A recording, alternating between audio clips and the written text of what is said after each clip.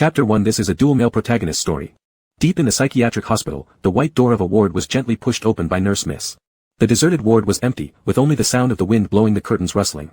Lin Shi, it's time to take your medicine, Nurse Miss called out to an empty room. Her gaze swept around the barren room and then she bent down to look under the bed.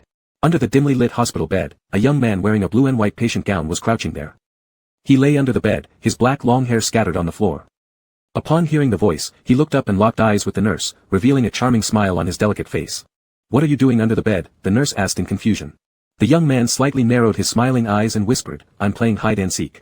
The nurse frowned, considering he was the only person living in this room. Who could he possibly be playing hide and seek with by hiding under the bed? A chill ran down her spine. Having worked in a psychiatric hospital for so long, she still couldn't get used to the eerie comments from the patients. She urged him, "Come out first and take your medicine. You can play hide and seek later." "Oh," the young man named Lin Shi obediently crawled out from under the bed. His black long hair rubbed against the floor as he slowly emerged from the dark under the bed. As he stood up slowly, even though it was a bright sunny day outside with gentle breezes, this scene still carried a faint ominous feeling. But when he lifted his head, brushing the long hair off his face, his delicate features were bathed in sunlight, and his charming smile remained steady despite his pale complexion, exuding warmth. "Nurse Miss, how was your yesterday?" Lin Shi asked while taking the medicine from her hand. "You're asking about my yesterday again?" The nurse lightly tilted her head, "Speaking of yesterday. I did encounter a somewhat dangerous situation." "What happened?" The corner of Lin Shi's mouth rose slightly, and he immediately stepped closer to the nurse, standing by her side.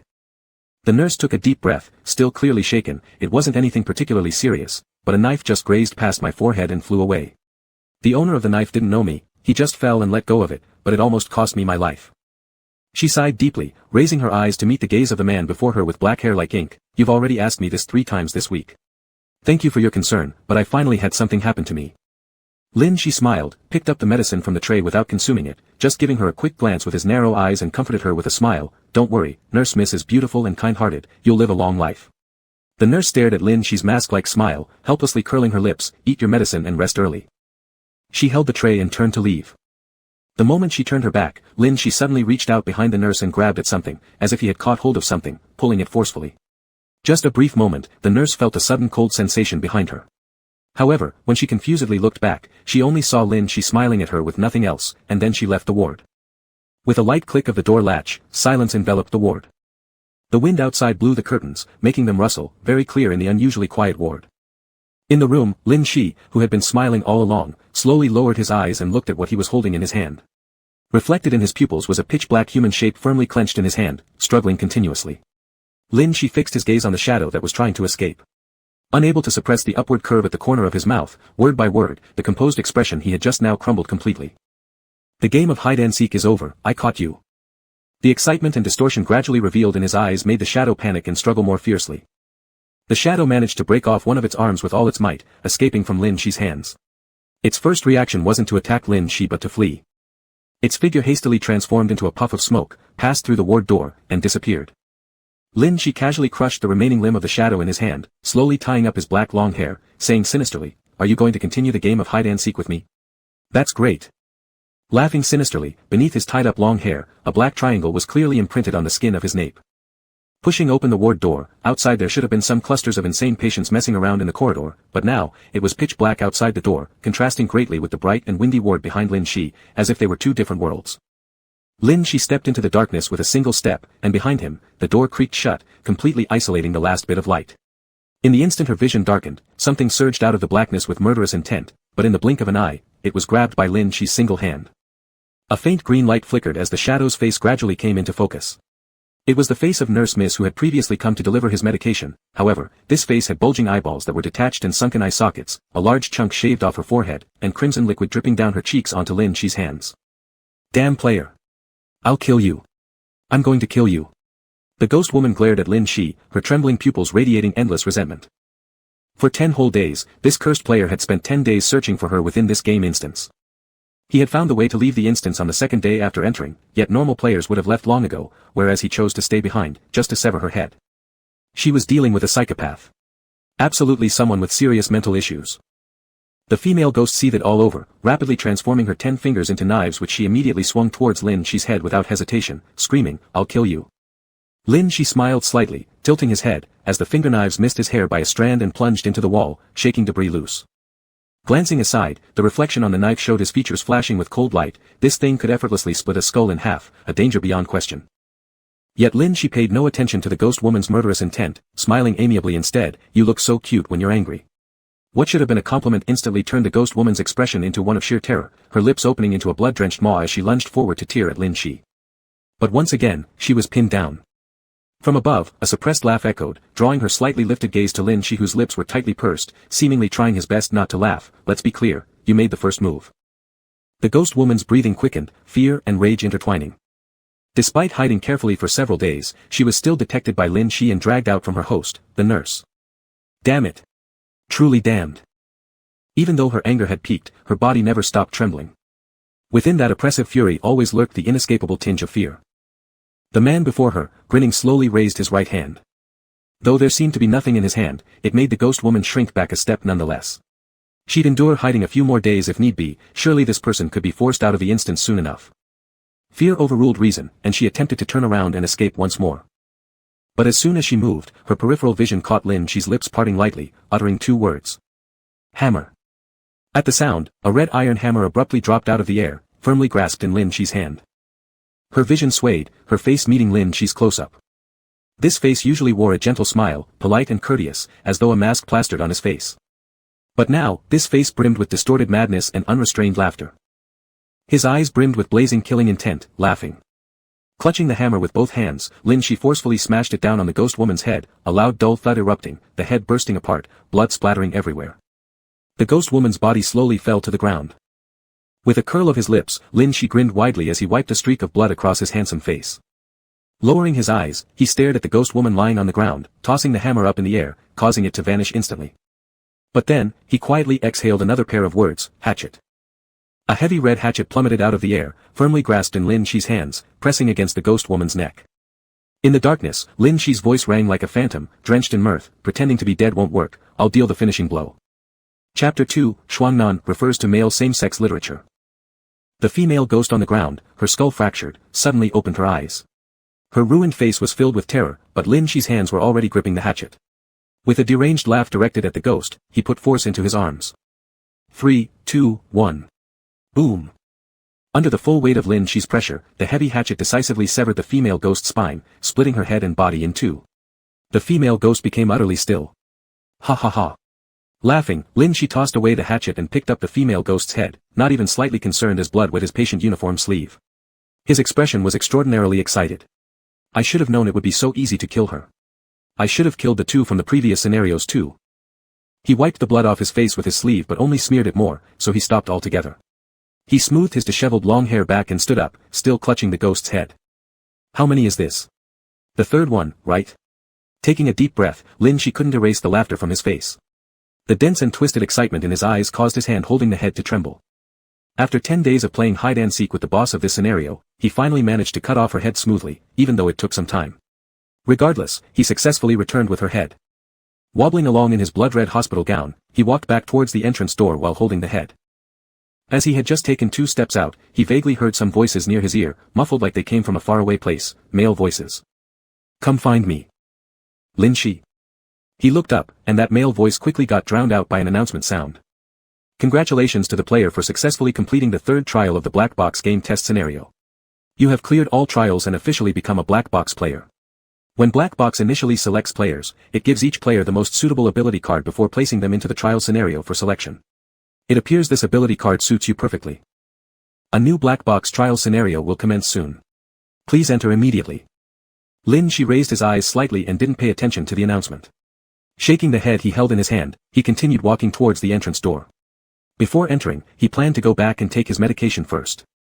The reason the last trial scenario allowed him to stay for 10 days wasn't merely because the scenario's boss was good at hiding, it also stemmed from his familiarity with the place since, in reality, he indeed resided in a psychiatric hospital. In addition to the broadcast sounds in his ears, there were also faint murmurs from crowds discussing. So many players of the last round died in the black box games. A new set of players is going in already. So far, very few black box games have been cleared completely. Isn't it said that if someone clears all black box games, then the box itself would disappear? Clearly, it's way too difficult. No matter, we aren't participating anyway. Watching people willingly enter to die is somewhat entertaining for me.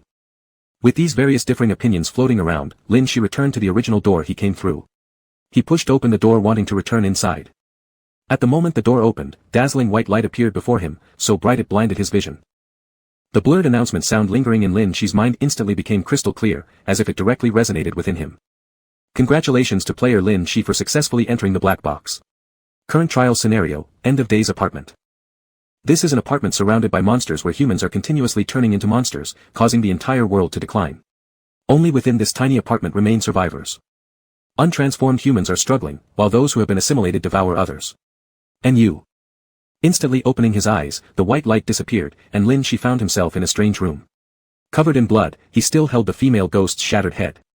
The only difference from before was the presence of a security guard-dressed man standing opposite to him.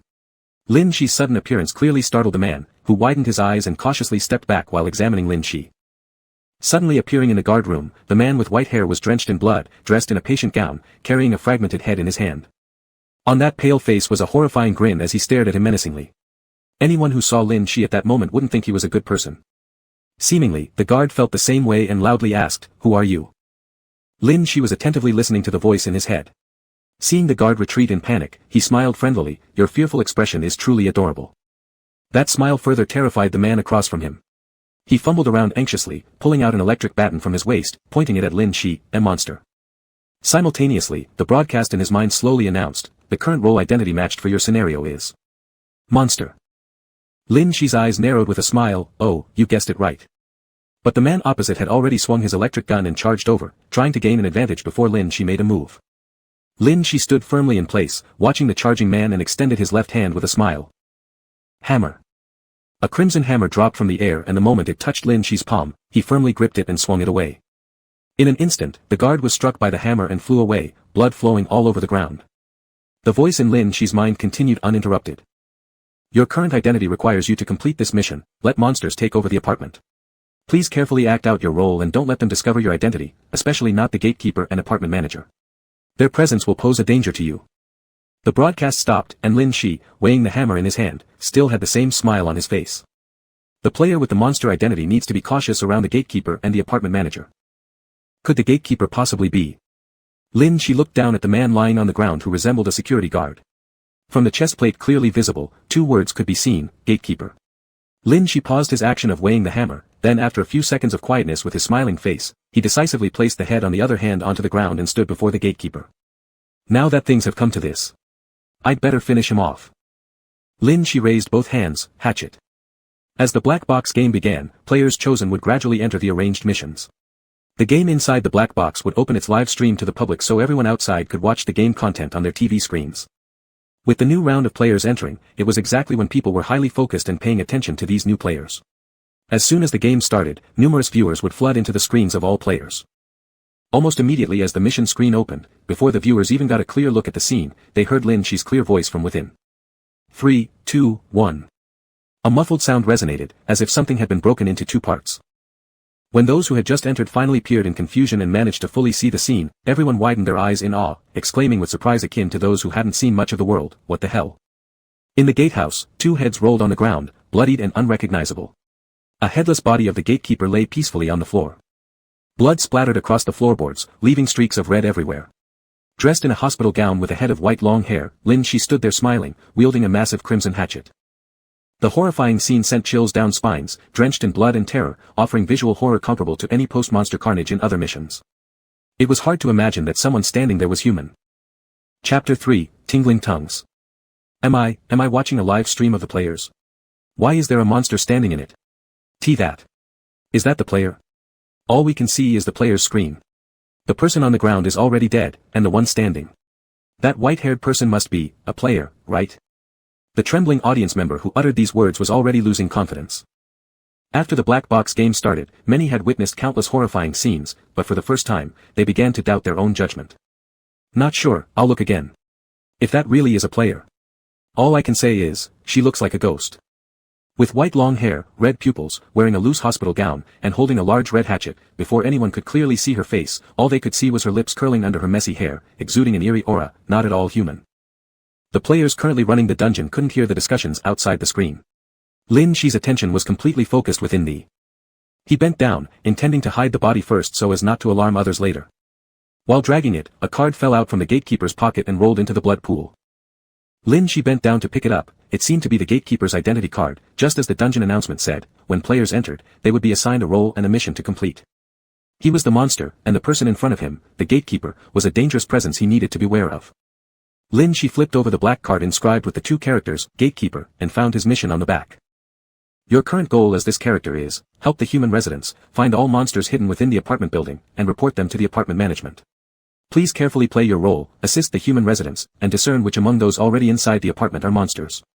Note, among the players, one will have a monster identity. Please help the resident players find the monster. Lin Shi smiled as he scrutinized the content on the card.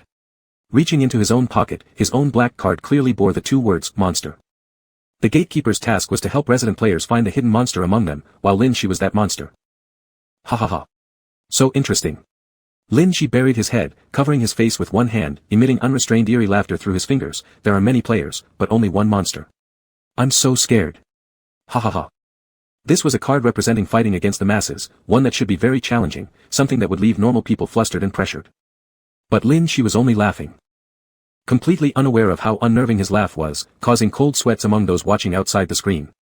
In some sense, this card suits him well. But given his creepy appearance, anyone can tell he's no ordinary guy. As soon as he appeared, the gatekeeper recognized him as a monster, even though the informed gatekeeper has already been killed. And also, if he doesn't rein himself in, his identity will soon be revealed. Then, what about him? As the audience fretted about how this player, seemingly fresh out of a mental asylum, would disguise himself, they saw Lin Shi already bending down to neatly strip off the gatekeeper's clothes.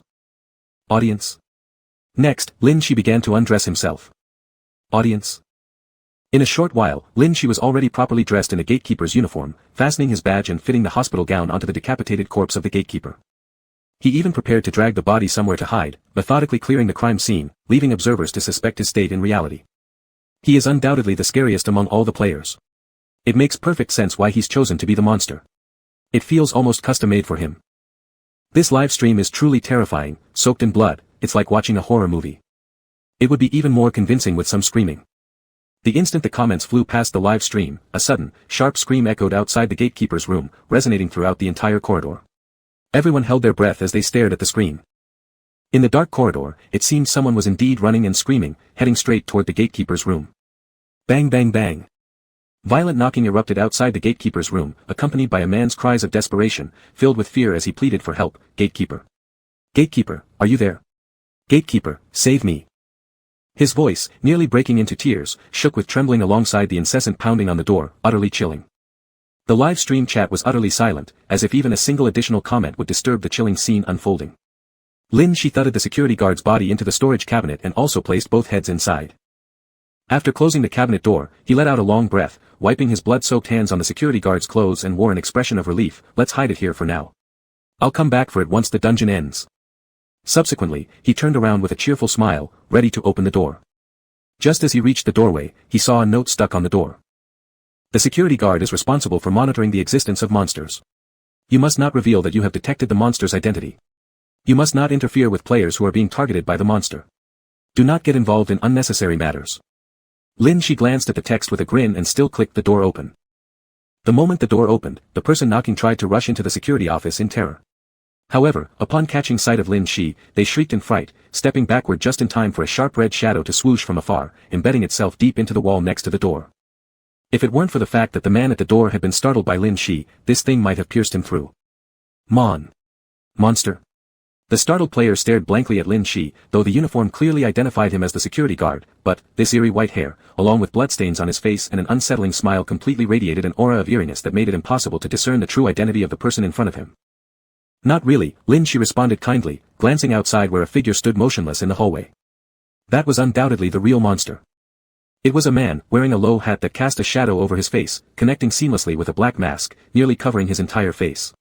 He wore an all-black windbreaker, tightly wrapped around him, except for a slightly open collar, revealing another mouth growing where his Adam's apple should be, which was now exhaling heavy breaths. The sharp red shadow extended from the monster man, directly stabbing into the wall, which turned out to be the tongue protruding from the throat mouth.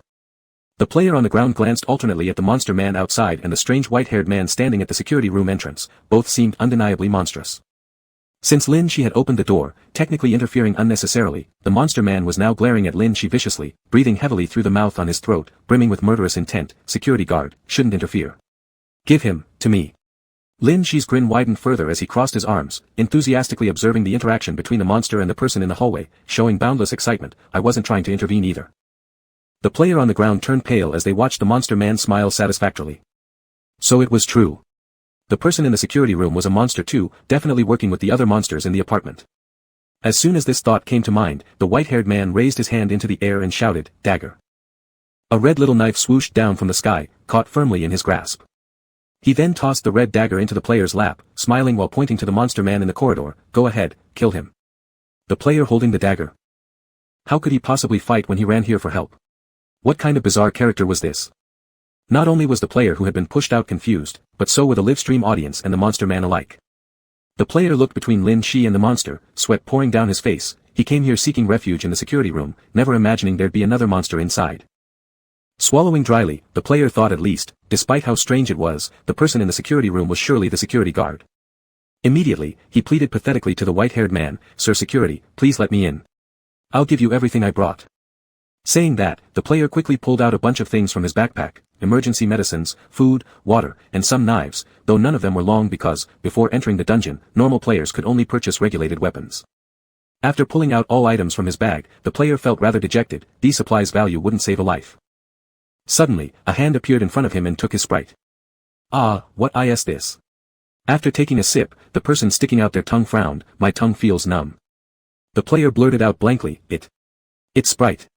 A drink." This person seems unfamiliar with such common items. Then, the person in front casually picked up a bag of snacks from the ground, violently tore it open, and popped a couple of chips into their mouth. The monster on the side, seeing that the two were ignoring him completely, was filled with murderous intent and suddenly stretched out its tongue to stab over. But this person swiftly grabbed the dagger from the player's hand and threw it out, cleanly cutting off the flying tongue with a swift motion. Amidst the monster's howl, he extended an arm and gathered all the food on the ground into his own embrace. "You may leave." His eyes slightly narrowed as he gave a sinister smile, pointing towards the corridor on the right. "Transaction complete. Run that way, don't look back." The player blankly stuffed the useless knife and medical supplies back into his bag, looking at him in confusion while eyeing the monster in fear. It's the security guard, right? Otherwise, why would someone strange inside the dungeon intervene and save him just for some snacks? With a head full of questions, the player ran toward the other end where there was no monster. As soon as he turned around, the monster's tongue lashed out again, swinging toward the man's back in frustration. A flash of cold light revealed a sharp blade neatly slicing across the throat of the monster man, causing the attacking red tongue to fall with a plop onto the floor. Clutching at his bleeding throat, the monster man coughed up blood, the dark red eyes beneath the brim glaring fiercely at Lin Shi. "Mind your own business. I'm going to kill you." Chapter 4, The Gatekeeper, Someone Not to be Messed with. Lin Shi maintained his smile while stuffing a potato chip into his mouth, catching a glimpse with his peripheral vision of a note on the wall inside the gatekeeper's room. The monsters in the apartment are trying their best to mimic humans, but they cannot identify the differences between themselves and humans. If you spot a monster, remember not to let them know you've identified them. Don't provoke them. Instead, report it later to the apartment manager.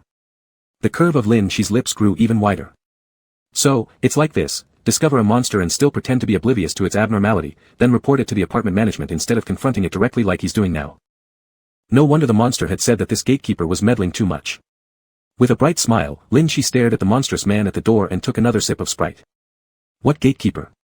He didn't know about that. What mattered now was that he himself was also a monster. At the previous hit, the monstrous man abandoned his chase of the earlier player and redirected his attention to Lin Shi.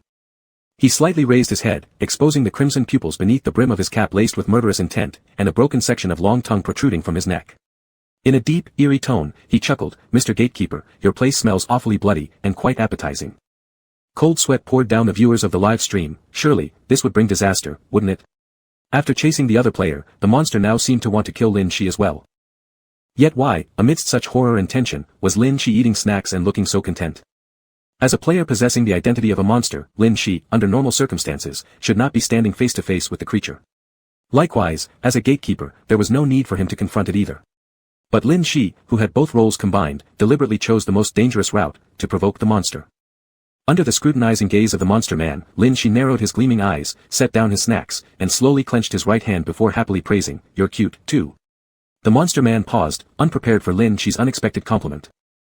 His aura of murder softened momentarily, appearing somewhat perplexed. But Lin Shi continued by asking kindly, "Do you know why my place is filled with so much blood?" The monster man paused for a moment, eventually tearing his eyes away from Lin Shi and scanning behind him. He noticed the large patches of red liquid scattered across the floor, an amount so odd it clearly shouldn't belong in the gatekeeper's room. He looked back at Lin Shi again. The person before him was smiling sweetly, seeming utterly harmless. Because, Lin Shi replied softly, I just killed someone inside. His nonchalant reply startled the monster man this time. Killing. Wasn't that supposed to be their domain, not the role of a gatekeeper? Shouldn't a gatekeeper protect the residents? Seemingly relaxed, Lin Shi pursued his questioning toward the monster man. Do you know what we humans have a saying called, killing someone to silence them? The monster man's gaze fixed onto the blood stains on the ground. Did you kill him to silence him? Not exactly. Lin Shi's smile widened, maintaining a firm lock on the monster before him. I'm going to kill you, to silence you. As soon as these words left Lin Shi's mouth, his hidden right hand swiftly swung out towards the monster man. Sickle. A streak of red blade skimmed past the monster man's front and neatly slashed through his throat, splattering gushes of bright red blood, creating vast marks on the ground. Plop. What fell wasn't the monster's head but rather his extended long tongue, which, sharp and imposing before, had now been reduced to only a short stub remaining in his mouth. Whoa. The audience watching the live stream was shocked. What the heck is he using?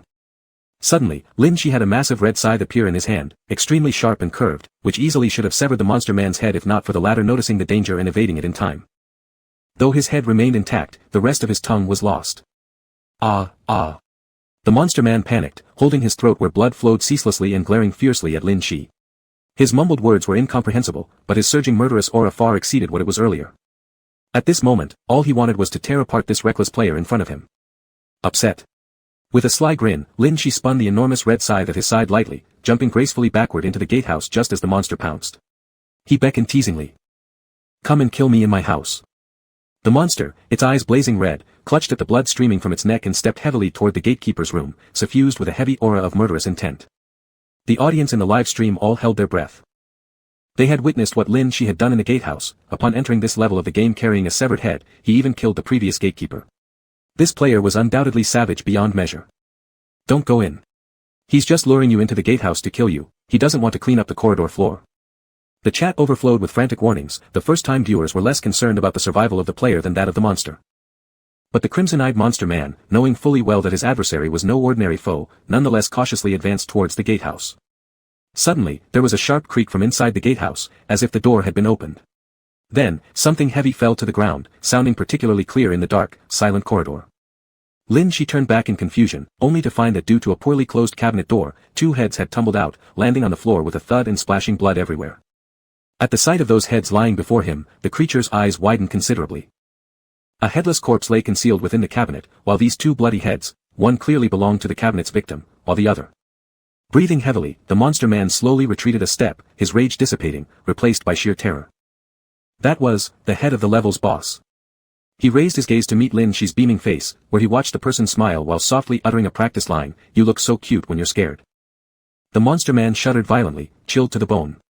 The boss' strength far exceeded his own, meaning the fact that this man could eliminate the boss already showed his dominance over him.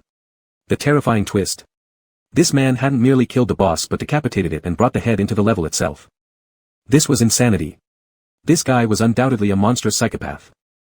Staring into Lin Shi's smiling face, which had shifted from appearing innocuous to chillingly ghostlike, dread gripped the monster man tightly. Gatekeeper, do not mess with. Without a moment's hesitation, the monster turned sharply around and bolted away down the stairwell as fast as he could. Just as he rushed to the lower floor, however, his collar was abruptly yanked hard. Pausing mid-flight, a hot breath brushed against his neck, akin to the Grim Reaper's call. Where are you going? Didn't you say you wanted to come into my gatehouse to kill me? Lin Shi grinned amiably, his otherwise fresh face smeared with only a small trace of blood, making him appear all the more harmless. Be good and come back with me. Ah. AAA. The tongueless monster man could only emit terrified squeals of distress, viewing Lin Shi like a demon from hell, his face contorted with fear as he desperately fought to break free. For a moment, the audience watching the stream were silenced, unable to distinguish who was the real monster here, the creature or the player. The desperate shouts of the monster seemed to have drawn attention from other residents in the apartment building, doors beginning to open one by one on this floor as heads peeked out cautiously. Some were players, others were monster inhabitants, their inquisitive gazes converging on the confrontation between the human-like figure and the monster in the corridor, causing a unanimous exclamation of shock to arise, holy cow. Upon reaching this level, they were greeted by the sight of someone who looked human relentlessly attacking a monster. Chapter 5, Come to Me. Murdering, killing monsters? Someone nervously asked, swallowing hard. The gazes around were shifting between the two figures, and the atmosphere became temporarily tense. If this weren't a scenario where the fleeing entity was a monster, an onlooker might have sworn it was a dangerous murderer running into the apartment. But at that moment, the alleged murderer was still smiling and waving his bloody hand at everyone. "Hello, I'm just cleaning up the monsters. No random killing here." Upon hearing those words, the group began sweating profusely. "Is he the gatekeeper?" A player noticed the badge pinned on Lin Shi's chest and slightly relaxed. Judging from their roles, the gatekeeper could at least be considered an ally for the other players. Lin Shi nodded with a smile, trying hard to portray himself as a reliable and friendly gatekeeper for the residents. He grabbed the back collar of the monster man and started dragging him away. "If there's nothing else, I'll take him back now." There were still 2 heads lying around in the guard room waiting to be cleaned up, no time to waste. As Lin Shi prepared to turn and leave, an unfamiliar voice drifted out from the crowd behind him. "You should give him to me, right, Mr. Gatekeeper?" Lin Shi turned around to see the end of a long row of doors, where a man in a white lab coat stood. This man had a slim figure, tall and thin, wearing stylish silver-rimmed glasses that contrasted starkly with the environment. Lin Shi tilted his head slightly. "And who are you?" The man lightly lifted the badge pinned to his chest, revealing a disdainful smirk that contradicted his refined appearance. "I'm the manager of this apartment complex, responsible for dealing with the monsters inside. I like peace and quiet, not noise." His eyes remained fixed on Lin Shi. "I especially dislike people who make noise." Lin Shi heard this, immediately glanced down, then raised a hand and slapped the monster man by his feet. "Did you hear that? It's because you were shouting earlier and disturbing others." The sound of the slap echoed loudly and clearly in the silent corridor, leaving the monster man dazed. No one dared to breathe a word among the onlookers, all hastily stealing another glance at the apartment manager. The apartment manager said nothing but squinted his eyes slightly, evidently displeased. He examined Lin Shi's badge, paused for several seconds, and then pushed his glasses back up on his nose with restrained frustration. "All the monsters in the apartment should be handled by me. Give it to me." Lin Shi lowered her gaze, looking down at the monster man at her feet, who looked as if he let out a sigh of relief, subtly inching toward the apartment manager. He would rather be taken by the apartment manager than dragged away by Lin Shi again. "What happens to the monsters once they're taken?" Lin Shi questioned. "Imprisonment, or expulsion from the apartment." The apartment manager responded. "Will they be killed?" "I don't have the means to kill monsters. At least I don't." Lin Shi now understood why the monster wanted to go with the apartment manager. On one side was decapitation, while on the other was exile. Naturally, the monster preferred getting away from Lin Shi. So the monsters in this instance are having it too easy. The only point to watch is the relationship between the gatekeeper and the manager, but even these two wouldn't kill them. Isn't it about time to give these monsters some trouble? Lin Shi took a step forward, hooking an arm casually over the shoulder of the apartment manager, pointing towards the monster man on the ground with a chilling grin. "What if I take care of the monsters in the apartment? How does that sound?" The apartment manager instantly fell silent. "If all the monsters in the apartment are killed by you, what do I, the apartment manager, have left to do?" Lin Shi grinned, pointing at herself with no trace of kindness in her tone. "Then why don't I just become the apartment manager instead?" The air in the corridor turned icy cold, an unseen animosity swirling between the two people standing close together. Viewers watching on screen were silent.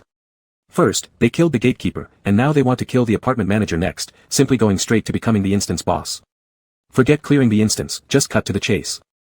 The apartment manager once again looked at the gatekeeper's identity badge pinned on Lin Shi's chest, frowned, and once more suppressed his annoyance, pushing his glasses further up his face. "It's mandatory that monsters be handed over to me. That's all there is to the job of the gatekeeper, it's straightforward." The apartment manager didn't go into too much detail, yet it was enough for everyone to understand that the rule remains firm: the gatekeeper must pass the monsters to the apartment manager. With all players present and under public scrutiny, Lin Shi had no grounds to defy the responsibilities of the gatekeeper. "Fine then," Lin Shi shrugged, not pressing further as she turned back with a hop. "But before I hand it over, I'll handle it first." "Handle?" The apartment manager instantly became wary. The moment he raised his gaze, he saw Lin Shi bend down and grab the neck of the monster man. With the other hand, she reached into his throat to pinch the broken tongue left in his mouth. "Eh!" With a scream filled with terror, the tongue was forcefully pulled out. That horrifying scream combined with the blood dripping onto the floor caused everyone around them to pale, whether players or hidden monsters. They all froze in shock. "Don't talk too much now," Lin Shi smiled brightly at the monster man while keeping her voice low enough that only the two of them could hear, issuing a chilling threat. "Not a word about what you saw in the guard room." Had it not been for the many people present, he would have really preferred that no one alive knew there were bodies hidden in the guard room. The monster man nodded hurriedly, scrambling away and crawling toward the apartment manager, covering his mouth in sheer terror. His petrified demeanor made it seem like Lin Shi was the most terrifying boss in this instance. The apartment manager didn't react much to Lin Shi's actions. Only when the monster man crawled up to his feet did he look at Lin Shi expressionlessly and say, "Next time, do be more careful. Don't do things that don't fit your role as a gatekeeper. If any abnormal existence is found within the apartment, please notify me." It sounded like advice, but also a warning. Lin Shi replied with a smile, "I will." The apartment manager ignored the others nearby, lowering his head to yank the collar of the monster man roughly. The grin vanished from his face as it grew cold. "All the monsters hiding in the apartment will be dealt with properly by me." With that, he dragged the monster man away. Though terrified, the man's fear of Lin Shi was far greater than that of the apartment manager. Even the players watching couldn't help but notice how this monster clearly preferred being handled by the apartment manager rather than captured by Lin Shi. This gatekeeper seems a bit scary. Once the apartment manager left, the corridor became even quieter. Lin Shi waved cheerfully to everyone and turned, quickly ascending the stairs toward the guard room where she had to retrieve the heads. The noise from the lower floors didn't disturb the peace on the level where the guard room was located. No doors opened along the hallway, nor did it seem to have alarmed the residents on this floor. Lin Shi let out a sigh of relief, and as her gaze turned around the stairwell corner, she spotted someone standing at the entrance to the guard room. A tall figure cloaked in black, his form towering, he seemed male. He stood motionless before the open door of the guard room, the dim lighting above barely managing to illuminate him. It felt as if his dark cloak absorbed all light, casting a shadow that exuded an eerie tranquility, as though he wasn't even part of this corridor. An unnatural sense of eeriness immediately enveloped Lin Shi, who unconsciously moved her hand behind her back, never letting her eyes off the figure. Is this the monster from this floor? Then surely, he must have seen the scene inside the guard room. Lin Shi locked her gaze on the silhouette and quietly crept closer, holding her breath. Each step she took was incredibly light, making no sound whatsoever, yet the closer she got, the more indistinct the figure appeared, like he was just out of reach, impossible to truly see. The silhouette seemed to become aware of her presence. Slowly turning his hood toward her. Beneath the darkness of the hood, nothing could be discerned. Yet he spoke, his voice echoing loudly in her mind, clear as day. "This is the 7th time we've met. Come find me." Chapter 6, The Taste of Killing Again. Lin Shi recognized this voice, it was the same one that had announced the arrival of the first mission notification. But this time, there was an extra sentence in the whisper that reached him. "This is our 7th meeting. Were there 6 others before this one?" Before Lin Shi could figure out the significance of the person in front of him, the figure suddenly turned and took 2 steps toward Lin Shi. The silhouette seemed to open its arms, moving slowly and unsteadily closer to Lin Shi. Lin Shi didn't move, his right hand unconsciously tightening as he stared at the shadow approaching him. But just a few steps away from Lin Shi, the shadow gradually disappeared. It came mysteriously and disappeared just as suddenly. Where could he find it if it said it would come for him? Is it a monster from the simulation world? Lin Shi thought for a second with his complicated mind and decided to deal with the urgent matters first. He quickly moved forward, stopping abruptly in front of the guard booth. His gaze focused on the inside of the opened room. "Shit! What's that thing?" Meanwhile, several lines of comments rushed through the screen, all astonished by what was in the guard booth. Lin Shi had left without dealing with the contents of the guard booth earlier, but now, the blood-soaked floor revealed something new. It was a sprawling black shadow lying in the blood pool, writhing violently as strange sounds of teeth clashing emerged clearly in the dim guard booth. Even the people in the live stream couldn't see clearly what the shadow was. They only noticed how its small and blurred main body kept rolling in the blood, growing bigger while entwining. "What's that? Monster. It's a monster." Everyone in the live stream panicked, yet they saw Lin Shi rush to the door, fumbling with empty snack bags all over the floor, his smile frozen stiffly into something rigid. Despite the distance through the screen, everyone in the live stream felt a chilling aura of resentment emanating from Lin Shi.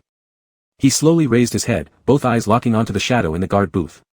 There was no doubt, the snacks had also been eaten by the shadow. Lin Shi stood up, moving slowly toward the creature, fully concentrating and focused. The intense killing intent radiating from him was unmistakable. When Lin Shi was only a few steps away, the shadow trembled and shot under the table in the guard booth faster than Lin Shi could react. Was it another monster from the apartment? Lin Shi took a deep breath, forcing his face into a very warm smile. He slowly turned around and closed the door of the guard booth with a bang, cutting off the corridor's dim light. He looked back, addressing the shadow under the table with an extremely amicable tone, "Come out, I promise I won't kill you." The shadow under the table remained silent. The chat messages were speechless. It's looking like there will be another cover-up killing again. When will the streamer learn to be less aggressive? Maybe this is the streamer's signature style. Lin Shi quietly walked to the front of the table in the guard booth, tapping gently on the desk and repeating in a soft tone, "You ate my food, so you're my pet now. Why would I kill you?" His gentle voice sounded like that of a benevolent person, coaxing and cajoling. If not for seeing the chat message indicating his low murmur followed by a red kitchen knife appearing in his hand, the audience might have almost believed it. However, after a few seconds of stillness, the shadow underneath the table slowly crept out slightly, trying to check Lin Shi outside. As soon as a tiny sliver of its slender form peeked out, the next second, Lin Shi grabbed it violently, pulling it forcefully from beneath the table. You ate my head. Now it's your turn to give me yours. Lin Shi spoke menacingly and terrifyingly with an unsettling grin, then abruptly stopped mid-sentence, falling silent. The viewers in the live stream widened their eyes and carefully examined the shadow pulled out by Lin Shi.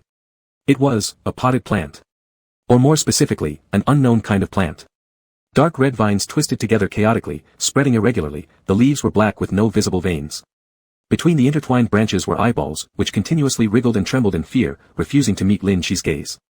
It's just a pot plant, Lin Shi muttered, holding the knife in his hand, scraping aimlessly on the bizarre plant, unable to distinguish where its main trunk was. There was no telling where its head was, how could he possibly cut it off? You ate my food, didn't you? Lin Shi smiled as he continued to scrape the stem of the plant pot with the blade. He realized that though this potted plant could move nimbly and looked fragile, when he actually used the knife on it, it felt more like scraping stone, very sturdy. A branch of the potted plant stretched out and, after its trembling black leaves had brushed aside, revealed a mouth filled with sharp teeth. The mouth opened and closed, but no sound came out. It seemed to be trying to say something, yet lacked vocal cords. After opening and closing for some time, the branches started to quiver and the mouth began vomiting blood. As Lin Shi let go, the potted plant fell to the ground with a thud. Its branches and leaves curled up while vomiting, until from the crimson flow of blood emerged a piece of paper. Using small branches, the potted plant picked up the bloody note and handed it over to Lin Shi.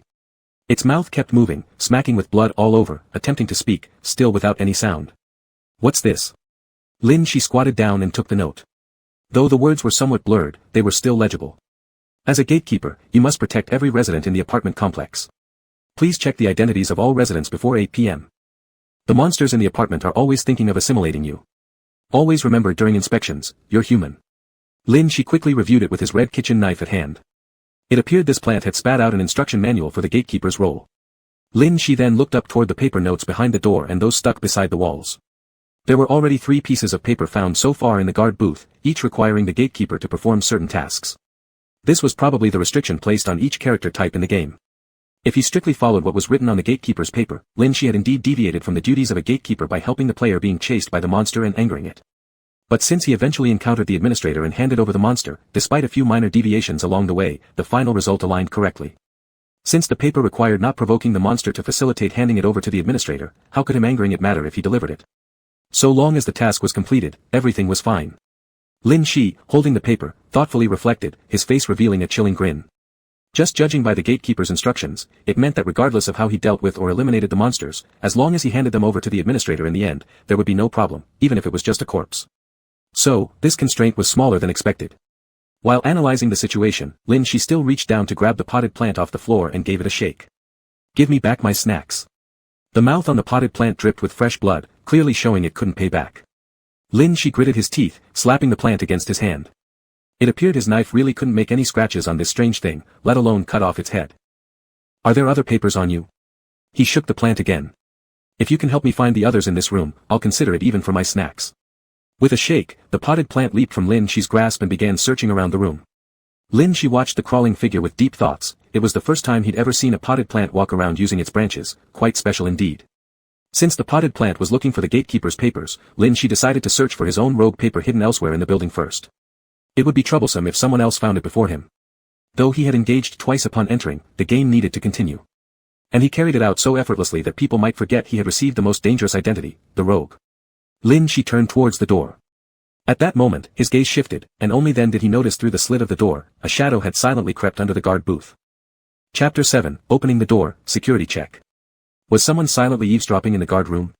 Lin Shi's amused eyes narrowed as she gripped the red kitchen knife and tiptoed toward the door. The person outside was also carefully listening for any movement inside the guard room, their head pressed against the cold door, but there wasn't a single sound. No one's inside. As this thought crossed their mind, the door suddenly swung open, and a flash of red rushed at them. The person outside reacted quickly, swiftly dodging and shouting, "No, no, no. It's me." Lin Shi promptly stopped the knife, its blade steadying just above the other person's neck, causing them to break out in cold sweat.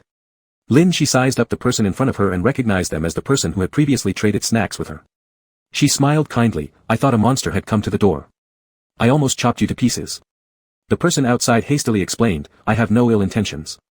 I just came to talk to you about something." Wiping sweat off their forehead, they were still shaken, thinking how terrifying it was when the knife had suddenly hovered right above their head. If they hadn't dodged fast enough, they'd already be dead. Lin Shi didn't release her grip on the knife but deliberately stepped out further, blocking the view of the guard room. What's the matter? The person opposite quickly fished around in their pocket, pulled out a chocolate bar, and handed it to Lin Shi with respect, a tribute to the boss.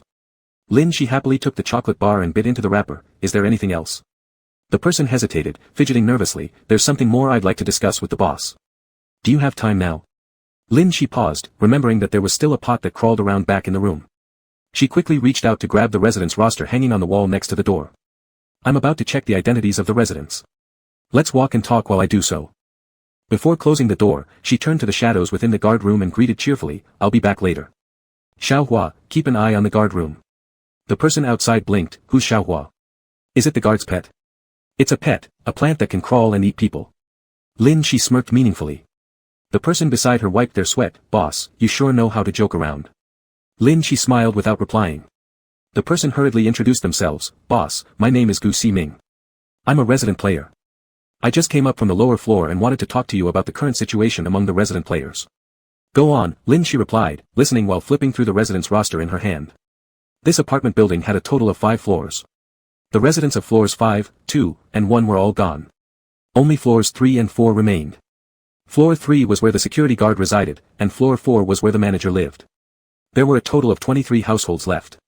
Lin Shi pondered. So few players in this mission. Then most of the faces she saw downstairs must belong to the existing players. Boss, I've checked the entire floor where I live. There are only about 6 normal players, the rest are monsters disguised as residents, the person continued while secretly glancing at Lin Shi's residence roster, realizing this time there weren't many players either. Also, the passage requirement for the residence players is to escape the apartment. They need to leave the building as humans within 7 days without being assimilated. However, judging by the way monsters killed others before, there doesn't seem to be an assimilation mechanism. I suspect that it isn't the resident monsters assimilating the players, but something else. Lin Shi nodded, seemingly realizing that the residence players probably didn't know about the mole in this mission, only the security guard knew this information.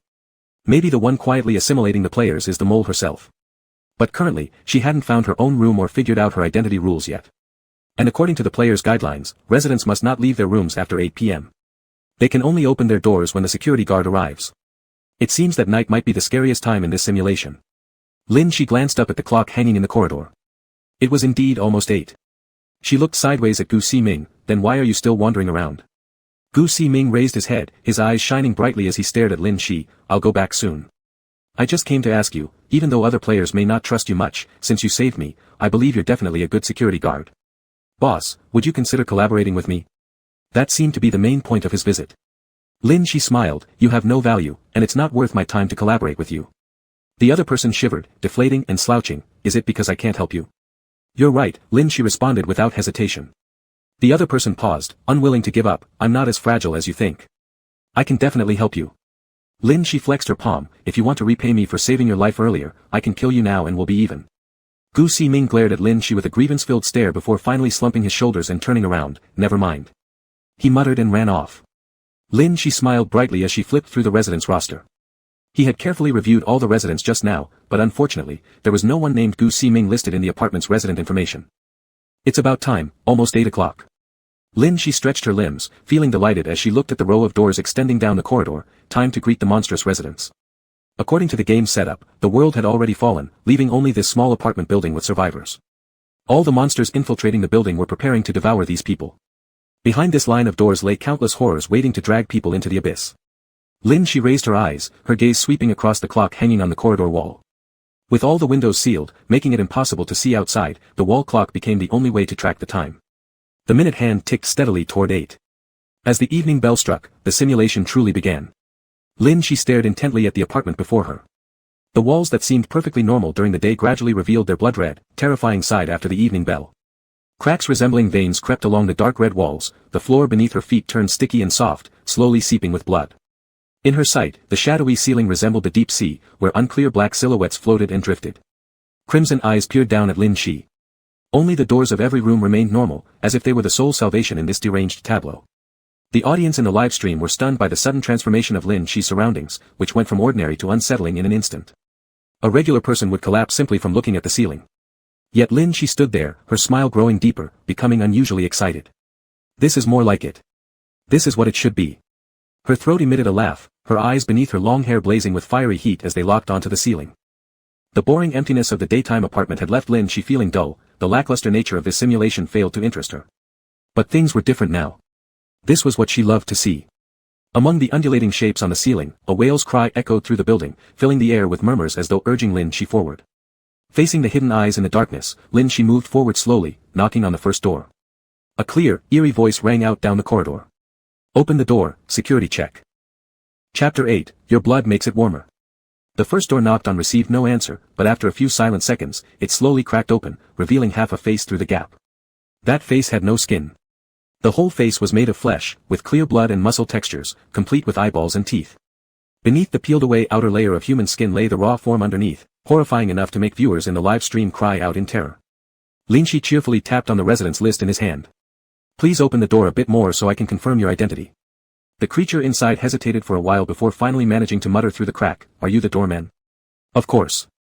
Lin Shi's gaze moved over him, and the person inside also cautiously glanced outside before slowly opening the door.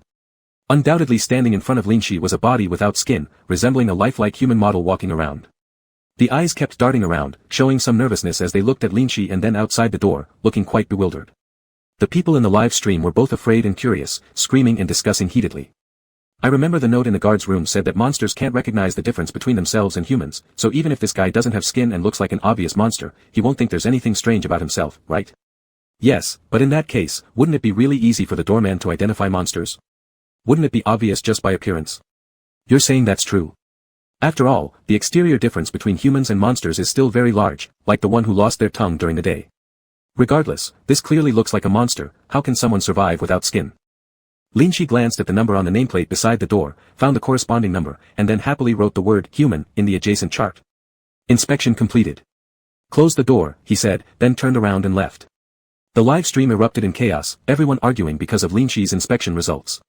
Is he a player protecting monsters? As these discussions began, the next door opened and a snake head poked out from the room. Seeing Lin Shi, it smiled sweetly. Doorman sir, come in for a bit, it's so cold outside. The voice was unbearably sweet but neither male nor female. The twisted snake head swayed gently, inviting Lin Shi inside. Thank you, Lin Shi's smile deepened, raising his hand excitedly. He suddenly grabbed the wriggling snake, pulling and dragging it down onto the floor. This was a monster with a snake head and a human body.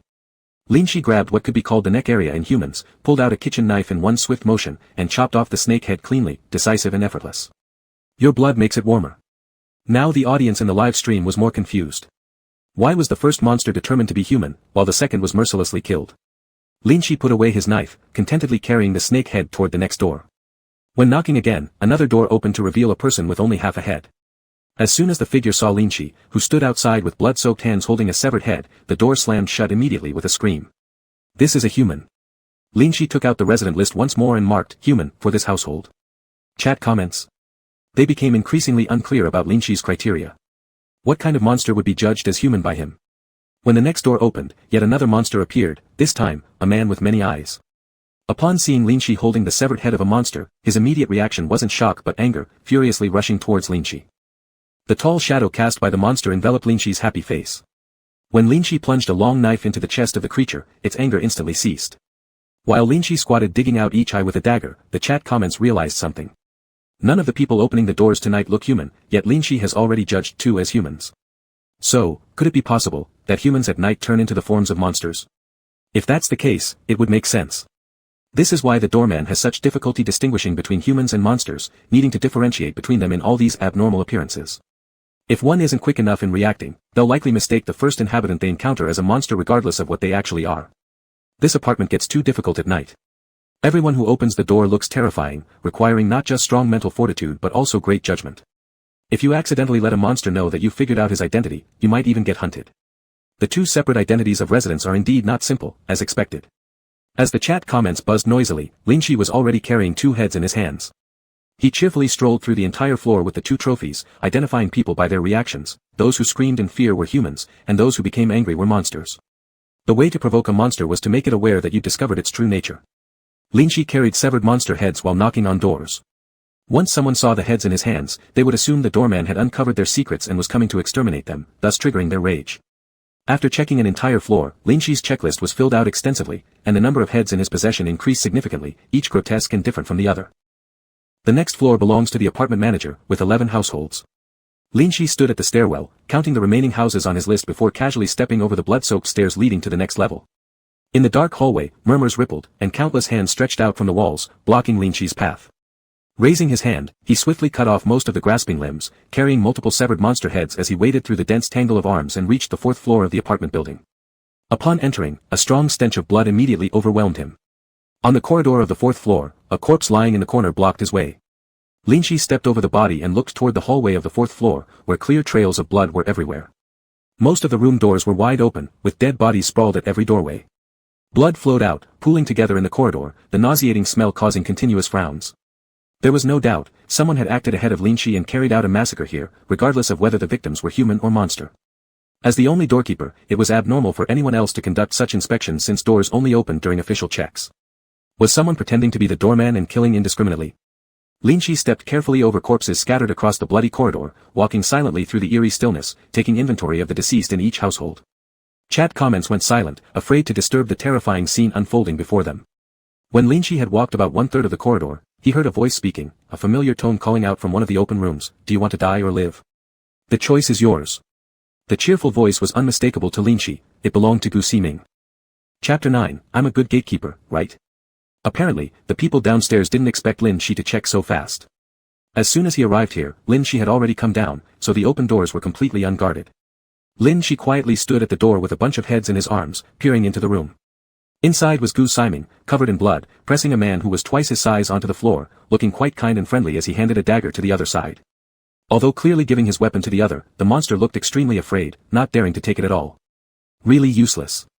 The lack of action on the other side made Gu Siming seem very disappointed. He was twirling the dagger in his hand when suddenly a voice came from outside the door. "Don't kill, I haven't checked yet."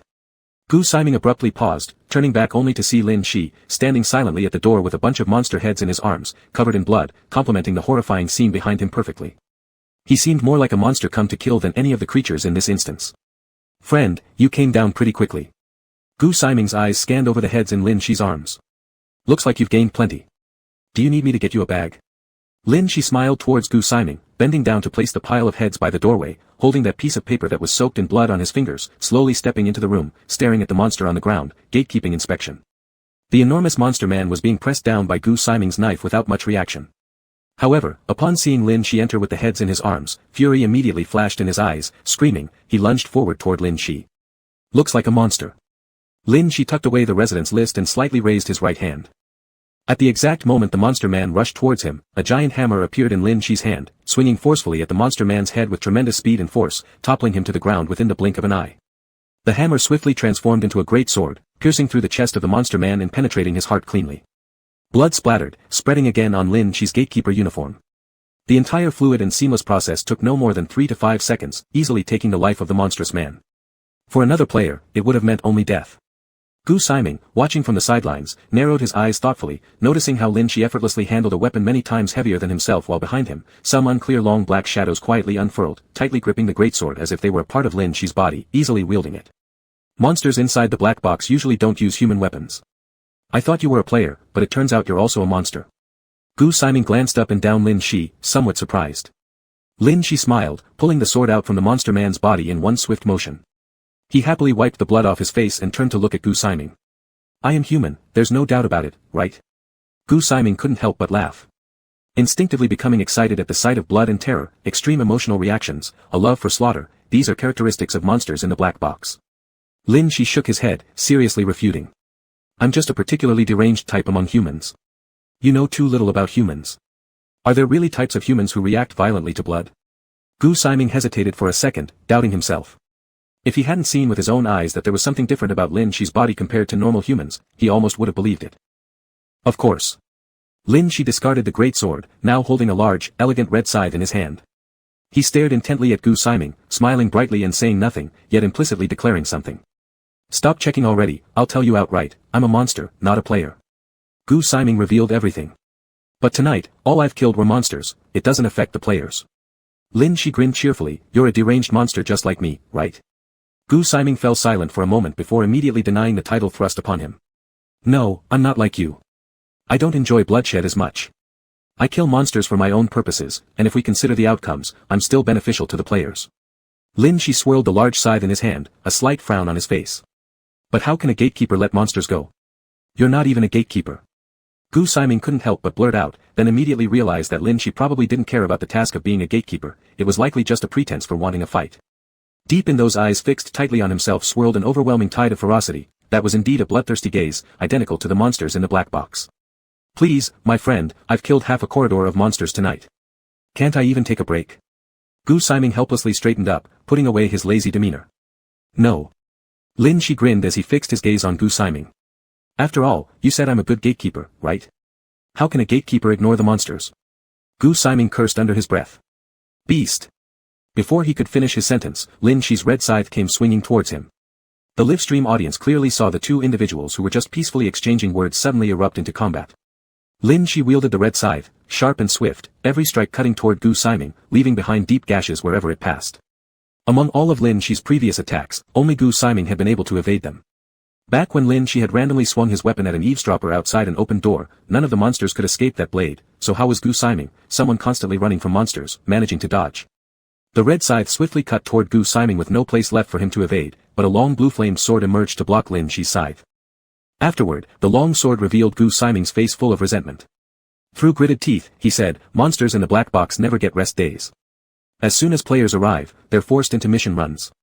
I've already cleared out all the monsters for you guys, and now all I want is to end this process early. But here you are, creating trouble instead of letting me have some peace. You seem too nice. Lin Shi smiled faintly and flicked his wrist, shifting the blade's edge. If monsters were so easy to trust, players would have already completed the instance, wouldn't they? With a thunderous crash, the table inside the room split in half. The long sword and the scythe fought fiercely against each other. Yet no matter what, Gu Siming stood no chance against Lin Shi. If Gu Siming attempted a fatal strike, one slight misstep and he'd die. Really troublesome, Gu Siming retracted his long sword and quickly bolted out of the room, dashing down the hallway. Lin Shi immediately chased after him. The livestream viewers watched as the two figures darted through the narrow corridor, one fleeing and one pursuing. Weapons slashed and sparks flew everywhere, reducing the confined space to ruins. This instance has its action range limited to the third and fourth floors of the apartment complex, but the direction that monster ran seems headed toward the fifth floor of the building. Could he be trying to escape beyond the boundaries of the instance? That doesn't seem possible, does it?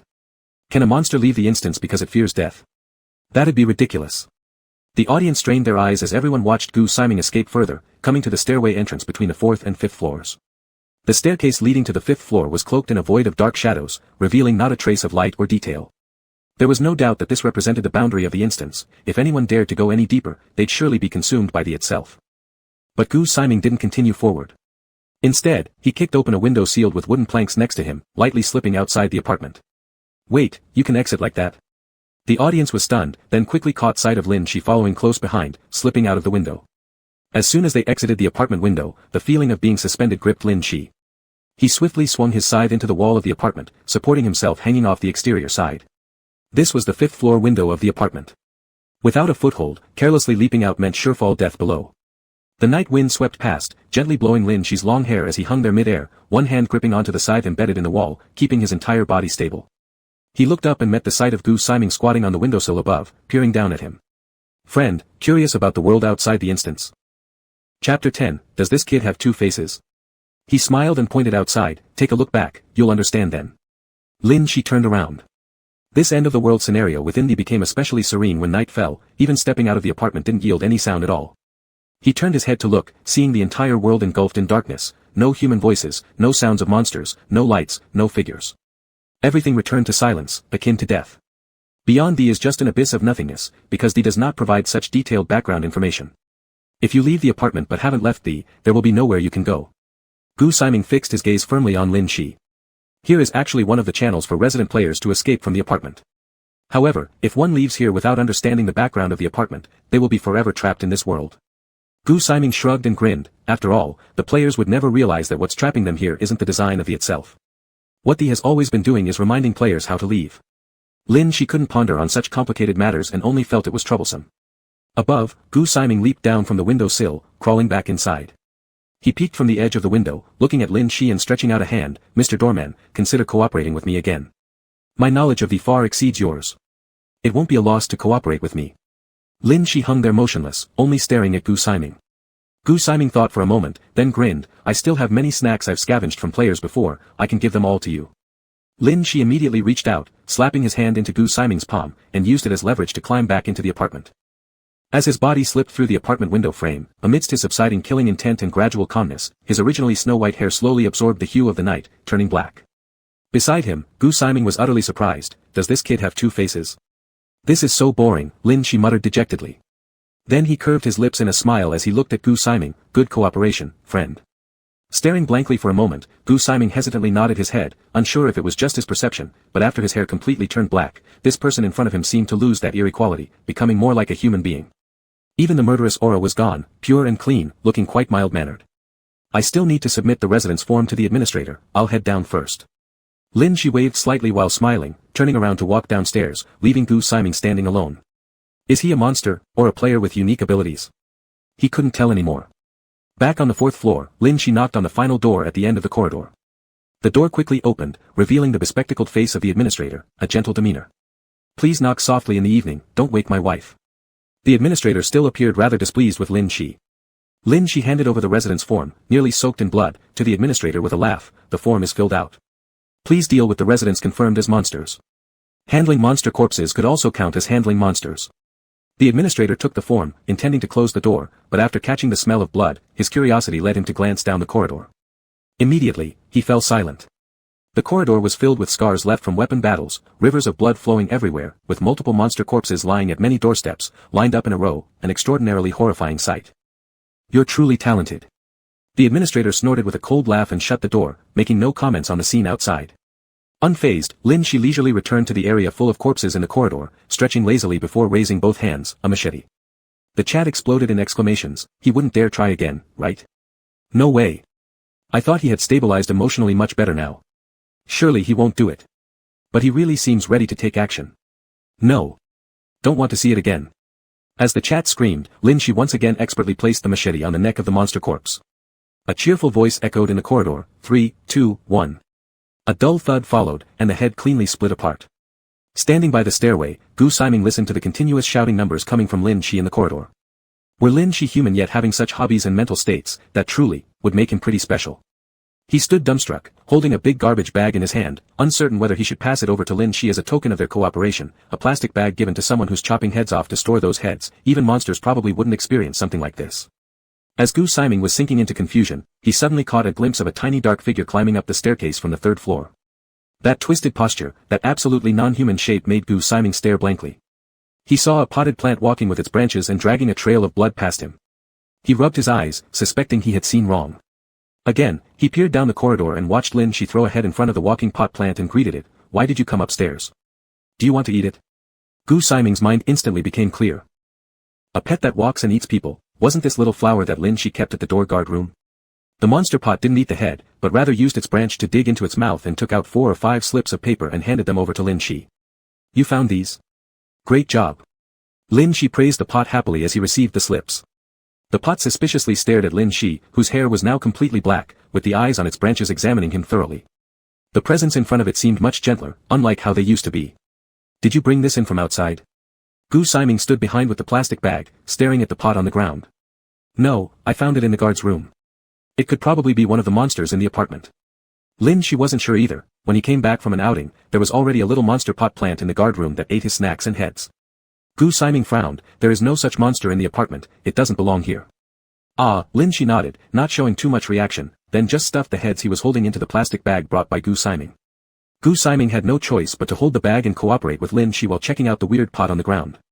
It had taken a lot for him to cooperate with Lin Shi. What price did this thing have to pay to become Lin Shi's pet? Gu Siming glared at the pot, and the pot also stared back at Gu Siming with its eye on a single branch. They both glared at each other. You mentioned earlier that what traps players inside the apartment isn't the game's design but something else. What did you mean?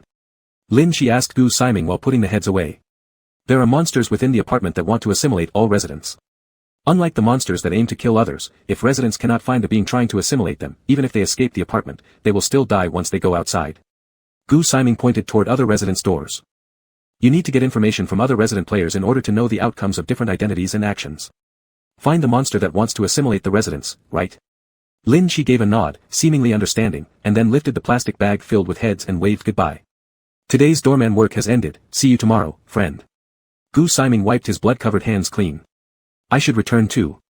In the morning, I'll be a resident again, and you will still be the doorman. Don't mention any extra identity. Understood, Lin Shi agreed, grabbed the branch of the pot, and left. The entire scene on the corridor turned into two murderers carrying a pet slaughtering everyone in the apartment and escaping with their heads. It was horrifyingly intense. After the corridor quieted down, the door of the apartment manager slowly opened. He stood at the door looking at the remaining bloodstained mess, silently pushed his glasses, revealing coldness.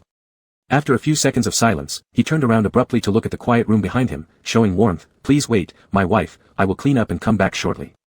It won't take long. Chapter 11, I suggest handing him over to the police department. The rustling sounds in the apartment corridor continued all night until dawn. All resident players clearly heard it, the manager of the apartment cursing while tidying up the corridor, creating a huge racket filled with irritation. Gu Siming's behavior of blending in might go unnoticed, but Lin Shi's trip to the gatehouse inspection was certainly known by everyone. Everyone went to sleep worrying about tomorrow's disputes, but after reading the 4 notes brought by the potted plant, Lin Shi lay down and fell into a deep sleep immediately. He slept peacefully, but the live stream audience were full of anxiety. In that narrow gatehouse, Lin Shi was sound asleep on a small single bed, while next to him on the floor, the animated potted plant was gorging itself on the head Lin Shi had brought back. After letting down its guard, the blood-red, twisted vines gradually spread out. Like cracks, they crawled up the walls and densely covered the gatehouse room with their terrifying dark red vines, which had eyes and flowing blood. The only exception was where Lin Shi slept, everywhere else was covered. They really worried that this monstrous potted plant might suddenly turn around and start gnawing on Lin Shi. Who could possibly sleep soundly beside such a terrifying monster? The replica temporarily fell silent, yet the viewers in the live stream stayed awake all night. Some insomniacs began discussing this live stream on forums. Not long after, a post titled, "Is Doomsday Apartment Replica Player Lin Shi Actually an Escaped Murderer in Real Life?" made its way to the top and sparked heated debates among countless people. This time, there are no other outstanding players in the replica. In previous live streams, we always managed to find at least 1 or 2 standout successful players, but Lin Shi is absolutely extraordinary. Black Box Games live streams are broadcast globally. Even if many different replicas are streamed simultaneously, Lin Shi's replica has drawn the highest level of attention. But now, no one knows who he is. The most mysterious and ruthless player has appeared. Before, we've seen players kill monsters, but this one does it so effortlessly, with ease unmatched by any other. Has anyone investigated Lin Shi's identity? What's his background? To tell you the truth, some police departments following the replicas have already started comparing whether any wanted fugitives match his profile.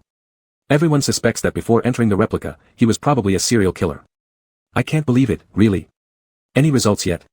Even though Black Box Game players join voluntarily, it's extremely dangerous and broadcast globally. Even if one survives the replica by chance, when they come out, there may already be uncles waiting to take them in for questioning. If he's really a serial killer, going live on the Black Box platform would just be a provocation. If he is, that would be terrifying. After he exits the replica, I suggest handing him over to the police department. Not to mention handing him over, no one even knows where he lives. We're calling him Lin Shi, but despite searching everywhere for someone matching his description, we haven't found anyone yet. Is this person just spawned out of thin air? The post stirred much discussion. By early morning, the controversial replies exceeded those of the previously discussed successful players, making it a new hot topic and naturally gaining more attention. People from all walks of life claimed to know Lin Shi, with various accounts saying he was a student, a salaryman, or a retired special forces soldier trying to enjoy a carefree retirement through the game. All kinds of absurd posts emerged, and the topic's heat remained consistently high. Some even began posting fabricated histories of Lin Shi as a serial killer, vividly describing them in intricate detail. Not too long after, the poster was summoned for questioning. As the night passed, Lin Shi's identity in the forum, after being claimed numerous times, turned into someone incredibly wealthy, rich enough to rival a country, still attending school, and strangely fond of working a regular job, with an antisocial personality as a murderer. Just as the day was about to break, a new post appeared with the title, "You're all insane. Lin Shi lives in our mental hospital and is our most obedient patient without any issues." The poster identified themselves as a nurse and included a picture of Lin Shi wearing a hospital gown taking medicine. Once the post went up, many added new backgrounds to him based on this information. Currently, Lin Shi was depicted as someone unimaginably wealthy, rich enough to rival a nation, yet still attending school while oddly favoring working regular jobs, possessing an antisocial personality of a murderer. Over time, his heavy-hearted guilt from prolonged criminal activities had caused him immense psychological oppression. Year after year, he suffered nightmares constantly about the countless people he had killed, eventually falling gravely ill and entering a mental hospital hoping to end it all in a replica, never imagining that his past killing experiences would make him a new star in the replica. After reading this post, the audience silently looked up at the live stream image of Lin Shi sleeping soundly without noticing the monster eating heads next to him. You call this being burdened by guilt and having nightmares every night? The viewers who stayed awake late into the night passionately discussed this for hours before finally going to sleep satisfied, while those who woke up during the day and read the top posts fell silent, repeatedly comparing them with Lin Shi on the live stream. This person didn't even resemble Lin Shi in any way. In the end, no one ever figured out Lin Shi's past, and that post with the psychiatric hospital picture disappeared not long after. As soon as the sun came up, the clock in the apartment corridor rang out with a dull clang, ding ding ding, an alarm waking the surviving residents of the apartment complex. Lin Shi didn't open his eyes, but the monster potted plant, which had been stealthily snacking all night and cleaned the gatehouse thoroughly, extended its long vines to pick him up off the bed and shook him gently. Lin Shi looked up drowsily at the potted plant, still half asleep and unmoving. The monster potted plant directly carried him out, heading straight for the communal washing area in the corridor. It set Lin Shi down there and skillfully began wiping his face.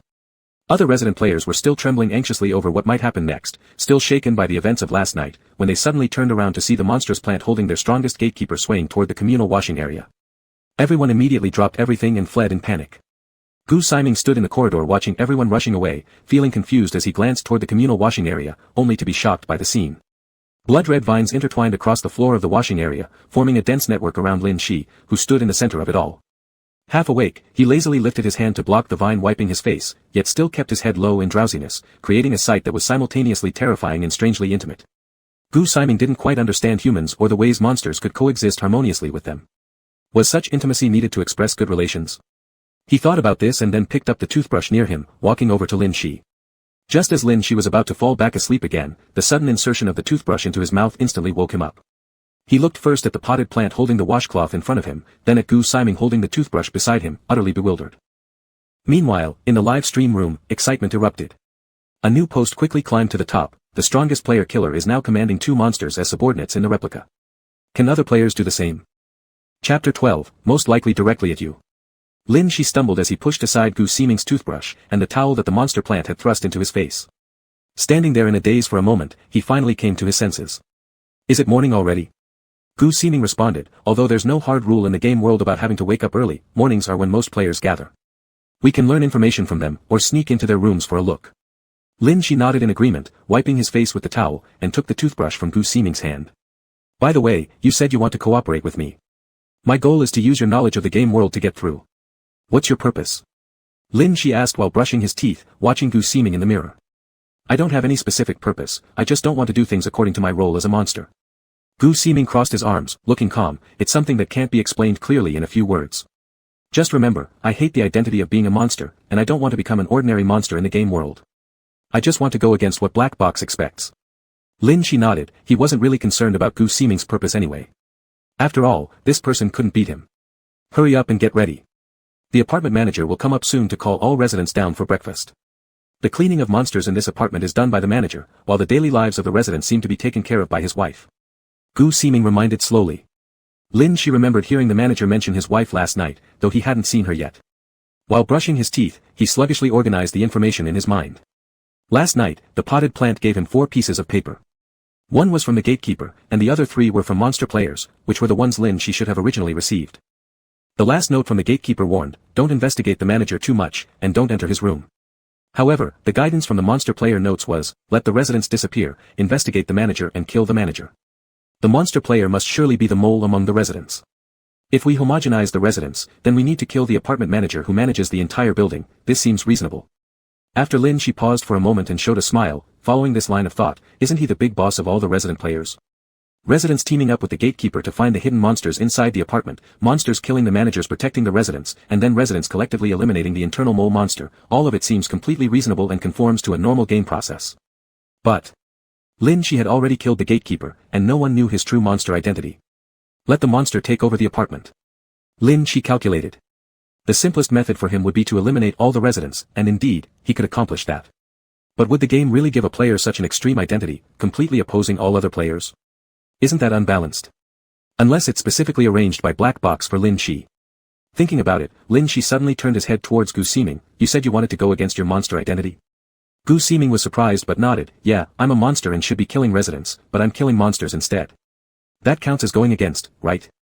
Lin Shi tilted his head slightly and a grin crept onto his face. But as a monster aiding me, a monster player, you helping me complete the quest essentially means you're still doing what a monster should do, killing residents. Black Box had clearly set up the big villain route for Lin Shi, and even Gu Siming, trying to escape his monster identity, ended up unconsciously acting contrary to his own ideals. On the surface, that may seem true, but I'm not stupid, Gu Ximing sighed.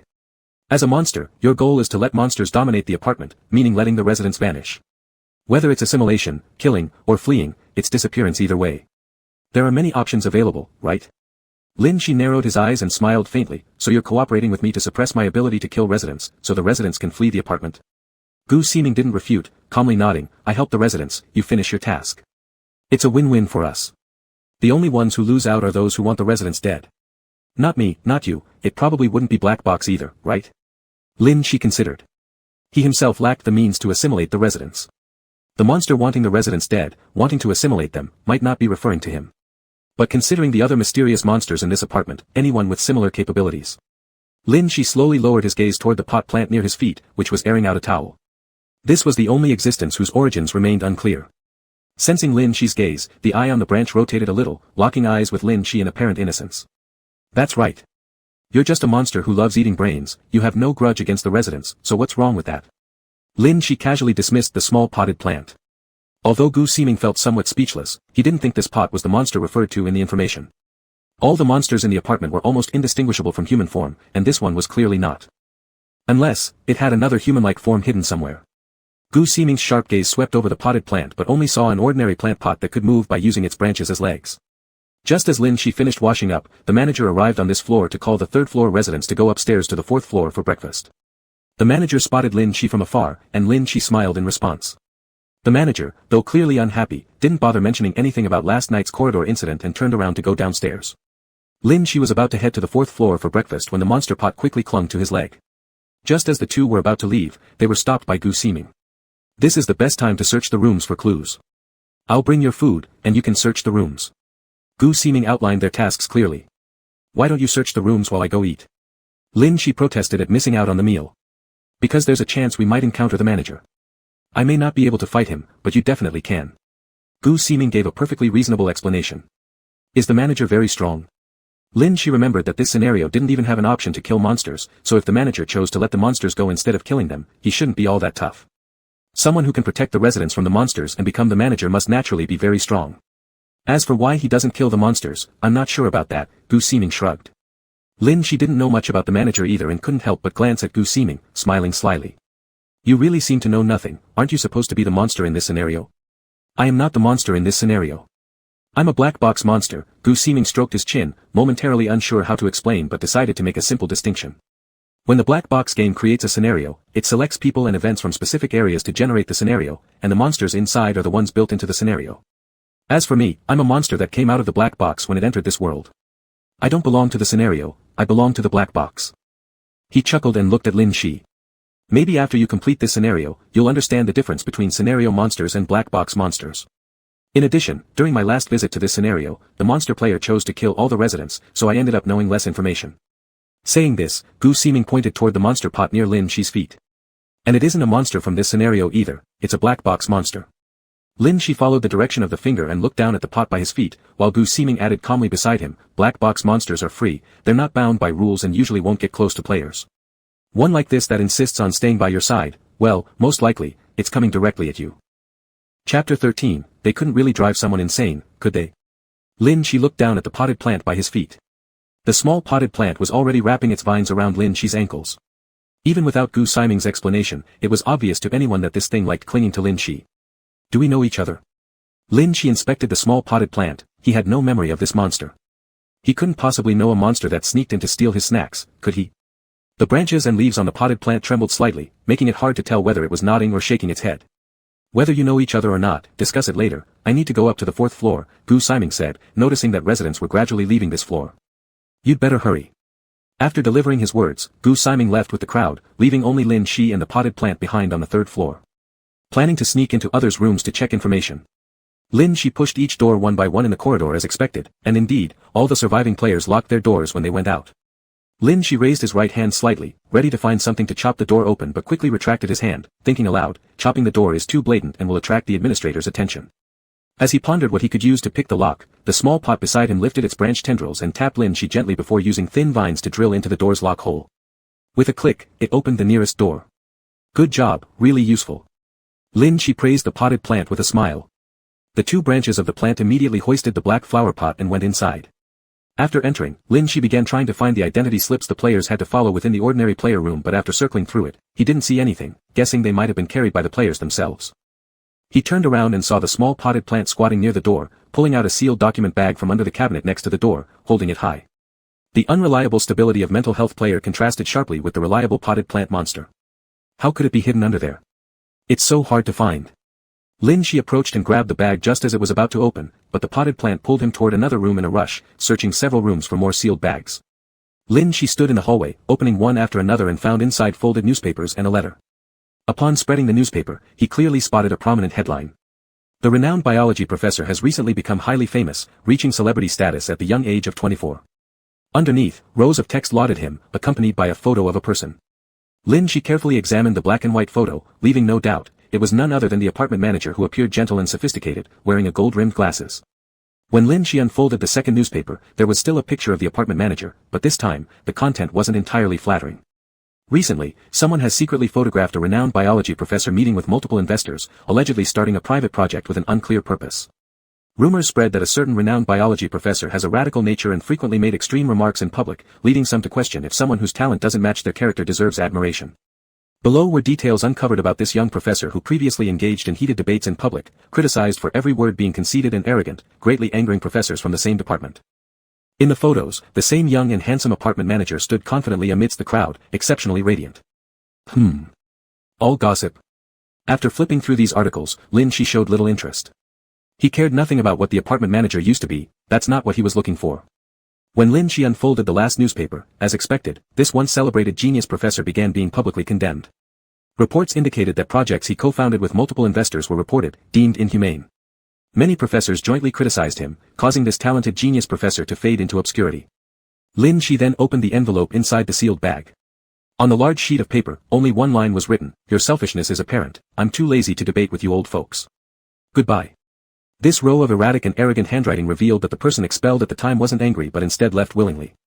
Pretty decent temper. Lin Shi shoved everything back into the sealed file bag and clapped his hands. Absolutely unproductive. He picked up the small potted plant and hurried off to the next residence room. Still, it was the potted plant that unlocked the doors, still it was the potted plant finding the sealed bags inside the house. Continuing for several rooms, the potted plant swiftly discovered the concealed information. Lin Shi happily took over the sealed file bag, grabbing the little potted plant that had just accomplished a great task, and started to open it. He thought this time he would find some fresh information in other residence rooms, but after a thorough search, it was still about the apartment manager. One person's information split into many parts placed in different players' rooms, likely to be found when players looked for their instruction slips. If the players exchanged and combined the information, perhaps it would lead them to the way out. Are you really an important person? Lin Shi unfolded the contents again with disbelief. This genius professor had indeed withdrawn from the public eye, but apparently, there were still people who wouldn't let him go, continuing to chase his every move relentlessly. For instance, the sensational revelation of his childhood family environment, both of his parents being extreme social delinquents. Media reported, inherited genetic inferiority, even the genius professor might possess antisocial personality traits. Then there was the report on his sudden marriage. His wife repeatedly tracked and interrogated whether he ever subjected her to domestic violence. Despite her multiple denials, the news continued to resurface. The so-called genius professor could also be a deranged husband. Another incident involved this young professor suddenly losing control and smashing a journalist's camera on the street, followed by mutual assaults on the sidewalk. A former celebrated genius has now descended to the depths of insanity, violently assaulting passers-by without reason. To which the public response was unanimous: divine favor had abandoned him, he had long fallen into disgrace. The accompanying picture depicted the apartment manager wearing a messy, stained suit, shielding his wife under a black umbrella while pushing through the crowd. Recalling the first newspaper's photo where he stood glowing amidst the crowd, the contrast was glaringly large. Lin Shi stroked his chin thoughtfully, being labeled as mad already, why doesn't he do something truly insane? He's too well-tempered. People gradually realized what kind of person the apartment manager was, but upon understanding, it became apparent that unless information was incomplete or the story had more yet to unfold, the apartment manager was not aggressive towards the players. Lin Shi grinned as he stuffed all the information back into the sealed file bag. They can't really drive someone crazy, can they? Every living residence room on the third floor had been thoroughly searched by Lin Shi. Thanks to the quick door-opening skills of the little potted plant and the decisive search, it hadn't taken too much time. By the time Lin Shi finished the investigation, residents had already begun returning from the fourth floor one by one. As soon as they ascended, they immediately spotted Lin Shi standing at the stairway entrance holding a peculiar plant, smiling widely toward them. The whole group broke out in cold sweat, bowing their heads, unwilling to meet his gaze. At one point, as a player walked past Lin Shi, they were suddenly grabbed simultaneously by Lin Shi and the small potted plant. The player screamed loudly but couldn't break free, shrinking into a ball and nearly crying. With a red little knife in hand, Lin Shi cheerfully spun it around while gesturing near the player's face. "I just want to ask you a few questions. Is that convenient?" Trembling, the player gazed at the very sharp-looking knife close beside him and the wild-looking plant flailing wildly in Lin Shi's arms. Was there any room for refusal? Chapter 14, a new phone bought with a whole month's salary. It can't be eaten. The player nodded, voluntarily agreeing to stand there and answer some questions from Lin Shi while she held a knife. The questioning process wasn't long, it was just a simple way to extract some information about the players from his mouth. In this, the player's task to pass was to escape from the apartment. They had to follow the manager's instructions without question, avoid the monsters in the apartment, and were not allowed to enter the manager's room.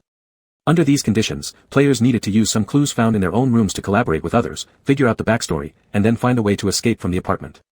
However, at the moment, none of the players in the apartment seemed interested in pooling their information. They only wandered around looking for an exit during the daytime when it was relatively safe. Have you players ever thought about working together? Lin Shi was somewhat perplexed. The apartment manager said his wife likes quiet and dislikes noise, so we are not allowed to gather in the apartment for discussions or chats, the player explained, sneaking a glance toward the staircase leading to the 4th floor.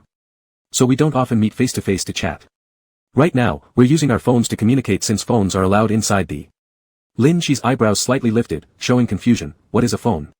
Now it was the player's turn to be confused. Are you someone who popped out of a stone? How could someone living in modern society not know what a phone is? The player's gaze toward Lin Shi grew increasingly strange. The audience in the live stream also showed their own confusion. Is there really no mobile phone in mental hospitals? I haven't stayed in one, so I'm not sure, but at least nurses would have phones, right? You should have seen them by now. So weird, it's like someone who has escaped for many years and is already completely detached from society, an old-time killer. Never mind, I'm going to post about the new discoveries I made. Inside the, Lin Shi closely watched the player and smiled lightly. What is this thing? Show it to me.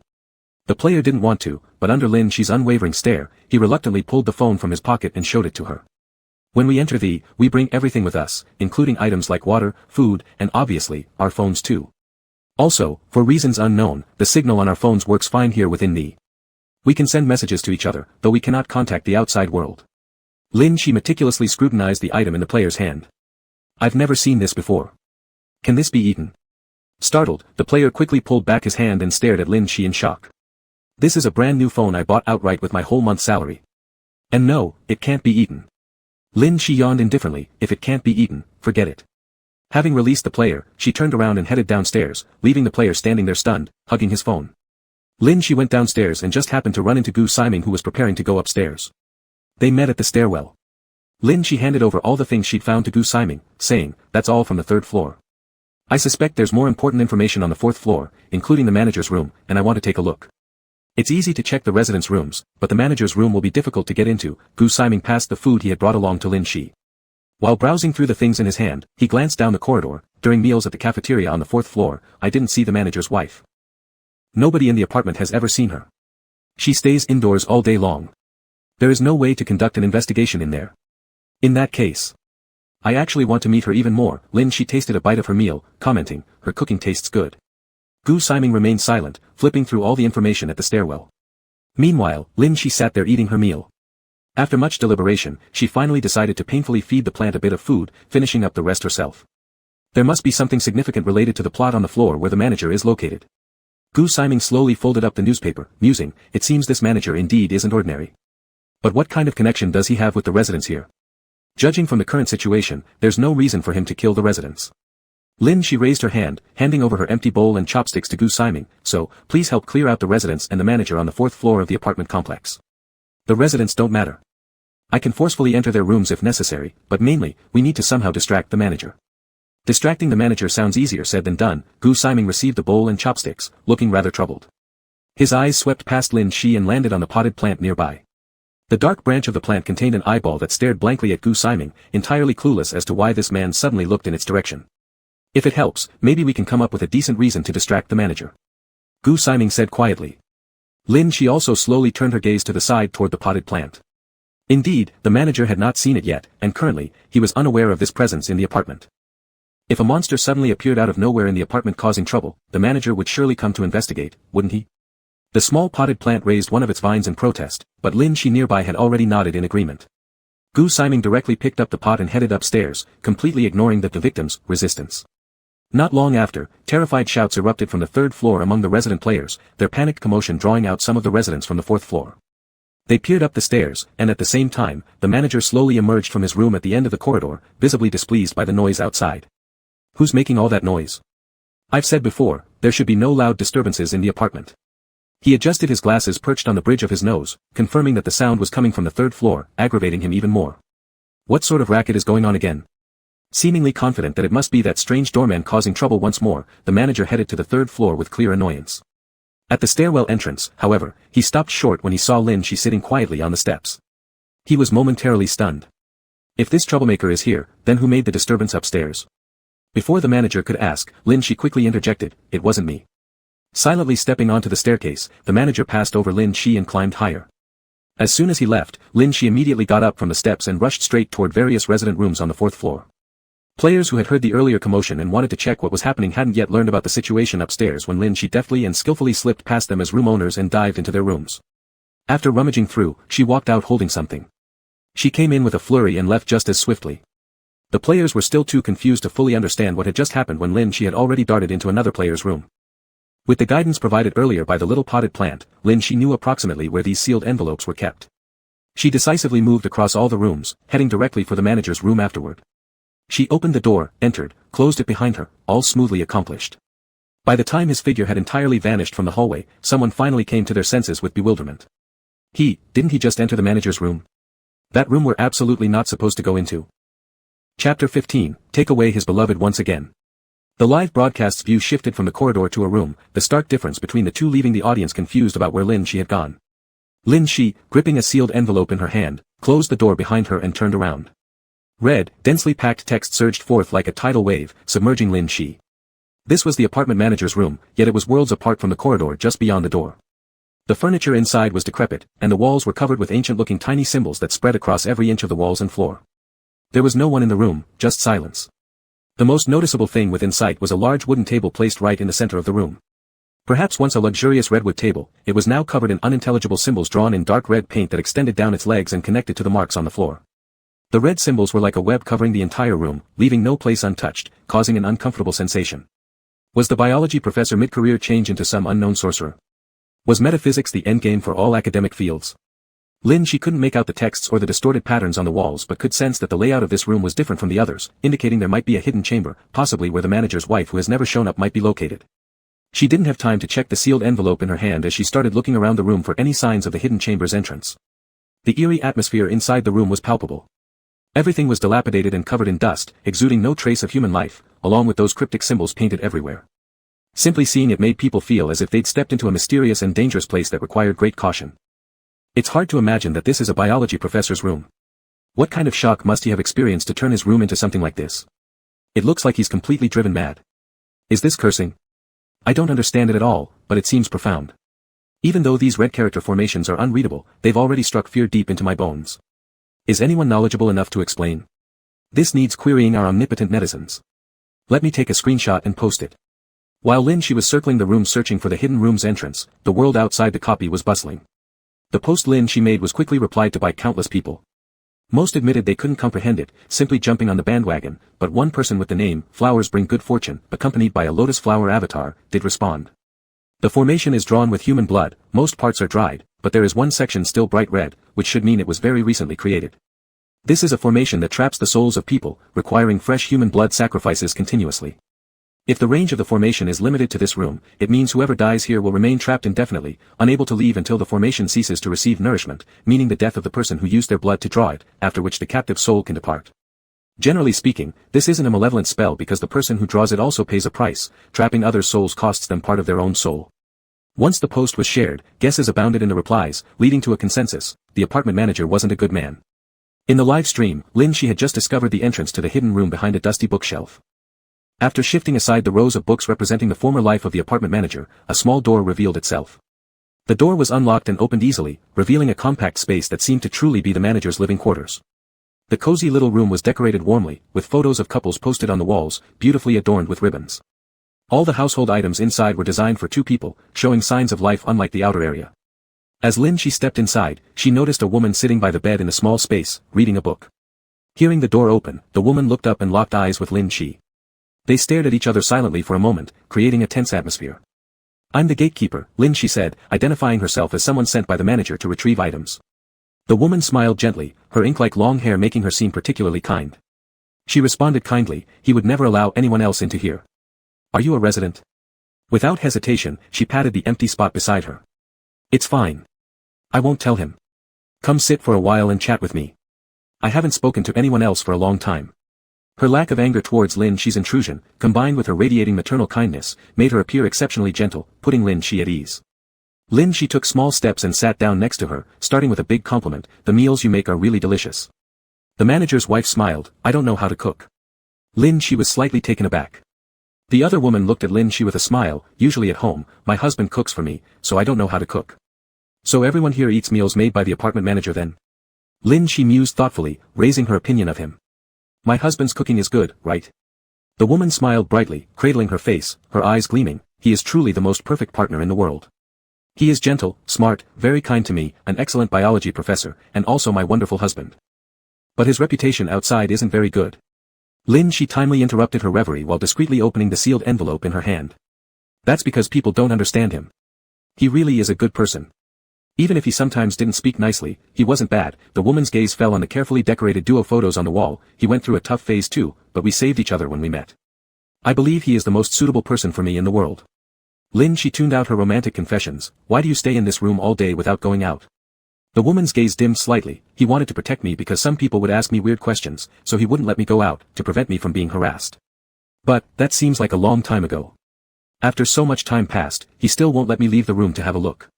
Lin Shi nodded, as the information she held mentioned that the biology professor had secluded himself and his wife due to incessant harassment, but even in their departure, the media did not stop fabricating stories about him. It was reported that nobody had seen his wife for a long time, leading to suspicions that the professor had become mentally unstable and imprisoned his wife. A wave of public outrage followed, demanding that this unfortunate wife be taken away from the clutches of this so-called lunatic, urging that her freedom be restored.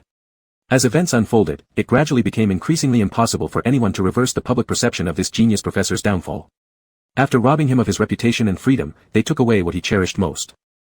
Chapter 16, The End of Day's Apartment, Whose End? Lin Shi opened the next sealed envelope without showing any emotion. The woman standing nearby, holding a book in her hand, smiled and said, "I have nothing to do all day but stay inside my room, so I read here every day. Are you interested in novels?" Lin Shi turned his head and thought hard before shaking it. "I don't remember ever reading a book, and there doesn't seem to be any memory of gaining knowledge, but somehow I can recognize characters."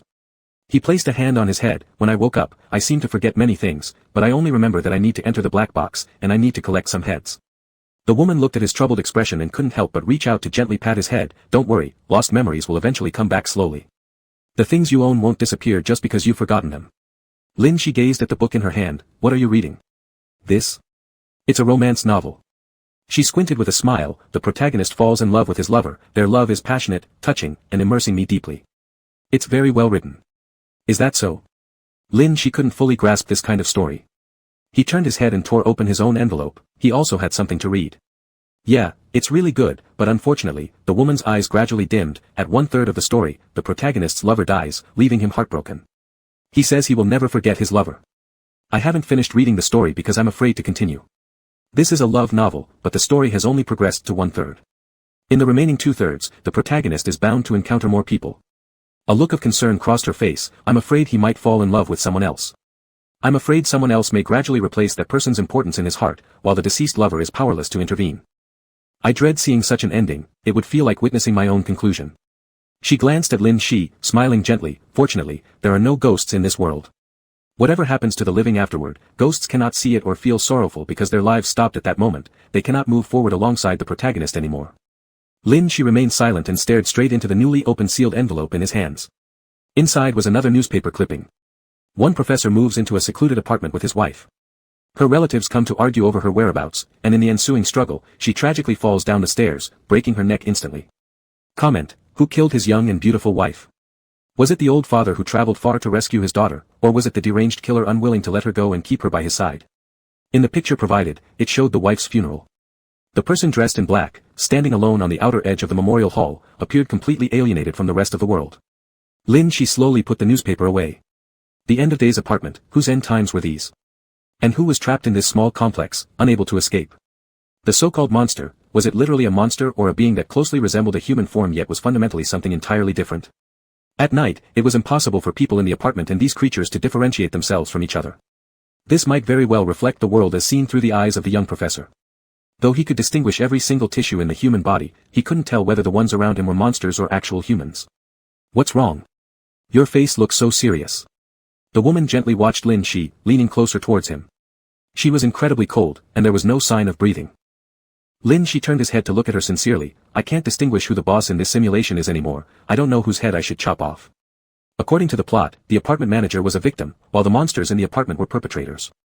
But within this scenario, the one keeping everyone confined here undoubtedly was the apartment manager. Lin Shi's task was to let the monsters control the entire apartment while killing the manager.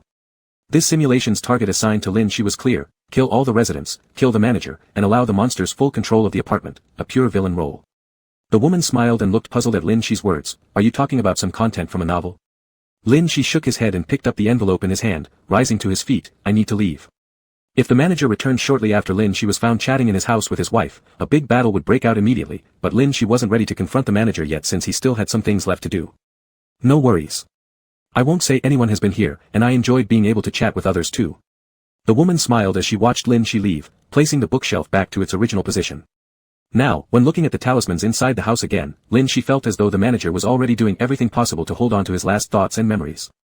When someone has nothing left, will they end up living like this? Lin Shi pondered as he left the manager's room and prepared to leave.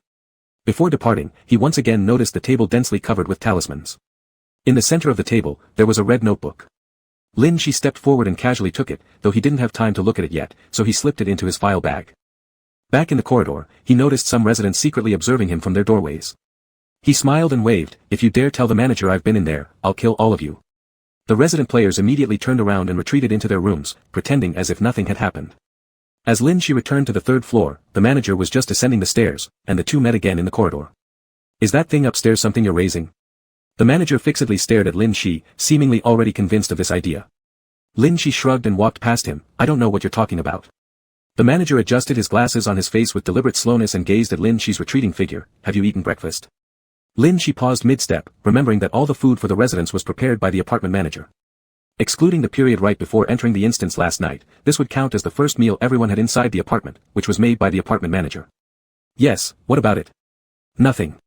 The manager chuckled and shook his head, then turned and went downstairs.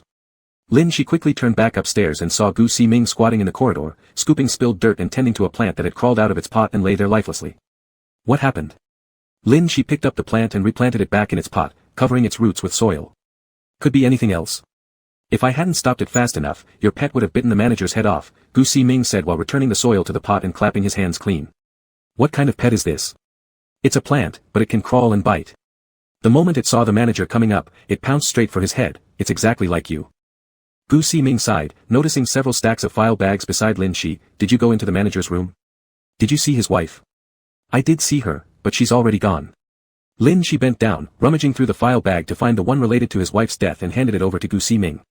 Then he picked up the flower pot and headed toward the security booth. I need to hide these things first, otherwise, trouble will come knocking. Gu Si-ming followed Lin Shi confusedly. What are you going to hide? Lin Shi raised the file bag in his hand. I'm hiding what I stole from the manager. Chapter 17, Rebuilding Your Life with Countless Corpses. Gu Si-ming didn't understand. He just saw Lin Shi walking slowly toward the guard booth, looking carefree, so he thought it probably wasn't something important. Half a minute later, the manager arrived on the third floor and immediately blocked the entrance to the guard booth, staring intently at Lin Shi inside with dark eyes. Give me back the notebook. Lin Shi was watering the potted plant and smiled innocently. What notebook? I don't know anything about that. The manager's face darkened, revealing a chilling gaze. I'll repeat this one more time. Give me back the notebook. Lin Shi slightly tilted her chin, speaking confidently. I really don't know what of yours is here, but if you're looking for something, feel free to come in and look. The manager frowned deeply and took large steps into the room, beginning to search the guard booth. After searching around, all he found were suspicious bloodstains in the storage cabinet. There was nothing else. His gaze fell upon Lin Shi, but the clothes he wore offered no place where a notebook could be hidden. After a moment of silence, the manager spoke again. All you want is the information in the notebook. Just give me the photos back. I truly have no idea. Lin Shi rested her chin on her hand and lazily stared at the manager. Maybe you should go home and ask your wife. Maybe she hid it away. With a dark expression, the manager's eyes swept between Lin Shi and the plants beside her, then eventually turned and walked out of the guard booth without saying anything. Gu Siming stood silently by the door the whole time. After watching the manager leave, he tilted his head curiously. It seemed like it was something important. I thought you two were going to fight right there. He wouldn't be able to beat me anyway. Lin Shi calmly brushed the leaves of the potted plant, watching as it trembled softly. Until now, the manager has always acted pretty normal, not the type who seems capable of killing people in the apartment building. My guess is, it's not yet time for him to take the notebook back. Lin Shi speculated that the manager needed time to retaliate against the residents of the apartment. That's why, a few days ago, he had simply confined them within the building. As for the reason, perhaps an answer could be found in the notebook. After Gu Siming closed the guard booth door, Lin Shi picked up the pot and shook it, forcing it to spit out the bloody notebook. After cleaning off the bloodstains from the expelled notebook, the two heads and one potted plant gathered around the table and flipped through the notebook. On the first page of the notebook were 4 words, Love Wife Diary. Lin Shi reached out and quickly flipped through the thick stack of pages until reaching the records made before her wife's accident. It still documented everyday life, but the diary entries stopped on those crucial few days. It appeared that for quite some time, the owner of the notebook had fallen into despair and was unwilling to open it again. Only much later did some scrawled sentences appear. The light that pulled me out of the abyss disappeared, and now I must face this dark world alone. Why does the last thing she said before dying tell me to live well? Even taking away my freedom to die along with her. I want to see you again, no matter how, no matter the cost. March 21st. A black cube suddenly descended upon us, which everyone called the black box. The black box initiated death streams while also transmitting messages to us, promising anyone who entered the black box and completed its game would get the chance to make their wish come true. Many people willingly entered the black box, many died inside. This must be a gift from heaven, an opportunity to see you again. I will enter the black box, and I will see you. March 25th. I entered the black box, but I wasn't a player. March 26th. I met the true form of the black box. It looked human. It made a deal with me, turning where I am into a copy. He said I can meet my wife again, but the price is my soul. I will be trapped here, endlessly repeating the memories I despise the most, seeing every person entering here as the ones I hate the most, and transforming them into monsters within the replica. If someone ends this copy, I'll be ejected from the black box, thrown back into that terrifying world. It's a heavy price to pay, but it's my only way to see you again. I'm so similar to those players entering the black box, we all accept willingly, willing to kill each other to fulfill our wishes. This time, I won't avoid anyone. I will use countless corpses to rebuild your life. Gu Siming paused at this point. After the black box arrived, it established replicas from the places that originally existed in this world. Are the bosses of these replicas also people? Lin Shi tilted her head lightly. That means each replica's story is based on something that really happened.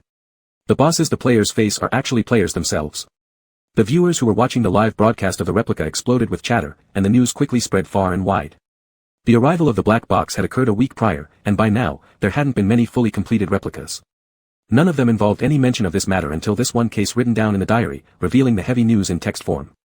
Gu Siming scratched his head. This means that the monsters in this replica are former players who failed and were turned into monsters. The replica boss is a player too, and the arena exists within the original world, not created by the black box. Then, does that mean we who come from the black box are purely monsters? Lin Shi shrugged. It seems so. She turned to look at the notebook in her hands. If they're just the monsters from the replica, it'd be easier, just kill them and that's it. But since they're human, their obsession can't settle easily. It's true. He was willing to trap his soul here as a replica boss for his wife. There's no way he would let someone end the replica so easily. Gu Siming looked up at the potted plant on the table, feeling oddly familiar with it. Lin Shi flipped further through the notebook and found more records from the manager. At the start, the replica had nothing. I was the only boss and also the only player in the replica. But after the first replica opened, I had plenty of monster residents. Turning humans into monsters is much easier than I imagined. All it takes is a small opportunity to bury the seed of a monster inside someone's body. Within days, it will take root and grow, turning the person into a monster. A process free of bloodshed or wailing doesn't disturb my sleeping beautiful wife. This place is both a cage and my beautiful dream. I want to stay asleep forever here. The text ended there, followed by pages filled with dense red glyphs. In the very last page of the notebook, there was a photo tucked inside. It was a picture of the manager and his wife together. In the image, the two had their heads nestled close together, with the rising sun behind them, its hazy light outlining their figures. It was as if meeting each other had been the restart of their lives. But now, night had fallen. Chapter 18, Better get rid of the habit of eating randomly. Monster seeds, planted into human bodies. Lin Shi slowly savored this sentence on the notebook. It just needs a tiny opportunity for the monster seed to take root and sprout inside a human body, turning people into monsters. It should be a metaphor. After all, this person writes diaries in a very literary way. Gu Ximing nodded firmly. If it were really as simple as a seed, which player wouldn't notice? It must be something else, entering the body in a way that players can't perceive, turning humans into monsters imperceptibly. I have more contact with the administrator since I found out that I need to hand over the monsters to him. But other residents don't interact much with the administrator. To be unaware while. Lin Shi's voice paused slightly, remembering the question asked by the manager a few minutes ago at the stairwell. Have you eaten breakfast? Lin Shi slowly lowered his head, reaching toward his stomach. I've already eaten. Gu Ximing hesitated for a second. Breakfast. Lin Shi nodded. It could be that, but I ate later than everyone else. If I vomit now, it might still be in time. He squatted beside the trash can, dry heaving a few times, then silently turned around. It seems I can't throw up. Gu Ximing was speechless. Nearby, the potted plant quivered, its twisted branches instantly elongating, wrapping around Lin Shi's two wrists. Lin Shi was bewildered, but Gu Ximing had already turned and walked away, waving his hand. Then I'll leave it to you. I'll go check the cafeteria to confirm. The door of the guard room slammed shut. In the silent, dim room, only Lin Shi stared at the potted plant. Why are you clinging to me? The blood-red, twisted vines suddenly pounced on Lin Shi's figure, wrapping and tightening around him. The trembling leaves and vines coiled around his neck, hooking near Lin Shi's lips, gently probing, trying to pry open his mouth. Lin Shi struggled unwillingly. He was sure he could make himself vomit without the help of a monster. A little mouth on the adjacent branch persisted, opening and closing twice. Though no one knew what it said, it bit Lin Shi's face instantly afterward. Lin Shi opened his mouth angrily, ready to criticize, and at the moment his lips parted, the vine seized the chance to enter, scraping across his tongue, deeply entwining inward, forcefully blocking Lin Shi's sound. Lin Shi slightly wriggled, trying to free his hands. Any slight movement caused the vine to tighten, leaving slight marks on his wrist. What happened? I was just browsing the forum, and came back to see Lin Shi's pet biting someone. No, it's eating someone, tightly bundling the person. Lin Shi is completely helpless against the binding. Our pet is certainly superior. What? That must be because Lin Shi hasn't used his full strength. Of course, he would pamper his own pet if it goes crazy. Otherwise, how could it be called a pet? You make sense. On the crimson vines, there were trembling eyeballs wrapped around, sharp thorns hiding beneath the black leaves. But every dangerous part carefully avoided harming him while entangling Lin Shi. The dryness plunging deep into his throat made Lin Shi nauseous, yet the faint floral fragrance lingering around his nose soothed his emotions, calming his nerves. Gradually, a dizziness spread upwards, magnifying his senses into a state of haziness. He felt like prey caught by a hunter's poisonous fangs, gradually losing resistance. Amidst the haze, Lin Shi felt that the thing binding him wasn't rough vine but a pair of human hands pinching his chin, forcing him to open his mouth. Someone held him, resting their head on his shoulder, their breath sprinkling onto his neck. Their teeth scraped past Lin Shi's cheek, stopping where the little potted plant bit him earlier, superimposing and lightly nibbling on his face again. My name is Ji Ling, that voice softly resounded beside Lin Shi's ear, gracefully penetrating his ears, deep into his brain, as if it echoed directly in his mind. Remember my name, don't forget it again. Lin Shi's pupils were slightly scattered, his vision darkened occasionally, feeling sometimes that vines crawled on his body, sometimes those hands firmly embraced him. Temperature, breath, and sound all felt incredibly real at one moment, then disappeared utterly the next second. Such a sensation, akin to an illusion, left Lin Shi with only one thought in his mind. He was poisoned by the little potted plant's thorn. Having this thought, any sensation on his body or any sound he heard became acceptable to him. Anyway, they must be false.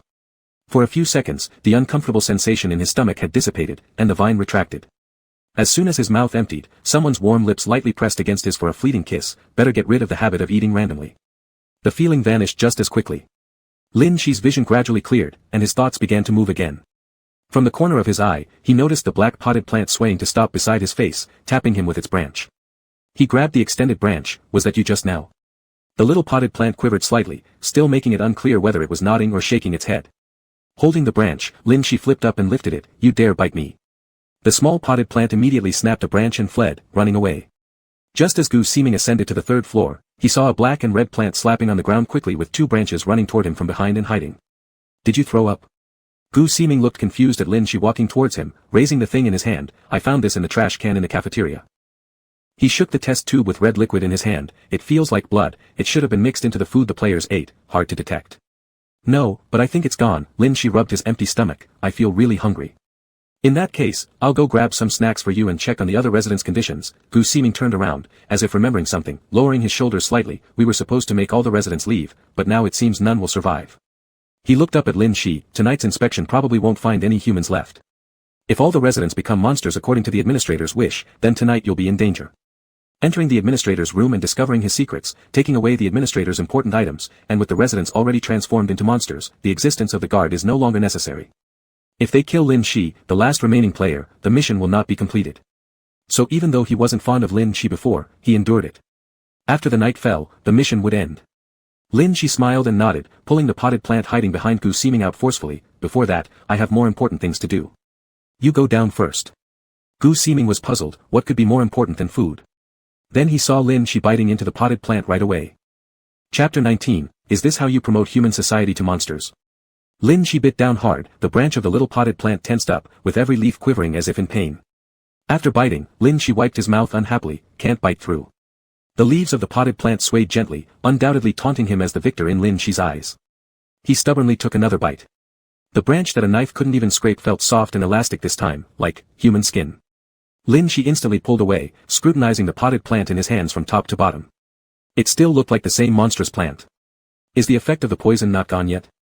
Lin Shi opened his mouth, preparing to take another bite for a test when he was immediately stopped by Gu Siming. If you're hungry, just eat something decent.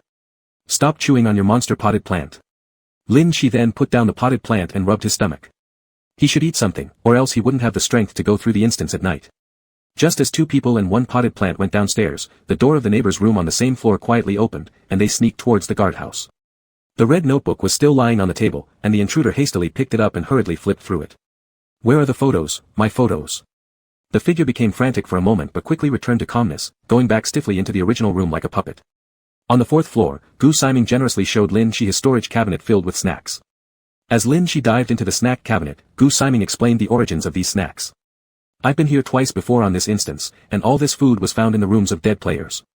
There's none of this stuff in the black box, so I was interested and collected some. Over time, I ended up collecting so much. However, during the first 2 runs, there were no events involving the manager. Either monster players killed all the residents, or the residents turned into monsters. These people always kept things hidden from me, never showing anything suspicious. But this is the first time I've discovered such ample information about the manager.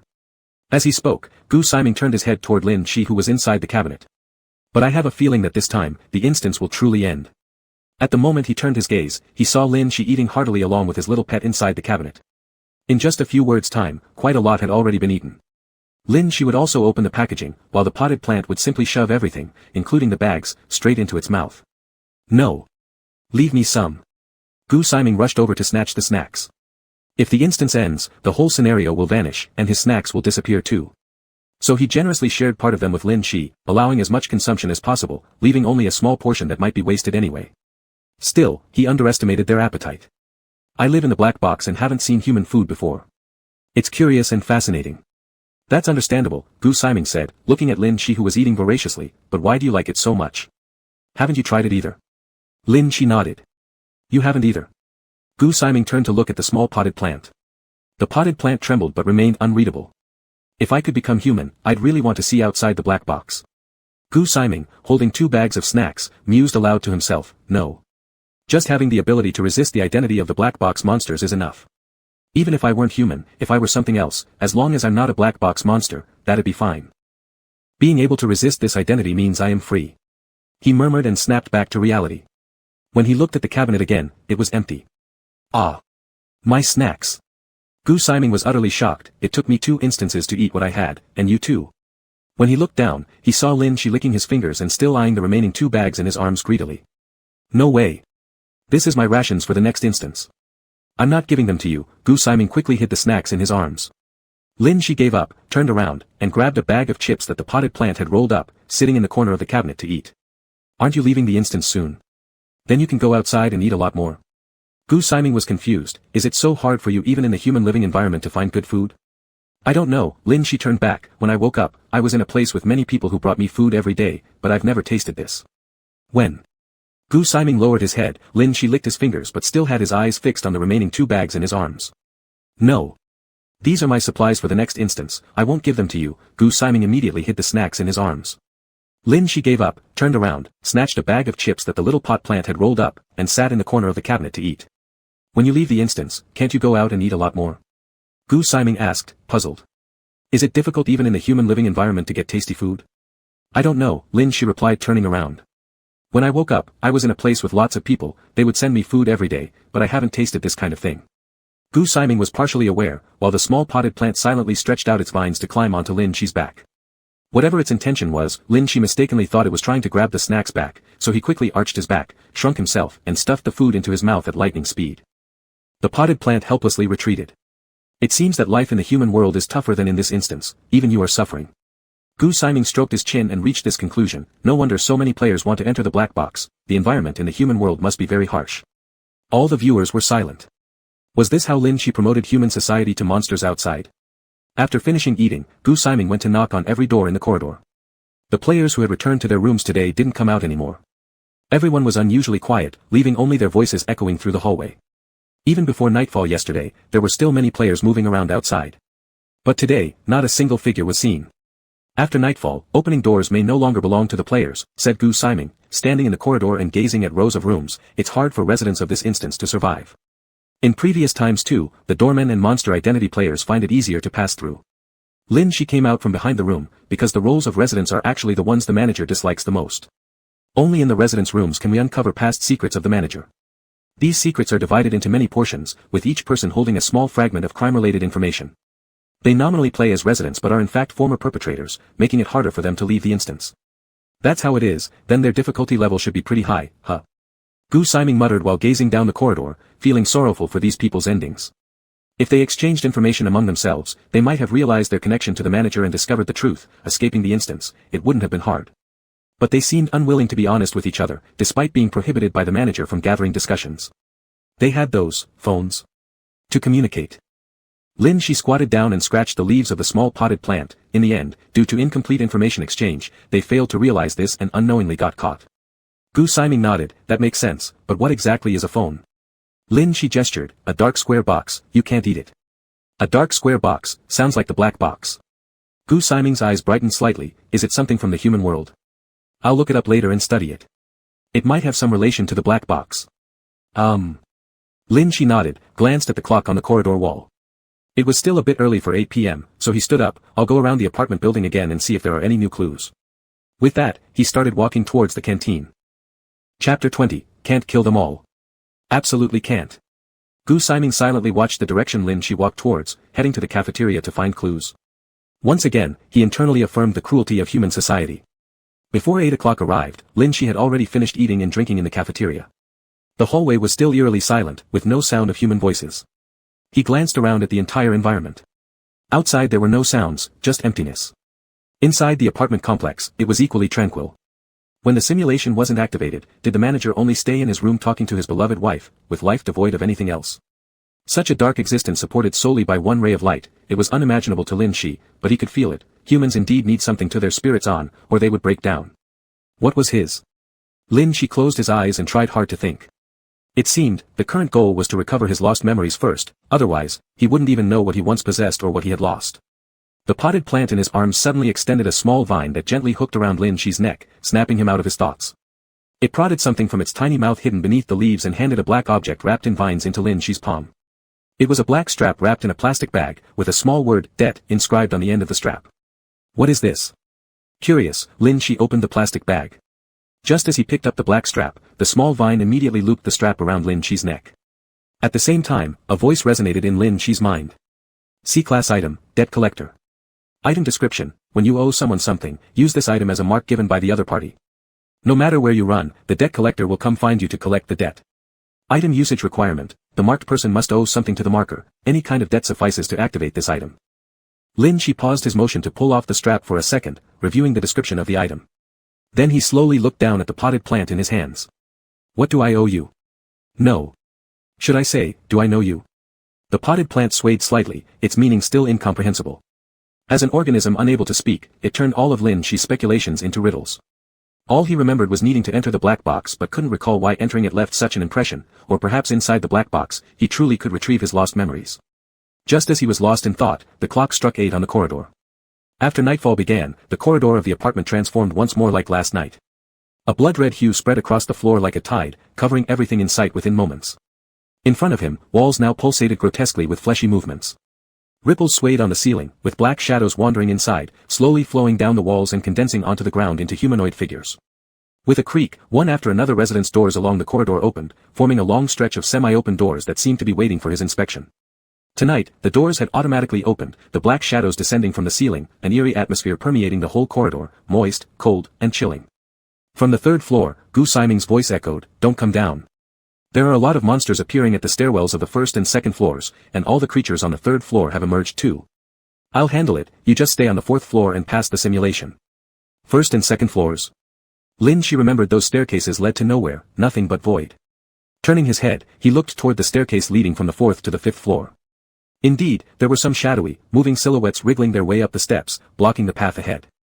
Echoing through the corridor was the sticky, damp sound of footsteps. Only when those black shadows finally crept out of the dark staircase into the lighted corridor did Lin Shi fully recognize them. They resembled the same waterlogged corpses dangling from the ceiling, swollen grotesquely, with bulging eyeballs almost falling out of their sockets, a horrifying sight. The live stream viewers screamed in fear, while Lin Shi absent-mindedly touched the leaves of the potted plant in his arms. "This isn't edible. Eating it will give you diarrhea," Lin Shi muttered aloud. The plant wiggled slightly, as if confirming Lin Shi's words. As Lin Shi raised his head again, heads protruded from every single apartment door along the corridor, revealing monstrous faces. They locked their gaze fiercely on Lin Shi, eyes filled with malice. This night was destined, it would either end with Lin Shi dying here, or with him completing the simulation successfully. The people watching the live stream were extremely tense. How many monsters are there? Anyone counting? Is anyone really capable of surviving against so many monsters? Approximately, 20 to 30. No, there are more in the rooms, not just these. No. There are even more coming up from the dark staircase at the entrance. I don't know. I'm freaking out. Watching this behind a screen already scares me. What's happening here? Being surrounded by so many monsters in such a terrifying corridor with no way out. Will he survive? Although we know he's strong, nobody can guarantee surviving this, regardless of how skilled they are. It doesn't matter, isn't he still holding a monster pet? Monsters have combat abilities too. It'll be fine. The moment this chat was sent out, Lin Shi placed the potted plant in the corner of the hallway wall and said with a bright smile, "Don't worry, watch my performance." The chat paused for a second, he wants to take them all down alone. What? Impossible. Is he human or some kind of monster? Even if he were a monster, that would still be impossible, right? Guys, I'm recording this. I feel like tomorrow, the black box section of the forum will feature a legendary scene. You guys still have time to talk about this? Aren't you scared? Those are walking corpses. Some of the chat viewers were enjoying the spectacle while others were on the verge of breaking down. The sound of the 8 o'clock bell in the hallway slowly faded away, its echoes drifting past everyone's ears. The moment night officially began, the horde of ready-to-attack monsters fiercely lunged toward Lin Shi. Amidst their sharp howls, Lin Shi's clear and pleasant voice rang out with a hint of laughter, "Machete." In the instant the heavy red blade landed in Lin Shi's palm, his 10 fingers tightened around it and swung the weapon with a fierce gust of wind towards the head of the first monster. The immense force, combined with the sharp edge, slashed hard against the neck of the creature. With one powerful thrust, Lin Shi flung the entire body of the monster against the wall, cleanly severing its head. With a dull thud, the head hit the ground. The first spurt of blood splashed onto Lin Shi's face. His jet-black hair turned instantly snow-white within a blink, and when he raised his head again, Lin Shi's face was adorned with an exhilarated grin, his hands trembling with excitement. The madness flickering in his eyes ignited by the blood resembled dancing flames, chaotic and frenzied. Ha! There's just too many. I can't kill them all. Absolutely can't. Chapter 21, A Mountain of Corpses and a Sea of Blood. Lin Shi with his white hair reappears, and the audience in the live broadcast room has already understood. It's bad, this guy has gone crazy again. I told you not to mess with him, look how excited he is. Just before, he was acting slightly normal, looked like an ordinary person. But after this incident with the administrator, he won't stop until they're all dead. The live broadcast room was buzzing with discussion, and Lin Shi had already gone berserk inside the instance, swinging his huge red hatchet lethally. Each swing resulted in the decapitation of every monster in his path. Large amounts of blood splattered across the corridor, flowing down the grayish walls slowly, forming a grotesque scene under the creaking old lights. One man, one hatchet, long white hair stained with blood. The ends of his hair floated lightly in the air like snow, carrying a sense of indifference and coldness, while the owner of the hatchet had eyes filled with madness. Excitedly raising both hands, he swung down with a knife.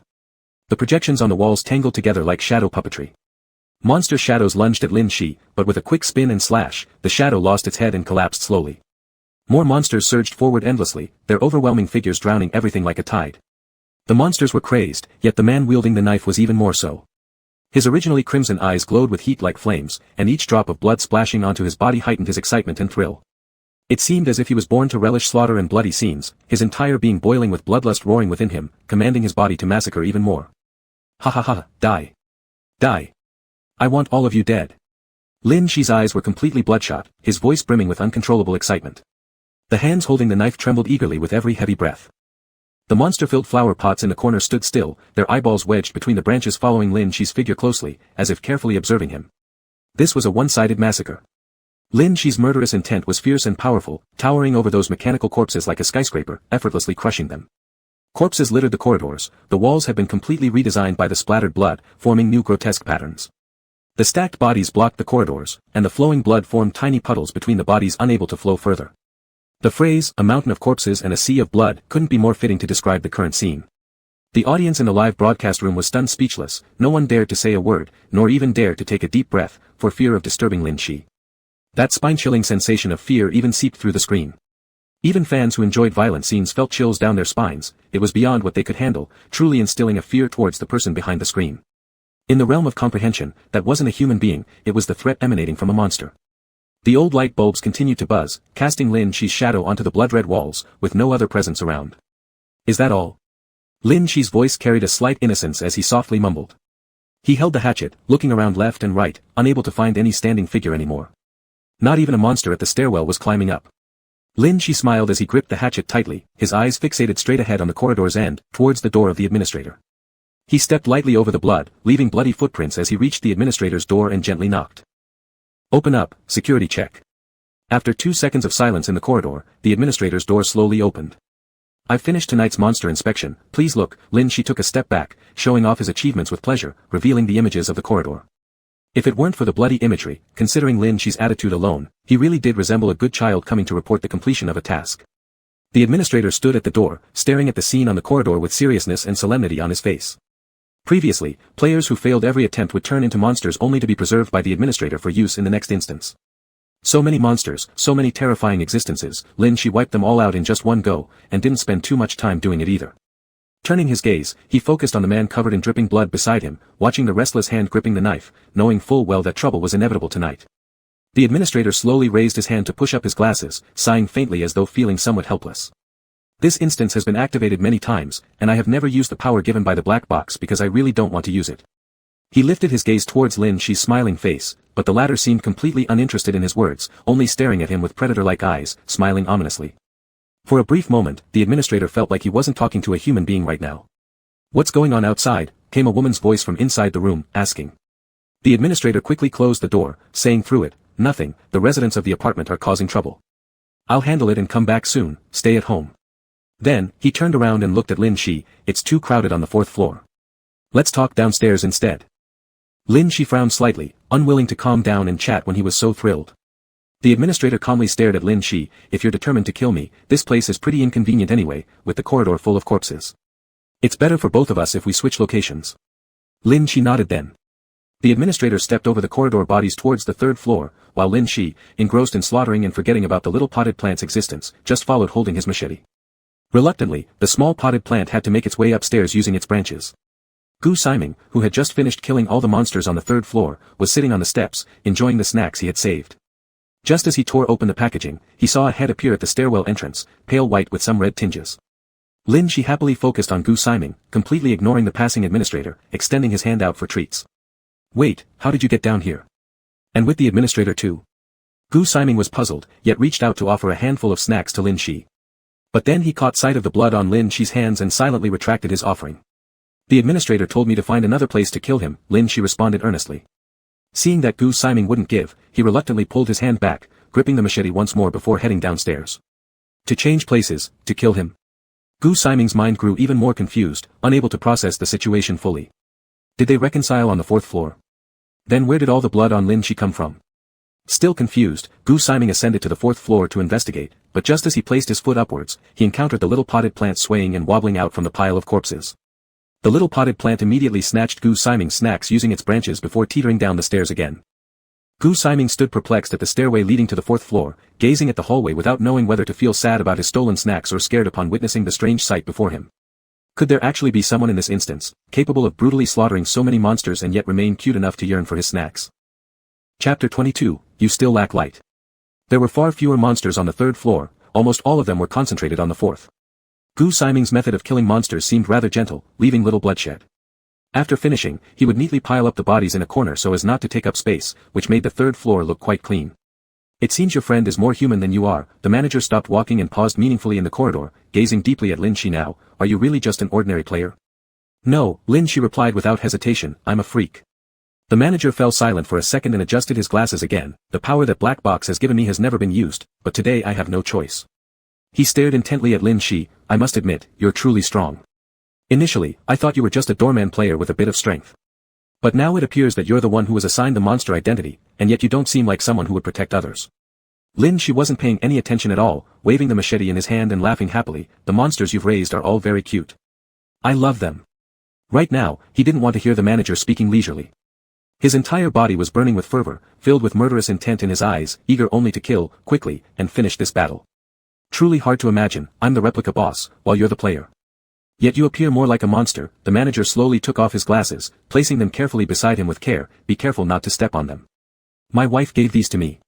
Lin Shi, unable to bear it any longer, immediately charged forward with the machete. At the instant when the blade slashed toward the manager, a wave of fresh red blood blocked it, saving the manager from being cut by Lin Shi's machete. Lin Shi lowered his gaze and saw the monster's residual blood remaining on the floor. They wriggled like living organisms, moving closer to the manager. Meanwhile, the sea of blood on the fourth floor where Lin Shi had killed earlier also came alive at this moment, rolling down the stairs and gathering around the manager. Lin Shi took a step back, watching curiously as the pool of blood converged onto the manager's body. My blood can form spells, trapping souls. The blood flowing through those monsters' bodies is mine. Without his gold-rimmed glasses, the manager looked less scholarly and more sinister, a chilling smile curling his lips. I won't let them die easily. I want them to live lives worse than death. Blood continued to climb into the manager's skin, surging and twisting violently in his veins, swelling continuously and distorting, gradually transforming this previously refined scholar-like man into a horrifying monster. His figure grew larger step by step. Blood congealed on its surface, forming a shell of incredible hardness. His torn skin left no trace of his former appearance, entirely transformed into that of a monstrous creature. Lin Shi now understood why he was reluctant to use this power. Once used, he'd turn into a monstrous form. And once the outer layer was damaged, there was no going back. He could not meet his wife in this hideous form. I must hold my ground here. I will not allow this dream to end. With an already fractured throat, the beast before Lin Shi issued broken sounds, and despite the still faintly recognizable human shape in his eyes, they radiated lethal intent towards Lin Shi. His breathing grew heavy. Lin Shi grinned mischievously, lifting his machete high and shouting, You look splendid like this, I like it. The moment these words ended, both figures charged toward each other. Lin Shi's ferociously swung machete collided against the hardened layer of the manager's skin, but it couldn't cut through it. On the other hand, when the manager lunged with his large hands attempting to grab Lin Shi, he skillfully dodged away. With his now monstrous, enlarged body, the manager moved awkwardly in the narrow hallway, yet everywhere his swinging arms touched, walls cracked, floors collapsed. The force was immense, capable of effortlessly crushing anyone slightly caught within reach. Wherever the gusts of wind from his movements grazed past, fine cracks formed on walls. Each near miss barely grazed past Lin Shi, failing each time to catch him. Once again, viewers held their breath. There was no doubt about the manager's overwhelming strength. Before him, a human body was like a fragile vase, shattering at even the slightest touch. If he ever managed to lay a single finger on Lin Shi, fractures were guaranteed. This was a clash of danger upon danger, one wrong move, and either of them could die. Everyone dared not speak, watching Lin Shi constantly dodge while switching weapons during the course of this fight. Either the manager would seize Lin Shi first and crush him instantly, or Lin Shi would find the manager's weakness first and eliminate him. I've noticed that Lin Shi seems to have limited types of weapons. Could it be that he doesn't know many weapons? Someone whispered. Earlier, I thought those weapons were pre-prepared by him, so there weren't many options, but now seeing them change in his hands, I suspect these weapons are transformations based on things Lin Shi knows and has seen. Is this the ability card the replica gave him? It doesn't seem very strong. The ability card may not be strong, but Lin Shi is. In the live broadcast, Lin Shi grabbed the manager's hand swung at him, lightly using his arm to climb up, directly hooking the manager's neck. That cheerful face instantly came close to the manager, unable to suppress the fervent excitement in his eyes. The manager was killing people, but Lin Shi seemed to be playing, because he looked genuinely happy. You're wrapped up so tightly, indeed, it's impossible to penetrate. Lin Shi's voice was filled with excitement as he slightly raised his right hand, but there appears to be one place you missed. With a manic grin, he laughed loudly and abruptly thrust a dagger into one of the manager's eyes, twisting it forcefully, digging out the eyeball while the manager struggled. Your eyes are really beautiful. Lin Shi smiled cheerfully, tilting his head and holding up the dagger in his hand. Drops of blood flowed from his wrist, then suddenly moved as if they were alive, crawling upward and drilling into the eyeball. This is also a part of your body, drawn to your blood, right? Lin Shi gently swung the eyeball on the tip of the dagger as if it were candy. You refuse to fully transform your head into a monster, fearing you might never see or hear your wife again, correct? Lin Shi slowly took off the eyeball, pinching it between his fingers. But what if I gouge out both your eyes? What if I stab your ears? What if I cut off your tongue? Each word he uttered sent shivers down one's spine, utterly savage and terrifying, yet strangely, his smile remained bright and his voice crisp and pleasant without any hint of menace. Your world would be plunged into darkness, and you will still lack light. Chapter 23, No Sunrises or Sunsets in the Black Box. Lin Shi smiled as she stared at the administrator. Would you be afraid of a world like that? He slowly spun the dagger in his hand, his tone relaxed and cheerful. Living in darkness while being unable to feel what you love anymore, that's truly worse than death. I'm more suited to be the administrator, am I not? The administrator glared fiercely at Lin Shi, emitting an incredibly low growl. I will protect this place. I'd rather die than let her existence vanish again. I'll kill you. I must kill you. The surge of murderous intent from the other side made Lin Shi even happier. Before, it was merely the standoff between the BSS and the player within me, but now, the administrator faced the issue of protecting his beloved. He would give everything he had to kill Lin Shi without hesitation. Faced with that overwhelming murderous intent, Lin Shi lightly swung the eyeball in his hand with a grin, the audacious smile on his face unrestrained. Come on, try and see if you can kill me. He was deliberately provoking the administrator. He was genuinely challenging someone who bore murderous intentions towards him. Rather than feeling threatened, Lin Shi became even more exhilarated by the imminent danger. All of the administrator's rapid attacks were effortlessly evaded by Lin Shi. His boiling blood only heightened Lin Shi's excitement. No matter how much the administrator wanted to kill him, every move of Lin Shi's proved the gap between them. There was simply nothing the administrator could do against him. As the massive fist swung toward him, Lin Shi grinned and greeted it with his machete.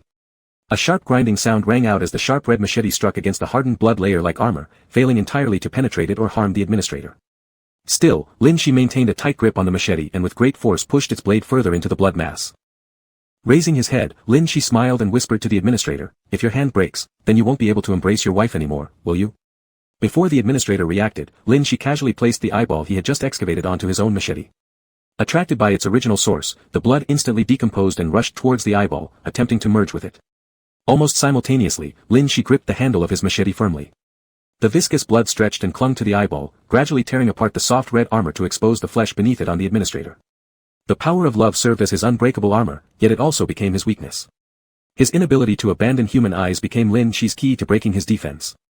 Your hand is gone. With Lin Shi's joyous shout, a swing of the machete followed. But the administrator's hand wasn't severed. The mangled hand grabbed the blade Lin Shi wielded and held it tightly despite the nearly severed state of his palm, refusing to release it. There are always people trying to push me to the edge of the cliff, whether it's them or you. The people around me are always forcing me to go mad. I've had enough. I've had enough. In his soft mutterings, the administrator was filled with indescribable sorrow.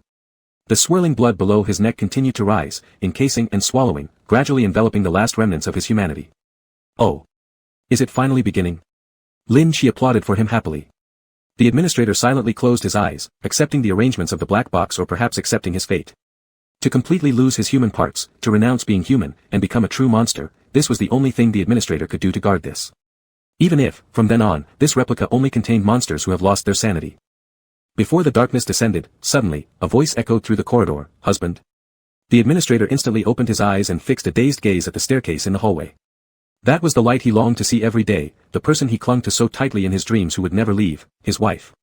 But, how could this be possible? His wife was confined to the room sealed by the talisman he painted. If she left, she would. With a confused look, he saw his wife lying on the blood talisman-marked floor, carried up the stairs by Gu Siming. Helping nearby was a small potted plant holding a stick. Your wife said she was worried about you and wanted to see you, so I brought her out. Gu Siming placed the talisman-covered floor on the ground and pulled out a notebook from his chest, and I showed her this, so now she knows everything. The administrator immediately gritted his teeth furiously. How dare you? The sound coming out of his throat was deep and ugly, no longer resembling his original voice. Realizing his current monstrous appearance, the administrator hastily retreated, looking for something to cover himself with, but the empty corridor held only him and Lin Shi beside him. Without a second thought, the administrator grabbed Lin Shi and pulled her in front of him, but his now enormous and distorted body couldn't shield himself even though Lin Shi was small. Don't look at me, don't look at me. The administrator softly pleaded, his torn voice seeming to shatter into many pieces. The little potted plant extended its branch and retrieved Lin Shi from the administrator's grasp, then pushed the administrator's wife toward him. Faced with the one he loved most, the administrator covered his face and refused to raise his head. I remember now, I remember that I'm already dead. The woman in the white dress slowly reached out to cradle his face, leaning in close and affectionately rubbing against him. Why have you transformed yourself like this? If my handsome husband doesn't visit my grave, I'll be sad. Sorry. The administrator murmured faintly. Covered in blood, any slight touch could stain the woman's dress red, so he curled into a ball. Have you forgotten my last words? The woman gently caressed him.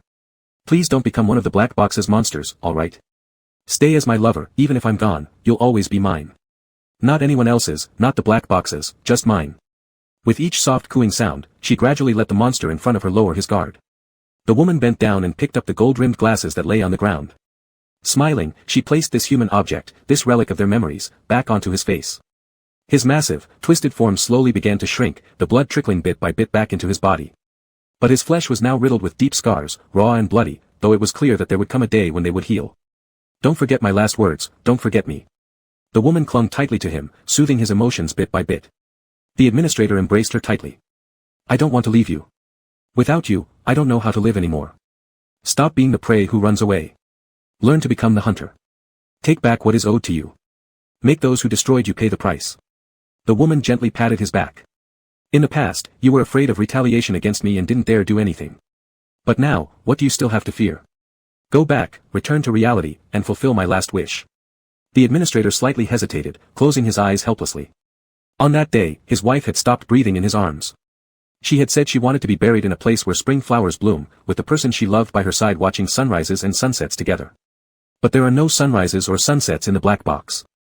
Chapter 24, You are now a qualified black box player. Should he let go of the person in his arms again?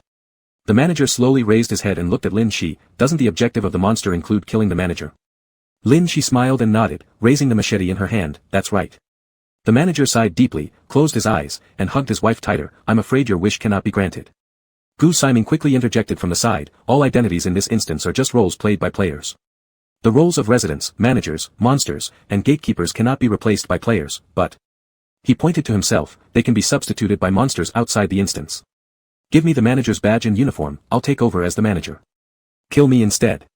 The corridor suddenly became quiet, and all eyes were fixed on Gu Siming with disbelief. No, wait, it's not what you think. Gu Siming hurriedly waved his hands. Black box monsters have their own realms. They only truly die if killed within their own realm. If they die in another instance, they just return to their realm. It doesn't matter if I die. Beside them, Lin Shi quietly deduced, the BSS, boss, of the instance dies for real in their own instance but will merely return to the spawn point when killed in others' instances. So, are you the BSS? Gu Siming scratched his head. I don't know how you came to that conclusion, but you're correct. Currently, I am not yet the BSS, but I do have my own domain. By black box standards, I haven't yet qualified to become the BSS. In short, I won't die if I'm killed outside my domain. The manager fell silent. This human, driven by desire, had turned into an instance monster that killed players, yet the actual instance monster was willing to die for the players. Why help me? Aren't you the instance monster? The manager couldn't understand, how could a monster seem more human than him? I don't want to be an instance monster. Killing people is bad, and I don't even know those people. Gu Siming shrugged. Anyway, I can help you. Whether or not you want to leave is up to you. The manager looked down at the person in his arms. I will carry out your last wishes. The two tightly embraced each other. Lin Shi put away the machete, finding it rather dull. The manager was willing to turn into a monster for love, and also to become human again because of it. It was both a strong driving force and a weakness. In human emotions, was love really so important? He thought about it, his hair silently returning to black, still covered in bloodstains, yet feeling somewhat calmer. Gu Siming went to exchange clothes and identity with the manager, while little potted plant fetched a wet cloth to clean Lin Shi's face. In the corridor, the manager's wife was still sitting on the floor, which was painted with many talismans, waiting for everything to end. Lin Shi extended his hands for little potted plant to wipe, his gaze fixed on the woman. You must have realized long ago that you were already dead, trapped in that room for so long without freedom. Wouldn't you feel unhappy? The woman laughed and turned her gaze toward Lin Shi. Not necessarily. Sometimes love is like a cage. Some feel restrained, while others enjoy the confinement. I know he loves me, and all he does is because he cannot bear my leaving. I would willingly enter this cage, accompanying him to endure this pain together. I don't understand. Lin Shi was full of confusion. I don't like cages, I prefer freedom. The woman smiled gently. Then suppose you were me. Someone who did everything they could, including sacrificing themselves to hold on to you, how would you react? Lin Shi pondered for a moment, seriously looking up to answer. I would thank him, but I wouldn't stay trapped in the instance. I would find a way for us to leave together. If we couldn't, compared to living painfully together, dying together might be better. It seems our thoughts differ. The woman smiled warmly. My thoughts are too gentle, indeed not as hard as yours. But it's because we're too weak before death. If we could be as strong as you, perhaps we could really leave together, without having to live painfully or die together. I hope you never encounter the same predicament as me. May you meet someone who loves you, and may life treat you well.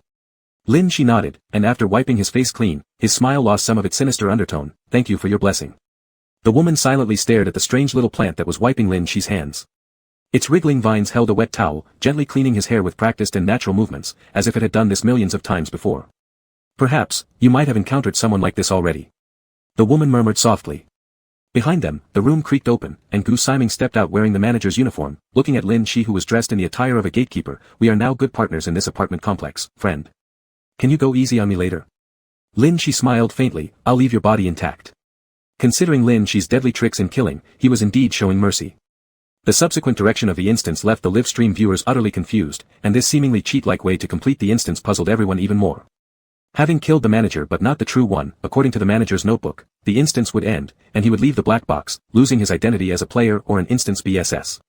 When the black box set up the task to kill the manager, it probably didn't consider allowing the manager to survive and leave, but now, there was indeed a possibility for that.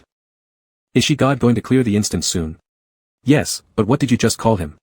She God. You don't know. His video where he fights 100 monsters alone has gone viral on the internet. A divine performance. Now please call him She God. Right, he's already getting well known in the black box live streams. Even though it's only been one instance, his madness in monster killing is widely recognized by many people. Some have even traced back to which mental hospital he stayed at based on a photo, and they're waiting outside the hospital for interviews once he finishes the instance. Ah. People move that fast. Soon the black box stream will switch to random public interviews. The chat window buzzed noisily, already discussing ways to investigate this Grandmaster's information after the instance clearance, while inside the black box, the instance wasn't over yet. Lin Shi, could you do me a favor before you kill me? Gu Siming stood obediently against the wall facing Lin Shi's knife, earnestly saying, after the instance BSS dies, there will be a note in their original position. That's the black box setting for each instance BSS, detailing their design parameters. For player BSS, it turns into an analysis of how to deal with them. Could you keep it and bring it to me next time we meet? Lin Shi nodded with a smile. My blade is swift, it won't hurt. I trust you. Gu Siming nodded and closed his eyes. With a clean cut, Lin Shi heard the familiar broadcast voice ringing in his mind. Congratulations to the player for clearing the instance, the end day apartment. Current instance evaluation, those burdened by emotions will eventually die for them, and so shall you. Lin Shi was perplexed. Why evaluate him during the instance clearance? Listening to the voice in his head, Lin Shi squatted down and picked up the floating note from the manager's clothing. On it was clearly written a line of text. One who embraces light then returns to darkness, hopeless and insane. Perhaps this was why the black box selected him as an instance BSS. The black box chooses its instance BSS from players with individual traits. For those BSS that are originally black box monsters, without such distinct characteristics, how can the content on this note be determined? Maybe this is one reason why Gu Siming is currently unable to become an instance BSS. The broadcast paused for a second, then slowly continued. You have successfully completed the final trial of the black box. Your ability card will be bound to you and appear on your body in the form of a card. Please take good care of it. An ability card is designated based on personality or past experiences, selecting the most unique aspect of a person, and graded by strength. It cannot be taken by others and cannot be replaced. You are now a qualified black box player, marked with a seal, possessing an ability card, and with experience in clearing instances. Continue to pursue your wishes by completing instances. Lin Shi felt around on his body, finding a card in his pocket, marking his official entry as a black box player, bonded with the system. The screen flashed, all live streams closing. The instance officially ended. Lin Shi felt dizzy as a row of characters appeared in the dark before his eyes. Has the current instance ended? Would you like to exchange for a wish requirement suitable to the difficulty of the current instance before leaving? Wish? Lin Shi thought, I want to regain my memories. The font changed, displaying a new line of information. The difficulty level of the current instance is insufficient to exchange for this wish. Lin Shi was annoyed, then exchanging for a segment of memory should be enough, right? The subtitles in front of him flashed, exchange completed. Chapter 25, the money in the bank card is what I've saved to marry a wife. Memories will trigger when the relevant events or items occur. Players should pay attention after the replica ends. The beeping sound from the announcement indicated the countdown for the end of the replica had begun. In the darkness, Lin Shi saw the corridor in the apartment, and witnessed the manager tightly hugging his wife, sobbing deeply as they made their final farewell. He watched Gu Siming leaving through a door, waving goodbye to him. Walls in the apartment cracked, floors scattered, and all the bodies were swallowed by the darkness. The figures of the manager and his wife gradually disappeared in the collapsing replica until it ended completely. Lin Shi never caught sight of the little potted plant throughout. Regaining consciousness again, there was faint commotion nearby, drifting over from afar, dimly indistinct. Lin Shi turned his head. He was still under his small ward bed. A gentle breeze came through the window, caressing the curtains. It was a sunny day with a serene and pleasant atmosphere, as if everything that happened before was just a dream during his nap. Suddenly, Lin Shi heard some movement above on the bed, as if someone was there. But this was his single-person ward, there shouldn't be anyone else. Narrowing his eyes, Lin Shi quietly crawled out from under the bed. Ready for action, he sprang up onto the bed, pinning down a shadowy figure lurking there. You. Lin Shi looked down at the peculiar plant pot lying beneath him, totally out of place with the warm little room style, and rather eerie. How could you get out? The small potted plant extended its branches, hooking onto the black band Lin Shi wore around his neck, winding upwards as if implying something. So this is the skill of the debt collector. Thinking about the item's description, Lin Shi realized it could reach him, but he didn't expect it could even leave the replica. The small potted plant ignored Lin Shi's thoughts, focusing on other branches while rolling up one corner of the quilt neatly. It seemed the noises Lin Shi had heard earlier were it tidying the bed covers. With this, you can go in and out of replicas with me. Lin Shi touched his neck. Though he could see the black band around his neck in the mirror, his hand felt nothing. It could be confirmed that the marked party cannot remove this mark. Truly fitting for someone being pursued for debt, escaping is impossible no matter where you go. But in your current state, you'll scare others in the human world, won't you? Lin Shi's gaze moved among the dark red branches of the small potted plant, locking eyes with what resembled eyeballs. Taking this pot out, people would crowd them within a few steps outside the replica. The small potted plant extended its branches wildly, as if trying to say something, but Lin Shi couldn't understand. Just then, a knock came from the door. Lin Shi quickly grabbed the blanket, stuffed the potted plant inside, and got up to open the door. A small nurse who often delivered medicine to Lin Shi stood outside. Upon opening the door, she clasped her hands together and apologized. Sorry Lin Shi, when you were passing through the replica, I saw many people spreading rumors about you online and couldn't help but clear them up, which unexpectedly drew more attention. Some people found out you live here and came to block the entrance, claiming they wanted to interview you, and we couldn't drive them away. Lin Shi nodded, not too concerned. The little nurse continued muttering, taking out a dusty gray bag from behind and handing it to him. Also, before you entered the replica, the police station had confirmed your identity through DNA comparison, and found the bag you lost at the very first place you fainted. Although you currently don't remember anything, your identity has been confirmed. Afterward, you won't need to stay in the mental hospital and can return home. We'll also be cautious not to disclose your information anymore so others won't know where you live. Lin Shi reached out and took the bag. It was very empty. Inside, there was a key, a wallet, an ID card, and a bank card in the wallet, and that was all that was in the bag. Lin Shi pulled out the ID card from the limp wallet, focusing his eyes on the name and photo. The person on the ID card had a face completely different from Lin Shi's, black short hair, regular features, and a mole under the left corner of the mouth. He looked like a youth in his 20s, with eyes that seemed incredibly mature and steady. The look upon that ID struck Lin Shi with a sense of familiarity. He slowly shifted his gaze to the name field. Name, Ji Ling. Lin Shi froze, turning back to look at the bed behind him, where the small potted plant had somehow emerged from within, now lying on the quilt watching Lin Shi. In a flash, Lin Shi's mind was filled with fragmented images. In one blurred scene, there was a person standing before him, slowly handing him something, murmuring softly. The fortune teller also said I could only live to be 25. Conveniently, this black box came the year I turned 25. Meeting you before I die must be fate. The man took Lin Shi's hand and pushed the item into his palm. This bank card has all the money I've saved to marry a wife. It's now all yours, the password is 6 zeros. You should. Suddenly, the voice grew indistinct, incomprehensible. Lin Shi strained to make out the image but could never see it clearly, only feeling that they stood in a place full of corpses. Then the picture flickered, and the figure disappeared from in front of Lin Shi. Though brief, the memory held much information. First, Lin Shi numbly clutched the ID card, so that wasn't poisoning, it really happened. What he had touched, what he'd heard, it had all been real. Ji Ling was the name of this strange potted plant, and, once upon a time, it was human. A short fragment carried such overwhelming information that Lin Shi couldn't process it clearly.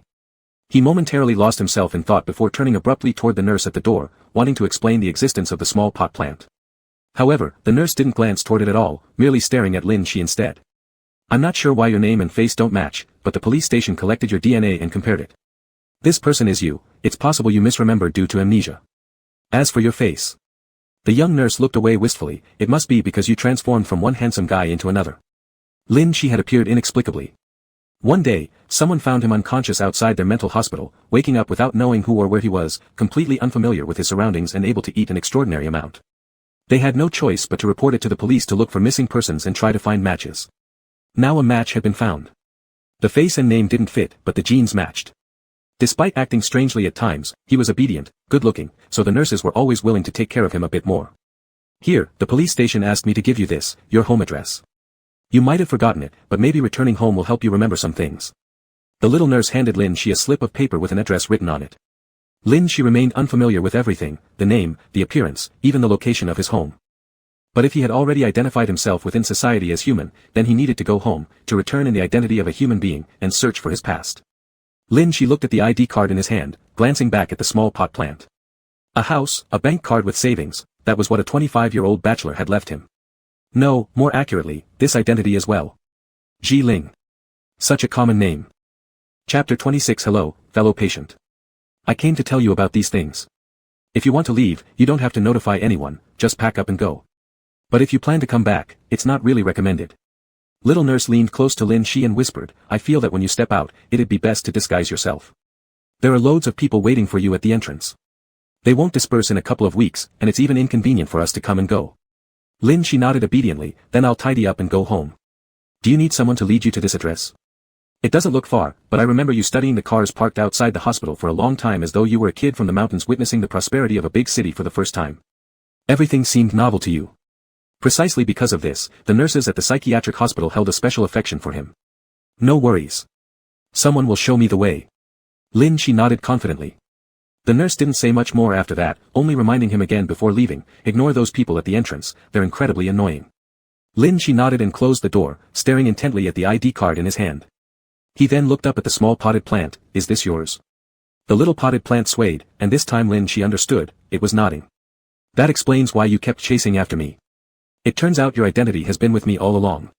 Lin Shi couldn't grasp complex language yet, but he understood that in human society, whenever they investigated him, they ended up finding Ji Ling, the person who had already turned into a monster. In the human world, his identity had inexplicably been replaced by Lin Shi. When I remember more, I'll definitely find a way to return your identity. Lin Shi stepped forward and picked up the small potted plant, smiling, so now, let's head home. He didn't know the address written on the piece of paper and hadn't left the psychiatric hospital since he woke up. He had only observed the outside world from the window for a week. If he actually went out, he'd surely get lost, wander aimlessly, and end up sleeping on the streets until someone picked him up again. The little potted plant swayed again, its branches extending to hook onto Lin Shi. After simply packing the 2 sets of clothes given to him by the psychiatric hospital, Lin Shi slung the dusty gray bag over his shoulder and left the ward. He cheerfully greeted the other patients in the hallway, engaging in friendly conversations, and smoothly exited the psychiatric hospital to reach the front gate. Indeed, as little nurse said, there were many people gathered at the entrance. However, none of them were real journalists, but rather curious onlookers, amused spectators. Lin Shi had taken good advice and disguised himself before going out, draping his favorite jacket over his head and confidently stepping out of the gates. The crowd surrounding him outside stared dumbfounded at the man whose head was covered with clothes, yet whose long black hair remained unmistakable. After a few seconds of silence, someone asked hesitantly, Shishin, so this is how uniquely you dress in real life? Lin Shi stopped in his tracks, pulling slightly at the cloth covering his face, you must have mistaken me for someone else. I'm not Lin Shi. He wanted to rush past the crowd quickly, but the more attention he drew, the more it attracted people. A dark, square, glowing box was thrust right in front of Lin Shi. Could we have an interview? Shishin, what was it like during this last run? Did facing the manager create absolutely no pressure for you? Lin Shi stared at the phone in front of him and vividly described, at the time, I was extremely terrified. Suddenly turning into such a huge monster and charging directly at me. I was completely helpless. I almost killed him. Lin Shi's serious response made everyone silent. Someone cleared their throat and continued asking, many people online say that your real-life identity is actually an escaped serial killer who lives in the mental hospital to evade legal responsibility.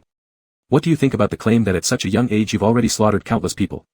Lin Shi didn't understand the chatter online, thinking it was referring to the game instance.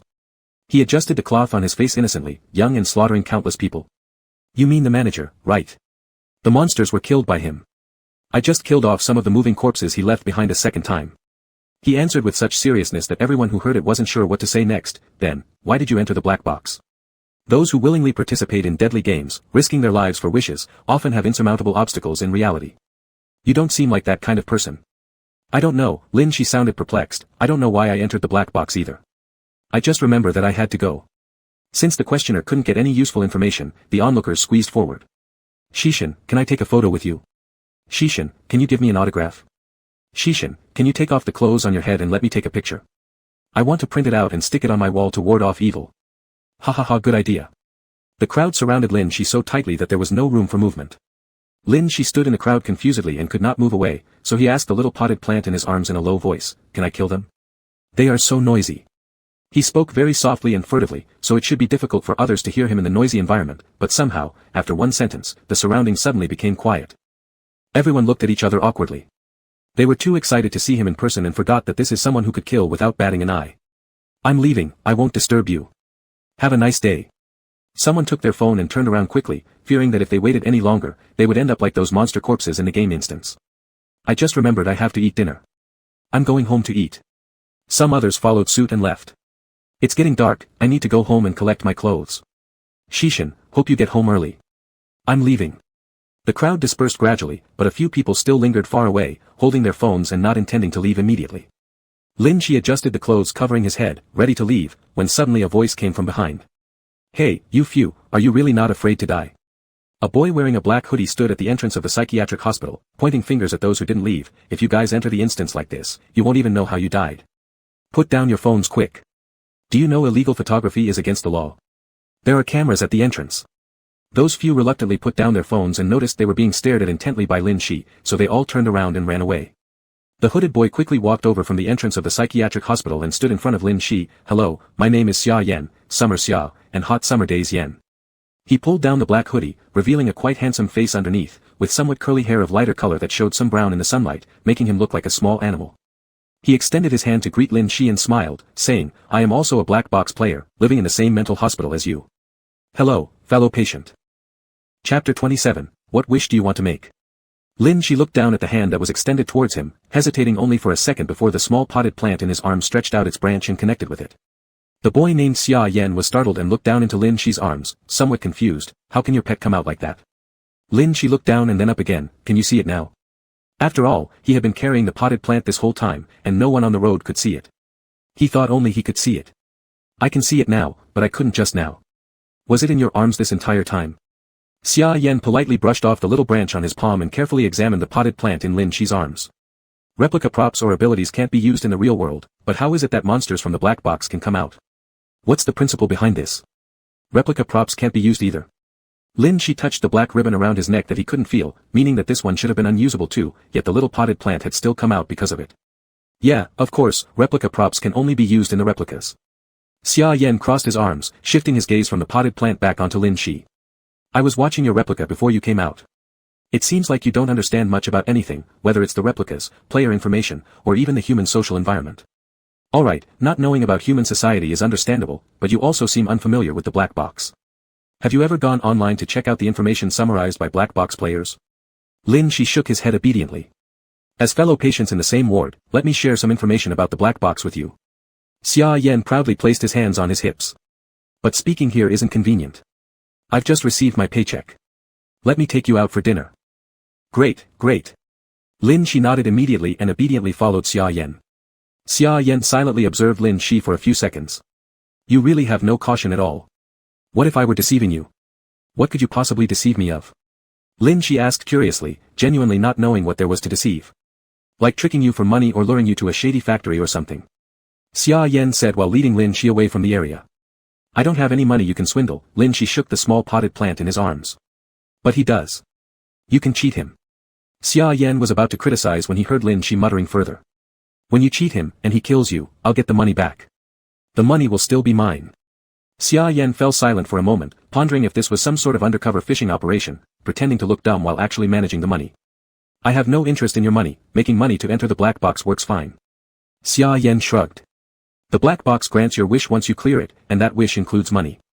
That's why many people enter the black box for money but die in it. The weight of a wish requires you to pass a replica of equivalent danger to fulfill it.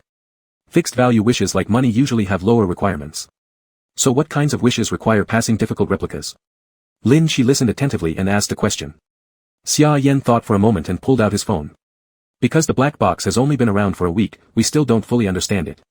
But earlier, I saw someone who studies the black box post an idea. They guessed that the level of a wish correlates to people's needs. Money, being fixed value, moves up one tier to something like emotional value, joy, anger, sadness, happiness, etc. Above that might be lifespan-related things like restoring health, treating diseases, etc., which correspond to low-tier, medium-tier, high-tier difficulty replicas. But when the most important thing for humans, staying alive, is merely high-tier difficulty. Everyone wonders what ultimate level difficulty would equate to in terms of a wish. Saying this, Xia Yan turned back and looked at Lin Shi. What wish do you want to make? Memory. Memory. Xia Yan stopped walking and stood at the traffic light, pondering deeply as he grabbed Lin Shi, who was preparing to keep walking forward. Memory seems not to belong to any of the current stages, but memory alone appears to overlap with certain other types of wishes. Lin Shi was lost, looking left and right at the people who had stopped around them, standing there motionless as well. Memory, talent, love, etc. Xia Yan counted these items on his fingers one by one. These things are categorized as those where losing them doesn't prevent survival but makes life utterly meaningless. So I conclude that this type of wish equates to the soul. Lin Shi nodded uncertainly. My wish comes at a very high price. I need to complete a very challenging replica to regain my memory. That's true. Xia Yan smiled and nodded, but my wish comes with a high cost as well, so we might remain hospital mates for quite some time. What about yours? Life. Xia Yan answered simply without further elaboration, and Lin Shi didn't ask more. He took Lin Shi to a bustling spot on the business street and grinned while pointing at a banner hanging on the wall. Let's eat here. Lin Shi looked over and saw a few words written on it. Big Eater Contest. I've seen your replica, you know. If I took you to a restaurant for dinner, you'd eat me broke. This is our best solution. Xia Yan chuckled as he dragged Lin Shi along, starting to take out money. Sign up for the contest, 2 of us. The winners could eat for free and receive prizes, but there were only 3 winners. Everyone else would have to pay the entry fee. Paying for 2 entry fees was much more cost-effective than taking Lin Shi out to a restaurant for a meal. Can I get full here? Lin Shi peered at the stacks of food piled high on the tables, his eyes sparkling. Rest assured, you'll be fed until you can't eat anymore. Xia Yan nodded confidently, glancing sideways at the gathered crowd. There were definitely spectators for the competition, as well as live streams initiated by merchants to drum up excitement. Lin Shi's appetite would certainly generate buzz, which meant the merchants would make money, the audience would enjoy themselves, and Lin Shi would be full, an economical yet harmonious arrangement. However, another line would probably soon be added to Lin Shi's profile on the Black Box forum. This part of the commercial street had heavy foot traffic, and there were many participants in the Big Eater contest. To continue chatting with Lin Shi, Xia Yan chose to sit with him in an inconspicuous corner where they could eat and talk. In front of several formidable competitors in the front row, the pair in the corner went unnoticed at first. After discussing the levels of wishes in the black box, let's talk about the players now, said Xia Yan after the whistle blew. He then nudged the food piled in front of him toward Lin Shi, helping him set it up properly. Perhaps no one had noticed them before, but once eating started, the cameras immediately zeroed in on Lin Shi.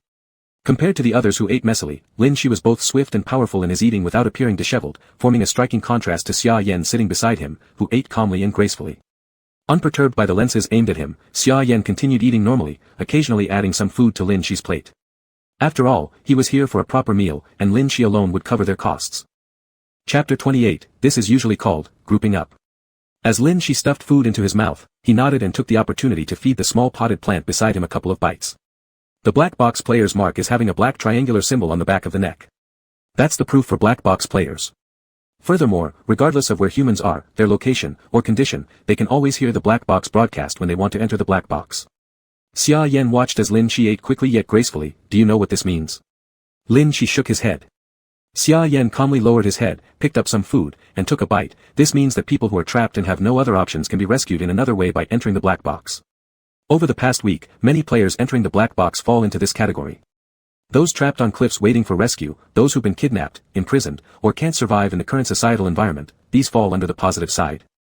On the negative side, people who are fleeing can also avoid capture by entering the black box, though the price is staying inside it permanently. Otherwise, if they return to reality, they'll be caught. That's why some on the forum say you might be a fugitive murderer. In summary, even though the black box has only been here for about a week, people no longer feel panicked about its existence. The reason is that not only is the black box an environment where one can trade things fairly, but it can indirectly save some lives. As for those who die in the black box, well, everyone enters voluntarily, knowing the risks from the start. Lin Shi nodded again, secretly feeding the little potted plant under the table another bite. Black box players mostly help each other outside because everyone is pursuing their own wishes within the black box. There's usually no conflict of interest between them, so they're willing to help each other. But considering some black box players aren't exactly good people, other players screen and group with others carefully, forming small organizations to go through dungeons. Xia Yan continued eating while checking his phone. Since the black box is inherently a deadly game and most ways to clear dungeons involve role-playing characters within it, similar offline groups have guilds. You probably don't play games, so you wouldn't understand what a guild is, right? Lin Shi nodded. Just think of it as a player organization. Members of these guilds not only help each other during dungeons but also assist each other offline. Players like you will quickly attract different guilds seeking your talents, but since your identity is unclear and you appear emotionally unstable, people are still observing you at the moment. Lin Shi understood and nodded, though he wasn't particularly interested in guilds. Dealing with lots of people sounded complicated. Also, there are some people who don't belong to any guild but earn money using their excellent skill cards. Some pay them to team up to raise the success rate for passing dungeons. These players primarily use the black box as a way to make money and don't seem to have much desire beyond that. Xia Yan pointed to himself, I'm somewhere in between the two. I need to make money, but I also need to access more difficult dungeons, so I'll join others' low-level dungeon runs when I'm free, then proceed to my own high-difficulty ones later. As such, I'm more familiar with the player community than you. Lin Shi nodded, listening intently to Xia Yan's explanation while responding occasionally with nods or shakes of his head as he ate. From afar, the camera had no idea what the two were doing, seeing only Xia Yan speaking while Lin Shi kept eating. It was an eerie but fascinating scene. After talking about the players, let me explain skill cards next. Even though the black box has only been around for a week, a passable gaming culture has formed already. People are becoming less opposed to the deaths that occur in live streams. Skill cards are the most important part for players because they directly affect how easy or hard it is to pass dungeons. Lin Shi stopped eating for a moment, remembering that after the dungeon ended, it seemed like he'd been given a skill card too. He hadn't had time to check it before being ejected from the dungeon and forgot about it entirely. From the stories I've heard, the black box first responds to a player's summoning, pulls them into a dungeon, gives them a skill card, and uses 3 trial dungeons to confirm whether the person is suitable to become a black box player. After the trials, they must complete a formal dungeon to fully bind the skill card to the player. This marks the creation of a qualified black box player. If someone possesses a skill card but fails the trial dungeons, they cannot actively enter the black box dungeon. They would need others to bring them in. Lin Shi could confirm that his process was pretty much the same as what Xia Yan had described. The 3 trial dungeons had no other players, and only in the formal dungeon did he encounter other players and live streaming elements. In that formal dungeon, most were probably new players, so none of them knew the correct way to pass it. The skill card rankings you should have heard about from the black box. Skill cards are drawn based on personal traits. Since you demonstrated strong killing abilities in the dungeon, people will speculate more that you were originally a murderer or something like that. The black box's judgment on players is always very precise when choosing the player's greatest advantage and turning it into a skill card. So judging whether this person has good or bad character traits, or if they're beneficial to you, looking at their skill card provides a very accurate piece of information. As he spoke, Xia Yan pulled out his own skill card from his pocket and stared at Lin Shi. If you're willing to trust me and maintain a good relationship with me, I'll show you my skill card, provide you with lots of information, and help you adapt better to life in human society. This is usually called grouping up. Lin Shi once again paused mid-eating, swallowing the food in his mouth before finally speaking. Why? Xia Yan seemed to offer him a lot, but Lin Shi wasn't sure he could reciprocate. After hearing all that, Lin Shi confirmed that mutual help among black box players was the benefit of grouping up, yet he didn't think there was much he could do to help Xia Yan. My skill card has no combat power, it's an intelligence-based one.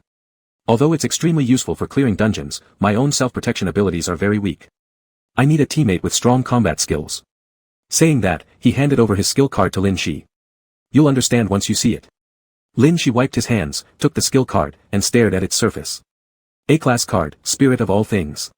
The pitiful always fantasize that they are loved. You can hear the voices of everything around you, and all they convey is true. They are the only ones who won't deceive you, your dependable existence, and the sad illusion of your fantasies. Lin Shi understood now, what Xia Yan meant by intelligence-based was his ability to hear everything in the dungeon, which was indeed a powerful source of intel.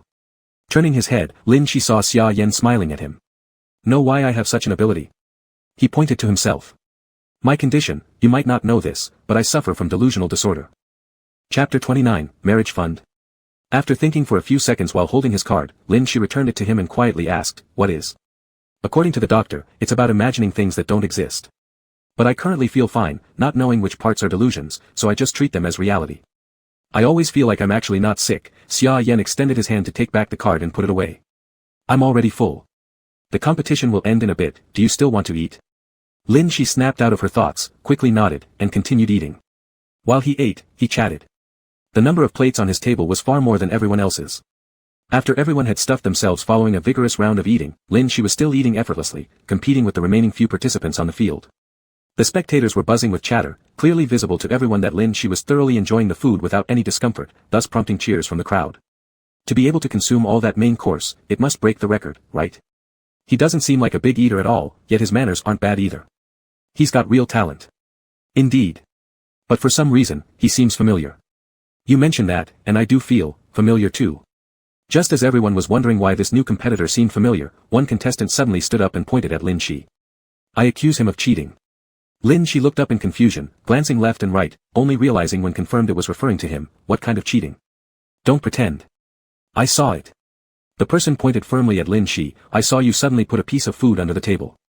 I have good eyesight. I can confirm with absolute certainty that you were hiding food. Lin Shi paused slightly, believing his quick actions would go unnoticed as he tried to secretly feed the little potted plant. But it turned out he had been spotted. I demand we check underneath his table. If wasting food is discovered, disqualification is mandatory.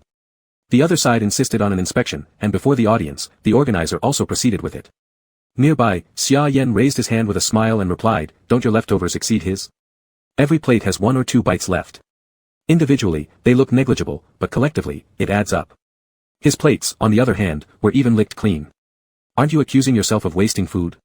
At once, the audience's attention shifted toward the accused person's table, finding each dish indeed contained leftover food, whereas Lin Shi's side was spotless. Without needing to verify the situation under the table, Lin Shi had no doubt emerged victorious just from looking at the tabletop. In the midst of doubts among the crowd, Lin Shi continued eating nervously, not pausing for a moment, genuinely wishing to continue his feast. Let me inspect then, and see whose food wastage is higher. A representative from the organizer finally stepped forward, first heading to the accuser's side to collect the remaining food, then moving towards Lin Shi. Glancing at Lin Shi still eating, he bent down to check beneath his table. There's nothing there, nothing under his table. The organizer looked up afterward, aligning the live broadcast camera to Lin Shi's table, revealing clearly to the regular audience that nothing was found underneath. But both Lin Shi and Xia Yan could clearly see what was actually present, a grotesquely twisted plant extending its branches, hooked around Lin Shi's calf while slowly climbing upward, its open mouth resting beside the edge of the table awaiting Lin Shi's next feeding. True enough, nothing under the table. The live stream audience saw this, as did the surrounding crowd. Yet only the complainant appeared dissatisfied, walking briskly over, intending to conduct the inspection personally. From the very front row, he moved to the back, his gaze shifting closer to Lin Shi until his steps halted abruptly. His stare fixed intently upon Lin Shi, his face altering slightly. As Lin Shi continued eating, she calmly stared back at the man. To the audience, it appeared perfectly normal, even cute as her cheeks bulged with every bite. However, through this person's eyes, Lin Shi resembled a savage beast devouring its prey. He recognized Lin Shi, more accurately recognizing her only after getting closer. Just a few hours earlier, he felt terrified by this very presence in the live stream, and now, here she was, alive and real before him, simultaneously staring at him while shoving food into her mouth. Every sound of chewing magnified infinitely in his ears, almost as if Lin Shi was about to swallow him whole soon. Those eyes staring at him unmistakably belonged to a hunter's. As Lin Shi used her teeth to tear apart food, it undoubtedly signaled a threat. Her eyes flashed menacingly, brimming with murderous intent. A chilling coldness quietly crept up the back of the accuser, drenching him in cold sweat. Why is he staring at me all the time? Lin Shi asked Xia Yan beside her, confused. She didn't know why she was just eating in peace when this person came and started staring at her. Could it be that he wanted to eat her food? Lin Shi slightly moved and stopped eating, eyeing the man opposite her cautiously. The complainant took a small step back, fearing that the hunter was finally going to attack him. Would someone really kill in broad daylight? No, this was the terrifying player who killed 101 strike inside the instance, reputed as a serial killer on the forums. If it was him, there was a real chance he would. Just as Lin Shi stood up, the man turned around instantly and fled, scrambling out of the competition area and running away madly. Lin Shi. He's a black box player. Xia Yan by her side tapped his neck lightly. I saw his black box mark earlier. He might have watched your live streams. Oh. Lin Shi sat down, confused. Why did black box players run away from her? Maybe we'll meet inside black box next time, so be careful. Xia Yan discreetly memorized the man's face. After this minor incident, the others in the competition stopped eating. Lin Shi was the only one left, and the match was declared over, with Lin Shi winning. Leaving behind with Xia Yan while clutching her prize, the free pass for the buffet, Lin Shi seemed rather puzzled. Didn't they say I could eat until I'm full? With the thing you've got in your hands, next time you can surely eat to your heart's content. Xia Yan glanced back at the competition venue. Though aware that the sponsor was a chain of all-you-can-eat restaurants, they were unlucky to have met Lin Shi. This sudden abrupt ending of the match made the organizers unaware just how expensive these few free meal coupons were. After an instance ends, there will be some downtime, or you could enter the instance early. When do you plan to go for your next instance? Xia Yan fiddled with his phone. If you're going, you can call me along. I'm free lately and can see if our teamwork in instances works well. I'll see after I get home. Lin Shi was leisurely since she had no job in human society and hadn't yet figured out what to do after just arriving here. Entering the instance felt more suitable for her. Speaking of which, do you have a phone? How should I contact you if I want to? Xia Yan shook his phone and asked Lin Shi. As expected, the answer came, no. Lin Shi pulled out another piece of paper from her pocket, showing Xia Yan the address written on it. You can come here to find me. Is this your house? Xia Yan recorded the address into his phone. No, it's his house. Lin Shi lifted the pot plant in her arms, it's his house. He even gave me the money he saved for his wedding. Oh, wait a second, how can a pot plant like him?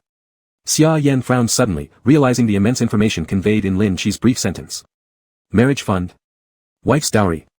Yeah, Lin Shi nodded and took out a bank card from her wallet, looking quite delighted. He gave it to me. Chapter 30, so, I was this powerful before I lost my memory. Xia Yan looked thoughtful. Do you know what kind of money this is? I don't. Lin Shi replied with great confidence, purely out of joy. Xia Yan sighed, glancing subtly at the plant in Lin Shi's arms. Unable to say much more, he changed the subject. I've already noted down the address. If there's anything, I'll find you. But you'd better go back and learn how to use the internet. If not, let the person in your arms teach you. Feels like it's more human than you. Okay. Lin Shi nodded, carefully putting away the bank card. After treating guests to a meal and chatting for a while, after exchanging contact information with Lin Shi, there was nothing else to do for now. Xia Yan waved goodbye and left. Lin Shi had to find the location on the address and return home before it got dark. The location on the address wasn't far from the psychiatric hospital where Lin Shi had awakened. On the way, he stopped for a meal, then returned, all sorts of strange and curious things along the way grabbing Lin Shi's attention, causing him to walk stop. He deviated from his homeward path but was brought back by the small potted plant. Can I take your allowance to buy snacks? Lin Shi squatted at the intersection, bargaining with the small potted plant, only to be denied with a cross. I won't spend too much. I know how to shop. I've seen others do it. The small potted plant remained firm with its denial. Reluctantly giving up, Lin Shi squatted there staring longingly at the roadside stall.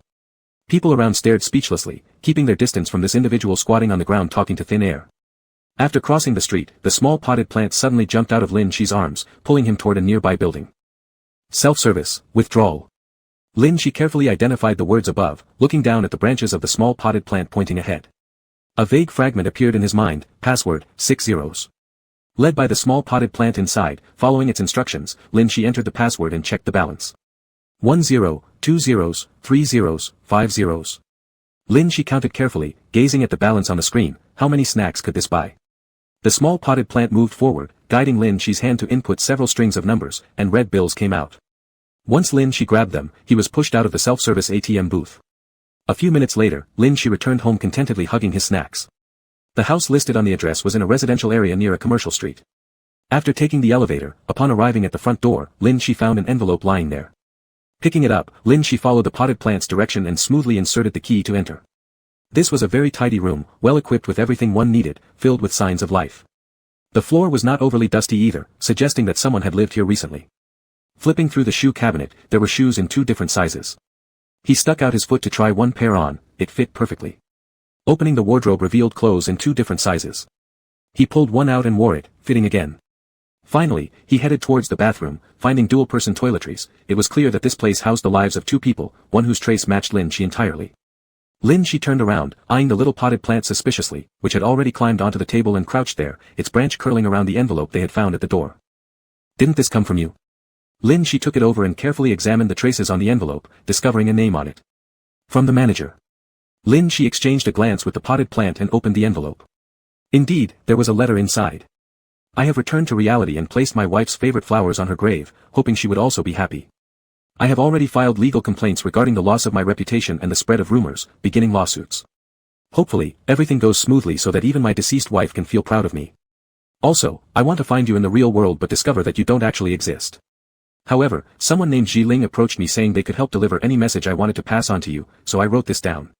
It's truly strange. There seems to be no record of anyone named Lin Shi in the world I inhabit, nor are there unaccounted individuals in any mental hospitals. It seems like entering the simulation and experiencing those events were all just a dream of mine. And now, the dream has ended. I am still grateful to you both for sparing my life. I survived from the simulation and have the rest of my days to do a lot for my wife. May you also find the answers you're seeking. I believe you must exist in reality and aren't just part of my dream. After finishing the letter, Lin Shi silently patted his chest and felt his hands, confirming his own existence. He turned to the small potted plant, attempting to ask something, then remembered it was a mute pet and decided not to ask. This house had everything one might need, except for a phone, though there was a computer. Xia Yan said I should learn how to use the internet. Lin Shi sat upright in front of the desk, and under the guidance of the small potted plant, powered on the computer, carefully typing each word into the keyboard. Biological professor, experiment, wife's death. Lin Shi searched all the keywords he knew but couldn't find any news about the manager. Wasn't the black box supposed to extract replicas from the human world's areas and objects? Therefore, if the manager's news existed within the simulation, it must have been real and reported. After all, the newspaper Lin she retrieved from the replica was undeniably real. More than that, the manager mentioned Ji Ling's name, which implied Ji Ling's existence and that he met the manager. If the manager can't find me, and I can't search for the manager either, Lin Shi's mind became a mess, unable to think clearly. He glanced at the small potted plant, which could still say nothing, only staring back at Lin Shi. There are so many secrets surrounding us. Lin Shi shook his head, deciding it would be more reliable to enter the simulation again to recall more memories than speculating now. He found the black box forum Xia Yan mentioned, along with the section for black box players. As soon as he clicked on it, he saw a striking title at the top of the thread. Apocalypse Apartment Replica Player Lin Shi, is reality an escaped murderer? Me. Curiously, Lin Shi clicked into the post and browsed through the information, his eyes sparkling. So, I was this powerful before I lost my memory. Excitedly, he flipped through other pages and stopped at a particular post, his gaze lingering for a while. Recruitment, requires a black box player with an attack capability card as a bodyguard to protect the employer during replica runs.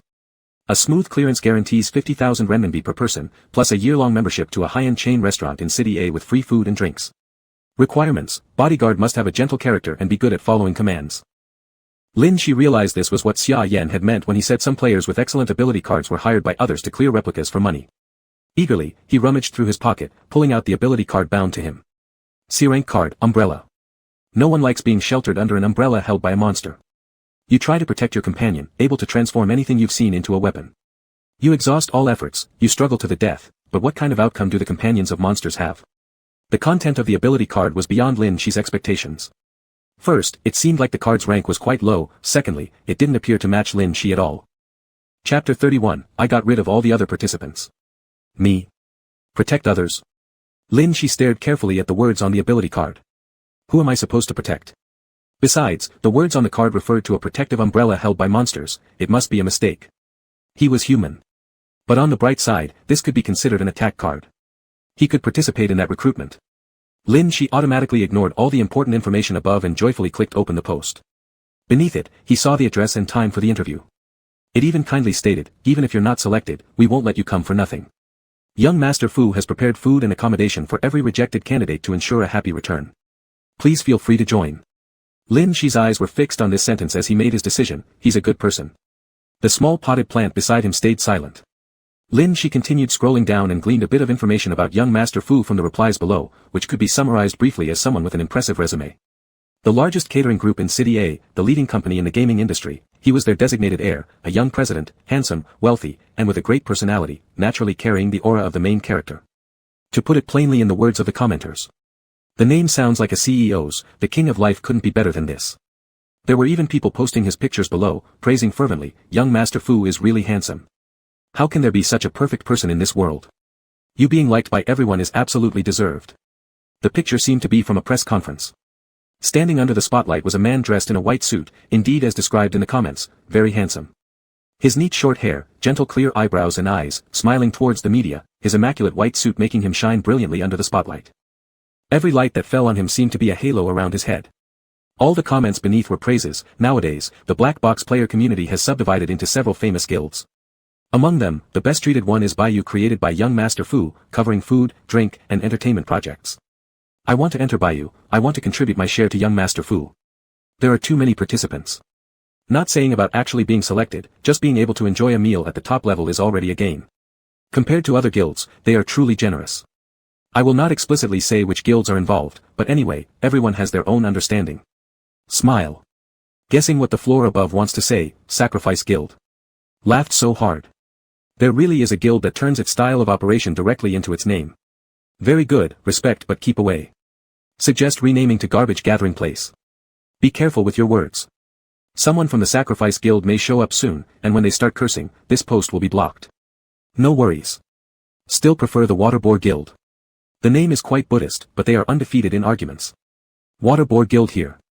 Can winning an argument get us a chance to freeload off young Master Fu's meal? Comments were bustlingly heated, while Lin Shi looked on enthusiastically, roughly browsing through the information provided earlier by Xia Yan.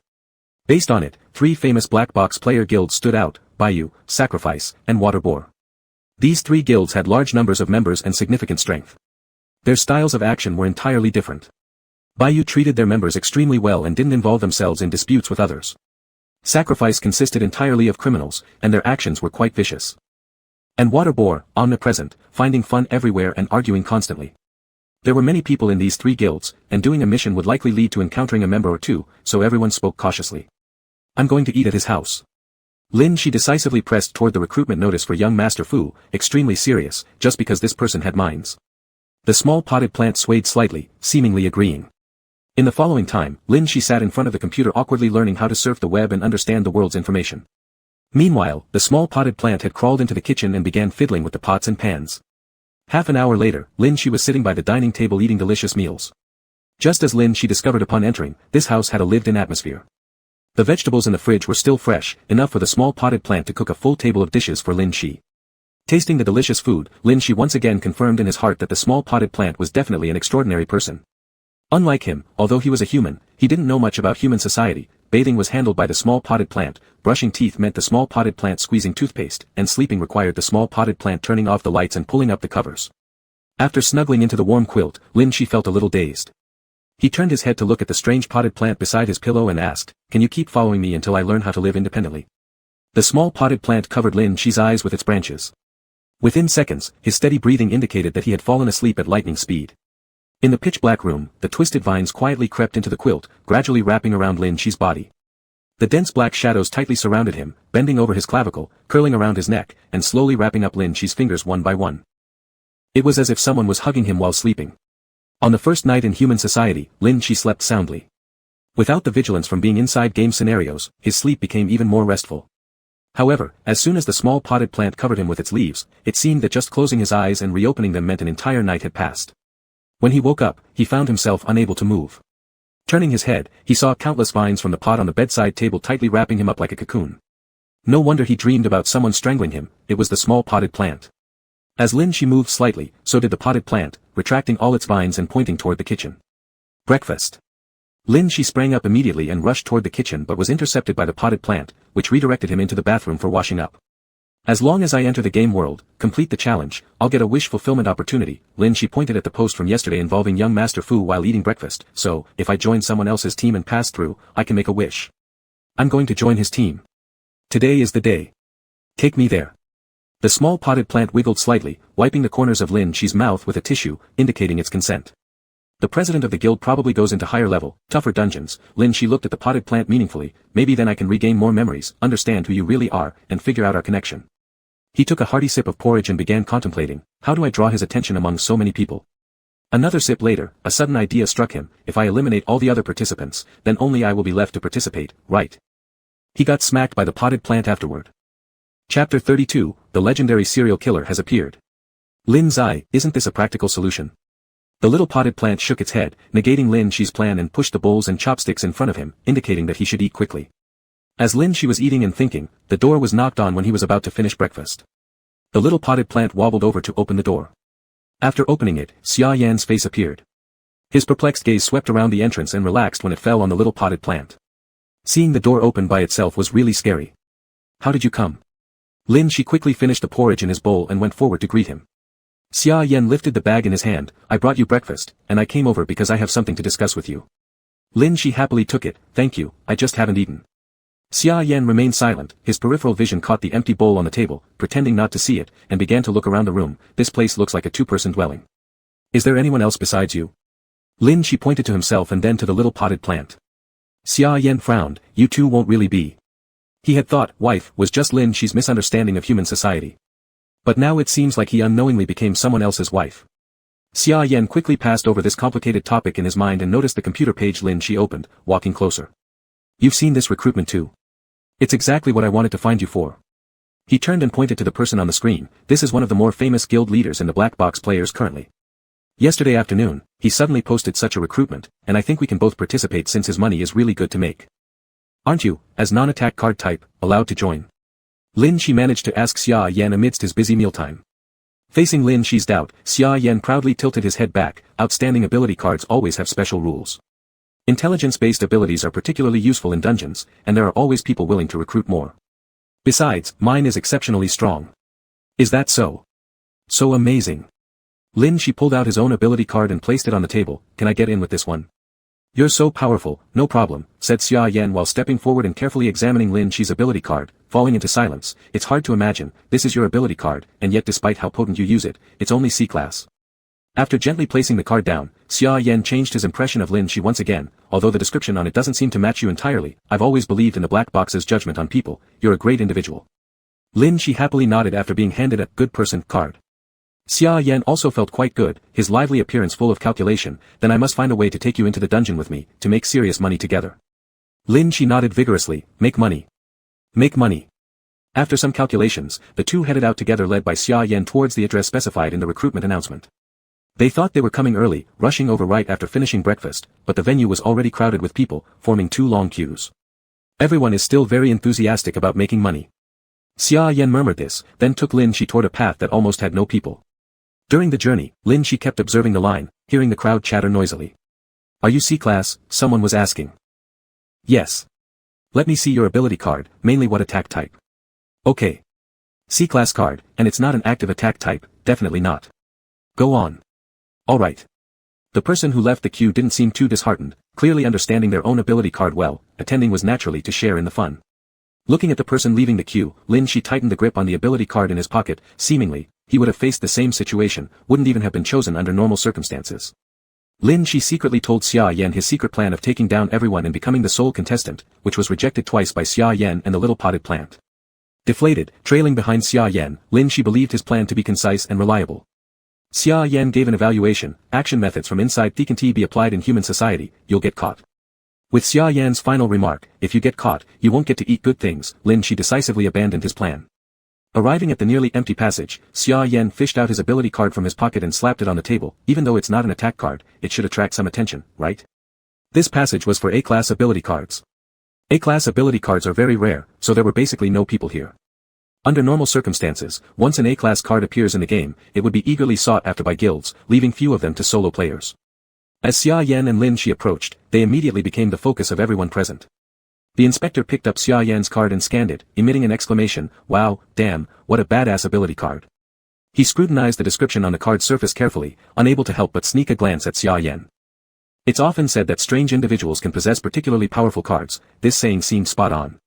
Most people only had B or C class cards, fitting perfectly within the realm of ordinary individuals, yet Xia Yan's card description suggested he was far from ordinary. An A-class card is very unique. Even if it's not attack-oriented, we'll still want it. The man respectfully returned the card to Xia Yan, his gaze flickering as he sized up Lin Shi standing behind him. Is the one behind you also an A-class? If this were true, their Baiyu guild could make quite a fortune. No, Xia Yan replied indifferently, hands shoved into his pockets, radiating arrogance. He's my assistant, C-class, attack type. He protects me inside the dungeon and usually sticks by my side, going wherever I go. The inspector hesitated momentarily, understanding Xia Yan's implication. So, hiring you for this dungeon means we must include him as well. I don't trust other guild members' attack players to protect me, I only trust my own people. Xia Yan's words carried lightly, but they fit the personality of a solo player who, if trusting a guild, wouldn't have ventured alone through dungeons. I need to inform Master Fu, please wait a moment. The inspector left hurriedly after this remark, leaving Xia Yan and Lin Shi standing there under scrutiny. Whispers spread throughout the crowd. The A-class master and his C-class little brother, what a formidable pair. A-level already speaks for itself, always in demand anywhere. I envy his little brother so much, I wish I could also be taken along by such an A-class powerhouse. C-level represents the bottom layer, average strength, and abilities, being favored by an A-class master truly is fortunate. Likely someone usually carried by others in dungeons. That's true, but for some reason, I feel the C-class little brother looks somewhat familiar. I think so too. His long black hair is pretty uncommon. Usually, men won't have such long hair. It reminds me of the white-haired figure I saw yesterday during the dungeon live stream, called. Ah. Suddenly, someone gasped in shock. It's that white-haired murderer. Lin Shi's post had been prominently pinned on forums for a long time. Although many couldn't recall his name, his nickname stuck with precision. Upon hearing the nickname, everyone's gaze quickly shifted to Lin Shi, glinting with sparks. The legendary serial killer has appeared. Chapter 33, Foolish but Rich. Sensing the attention of everyone in the room, Lin Shi took 2 steps back from Xia Yan. With so many people looking, they were surely all staring at the amazing A-level senior. He, as a C-level junior, had better disappear. Not long after, the auditor who had just left returned and respectfully said to Xia Yan, young Master Fu has agreed. He said the group would assemble tonight for the mission, and you are invited to stay for dinner here. There's no need to go back. Xia Yan nodded, and Lin Shi was also delighted, glad to have a legitimate reason to eat more. Why should he get this privilege? From not far away, among a B-level team, an irate voice rose, glaring directly at Lin Shi. Why can a C-level be brought along by others? What could he possibly do inside? He will only waste a slot for entering the instance. The speaker obviously did not know Lin Shi, filled with disdain in both tone and expression, glaring irritably at Lin Shi, who still maintained a smile. Hey, buddy, stop that. Someone nearby quickly nudged him with his elbow, giving him a reminder. Still unaware of the odd look surrounding him, the man arrogantly retorted, what's wrong even if there is an A-level senior backing him? Can a C-level attack card really generate any attack power? Look at him, just a waste destined to die at the hands of monsters. Forget the monsters, he couldn't even beat me in the instance. Why bring him? Lin Shi, with an innocent face, asked, then, if you enter the instance, can I beat you? People around began coughing repeatedly, already trying their best to warn the speaker, but blinded by his own anger, he boasted aggressively, go ahead if you have what it takes. Not only hitting me, even killing me counts if you manage it. Lin Shi's eyes lit up as he cheerfully smiled, good, I'll remember you. People around sighed one after another, fearing that once targeted by Lin Shi, things wouldn't be good. No one dared to say anything openly and chose to keep silent. That provoking individual, as a relatively capable B-level attack card, was naturally selected without doubt. Undoubtedly, he would enter the instance together with Lin Shi. I look forward to seeing you inside the instance later. Lin Shi joyfully greeted the man passing by, who ignored him and strode on with his head held high. Recruitment continued, but Lin Shi had already planned to head to the food area to eat first. Just when he followed Xia Yan halfway there, he was stopped by an auditor from the A-level zone. Young Master Fu invites you to see him before the instance, the person said while looking at Lin Shi. This is my junior. I'm going too, Xia Yan insisted, unwilling to leave Lin Shi alone, who seemed too easy to deceive.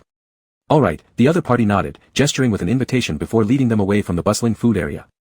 The instant he arrived, young Master Fu noticed him. It really shows how different A-level seniors are, the crowd murmured after their departure, all having witnessed this special duo being personally invited by young Master Fu.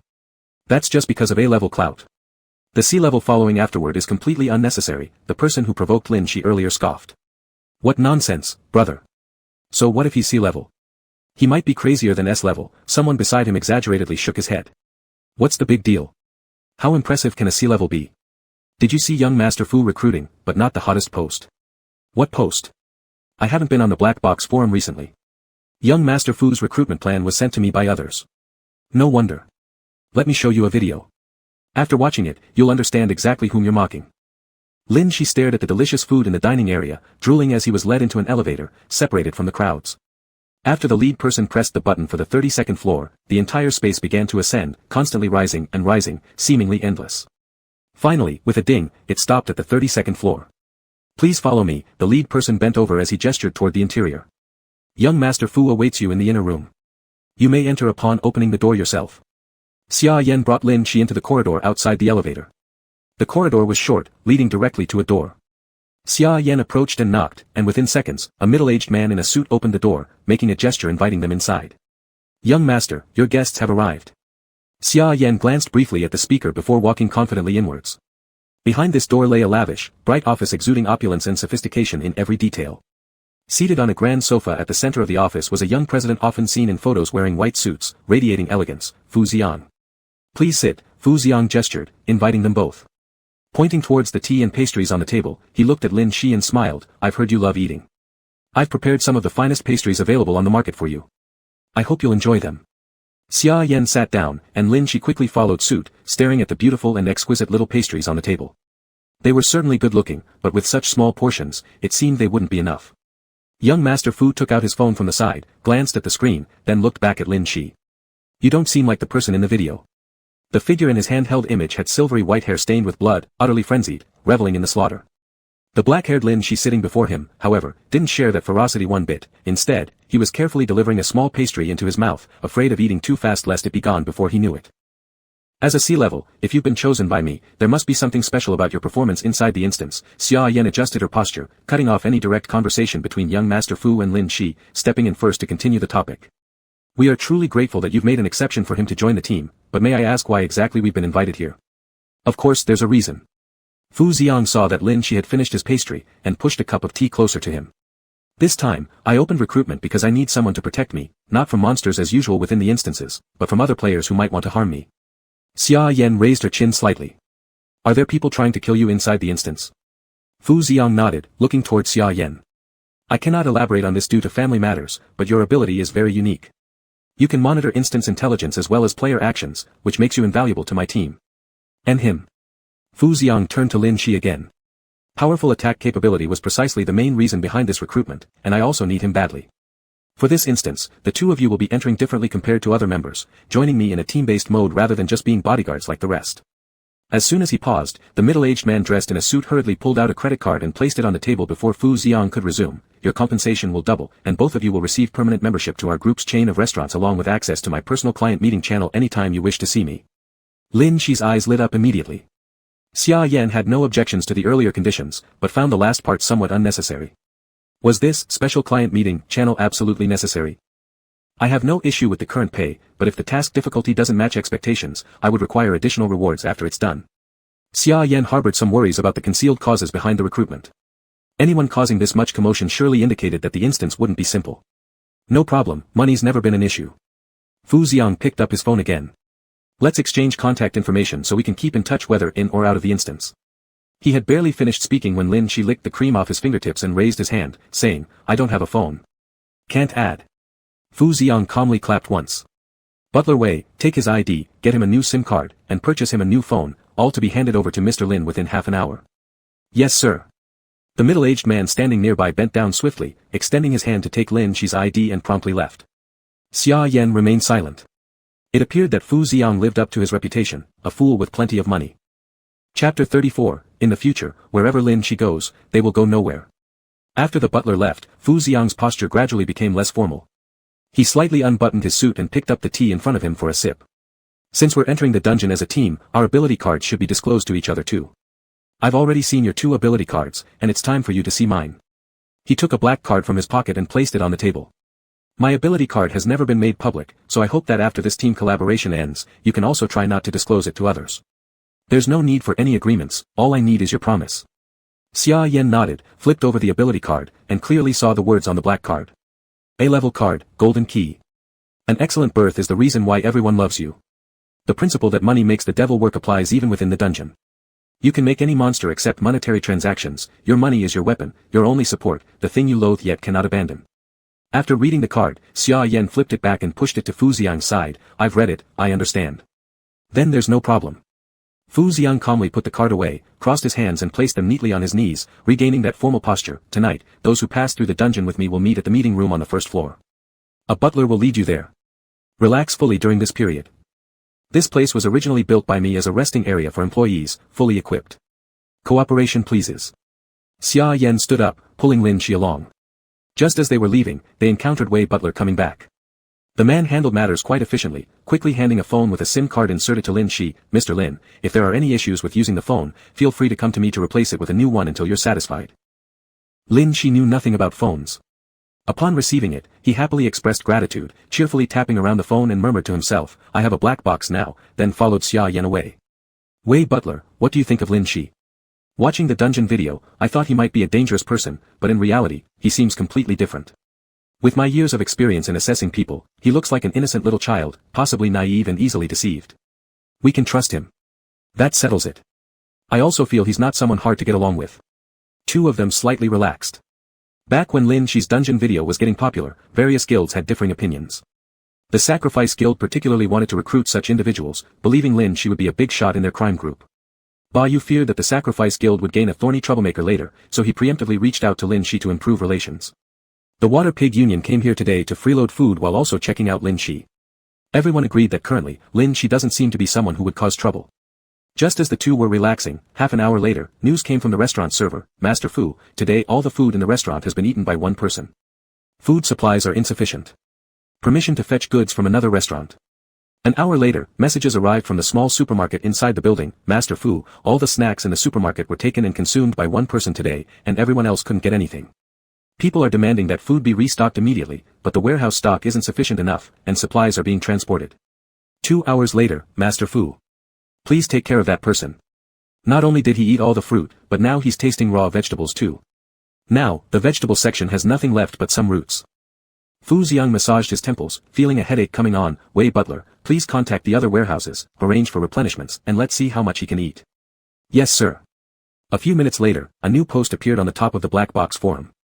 The title read, "Some White-Haired Murderer Devours Bayou Guild." Everyone laughed, thinking how fake this headline was.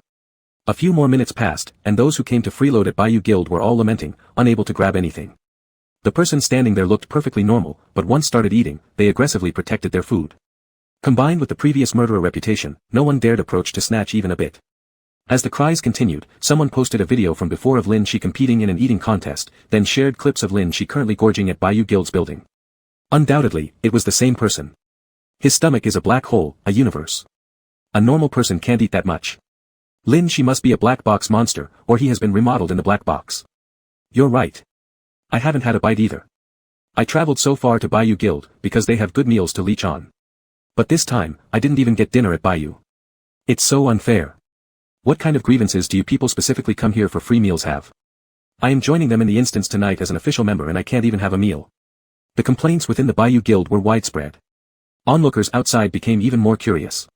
Even those not here for freeloading hailed a cab to go over to Bayou Guild just for the fun of it. Everyone's resentment continued until nightfall when Lin Shi finally stopped eating. It was time to enter the dungeon, he could no longer stay at the dining hall.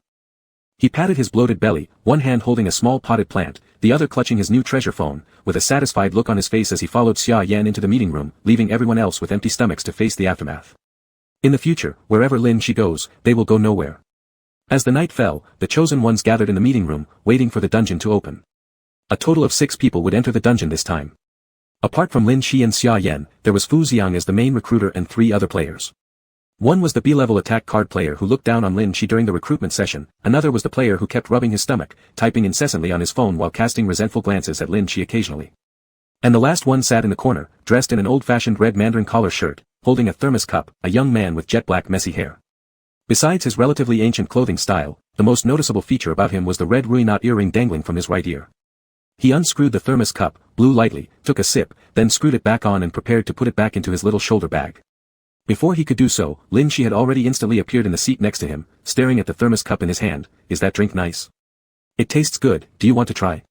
The young man asked with a smile. Lin Shi nodded quickly, "Let me try." The young man poured a little onto the cup cap and handed it to Lin Shi. Lin Shi accepted it, sniffed it, noticing the black sticky liquid that smelled somewhat grassy, which was rather peculiar. He took a tiny sip after lowering his head, immediately stuck out his tongue and returned the cup, so bitter. The young man chuckled, "Does it taste good? This is Chinese medicine." Chapter 35, Current Instance, Out of Control Doll. Lin Shi shook his head violently. "It doesn't taste good." The other party casually picked up his thermal cup and took a sip, saying, "I think it's pretty good." "Maybe there was something wrong with the sip you just tried?" Lin Shi looked suspiciously. Could he have tasted it incorrectly before? He cautiously sniffed the cup lid again, which still smelled of grass. After tasting it in small sips once more, he stuck out his tongue, saying, "You're deceiving me. It doesn't taste good." "How could I? I think it tastes great." The young man smiled gently, coaxing softly, "Try it again." Lin Shi firmly refused. He was already an experienced adult player who had been through many hardships and setbacks. No way he'd fall for it a third time. "All right." The other side didn't seem too disappointed either as they smiled and put the lid back on their cup. "Next time I'll definitely get you something better." "Really? You're not fooling me, right?" Lin Shi became expectant once again. "Yeah, absolutely not. I value my life so much, I wouldn't randomly trick the legendary she god." The person beamed while rummaging a candy from a cloth pouch and placing it into Lin Shi's palm. "After taking herbal medicine, one must eat a bit of sugar to sweeten things up." "Corn sugar." Lin Shi happily clutched the candy and dashed back to Xia Yan and the little potted plant, showing off, "Look, I haven't eaten this one before." Beside them, Xia Yan glanced at it briefly. "That's the old-style packaged corn sugar. There are very few places where you can buy it now, usually only carried by some elderly people."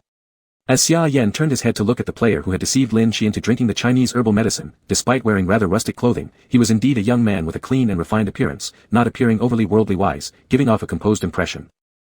Facing Xia Yan's gaze, the young man responded with a smile. Xia Yan's eyes slightly narrowed, noticing the red, Rui, knot ear pendant. With that older-looking attire on the young man, he roughly figured out who this was. Given such distinctive personal traits, quite memorable and unforgettable, many people knew him well. Xia Yan remembered that because of his vast knowledge in archaic clothing, plus being a high-tier ability card user, he often participated in various recruitments. His account on the Black Box forum was called something like "Flowers Blossom Auspiciously." Anyway, it was a player easy to remember. Besides his habit of teasing younger ones and fooling children, he had no dark history. This person had even been recruited by Fu Xiao. It appeared he'd put considerable thought into this instance. As for the other two people, he didn't recognize them. When the designated time arrived, Fu Xiang showed up. Instance types were generally random, and so were the scenes. Usually, just in case, everyone brought along a little food and water. But weapons weren't carried much, since what truly came in handy within an instance were the player's ability cards. Preparing to enter the instance. Everyone, be cautious. This instance will also contain other players. Ignore everything else and mainly focus on completing the instance as well as protecting me, Fu Xiang reminded everyone. Everyone stood up, ready to face the instance. The applicant for this instance was Fu Xiang. Once he communicated with the black box, the designated team could enter the instance. There was silence in the living room for barely a couple of seconds before the familiar broadcast echoed through everyone's minds. Naturally, Lin Shi also heard the notification regarding the instance. Congratulations, player Lin Shi successfully enters black box. Current instance, out of control doll. This is City C, where faiths converge everywhere. People live peacefully. However, not long ago, a heated social topic emerged, the Jiang family arson case. A family of 4 died in a fire. Large amounts of gasoline were found indoors along with traces indicating severe physical trauma. To this day, the culprit remains unknown. When everyone believed the investigation would end here, the long-sealed Jiang family mansion mysteriously returned to its original state overnight. And it was rumored that someone had seen the deceased couple of the Jiang family waving at people at the door. Countless adventurers have gone to the Jiang family mansion and failed to return alive. Nevertheless, many bold and kind adventurers have gathered together again, attempting to re-enter the place. Some wanted to investigate the truth for the kind-hearted Jiang couple, others aimed to uncover secrets hidden behind the mansion. And you. The moment Lin Shi opened his eyes, everyone had already entered the instance. Among familiar faces, there were 2 strangers. In front of them stood an old mansion emitting chilling vibes under the blazing sun. The voice in his mind continued broadcasting, your current role matched in this instance is friend. Lin Shi stared at the old mansion in front of him. Whose friend? Is it the ghost inside's friend? Your mission objective as your current identity, rescue your friend. Your friend will never hurt you, but still please be careful not to anger him, not to ignore him, and not to do things that would make him sad. The broadcast stopped, and the players standing at the old house entrance had basically all finished listening to their own broadcast missions. This time, the instance directly grouped everyone together, there was no need to search for task notes separately. The instance broadcast had already directly informed the players of what they each needed to follow. After everyone organized their thoughts a bit, they began observing the people around them. All the small teams mentioned in the background as gathering together to enter the old house were here. There were about 8 people, 6 of whom belonged to Fu Xiang's team, leaving 2 unfamiliar faces, 1 male and 1 female. Upon seeing Fu Xiang, the man opposite cheerfully rushed over. It's young Master Fu, the president of Baiyu Guild. Before the man could get close, several people acting as bodyguards immediately stepped forward in front of Fu Xiang, eyeing the 2 individuals warily. What are you doing? We're all players sharing this instance, no need to be so on guard, the opposing individual complained with an irritated click of his tongue, attempting to flatter unsuccessfully. He then muttered under his breath, rich people really think they're great, even going through instances requires being surrounded by guards, no real skills. He let out a cold snort and entered the old house with the woman beside him. I've never seen such a fuss while doing an instance. Xia Yan couldn't help but mutter softly, mainly because he hadn't reacted quickly enough. Aside from him and that older-looking player who didn't move, the 3 attack card holders had already darted in front of the golden sponsor, protecting them tightly. Indeed, Lin Shi also went, looking determined to protect this person brimming with unlimited gourmet wealth. Then let's go inside too. Xia Yan took a few steps towards the mansion door. I'm afraid those 2 might trigger something upon entering first or disrupt some clues within the house, causing me to miss information. It's better for us to keep up as soon as possible. Fu Xiang nodded in agreement, and the group stepped into the Jiang family ancestral home. As soon as they entered, a few people paused in the hall. Looking ahead, it seemed the interior of this mansion had been renovated. The walls retained a slight aged look, but the facilities were rather modern in style. Passing through a big courtyard, you'd enter a bright living room right away. In the distance, they saw the supposedly deceased Mr. and Mrs. Jiang welcoming the 2 players who just entered. Those 2 were pinned to their chairs and dared not move an inch. There are no sounds from any items here. Xia Yan began surveying the room after stepping inside and promptly made a judgment, only burned and ruined objects cannot respond to me. If my guess is correct, this house has not restored at all, it's still the one destroyed by fire. All we see now are illusions, and as for the people, they're merely walking corpses. Chapter 36, this instance is way too hard. Xia Yan's words were simple and straightforward. They were now standing in front of the severely damaged Jiang family mansion from the backstory, which had been restored to its original pristine condition through some kind of illusion. The couple from the Jiang family that still appeared alive before their eyes was, with high probability, just a pair of walking corpses. Ruined items cannot respond, so you are basically useless here in this completely devastated house as well. Players with A-class ability cards are nothing special after all. A player with a B-class ability card who had mocked Lin Shi back in the recruitment hall couldn't help but mock Xia Yan again. He had tolerated the presence of an A-class player, he acknowledged his superiority, but watching him bring along a C-class player irritated him deeply. And now both the C-class and the A-class were useless. Those two were nothing but deadweights. The players nearby, who were already annoyed due to hunger, stared wide-eyed. "Brother, I've shown you the video. How dare you talk like that?" He dared not be angry at Lin Shi even when he himself hadn't eaten, wondering how many lives this guy had to speak so arrogantly. It's just a fake video created to gain attention and boost one's self-worth. Can a C-class get that strong? I have never seen a strong C-class player. Besides, wasn't the person in the video white-haired? The actions were so fast that we barely caught a glimpse of the face, whether it was really him or not remains uncertain. This player was extraordinarily arrogant, leaving others speechless. Xia Yan, having been mocked, stood with his hands in his pockets watching the scene unfold as if it were a comedy. As for Lin Shi, also mocked, smiled amiably while fixing her gaze on the other party. Having just finished eating some corn candy, her sweet voice added sweetness to her response, "You look really cute when you speak." The insults did not seem to cause any harm, and the offender remained utterly unaware that they'd been sentenced to death by these words, leaving their face sour. Fu Xiang found no patience for their internal squabbles, maintaining courtesy while clapping his hands together. "Let's go, let's head inside." After all, these weren't people from their guild, they were just bodyguards. Fu Xiang would only mediate for money, and he certainly didn't want to waste time, appearing otherwise foolish and overly generous. No sooner had the group stepped inside a few paces than the Jiang family couple warmly greeted them right away, treating them as old acquaintances. "Why didn't you give us a heads up? I didn't have time to ask the maids to prepare tea." This elderly couple turned toward the tall, robust man among their party, who kept glancing at Lin Shi because of being deprived of food, addressing him as an acquaintance and grabbing his hand, pulling him into the house. Before Xia Yan's explanation, this man had seemed fine, but after hearing about how the seemingly normal couple were actually moving corpses, his expression hardened as he said stiffly, "I brought my friends over last minute for a stay since there was nowhere else to sleep. We'll just be staying for a couple of days, sorry we didn't inform earlier." "No problem, right?" Having experienced quite a number of instances, he quickly came up with an excuse. "No problem at all. You've brought your friends, so they'll stay here. We have plenty of rooms, just pick any," the Jiang family couple replied hospitably, showing much kindness towards them despite knowing they were charred corpses underneath their facade. Perhaps the identity card drawn by the male player indicated someone familiar to the Jiang couple, forcing him to interact cautiously with them. Meanwhile, the rest of the group followed inside while Lin Shi lingered outside observing the courtyard.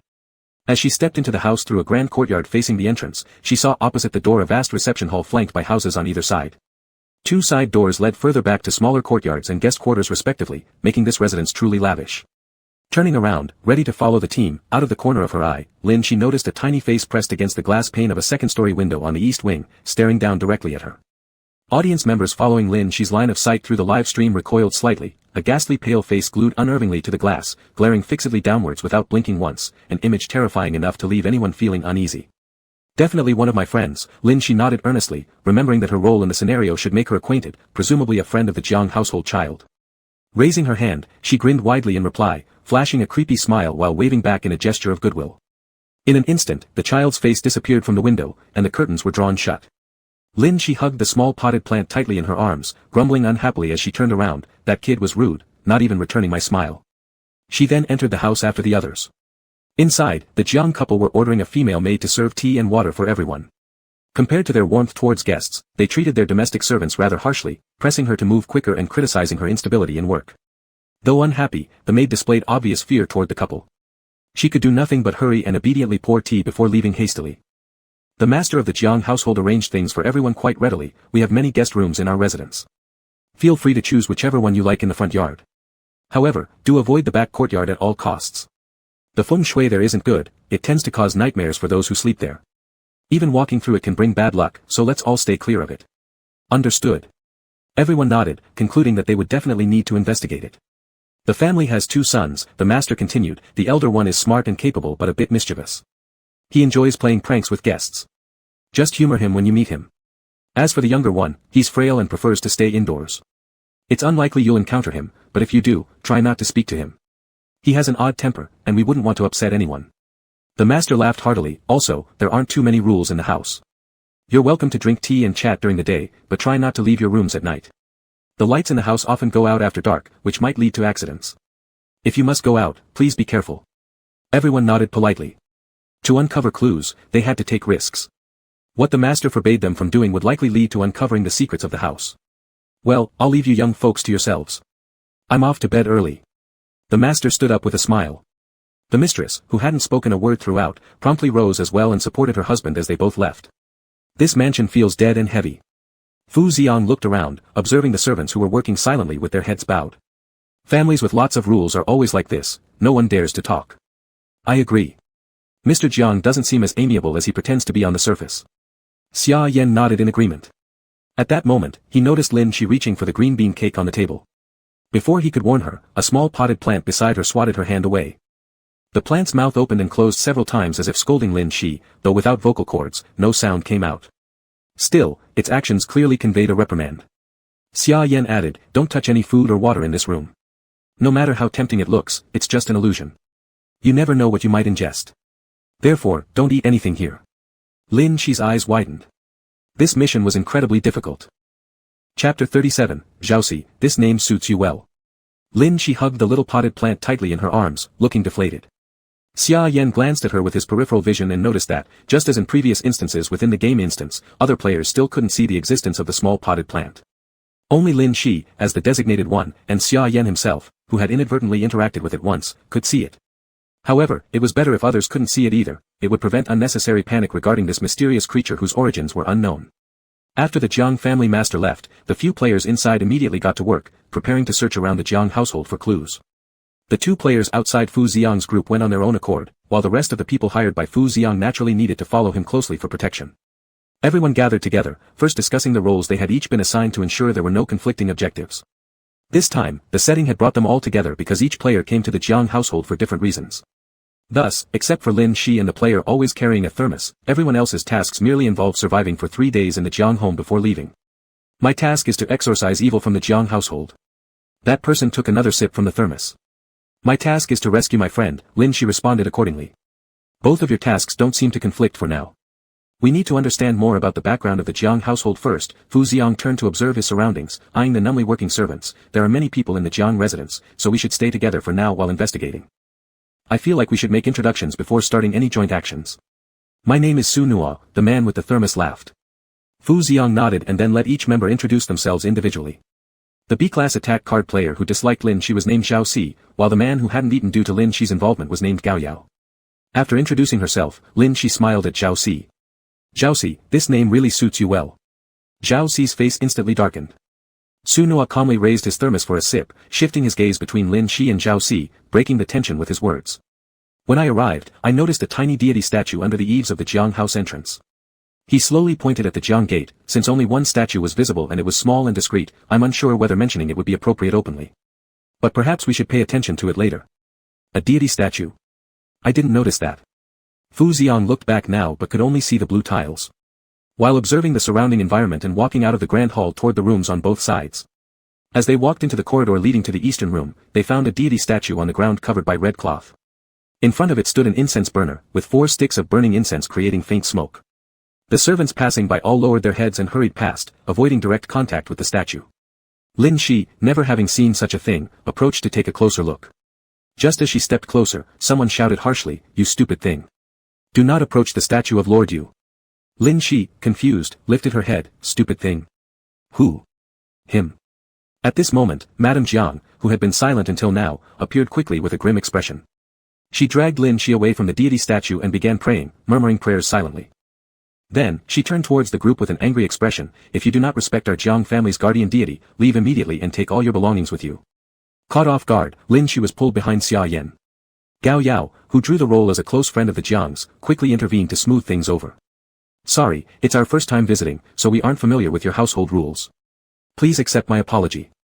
Upon hearing this, Madame Jiang's face softened slightly. This is the guardian deity of the Jiang family.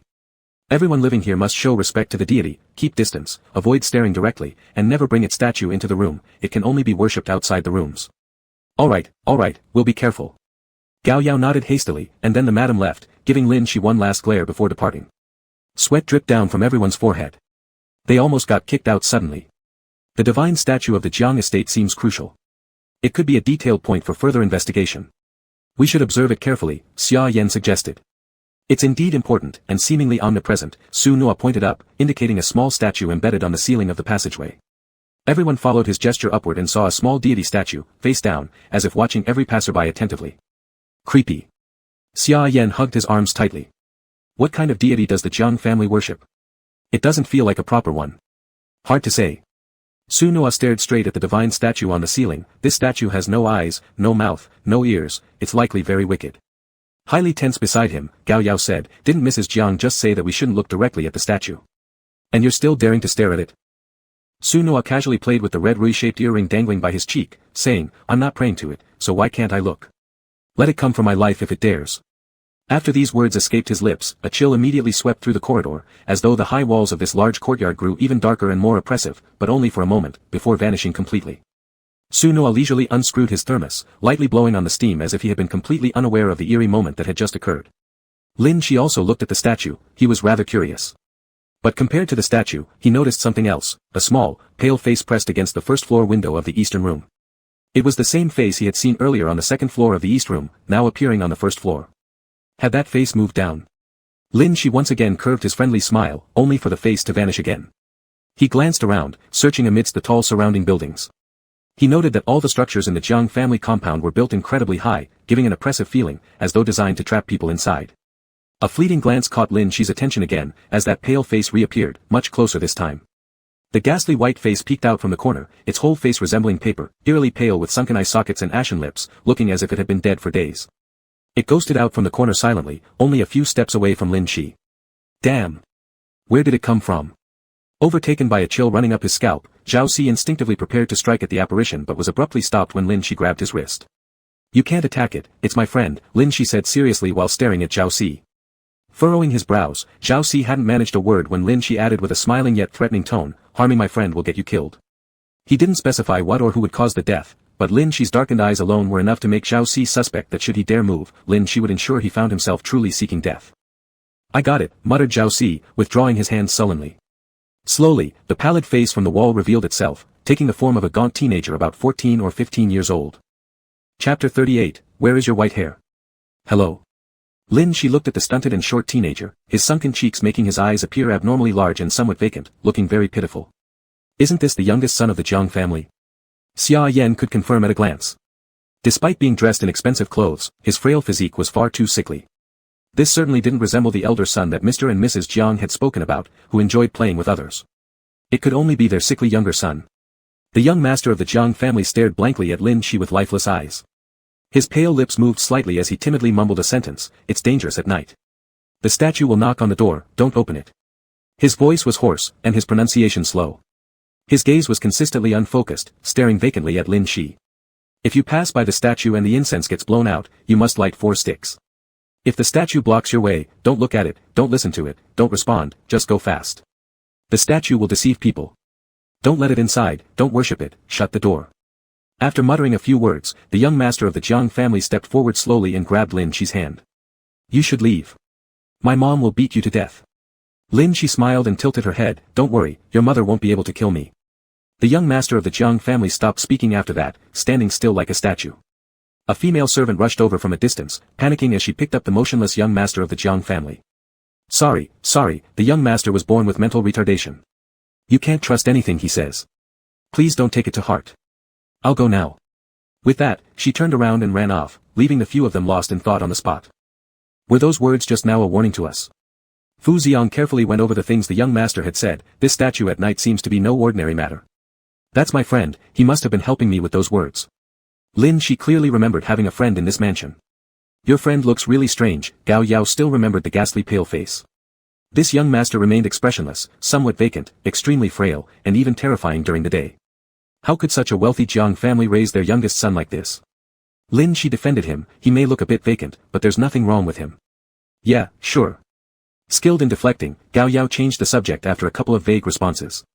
Since we know the statue moves at night, we'd better first pay attention to the positions of these statues in the yard. And there's one important point in what the young master just said, the statue wants to come inside. Madame Jiang mentioned before that the statue is only worshipped outside and cannot be allowed into the rooms, Xia Yan agreed while nodding. It deceives people, it knocks on doors, it truly wants to get inside. The group wandered through the old Jiang residence and discovered many statues, some in the courtyard, some by the pond, some at the entrance, others embedded within walls. Everywhere in the Jiang estate were these bizarre statues, seemingly monitoring the entire Jiang household. But indeed, as Madame Jiang had said, all were outdoors, none were inside the rooms. As dusk fell, an old steward hurried to find them. Dear guests, night is approaching quickly. Master Jiang must arrange lodging for you before nightfall. Please follow me. Arrange lodging? Wasn't it said anyone could stay in any room in the front yard? Xia Yan asked curiously. Yes, all the rooms in the front yard are available, but staying in this manner requires particular attention. If you stay randomly, it will anger the roaming spirit lord. The old steward was rather polite. In other words, they had to abide by the rules of the Jiang manor. They had no choice but to follow him. Returning to the initial hall, the two other players from this game instance were already there, and Master Jiang was warmly attending to them, inviting them to sit down. This is your first visit to the Jiang residence, and you may not be aware, but our house layout was specially planned by a feng shui master, so choosing where to live is quite particular. The venerable master must assess each of you to properly assign the lodgings. Worried that they might feel confused or unhappy, Master Jiang explained these details before calling the aforementioned old steward. You, and you. The old steward pointed at Fu Xiang and Xia Yan first. You two will share one room, on the ground floor of the western wing. He handed a key to Xia Yan. Xia Yan was perplexed and glanced back at Fu Xiang. 2 people in one room? It's normal to have 2 people per room. The old steward nodded, then pointed at Lin Shi and the male player among the other 2 players. You two will share a room, on the ground floor of the eastern wing. Saying this, he handed the key to that man. The woman from the other duo immediately voiced her dissatisfaction. I'm with my partner, we can't be separated. Besides, if you arrange us to stay with them, there's no telling if we'll even survive till morning. The woman glanced at Lin Shi, wary of him. The old steward simply replied in a bland tone, these are the rules. Then he stopped paying attention to the woman and approached Su Noa instead. His red shirt stood out starkly in the gloomy mansion, also causing the old steward to frown. Extremely heavy in energy, yet fond of wearing red, you. The old steward shook his head as he handed a key to Su Noa. You'll have a room by yourself on the second floor of the east wing. Don't step down to the ground level tonight. What do you mean, don't step down to the ground level? Su Noa took the key with a smile, reacting indifferently to the steward's assessment.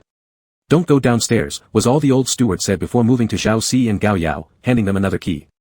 West wing, first floor. Lastly, he approached the remaining woman. If paired 2 by 2, the 8-person group would have been evenly divided into 4 rooms, but due to Su Noa being special, it left the woman without a roommate. You'll share a room with a maid. The old steward handed her the key, don't leave your room tonight. The woman reluctantly accepted the key. Players reminded each other to stay safe, then were led to their respective rooms for the night. Lin Shi ended up sharing a room with an entirely unfamiliar male player. After entering, the room revealed 2 beds placed far apart, one on either side of the room, with a large table placed between them, creating a separation. Lin Shi sat down, put down his small potted plant, and started rubbing his stomach. He realized that in this dungeon, there hadn't been dinner yet, since all the food had only been illusions, potentially horrifying things at their core. But he hadn't brought any provisions when he entered the instance. While contemplating whether to sneak over to Xia Yan's room later for some snacks, a bread suddenly appeared in front of him. Shishin, want some? It was the male player offering the bread. Crossing his arms, Lin Shi firmly refused, no thanks. Mainly because the little potted plant was wrapping its branches around his hand, preventing him from taking the bread, forcing him to decline with false bravado. This doesn't match the information on the forum though, the male player said while casually unwrapping the bread, biting into it right in front of Lin Shi. He chewed thoughtfully, you don't seem very terrifying. Leaning over the table, most of his body extending beyond the long surface, the male player got closer to Lin Shi, inspecting him closely. The infamous white-haired murderer seems a bit different. Where is your white hair? Chapter 39, The Idol Blocking the Way. Lin Shi stared resentfully at the male player eating in front of her, don't rush, you'll see him sooner or later. The male player smiled and retreated, then I'm looking forward to it. Lin Shi didn't want to see him anymore, so she simply went back to her bed, lying down with an indifferent expression. On the first day of entering the dungeon where she couldn't eat anything, Lin Shi missed the buffet at Fu Xiang's house. The little pot plant that swayed beside her slowly climbed onto her bed. It took something out from its mouth and showed Lin Shi a bag of chips. Lin Shi, who had been lethargic and drowsy, sat up immediately, happily accepting it. Where did you get this? The little pot plant gestured, which Lin Shi couldn't understand. But then she remembered that it had previously eaten some collected snacks from Gu Siming, swallowing the whole package at once. The snacks must have stayed inside it since then. You're the best little pot plant in the world. While praising it, Lin Shi started to open the snack bag. Her self-talk drew the attention of a male player on the other side of the room. He looked thoughtfully at the snack that suddenly appeared in Lin Shi's hand, truly doubting his eyes. She was still talking to thin air after finding the snack. Hadn't the white-haired killer obtained this pet from the previous dungeon? Before nightfall, the old steward came door to door inviting players for dinner, but they all declined one by one. Lin Shi also felt more confident about refusing after having the snacks. I'm not eating. Then please rest well, do not wander around after dark. The old steward didn't say much, leaving this statement behind before disappearing from the doorway. When Lin Shi went to close the door, she caught a glimpse of a carved idol's head embedded in the opposite wall of the corridor. It faced directly toward this door as if it were watching this room. Lin Shi quickly slammed the door shut, jumped onto her bed, and lay down to sleep. Since they planned to secretly investigate the estate deep into the night, they decided to take a nap earlier to reserve their strength. With the little pot plant next to her pillow, Lin Shi wasn't worried about the other player in the same room and fell asleep soundly. In the dead of night, Lin Shi heard someone get up. She quickly opened her eyes, drowsily looking around the room. Faint light leaked through the crack of the door, allowing Lin Shi to clearly see that the other male player in the room had awakened and was now standing stiffly in front of the door without moving. Lin Shi slowly rose. Suddenly, he turned his head like being startled. A face in the darkness stared at him straight. "Did you hear knocking on the door?" Lin Shi shook her head. "Can't you hear it?" That obvious knocking sound, the player raised his finger pointing at the door. "Someone is knocking outside." As he spoke, the player moved to open the door. Just as Lin Shi tried to stand up and stop him, the player suddenly swung the door wide open. A cold wind rushed in, sweeping through the entire room.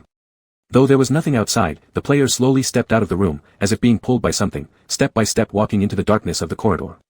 Lin Shi rushed forward, but that player's figure had already disappeared far away. Outside the door, only dimness remained and the idol's head watching Lin Shi from the wall. "Go well." Lin Shi indifferently bid farewell to the player who had left, reaching her hand out to close the door. She looked up again, locking eyes with the idol inside the wall. For some unknown reason, it seemed different from what Lin Shi remembered. The idol's head had extended out more than halfway, as if it wanted to climb out of the wall. Lin Shi didn't care and closed the door, turning back to go to bed and try contacting Xia Yan and the others. As she fumbled for her phone in the darkness, a faint knocking sound echoed, dong dong dong, very weak. Lin Shi turned around. Right behind her, from the recently closed door, came a soft knock.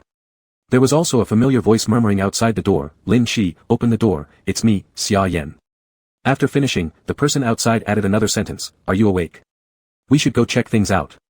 Lin Shi glanced down at her phone. On it was Xia Yan's contact page. Not long ago, there was a message asking, "Are you in your own room?" At that time, she was sleeping soundly and hadn't noticed or replied. Lin Shi turned to look, intending to peek out of the door crack first. Just as she moved, the little pot plant at her feet quickly latched onto her ankle to prevent her from moving.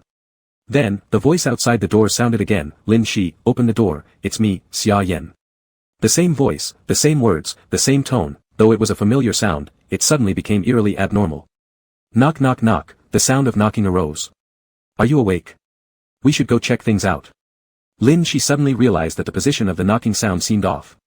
Based on a person's height, the knocking should have been at the center of the door, but this one was extremely low, almost near the foot level.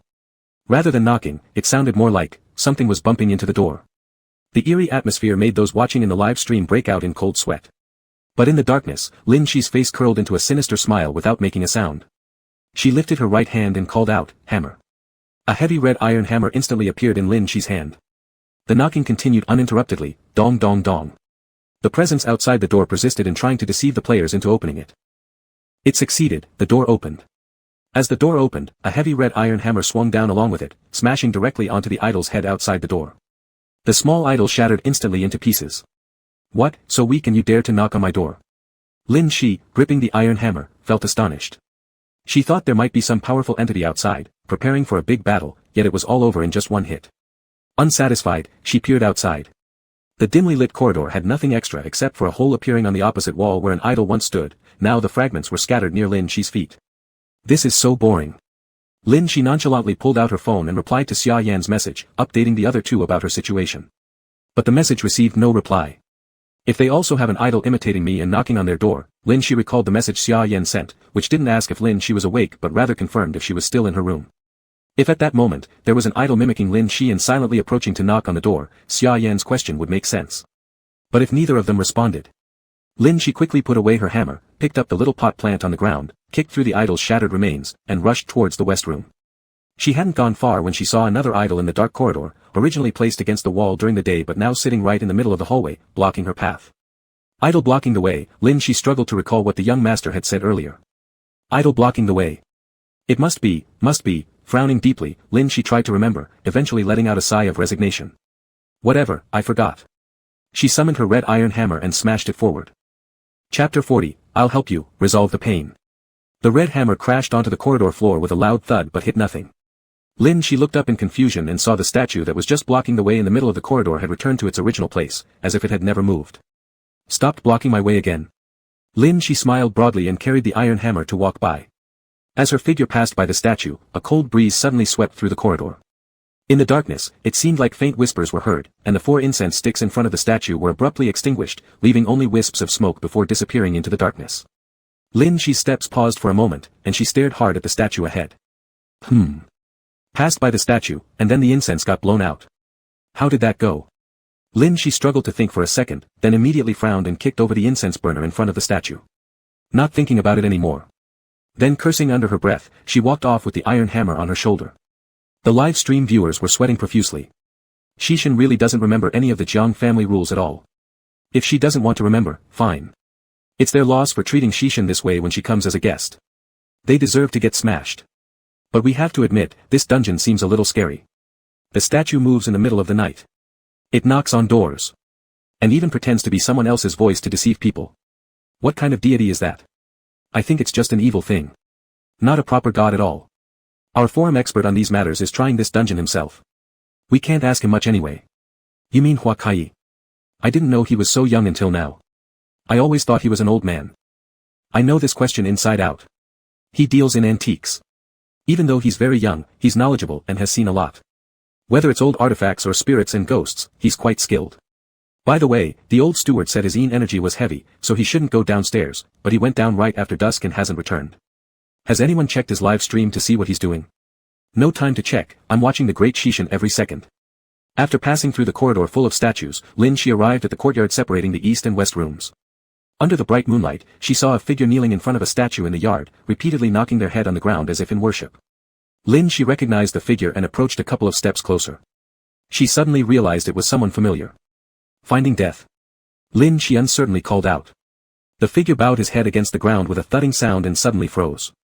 Then the whole body wobbled and slowly stood up, turning around with stiffness and distortion.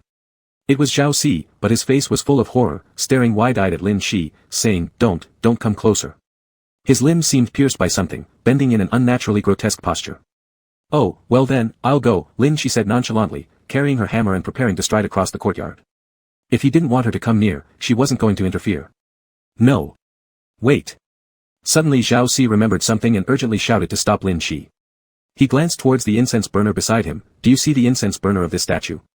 The incense is out, can you light it again? 4 sticks. Lin Shi paused momentarily, comprehension dawning. Ah, I see, the incense went out, you need 4 sticks lit. Yes. Zhao Si didn't know why Lin Shi was surprised, but he agreed nonetheless, begging quietly, please light it for me, please, considering we're on the same team. Lin Shi stubbornly puffed out her chest, no. With one hand gripping her hammer and the other holding a small potted plant, she stared straight at the twisted black shadow covering Zhao Si's body. My pet says you're not a good person. Zhao Si gritted his teeth, looking distorted. I just spoke disrespectfully twice. We're still on the same team. Would you let me die? Are you even human? I'm definitely human, but no saving. Lin Shi firmly turned around, holding her hammer and preparing to leave. Zhao Si's eyes grew increasingly fierce. Damn it. You piece of crap, you can't even do the basic task of lighting the incense. Why won't you light it for me? Why won't you help? His voice deepened, the shadow threading through his limbs writhed, resembling enormous hands pinching his limbs, forcing him to move forward. I should have killed you long ago. Worthless waste. Useless trash. Breathing heavily, Zhao Si stepped cautiously towards Lin Shi. Each step he took increased the dampness in the courtyard air. Unseen clouds congregated above the courtyard, teetering on the verge of breaking apart as rain seemed imminent. Die together. Die with me. Zhao Si laughed maniacally as green rain poured down instantly, drenching the entire courtyard. Every spot touched by the rain seemed to corrode fiercely, distorting everything in the yard beyond recognition, the plants, the statue, even himself who couldn't move. Amazing, you can kill so many monsters at once. Lin Shi, under her red umbrella, looked around at the heavily eroded ground and blinked at Zhao Si, whose skin was already exposed from his dissolving flesh. She praised him, your power is really strong. The burning pain made Zhao Si whimper, but his pierced limbs still held him immobile. Why? Why are you unharmed? The umbrella shouldn't resist corrosion like this. Zhao Si glared at Lin Shi with eyes filled with resentment. This isn't an ordinary umbrella, Lin Shi grinned at him, it's a summoned umbrella from a power card. It can't be damaged. Zhao Si's gaze flickered before shifting again, now pleading desperately in the rain. Save me, please. Save me. Then stop the rain. Lin Shi pointed at the sky with a smile. If you stop it, I'll help you. He appeared kind-hearted, grinning warmly and seeming very approachable. All right. As soon as Zhao Si paused the rain, he continued to beg persistently. Light the incense for me, quick. Help me. Lin Shi didn't walk toward the incense burner. Instead, she folded up her umbrella and strolled leisurely in front of Zhao Si, smiling with delight. You look so adorable when you plead like that, cuter than usual. Tightening his jaw, Zhao Si wanted to yell back, but just then, Lin Shi raised both of his hands high into the air. Contrary to her sweet compliment, his hair turned snow white in an instant. The hands lifted high clutched an axe, glowing eerily red as if soaked in countless bloods. Panic overtook Zhao Si, this familiar white hair, it was the same person, the one in the video who had gone berserk with bloodshot eyes. Just seconds ago, those laughing eyes had seemed harmless and innocent, yet now they were icy and cold. Don't worry, I'll help you. Lin Shi narrowed his eyes slightly, bit his lips gently, and spoke slowly, word by word, I'll help you resolve your pain. Chapter 41, It's not like that, he asked me to kill. Zhao Si was full of panic. He wanted to curse, to scream, and most importantly, to escape. But at the moment when the red axe swung down, his vision suddenly swirled as if the entire world was shaking. He saw his own body wobbling in the courtyard, he saw the hollow eyes of the deity statue staring at them, he saw Lin Shi's smiling face, and his own headless body falling down. It turns out that when a person's head is chopped off, they really can see a brief moment of separation between body and head. Before the overwhelming fear engulfed Zhao Si, the darkness of death arrived first. Lin Shi tightened his grip on the axe, bent over to pick up Zhao Si's head, and his blood-streaked cheeks were filled with delighted laughter. I've killed you as per our agreement. Before he could put away the head, a scream erupted from behind him. Turning around, he saw the female player from the other two players during the day. She was pointing at Lin Shi in terror, stammering, You killed a player? You actually killed a player? It's not like that, he asked me to kill. Lin Shi curved an eerie smile, narrowing his laughing eyes, he tried hard to look kind, but the bloodstains on him forbade any kindness. Madman! Madman! The female player screamed as she turned and fled into the darkness. Looking innocent, Lin Shi wiped the blood off his face. Just as he was about to chase after her, he saw a shadowy figure of a maid slowly stepping out from the shadows. Her skin was charred black as if it had been burned by fire. All her hair was gone, her face burned beyond recognition, but she still wore clean maid's clothing, making her look extremely eerie. The Jiang family, no loud noises allowed at night. The maid screamed while rushing towards Lin Shi with a sharp pair of scissors, attempting to stab. But you're loud too. Facing the screaming charge of the maid, Lin Shi tightly gripped the axe in his hand and fiercely swung it towards her head. The feeling of the axe wasn't like cutting flesh but more akin to chopping brittle charcoal. The scream abruptly stopped, yet the sound of the maid in the darkness persisted, as more scorched people gradually emerged from the shadows, their murmurs drawing closer to Lin Shi. It hurts, it's so hot. Let me out, let me out. The Jiang family does not permit noise at night, not any noise. In a rather small courtyard, there were scorched people all around. Their twisted figures looked unbearably agonized, their struggling limbs almost dried up and broken, their mouths continuously muttering. We must kill, let me kill you. The surrounding crowd suddenly screamed, rushing at Lin Shi altogether. Under the strange night sky, the courtyard was constantly filled with screams. The hollow deity statue gazed at these chaotic silhouettes, watching them relentlessly pounce on the white target. Or rather, contrary to appearances, they were the prey. In the darkness, his snow-white hair stood out conspicuously, ghostly-like. The red axe in his hand radiated menacing danger, ruthlessly hacking down every figure approaching him. Lin Shi's face showed uncontrollable wildness and strangeness, recklessly swinging the axe in his hand, each fallen figure making his emotions soar incredibly high. His agile figure moved among the crowd, and wherever he went, heads fell without exception. Don't you want to kill me? Why don't you come and do it? Ha ha ha. He violently swung his axe and chopped off the head of a shadowy figure, crushing it underfoot, his expression displaying unrestrained joy. The shadowy figures were indifferent to Lin Shi's murderous intent and excitement. They surged towards Lin Shi like machines, even though the result would be one by one falling, being crushed, or being chopped apart, they continued nonetheless. The scene lacked visible bloodshed but was rife with a sense of killing. The audience in the live broadcast room had grown numb, so many figures, and anyone else would have died already here. But the person standing there was Lin Shi.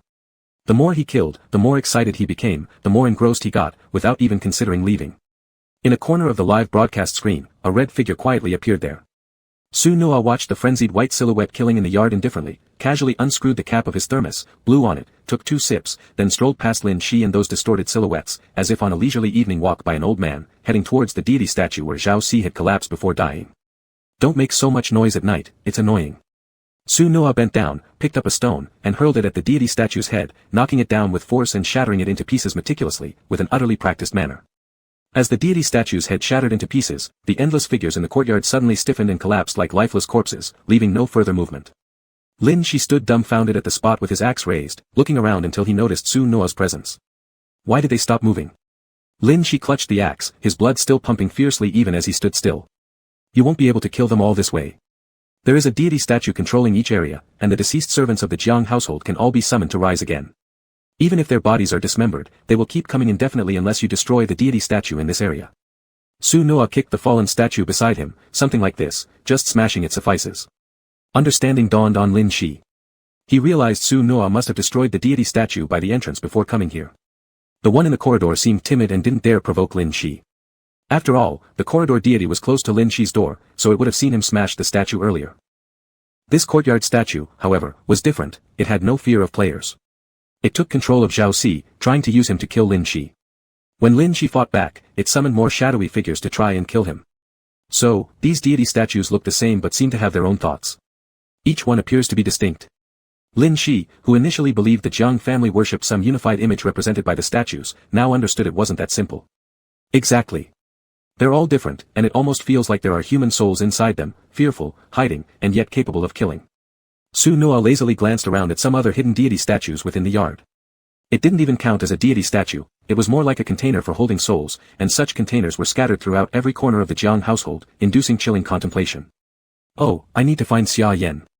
Lin Shi's hair unknowingly reverted to black as he hastily pulled out his phone, showing the information to Su Noa while recounting what had happened previously. Xia Yan hasn't replied for some reason, and I'm worried he might have opened the door. Su Noa gazed intently at the message on the screen, deep in thought. Although he doesn't appear to be foolish, given that the financier is in the same room as him, we'd better check on them. With that, Su Noa turned to leave.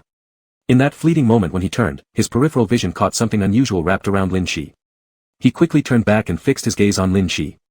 You have some plant stems wrapped around your body, and near your feet, there seems to be a peculiar red plant. Are you under some kind of curse? Oh, you mean this? Lin Shi pointed toward the potted plant next to his feet. That's my pet. Chapter 42, Killing You, I Alone Am Enough. Pet. Su Noa thought deeply. He hadn't watched Lin Shi's last run through the instance. He had only one day been questioned a lot about an array in a certain instance on the Black Box forum when he first learned of Lin Shi's existence. Allegedly, Lin Shi was quite powerful, but by the time Su Noa went to check it out, the instance was already over. Is this that strange plant pot? Su Noa turned around and looked as he walked, appearing very curious about it. I take care of flowers and grass every day, and I've never seen such a strange potted plant. Lin Shi became alert and picked up the little pot that was following her at her feet. This is my pet. The little pot seemed delighted and wiggled happily. I know. I'll just take a look. Su Noa grinned and turned, leading Lin Shi quickly toward the room where Xia Yan and Fu Xiang were. When they arrived, the divine statues in the corridor were still there.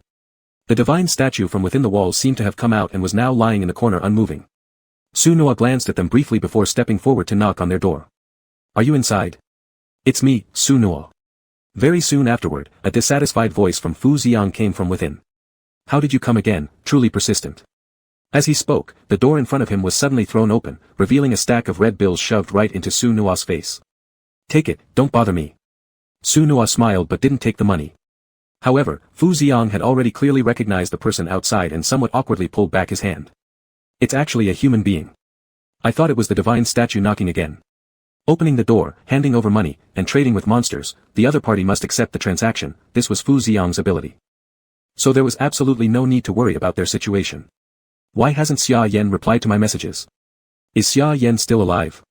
Lin Shi hastily leaned in to peer inside the room, and immediately saw Xia Yan lying on his own bed, pale cheeks, looking very haggard. Is Xia Yan alright? Don't die. I haven't even treated you to a meal yet. Lin Shi rushed anxiously to the bedside, shaking Xia Yan who lay there. Xia Yan struggled to raise his eyelids, looking at Lin Shi. I think I heard you say you wanted to treat me to a meal. Lin Shi nodded earnestly. Xia Yan struggled to sit up from the bed, rubbing his temples. No, there are too many voices. They're so chaotic that they're giving me a headache. I can't hear what you're saying. Lin Shi appeared confused. Fu Xiang explained beside him. After it got dark, he said he started hearing a lot of voices, extremely noisy, and it never stopped. But essentially everything in this room has been destroyed, there should be no sound capable of speaking. He couldn't find the source of the sound, so he rested a while due to the headache. There were still some open food and water items on the table in the room. Young Master Fu Xiang quietly complained, I paid you to protect me, and once we entered the instance, I've been serving tea and water like a servant. Xia Yan gave a slight smirk. Sorry about that. My headache made it impossible for me to move. But now, I've found the source of the sound. We can go check it out. He climbed off the bed, straightened his clothes, but his complexion remained somewhat pale. I'm not sure why, but the number of sounds now is much fewer than before, and the noise level has decreased significantly. Did you do anything outside? Lin Shi shook her head. I don't know. I didn't do anything. Su Nuo nearby laughed. He killed a lot of people. No. Lin Shi denied rapidly. What I killed weren't people. They were charred bodies. Well, okay. Su Nuo acquiesced, sounding dismissive. Xia Yan considered. That explains it. Many of the sounds I heard sounded like human voices. There were too many, and it was too noisy. Judging by the position of the sound, it seems like it's in the backyard. Fu Xiang tidied up his backpack. Then let's go. While it's still dark, we should quickly investigate. Because he needed to ensure Xia Yan would be fine tonight, he dared not leave the weakened Xia Yan alone in the house and therefore never went out to conduct any investigation. On the way, the four exchanged the information they each knew. First, there were souls in each divine statue. At night, these souls could deceive people, move around, control others, and even kill. Then, Su Nuo said, the layout of the entire Jiang family residence resembled a formation, perhaps the Jiangs deliberately nurtured these divine statues rather than inadvertently created them. Lastly, Zhao Si was killed by Lin Shi. Oh. Fu Xiang indifferently nodded, not showing much concern about the loss of a team member. I'll send condolences and compensation to his family later. Anyway, we signed contracts before entering the instance. What happens within the instance is determined by fate, so if he died seeking death, it can't be blamed on anyone else. The group hurried toward the direction of the backyard, completely forgetting that one person was still missing from their team. Tonight, only Gao Yao didn't hear the sound of his teammates leaving, nor the commotion outside, and slept soundly. In the Jiang family home during the night, a pervasive sense of being watched was everywhere. The divine statues in the darkness were all watching their movements, while murmurs continued unabated. They've gone to the backyard. They have. Stop them quickly. Master will be angry when he knows. Dare not go, dare not go. It's fine. They'll meet young master, it's fine. Young master will stop them. Xia Yan stopped walking and massaged his temples, sighing with a slight headache. Heading to the backyard, they might encounter young master, be careful. Everyone nodded. The moment they crossed the threshold between the front yard and the backyard, total darkness enveloped everyone, making it impossible to see anything. A steady voice whispered by their ears, let's play a game, shall we? A little game. If you play with me, I'll let you pass. A shadow slowly appeared before them, a teenager who looked about 1 or 2 years older than the young master of the Jiang family. He resembled Master Jiang, dressed richly. However, compared to the frailty and sickliness of the Jiang family's young master, this boy seemed more like from a different household entirely. What game? Xia Yan stared indifferently at the figure, already prepared for battle. Lin Shi had readied his hammer upon seeing this, but put it down after Xia Yan's query.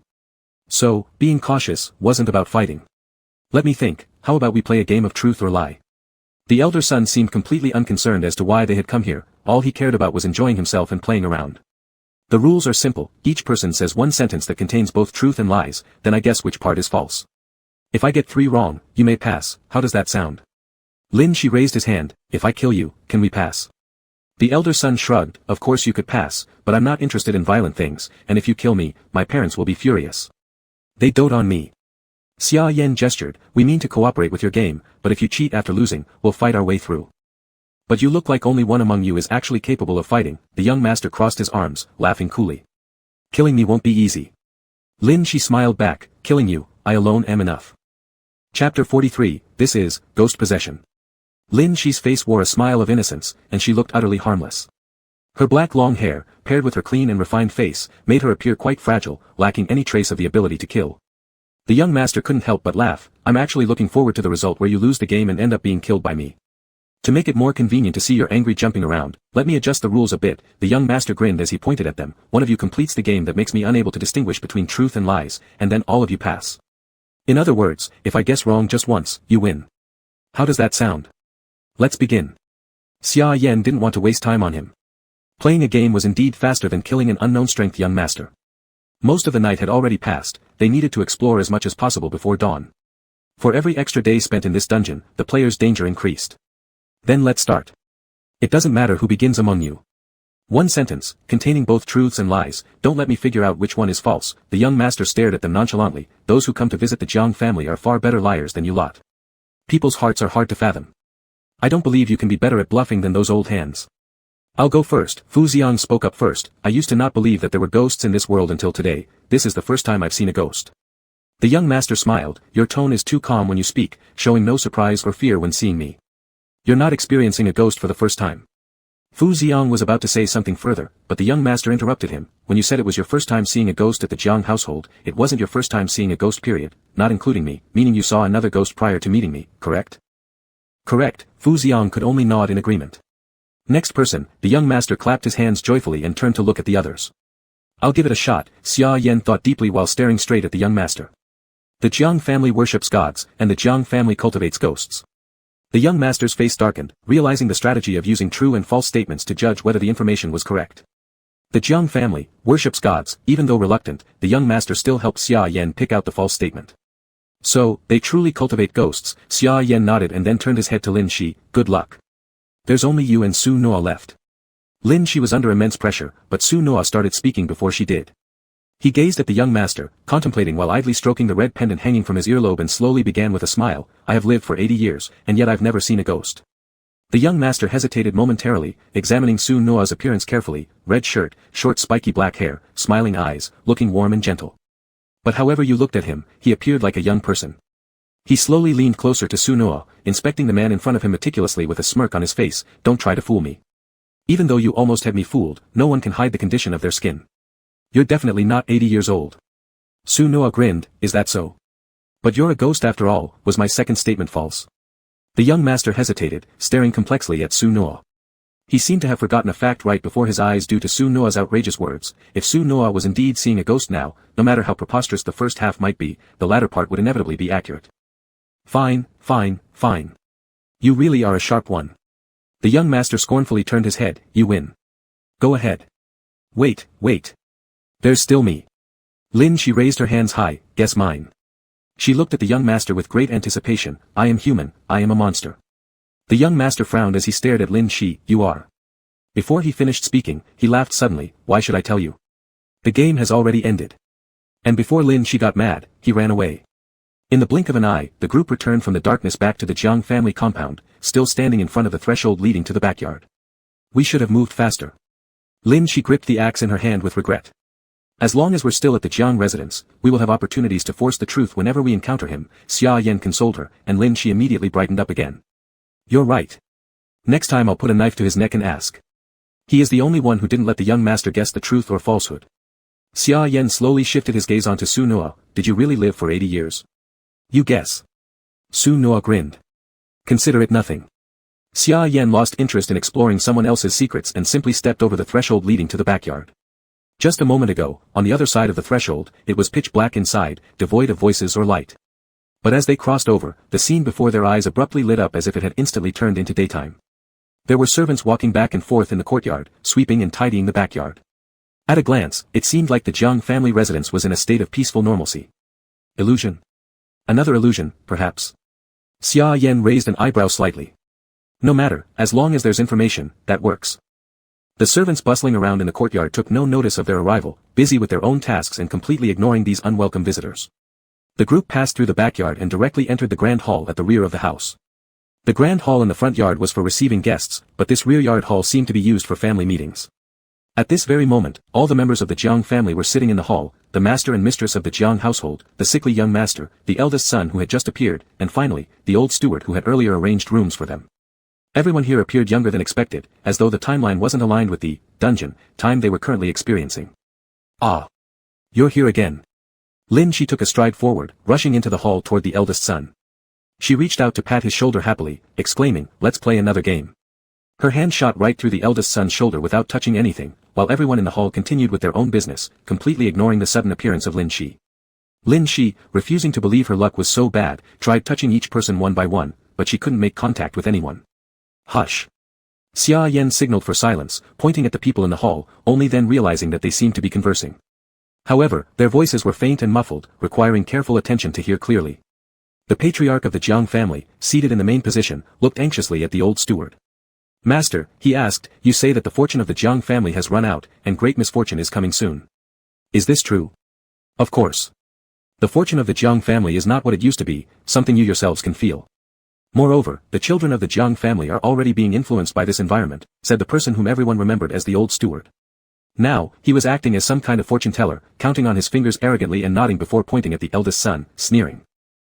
Reckless nature, disdainful of human interactions, disrespectful to parents, disobedient to discipline, and frequently insulting guests. This is because he is possessed by a ghost.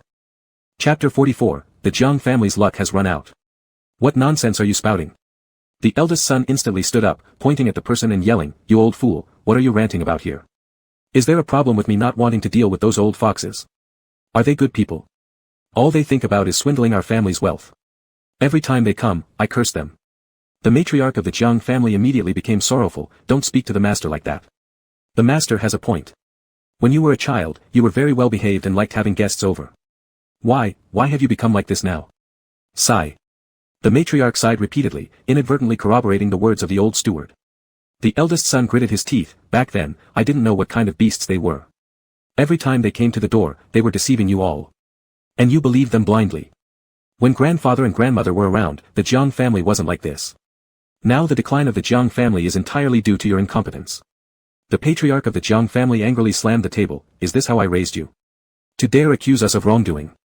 You even dare to speak this way before our ancestors? Have you gone mad? Do you want to starve for 3 days again?" The oppressive demeanor radiating from the stern face stifled the eldest son, like an invisible tower extinguishing his spirit. The eldest son lowered his head, still holding resentment in his eyes. Nearby, the younger son slowly reached out to tug on his sleeve. "Big brother, please don't say anything more. Don't get sick from hunger again." The eldest son could only glare at the old steward, gritting his teeth as he slowly sat down. The old steward smiled, narrowing his eyes triumphantly. "I see that the Jiang family has been too indulgent towards the eldest son. There hasn't been enough punishment for him. It's allowed the devil inside him to be arrogant." Slowly, the old steward pulled out several talismans and handed them over, which the Jiang matriarch immediately rose to accept with utmost respect. Gazing at the eldest son deliberately, the old steward said, "Starve for 3 days first to rid your body of worldly impurities. Then burn the talismans daily, soaking the ashes in water and drinking it. Even if the ghost in your body resists in the beginning, it will be subdued by the power of the talismans eventually. Whether it works or not, just try with determination." "Mom. He's just trying to deceive us. Please don't listen to him." The eldest son anxiously stood up once more to defend himself. "Any normal person would be weakened beyond recognition after starving for a few days. Drinking this filthy water will kill me." "Shut up. Do not question the master's words." The patriarch of the Jiang family glared furiously. Clamping his lips together, the eldest son's face was filled with resentment, but also profound sadness. "Don't be upset, my child, we are concerned about you, mother definitely loves you."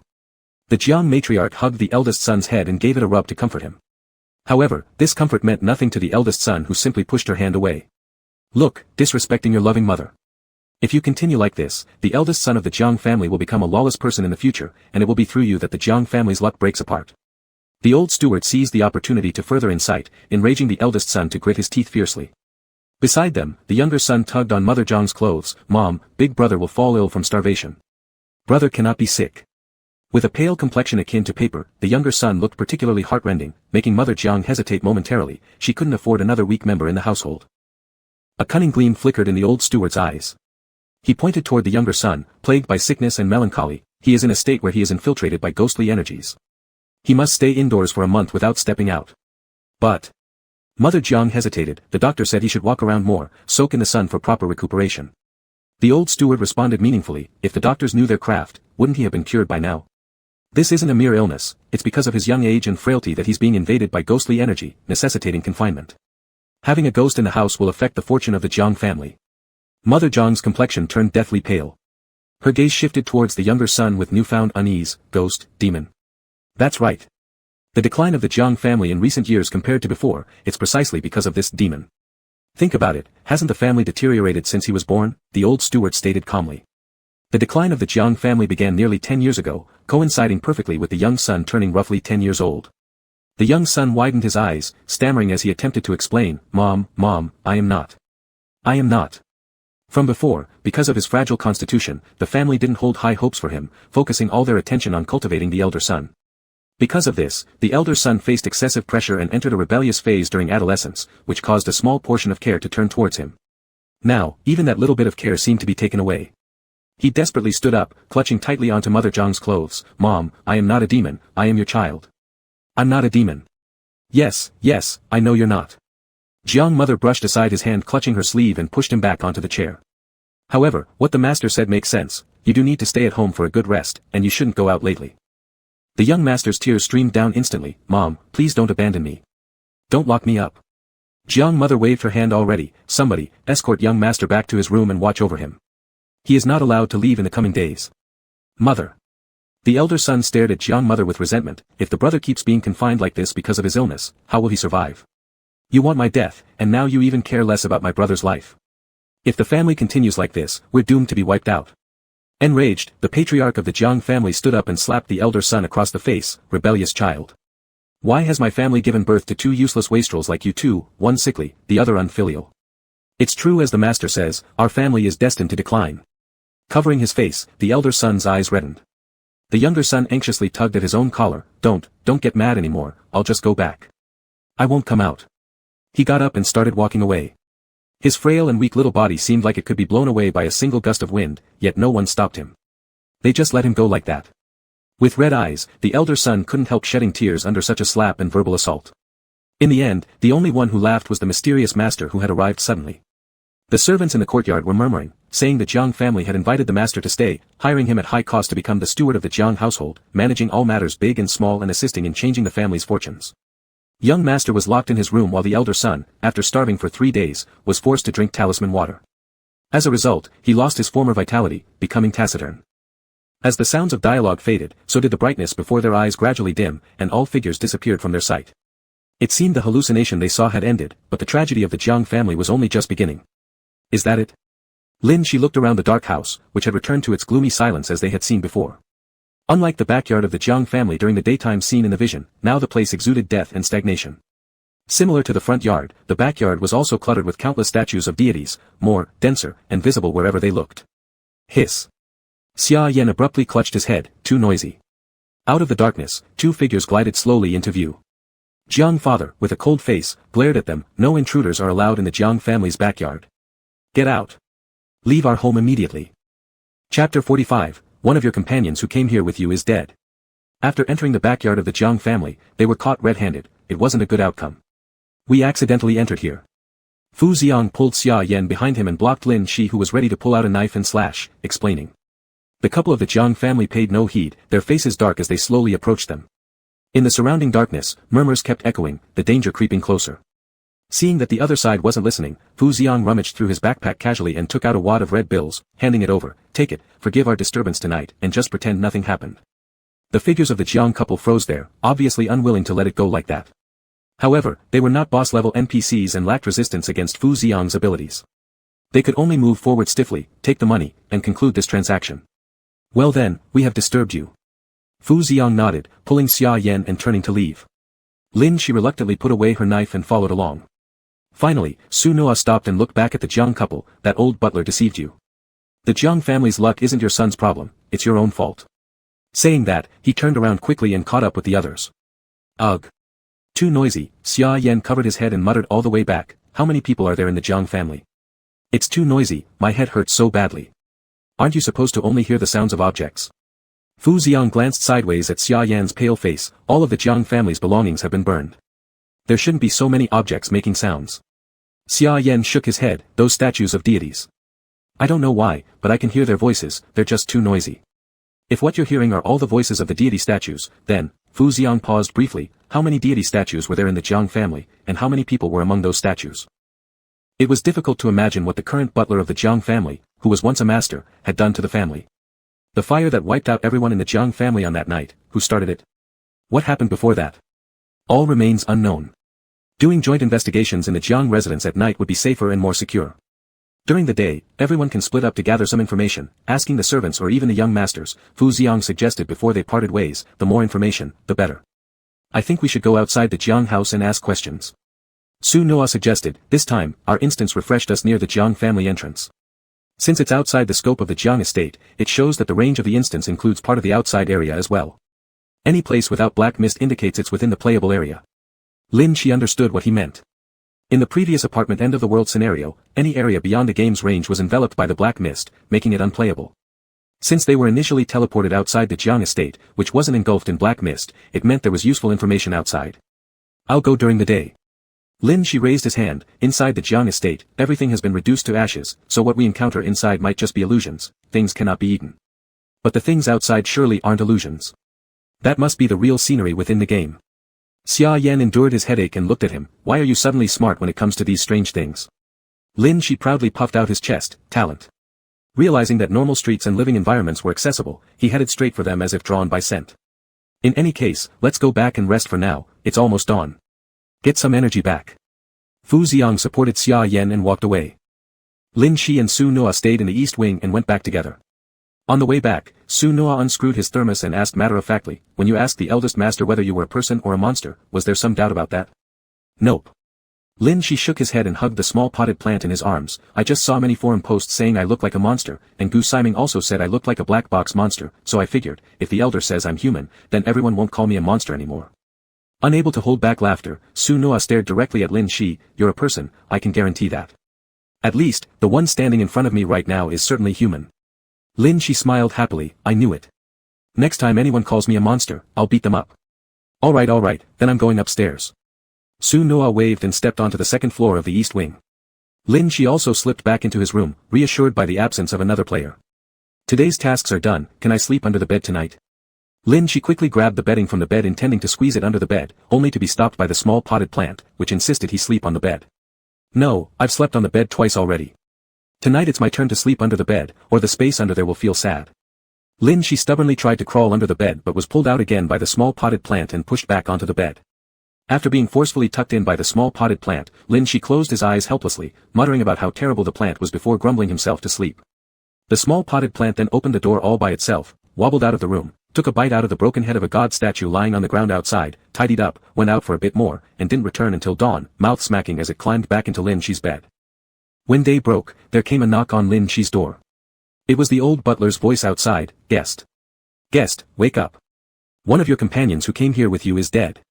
The body is in the main hall, the master has sent me to ask you to identify it.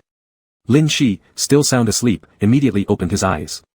Morning light shone through the window, and the shadow of the anxious old butler could be seen clearly outside the door. My companion. Lin Shi quickly stepped forward and opened the door.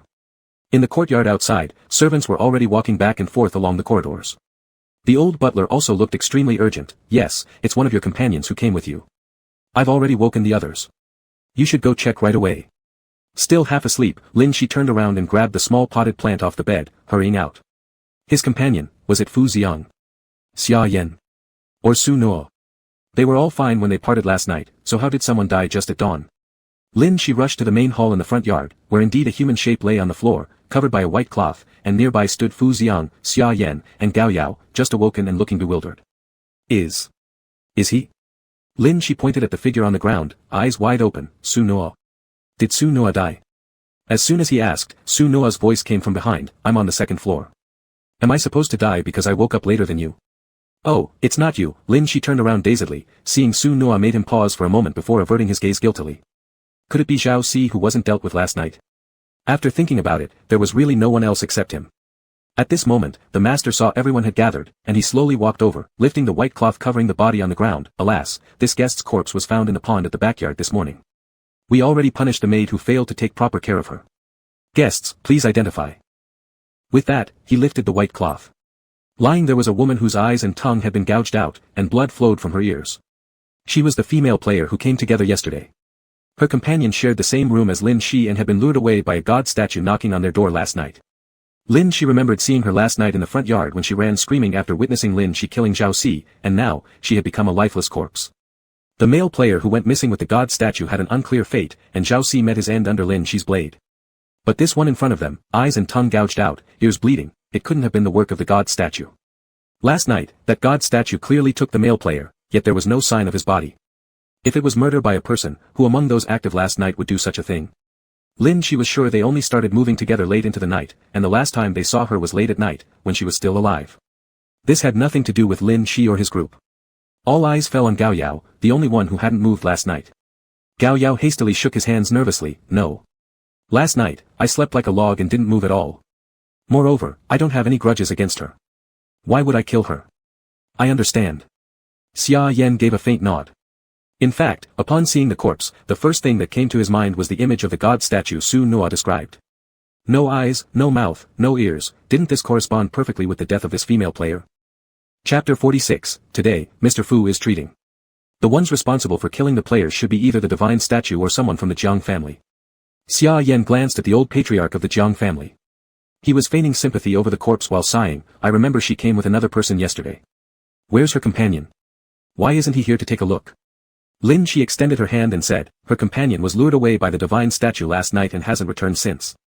The old patriarch of the Jiang family paused, looking somewhat uneasy. Lured away by the divine statue? What kind of joke is this? Divine statues don't lure people. Don't scare me, an old man. Lin Shi insisted with a nod, it really was the divine statue. I saw him go out myself. The patriarch frowned, divine statues won't lure people. He must have hidden somewhere himself. This guest truly likes to play games. Since her companion doesn't come to claim the body, we in the Jiang family will take the liberty of burying it so as not to frighten all our guests. The patriarch clapped his hands, and the nearby steward called people to carry the body away. Afterward, they invited the guests to have breakfast, but everyone declined. After leaving the Jiang family hall, several people stood in the courtyard discussing the matter. The current confusion was about where the male player's body who shared a room with Lin Shi had gone. One night, 3 people have died. Zhao Si was killed by Lin Shi, so what happened to that female player and the male player? Why is one body displayed by the Jiang family and the other's whereabouts unknown? Is it because of gender issues or were they killed by different parties? That's why the results are different. To address this confusion, the small group split into 3 teams.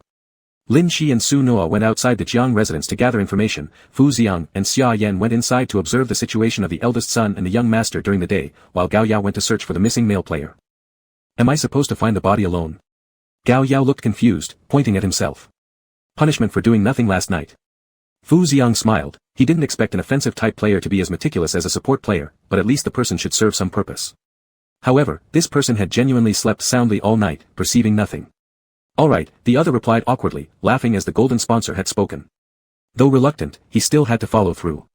Lin Shi happily held a small potted plant and followed behind the steady Su Noa as they cheerfully left the Jiang residence. Fu Xiang paired Lin Shi with Su Noa due to concerns about Lin Shi eating indiscriminately and being deceived.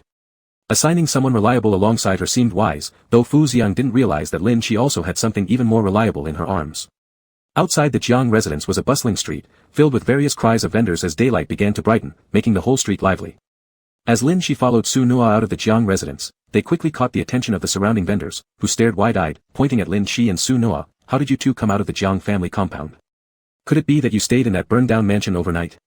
Before Lin Shi could respond, her little potted plant covered her mouth, while Su Noa slowly and calmly explained, we're distant relatives of the Jiang family. We heard about the fire at the Jiang family estate and rushed over from far away. We checked before dawn, but unfortunately.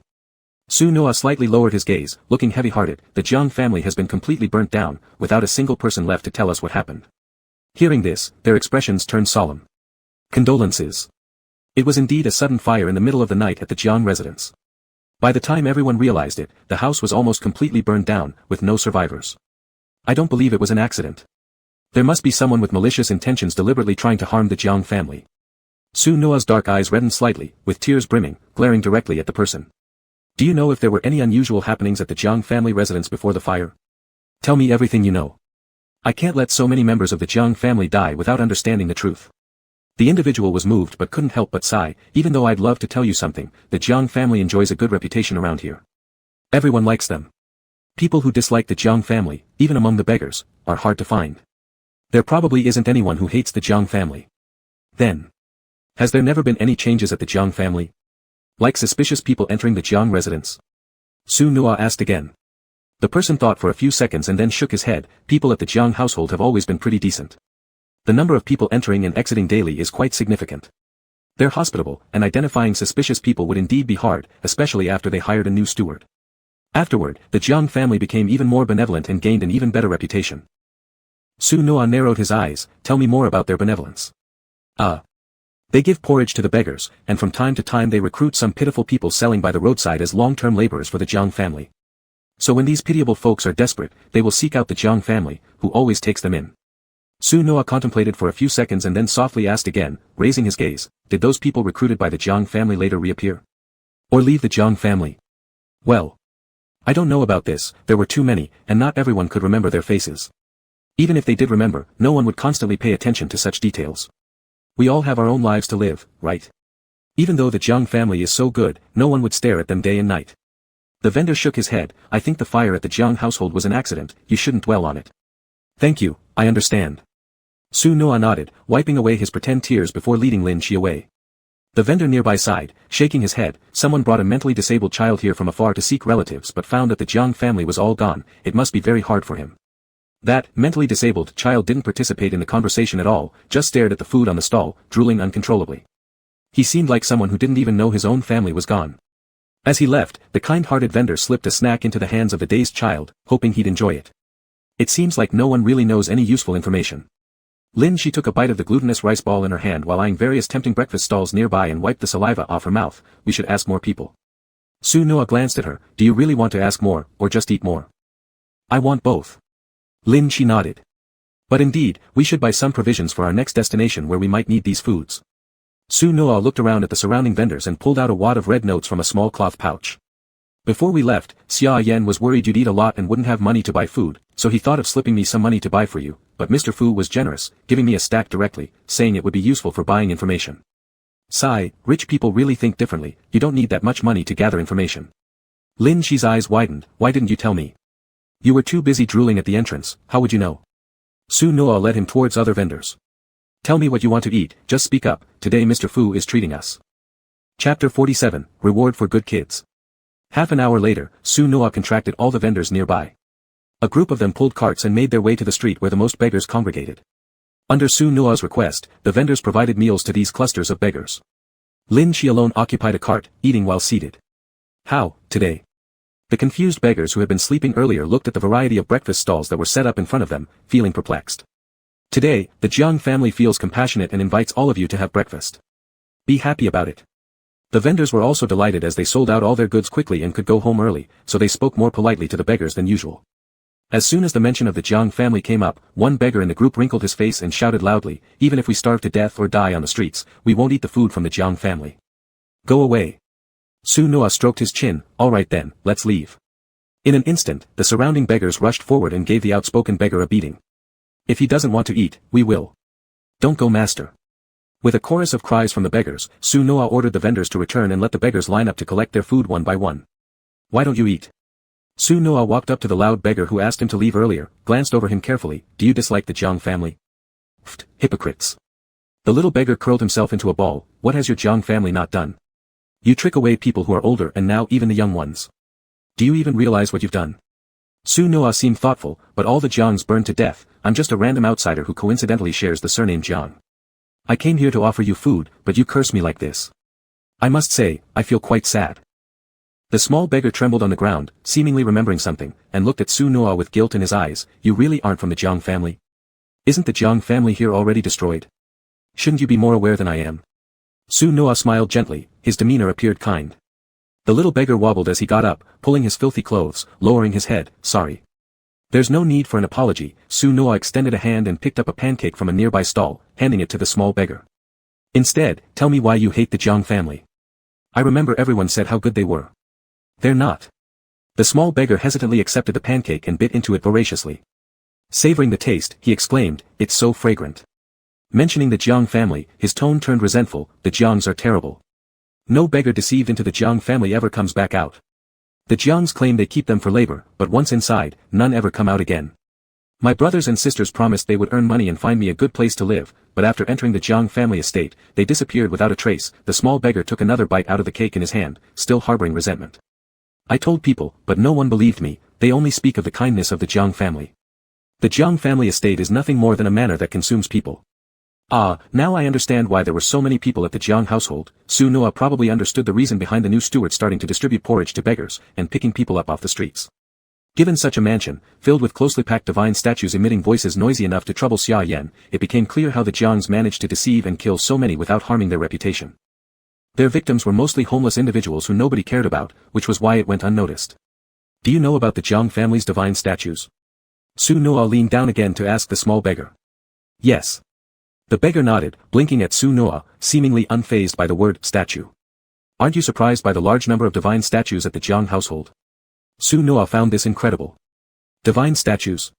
Many families have divine statues. Each family worships different deities. The Jiangs, being a wealthy household, likely worship gods too. The small beggar didn't seem at all surprised. This resolved Su Noa's second question, why the Jiang family's numerous strange divine statues, increasing day by day, hadn't aroused any suspicion among the Jiang family servants, and why no one had fled. In this area, believing in gods and performing sacrificial rituals were commonplace.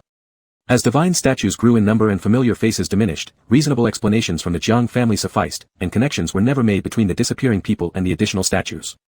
Even treating their son in such a manner, the outside world remained oblivious. If the Jiang family heir had indeed perished due to the old steward's words, everyone would merely believe the Jiang's fortunes had run out, while considering the old steward as having done everything possible. Do you believe in these things? Su Noa looked down at the small beggar before him. The little beggar fretted as he clutched the pancake in his hand. Everyone says that beggars are just unlucky and not favored by the gods, or have done bad deeds in a past life which they must atone for in this one. That's why we end up as beggars. I don't really know what it means, but I don't want to be a beggar. If someone told you that by not eating or drinking for a week, you could reverse your fate and stop being a beggar, would you do it? Su Noa stared intently at the little beggar. Of course I would. The little beggar nodded. Su Noa was silent for a moment, uncertain if the little beggar was naive or truly believed all this. Not eating or drinking for a week will kill you. Eating nothing for a week might make up for my past life's wrongdoings, and next life I wouldn't be a beggar, so of course it would be worth it. The little beggar nodded again. Su Noa pursed his lips and sighed, just live well. Don't think about some non-existent debt. Turning around, he saw the vendors grumbling and shoving Lin Shi out of the queue of beggars. You've queued up 3 times already. Stop eating. If you keep eating, you'll get a stomachache. Lin Shi wasn't about to back down. I won't get a stomachache. The vendors helplessly turned around. Sir, please discipline your child.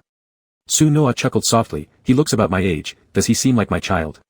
Yeah, you should manage this person you brought along. The vendors were puzzled. They thought Su Noa looked much older than Lin Shi, but upon closer inspection, both seemed about the same age. Somehow, Su Noa exuded an air of seniority. Alright, let's go home, Lin Shi. Su Noa clapped his hands and called Lin Shi back from his position near the stalls. If you want more food, we can come out at noon. There will be other delicacies then. Lin Shi's eyes lit up as he quickly returned to Su Noa's side. Then I'll come back at noon. The vendors happily escorted Lin Shi away. On the way back, Su Noa rummaged through a cloth bag and handed Lin Shi a corn candy with a smile, a reward for good kids. Lin Shi accepted it joyfully, carefully peeled off the wrapper, and popped it into his mouth. It's delicious. You're the best person in the whole world. Su Noa chuckled softly. That's enough. Keep talking like that and the potted plant in your arms will turn green with envy. Sure enough, the tiny branches tightly clung to Lin Shi, while eyeballs nestled among the branches kept glaring at Su Noa, clearly brimming with distrust. Lin Shi glanced down at the anxious little potted plant in his arms, unwillingly bit a small piece off the candy, and stuffed it into the little potted plant's tiny tooth-filled mouth. There, you can eat it too, don't be mad, he's a good person. Chapter 48, Losing Wings in This Home. Lin Shi painfully shared the food he had stuffed into his mouth with the little potted plant. He truly wanted to comfort the little potted plant. The little potted plant could not help but accept Lin Shi's candy and also acknowledged the claim that Su Noa was a good person. When they returned to the Jiang family courtyard, Lin Shi immediately saw Xia Yan and Fu Xiang in the yard. Xia Yan was still sitting on the stone bench in the yard, pale-faced, while the precious president was serving Xia Yan tea and water once again. What happened? Are you feeling unwell again? Lin Shi hurried forward and asked anxiously. Previously, headaches would only occur at night, tolerable during the day. Why were they starting now? Sorry, I just entered the shrine in the backyard. As soon as I went inside for a few seconds, I lay down and came out. Xia Yan held his head, leaning weakly on the table. Now there are voices constantly ringing in my ears, I can't hear what you're saying clearly. Fu Xiang explained beside them, we wanted to check what the backyard looked like during the day. We slightly bribed Lord Jiang to lead us around. There is a shrine in the backyard, and Xia Yan reacted like this after going in. It's even louder inside. Xia Yan rubbed his temples. But I did hear some useful information.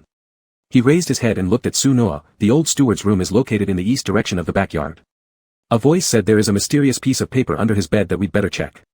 Additionally, Xia Yan rubbed his head and sighed. Lin Shi, the young master's crying is so loud, it's the loudest noise from the front courtyard, which made it hard for me to hear anything else. Let's go comfort your friend together. Okay. Lin Shi nodded. The exploring team underwent a change. Xia Yan teamed up with Lin Shi to look for the young master, and Fu Xiang paired with Su Noa to search the old steward's room in the backyard.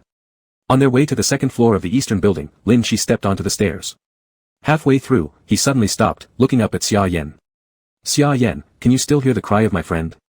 Xia Yan nodded. Lin Shi touched his own ears, but I can't hear it. There's no crying sound on the second floor. Xia Yan paused momentarily, comprehending Lin Shi's implication. Lin Shi heard normal sounds from everyone in the courtyard during the day. Maybe those people were already dead, yet they were not objects, thus their sounds were not within the scope of Xia Yan's ability since they were human before death. What could be solely heard by Xia Yan were the voices of the divine statues. The Jiang family wouldn't dare do anything crazy to their own son, would they? Xia Yan furrowed his brows tightly. What state had they reached in the end? Lin Shi's face was filled with sorrow. His friend truly pitied him. Following the sound, they headed towards the room at the end of the second floor. Upon opening the door, they saw the young master of the Jiang family huddled in the corner of the room, covering his face, his shoulders trembling. Sure enough, he's still crying. You should go and comfort him. Xia Yan massaged his head, his complexion poor. Lin Shi quickly moved forward, patting the young master on the shoulder. Friend, what are you crouching here doing? The young master's shoulders trembled slightly.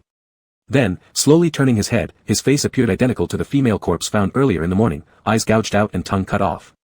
Hollow eye sockets continuously streamed bloody tears. He opened his mouth, but Lin Shi couldn't hear any sound. Instead, Xia Yan spoke nearby. He says that because he went outside, his mother got angry and no longer wants him. The young master covered his face, sobbing silently, while Xia Yan clearly listened to every word coming from him. In the past, Mom never liked me. There's nobody in the family who loves me. After my brother upset Mom, I was finally liked a little by her. But when I did something Mom didn't approve of, I was abandoned here. Mom doesn't want me anymore. They don't love me anymore. I'm the useless waste of the Jiang family, the least loved member of the Jiang family. His cries continued unabated, disturbing Xia Yan's headache. However, Lin Shi couldn't communicate with him, they couldn't hear each other's voices, thus preventing any interaction. Xia Yan could only step forward himself and console. Even though your mother's actions might be extreme, her love for you certainly exists. She definitely loves you. The young master, with tears streaming down, stared blankly at Xia Yan with empty eyes. Is turning me into this still considered love? Xia Yan hesitated for a moment, massaging his buzzing head, experiencing a slight dizziness. A picture flashed in his mind. A woman tightly strangled his neck, muttering desperately and helplessly, Mommy loves you, Mommy truly loves you. Xia Yan's headache made his vision blur for a moment as he shook his head forcefully. His voice wavered slightly as he murmured softly, Love, this is also love. The young master finally calmed down, his eyes no longer streamed with tears, and his voice was filled with stability and ease. I knew it, Mom still loves me. In Lin Shi's eyes, the young master gradually regained his eyes and tongue, reverting back to the sickly-looking little master everyone had seen on the first day. Lin Shi didn't know what had happened during the entire process, only seeing Xia Yan muttering to himself while the young master's emotions gradually stabilized. He once again became the figure sitting by the window, gazing outside like a caged bird longing for freedom. Can't you go out? Lin Shi asked. The young master shook his head. I can't leave, Mom will get angry. But your mom is wrong, you shouldn't listen to her. Lin Shi explained seriously. The young master shook his head again. Mom may be wrong, but she's the only one who loves me. I cannot make Mom angry. Lin Shi wanted to say more, but Xia Yan had already pulled him out of the room. The young master obstinately sat by the window without moving, unmoving even when no one was watching or the door was wide open. He showed no intention of stepping outside the room even a single step. There's no use trying to persuade him, he won't come out. Xia Yan rubbed his temples and sighed in relief. At least he has finally stopped crying now, and the front courtyard has become quieter. Xia Yan stood by the second-floor window and looked out into the Jiang family courtyard, where countless divine statues were hidden in various corners. The young master of the Jiang family should have seen everything and known all, but at this age, children cannot live independently outside their homes. He had not yet grown wings to fly freely before losing them within this home. Being loved by his parents was his dilemma, his prison, he could not leave that room. At least my mom loves me. Xia Yan turned and led Lin Shi downstairs casually mentioning, Lin Shi, do you remember me telling you earlier about entering the black box to save someone's life? Lin Shi nodded. In fact, it wasn't for my own life, but for my mom's. Xia Yan shrugged. She's my stepmother, but she always loved me deeply. But 2 years ago, she fell terminally ill and was hospitalized. Since then, she refused to see me. The doctor said she didn't have much time left, so I wanted to enter the black box to exchange some of my lifespan for hers. His steps paused as he stopped at the corner of the staircase, staring far away. I'm not sure if it's because my clearance level isn't high enough, but I keep being informed that I cannot make the exchange. So, I can only try harder and see if I can clear more advanced and dangerous dungeons. He let out a sigh and continued walking down the stairs. Lin Shi, following behind him, looked confused. If he could redeem memories bit by bit, why couldn't Xia Yan trade even a little lifespan, just 1 extra day, 1 extra year? The black box redeemed wishes, and even if the beneficiary was not oneself, it should still be possible to fulfill those wishes. Unable to make an exchange. It sounded strange indeed. Chapter 49, Do I Have Heavy Yin Energy? When they returned to the courtyard, Fu Xiang and Su Noa had also just arrived. Both parties exchanged what they experienced and pieced together the information. They then began to unfold the mysterious paper found in the old butler's room. On it was a blueprint of a mansion. It's a blueprint of the Jiang family house. Su Noa examined carefully the areas marked in red. As I suspected, the original structure of the Jiang family compound was quite ordinary for a residence. However, after the old butler came, he built shrines and some servant quarters, which inadvertently formed an array that could trap spirits within. Have you heard of Bagua? Everyone nodded. This house is the reverse of Bagua. The east wing, originally facing the sun, is now deliberately inhabited by those with heavy yin energy. Lin Shi thought about the residents of the east wing, young master, Su Noa who was named by the butler as having heavy yin energy, and herself. Me. Lin Shi pointed at herself in confusion, do I have heavy yin energy? Su Noa paid no attention to Lin Shi's confusion and proceeded to unfold the next piece of paper. On it was a pattern depicting a monstrous being constructed from countless eyeballs and human limbs. Beside it were two words, roaming spirit. To summon the roaming spirit, one must choose a place under the protection of the household god, offer hundreds of people's eyes, ears, and tongues, and finally use a blood relative as the sacrifice to call upon the roaming spirit. Beneath this note, someone had written down 98 foot in dark ink. Below it was a new red mark adding a 1. 99. Su Noa gently touched the red mark and smelled it. It's the smell of blood, dried but not for very long, meaning it was drawn very recently. It's the female player found this morning. Xia Yan added, the number of sacrifices still isn't enough. The Jiang family is continuing to kill. We're missing one more. Su Noa stared intently at the number above, and this last one might be chosen among us. Hold on. If the roaming spirit hasn't been summoned yet, that means the male player missing from Lin Shi's room doesn't count. Does that suggest the Jiang family hasn't killed him? We don't know where he went either. Fu Xiang noticed this detail. They all disappeared last night, but only the female player was marked distinctly. If the male player were intended as a sacrifice, he should have already been noted. Yes, if we include him, we'd probably have reached the total by now. Xia Yan closed his eyes and listened briefly. Both men and women have died in the Jiang family. The offering requires human organs regardless of gender. It seems this male player may indeed not have been used as a sacrifice. There's a chance that the male player has yet to be found by the Jiang family. Fu Xiang agreed. We need to ask Gao Yao if he's found this male player. Su Noa swiftly rolled up the papers. Correction, we should check whether Gao Yao is alive or dead. Fu Xiang hesitated. He's a B-grade attack player recruited by me. He shouldn't die so easily. If Gao Yao were dead, even without the missing male player, the Jiang family would already have completed their tally of 100. Anyway, let's look for him first. The group fell silent for a few seconds before deciding to search collectively. But no matter where they looked, Gao Yao wasn't found anywhere within the entire Jiang estate. Every small and large statue of deities in the Jiang family seemed to stare at them while they wandered around aimlessly looking for him. Hollow eye sockets gazed upon them. Some of the group even ventured outside the Jiang estate but still did not see Gao Yao. This man seemed to have evaporated after parting ways. Looks like you guests are quite busy. Returning to the Jiang home, the old butler stood at the entrance with a lantern, smiling at them warmly. I guess you've all been out all day. You must be tired. Come follow me to the backyard for dinner. Lord Jiang invites you all for a drink tonight. Fu Xiang was just about to refuse when the butler interrupted. If you don't come tonight, my lord will be angry. Please come. Every previous evening when dinner invitations were rejected, nothing was said. But today's meal seemed non-negotiable. Fu Xiang stepped forward, testing the waters by pulling out a bundle of money and handing it to the butler. Butler, can you make an exception? We really can't eat any more tonight. The butler cheerfully accepted the money. I can make an exception, but only for you. Others cannot avoid going. Silence descended over the group. What use was leaving Fu Xiang alone here? Ultimately, they still had to go. The butler bent slightly while holding the lantern and gestured inward. Please, follow me, your humble servant will guide you with light. Fu Xiang stepped into the main gate of the Jiang household, and as soon as he entered, he clearly saw many people standing in the courtyard. All those people wore simple cloth clothes, heads bowed in rows within the courtyard. A glance showed a sea of heads, yet instead of liveliness, the chilling courtyard felt more sinister than ever.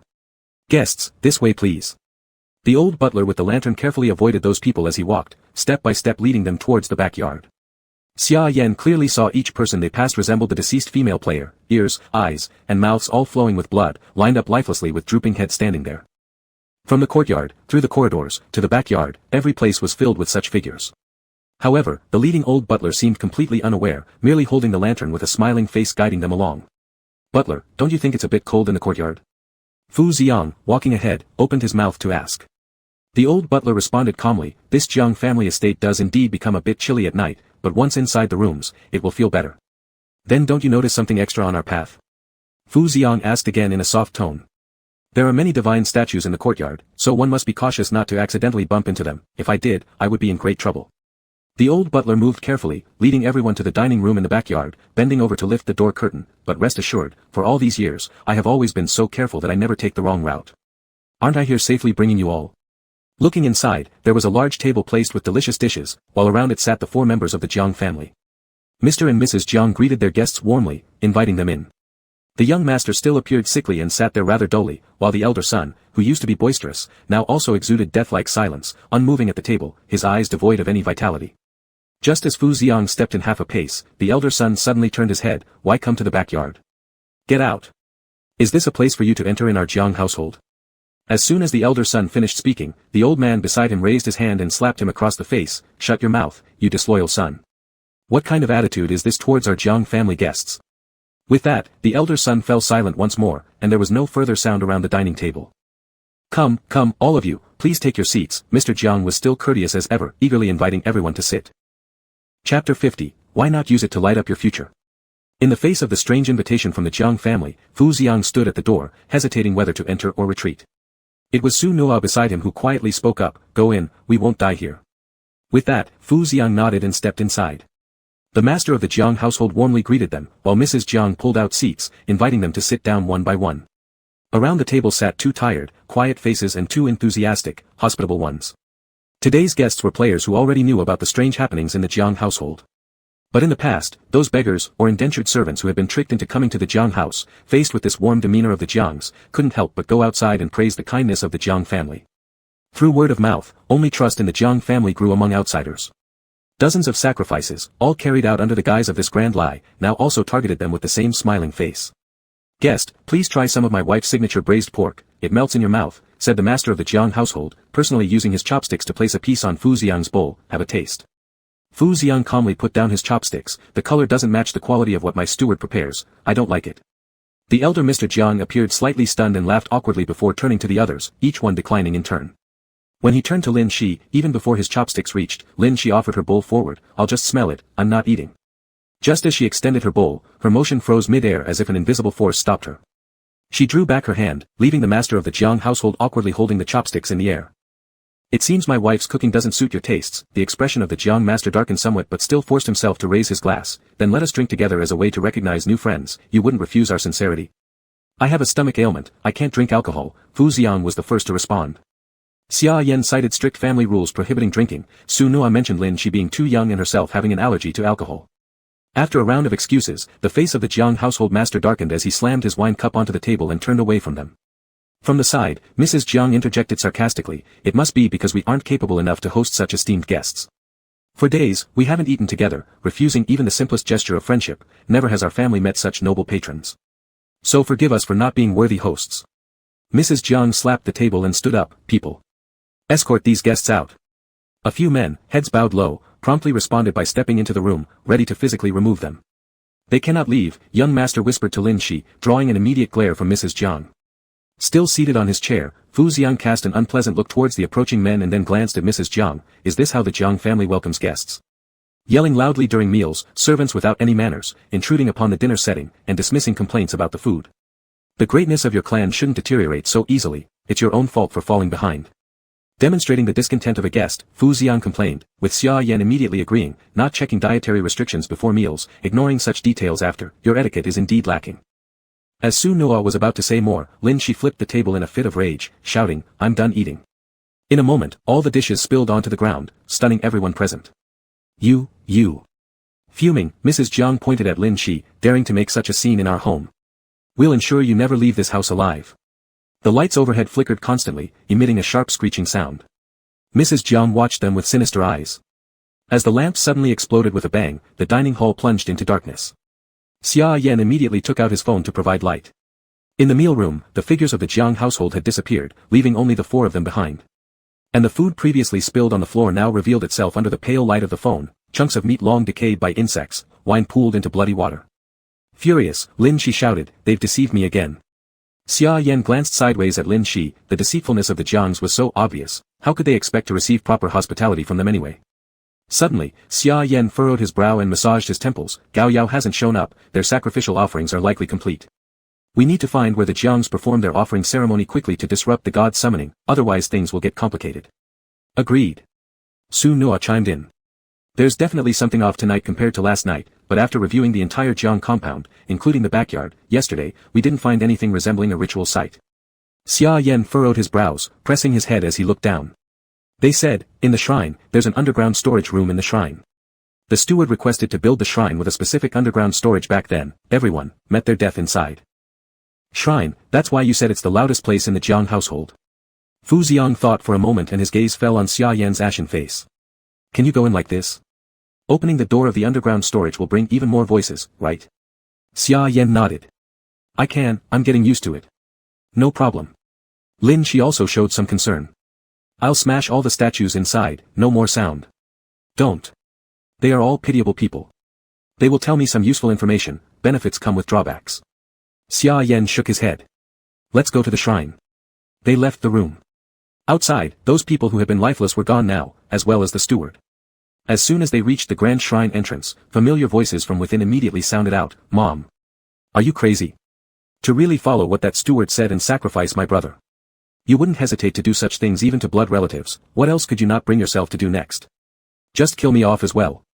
It's all for your good, for the Jiang family. If you had been successful, we wouldn't have resorted to this, fearing the decline of the Jiang family. There was much resentment in Mother Jiang's voice. Do you think I am willing? Then why did you agree? But, he was born frail. Even the elder physician said he couldn't live long. We could only raise him well and see if any changes might occur. He always looked so gloomy and barely spoke a word to me. Anyway, this child has no future. Why not use him to brighten your future? Mother, you've lost your mind. My brother is alive. I told him everything, and didn't he nod and agree willingly? My little brother only agreed hoping that you would love him more. He is young and doesn't know better. He just wanted you to care for him more. Recently, I've treated him quite well and visited him often. You've gained everything, how can you still blame me? Am I not doing this all for your good? Yes, it's all for my good. I'd rather not be your son in the Jiang family. I'll leave right now. The argument continued incessantly, accompanied by angry words from the master. The shrine door creaked open, but what greeted them was the dimness inside the shrine and countless statues staring at their arrival. Chapter 51, Like Hellfire Burning. The shrine lights up even during the day, and it looks pretty normal. But at night, Fu Xiang stood by the entrance, looking at the rows of statues on the shelves inside. On the ground and walls were red candles, paper money and ingots scattered everywhere, and the air was filled with the scent of incense. Inside this shrine, there was a massive statue that was the clearest among all the ones in the Jiang family, visible from the doorway. It had no eyes or mouth. Below it lay rows of smaller deities, their number exceeding the capacity of the cabinet. Their dark, hollow eye sockets stared out at them. Xia Yan rubbed his temple and sighed, let's go in. The shadowy gloom of the shrine welcomed everyone. In the darkness, whispers surrounded them, even without Xia Yan saying anything, the others could faintly hear them. The eldest son of the Jiang family left home with the youngest son, and the youngest son returned to die tragically. No one inherited the Jiang family legacy, it deserved to decline. Poor young master, trapped in the Jiang household for life. Poor eldest son, powerless until he eventually set fire to himself. Who should die? Who exactly deserves death? The dark murmurs stopped, as the figure of the eldest son appeared beside the deity. He pointed towards the back of the statue and looked at everyone. It was your choice to enter the Jiang household courtyard, knowing the secrets of the Jiangs, you won't easily leave through the main gate. If you want to survive, enter here. The figure of the eldest son slowly disappeared beside the statue, leaving the entire shrine dark and silent, with no other sounds. Moving aside the cabinet behind the statue revealed a small tunnel entrance. Climbing down a ladder led to a landing where they each climbed down. It's so dark. Xia Yan held his phone and shone it around. This underground passage was roughly carved, without lights. The walls were painted with some strange, chaotic patterns in blood-red hues. Just painted recently. It seems things are about to begin. Xuannua's gaze grew darker, we must hurry. Walking quickly into the passage, halfway through, screams erupted from deeper within. It was a man's voice. The scream rang twice and abruptly ceased. That's Gao Yao's voice. Fu Xiang paused briefly, let's hurry. At the end of the passage was a relatively small space, slightly renovated. It housed various kinds of incense, candles, and ingots alongside different tools. The pale face of the youngest son stood out in the darkness. Standing straight in front of a door, his vacant gaze stared at all those who had arrived, gripping a large cleaver. Mom said, we can't let people enter. The weak and floating voice of the youngest son muttered, you cannot come in, you cannot disturb Mom. Since entering the game instance, the team had only one offensive player left, Lin Shi. But according to the identity plates, Lin Shi and this young master were friends. This young master had also helped them. Your mother is doing something evil. We have to go in. Lin Shi stepped forward, earnestly trying to persuade him. The youngest nodded woodenly, I know. Mom is bad. Dad too, but they are my only family, the only ones, who love me. What about your brother? Xia Yan asked. The youngest stiffened, standing still, brother. Brother is disobedient. Brother is good, but I hate my brother. Mom and Dad only loved my brother, not me. I hate my brother, hate. The youngest sobbed, tightly clutching the oversized cleaver in his hand that did not fit his frail form. If I don't stop you, Mom will be angry.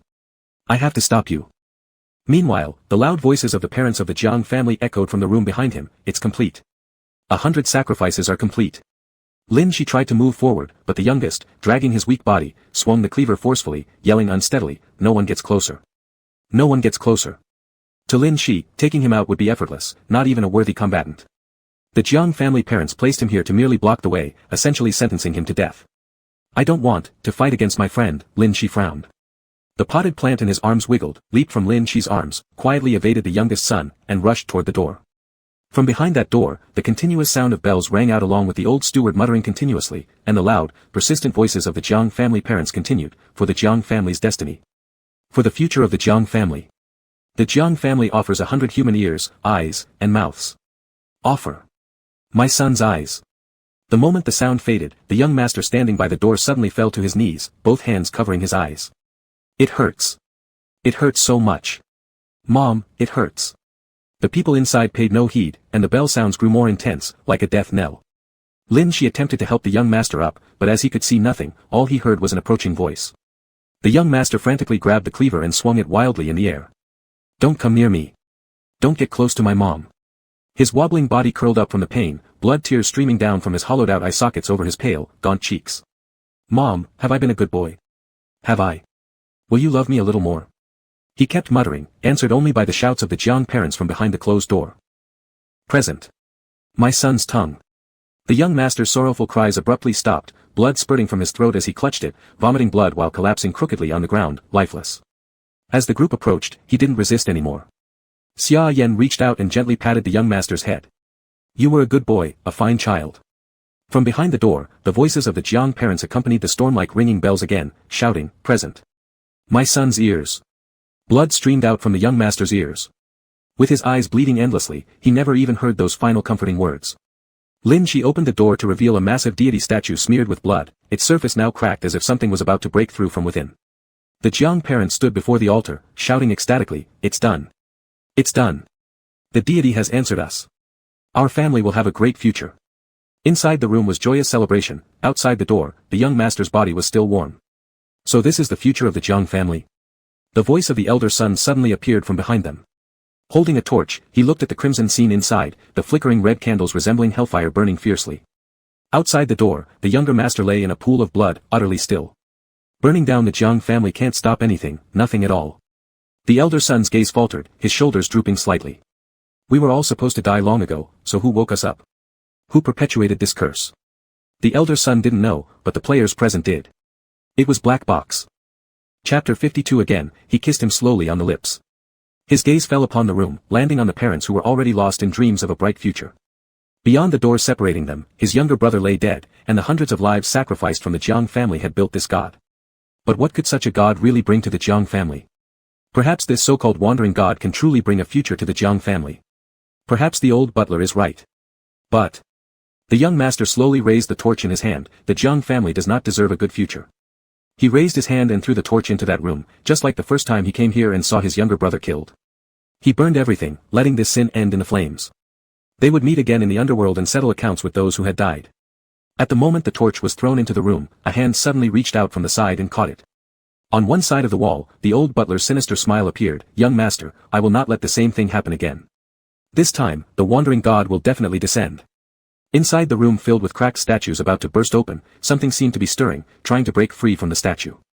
All the god statues of the Jiang family were trembling and shaking, rolling to the ground as if they were all desperately trying to escape. The statues are afraid. Xia Yan covered his ears. After the wandering god comes out, it will eat them all. They are all screaming. Lin Shi stepped forward and entered the room. The old butler immediately swung his torch, wanting to drive Lin Shi away.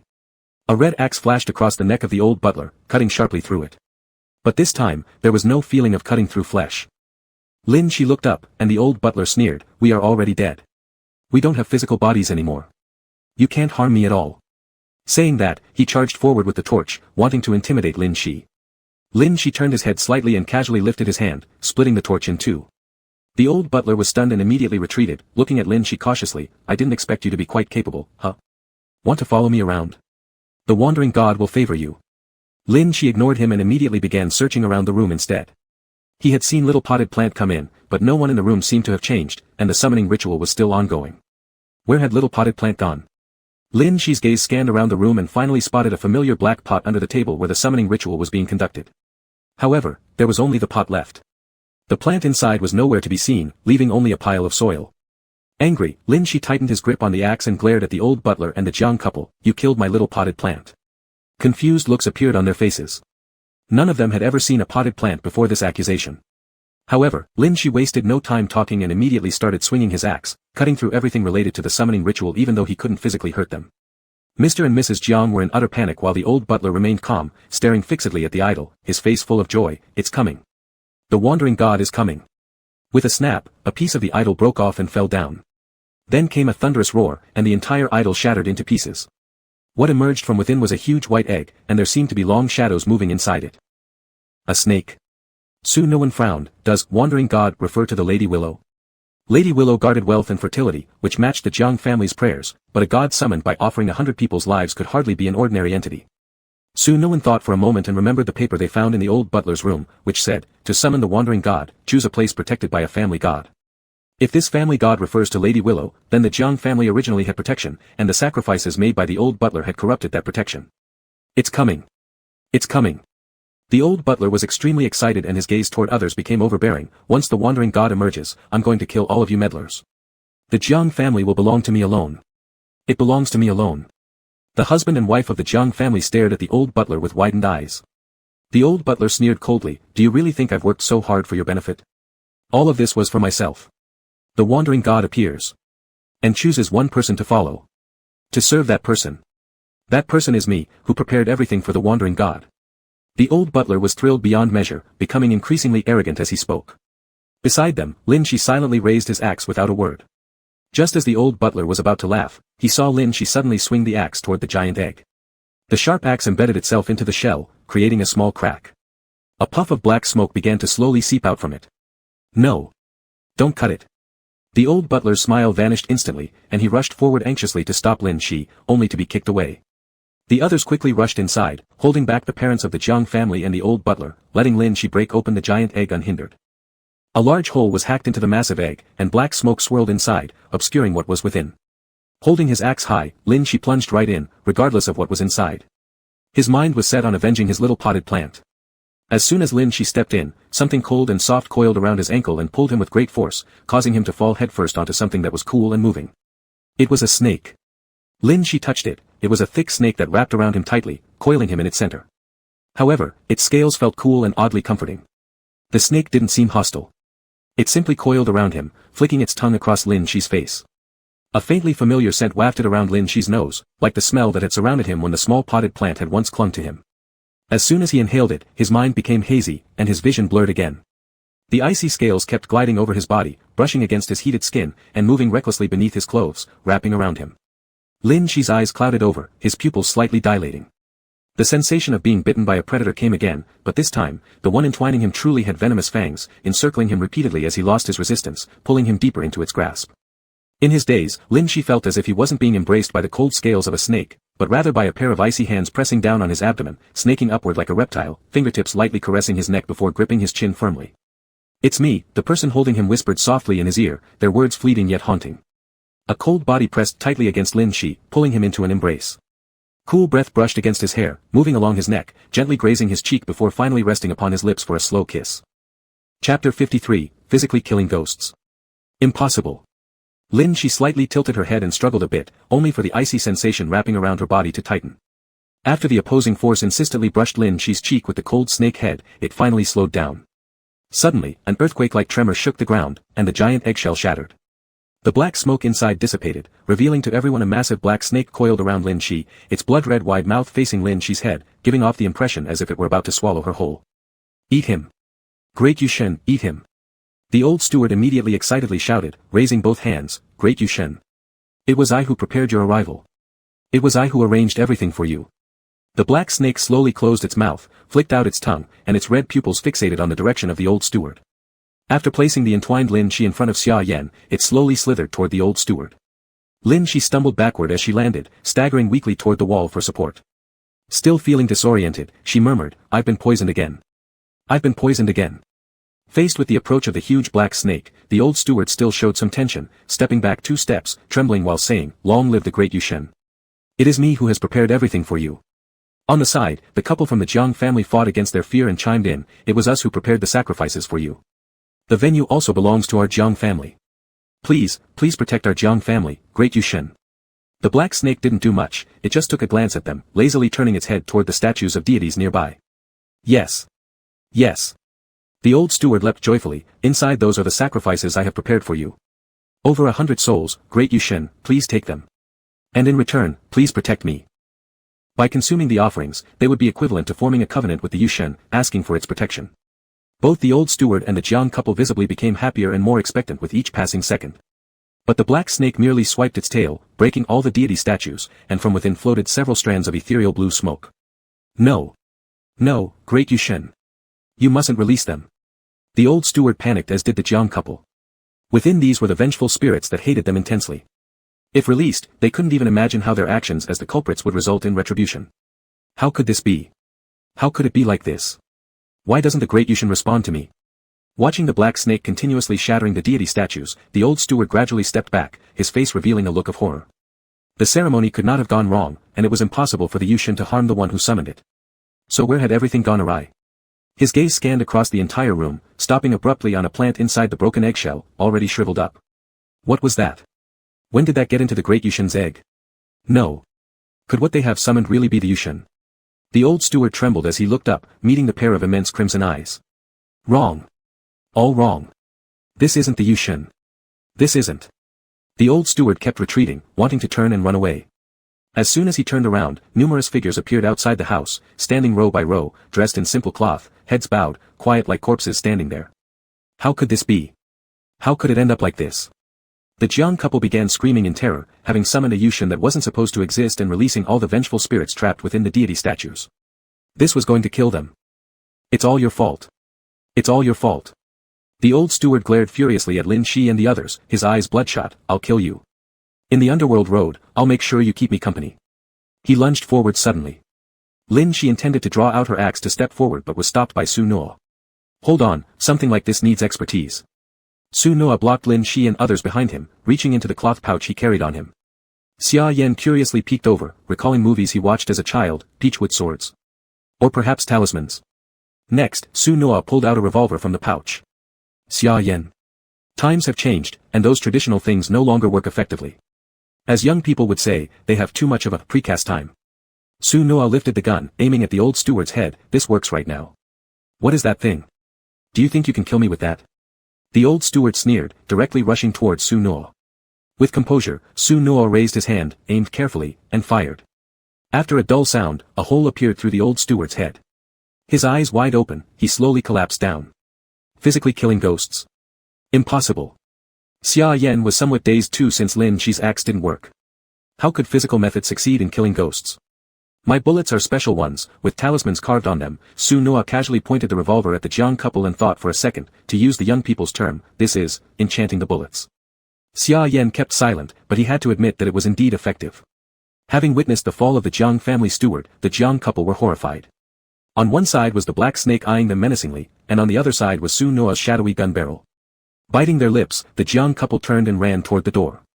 Perhaps as long as they ran fast enough, those vengeful spirits who hated them wouldn't catch up, and it was better than dying in this room.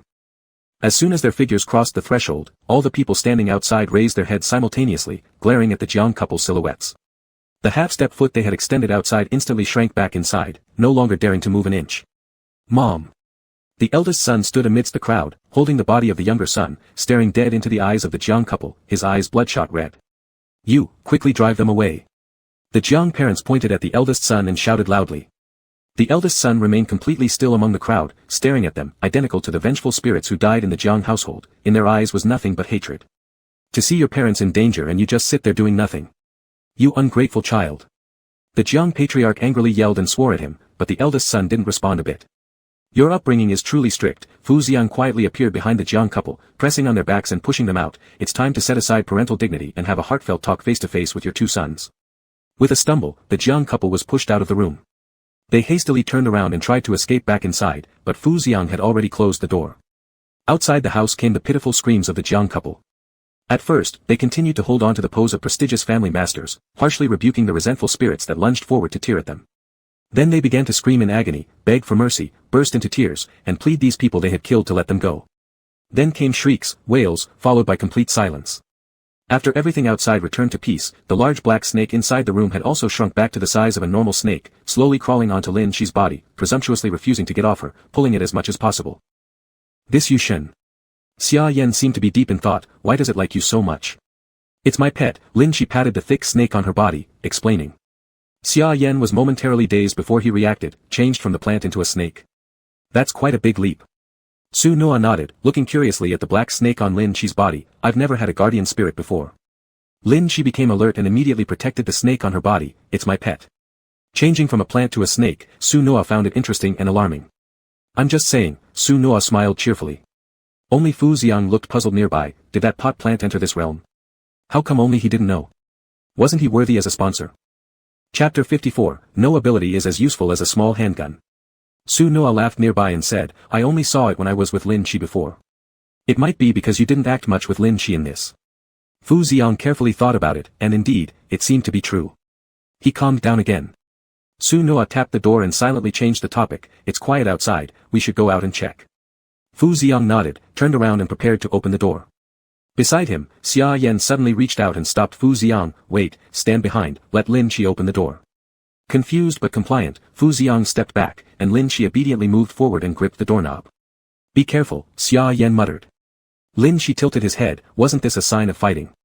Excited immediately, he violently twisted the door and stepped out. Outside the door was endless dimness, along with the bodies of Mr. and Mrs. Jiang. Besides, there was no one else seen. Puzzled, Lin Shi glanced around, then looked back at Xia Yan. There's no one. According to the characters appearing in the Yushin came into being, occupied by the little potted plant, the bodies of Mr. and Mrs. Jiang were already here, the old butler's body was inside, the young master disappeared, even Gao Yao's body was on the altar inside. Who could still stand outside to assassinate them? There are sounds. Xia Yan stood behind the door, raising a finger and pointing to somewhere dark on Lin Shi's left. That's the sound of a player. Understanding Xia Yan's meaning, Lin Shi immediately smiled excitedly, tightened his axe, and made a sharp turn, rushing over there, moving fiercely and quickly. Even before people could react, he had swung his axe towards that darkness. Regardless of whether there was anything or not, listen to Xia Yan first, just cut. The red axe swung down into the dimness. It should have been a missed strike, but actually hit something solid. With a tearing sound, there was a splash of blood from the darkness, a shadow dodged Lin Shi's next swing and stumbled away. After recognizing that person's face, everyone fell silent. It was the male player who shared a room with Lin Shi on the first night. The same person Lin Shi claimed had been lured away by a deity statue knock, yet now he was perfectly fine standing here. I knew it, something was off with you. Xia Yan stared directly at the man. All the dead people from the Jiang family became offerings. Why did you alone remain unaccounted for? That night, you intentionally acted as if you were lured away by the deity statue's knock, hiding to kill Fu Xiang. Confused, Lin Shi turned his head. Didn't the deity statue knock and take him away? Upon recollecting, it seemed that when this player left, the deity statue on the wall hadn't come out yet. At the time, only he heard the knocking sound, muttering to himself before walking out, performing an act so convincing it duped Lin Shi, though fooling others would definitely be more difficult. Furious, the male player wiped the blood off his face and glared at Xia Yan with intensity. Why could you discover me? My ability is transforming myself into a shadow to hide in the darkness, without sound, without heartbeat. No one has ever discovered me. His ability was perfect for assassination. When everyone lowered their guard, killing Fu Xiang was going to be effortless. They never detected him nearby through the entire time. Why was he exposed in the end? Xia Yan crossed his arms. You have items from outside the. Once anything enters the, my ability activates. I can hear your things talk. Your knife kept yelling, but earlier the whole Jiang estate was full of noise, I couldn't pinpoint you. Now, everything's quiet, except for your knife still yelling. The player fished out his own knife, somewhat angry. Inside the room, Fu Xiang spoke up. Don't kill him, leave him alive, I need to ask questions. Lin Shi instantly raised the axe in his hand and grinned as he charged at the player. Having witnessed Lin Shi kill Zhao Si in the, upon seeing this expression, the player frowned, turning to flee. His shadowy figure immediately transformed into a shadow darting into the darkness, trying to evade Lin Shi's attack. However, under Xia Yan's direction from behind, Lin Shi's blade tracked him even more accurately. Several times the edge barely grazed the top of the other's head, prompting him to halt cold sweating and emerge from the shadows, raising his hands high. I won't run. I won't run. Stop him from chasing me. If he kept running like this, Lin Shi's unmeasured axe might accidentally chop off his head, and even cost him his life. It would be better to let the big president ask questions. Lin Shi stopped the axe that was about to swing out, and somewhat discontentedly dragged the player back. The boss of this should have been the so-called Yushen, but because of the interference of the little potted plant, the boss was gone. The small roles were killed easily. For other players, it was a good thing, but for Lin Shi, it was boring. Fu Xiang went into the inner room with Su Noa to interrogate. Su Noa took out her revolver and pressed it against the man's head. Trembling with fear, the man dared not to resist, obediently going in. Xia Yan stared at the two people who closed the door. No replica ability is as useful as a small handgun. He pointed at Lin Shi. Can you conjure up one as a weapon? Lin Shi shook his head. I don't know the internal structure of that thing. Even if I could make one, it would be different from Su Noa's. Mine can only be thrown to hit people. Xia Yan silently nodded after some contemplation. Lin Shi didn't know much about modern society, let alone the intricate structures of guns. He sent a message to Fu Xiang's side, then led Lin Shi outside. I have no interest in prying into the secrets of the big president. Let's focus on our main task first, rescuing your friend. But isn't the replica live-streamed? If they talk, everyone in the live stream knows. Lin Shi followed Xia Yan obediently. Xia Yan waved his phone. With this thing, there are always ways to prevent the live stream audience from knowing the content. If we interrogate outside the replica, we won't be able to find that person once the replica ends. Lin Shi nodded, not knowing what secret the president had. He decided to follow Xia Yan to the young master's room first. There was a deity statue in the young master's room. According to the rules of the Jiang family, a deity statue should not enter the house, but this one was different because this was the young master himself. Like other deity statues, it had no mouth, no eyes, and no ears. It was a poor soul offered as a sacrifice. The outcome of sacrificing 100 people from the Jiang family and offering the child was already determined before the construction of the replica. We cannot change it. The only thing we can do is, take the young master away from the Jiang family. Xia Yan picked up the deity statue and put it in Lin Shi's arms. Letting him leave the Jiang family and no longer be confined there is the best end for him. Let's go. Chapter 55, The Price of Desiring Love is Heavy. At the Jiang residence after it was all over, silence and darkness prevailed. There was no sound of voices, like a house of the dead. In front of the main courtyard of the Jiang family estate, the young master was already waiting there. Outside the gate stood countless people who had died at the Jiang residence. After escaping the torment of the divine statue, they gradually left to find the ones they wished to see. In the end, only the young master remained standing there. Lin Shi carried the divine statue out beyond the gates of the Jiang residence. A black snake wrapped around his body touched the divine statue twice with its tail, causing it to shatter instantly into pieces. Smoke swirled and floated toward the young master, transforming into the appearance of the little master. Thank you, my friend, the little master said softly to Lin Shi. I hope that in the future, many people will love you. Don't end up like me, suffering endlessly for wanting love but never receiving it. The young master patted the little master's head. Your brother loves you very much. He bent down and bowed to Lin Shi and Xia Yan, then waved goodbye. Thank you so much for freeing so many vengeful spirits from the Jiang residence. The figures of the two masters gradually faded away before their eyes, leaving the Jiang family courtyard quiet once again. It seems like there's something inside the broken statue. Xia Yan squatted down and sifted through the fragments, eventually picking out a piece of paper. Lin Shi thought it looked familiar. He leaned in closer and realized it was similar to the note they had obtained from the administrator earlier. According to Gu Siming's explanation, it detailed the setting and understanding of Ab's, Deputy Black Box, within the scenario. But if this note came from the Little Master, it might suggest that he was originally the BSS, Deputy Black Box, but underwent a change. What turning point led to this alteration? No one knows. Perhaps it was Lin Shi's attitude towards friendship, or perhaps it was the Little Master's understanding of love, or even the reassurance from the young master. Lin Shi took the piece of paper handed by Xia Yan and read the words on it carefully. Those who seek without finding give everything, yet never gain what they desire. This was probably referring to the heart of the Little Master, who yearned for his parents' love. Even knowing that his parents intended to sacrifice him, he still humbly sought their acknowledgement and compassion. However, his wishes were never fulfilled. The Jiang parents never truly loved him. Growing up in such an environment, becoming sensitive and fragile like him is entirely due to the faults of the Jiang parents. Xia Yan piled the shattered remnants of the divine statue together. I hope he has stepped away from this idol, from the Jiang family itself. Xia Yan's expression momentarily blurred, and he paused slightly, but stepping away isn't as easy as that. After a while, Fu Xiang and Su Noa came out together. What happened to that person? Xia Yan asked. Su Noa wiped the revolver in his hands with a cloth, smiling faintly as he spoke a few light-hearted words. He tried to kill young Master Fu again. Now he's gone. Xia Yan nodded, not asking any further questions. In their conversation, the cries of breakfast vendors could be heard behind them. Morning light gently spilled onto the street. Early risers passed by, creating a lively atmosphere.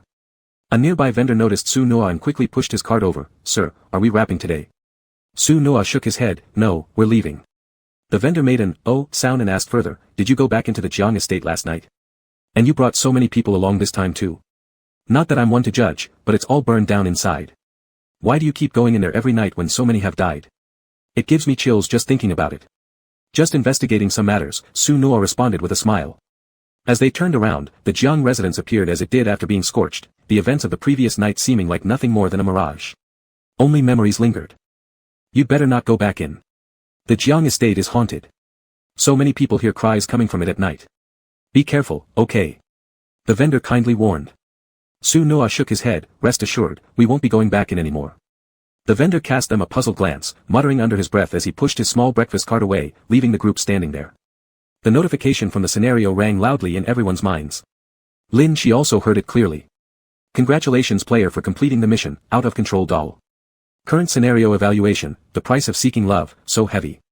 Lin Shi frowned, another evaluation. The black box had its own interpretations of each BSS, deputy black box, within these scenarios, providing commentary and evaluations on the outcome of each mission. It was like the black box was analyzing each role within the scenario, conducting a post-match review like a bystander. It was quite irksome. The scene of the scenario began to fall apart, people and things started to vanish.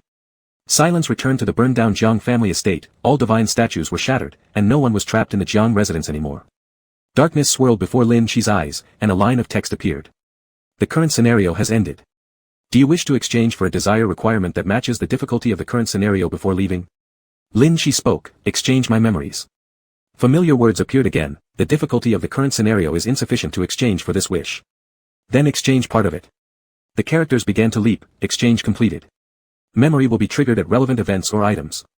Please pay attention after the scenario ends.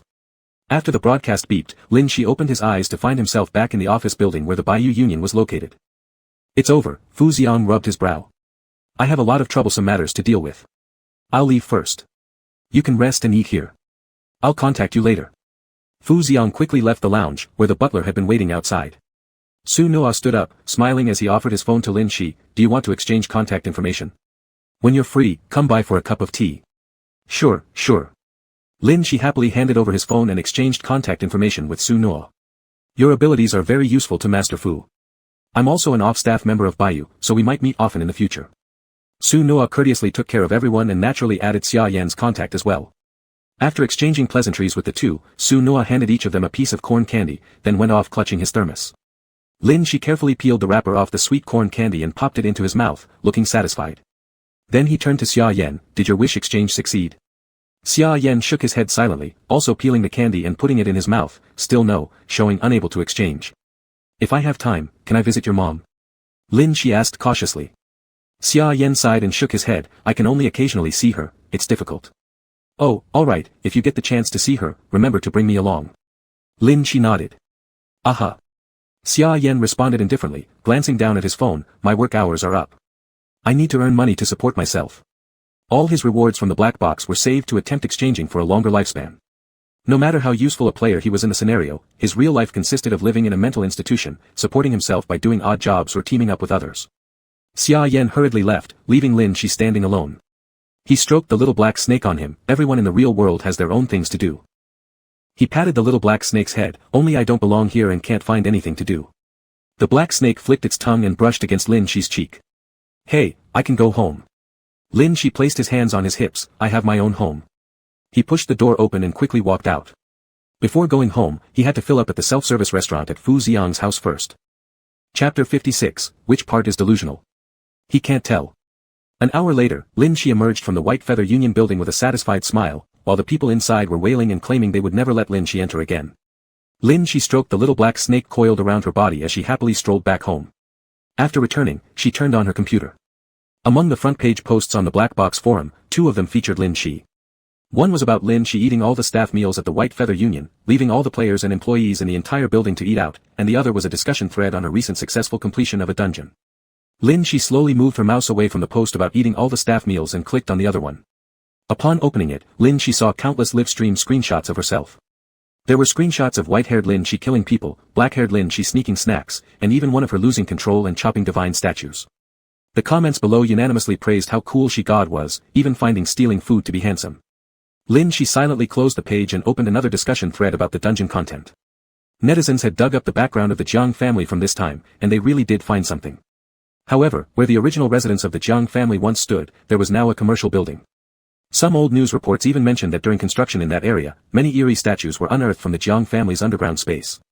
At the time, many theories circulated, but everyone only suspected the Jiang family of worshipping deities or Buddha, never imagining those were human sacrifices. Below the post, some questioned why all the dungeons in the black box game were constructed based on real events locations. Information about the Jiang family could indeed be found, yet no trace of data regarding the administrator's dungeon existed. Speculation ran rampant among the commenters, but none provided solid evidence. Lin Shi lowered her head and took out the letter sent by the administrator from the drawer. The handwriting matched exactly the diary entries within the dungeon, confirming the administrator's existence just like the Jiang family's. As for why there was not a shred of evidence left behind, perhaps the answer would reveal itself as they became more familiar with Black Box. Gu Siming might know, Lin Shi mumbled, remembering she hadn't encountered Gu Siming in the Jiang family dungeon yet. The next time they met, she would ask him. Perhaps someone born into Black Box like him might have deeper insights into these mysteries. Regaining her focus, Lin Shi turned her head to look at the quiet room. Ji Ling, who had transformed from a small potted plant into a small black snake, was busy cooking in the kitchen. Seemingly having lost the many flexible branches, he was trying hard to use his thin tail to lift the pot and prepare a meal for Lin Shi. Lin Shi squatted by the kitchen door, observing the long snake quietly. He seemed to take good care of himself. They must have been very close before. Lost in thought, Lin Shi noticed a shadow moving across her field of vision. For an instant, the shape shifted into the silhouette of a tall man walking soundlessly, almost leaving no trace. Suddenly, several scenes flashed through Lin Shi's mind. Blurred and indistinct memories gradually grew clearer. She seemed to see herself standing in a lively place, her eyes sweeping over the crowd, until they landed on a small corner of the room. There sat a man in black clothes, hood pulled low over his face, despite his imposing stature blending completely into the crowd.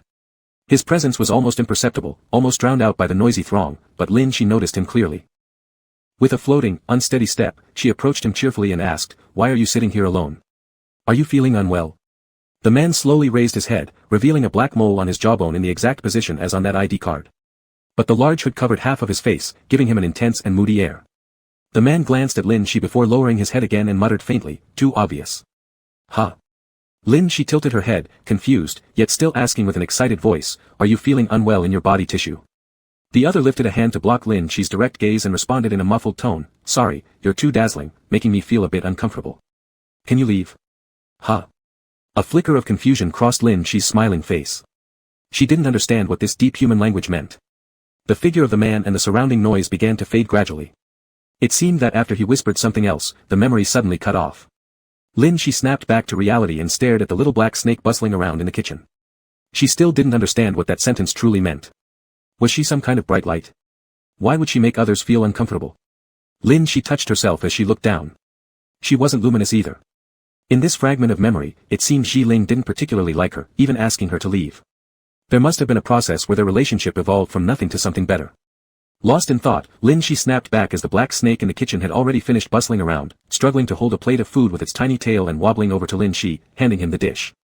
Ji Ling seemed to have had difficulty cooking today. After much effort, he could only manage to prepare a small dish for Lin Shi. "Ah!" Lin Shi opened his mouth wide, dumping the whole small plate into his mouth. He chewed a few times, then gulped it all down. The result of Ji Ling's half-hour effort was resolved in one bite by Lin Shi, leaving both of them staring at the empty plate in silence. Just as they were sitting quietly, Lin Shi's phone in his pocket vibrated twice, indicating someone had sent him a message. He took out his phone. Fu Xiang had messaged him and Xia Yan in the group chat, "Let's meet downstairs at the White Feather Union later. I'll take you guys to my place for dinner."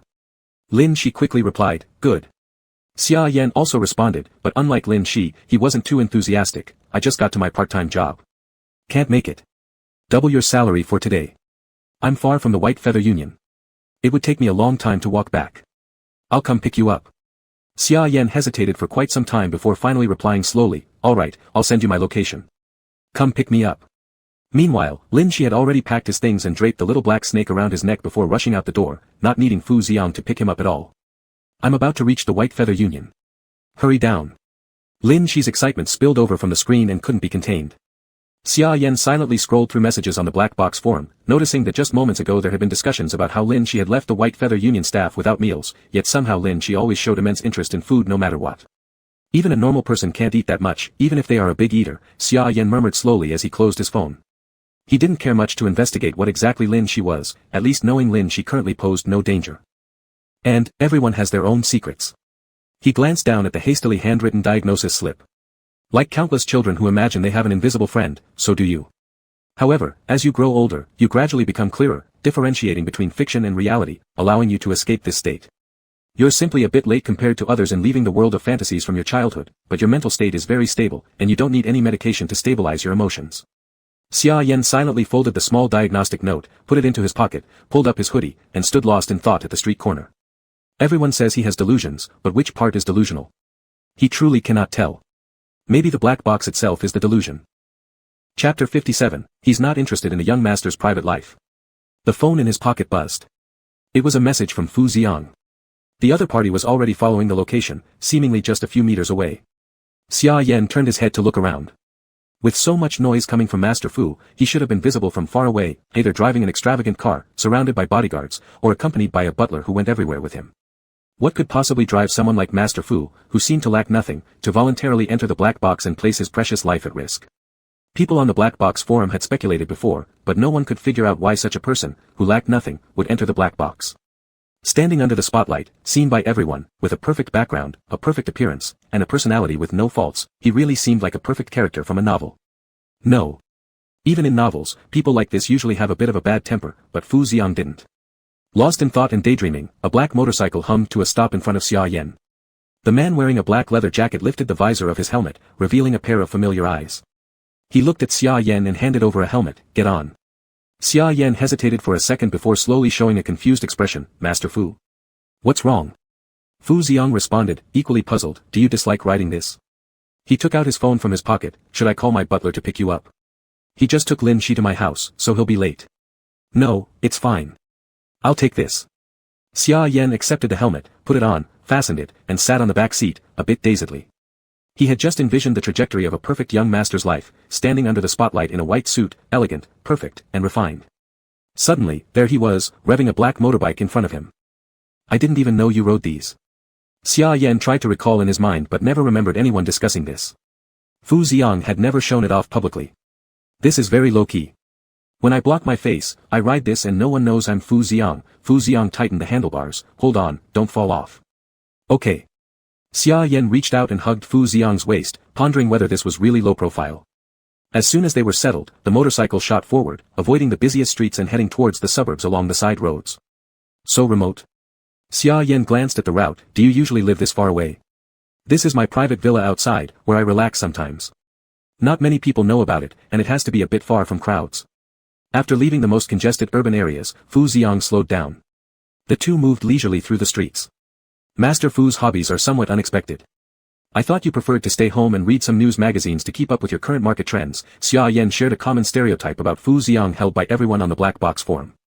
A president bearing the company on their shoulders should always pay attention to industry developments and competitors' new dynamics, naturally having no time to care about anything else. Who wants to look at those? Fu Xiang muttered with some resentment. Do you like reviewing work content after clocking out? Of course, during free time, you do what you like. He continued muttering complaints, saying that the office environment was full of prying eyes, and it was exhausting to maintain appearances.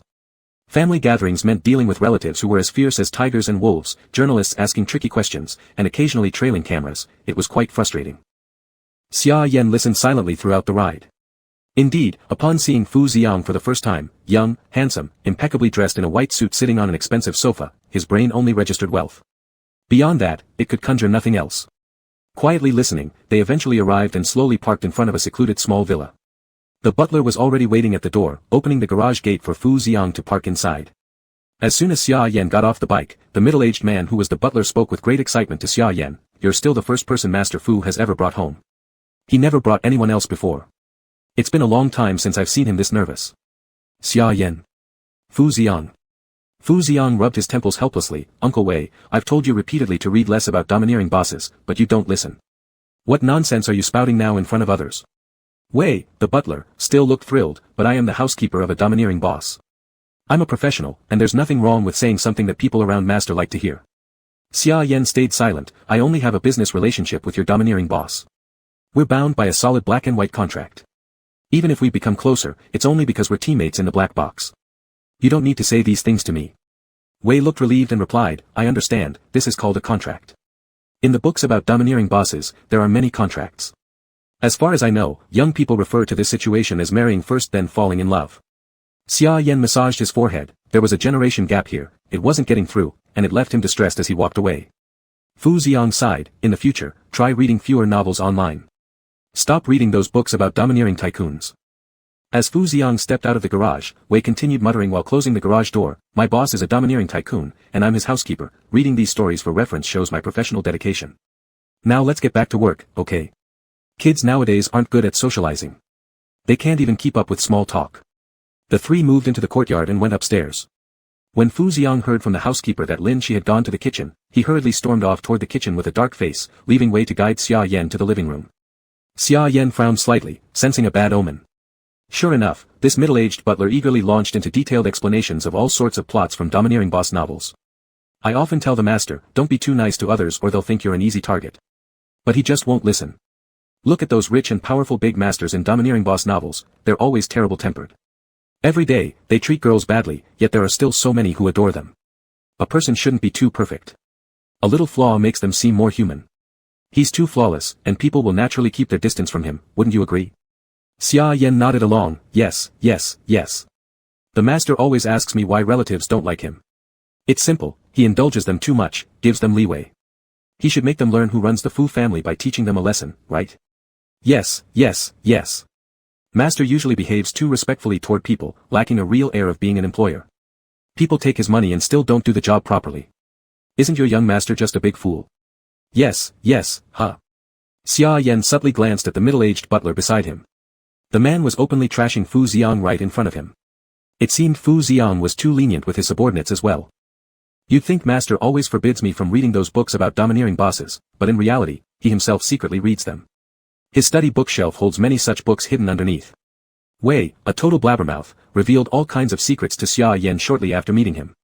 Drenched in sweat, Xia Yan really wasn't interested in a young master's private life. Chapter 58, a character name from painful youth literature. Fu Xiang quickly walked to the dining room. As soon as he entered, he saw the refrigerator wide open, both layers inside exposed.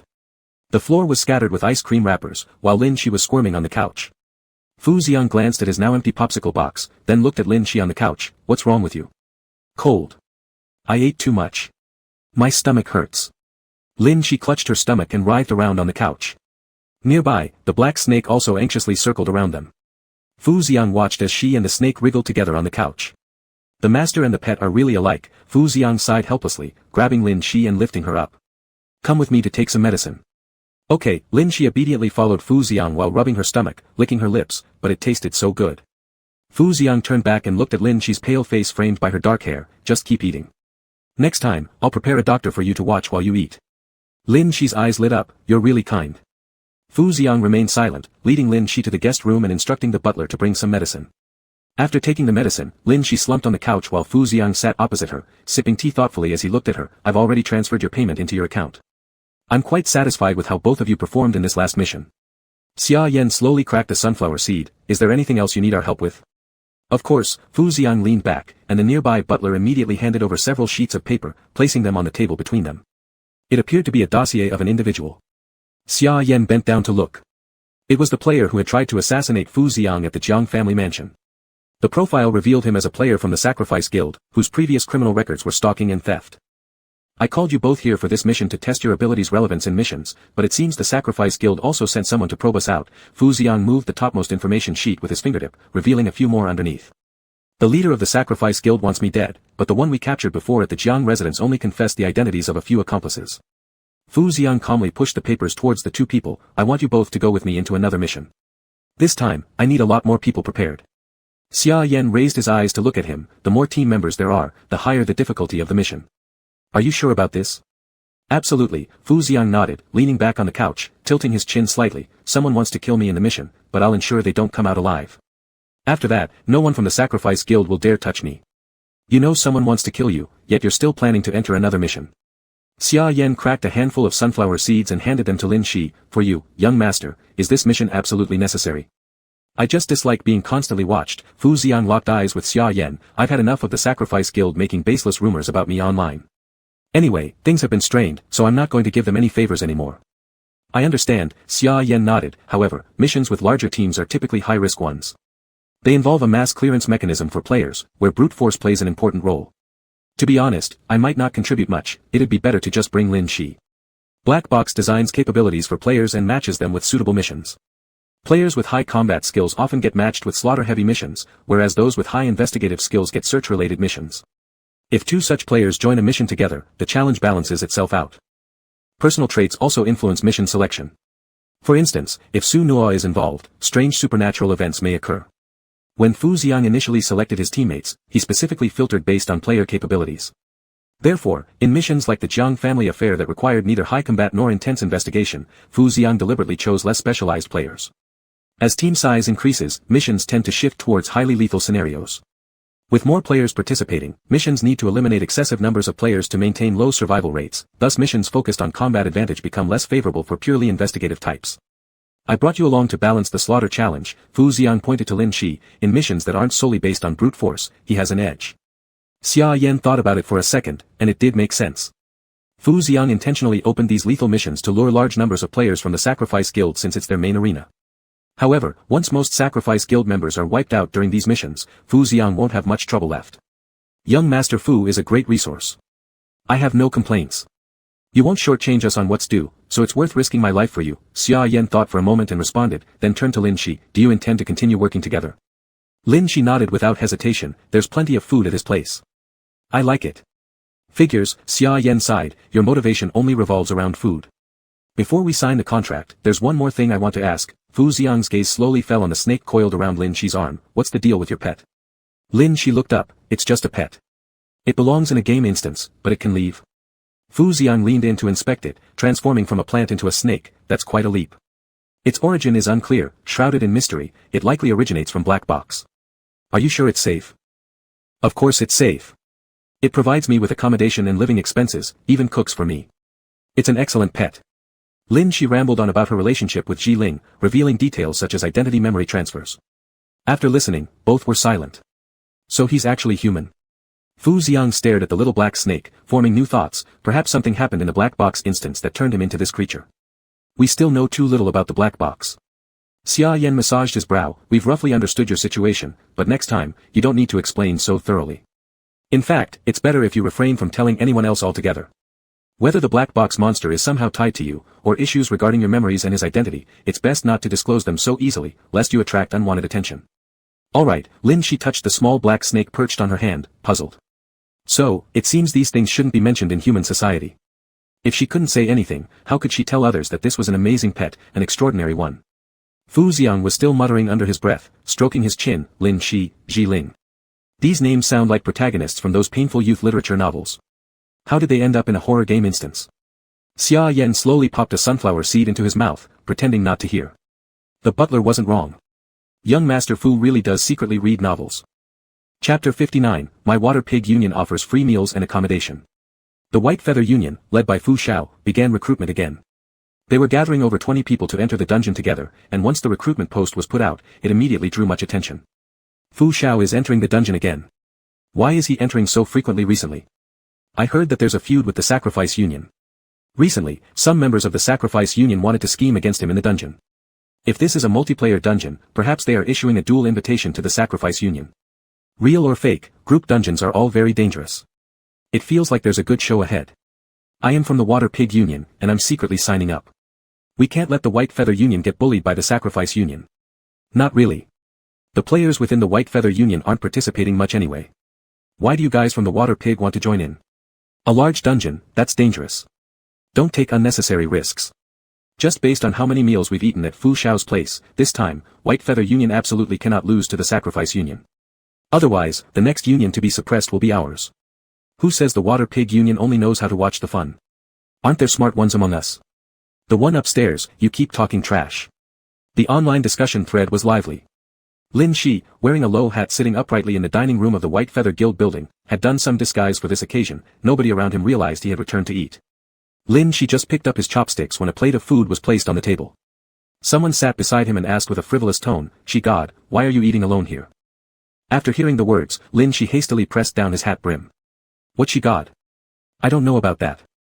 In the entire restaurant, the most abundant food in the plates belongs to you. Who else could it be but Lin Shi? The person sitting beside laughed while sipping a Coke, looking at Lin Shi's nervous appearance. You don't want Fu Xiao to know that you came here to empty his dining hall again, right? Lin Shi lifted his plate, ready to sneak away. The person beside him quickly grabbed his shoulder. It's just a joke, you're someone especially invited by Fu Xiao. If you want to eat, no one could possibly drive you away. Lin Shi looked back and saw a youth with many ear piercings and striking red hair sitting beside him, a playful smile on his face, someone others would want to stay away from. You. I know who you are. Lin Shi suddenly became excited as if discovering new knowledge. I just saw last night online that you're usually called Ghost Fire Youth. Red hair fell silent immediately, unable to laugh anymore. I only look like a street thug, but I don't ride motorcycles. Strictly speaking, Fu Xiao is actually the Ghost Fire Youth. Lin Shi thought for a few seconds, nodded, and earnestly accepted the suggestion before correcting, that's correct, Fu Xiang is the real Ghost Fire Youth. At this, the opposite person burst into laughter, ha ha ha. I wish I could record this to let Fu Xiang listen. Lin Shi sat down again, beginning to inspect the person beside him while poking the rice on his plate. Are you an acquaintance of Fu Xiang? The person across responded, sort of. Lin Shi carefully gestured, comparing them to something, we are steaks. The other side nodded, exactly. Like the difference between sirloin and tenderloin steak, people have different preferences, hence they make their choices accordingly. Suddenly, Lin Shi had a clear thought, both of you are black box players, he belongs to the White Feather Union, and you belong to the Water Pig Union. Immediately, the other person gave Lin Shi a thumbs up, wow, you understand what I'm saying even though it's so abstract. Impressive. Lin Shi proudly raised his head, I know everything about food. The other person grinned, drawing closer to Lin Shi, so, do you have any understanding of the Water Pig Union? Nope. Then, do you have any interest in the Water Pig Union? Water Pig Union also offers free meals and accommodation. Lin Shi shook his head while bulging his cheeks, you guys can't afford to feed me. That's true. Fu Xiao's family is rich and powerful, but it's still hard to remain calm dealing with your appetite, said the person sitting beside him while rubbing his chin and handing Lin Shi a jelly bar, let's become friends then. My name is Jiang Yi. Lin Shi stared at the jelly bar swinging in front of him and reached out to grab it, I haven't tried this before. Those who offer me food are good people.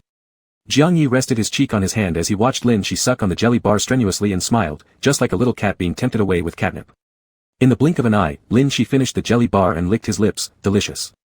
Jiang Yi nodded, next time, I'll bring more. This one I brought today serves as a dessert after coming to White Feather Guild to freeload. Alright, Lin Shi nodded, and the two talked rather happily. The small black snake coiled nearby sized up Lin Shi, then Jiang Yi, gliding silently between them and lying down to draw an invisible line. When Xia Yan came to the restaurant, he saw Lin Shi chatting enthusiastically with a red-haired guy. Taking a glance from afar, Xia Yan noticed his features, black windbreaker, red hair, adorned with some silver ear studs, definitely Jiang Yi, the president of the Water Pig Union. His aura was wild and unrestrained. Normally, a guild president should rarely show up in public, at least other guild players wouldn't easily see them. However, players of the Water Pig Union and their president were like street hustlers, strolling around every day, sneaking meals here and there, nosing into everything, and they were always present somewhere. There was even talk that someone from the Water Pig Union infiltrated the Sacrifice Union canteen for half a month, then posted online complaining about their food quality. That's how the Sacrifice Union eventually discovered their presence. Xia Yan sighed, he knew this restless union had come to cozy up to Lin Shi. Rumor has it, someone from Water Pig wants to join the recruitment effort. Xia Yan casually sat down next to Lin Shi, glancing at Jiang Yi, is Fu Xiang paying you guys? Nope, Jiang Yi shrugged, I'm just coming along for the fun. Xia Yan nodded and put a piece of meat in Lin Shi's bowl, pausing momentarily before suddenly looking up at the smiling face, you? Are you going? He thought it would be some random player who developed feelings for Fu Xiang through free meals at White Feather, but unexpectedly it was the guild president himself. If that were true, it meant the Water Pig Union was supporting White Feather. In the past, big guilds never interacted with one another because people of different personalities gathered within each guild, usually showing no interest in others. To be honest, I don't really want to go either, but I fear that if White Feather goes down, our guild won't have a place to eat anymore. Jiang Yi waved his hand, laughing frivolously, who can blame me for intervening when the Sacrifice Union's food isn't good enough? Xia Yan remained silent, uttering an, oh, and ceasing the topic. However, Jiang Yi eagerly circled over and sat beside Xia Yan, you seem unaffiliated with any union too, right? How about joining us at Water Pig? We offer free meals and lodging. You might want to consider this. Xia Yan shot him a disdainful look. So full of hot air, the Water Pig Guild spends all its time freeloading. This so-called free meal and accommodation simply means going to other people's places. Lin Shi could see through these words easily as well. Chapter 60, isn't it a little rushed to start with a boss fight? Xia Yan leisurely cut the steak on his plate and transferred it onto Lin Shi's plate, sorry, it's undercooked. It was unclear if he was referring to the steak or Jiang Yi, but his subtle rejection was polite enough. Jiang Yi rested his chin in his hand and grinned mischievously, deliberately continuing to probe, you don't look very old either. Your curly hair is really cute. Our Water Pig Guild needs mascots like you the most. Have you considered it? Xia Yan put down his knife and fork, turned seriously, and was about to say something. A few steps away, a person appeared next to the two, reached out a hand, and slapped it between Jiang Yi and Xia Yan. Jiang Yi, stop flirting with my people. Jiang Yi smirked, his bright red hair beneath him revealing deep-set eyes that stared directly at Fu Ziang. What do you mean, flirting with your people? Where are your people from? These two haven't joined the Baiyu Guild yet. Fu Ziang remained calm in his white suit, refined and handsome, looking like someone who doesn't get angry easily, but now he just stared at Jiang Yi. Let me clarify, the people in my team. Oh, the people in your team, Jiang Yi blinked lightly. I'm also one of your team members, right? Fu Ziang's face turned cold. You eat at my place all 4 seasons of the year without paying for meals, and now you want to help me properly to earn money. I should block you. Not so fast. Jiang Yi intentionally assumed a brotherly tone, giggling as he draped an arm over Fu Ziang's shoulder. We grew up wearing the same pair of shorts. Don't be so cold, alright? He had calculated that Fu Ziang would never lose his temper in front of strangers and always spoke carelessly. Xia Yan stopped helping Lin. She cut the steak and looked up. Are you a young master too? Before Fu Ziang became impatient, Jiang Yi retracted his hand, crossed his legs, and sat down, supporting his chin as he smiled towards Xia Yan. Once upon a time, yes, not anymore now. Xia Yan thought for a second, recalling prominent surnames in recent years. There was indeed none named Jiang, which meant they must have fallen out long ago. Seeing Xia Yan thinking carefully, Jiang Yi leaned forward and scrutinized his serene, steady profile. What's up? Are you interested? Join the Water Pig Guild, and I'll tell you everything. No interest, Xia Yan replied indifferently. Jiang Yi didn't seem bothered by his rejection but showed great interest instead. Your hair is curly, slightly brownish, and looks like a Devon Rex cat, adorable yet a bit aloof. Xia Yan silently picked up his meal tray and sat on the other side of Lin Shi, avoiding Jiang Yi. Jiang Yi paid no heed to Xia Yan's departure and leaned in closer, sitting beside Lin Shi while pulling out another gummy strip from his pocket. Little coal ball, suck on this, want some? You said you didn't have any. Lin Shi sniffed around and brought her nose close immediately. Xia Yan sighed, watching Lin Shi's lack of self-respect. Little coal ball, wasn't that how black cats were usually called?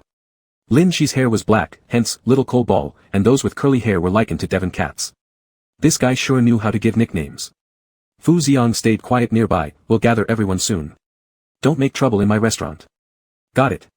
Big master, go ahead with your business. Jiang Yi waved a hand, trying to shoo Fu Ziang, the Baiyu owner, away. With matters at hand, Fu Ziang left.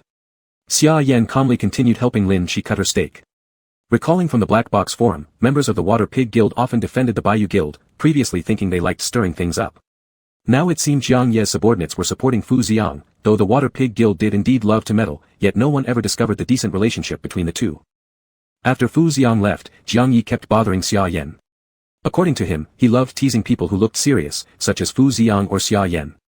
As for Lin Shi, feeding her was enough satisfaction. People from the Baiyu Guild seemed accustomed to this freeloader and showed no curiosity why the president of the Water Pig Guild was here. By the afternoon, Baiyu's recruitment post ended, and Fu Ziang didn't recruit too many people. After checking their background and ability types, he selected 12 people. Including those Fu Ziang himself brought, they gathered 15 in total, which was already quite a lot for teams that typically consist of 3 or 4 people. Lin Shi tidied up her bag. Having learned from the last dungeon experience, she carried a plump bag full of food to the meeting room. Xia Yan packed some medicine and defensive weapons in his backpack. The entire meeting room was packed with over a dozen people, the couches on both sides fully occupied. All faces were unfamiliar except for Jiang Ye's, who remained a semi-known figure among the crowd. Fu Ziang, standing at the center of the group, had already prepared himself to address the players. This time, the players I've chosen are confidential. Once we enter the instance dungeon, some of you may be randomly assigned to other teams. No matter where you're sent, you cannot reveal that you belong to my team. We will communicate privately. Everyone nodded in agreement. All set for the upcoming challenge, Fu Ziang closed his eyes along with everyone else, ready to enter the. A familiar announcement echoed in their minds. Lin Shi felt the cold sensation slithering around her neck, faintly hearing the howling wind and clinking amusement park rides nearby. Congratulations player Lin Shi for successfully entering the black box. Current dungeon, the Arena of Terror. This is an arena that feeds on fear, and the 4 black box monsters are all searching for followers who can provide them with the highest levels of fear. And you, an exceptional player, have coincidentally arrived at this vast and joyous arena. Let others scream, let others be afraid. Piece together their pasts, construct their nightmares, and offer the tastiest fear to your black box monster. The broadcast chimed melodically. Your matched black box monster for this instance is Fool. Lin Shi opened her eyes as a roller coaster zoomed by, the fierce wind brushing against her body. Eardrum-shattering screams reverberated from the speeding cart, and outside the colossal amusement ride, a crimson sky loomed heavily with ominous red clouds, dyeing the heavens like blood. Just as Lin Shi was taking everything in curiously, a massive black rabbit plush toy plummeted from the sky, crashing loudly onto the center of the amusement park. Lin Shi immediately became alert. Wouldn't it be too rushed starting off with a boss fight?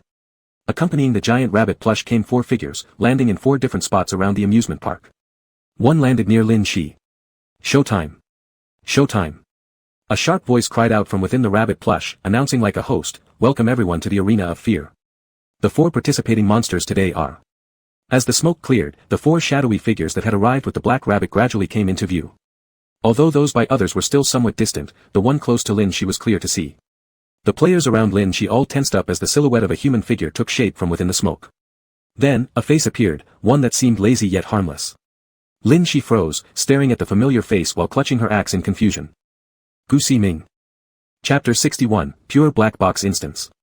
Hearing Lin Shi's voice, the other party also turned around and greeted with a smile, "Friend, it's been a long time." The surrounding players were somewhat confused. Was this the black box monster? It didn't seem like it, this was just a normal person. Everyone had just formed this thought when they noticed figures standing in 3 other places almost simultaneously. The massive black rabbits began their announcements one by one. Distortion. A man with a twisted neck that nearly looked broken. Rip. A woman holding a large sharp pair of scissors, her mouth cracked open unnaturally. Forbidden. A man with cones piercing his chest and dragging chains, clearly deranged. Fool. Among a group of people who all looked extremely abnormal, Gu Ximing's presence appeared strikingly normal by comparison. Lin Shi scratched his head. "Fool refers to you, right?" The instance notification said that the black box monster assigned to him was called Fool. Gu Ximing also scratched his head. "I'm not sure either, but if the instance calls me this, I guess so. Anyway, my name is Gu Ximing." The nearby giant black rabbit continued its announcement. Rules of the Fear Arena game. 1. All players are divided into 4 factions. Each faction has a black box monster, a being that requires player devotion. 2.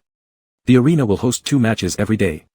The 4 factions will be split into 2 groups competing against each other. 3. The match rules, both teams will choose 1 participating player each. The black box will reveal the chosen participant's life experiences to the opponent, and players must use this information to create a terrifying illusion for their rival team. The entire squad participates. Using fear as the standard, the competition lasts for an hour. In 1 hour, the team generating the most fear from their opponents wins, and the generated fear values will be offered to their respective black box monsters. 4. Matches last for 7 days. After 7 days, the team that gathers the most fear will receive an A-grade reward. Meanwhile, winners of daily matches get a C-grade reward. 5. Inside the instance, killing black box monsters is prohibited, and during non-match periods, no player may harm each other, but switching factions is allowed, and players can expend their once daily match chance to challenge another player or faction.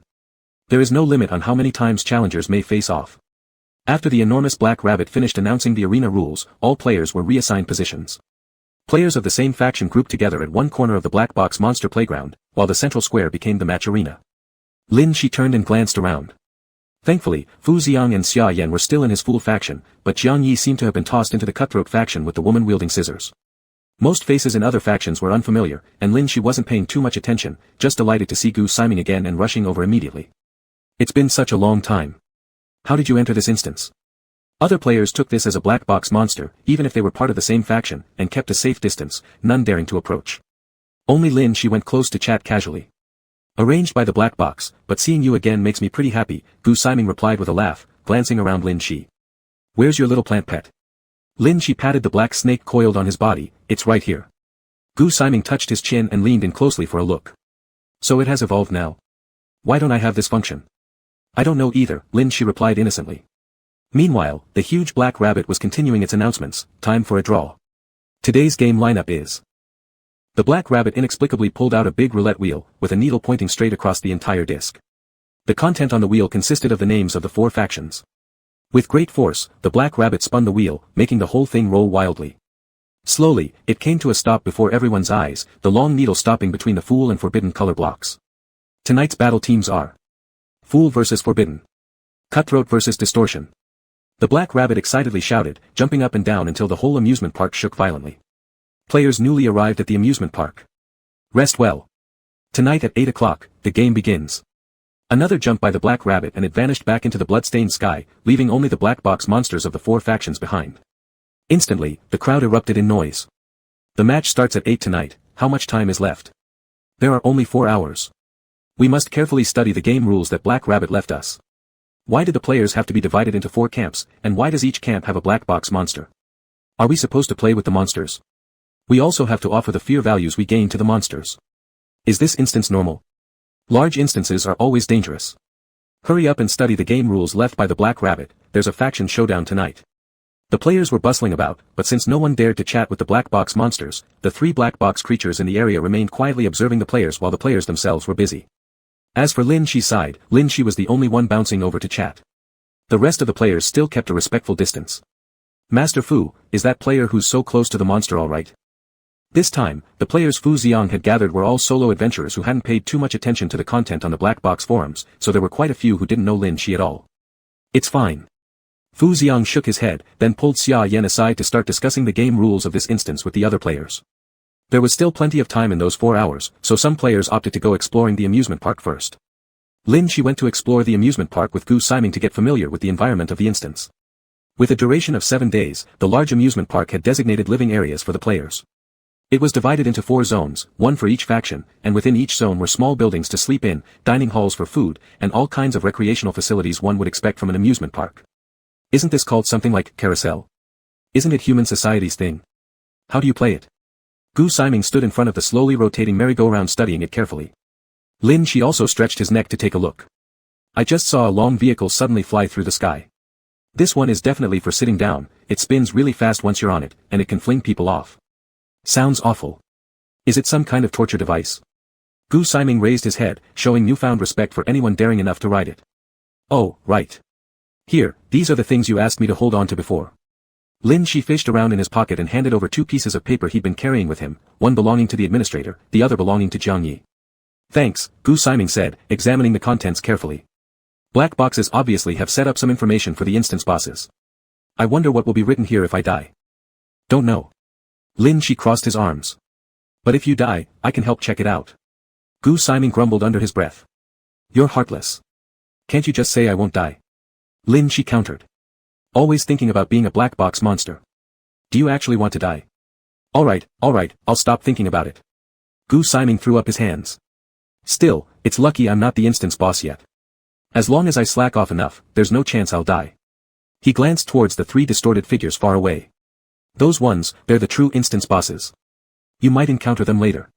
Be careful about their attack patterns. Lin Shi followed his gaze. Those beings were similar to Gu Siming in that they were pure black box monsters, marking the first time after experiencing 2 instances that Lin Shi had encountered entirely black box-based monsters. So, this instance was likely constructed purely from black box mechanics, disconnected from the context of human society. Chapter 62, He looks so easy to deceive. Unfortunately, I'm not allowed to kill him. Lin Shi rubbed his chin and stared at the 3 towering figures in the distance. If only I could. It's my first time participating in a dungeon with so many players. Gu Siming followed his gaze. The rule of this dungeon is for players to fight each other while the black box monsters watch from the sidelines, benefiting indirectly. In a sense, it's pretty cruel. What if, in the end, the monsters become stronger and come back to kill the remaining players who have already turned on each other? Lin Shi tightened his fists. This dungeon would be truly nasty. It probably won't happen like that. That would be too unbalanced between the players and the black box monsters, where they'd have too much advantage. Even if they were to fight at the end, it would more likely be the black box monsters fighting each other. Gu Siming lowered his eyes, deep in thought. Perhaps, this is also a game for the black box monsters, and the victor may even become the next boss in future dungeons. Oh, promotion. So they are just like you, black box monsters who haven't yet become dungeon bosses. Lin Shi immediately understood why the black box monsters weren't directly participating in the player conflicts. They needed to collect fear from the players, grow stronger, then fight to determine the next dungeon boss. It's so complicated. Lin Shi smacked his lips and put down his plump backpack, unzipping it. By the way, I've brought plenty of delicious snacks from human society. There must be some you haven't tried. Is that so? Gu Siming leaned over with interest, and he and Lin Shi sat by the carousel, sharing the snacks. Players passing by fell silent. The 2 didn't act like normal players, and the black box monsters didn't look like usual ones either. These 2 seemed perfectly at ease together, almost supernatural. Fu Xiang has made quite a ruckus this time recruiting. Players from all 3 major guilds opened live streams to watch this event, even attracting those who rarely paid attention to the black box phenomenon to join the commotion. As soon as the live stream began, there was Lord Shi sharing his snacks with a black box monster. Am I dreaming? Hearing about Lord Shi's reputation, the one we see doesn't match the screenshots everyone has been sharing, a guy with long black hair who seems pretty harmless, munching away on snacks. Is he really that white-haired murderer? Absolutely real. It's him all right. He just looks innocent right now. But when he gets violent, he's absolutely terrifying. Wait, what? That can't be true. Among the 4 black box monsters, only the one near Lord Shi is chatting casually with him. The rest of them are being completely ignored. For heaven's sake, those are black box monsters. Even if they're on the same team right now, no one in their right mind would dare talk to them. They're all terrifying. Exactly. Besides Lord Shi, who else would even think about conversing with black box monsters? As the chat buzzed with chatter, Jiang Yi walked confidently toward the Rift Lady, ignoring her enormous, sharp scissors as he waved and greeted her with a casual, "Hey, beautiful." Chat. Rift Lady.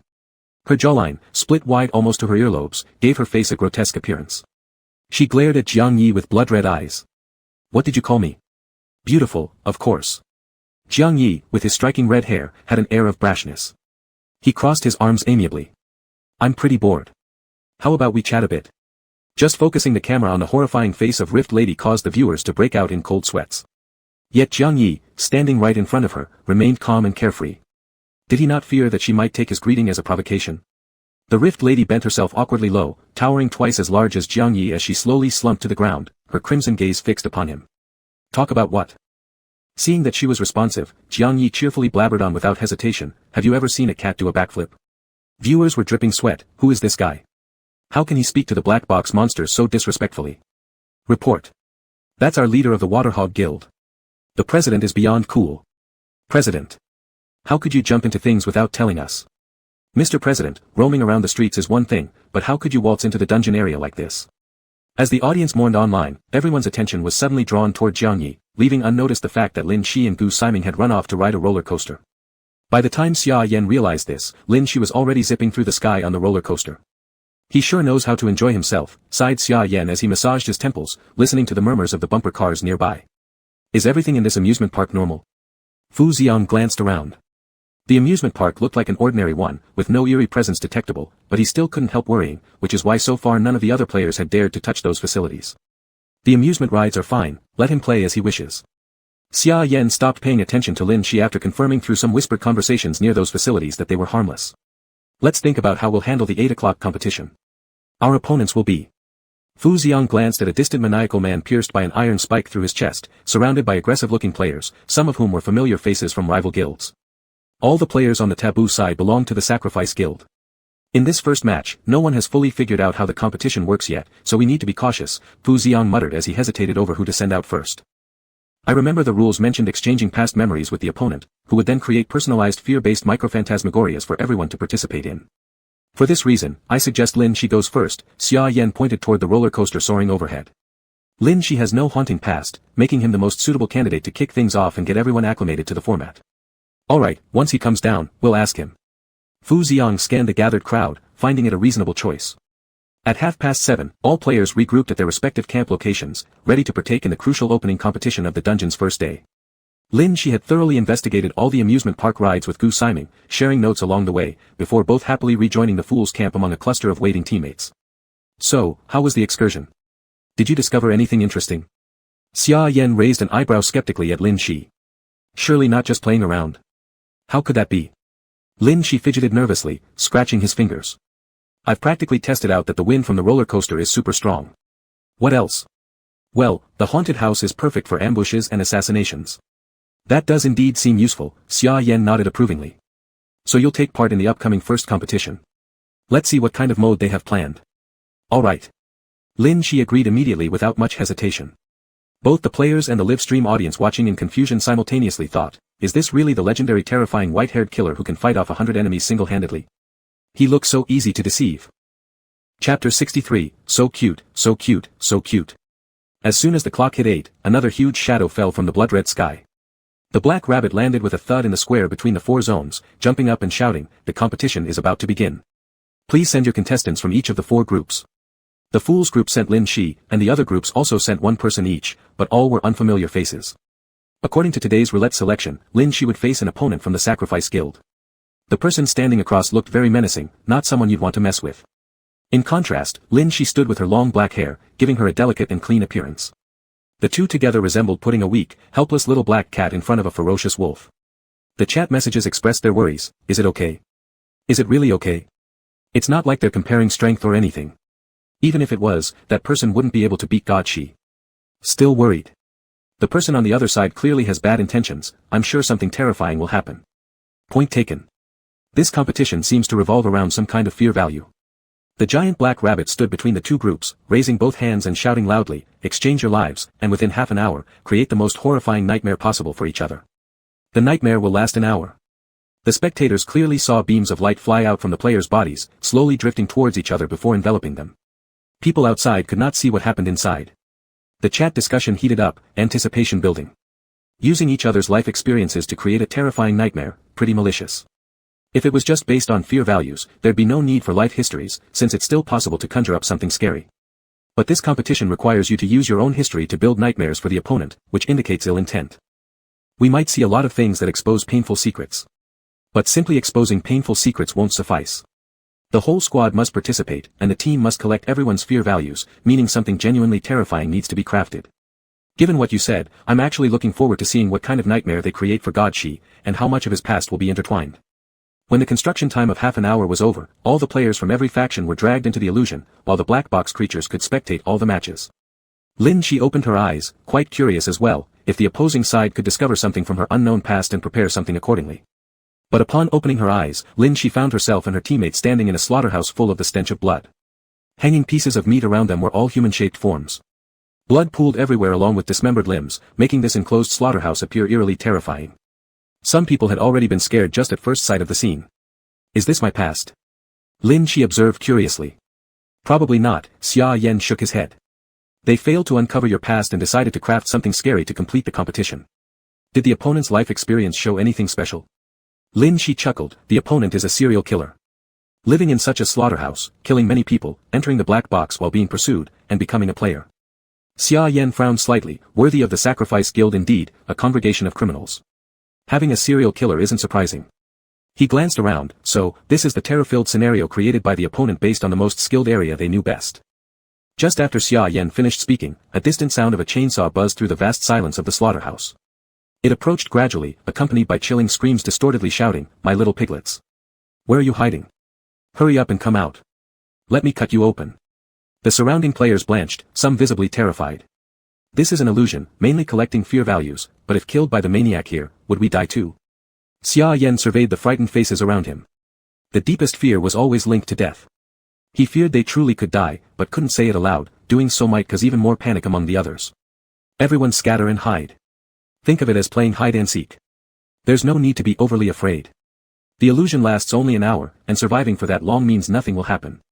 This was the best solution for now, and it would also prevent more people from accidentally dying at the hands of the serial killer.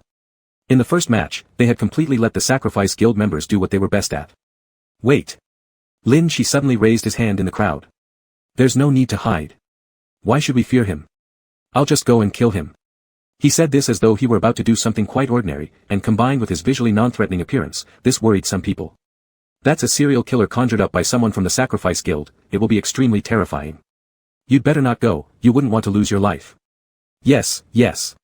Serial killers know exactly how to torture people to death. I'm afraid you might end up begging for death. It's fine. Lin Shi waved dismissively, grabbing the red axe that fell from the air. His white fingers gripped the axe handle at the same moment his jet black hair turned snow-white with his slightly smiling lips. Lin Shi smirked creepily while holding the red axe. I'm a serial killer too. Isn't that perfect? The people around him shivered in fear from the sudden change in his aura, instinctively taking a few steps back in apprehension. Xia Yan quickly approached, "Go on, the other side is coming over." If Lin Shi stayed any longer, their group's fear value would all be generated from being scared by Lin Shi.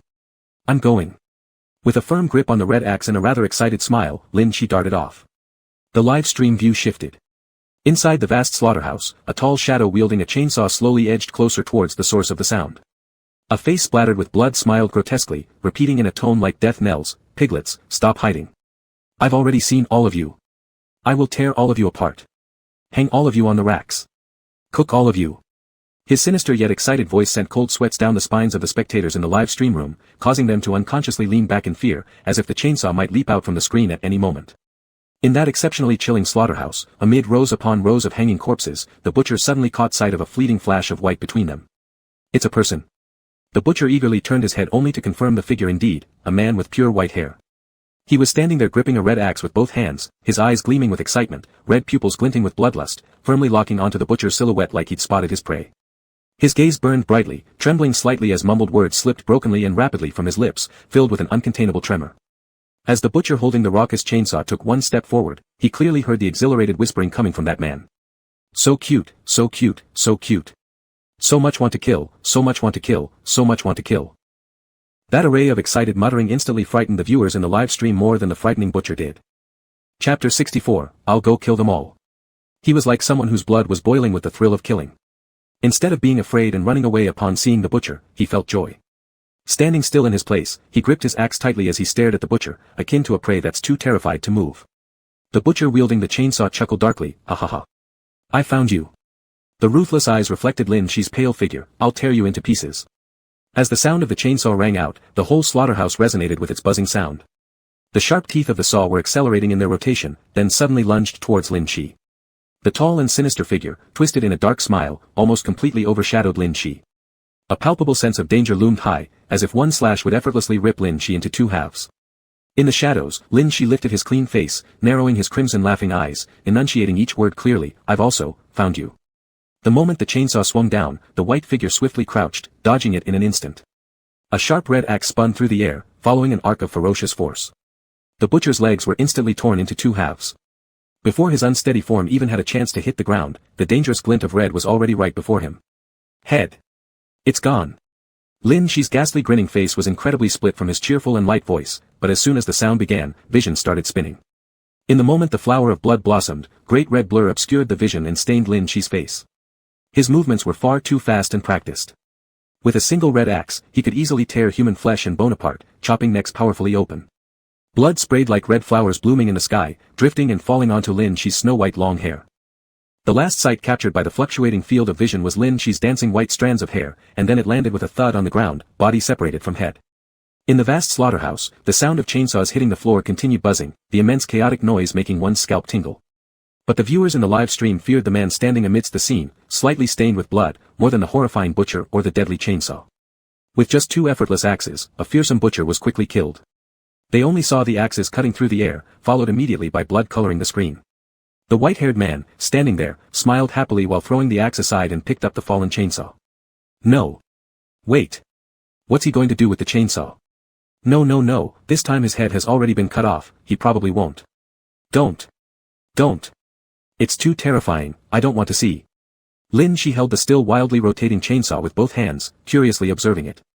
He smiled and swung it twice in the air, then aimed the teeth of the saw at the butcher on the ground. You said you wanted to shred me, didn't you? Not knowing whether these terror entities generated in this environment could resurrect, Lin Shi, out of habit for finishing moves after killing, directly dismantled the butcher on the ground with the chainsaw. Players hiding further away in rooms didn't know what had happened. They only heard the continuous sound of the butcher's chainsaw which hadn't ceased. Other than that, there was no other sound. That butcher is still alive, he is still alive. Someone's face turned deathly pale, trembling while staring at the door Lin Shi had exited, that player died. Definitely dead. Most players had similar thoughts. If the butcher had died, the chainsaw sound would have stopped long ago. It must be that the player was shredded by the chainsaw. We should hurry and hide somewhere else. Otherwise, he will find us soon. Someone scared nearly cried, staring at the door shakily, hearing the persistent chainsaw sound, turning pale, no good. The chainsaw is moving. He's coming our way. Done for. That butcher is coming. Let's hide quickly. Hold your positions. Fu Xiang gestured to stabilize the group of players. He's not dead, it's the butcher who's dead, can't you notice the absence of the butcher's sound? Xia Yan attempted to calm the fear of that crowd, but the players refused to listen to him. Hearing the increasingly nearby sound of the chainsaw, they all turned around trying to escape and hide. Just as groups of 3 or 4 people were about to rush into other rooms to hide, the sound of the chainsaw rushed to the entrance in an instant. Bang! Their hiding room was violently kicked open. Before everyone could scream or run, Lin Shi's voice, accompanied by the chainsaw's noise, burst into the room, Xia Yan. Look quickly. This thing works so well. Oh. Those prepared to flee froze instantly. They turned around to look, and there stood Lin Shi, drenched in blood. In one hand, he held the butcher's large electric chainsaw, and in the other, he swung ahead happily as he burst through the door. The horrifying sight was even more terrifying than the imagined butcher. If they didn't know him, they would have screamed and fled long ago. Stop playing around quickly. Xia Yan dodged twice, almost getting cut by Lin Shi's chainsaw. Oh. Lin Shi immediately dropped the chainsaw to the side and lifted the horrifying head in his hand. Look. I killed him. He appeared quite ordinary, with his white long hair adding a touch of fragility to him, while the butcher's head was huge, easily revealing the towering figure of the man, covered in ripped marks, utterly frightening. Yet, this very existence of terror now had its head dangling in Lin Shi's hand, swinging it back and forth like a little toy. Everyone froze on the spot, watching Lin Shi, whose body dripped blood onto the floor. Staring at the head, all they could do was widen their eyes. They couldn't say anything. The visuals were too overwhelming, looking truly terrifying. Is this the legendary white-haired killer? Even scarier than imagined. Xia Yan turned around and clapped his hands to comfort everyone. All right, the butcher is gone now. You don't need to be afraid anymore. Everyone's tension loosened a bit, though they remained frozen in place, watching as Lin Shi fed the head to a thick black snake. They wanted to say something but couldn't find the words, just feeling cold sweat all over their bodies. Compared to the killer in this little illusion, they feared Lin Shi more. Leaving the illusion behind, the butcher and the killing demon were gone. But Lin Shi was actually still with them. The silence lasted only a few seconds before an abrupt sound outside the door broke the tranquility. It was a sharp, grating noise, like a blade scraping against the walls. Lin Shi immediately stood up and pressed himself against the door, listening carefully. Oh. There are so many people outside. Everyone had heard it. Footsteps came from all directions, along with the dragging of numerous weapons on the ground or striking against railings. Many dangerous presences were drawing closer. Not just one. Someone shrieked out of fear, trembling and backing away. There are so many of them in this slaughterhouse. They seemed to realize that this was a highly dangerous human-killing factory. Even if they took down one enemy, many more would show up. An hour was plenty of time for an entire team of players to die inside. The sacrificial guild sought not only fear but also their lives. I'll go. Without a second thought, Lin Shi raised his hand, his grin still eerie and insane. I'll go kill them all. Chapter 65, Fond of black hair for a few minutes, afraid of white hair for an entire week. They're many. Can we make it? Lin Shi didn't respond. Instead, he bent down to pick up the black snake from the ground and hung it around his neck before cheerfully heading out with an axe in hand. He intended to chop off a lot of heads for his little pet to eat. In the following half hour, Lin Shi alone took center stage, giving new viewers of the live stream another performance of how he could single-handedly take on hundreds, how he turned the white hair red with blood, and how he carved up every approaching monster, one by one. The more bodies fell around him, the more excited the person grew at killing. Every drop of blood splattered on him ignited his emotions like flames, burning fiercely in his crimson pupils. You're so cute. And you too. He darted nimbly through the factory, wielding various blades easily severing anyone's head who crossed his path. A mountain of corpses covered the entire slaughterhouse, and the gruesome scenes were far more horrifying than any other faction's combat. All terrifying creatures had fallen at the hands of Lin Shi even before facing this group's players. I don't believe. I finally understand where the title, White-Haired Murderer, comes from. Said a first-time viewer in shock, never have I seen such a terrifying player. So strong, incredibly strong. I couldn't imagine how scared I'd be if such a man stood by my bed at midnight with a knife. This is the real nightmare-inducing murderer. Is this really the same person as before? Just changing hair color can cause such a difference. He seems crazy, it's frightening to see him laugh while chopping off heads. Fond of black hair for a few minutes, afraid of white hair for a whole week. Guys, I want to follow him but also fear him. Is there a solution? Not only did the audience notice Lin Shi's abnormally terrifying state, but several black box monsters participating in the faction battle also observed his uniqueness. There seems to be a monster among the players, muttered a woman from the Tier faction as she looked at the pile of monster corpses within the factory, adding quietly, don't let him join my instance in the future. The man whose neck was twisted and head tilted remained silent, carefully watching Lin Shi with cautious eyes. From the forbidden faction, the crazed man pierced through the chest with iron spikes started shouting loudly, I want him. I want him. Bring him into my faction. As Gu Ximing took a bite of the cookie Lin Shi had given him just before leaving, he flipped the middle finger at the forbidden faction, no way. The forbidden man paid no heed and dragged his heavy chains towards Gu Ximing, grabbing him and shaking him violently, give me that guy. I need him. Gu Ximing's cookies scattered all over the ground as he lost his patience, drawing his blue flame sword, I'll fight you till the end. The Tier woman watched the scene smiling, whereas the twisted man said nothing. The black rabbit quickly stepped in to prevent the monsters from starting a fight. Minutes later, Lin Shi's post joyfully graced the homepage of the Black Box forum once again. The title read, Bloody Player Causes Black Box Monsters to Battle Over Him. As the hour-long illusion was about to end, Lin Shi hurriedly reaped as many heads as possible, feeding them all to the little black snake before time ran out. Otherwise, all the hard work would go to waste. Upon the expiration of the illusion time, all players returned to the dark red amusement park. Amidst the tinkling sounds of carousel horses, everyone glanced at each other, observing the number of remaining people in different factions. At the Sacrifice Guild's forbidden faction, not too many were missing, but everyone looked rather disheveled for unknown reasons. In Jiang Ye's tier faction, some were gone, but Jiang Ye appeared fine and was chatting with Slipmouth Woman upon their return. In the Twisted faction, the number of people remained intact, though quiet and somewhat tired after participation in the instance. But all players noticed the strange state of the Fool faction. Everyone in the entire faction looked perfectly clean, showing no signs of having entered the illusion. Among them, however, only one individual was soaked in blood, looking filthy as if he had rolled around in a sea of blood. What is that thing? Players from other factions couldn't identify the bloody face of the person, finding it particularly conspicuous. Only someone completely red stood amongst a cluster of spotless players. I don't believe, what did he do to look so scary? Geez, gave me a fright. What kind of illusion is theirs that looks this weird? The gazes of other factions unconsciously moved between the Forbidden and Fool factions. There weren't too many people missing on either side, but their conditions differed greatly. The individuals in the Forbidden faction were all panting heavily, as though they'd just gone through some sort of calamity. They were utterly exhausted. But on the Fool faction side, there was only Lin Shi who stood out with red blood covering him, while everyone else appeared completely normal. What's going on? Why is everyone looking at me? Lin Shi looked confused as he wiped his face. His hair had already returned to black, but under the bloodstains, it was hard to discern his current appearance. Everyone kept their distance from him. Nothing. Xia Yan handed him a tissue. Just go take a good shower when we get back. Oh. Lin Shi wiped his face and turned around to head over to Gu Ximing to grab some snacks. He had just finished exercising and was starving. As soon as Gu Ximing saw Lin Shi's blood-covered hand reaching for his sacred cookies, he immediately slapped it away. Your hands are dirty. Lin Shi wiped his hand on his clothes but noticed his shirt was dirty and covered in blood as well. Even the black snake hanging from his neck had turned red. A giant black rabbit was still hopping around in the middle of the square happily announcing the results of today's competition. Today's winning factions are Fool and Twisted. The players of these two factions will receive a sea-level wish reward exchange today. As for the losers, the black rabbit grinned looking at the two losing factions. Watch out for your punishment rooms tonight. The players' faces paled, though they didn't know what the so-called punishment room was. It seemed it wouldn't be pleasant. The black rabbit cheerfully waved. That concludes today's competition. It's now time for players' entertainment. Tomorrow's matches will continue.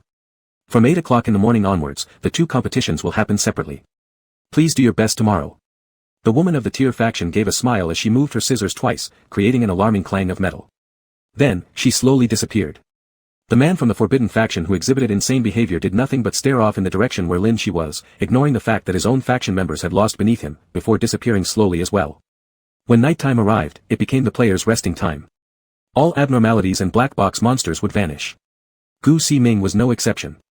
Before leaving, he rummaged through Lin Shi's little backpack, grabbed 2 packages of uneaten snacks, then fled at the speed of light. Since Lin Shi had eaten all of his cherished collection earlier, now it was time for him to reward himself. The amusement park sky turned dark, and the blood-red skies transformed into pitch black, making the entire amusement park appear in its normal state. Players gradually dispersed to secure their rooms for the night or went to eat and replenish their energy. In the hotel closest to the restaurant, conflicts broke out among the player group. This is mine. Lin Shi placed both hands on his hips, firmly blocking the entrance of a room. This room was on the first floor and was the closest to the nearby restaurant. One could flip through the window and get outside. The opposing player smirked coldly. It was clearly me who came here first. That's not true. Lin Shi refuted with effort. I claimed it during the day. This is my room. Who saw you claim it? You don't even have a key card. The room is empty inside. I can say I claimed it as soon as I entered the dungeon. The opposing player belonged to the Twisted faction and hadn't encountered Lin Shi's faction that day, so he wasn't familiar with Lin Shi and spoke arrogantly. Lin Shi scratched his head. I did claim it. He started searching his small bag, which was filled with snacks, but couldn't find anything. Lin Shi screamed, where's my key card? The opponent laughed, yeah, where's your key card? Lin Shi frowned, pulled out his axe, and stared directly at the opponent, where's my key card? The person across stiffened for a second, glancing elsewhere. How would I know where your key card is? Chapter 66, a certain white-haired murderer gets assassinated by his fierce pet late at night. Lin Shi glared angrily at the other party, who hurriedly said, outside of the match, players cannot be killed, right? Are you going to break the rules? Lin Shi's face furrowed as he gripped his axe and muttered incoherently about things like how he had killed black box monsters and rabbits, scaring the opposing player pale. This couldn't be possible, could it? As the two parties were in a stalemate, a voice suddenly rang out nearby, isn't the room card in your bag? Jiang Yi pushed through the crowd, reached directly into his backpack, and inserted a card marked with a room number into Lin Shi's palm. Can't you even find this? Lin Shi looked confused at the room card. Just moments ago, he had gone through everything but hadn't seen it. Was it in the bag all along? The person on the other side frowned. How can you? What? Jiang Yi scratched his chin and smiled. Why can't I help him find the room card? The opposing player turned red-faced, then gathered his buddies and left, glaring at Lin Shi one last time before they went. My room card. Lin Shi happily held up the card, joyfully moving closer to Jiang Yi, ready for a hug from the good guy.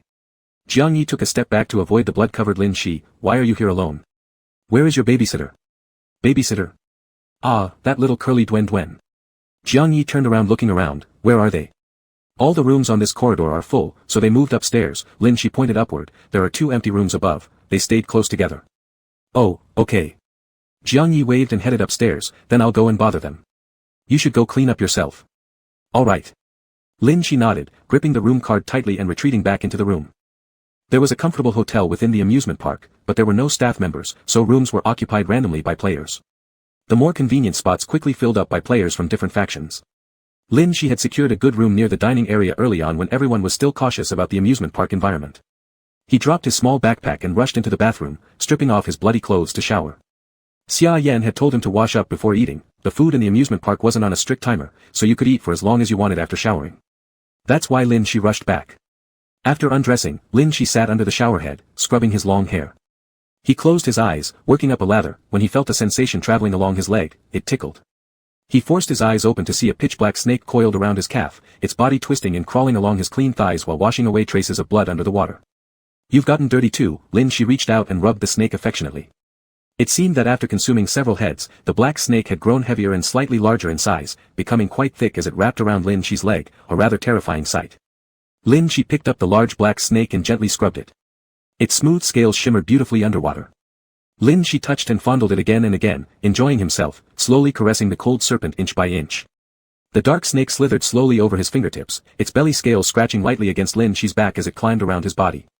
Its tiny tail tip grazed his calves, unconsciously wrapping itself around Lin Shi. With its forked tongue flickering, the black snake rested on Lin Shi's shoulder, lightly rubbing against his earlobe. Lin Shi's fingers suddenly touched a certain scale that seemed peculiar compared to the others. It was hidden by the curled snake almost protectively. Could this be the notorious reverse scale of the snake? Curious, he touched it, and instantly, the black snake wriggled and escaped from his palm. What's wrong? Lin Shi reached out to grab it, but the snake twisted and darted out of the bathroom. Such a disobedient little pet. Lin Shi muttered and continued washing his troublesome long hair. After the shower, he dried his hair with a blow dryer, feeling refreshed, clean, and restored to his usual pure, harmless-looking self. I'm going to get some food. Do you want to come? Having dried himself, Lin Shi enthusiastically jumped onto the bed and flung open the blanket where the big black snake was curling up. The black snake squirmed and retreated deeper under the blanket, avoiding Lin Shi. Don't you want to come? Then wait for me to come back. Before Lin Shi could eat, he had an empty head. He covered himself with the blanket, grabbed his room card, flipped out of the window, and rushed to the restaurant next door. After showcasing new abilities in a scary little illusion, Lin Shi now gave his new viewers another glimpse into his talents, eating. After everyone else had eaten their fill and left the restaurant to recover their strength, Lin Shi sat alone in a small corner, devouring everything in sight. He ate until people came, and ate until they left. Only when he was the last person remaining in the restaurant did it occur to him that he should go back to sleep. Haven't you gone back yet? Xia Yan's message popped up on his phone, filled with inquiry and urgency. Go back and sleep quickly. Going back soon, Lin Shi replied.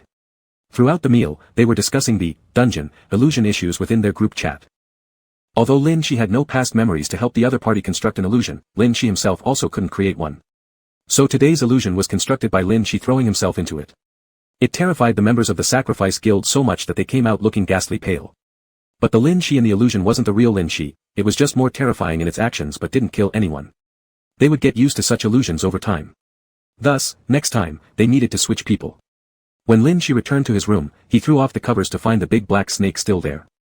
I'm back from having my fill. Lin Shi went off to brush his teeth and wash his face, after which he turned off the lights and lay down under the covers. As soon as he closed his eyes, the dungeon voice rang in his head. Would you like to exchange for a sea-level wish? Seemed like every day, the winning faction in this dungeon could receive a low-grade wish. Without hesitation, Lin Shi chose memory enhancement. As the words, exchange completed, appeared and then vanished, he peacefully closed his eyes. On the side, the black snake slowly moved in the bed covers and pressed up against Lin Shi. Lin Shi dimly felt the scorching, heavy sensation sliding beneath the hem of his clothing. Reaching out, he touched his little pet snake. But it was burning hot. What's wrong with you? Still half asleep, Lin Shi drowsily hugged the black snake nestled in his shirt, rolling around and falling back asleep almost instantly. The scorching snake slithered underneath Lin Shi's pajamas, climbing and adhering closely to his skin, tightly encircling Lin Shi. Dazed from sleep and feeling the constriction, Lin Shi instinctively pushed away slightly, freeing half of his body from the entwined snake before tilting his head and drifting off again. The audience watching the live stream clearly saw Lin Shi's pajama buttons being nudged open by the wriggling black snake. A sinuous black shadow passed over his chest, leaving a thin red mark on his skin. The audience erupted with exclamations and swiftly took screenshots, posting them on the Black Box forum. A certain white-haired murderer gets assassinated by his fierce pet late at night. Chapter 67, A Room Where You Can't Leave Without XX. Lin Shi slept hazily all night, always feeling as if something heavy was pressing down on him, alternating between dreaming and waking. After the Black Box reward exchange was completed, he dreamt vaguely with fragmented memories flashing in his mind. The man with a mole on his chin leaned in and kissed Lin Shi's cheek. Lin Shi didn't feel repulsed but instead asked dazedly, "Can you tell me about our past?" The man smirked and said, "Tell what?" He got closer to Lin Shi, their breaths mingling. "Tell me how I fell in love with a monster." Lin Shi froze for a moment, then became furious. "I'm not a monster. I'm angry." The man kept smiling. "You're not human. Do you even know what anger is?" "I have plenty of emotions. I'm angry right now." "Are you really angry?" "I'm angry." The man patted Lin Shi's face. "Don't be angry, it's my fault." Lin Shi could feel that he wasn't actually angry, at least the emotion at that time wasn't anger, but the him in the dream couldn't distinguish clearly. His thoughts were a mess. All he knew was that the man in front of him was good, very good to him, and he liked him a lot. But, when did this memory happen? He asked the man about their past. But isn't this memory already the past for Lin Shi now? The sky began to brighten faintly, and red light spilled into the room through the window. Even during the day, it remained eerily dark.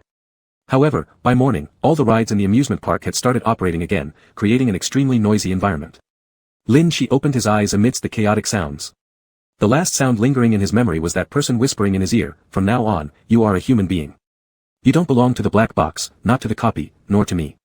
You are an independent and complete human being. Live well, if only for me."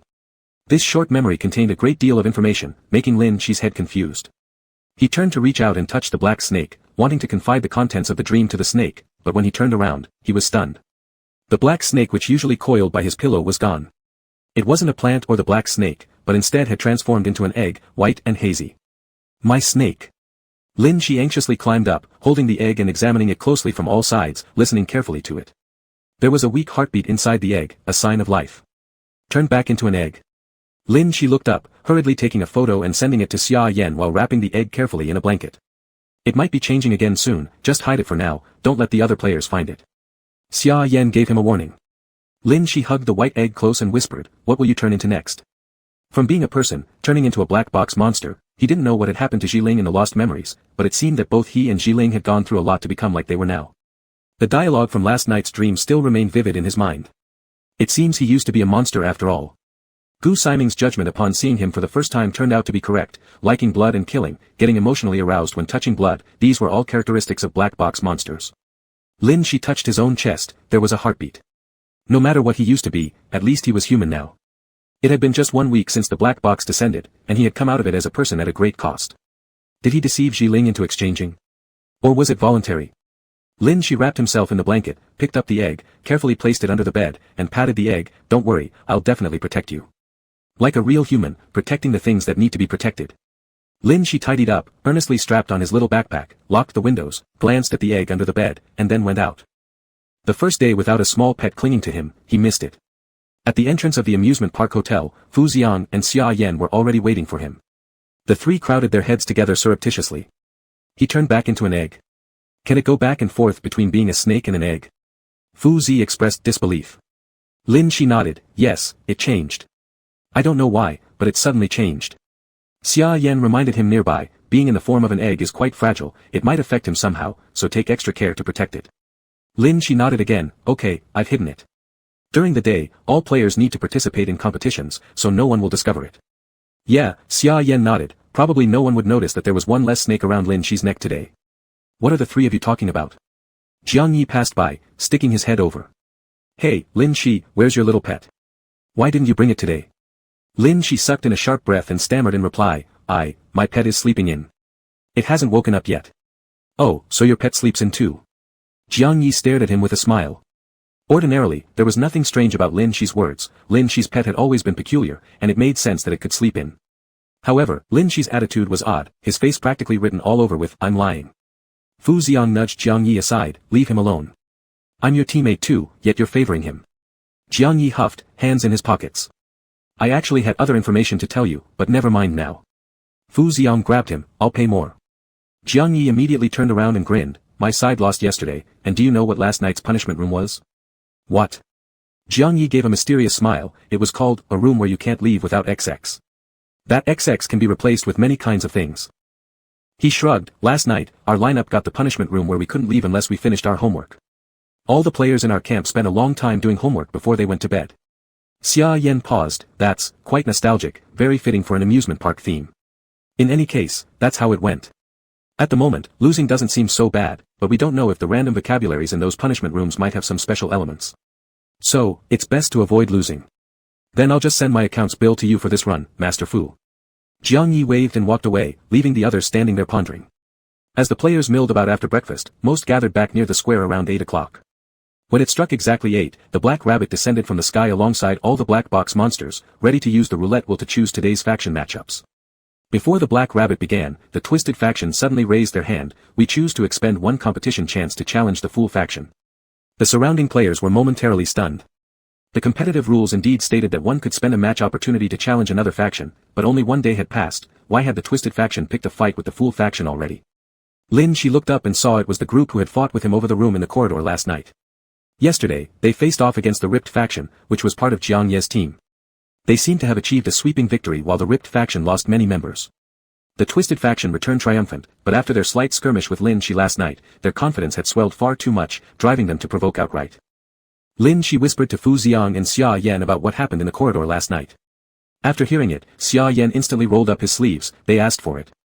Lin Shi, you go participate, and I'll set your illusion today. Lin Shi looked confused. Is it convenient to set it without knowing their pasts? Fear is enough. Some people's lives are so mundane, they may not offer clear breakthroughs, but making someone fearful offers more methods. Xia Yan leaned in close to Lin Shi and whispered something while Fu Xiang raised his hand and accepted the Twisted faction's challenge. The spectators in the live stream accidentally overheard Xia Yan's whispers to Lin Shi and screamed en masse. He's so cruel. He's such a baddie. Ah. This plan for the illusion is simply too heart-wrenching. Thank goodness I'm not a player. In the cheery voice of the Black Rabbit, both sides sent out their contestants, Lin Shi on one end, and the person who provoked him last night on the other. Players from the Sacrifice Guild, having suffered greatly in Lin Shi's illusions last night, clapped their hands involuntarily. These Twisted faction guys, wow, they're really courageous. Chapter 68, Cicada Chirping. The Twisted faction took the initiative to challenge the Fool faction, so naturally, today Jiang Ye's Rending faction faced the Forbidden faction where the Sacrificial Union was located. The Fool faction naturally dispatched Lin Shi, and the opposing Twisted faction sent the same person who last night had inexplicably tried to take over Lin Shi's room in the corridor. Although we didn't compete against your faction yesterday, I'm not quite sure what you're all about, but I've heard a little bit about you, the man on the opposite side said with a smile to Lin Shi. His composed demeanor was very much like that of the Twisted Neck man standing behind him. He provocatively added, after my brief contact with you last night, I have tailored today's illusion especially for you, preparing a little surprise. Malice dripped from his smile. To be able to issue a challenge to another faction meant they were capable of strategizing their moves, hence, it showed that the opponent already prepared specifically against the Fool faction from last night. That corridor confrontation which seemed deliberate, wasn't just some thoughtless action. Both the Torn and Forbidden factions spent the whole night in the punishment room. It would have been easy to target either one if they wanted to win. Still, the opposing faction chose Lin Shi's group, showing remarkable confidence. Lin Shi crossed her arms, disgruntled, I've also prepared something big for you, so just wait.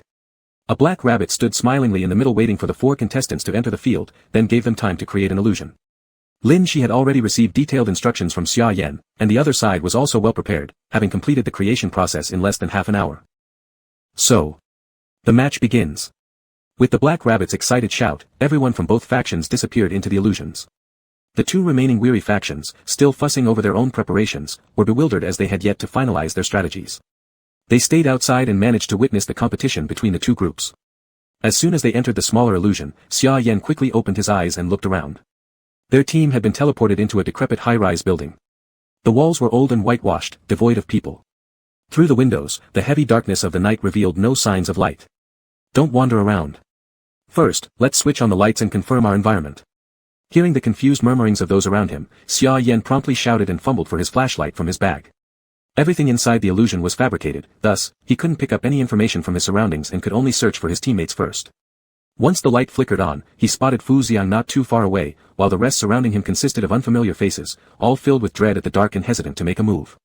Where is Lin Shi? Xia Yan noticed something amiss and asked immediately, Lin Shi, where are you? Say something. He tried scanning through the dim shadows or disordered figures for Lin Shi, but the beam illuminated none other than strangers. Separated alone. Fu Xiang furrowed his brows and scanned the surroundings. If she's been separated, don't worry about her safety. We need to be more concerned about ourselves. Xia Yan nodded, somewhat surprised at how swiftly the other side had identified their key player and skillfully isolated Lin Shi, truly demonstrating they had come prepared. But what was prepared after separating Lin Shi? Shoo. Be quiet. Amidst the crowd, someone suddenly gestured, listen. The panic-stricken group gradually quieted down, holding their breaths as they crouched in the dark, paying attention to the sounds around them. Outside this building, there seemed to be heavy footsteps moving along the street.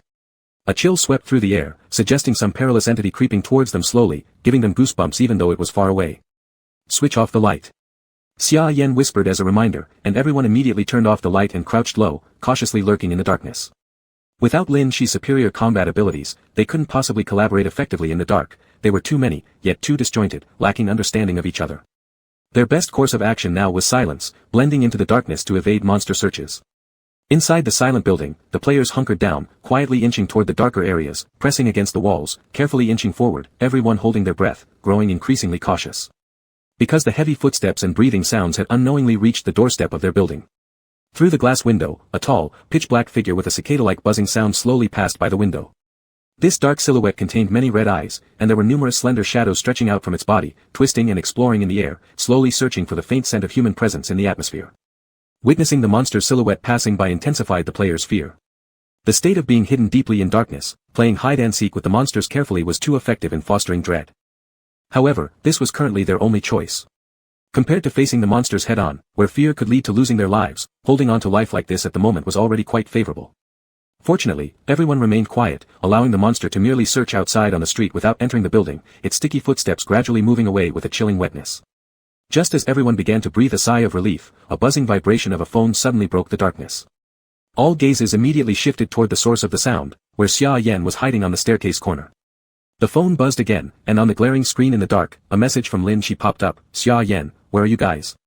Xia Yan picked up the phone and stared at the information on the screen. Since the illusion had deliberately separated them, would it be that easy for Lin Shi to find them? As he hesitated, another message came through on his phone. Boo-hoo, I can't find you guys. This slight buzzing sound was extraordinarily clear in the dim silence when, not far away, the steps which had just left suddenly stopped. Simultaneously, another message from Lin Shi arrived, reply, are you guys okay? The buzzing of the phone was akin to the monster detecting it, those footstep sounds abruptly turned back and rushed quickly towards the entrance of the building. Run! Someone shouted, scattering the players who immediately fled in all directions in a panic. With a loud bang against the door, the black figure surged into the room along with the cold night wind. In the darkness, red pupils rapidly scanned the shadows moving around, emitting ear-piercing cicada chirps. Swinging long black arms, it lunged at the crowd. Chapter 69, Shouting. The players had already run fast enough. With their lives at stake, they all burst out with unprecedented speed, but they still couldn't match the large and agile monster. It swiftly swept a player who was running with its slender black shadow. Hurry up and go. The crowd of players shouted hoarsely, rushing toward different floors of the building. Xia Yan was pulled by Fu Xiang towards the emergency staircase, heading directly to the rooftop. This building was relatively tall, even if they were hiding inside like playing hide-and-seek, the monster would eventually find them when it went up floor by floor, just before the illusion was about to end. The group of escaping players was extremely panicked, and for a moment, the entire building was filled with cacophonous sounds. They heard the monster's buzzing sound on the first floor as it slowly searched carefully in the darkness. All the players were filled with terror. Given the situation, there must have been a significant amount of fear accumulated already, while the dangerous monster was still nearby. As the terrified screams of players downstairs continued to echo, Xia Yan suddenly paused mid-step while quickly climbing upstairs in the emergency staircase. It won't work. If the monster is hunting upstairs, we will only be cornered with no escape. While it hasn't come up yet, we should head down to the first floor and try to get outside. Xia Yan yanked Fu Xiang back. Be cautious, follow me. There were stairs on both sides of the corridor in this building, and they could go down from the other side while the monster climbed one side, thereby avoiding it. Xia Yan had excellent hearing, and the monster kept emitting cicada-like buzzes, making it very easy to determine its position since it buzzed constantly while searching. To say that they could play hide-and-seek with this monster and survive cautiously within the dark illusion was possible, however, the current panic among the players made it impossible for everyone to remain calm and composed. Xia Yan didn't have time for more concerns, Lini wasn't around, and the two of them weren't offensive types, so they could only do their best to protect themselves. One after another, screams of agony from the players rang through the corridors, each more piercing than the last, suggesting that the monster had found many people, which frightened the other hiding players even more. Xia Yan quickly pulled Fu Xiang down the stairwell. That monster moved along the corridor, emitting an ear-piercing noise, stopping intermittently as it ascended slowly. When they reached approximately the 4th or 5th floor, they narrowly missed Xia Yan across a corridor. All the lower floors have been searched once by the monster. There might be no survivors left. Xia Yan took out his flashlight, sweeping it through the corridor while quietly instructing Fu Jiang, even if we see bloodied remains, try not to make any sounds. He wasn't sure how well this young master, raised in comfort, could endure psychologically, so he wanted to warn him in advance. "I'll be fine," Fu Jiang whispered back. The two used the dim flashlight beam, gradually moving downward. Upon reaching the first-floor corridor and preparing to exit, Xia Yan noticed someone lying on the corridor. Judging by the position, this was the first player the monster had caught. "Wait a moment." Xia Yan suddenly stopped, shining his flashlight toward the player. "I hear something." Fu Jiang immediately stopped without hesitation. Although he hadn't heard anything, if Xia Yan did, then it must have been some sound produced by an item on the player's body. Slowly, they approached the fallen figure. They had mentally prepared themselves for a gory sight, but surprisingly, the person showed no signs of harm. They were completely intact, lying there. Not torn apart. Xia Yan squatted down, probing the player's body. His face became serious. "He's not dead, he's alive." He opened the player's eyelids to examine the eyes. "He just passed out, probably from shock." Fu Jiang reflected beside him. "Passed out, not harmed. Does that mean the monster doesn't harm unconscious beings?" "There is that possibility." Xia Yan nodded slowly, noticing that the loud sounds coming from the upper floors changed from shrill buzzing to resonant calls. "I feel, something's off, but I can't put my finger on it." Xia Yan stood up. "I want to check out the bodies on the second floor to confirm." He glanced at Fu Jiang. "Young master, this might be a bit dangerous. Why don't you wait for me here?" Without much thought, Fu Jiang replied, "I'll go with you." Xia Yan nodded, and didn't insist further. After all, the money had already been transferred. If the young master met his end, so be it. Xia Yan swung his flashlight and cautiously retraced his steps up the staircase, tiptoeing back to the second floor. As he stepped onto the corridor of the second floor, a muttering voice carried through the darkness. "So terrible, so terrible." The light beam swept over and revealed a player in the corner, trembling and crouching with wide, terrified eyes. It seemed like the fear had drained all the vitality out of them. "Are you alright? Are you okay?" Xia Yan approached to inquire, but the player didn't respond, only continued shaking, lost in their terror-induced daze. "Another one who's still alive, but..." Xia Yan muttered quietly as he gazed down at the player, whose consciousness remained intact despite surviving the monster's encounter. This one also survived. Fu Jiang checked the other players lying on the corridor. They lay scattered and appeared dead at first glance, but closer inspection revealed that none bore any injuries, just unconsciousness. So this monster isn't actually lethal, it's here merely as a source of fear. Xia Yan rethought the situation. If fearlessness rendered it powerless, then its threat was negligible. Meanwhile, the sound of the creature upstairs persisted, as though it had reached the rooftop and now started descending again, moving swiftly down the stairs without stopping at any floor, perhaps ready to leave. "It's coming down, quick, hide." Fu Jiang tugged at Xia Yan's arm. Even if the monster lacked apparent lethality due to causing so many faintings, caution was still warranted. "All right." Xia Yan glanced toward the stairwell as the monstrous noises grew louder, leaving no choice but to wait until it passed by. A large black shadow darted past the stairway in an instant, those numerous red eyes glowing, its dark silhouette sprawling wildly as it charged downward. In that fleeting moment, one elongated shadow redirected itself toward the corridor where Xia Yan stood. The immense creature abruptly halted in the shadows near the stairs, watching ominously and poised to pounce on them. "Hurry up and run." Fu Jiang pulled Xia Yan behind him, intending for Xia Yan to retreat. Xia Yan remained unmoved, hastily retrieving a slender gun from his backpack and aiming it at the ominous figure ahead. "This is something I borrowed from Su Nu." Neither of their abilities leaned toward offense, so equipping weapons beforehand was necessary. In reality, Xia Yan wasn't skilled in combat either, hence borrowing this antique firearm from Su Nu before entering the scenario. Yet within the simulation, the effectiveness of such weaponry against the monster was uncertain. The grotesque shadow roared loudly as it dashed toward them with frightening speed. Without hesitation, Xia Yan fired a shot. The bullet zipped through the air toward the monster's path. A metallic clang resonated alongside sparking fire as something intercepted it mid-air. In that flicker of time amidst the darkness, Xia Yan's eyes widened. One of the twisted monster's dark projections was gripping a familiar-looking red axe. It was Lin Chi's axe. Chapter 70, I just can't distinguish clearly.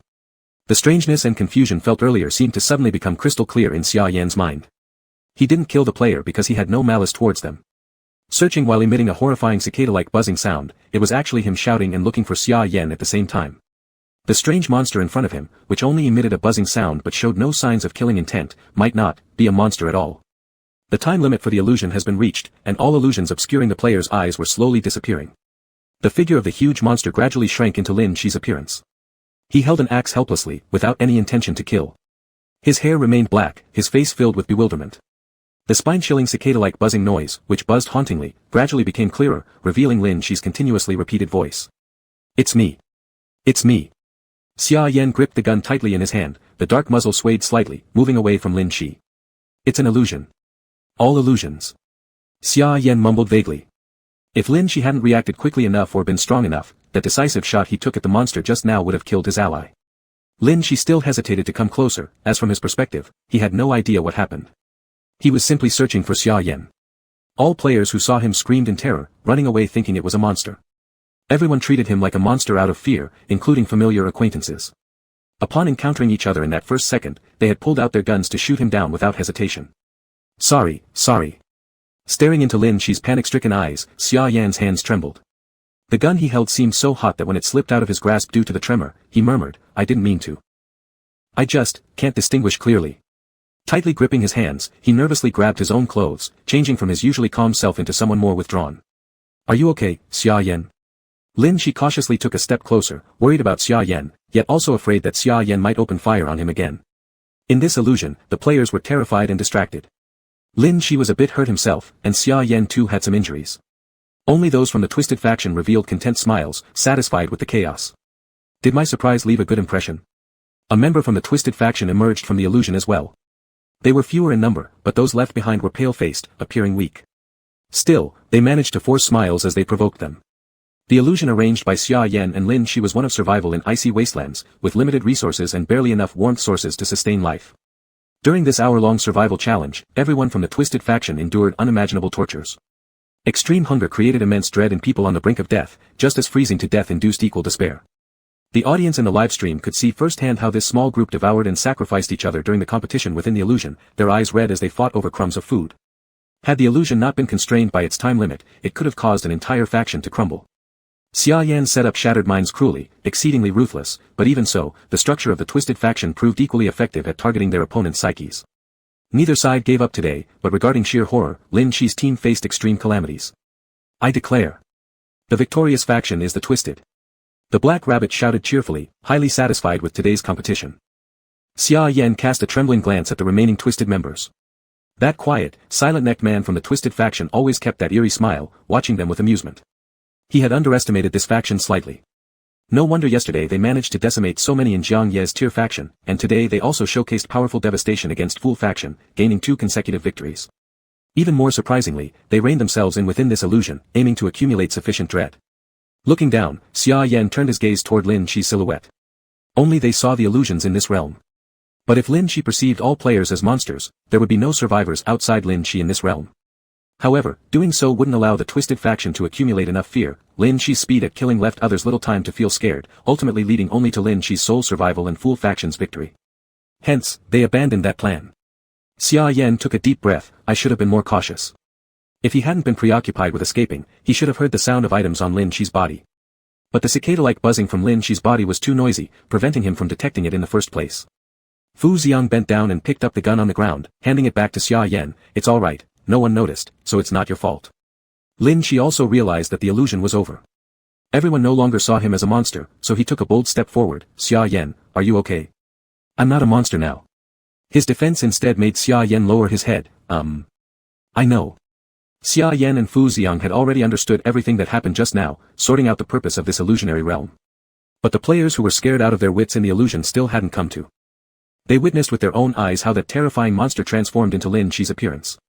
They watched with their own eyes in the previous instance how Lin Shi showed such brutality by killing so many monsters. From appearance to essence, Lin Shi was currently a complete monster in their hearts. He just moved forward to care about Xia Yan, yet the players behind suddenly stepped back in fright, staring at Lin Shi in great terror. Even though the hallucination had ended, in their hearts, Lin Shi was still a monster. I request to change factions, one player tremblingly shouted out. Me too. I want to switch. I wouldn't stay in the same faction as a monster. I'm scared. During non-match time, players could switch factions, but if a faction lost too many people, there would certainly be an impact. In Fool faction, almost all players wanted to leave now. They had been terrified by Lin Shi. The first illusion shook their impression of Lin Shi, while the second one completely cemented their fear towards Lin Shi.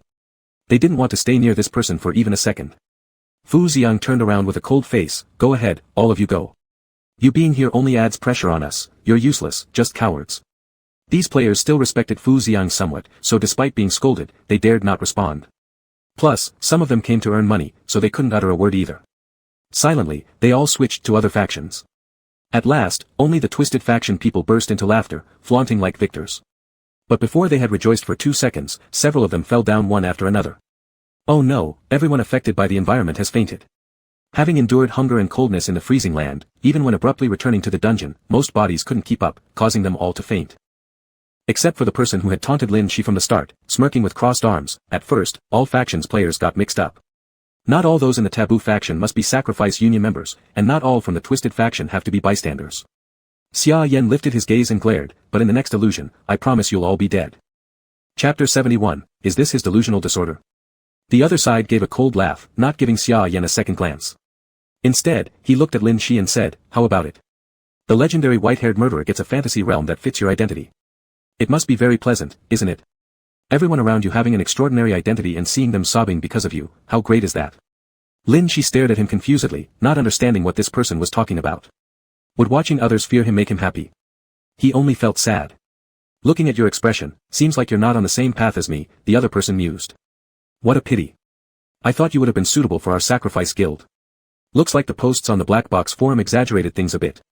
You're just an ordinary person with some power, you don't qualify as a monster. He twisted a grin full of sinister mockery. The members of our sacrifice guild are true monsters. Lin Shi didn't want to pay attention to him, mainly because he couldn't comprehend what he was saying. People wanting to become monsters was beyond his comprehension. Black Rabbit announced that the match between the Tier faction and the Taboo faction would take place in the evening. Everyone disbanded, and the game paused. After disbanding, Lin Shi quickly ran towards his small room. He had to go back and check on the egg. Upon hastily rushing to his room, Lin Shi successfully saw under the bed the intact egg, exactly the same as when he left in the morning, still placed there, without any change. Good thing, good thing. Lin Shi muttered while lying down underneath the bed and gazing at the egg, when will it hatch? Reaching out, he pawed at the egg hidden inside the covers. For once, instead of rushing to the dining hall to eat, he was here playing with the egg. While pawing, he noticed a note seemed to be pressed beneath the egg. It might have been there since the morning, but he was too nervous to discover it then, rolling up the entire quilt and stuffing the egg under the bed. Now that he's settled down, he has noticed. A note? Lin Shi opened it up, realizing the writing wasn't something the system would show but rather handwritten traces. It was a very short sentence. The hood is his sanctuary, don't let him have an emotional breakdown. Lin Shi looked bewildered at the contents on the note, chewing on the words while lying under the bed for a long time, failing to deduce useful information. Go find Xia Yan. Xia Yan is smarter. Lin Shi suddenly zipped out from under the bed, carefully covering the egg, and then climbed out of the window holding his room card. The chat finally couldn't help but comment, since he flips in and out through the window, why even bring the room card? Did he ever enter or exit properly from the main door? Don't try to guess what God Lin is thinking. There's probably a reason behind what he does. To tell the truth, all the members who went into the sacrificial guild got mixed up and scattered among various factions. All of them are spies now. Unexpected attacks could pop up anytime targeting foolish faction. When thought this way, it might actually be better if only 3 of them remain in the foolish faction. At least, they don't have moles now. That's right, but in the next hallucination world, one of these 3 must go. It's dangerous now for Lin Shi. His high combat power makes him easily manipulated by the other side. Changing someone might be better. Even though this rule indeed facilitates the performances of both sides, Lin Shi's high attack attribute can easily be used against allies. You never know what traps the other party has set up for you, so it's just one step at a time in these realms. To be honest, as spectators, it's pretty exciting. In the distorted faction's last hallucinatory realm, besides the inner collapse of the players within the fantasy world, there were significant post-hallucination effects. People from their camp currently are eating dinner in the canteen. Everyone looks starving. No, there's more terrible impact than that. In their cognition, the definition of food changed, crossing the bottom line of humanity. Next time in a similar illusory realm, they'll slash at their companions without hesitation. That. I just saw someone in the distortion camp drooling over others, yeah, drooling at people. One can only hope for good fortune. The realms are too cruel. If one merely gets after effects yet survives, that's already a fortunate case. In the extremely cold illusionary realm, those 2 deceased individuals suffered the most tragically. Everyone sighed deeply. Initially, seeing most of the members of the Sacrifices Guild in the Taboo camp, everyone assumed they were enemy number 1, but never did they expect the real malicious elements lay within the distorted camp. People from both camps put their heads together and created a massive trap for Lin Shi, which directly caused the foolish camp to be reduced to just 3 people. But God Lin doesn't seem affected much, seemingly remaining the same. There is influence, perhaps on another one. Lin Shi held the small note and quickly ran upstairs, just bumping into Fu Xiang who was coming down the stairs. You came at the right time. Come upstairs with me to check on Xia Yan, he seems a little off, but I can't put my finger on it. Fu Xiang frowned worriedly and dragged Lin Shi back upstairs. In Xia Yan's room, he was sitting by the window in a daze, his gaze scattered, looking particularly out of sorts. Xia Yan. Lin Shi leaned in to ask, but Xia Yan didn't budge. He just sat there, looking utterly dispirited. I've been like this since I returned after the match finished. No matter how I call him, it's useless, Fu Xiang shrugged helplessly. It's not only about mistakenly identifying you as a monster and firing incorrectly. There must be something else influencing him that has made him this way. I remember he lived in a psychiatric hospital in reality, same as you. Do you have any impressions of his current state? Lin Shi shook his head. After all, he had just been discharged when they first met, and Xia Yan had only mentioned it in passing, something about delusional disorder. But Xia Yan's current state didn't resemble entering such symptoms. Lin Shi strained his less than quick brain to think hard, recalling everything about Xia Yan. Suddenly, an idea struck him, and he looked down at the note clutched tightly in his hand. The hood is his sanctuary, don't let him have an emotional breakdown. Now Xia Yan looked more like he was suffering from an emotional breakdown than entering delusional disorder. But his exhaustion was very quiet, so he was simply sitting there motionless. Of the people Lin Shi knew, only Xia Yan wore a hoodie. From the first day they met, Xia Yan had worn a hoodie, and afterwards, he always wore hoodies of different colors. It seemed like he almost never changed them. Does the hood have anything special about it? Lin Shi wasn't sure but still extended his hand to pull up Xia Yan's hood and place it over his head. Once his entire head was covered by the hood, his drooping eyes lit up slightly, as if responding to some sound. He slowly lifted his gaze. Mommy. Xia Yan muttered faintly, and a trace of light finally flickered in his dim eyes. He nodded slightly, as though responding to someone's voice. I heard it, Mommy. Lin Shi stepped back slightly and observed Xia Yan who began muttering to himself. Is this his delusional disorder? Is this the seriously ill mother in his mind? Chapter 72, I choose him as the sacrifice to die. Xia Yan's head was tucked under the shadow of his hood, his eyes cast downward while he muttered to himself, seemingly in conversation with someone.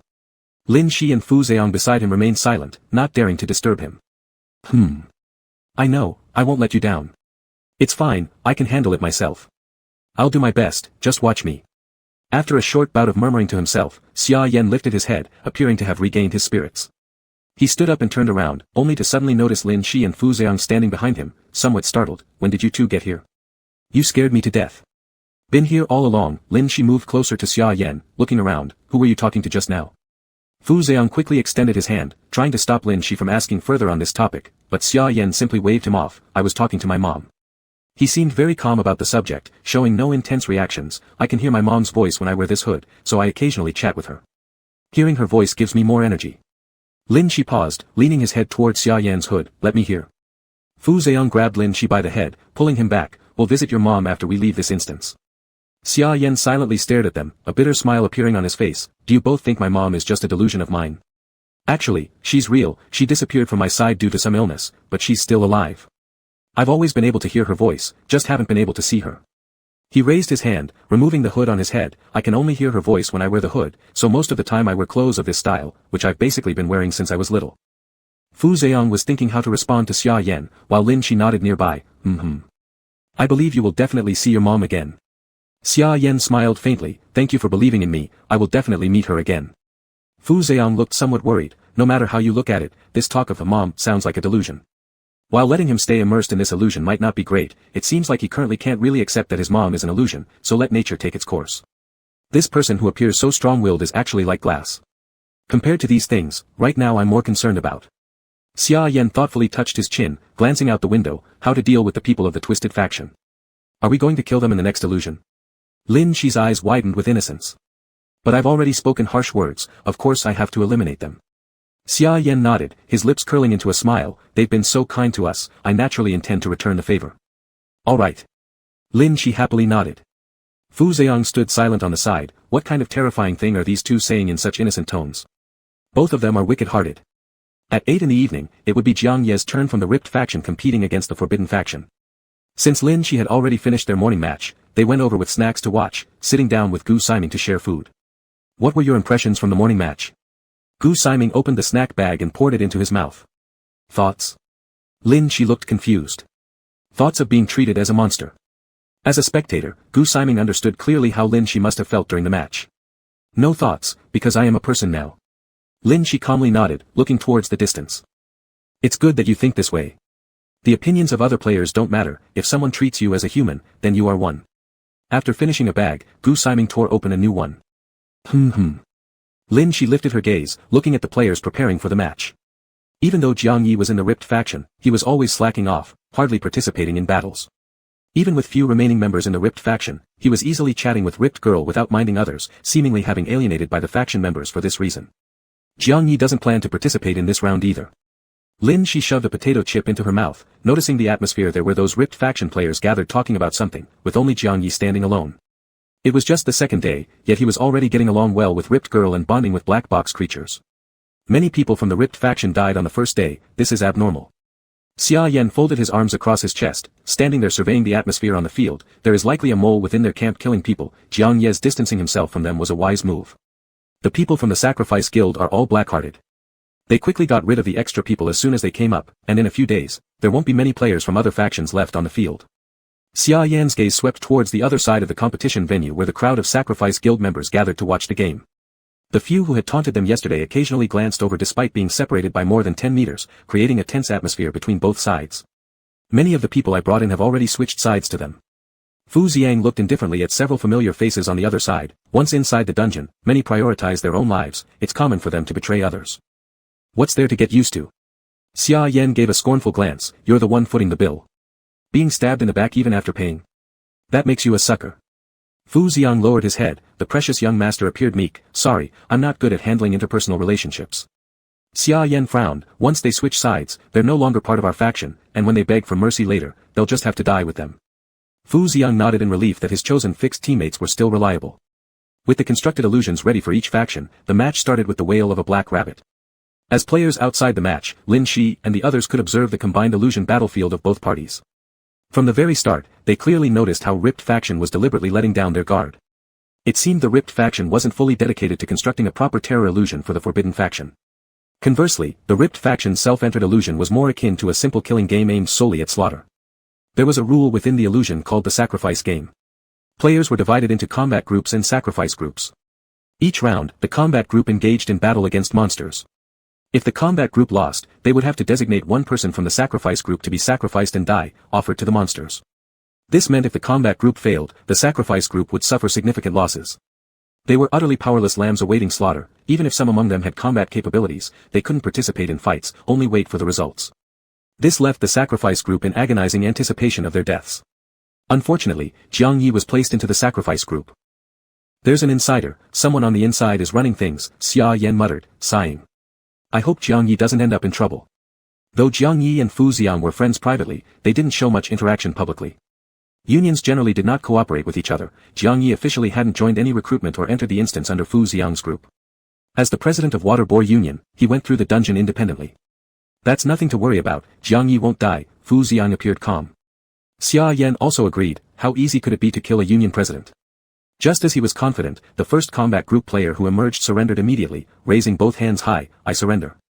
All the sacrifice group players were shocked and then furious upon hearing this, screaming at him for treating their lives so casually. But the player ignored their insults, cleaning his ears and pointing at Jiang Yi. I choose him as the sacrifice to die. Chapter 73, the president of the Shueidun Union, is he really dead? The crowd fell silent and all turned their heads towards Jiang Yi. Jiang Yi, who had been pointed at, was sitting in the corner, leaning against the wall with his eyes closed for a moment of rest. Suddenly, he realized that he was called out, so he opened his eyes and looked at the player. No, am I really going to die so quickly? The player smirked coldly. That's exactly what I want, your death. You're useless garbage. Alright, Jiang Yi shrugged his shoulders, standing up under everyone's watchful eyes and heading towards the sacrificial altar. Is he really going to let himself die? Xia Yan frowned, not expecting the people from the sacrificial union to finally be unable to resist acting against him. By his side, Fu Xiang remained calm. What kind of person do you think Jiang Yi is? Xia Yan paused after being asked, looking at the figure on the screen. He gives off a feeling of being quite frivolous, always laughing and joking around. He seems to pay close attention to other states, so he probably isn't a bad guy. Yes, on the surface, he appears to be quite a decent person, but in reality, he's very cold towards strangers. Fu Xiang narrowed his eyes. Ever since the fall of his family when he was 13, he only maintained superficial kindness towards others. In truth, he doesn't care about other people's lives or deaths. No matter the situation, he only ensures that he himself won't die. So, Jiang Yi won't die, and he'll never use his card. Xia Yan was puzzled as inside the illusion, a steel knife appeared out of nowhere, plunging straight into Jiang Ye's chest with a hook. Amidst the splatter of blood, his heart was dug out. All the players in the sacrifice group within the illusion stared wide-eyed at the slowly falling figure, their sense of fear skyrocketing. The audience watching the live stream also stared in confusion at the scene. Could it be that the president of the Shueidun Union has died? Amidst a sea of silence, only the players from the battle group of the Ripping Alliance were laughing. Come on, pull your guys down. There are more people that will die here soon. Don't occupy the space. The sacrifice group members were furious, their eyes red with anger as they wanted to curse out loud. It was then that a voice came from the sacrificial altar. I'm fine. I can go down by myself. No need to bother. Once again, silence filled the air as everyone's gaze converged onto the sacrificial altar. Jiang Yi stood up unharmed, dusted himself off, and stepped down. They even saw the heart lying there on the ground, yet this person walked past them calmly, heading back to his corner to rest. Underneath the torn clothes was a bloody chest, but there were no marks indicating any injury. Is this man, is he really still alive? Or was everything just now an illusion? What's going on? Xia Yan turned to look at Fu Xiang. Does Jiang Ye's ability have anything to do with life and death?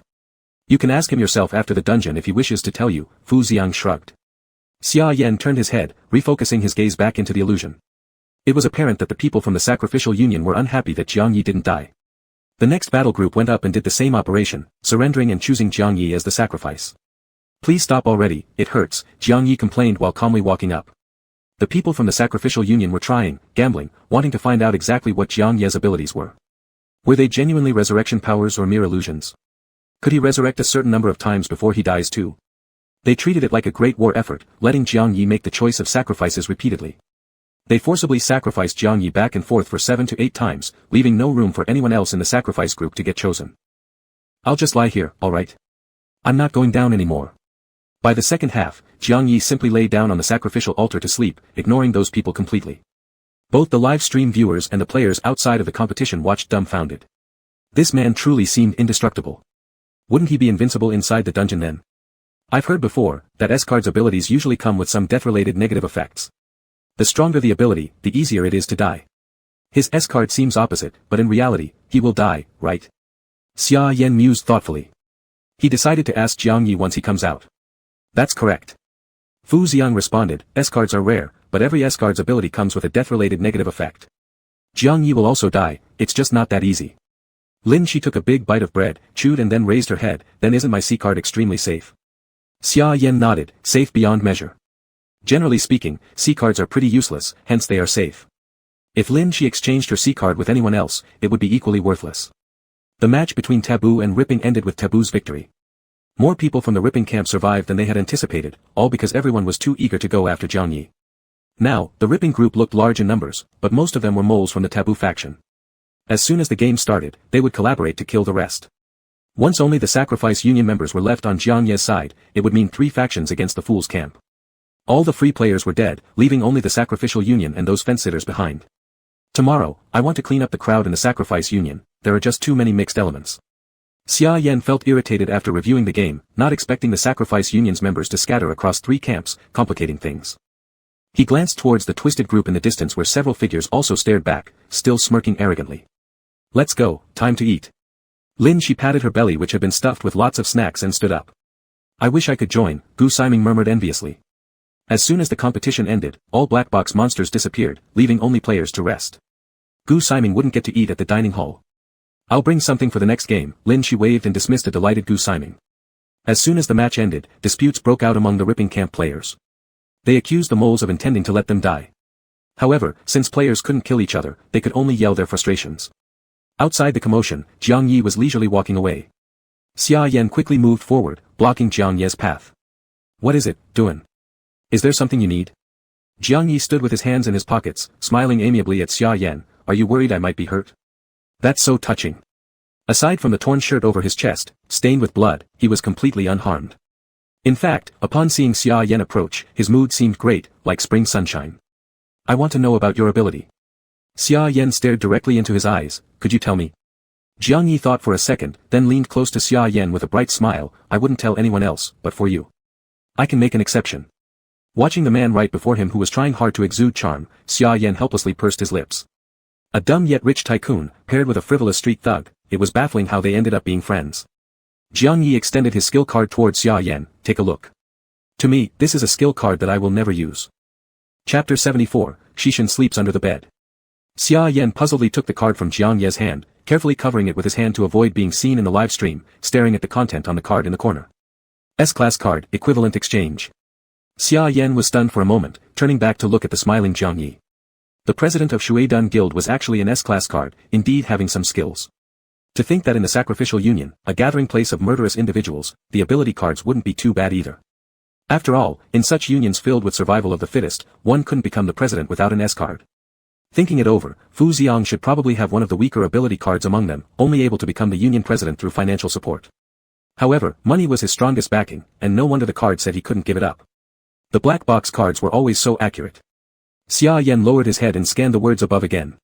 When you abandon everyone, you will become invincible, and no one will be able to kill you anymore. The card holder won't die within the game scenario. When using this card, you can revive a specified player, but there's a 50% chance that you yourself will die. Your death cannot be revived. Being invincible, is there anyone worth your participation in this gamble? After finishing reading, Xia Yan returned the card to Jiang Yi, finally understanding why he said he would not use this card. Once the card was used, it meant putting one's life on the scales, risking it in a gamble regardless of which side the 50% probability fell on.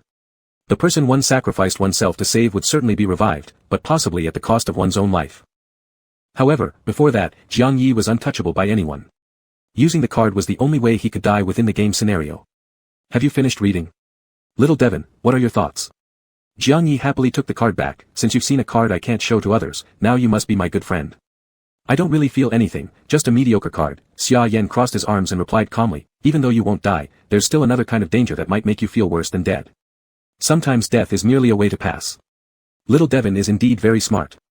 I've also thought about these issues, but haven't encountered them so far. Jiang Yi smiled, for me now, the biggest risk is using this card. But I don't aim high, passing through scenarios is just for fun. With his card abilities, passing low-level scenarios was truly like playing. Xia Yan remained silent, giving a powerful card to a black box player who didn't aim high would surely make others envious. Thank you for telling me about your card abilities. In return, I should show you mine too. Xia Yan was sensible, quickly taking out and handing over his card to Jiang Yi. Since the other party was willing to let him see the card, it meant he considered him as a potential partner. Jiang Yi grinned slightly, are we at the stage where we can share secrets now? Show each other things that can't be shown to others. Xia Yan frowned, seeing how you talk about looking at the card, making it sound so ambiguous, is quite impressive. There's no need to praise me, maybe it's a natural talent. Jiang Yi casually took Xia Yan's card, glanced at it quickly, and handed it back to him. Such a fine card, no wonder Fu Xiang teamed you up with Lin Shi. One specializes in intelligence, the other in combat, perfectly balanced. Yeah, that's all then. We'll chat next time we meet. Xia Yan waved his hand, politely responded, and already had no intention to continue speaking with this improper street thug. Turning around, he saw Fu Xiang and Lin Shi standing not far away, attentively watching them the whole time with sharp gazes. So why are you staring at me like that? Xia Yan went over, confused. Xia Yan, you won't abandon us and team up with others, right? Lin Shi grabbed his arm, her eyes shimmering with tears. Fu Xiang sighed on the side, tilting his head, sigh, maybe I didn't give enough. It's fine, we won't be mad if you go. Xia Yan. What nonsense are you two spouting? I don't even want to pay the contract breach fee. He turned back around, Lin Shi hurriedly catching up, and Fu Xiang felt greatly reassured. Today's competition ended, it was the players' rest time. After stuffing herself in the restaurant, Lin Shi immediately rushed back to her small room, satisfiedly crawling under the bed, hugging her egg and going to sleep. Without his pet watching him, Shishin just sleeps under the bed. You don't understand, that's because he cares about his little pet, so he sleeps under the bed with the little pet. Then why not sleep together on the bed? Is it absolutely necessary to sleep under the bed? I can't even see Shishin anymore. Judging from what I've seen, Shishin should think that the space under the bed is a very safe area. The first thing he did when he noticed his pet turning into an egg was to stash it under the bed, moving it to the place he considers secure. So Shishin feels the space under the bed is safe, hence he sleeps there when he lacks security. My eyes are tearing up, everyone. It turns out Shishin is such a fragile person. You guys are guessing wildly, that's impossible. A person as strong as Shishin proves his own strength ensures safety. That does make sense. Just seeing Shishin makes me feel secure. Those players who switch camps during the missions must be dumb. Humph. Switching camps means opposing Shishin. Let them just wait for the consequences. Even watching Shishin sleep at night makes me feel safe. I'm getting sleepy myself. Normally, there shouldn't be much happening at night, so I'll go sleep too. No, hold on. Isn't there something moving suspiciously outside Shishin's window? Holy crap, don't scare me like that in the middle of the night. But taking a closer look, there really is someone lurking there. The shadow being watched by many viewers in the live stream was stealthily peeking through the window, trying to spy inside. He should be asleep by now. The shadow muttered quietly, slowly and silently opening the window before climbing in. Ah. I told you, with how Shishin always climbs out of windows, there's no way he remembers to close them. Living on the ground floor with the window open, it's too easy for someone to climb in. Not to mention, would any normal person dare to sneak into Shishin's house at midnight? Who is this guy, sneaking around at this hour? Everyone stared wide-eyed at the live stream, their gazes fixed on the screen. As they watched, the intruder crept silently over to the bedside, pulling out a sharp dagger from his pocket while glaring down at the bed. It's not my fault but yours for posing a threat to the sacrificial union. I wouldn't want to do this if I could avoid it. He lunged with the dagger, plunging it toward the bed. With all the lights turned off in the amusement park at night and everything powered down, it was so dark that the assailant hadn't realized there was no one on the bed. The dagger pierced through, landing firmly into the empty blanket without encountering resistance. Chapter 75, Master, pay up. No, one. The person hesitated, stepping back nervously. At this hour, Lin Shi should definitely be in bed sleeping. He had personally watched Lin Shi return to the room and never leave. Could it be, that legendary white-haired murderer who had sensed his gaze earlier and was already waiting inside the room? Where? The individual panicked, looking around frantically. There was a dull thud as their calves bumped into the bed frame. In too much of a panic to care about the pain, the fear of Lin Shi's absence overwhelmed him. In full view of the audience in the live stream, a pale hand could be clearly seen extending from under the dark bed, silently reaching toward the player before grabbing his ankle. Ah! The player screamed in terror, lowering his head to see a ghastly pale face staring at him with hollow eyes. You, who are you? Ah! Ghost! The player shouted in fright, struggling hard to break free from the hand holding him, tumbling heavily onto the floor and almost on the verge of tears. The face under the bed slowly floated out, gradually rising in the darkness. Then, click, the lights turned on. Who are you? What are you doing in my room? Lin Shi, still half asleep and groggy, lazily pulled out an axe, rubbing his eyes while yawning and slowly approached with the axe in hand. The player's terror shifted instantly from traditional Chinese horror to American-style horror, screaming as he raised his hands high, No, no. Don't kill me. I wasn't the one who came here to kill you. It was the people from the Sacrifice Guild who sent me. I'll tell you everything. Lin Shi let out a yawn, thinking this was just some confused player entering the wrong room. Oh, so you're the one trying to kill me? Okay, Lin Shi bent down and hauled the player up, come with me to see Xia Yan. Dragging the player along, he prepared to leave the room for upstairs, but not before glancing back at the open window, hurriedly closing and locking it before dragging the player out the door. The player mumbled terrified prayers all the way down the corridor to the second floor. Players from the Sacrifice Guild in this hallway had quietly opened their doors to watch Lin Shi ascend. He went upstairs. Just as our boss said, when something happens, he goes to other players. How clumsy does he look? It doesn't matter how clumsy he appears, he's still a threat. Let's hurry and go before he comes back. A few players stealthily snuck out of their rooms and headed quietly toward Lin Shi's door. Although the door was already closed, these Sacrifice Guild members, being a collection of criminals, easily pried it open. Our boss said there seems to be something hidden in his room. His behavior since day one has changed. He's eating less and rushing back after meals. He must have something hidden inside. How did our boss figure this out when I didn't notice anything? Never mind, let's look around regardless. Lin Shi, heading upstairs, had no idea his room was being ransacked. Still dazed, he half closed his eyes and knocked on Xia Yan's door. This knocking also drew Fu Xiang's attention. Consequently, the three entered Xia Yan's room to interrogate the player kneeling on the ground. The boss says. Lin Shi is truly a threat, but within the dungeon's rules, no player can kill another outside of the competition, the player muttered humbly with his head down, so they sent me to secretly assassinate Lin Shi in the middle of the night. If I die breaking the rules, it doesn't matter, using a small pawn to take out a big one means I'm already very useful. Xia Yan took a deep breath and then sighed again. He couldn't help but feel exasperated, but yes, this was exactly the kind of tactic the Sacrifice Guild would use. Even if this player failed, losing an unimportant member was worth the attempt. As always, the Sacrifice Guild lived up to its name, sacrificing weaker pieces for better advantages. If successful, they'd make huge gains.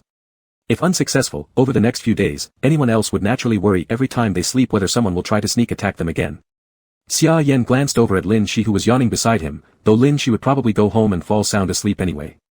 Lifting his hand, Xia Yan tugged slightly at Fu Xiang's sleeve, young master, pay up. Huh? Fu Xiang looked puzzled. Xia Yan nodded his chin towards the player in front, pay up, this one's a good mole.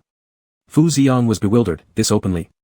He had assumed that inciting a player to become an informer would require convincing and coaxing with emotion and reason. Though puzzled, Fu Xiang still pulled out a card from his pocket and handed it to Xia Yan. Monsters within the dungeon used cash, but for players, a card was more convenient. Xia Yan took the card and waved it in front of the player, staring at him coldly. You're with the Sacrifice Guild, you know their style. Regardless of whether your ambush succeeds or fails, when you return, they will think you didn't go through with it. Otherwise, given Lin Shi's reputation as a killing machine, how could you possibly return alive? The player grimaced and nodded. When chosen, he already knew he was destined to die, either killed by Lin Shi or executed by the Sacrifice Guild. He truly had no choice. Now being intimidated by Xia Yan, all he could do was accept humbly. Xia Yan extended the card in his hand. I'm offering you a third option now. I'll provide you with a story to tell them, one that guarantees your survival upon returning. If you survive, work as our mole inside the Sacrifice Guild. Even if you report this matter to your boss upon returning, you'll still be dead. The moment you take the money, you've betrayed the Sacrifice Guild. And if you refuse to take it, I'll kill you right now. Xia Yan didn't believe the player was deeply loyal to the Sacrifice Guild. Instead, anyone forced onto a path of death would surely betray the organization. The player hesitated not at all, trembling as he accepted the card and then bowed his head. Please show me the way to live. To have life and receive money wasn't about threats or intimidation, it was a gift. Tears blurred his vision as he immediately told Xia Yan that the so-called boss they referred to wasn't the true leader of the Sacrifice Guild, but the second-in-command, located within the Distortion faction. This second-in-command was responsible for this dungeon round.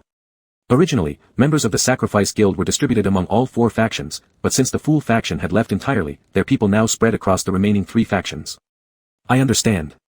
Xia Yan wasn't particularly surprised by the distribution of the Sacrifice Guild but was somewhat astonished that only the second-in-command had come this time. He leaned closer to the player and whispered softly, if you want to survive, there are 2 things you need to do. First, say that Lin Shi discovered you, but Lin Shi did not kill you because Lin Shi plans to betray the Fool faction and has something important to communicate to your boss tomorrow. By doing this, they won't kill you, because Lin Shi, in their eyes, is a killing machine who wouldn't spare your life. Now that he has spared you, it must indicate some intent. They will send you again tomorrow to discuss the situation. Second. Xia Yan leaned slightly backward, resting against the chair and lowering his gaze to fix on the player. Before the match starts tomorrow, tell your boss that you've heard from Lin Shi. Tomorrow's competition will see the Fool faction directly issue a dual invitation to the Distortion faction. Say that you wish to transfer to another faction since staying in the Distortion faction puts you at risk during the contest. The other factions all have your informants, so your safety should be guaranteed. The player hesitated. Do I really have to transfer factions? Xia Yan narrowed his eyes. If you want to survive, yes, you must. Because no one in the Distortion faction will make it out alive from the illusion tomorrow, they must all die. Chapter 76, Don't call me pet, call my name. The player paused for a moment, wiping the cold sweat from his face. Alright, I'll try to transfer to another faction. He bowed deeply twice to Xia Yan. If I survive, I will definitely become your insider, and I'll do whatever you ask me to. Xia Yan waved his hand. When Lin Shi goes out, let him stay with this guy at the staircase entrance for a bit. Pretend that you're chatting. The performance must be convincing before going back to sleep. Lin Shi yawned widely. He didn't think about the complexity of player struggles too much. Following Xia Yan's instructions was surely right. However, glancing at the nearby player made him subconsciously grip his axe tightly, but this person might betray us just like he betrayed the Sacrifice Guild. Can we really trust him? Xia Yan nodded with a smile. Even if he betrays us, it won't cause much threat to us. It will only lead to his own death. Oh, in that case, I am reassured. When the time comes, I'll make sure he suffers an extremely cruel death. Lin Shi responded with a grin. Facing the silent smiles and threats from these 3 individuals around him, the player was drenched in sweat. He didn't dare to resist anyway. With the conversation over, Lin Shi played along, pretending to be friendly by putting an arm on the player's shoulder as they walked out. For a few minutes, they stood face to face at the corridor and staircase entrance. During those few minutes, Lin Shi continuously murmured in a low voice about how previous monsters had died at his hands. He narrated their deaths casually, but the details were grotesquely vivid, making one's scalp prickle. The player wiped the sweat off his face and forced a laugh. Judging from what I've heard, all you kill are monsters, not humans, right? Lin Shi hesitated, crossing his arms. I've killed one bad person. But killing someone who wants to harm you doesn't count as murder. The player gave a wry smile. How is it not considered murder? Isn't that person still one of your kind? Killing your own species is normal. Lin Shi earnestly explained. Come on. Humans don't kill their own kind. Those who wish to kill their own kind are the monsters.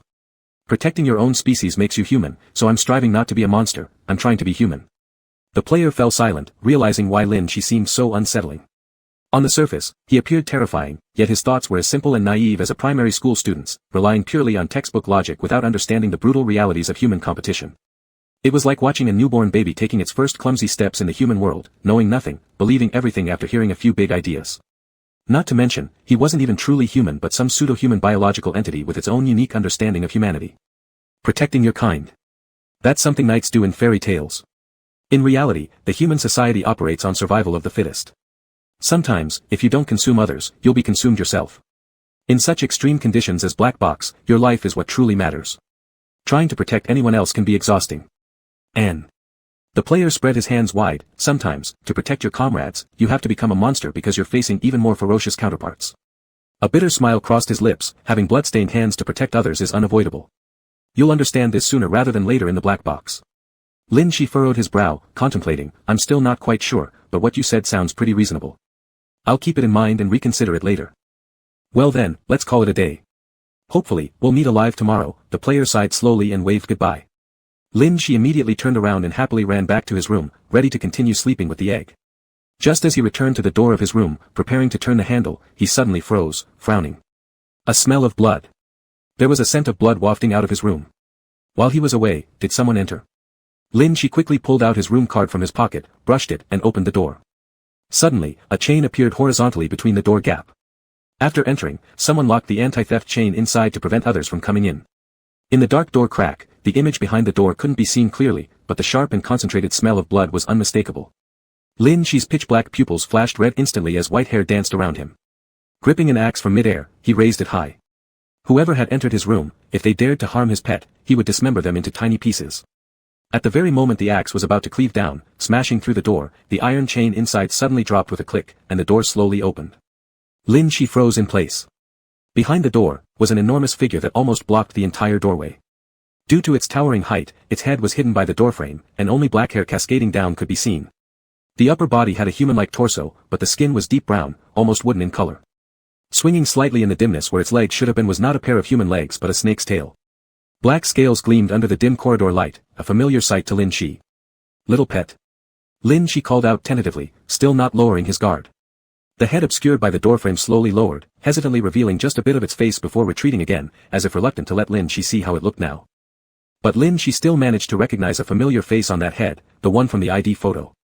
The skin was darker this time, and there were some patterns resembling dry wood grain etched onto what was otherwise human skin, a bizarre fusion of human, plant, and snake characteristics. Your form is changing again, little pet. Lin Shi immediately brightened up. He didn't feel weird about it, instead, he was happy because his little pet was gradually getting closer to human form. Although not entirely yet. Seeing Lin Shi smile, the towering figure slowly bent down and wrapped its arms around Lin Shi. The tip of the snake's tail swayed gently, showing that it was in a good mood. Glancing over the broad shoulders of the monstrous figure, Lin Shi saw several decapitated bodies sprawled across the room, with blood splattered all over the floor. You've made a mess inside. Lin Shi patted its shoulder. But it doesn't matter, you're safe, so I'll clean up later. As if he actually knew how to clean such a mess. The creature then carried Lin Shi back into the room and closed the door, leaving the livestream viewers wide-eyed and incredulous.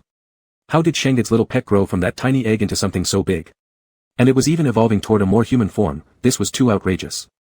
Inside Lin Shi's room, the creature was tidying up the corpses while Lin Shi sat aside observing it.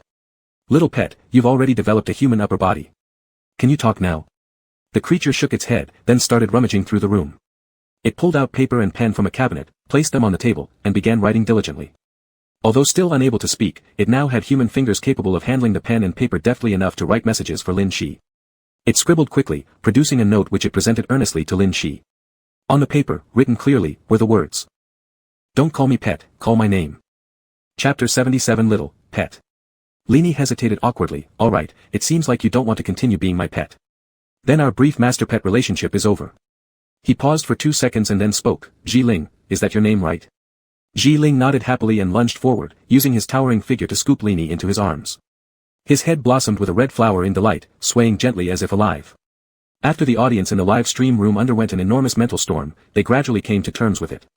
Well, even the black box has accepted it, so what's so hard about accepting a human brain blooming with flowers? Yeah. Besides, he isn't entirely human anyway, transforming from a plant to a snake and then to half-human, whatever grows on him shouldn't be too strange anymore. Fair point. Honestly, seeing that flower bloom makes this whole monster seem less terrifying. The laughter in the live stream didn't stop. In Lin Shi's room, Ji Ling now had human hands, making it easier for him to clean up. Meanwhile, Lin Shi was dozing off at the desk beside him. There was just too much that happened tonight, all he wanted now was to sleep. In the middle of the night, Lin Shi was already sound asleep, face down on the desk. The audience in the live stream watched as the huge monster bent down to thoroughly clean up the blood and corpses on the floor before carefully hooking Lin Shi from the edge of the table, laying him gently onto the bed, tucking him in with blankets. His large body could no longer fit on that small bed. Instead, he could only crouch by the bedside and watch Lin Shi fall asleep. The little flower on his head swayed joyfully, revealing his true emotions unintentionally. Random thought, why am I starting to envy Lord Shi a little? Are you kidding me? Who would envy having a monster standing guard next to your bed while you try to sleep? You'd never get any rest. But, monsters can actually be pretty good. I mean, who wouldn't want a big pet to stay by their side at night? It's kind of cool. You call something that could crush both the bed and Lord Shi together a pet? Why not? The chat erupted in argument, was it a pet or a monster? Amidst the chaos, a single clear comment floated across the screen. Compared to being a pet or a monster, it's more like, a deeply affectionate lover. That comment exploded the chat room, as everyone unanimously couldn't accept the idea of Lord Shi having a monster lover. Someone even jokingly offered to dress up and marry Lord Shi, drawing collective outrage. While other streams remained dull late at night, this one turned out to be unexpectedly lively. But it didn't last long. Lin Shi disappeared suddenly from the bed, and Xia Yan along with Fu Xiang also vanished simultaneously.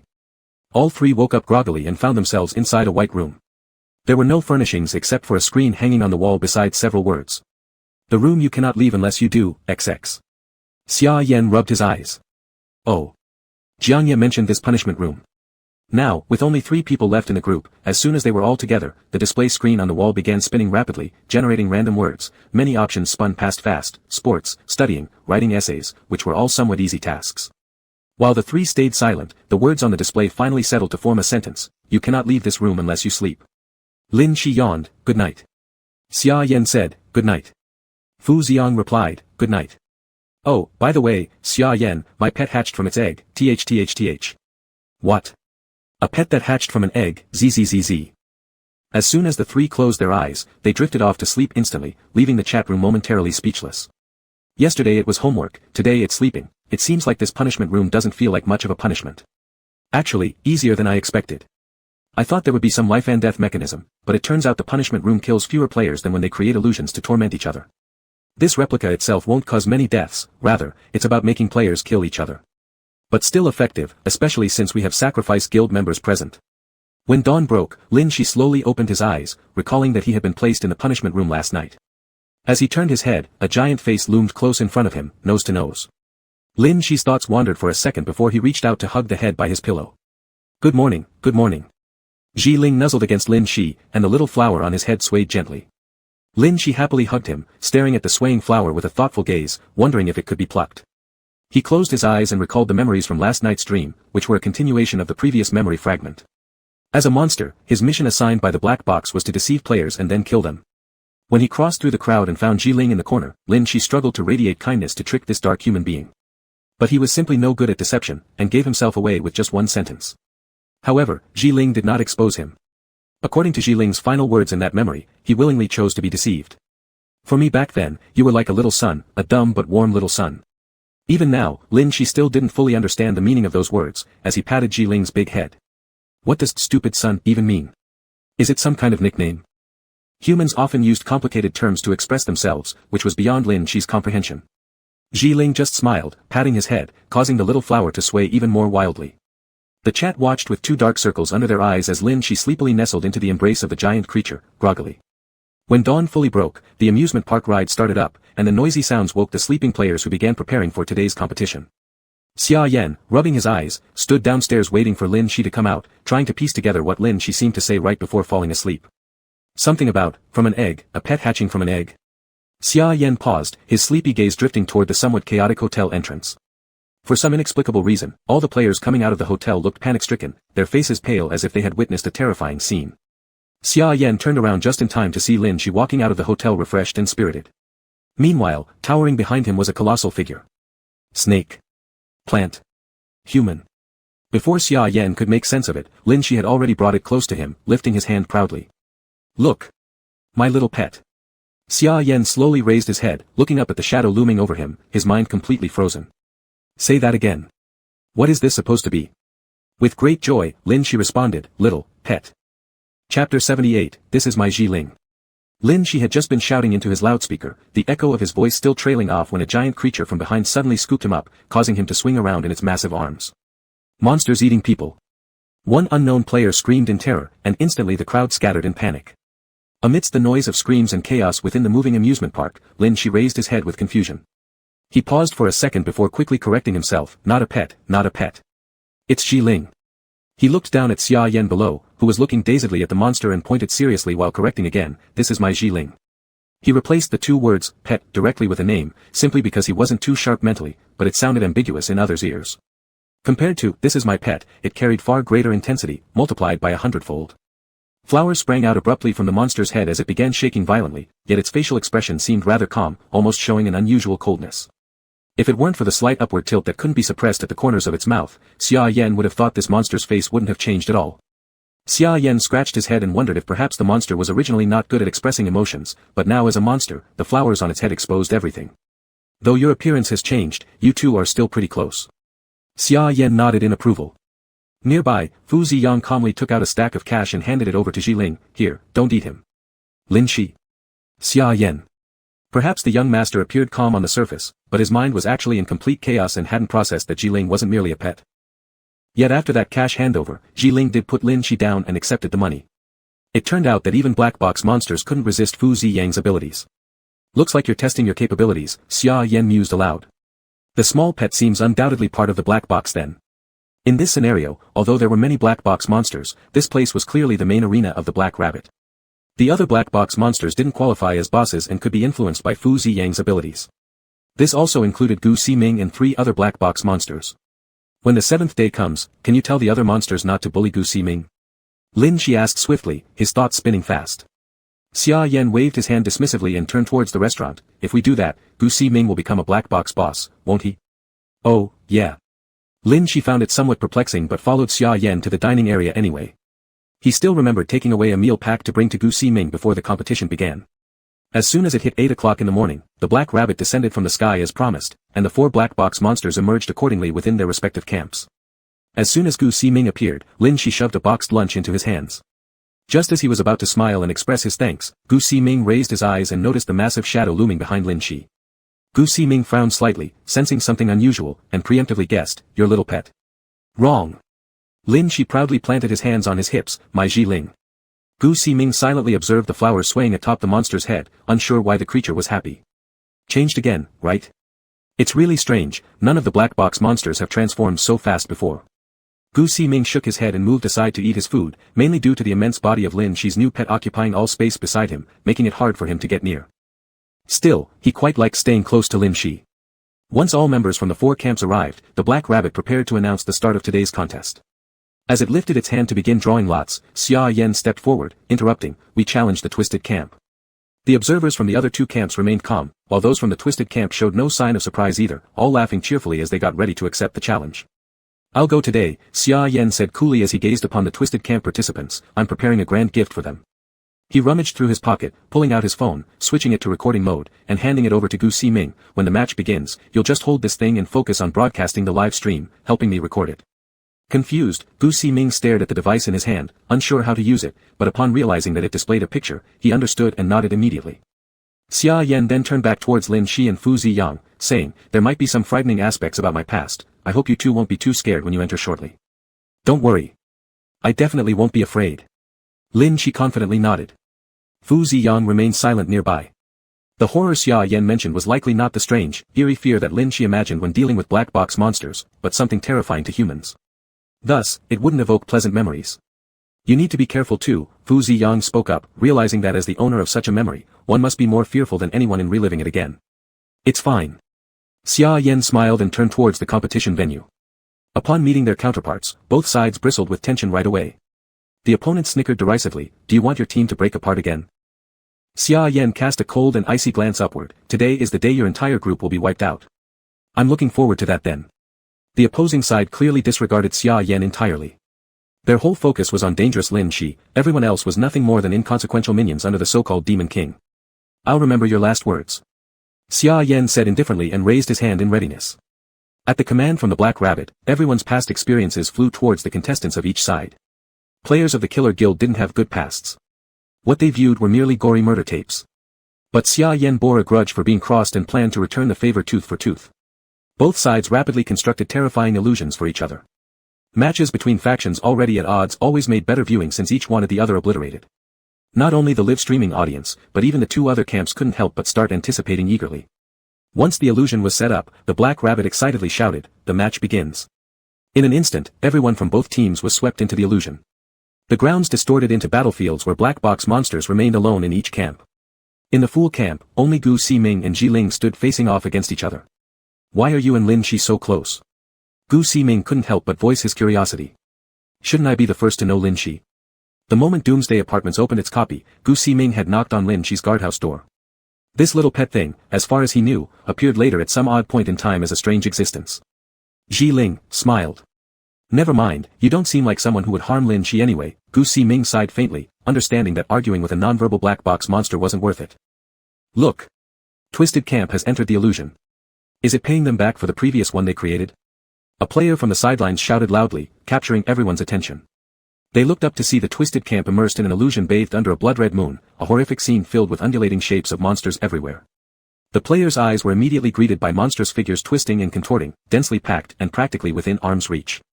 Instantly, their hairs stood on end. But then, they noticed a problem. Aside from themselves, no other player's figure could be seen.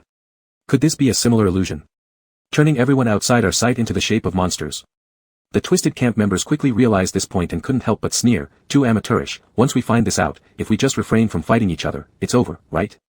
Just as they were about to laugh, a cacophony of howls erupted from the crowd of monsters. Immediately after, a player was torn apart, and cries of agony echoed. "Hold on." The players froze. Human screams of death indicated human players were dying, so, did that mean there were actual monsters among them? Panic-filled eyes scanned their surroundings frantically, and instinctively, they distanced themselves from all surrounding figures. It was impossible to tell. They simply couldn't differentiate who or what the real monsters were. Chapter 79, Little Xia, So Cute. In the Twisted faction, there were some players from the Sacrifice Guild. These types of people only had one thought in their minds when encountering dangerous situations: regardless of who gets sacrificed, they must ensure their own survival. It didn't matter if others died as long as they themselves stayed alive. When it was impossible to tell whether a figure was a monster or a player, they would not hesitate to strike at anyone who approached them, eliminating potential threats before being attacked by monsters. No one knew how many monsters were mixed in with the Twisted faction, but after the first cry of agony sounded, cries kept coming one after another and never stopped. Everyone was on edge, full of alertness and panic. They stared vigilantly at all distorted figures around them without letting their guard down even for a moment. Faced with imminent death, they could only try their best to save their own lives, killing everyone who came close to them. The faction is turning against each other now. The spectators watching the illusion couldn't help wiping off a cold sweat. Xia Yan had placed just one monster in the whole area. However, once the possibility of death appeared before them, everyone in the Twisted faction would transform into monsters, mercilessly devouring their companions to save themselves. Looking at the gruesome scene splattered with blood in the broadcast, the audience could feel chilled. These people really acted decisively. Putting a group of lethal monsters together only required a small spark to ignite chaos among them all. On the other side, however, the illusion in the Fool's faction didn't seem any less intense. The moment Lin Shi opened her eyes, she found herself in a dim, dirty living room. Bottles and trash covered the floor, there were no signs of cleanliness in the kitchen, and the sofa was in disarray, making it obvious that no one had been properly taking care of this place or living here normally. "Where are we?" Lin Shi turned around, only to suddenly find Fu Xiang nearby, but there was no sign of Xia Yan. And no one else's presence could be seen either. "It seems like someone's house." Fu Xiang also turned around to look around. As he stepped back slightly, he accidentally stepped on an overturned bottle, nearly falling over. The wealthy young master couldn't help but frown. Is this a place where humans can live? It's too terrible. Who would live here and not become depressed? Not only was the place filthy, but the air quality was bad as well. Fu Xiang endured it for only 2 seconds before quickly turning to open the door and breathing deeply outside. "This is unacceptable, I've never been in such a bad illusion." He clanged the door open, revealing nothing but an old staircase outside. However, compared to the room's environment, though worn, it wasn't particularly dirty. Just then, an elderly man was slowly ascending the stairs carrying his groceries. He glanced at Fu Xiang standing by the door and was surprised. "Oh my, you're here so early today." "What?" Fu Xiang looked puzzled. "Oh, no, sorry for mistaking you. You don't belong to those people since you look educated and polite." The old man smiled kindly. "Are you Xia's friends or relatives?" "Xia hasn't finished school yet, but you've arrived so early." Fu Xiang turned around and glanced behind him toward the room. "Here. Is this Xia Yan's home?" "Yes." The elder nodded, then scrutinized Fu Xiang suspiciously. "But aren't you Xia's friend? And judging from your appearance, you're not someone that Lao Xia knows either. Are you a thief?" These days do thieves dress this formally? They appear so respectable. No, we're Xia Yan's friends. Fu Xiang hurriedly nodded, planning to turn back to pull Lin Shi out so that they could inquire more details. To his surprise, Lin Shi had already darted out and squatted next to the old man's basket of vegetables. What's this red, round thing? That's a tomato. Haven't you ever tasted it? The old man grinned, took a tomato from his basket, wiped it clean, and handed it to Lin Shi. It's not even 6 o'clock yet, have you eaten? Why not try some? Thank you Grandpa, you're truly a good person. Lin Shi happily accepted the tomato and took a big bite out of it. So you should probably be Xia's friends, huh? Didn't expect Xia to have adult friends too. Yes, Xia does mature faster than normal children. The elder approvingly nodded. Xia will be back soon, wait a bit longer. I have to return home to prepare dinner. Saying that, he opened the door opposite Xia Yan's house and walked in. Kid. Fu Xiang blankly turned his head towards Lin Shi, who was still munching on the tomato. Although Xia Yan was indeed quite short, there was no way one could mistake him for a kid. While Fu Xiang was still confused, a hurried set of footsteps echoed through the hallway, rushing upward straight towards their floor. As Fu Xiang was just sticking his head out, he saw a figure in blue and white school uniform darting up with a backpack, stopping right in front of them. Huff, my memories. I've turned into a kid, huff. Xia Yan gasped for breath as he stepped past them toward the house, glancing at the wall clock. No good, it's almost 6. He'll be back. Fu Xiang and Lin Shi carefully examined the child in front of them. It was indeed Xia Yan. Clad in an old school uniform, shorter, with a more youthful face, his hair color lighter, almost chestnut, still curly, utterly adorable. Little Xia, so cute. Lin Shi mimicked Xia Yan's height beside her own, not that kind of cute, but cute anyway. But Xia Yan seemed too busy to explain much. Hurriedly entering the room, he rushed straight into the kitchen. Rolling up the sleeves of his school uniform, he began washing dishes and cutlery with his small arms while keeping an eye on the clock. Fu Xiang looked at the wall clock. It's almost 6. Who's coming back? My dad. He comes home at 6, and I need to hurry. Xia Yan efficiently washed the dishes and took time to pour some rice into the rice cooker, multitasking between washing and cooking, his tiny figure bustling like a whirlwind in the narrow kitchen. Even though I don't know what's going on, I'll help you. Fu Xiang rolled up the sleeves of his suit and came forward to assist. Oh, thank you, help me wash the dishes then. Xia Yan swiftly moved aside and busied himself with cooking. I want to help too. Lin Shi happily raised her hand and charged over, imitating Fu Xiang by plunging her hands into the sink. Xia Yan had just exhaled a sigh of relief when within seconds, there were 2 clangs followed by the crisp sounds of plates shattering on the ground. Turning around, he saw the noble young master and a perplexed Lin Shi frozen in place. Sorry, usually at home, we have maids who do this stuff.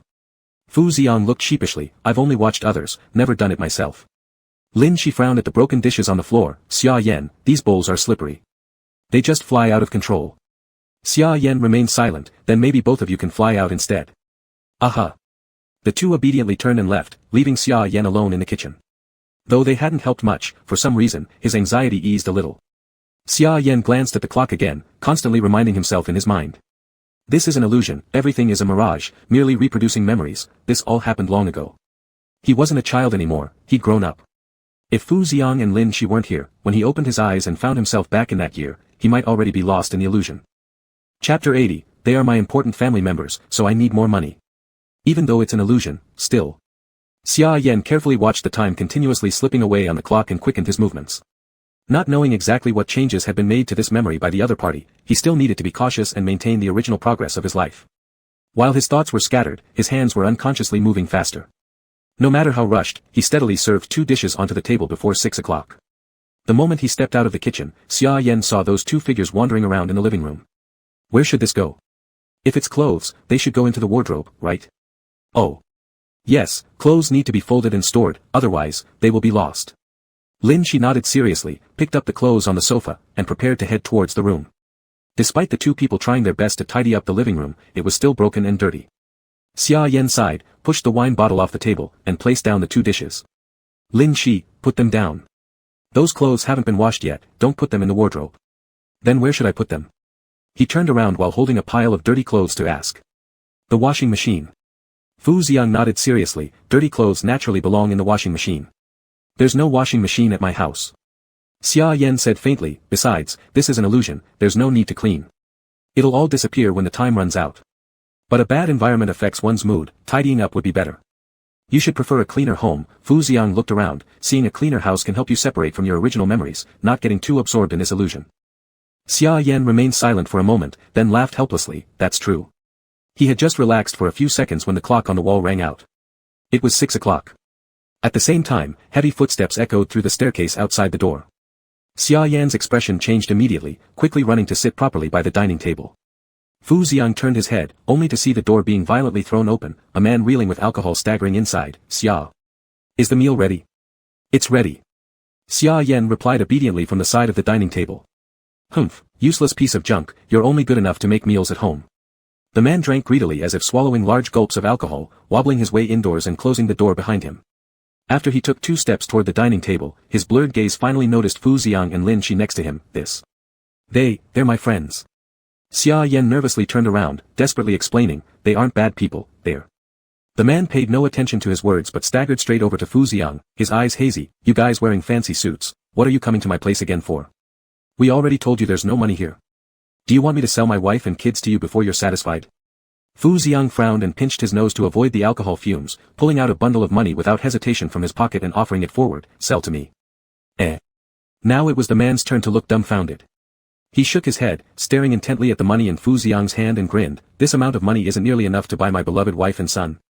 They are my precious family members, I need more money. Fu Xiang furrowed his brows even tighter, pulled out another bundle of cash. Take it, leave me alone. The man's eyes revealed a greedy gleam. So, you really have a lot of money, huh? Ha ha, that eager to get my family? That's enough. Xia Yan forcefully shoved the man, blocking Fu Xiang's view, glaring at him with a creased brow. Dad, I said, enough. Selling me won't cover your gambling debts. Don't harass my friend. The man's gaze grew cold as he locked onto Xia Yan, who was now shorter. What are you, daring to boss me around like this? If I sell you, so what? Useless thing, nothing but trouble for me. He reached out, intending to shove Xia Yan away, but Xia Yan stood his ground, only coldly staring at him. The man became enraged instantly. The little brat who normally cowered quietly like a kitten, today dared to oppose him. You useless piece of waste. How dare you defy me? In one swift motion, he raised the wine bottle in his hand and swung it sharply, smashing it towards Xia Yan's head. The wine bottle dropped to the ground with a clatter, shattering. Blood splattered everywhere, landing directly on Fu Xiang's suit. The man's body froze in place, his head rolled off his neck, rolling loudly onto the ground. Blood gushed from his neck wound. Fu Xiang stood in front of Xia Yan, his suit covered with blood at the back, while Lin Shi stood beside the man, holding a large cleaver. Sorry about this, Xia Yan. He grinned as he narrowed his eyes. I killed your beloved dad. Really sorry. At the moment the bottle swung down, Xia Yan was completely frozen on the spot, unable to move. Familiar memories surged up, making his legs tremble. But it lasted only an instant. What he saw next blurred everything out of sight, leaving behind just a lingering mint scent that gradually cleared his muddled head. There's still some blood on you. Fu Xiang reached out and wiped a drop of blood from Xia Yan's small face, cleaning it off. Good, now it's over. Xia Yan's stiff body slowly relaxed, but there was still a hint of trembling in his widened pupils. The last time he experienced something like this, according to his memory, there was no one else in the living room but him, and nowhere to hide. It felt as if his tiny, frail limbs were being torn apart, causing excruciating pain. But things were different this time. The 2 people beside him constantly reminded him that it wasn't the same here. This is quite a problem. Xia Yan snapped back to reality and stared at the person who had fallen on the ground. How do we deal with this? It's fine. Anyway, it will disappear in an hour. Lin Shi nodded seriously. Just as he finished laughing, a knock came from outside the door. It was the old grandpa next door. Xia, are you home? I cooked some tomato soup for you, would you like to have some? Xia Yan massaged his temples. At this time every day, when my father comes home, the neighbor grandpa usually knocks on the door to interrupt things, which sort of saves me. But right now. He looked down at the person on the ground. What should we do? The knocking became increasingly urgent outside the door, and the old man sounded worried. Xia. Are you alright? Why aren't you answering? I'm coming. Xia Yan hurriedly responded, dumping the dirty clothes from the sofa onto the body on the floor. He then pulled Fu Xiang, whose front side was clean and free of blood, to block the doorway and respond. Ah. Finally you opened the door. I'm glad you're alright. The old man smiled warmly as he held a bowl of soup towards Xia Yan, attempting to look past Fu Xiang into the house. Your dad hasn't done anything after returning, has he? No. Xia Yan smiled. He was drunk, came back, and immediately lay down to sleep. Now, he should be sleeping deeply and won't wake up for a while. Oh, that's good, the old man nodded, then patted Xia Yan's head. Sai, you live with your dad, and he's unreliable, so you need to take good care of yourself. Okay, Xia Yan nodded. Thank you, Grandpa. Seeing that Xia Yan was really fine and that he had friends visiting at home, the old man turned around reassuredly and went back. After closing the door, Xia Yan let out a long sigh of relief, handing the soup over to Lin Shi. Let's tidy up the place first. We can't leave him lying here in the living room, it's too obvious. Xia Yan rolled up his sleeves. Lin Shi, can I borrow your hatchet? Chapter 81. There's a reason for living in a mental hospital. Great. Lin Shi nodded, just ready to pull out a big cleaver when the clock on the wall suddenly rang. Xia Yan looked back, his eyes touched the time on the wall, and he was startled. 12 o'clock. It was still 6 in the afternoon, but now the time has changed again, and it is already 12 noon. He quickly turned around and looked at the ground, rummaging through the pile of clothes with his hands. The man lying on the ground was gone, as well as the bloodstains on Lin Shi's body, as if nothing had happened just now. 12. The debt collectors should be here. Xia Yan mumbled, his head down, looking lost. 6 in the morning, going to school on an empty stomach, returning home for lunch at noon, when the debt collectors come, and at 6 in the evening, Dad comes home, and I get beaten. It can't be avoided all day. Knock, knock, knock. An urgent knocking sound came from outside the door. Someone was yelling outside the door, Lao Xia. Get out here. Don't think I don't know you're home. Your loan repayment is overdue by half a month. If you don't pay up today, I will demolish your house. That voice was ferocious, filled with sharp malevolence, something not easily handled by a child. The violent knocking seemed to shake the entire house as though this small safe area would collapse at any moment. Restlessness, fear, instability filled the room. Xia Yan turned back to look at that door and swallowed saliva. Don't open the door, just ignore it, they'll leave eventually. What's all this about? Fu Xiang irritably took money out of his pocket, opened the door, threw the money, shouted, get lost, then closed the door again, all done effortlessly, without even seeing what the person outside looked like before it ended. Before the person outside could react, a stack of bills flew towards them, scattering across the space. About 10 minutes each exchange. Fu Xiang glanced at his expensive watch with a raised hand. If we keep switching like this, there are at least 5 more times. He quickly took off his jacket and covered Xia Yan's head, picked up the small boy, and tossed him onto a tidy sofa. Just sit there, it's only an hour, it'll be over soon. Fortunately, only people change, but things remain unchanged. Fu Xiang rolled up his sleeves and started tidying up the living room with Lin Shi. At this moment, Xia Yan, with his small body, shrunk on the sofa watching those 2 unreliable adults start cleaning up the whole house. Do you need my help? Xia Yan paused for a while before realizing. No, just stay there. The dirty things in your memories, we will clean up for you, said the usually unreliable Master Fu. Not only Fu Xiang, Lin Shi also noticed that once Xia Yan faces critical issues or individuals, the usually steady Xia Yan instantly becomes unstable, does not avoid beatings, and simply chooses to avoid problems when they arise. The Xia Yan who didn't grow up during this period, no matter how many years have passed, psychologically remains a child in this memory. Sorry. I just can't control myself when I come back to this house. Xia Yan buried his head and hid under the suit jacket, but it's okay now, because I'm not alone anymore. Fu Xiang and Lin Shi exchanged glances, both of them noticed another issue simultaneously. There truly seemed to be no presence of mom in this household. They were unsure whether the mom Xia Yan mentioned existed before or after this point in time, so they carefully avoided this topic and first solved the current problem. The clock rang again. Everyone lifted their eyes to see midnight 12. The brightness outside the window instantly dimmed, the living room was plunged into darkness as night had arrived. Just as Fu Xiang was about to turn on the light, he heard a commotion of loud snoring coming from the depths of the living room, as if someone was deep asleep.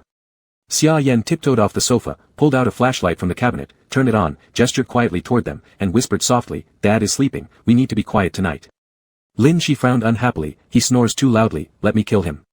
Xia Yan shook his head and pointed to another side of the bedroom door with a smile on his face, tonight, we can go see Mom. I'll take you guys to meet Mom. Both Fu Xiang and Lin Shi were surprised. This Mom actually exists. They nodded and followed Xia Yan into the bedroom. There was one master bedroom, one secondary bedroom, one bathroom, and one kitchen living room in this house. Dad slept in the master bedroom, but Xia Yan intended to show them Mom, who was in the secondary bedroom. Where do you sleep? Fu Xiang couldn't help but ask this question. Xia Yan extended his finger to point at a space in the corridor, a place like a storeroom that could only accommodate one adult. I sleep in here. Fu Xiang incredulously stared at that small and narrow area, it wasn't even as big as his own toilet. He frowned seriously, once we're out of here, I'll give you my secondary bedroom. Xia Yan smiled, this is an illusion, from way back when, Master Fu. He led the two holding flashlights toward the secondary bedroom where he bent down, searching under the carpet near the door for something. Both Fu Xiang and Lin Shi clearly saw that there were 3 locks fixed on the outside of the doorknob leading to the secondary bedroom, all firmly securing the room shut. Yet Xia Yan deftly retrieved 4 keys from under the carpet, unlocked the 3 locks, and then opened the door. He turned back and whispered to them, Mom's emotional state is very unstable, she tends to become agitated easily. You need to be quieter. The two nodded quickly as they watched Xia Yan slowly push open the door. At the moment the door was opened, from the shadow behind it, a pair of pale hands emerged slowly. Mom! Xia Yan eagerly stepped forward to meet those hands. The hands touched Xia Yan's clean face, with fingertips lightly brushing against his cheek, but suddenly started trembling, then abruptly clenched around Xia Yan's fragile neck. From the darkness came a murmuring voice, Mom loves you. Mom loves you. The voice shook violently within the dark. It was a woman's, but along with the strange confessions was her firm grip strangling Xia Yan by the neck. Fu Xiang gripped onto the woman's fingers forcefully, prying each one off one by one. As soon as she realized there was an unfamiliar person present, the woman hastily withdrew her hand, slamming the door shut again. Mom! Xia Yan rushed to knock on the door, ignoring the marks on his neck. Mom, don't close the door. It's me. They're not bad people. They're my friends.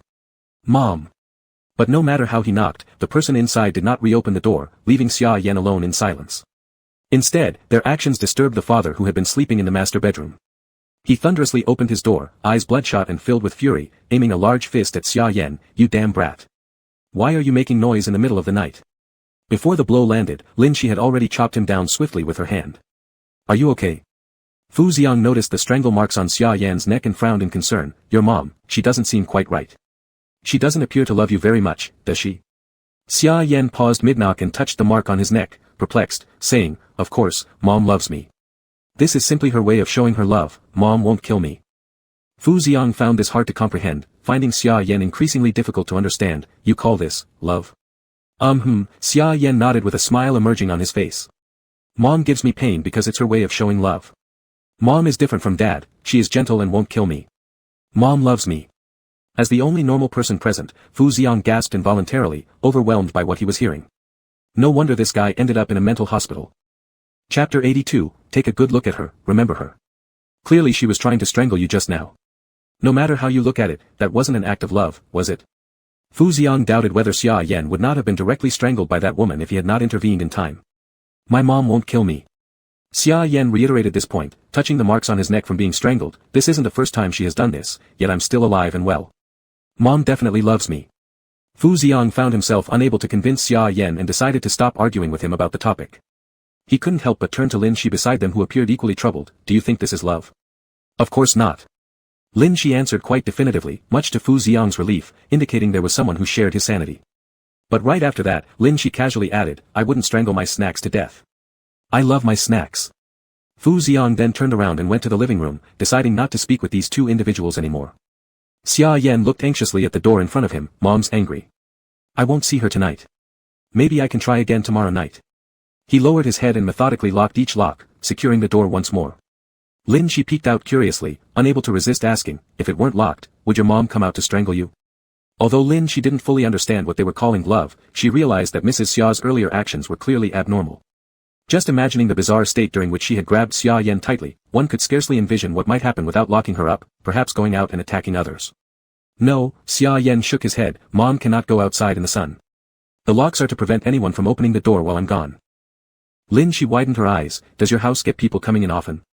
The debt collectors will break through the door, so we need to be careful. Xia Yan nodded seriously, placing the key back under the carpet. It's pretty much like this every day at our place. Your family situation is really bad. Lin Shi frowned deeply, learning that some people live in such pain-filled environments. In comparison, living in a psychiatric hospital seemed quite okay. Sitting in the living room, when the 10 minutes hit, the wall clock rang repeatedly. Shortly afterward, the sounds of the drunken man outside the door echoed again. Opening the door, yelling loudly, smashing wine bottles, venting anger on Xia Yan. At noon, as expected, there came the sound of heavy knocking against the entire door, creating a dark chaos within the room. If no one opens the door, they'll simply break the lock themselves and cause havoc inside the house. In the evening, Xia Yan opened the door to the guest bedroom, and the woman inside, as always, was crazily grabbing Xia Yan's head and attempting to slam it into the wall, muttering repeatedly all the while, Mom loves you. Mom loves you. As this chaotic event repeated itself, even Fu Xiang felt chills running down his spine upon experiencing just one iteration. What kind of life was this? Chaotic, noisy, painful, living long-term in such an environment, how could anyone remain normal? It's fine, it'll end soon. Xia Yan sat in the darkness, calmly fixing his hair disheveled from being pulled by his mother. His expression was already completely indifferent. He glanced at the clock on the wall, then toward the calendar, murmuring softly, the noise will end soon. It's almost 6. Lin Shi also stared at the clock. Upon seeing the time approaching, she quickly rose and took out her little axe, intending to make a preemptive move before the trouble started again when that person entered the room. She stood firmly at the entrance of the room, ensuring that whoever entered would be immediately silenced. As the wall clock reached the hour, the entire house erupted in ringing bells once again, never stopping its clamor. In the lingering oppressive sound, she pressed her ear attentively to the door, listening to the sound on the stairwell outside. At this moment, the staircase usually should have already carried those sounds, but today, strangely, at 6 o'clock, there was no sign of his return. Was he finally not coming home? She drew her head back in confusion, preparing to step out to check. As soon as she gripped the doorknob, the clock stopped swaying uncertainly within the room. The living room became eerily quiet instantly, and she clearly detected a subtle sound from behind her coinciding with the cessation of the bell. Creak, creak, it sounded like a rope tightening. She startled slightly, slowly turning her head back around. The light of dusk poured in obliquely from the window, stretching the shadows of people inside the room onto the ground. A hemp rope tied to the chandelier hung from the ceiling, flowing downward, suspending a familiar figure. Under the weight, the rope and the chandelier both groaned under the unbearable strain, their shadows wavering unstably in the twilight. It's over. Xia Yan, seated on the couch, uttered a muffled sigh without lifting his head, his face buried beneath his suit jacket as he silently smiled. Finally, it's over. What had ended was not an illusion but his unending nightmare. The disheveled home, the father who hanged himself. When Xia Yan returned to see this scene, what welled up within him wasn't fear, but overwhelming joy. Even though afterward, debt collectors constantly harassed him, even though there was still a mother who could only stay confined in her room, at that one moment, Xia Yan saw not an endless future of despair, but a new and brilliant beginning. The shadow blocking his path vanished, he could finally take a step toward a brighter future. But after just a brief flash of happiness, Xia Yan slowly lowered his gaze, a look of distress appearing on his face. But after this, he turned his head toward Fu Xiang and Lin Shi, his young face bright with determination. The illusion will end soon, and tonight you must come with me to meet my mom. You need to take a good look at her, confirm she's real, and not my delusion. All right? Xia Yan's eyes held a pleading look. This was their only chance to uncover the truth about his past. Whether the crazed mother was his delusion or an actual existence, now was the time for revelation. What happened to your mom after this? Fu Xiang asked cautiously, already guessing something based on Xia Yan's current state outside the simulation, but needing confirmation. Xia Yan's eyes flickered momentarily before he bowed his head. She disappeared. Mom disappeared from her room one day. I opened that locked door, but found no one inside. He lifted his face, his expression a mixture of bewilderment and earnestness. Please believe me, I don't have delusional disorder. My mom isn't just my imagination, she really existed. She simply disappeared for some unknown reason when the black box arrived, disappeared. All right. Lin Shi nodded emphatically, responding with fiery affirmation. I believe you. Your mom definitely isn't your imagination. Fu Xiang sighed while supporting his forehead, reasoning through everything logically. It all sounded like Xia Yan trying to prove his own condition, but out of trust in his friend, he believed Xia Yan's judgment. Thus far, Xia Yan had been clear-headed aside from certain issues surrounding love, but proving that a mother who didn't love him ever existed seemed more convincing if it was all imagined in the first place. As soon as the evening bell tolled, Xia Yan immediately rushed to the secondary bedroom and skillfully opened each lock. Holding onto the doorknob, he once again turned back to Lin Shi and Fu Xiang. If mom chokes me, it's fine, she won't kill me. All you need to do is confirm she exists. Take a good look at her, remember her. Chapter 83, Disappearance. Fu Xiang sighed, that doesn't mean we can let your mom strangle you. We'll be more careful. Xia Yan finally nodded. His slightly smaller body in the illusion made him look more fragile than he was outside the instance. He gripped the doorknob tightly, took a deep breath, and then pushed the door forcefully, revealing an expression of joy. Mom. I've come to see you. Fu Xiang prepared himself to pull Xia Yan back in case someone reached out from inside the room. Surprisingly, the door opened tonight, but instead of finding hands trying to grab Xia Yan, they were met with complete darkness. Xia Yan's breathing hitched slightly, and he hurriedly stepped into the pitch-black room. He said his mother was afraid of light, so Lin Shi and Fu Xiang dared not turn on the lights either, following closely behind Xia Yan as they entered the room. There wasn't a single ray of light in the house, even the windows were nailed shut. As soon as they entered, it felt as if everything in sight disappeared, leaving only darkness. So dark. Lin Shi squinted her eyes, carefully adjusting to the darkness and gradually picking up the shapes hidden within it. There was a shadow, someone was indeed present in this room. However, the dark silhouette remained still by the bed, showing no reaction to their arrival at all. It was a woman, dressed in a black dress with disheveled hair. If it weren't for her pale skin being somewhat noticeable, she would have almost blended completely into the darkness. So the mom really exists. Just that she is ill and has to stay indoors. Fu Xiang was still unsure. It was too dark here, making the figure blurry and hard to discern. Mom. Xia Yan quickly moved forward, grabbing the woman's hand. I've come to see you. Both Fu Xiang and Lin Shi had been ready to pull Xia Yan away, but today the woman seemed indifferent to Xia Yan's presence. She simply sat there, head hanging down, muttering softly in a low tone. Curious, Lin Shi cautiously crept closer, wanting to hear what the woman was saying. As soon as Lin Shi leaned in close, the woman's head shot up suddenly. Beneath the eerie long hair seemed to be a pair of blood-red eyes filled with a chilling smirk as she gazed at Lin Shi. The black box is coming. The black box is coming, I will disappear. I can, leave soon. I'll. Mom. Xia Yan suddenly hugged the woman's arm tightly, crouched on her knees, and looked at her pleadingly. Mom, please don't leave me alone in this room. Please, don't leave me alone. The woman slowly lowered her head and looked at Xia Yan. Her hand caressed his cheek, and her tone finally softened slightly. Mommy loves you. Xia Yan's gaze flickered. Don't disappear anymore. But the woman merely bent down and embraced him, her body gradually becoming translucent. Mommy loves you. Don't disappear, at least not now. Xia Yan held on to the woman tightly without letting go. Stay with me a little longer. But as the entire illusion ended, the woman vanished right before his eyes, along with this extremely gloomy home. The noisy sound of the amusement park came nearer, gradually pulling everyone back to the reality of the game instance. The voices around them were unusually loud. Some people guessed Xia Yan's mother was a figment of his imagination, others speculated that she didn't want any trouble and had secretly run away, and still others assumed she had left the family voluntarily to avoid burdening Xia Yan.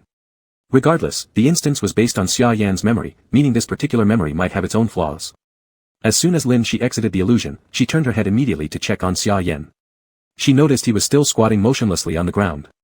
Fu Xiang exchanged glances with her, neither of them knowing exactly what to say. Lin Shi formulated a couple of comforting phrases. Just as she took a step forward, a tall figure swooped in beside her, arms and tail wrapping around her entirely, binding her tightly. Wait a second, I still have something to say to Xia Yan. Lin Shi struggled against the embrace, attempting to break free to get to Xia Yan. When she turned around, she found that he had already stood up on his own. The illusion is over. Xia Yan lowered his gaze, staring at the ground, murmuring. His expression appeared very calm, as if talking about something unrelated to himself. What a troublesome illusion. Are you okay? Fu Xiang asked tentatively. Xia Yan glanced at him sharply, losing the small fragile appearance he'd earlier portrayed, seemingly regaining his composure. I haven't forgotten that it was an illusion, just. His eyes drifted towards the distance wistfully. I just wanted to spend some more time with her, that's all. No matter how many times I've been diagnosed, I firmly believe she isn't a figment of my imagination. She's real, she just disappeared. Fu Xiang contemplated for a moment, then what happened? How was your mom diagnosed as your delusion? Xia Yan's eyes grew dark. After he passed away, I continued living as usual, taking care of my mom and myself. We lived like that for a long time. As I got older, I started working to pay off Dad's debts, ensuring a good future for me and Mom. But one day, when I came home, I found her gone. I searched everywhere, everywhere. Eventually, I collapsed on the road and was taken to the hospital by the neighbor grandpa. He slowly raised his hand to cover his face. Mom had never stepped out of that room. Everyone thought there were only me and Dad at home. No matter how much I tried to explain, no one believed me. No one had ever seen my mom after Dad died. Only I still remembered her. I believe she was just sick, and left home, but she must still be alive. I could always feel her presence, so I kept looking. On the day the black box arrived. Xia Yan slowly lifted his head, staring at the blood-red sky of the instance. I heard Mom's voice. She said she didn't have much time left and asked me to meet her inside the black box again. Fu Xiang frowned, pondering over the whole story. It still sounded very much like the monologue of someone with delusional disorder. The main issue was that no one had ever met his mother. She had been locked up in that room, seemingly insane and oddly photophobic. That dark room seemed as though no one had ever been inside it. If even the police couldn't find any trace of her existence afterward, it would imply that the room contained no signs of his mom's life, no history, and no information about her identity. No one knew where she came from or how she vanished.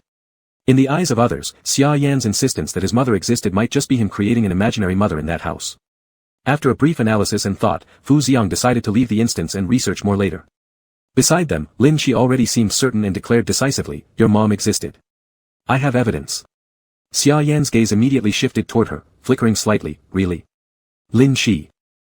Chapter 84, No, because I love you. Lin Shi nodded seriously, her eyes locked on Xia Yan's as she recounted everything she had seen and heard. Your mother has a pair of red eyes. She already foreknew about the black box before it arrived. When the black box came, she said she was leaving, and when you entered the black box, you could hear her voice. So your mother is the black box monster. Fu Xiang was startled beside them and turned to look at Xia Yan. How could his mother be the black box monster if she was with Xia Yan at home even before the black box arrived? Xia Yan fell silent for a moment, then lightly pulled at the corner of his mouth. Do you also think she's the black box monster? Xia Yan, who retained all his memories, should know this better than anyone else. His belief that his mother existed and wasn't just a delusion stemmed from this realization: his mother was not human. But Fu Xiang was somewhat astonished. Was the black box monster really among humans before the black box appeared? Could this be true? The competition is over. The black rabbit in the distance let out a scream, interrupting the lively atmosphere on the field. Let me check the fear levels from both sides' illusions.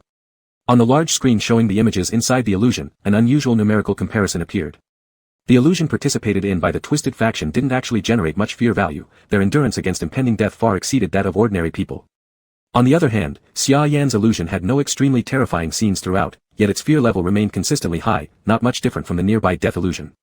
Lin Shi and Fu Xiang both turned their heads toward Xia Yan, but Xia Yan averted his gaze. In fact, I wasn't that scared inside the illusion. If Fu Xiang carefully noticed, he would have realized that Xia Yan's hands were constantly gripping the edge of his clothing and hadn't let go since, even after exiting the illusion, he was still in a state of extreme tension. People outside couldn't truly understand how it felt for the owner of those memories to return there. Although the fear values of both sides were similar, every member of the twisted faction perished within the illusion, and no one came out alive. In the end, the twisted faction ended the match with slightly higher fear values, making this a victory for the Fool faction. The competition continues tonight. The black rabbit was pleased with today's match and happily returned into the blood-red sky, while the 4 black box monsters disappeared one by one. Gu Ximing quickly returned Xia Yan's phone containing the recording before disappearing and affirmed Lin Shi's words. I too believe your mother is a black box monster, it's an intuition shared by our kind. Moreover, regarding whether your mother loves you or not, as a black box monster, I have something to say. I think your mother. Gu Ximing didn't finish his sentence when he suddenly disappeared with the others. Lin Shi tilted her head forward to finish Gu Ximing's statement. I think your mother loves you, but, in the way black box monsters love. The concept of love as perceived by black box monsters might be fundamentally different from what humans recognize as love, pain is what they perceive as love. Xia Yan's eyes brightened slightly. That's right, she undoubtedly loves me. Being confirmed by a fellow black box monster seemed to ease Xia Yan greatly. His mother did exist, and she loved him. Only Fu Xiang remained silent. Regardless of whether or not his mother was a black box monster, this deformed kind of love, love filled with pain, would it ever make someone feel satisfied? He felt alienated because of how normal he was. As a regular person, he yearned more for a warm, loving relationship rather than this. My mom truly does love me. Xia Yan muttered as he swiftly turned and walked away. I'll go back first. See you tomorrow. Don't you want to eat dinner? Lin Shi asked with concern, but Xia Yan had already waved and walked far off. Not eating anymore, maybe Xia Yan is still upset. Lin Shi pondered thoughtfully, turning her head toward Fu Xiang. You live together with him, can you comfort him later? I'll try, Fu Xiang nodded. After this illusory experience, he lacked confidence himself. How was the most normal of them supposed to communicate with Xia Yan, who was mentally unstable? Lin Shi also prepared to leave the crowded area. As she stepped out, she nearly tripped over a snake tail by her feet. I forgot you were still here. Lin Shi looked up, and Jiling's sinister long hair descended upon her. Her crimson eyes hidden in the shadow bore the same red irises as Xia Yan's mother, emanating a strange eerie and danger. You are also a black box monster now. She extended her arms, hugging the colossal figure in front of her and rubbed her cheek against it. Though you've turned into a human, I still cannot fully comprehend human emotions. I need to keep trying to become more human-like. Lin Shi hugged the massive monster, touching the wood-like texture on his arms. Do you miss your human body? Do you hate your appearance now? Jiling took out her notebook and pen, carefully writing something down before showing it to Lin Shi. No, because I love you. Lin Shi was momentarily surprised, then she smiled. That's right, this is what human love feels like, warm and tender. Though her body had changed, Jiling was still essentially the same person. The sight of Lin Shi happily communicating with the monster caused all nearby players to retreat cautiously. In the Fool faction, everyone besides Fu Xiang was undoubtedly strange. Before nightfall, Lin Shi brought food upstairs to check on Xia Yan, but Xia Yan said he wanted to sleep and didn't open the door. But you haven't eaten yet. Lin Shi persistently knocked on the door, but Xia Yan didn't respond. Clearly, he's still in a bad mood, Fu Xiang sighed, standing helplessly by the door and shrugging. Stop knocking. Let me try messaging him later or talking to him. You should go back for now. But Xia Yan hasn't eaten yet. Lin Shi ignored the evening competition, sitting outside Xia Yan's door with a bento box, trying to wait for him. Surrounded by the coils of the giant snake's tail, she gradually dozed off. In a daze, she thought she heard the chimes ringing, the clock from Xia Yan's house that always chimed, its sound drawing closer as if pulling her back into that small room. When the familiar knocking sound resounded again, it abruptly woke Lin Shi. She immediately opened her eyes and looked around. He's back, already back. The figure next to Lin Shi wasn't the large snake's tail she had leaned on before sleeping, but rather a small version of Xia Yan. Gripping Lin Shi's hand tightly, Xia Yan appeared nervous and frantic. What should I do? He's back. Where should I hide? I'm so scared. What? Lin Shi felt at a loss, glancing around aimlessly. Why am I back here again? This room looked similar to the one they had been in during the illusion, except this time it only contained Lin Shi and Xia Yan, there was no Fu Xiang present. Xia Yan panted heavily, panic evident in his eyes. He'll find out I brought someone home and will definitely kill me, he will. This is an illusion, it isn't real. Lin Shi tried to soothe Xia Yan, but he remained fully immersed in his own fear and ignored her completely. Suddenly, the door was kicked open with a loud bang, and a towering, twisted figure slowly entered, holding a gigantic bottle of liquor. It clearly had the appearance of a monstrous being. Xia Yan froze instantly, his eyes widening in terror as he retreated step by step while the monster steadily closed in on him. Each step it took shook the house violently. You disgusting thing, how dare you not open the door for me, clearly you want to die, the monster muttered furiously under its breath. It suddenly swung the liquor bottle towards Xia Yan, but Lin Shi quickly drew her blade to block it. Her usually unbreakable sword sounded like brittle iron as it cracked with a sharp noise and disintegrated. Amidst Xia Yan's piercing screams, the surroundings began to distort and transform dramatically. Chapter 85, I had a nightmare. It was like the feeling of breaking free from an illusion and returning to the. Lin Shi's head was hit by a storm, and he turned to look around. He was in a dry amusement park. Players were still surging all around him, but there was neither Fu Xiang nor Jiang Yi. Only Xia Yan was beside him. Xia Yan seemed uncomfortable due to the previous illusion and sat crouched there, his hands trembling uncontrollably. Around them continuously arose the jeers of players from other factions. I told you that no one in the Fool's faction could fight, right? They're all weak. Either they ran away or there are only two wastes left. The people around laughed, and those smiles gradually twisted. Don't mock Xia Yan. Lin Shi heard his throat produce a sound as he angrily shouted at those players. On the contrary, the opposite side laughed even more outrageously. Taking advantage of the rule in the arena that players couldn't kill other players, they brazenly walked to Xia Yan's side and kicked him, saying, "What's wrong? Orphan without a mother? Speak up." Ha ha ha, father hanged himself, mother disappeared, never seen anyone with such a hilarious life. This body immediately took out a machete to threaten, but the other party still laughed, if you have any ability, then kill me. At the moment when this person's words ended, Xia Yan suddenly got up from the ground, grabbed the machete, and slashed at that person. But his knife seemed not to be very effective, very light and fragile, almost powerless. Even though Xia Yan's eyes were red now, he could only slash around crazily, unable to kill anyone. Where did this mad dog come from? The other person cursed and grabbed a knife from his chest and handed it over to the person next to him. Then he grabbed that person's hand and stabbed towards Xia Yan. Lin Shi quickly pulled Xia Yan aside and dodged that stab. Xia Yan's eyes were red and he didn't intend to stop. He dodged the knife in the player's hand and stabbed the person who just spoke earlier, piercing a knife into his throat, where blood spurted out. Ha ha ha, let's go see your mom together. Xia Yan laughed crazily, his entire state already quite abnormal. After killing another player, his body started to gradually disappear. Don't die, don't die. Lin Shi tightly gripped Xia Yan's collar while muttering, his face ashen, I don't want to lose anyone else. Xia Yan helplessly curved his lips, sorry. I'm so tired. His figure dissipated before Lin Shi's eyes. At that moment, Lin Shi clearly heard the sound of the black box flashing through his mind. Points added to Heavenly Sha Lone Star, 1. Current number of points owned, 13. Attack plus 13. The strong ones always step on countless corpses of their comrades to reach the top, the more comrades you have lost, the stronger you become. Kill all the ones you cherish. The mechanical broadcast voice sounded as if carrying dispersed malicious laughter. That body, as if going crazy, rushed towards the crowd, trying to kill everyone around in a state of hysteria. Chaos, screaming, panic. The entire amusement park became noisy, players fought incessantly, and only the black box monsters watched them quietly, like theater bystanders. Lin Shi abruptly opened his eyes and broke free from the dream, his heart beating wildly and resonating loudly. That dream was too realistic, the sense of powerlessness drove him mad. Xia Yan in the dream also seemed to be in poor condition, unable to remain conscious within the illusion. Thank goodness it was only a dream. Lin Shi touched his chest which was nervously thumping, but he truly feared seeing such a result. And, what is Heavenly Sha Lone Star? Why would points be added after Xia Yan died? Could he possibly have some kind of bizarre ability? Wasn't his ability card supposed to be a protective umbrella? That clearly contradicts the description of Heavenly Sha Lone Star. Lin Shi was thoroughly confused. Slowly, a hand reached over from the side and wiped the cold sweat off Lin Shi's face. Ji Ling leaned in closer, rubbing against Lin Shi's forehead, seemingly soothing him. I had a nightmare.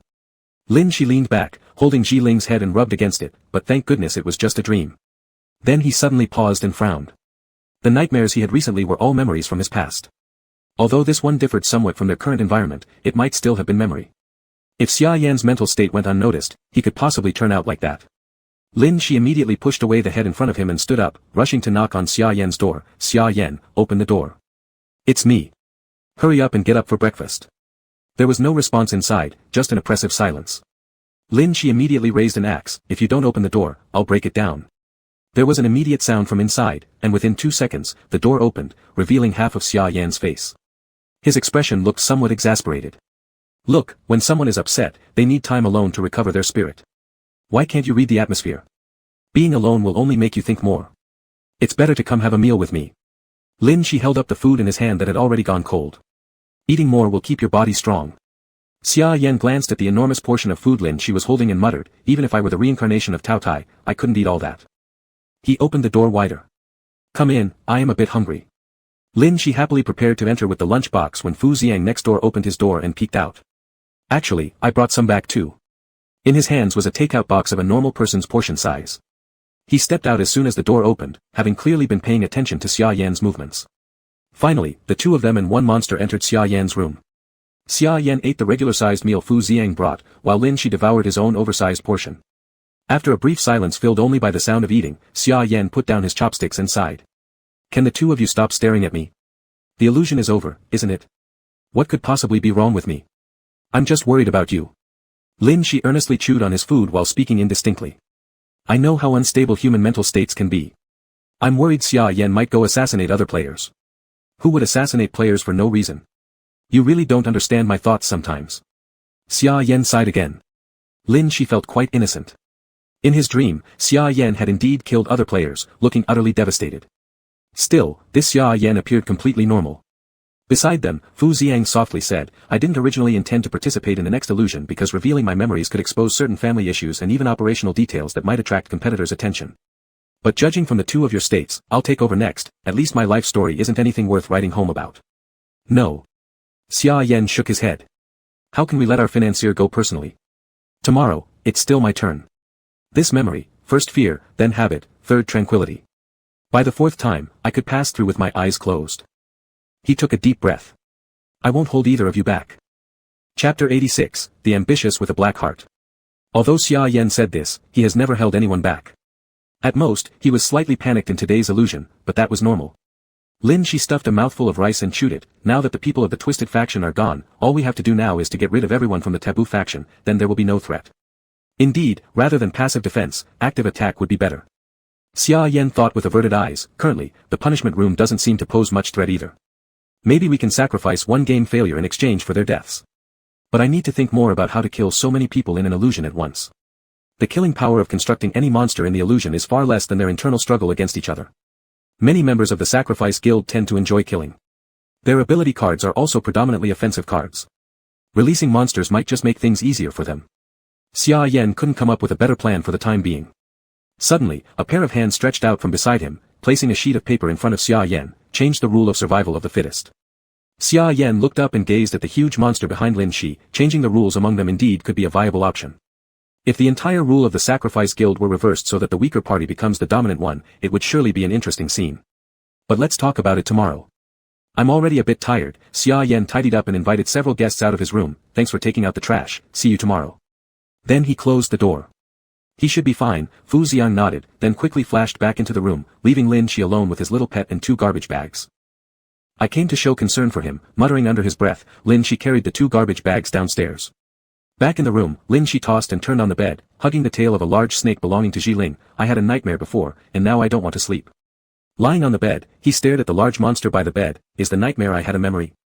Ling nodded. Lin Shi flipped over and embraced his arm, eyes wide open. So does Xia Yan have a certain possibility of becoming what I dreamed of? Ling nodded again, then took out a pen and paper, wrote something down, and handed it to Lin Shi.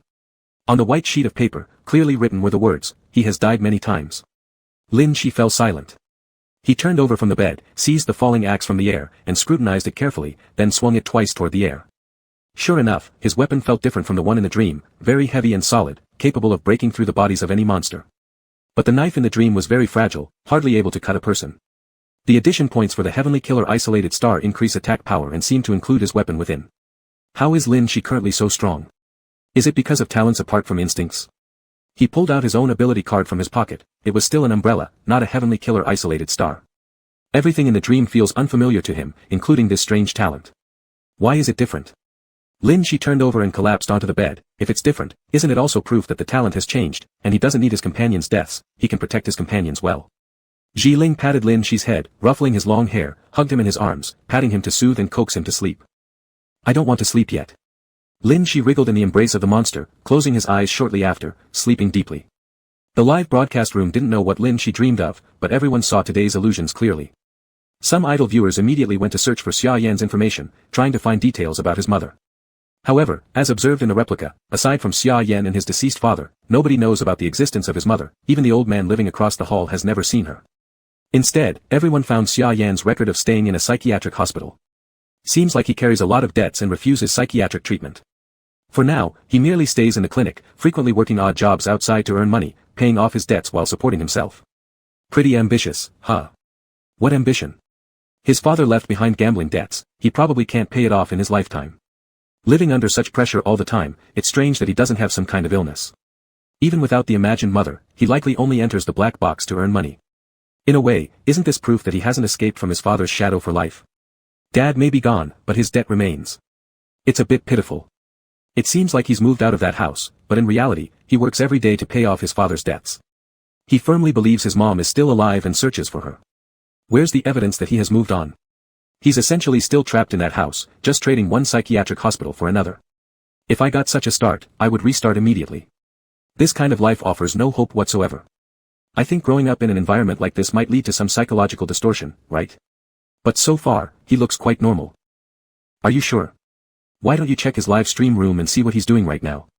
The crowd quickly switched from Xi's live stream room to Xia Yan's. In the dimly lit room, the glow of the phone screen illuminated Xia Yan's face. A sinister smile curved on his lips as he watched a video recording. But the video wasn't showing their own illusion, it displayed the Twisted Faction's illusion instead. The screams and bloodshed within filled Xia Yan with unusual satisfaction. He was meticulously savoring his revenge, his lips curling upwards as he admired his handiwork. Although he seems like the classic inspirational, innocent white flower, there's definitely a dark heart underneath.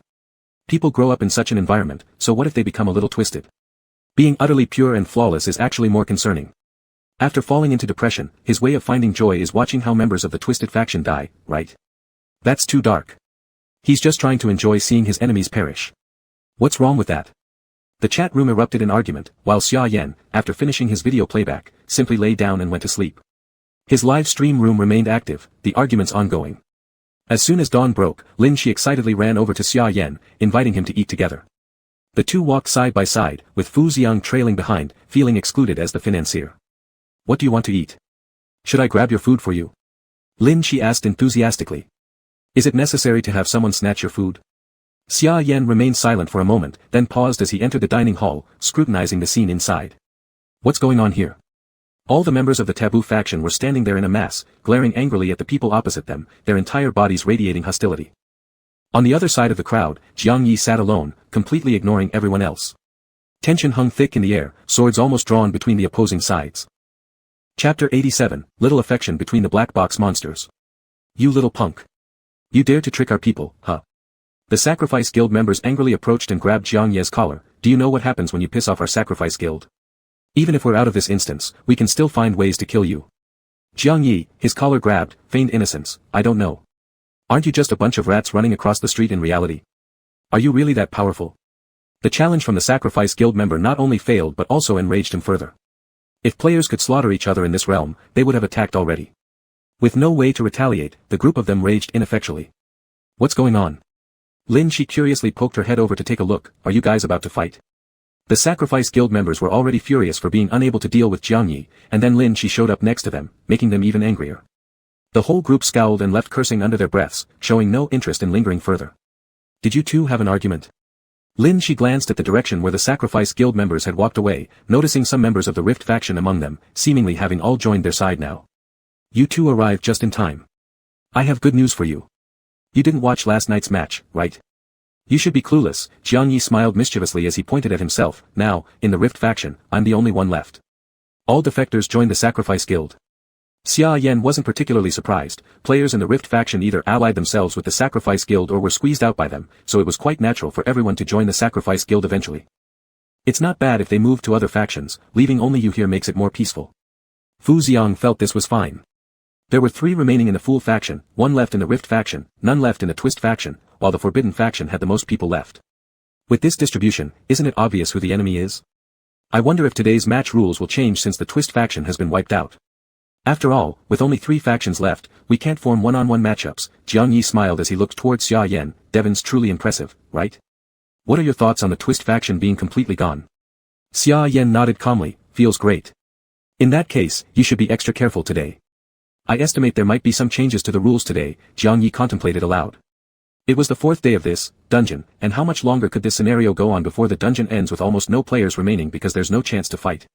He turned to look at Xia Yan and Fu Xiang. Was there any option to surrender during this contest? Xia Yan strained his memory. Seems like no such rule existed. Fu Xiang also shook his head. Then if I directly surrendered and received the punishment room tonight, I wouldn't even need to participate in the illusion, right? Jiang Yi confidently nodded. Anyway, the punishment room won't kill me. This is what I'll do. This method could only work for Jiang Yi, as the Rift faction now only had him left. Entering the punishment room wouldn't drag others down. Even if the punishment was dangerous, he wouldn't die. At his current state, Jiang Yi was practically on vacation until the end of the game. For the Fool faction, though, there were many considerations ahead, for example, facing the targeted actions from the Sacrifice Guild. No matter how wild Jiang Yi acted, he didn't hold too deep a grudge against the Sacrifice Guild. It was mostly irritation, but during this dungeon run, the Sacrifice Guild mainly focused on targeting Fu Xiang. All the previous illusions aimed to split apart his team. When Fu Xiang no longer had anyone protecting him, it would be the perfect moment to strike. Xia Yan sighed. Once this dungeon ends, I'm asking for more pay. It feels like I've got occupational injury. Sure, Fu Xiang immediately nodded without hesitation. We'll discuss this once we're out. Lin Shi buried herself in eating her meal and took some spare dumplings to pass to Jiling. You need to eat well too. As soon as it hit 8 o'clock, all players gathered at the central venue of the amusement park prepared for the competition. Accompanied by the arrival of the Black Rabbit, the 4B. Aussies of the dungeon sequentially appeared in their respective faction zones. Today the Twisted faction area was completely empty except for the Twisted Man tilting his neck. Every day is a brand new day. Today marks a new beginning. As soon as the Black Rabbit landed, it began spreading its message in all directions, happily jumping around, shaking the amusement park. Congratulations to our dungeon for eliminating the first group of players. The Black Rabbit excitedly showcased the position of the Twist faction, players and monsters in the Twist faction, every single one, eliminated. All the surrounding players and monsters tightened their brows. The Black Rabbit mentioned players as well as monsters. Could it mean that black box monsters were also within the elimination range? Failed players have already received their due end. Death. And the failed black box monsters. The Black Rabbit swiveled its crimson eyes towards the Twisted Man with the tilted neck in the Twist faction, should also meet their deserved fate. Death. The moment the words were spoken, the Black Rabbit's body suddenly cracked open, and from within, pitch-black tentacles shot out, grabbing the tilted neck man. In an instant, the warped figure leapt forward and bit into the man's neck, tearing it violently, severing the head from the body, splitting him into 2 pieces that were shoved into the gaping mouth. After devouring the tilted neck man, the dark shadow slowly closed back up, transforming once again into the cute rabbit form, sniffing at the bloodied air contentedly as it chuckled, delicious. Not only did the present players stand frozen in shock, but the black box monsters were also stunned. There was no doubt that this dungeon was undoubtedly the Black Rabbit's home turf, and the 4 arrived ascending black box monsters weren't even the dungeon bosses, certainly not more powerful than it. However, none of them had anticipated that, as part of the black box system, a black box monster could meet such an end inside the dungeon. And worse, by being consumed by one of their own. I feel stronger. Even stronger. The Black Rabbit cried joyfully, its bloody red eyes greedily surveying the other black box monsters. You all need to try your best. Strive to win over others, don't die, alright. The Black Rabbit scanned the scene until its gaze finally rested on the woman from the Rift faction, whose faction now consisted of the fewest people. There was only Jiang Yi left. Once he died, the same fate would befall the Rift woman. Monsters, eat each other. Kill their own kind. Xia Yan was somewhat surprised, realizing that the internal ecosystem of the black box was different from what he imagined, presuming that the black box monsters functioned as one unit. We are all acting according to the black box's arrangements, and we barely know each other, let alone understand one another. Gu Ximing looked calmly at the enormous Black Rabbit. Devouring our comrades and increasing our own power is possible. Non-boss black box entities coexist relatively peacefully within the black box, while between the bosses, it's also survival of the fittest. They typically avoid interference in each other's domains. Black box monsters share little affection amongst themselves, which is why I despise being a black box monster. Chapter 88, Could killing you now get us through? Gu Ximing, the one who spoke these words, appeared very calm as he gazed at the Black Rabbit that had devoured its companion. He didn't have many thoughts about it, having already become accustomed to such sights. Lin Shi patted his shoulder. You are very much like a human. Gu Ximing smiled, so do you. The two non-human entities, yet with human appearances, looked at each other encouragingly, which gave others nearby an indescribable sense of eeriness. Today, only 3 factions remain. The Black Rabbit seemed delighted after eating and continued hopping around happily. Everyone has worked so hard. One faction disappeared quicker than I anticipated. Let's start new game rules today then. The Black Rabbit lifted its 2 furry paws, and thunder roared across the blood-red sky, indicating an impending rainstorm. From now on, everything outside in the entire amusement park will come to life and chase the players, thus, the outdoor area is a danger zone, whereas the indoor area remains safe. All players who enter indoors can take over the space within that room, create illusions, and force others who enter there to participate in the illusion. Killing the person who created the illusion can also directly break out of it. Additionally, among the players, one person will randomly be selected as the leader.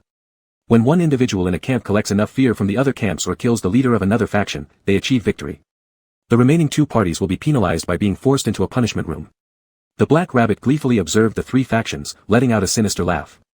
After night falls, everyone's positions will be shuffled, so be careful not to harm your own allies.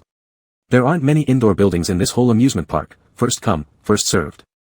After explaining the rules and noticing the grim faces of the players, the Black Rabbit couldn't help but cheerfully howl, "What? Don't you like this kind of gameplay?" With this new rule, everyone fell silent. It was evident that this would only lead to more deaths faster. This rule posed equal dangers for all. However, conveniently, the number of members varied between factions. There was just 1 member in the Tear faction, 3 in the Fool faction, and numerous members in the Taboo faction. When everything in the amusement park came alive to kill, wouldn't those in the Taboo faction, being the most numerous, die the most? If there are enough deaths within the field, we can activate the 3rd game rule. The Black Rabbit noticed the disgruntled faces in the Taboo faction and gleefully jumped, pointing at itself, "Come and kill me. And you'll complete the dungeon." It seemed immensely anticipatory while simultaneously revealing the underlying rule to the players. Entering the final phase of the dungeon depended on accumulating a sufficient number of deaths.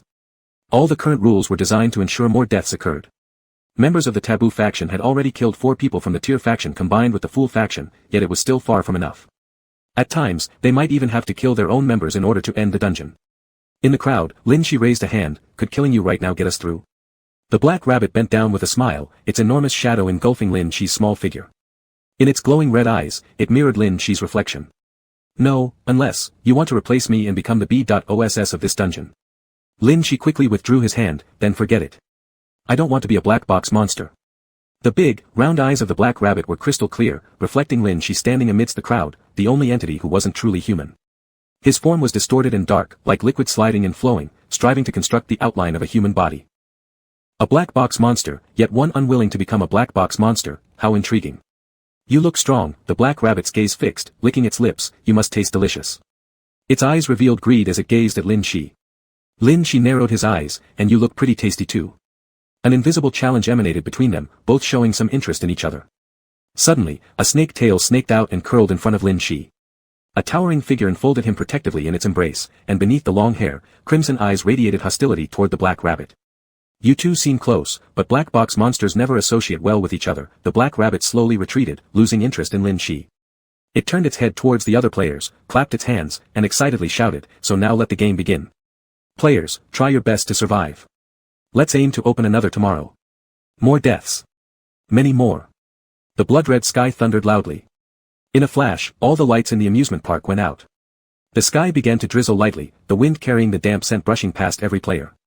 In the darkness, it seemed like a cacophony of clicking sounds was coming from all directions, mingling with the rain for an especially deafening noise.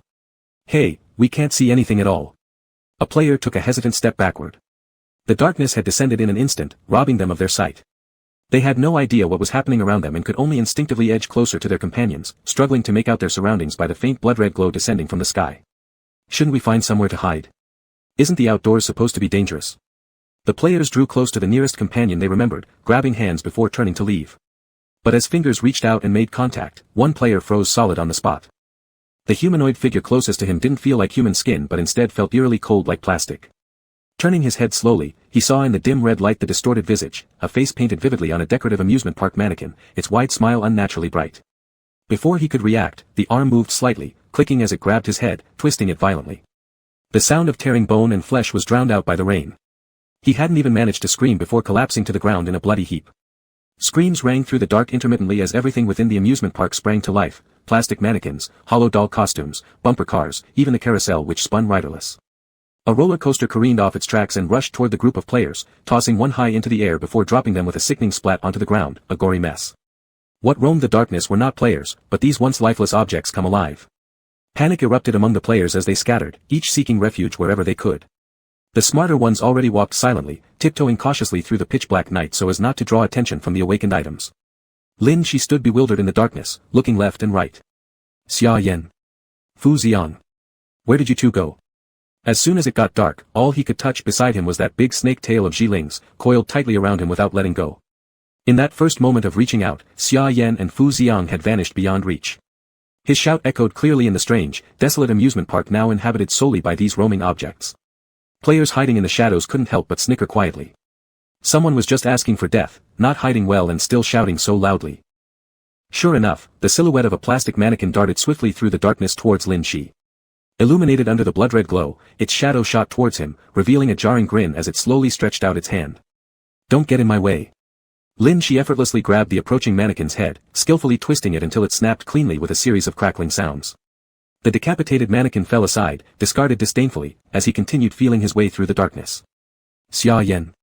Fu Xiang. Answer me. Chapter 89, so his head was cut off. In the darkness, his voice carried on throughout, passing by countless items in the amusement park that were moving around and also past some of the fallen players. The players scattered in panic, trying to avoid monsters on one hand, and on the other hand attempting to claim indoor spaces within the amusement park for safety, making it harder for others who may come here. As a form of retaliation, non-taboo faction players now only had 4 left. After the Black Rabbit accidentally revealed that reaching the final stage of the instance required enough player deaths, a subtle psychological change occurred among the taboo faction players. Killing companions has never been an issue for them, self-preservation has always been their top priority. And this chaos provided them with the perfect stage to act. Among the scattered players, no one cared about anyone else. Only Lin Shi was searching while walking, trying to find Xia Yan and Fu Xiang who had scattered. There were many buildings inside the amusement park, and also plenty of moving things. Lin Shi walked around outside for a bit, completely soaked by the rain, but unable to spot Xia Yan among the chaotic silhouettes. There were just too many moving figures around him, all enemies. It seems I need to find a place where Xia Yan can know where I am. Lin Shi looked around calmly, grabbed hold of the nearby carousel as it spun, stepped firmly on the ground, and gazed toward the surrounding structures. On his first day here, he had accompanied Gu Siming and toured the entire amusement park, familiarizing himself with its structure, knowing which areas have indoor spaces and which are all open grounds. They even visited a place called the broadcast room where they both leaned in closely studying texts and instructions, discovering that it is used for broadcasting messages when people got lost. Xia Yan and Fu Xiang got lost. Let's go to the broadcast room and call out for them.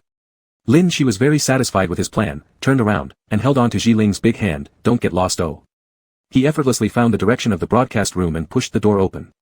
At the moment the door opened, a wave of red mist slowly dissipated from inside the room, and in the blink of an eye, Lin Shi seemed to have teleported from the entrance of the broadcast room to a strange place. This was not the amusement park, nor was it raining here, yet the sky remained blood red. There were countless bodies around him, and in the distance continued an inspiring drumbeat, loud and annoying. Lin Shi looked up and saw a group of people standing far away, all unfamiliar faces. Around them, many monsters were crouched down, glaring at Lin Shi with fangs exposed, emitting threatening vibes. Ah, isn't this the white-haired murderer? How did you end up in our illusion? The leader crossed his arms and smiled at Lin Shi. I guess you're looking for your companion, right? Lin Shi looked puzzled at the strange faces across from him. Do I know you? The other side couldn't help but laugh. We've been in the same instance for 4 days, and you don't remember us at all, quite heartbreaking. The leader shrugged. We belong to the taboo faction, actually. Sacrifice Guild members, sound familiar? You should have heard of us. No. Lin Shi nodded honestly, all bad guys. Don't say that, we are just a bunch of desperate fellows. Being called bad guys outside the instance is fine, but once we are inside, that's not acceptable. The leader appeared gentle, without any danger, just smiling. Inside the instance, everyone has bloody hands. How could we be considered bad guys? You've killed people too, does that make you a bad guy? Lin Shi furrowed his brow in deep thought. Jiling quickly patted his head to bring him back to reality. The opponent grinned. If you must say so, we have just begun our journey as bad guys. The leader clapped his hands, and the crowded crowd dispersed to make way for someone bringing 2 familiar figures forward, Xia Yan and Fu Xiang. They were bound tightly, heads hanging motionlessly. Xia Yan. Lin Shi took a step forward, and immediately the knife was raised against Xia Yan's neck. Don't move closer. If you make any sudden moves, I'll kill him now. Lin Shi's eyes quickly turned red, his face lit up with a smile, and softly threatened, dare to touch him, and I will make you all leave the instance in pieces. Whispering lightly, but carrying immense threat, in the blink of an eye, he transformed his appearance, and that grin looked menacingly sinister. Oh. Just like in the videos, your eyes and hair really do change color. The leader stroked his chin thoughtfully. Is this your ability card? Looks like it's a pretty strong offensive capability card, huh? Why not consider joining our sacrifice guild? Join the taboo faction, and I'll let your friend go, how about that? The original goal of the sacrifice guild was Fu Ziyang, so they didn't care about Xia Yan's life or death. It would be better to use them as a bargaining chip with Lin Shi. Lin Shi firmly caught the knife falling from the air, his eyes quickly scanning through the group of people opposite, paying attention to the conditions of Fu Ziyang and Xia Yan. He slowly smiled at the corner of his mouth. My friend seems to be off, doesn't he? He stared sinisterly at the other party, his lips curling up. Are they really my friends? After the new game rules started, it began to rain in the entire amusement park, soaking everyone including this group, but the present Xia Yan and Fu Ziyang were clean and dry, showing no signs of having been rained on at all. Realizing Lin Shi was doubting, the opposing side smirked. Would you like to test it out? Are these your friends? He slightly deepened the knife wound, immediately leaving a fresh red mark on Xia Yan's neck. Challengingly, he looked at Lin Shi, observing his reaction. Lin Shi tightened his grip on the knife in his hand, closing his eyes and cheerfully saying, "You're really cute." Suddenly being complimented, the person was somewhat puzzled, but the next second, those crimson eyes just a few steps away suddenly brimmed with killing intent and dashed to the front, in merely an instant. The blade had already reached the front, its icy coldness close by, leaving no room for retreat. His reflection was seen in those red pupils, a man about to die.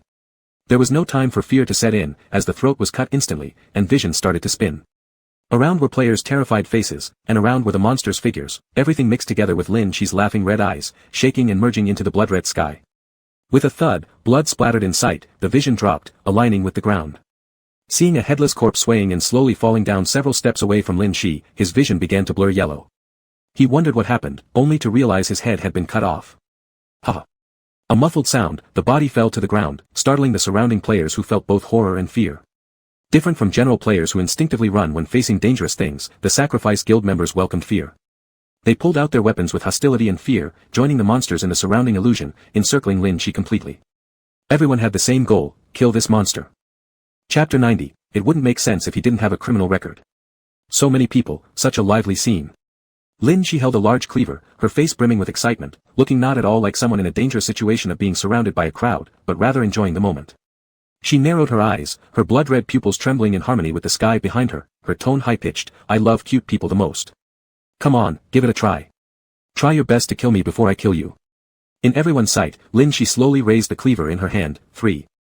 The players swallowed hard, fully prepared for defense, their breathing becoming more rapid. 2. The monster group began to roar, their body hair standing on end. 1. At the instant the cheerful voice rang out, her figure disappeared from before their eyes. Quickly capturing the movement from the corner of their eyes, the cold gleam of the blade passed through their vision, accompanied by the splashing of sticky liquid. A head flew high into the air, hanging in the blood-red moonlight before falling heavily in front of the crowd. With a wet crunch, the sound of the shattered blood and flesh almost instantly ignited everyone's fear, chills climbing up their spines, making them shiver with their breaths. Their nerves taut, they quickly retreated to capture Lin Shi's figure, wanting to defend themselves, wanting to catch her faster, and even generated an unprecedented desire to flee. But it was too fast, her action of killing was just too fast. In the moment their breathing halted, the heads of those around them exploded, not even having time to take another breath before Lin Shi's bloody face appeared close by. I'm right here, oh. Upon noticing her, the cleaver had already swung down, leaving no room for resistance. Death was already imminent. The frenzied monsters also rushed towards that figure, while Lin Shi, wielding her large cleaver in a rotating dance, moved exceptionally lightly, slicing the figures of the monsters apart with exhilarated laughter. Haha, so cute. So cute. You're adorable too. The way your body splits open is adorable. That crazy laugh sent shivers down their spines, the remaining players breathing heavily, retreating slowly, their hearts racing to near explosion from tension. There was only one thought in their heads. Escape, escape, escape. But the illusion would not end until the person who created it was killed. They could not escape, and the fear of impending death left them desperate. Hurry up, get up. Please, we are going to be killed. Only you can kill him, save us. Let me do anything.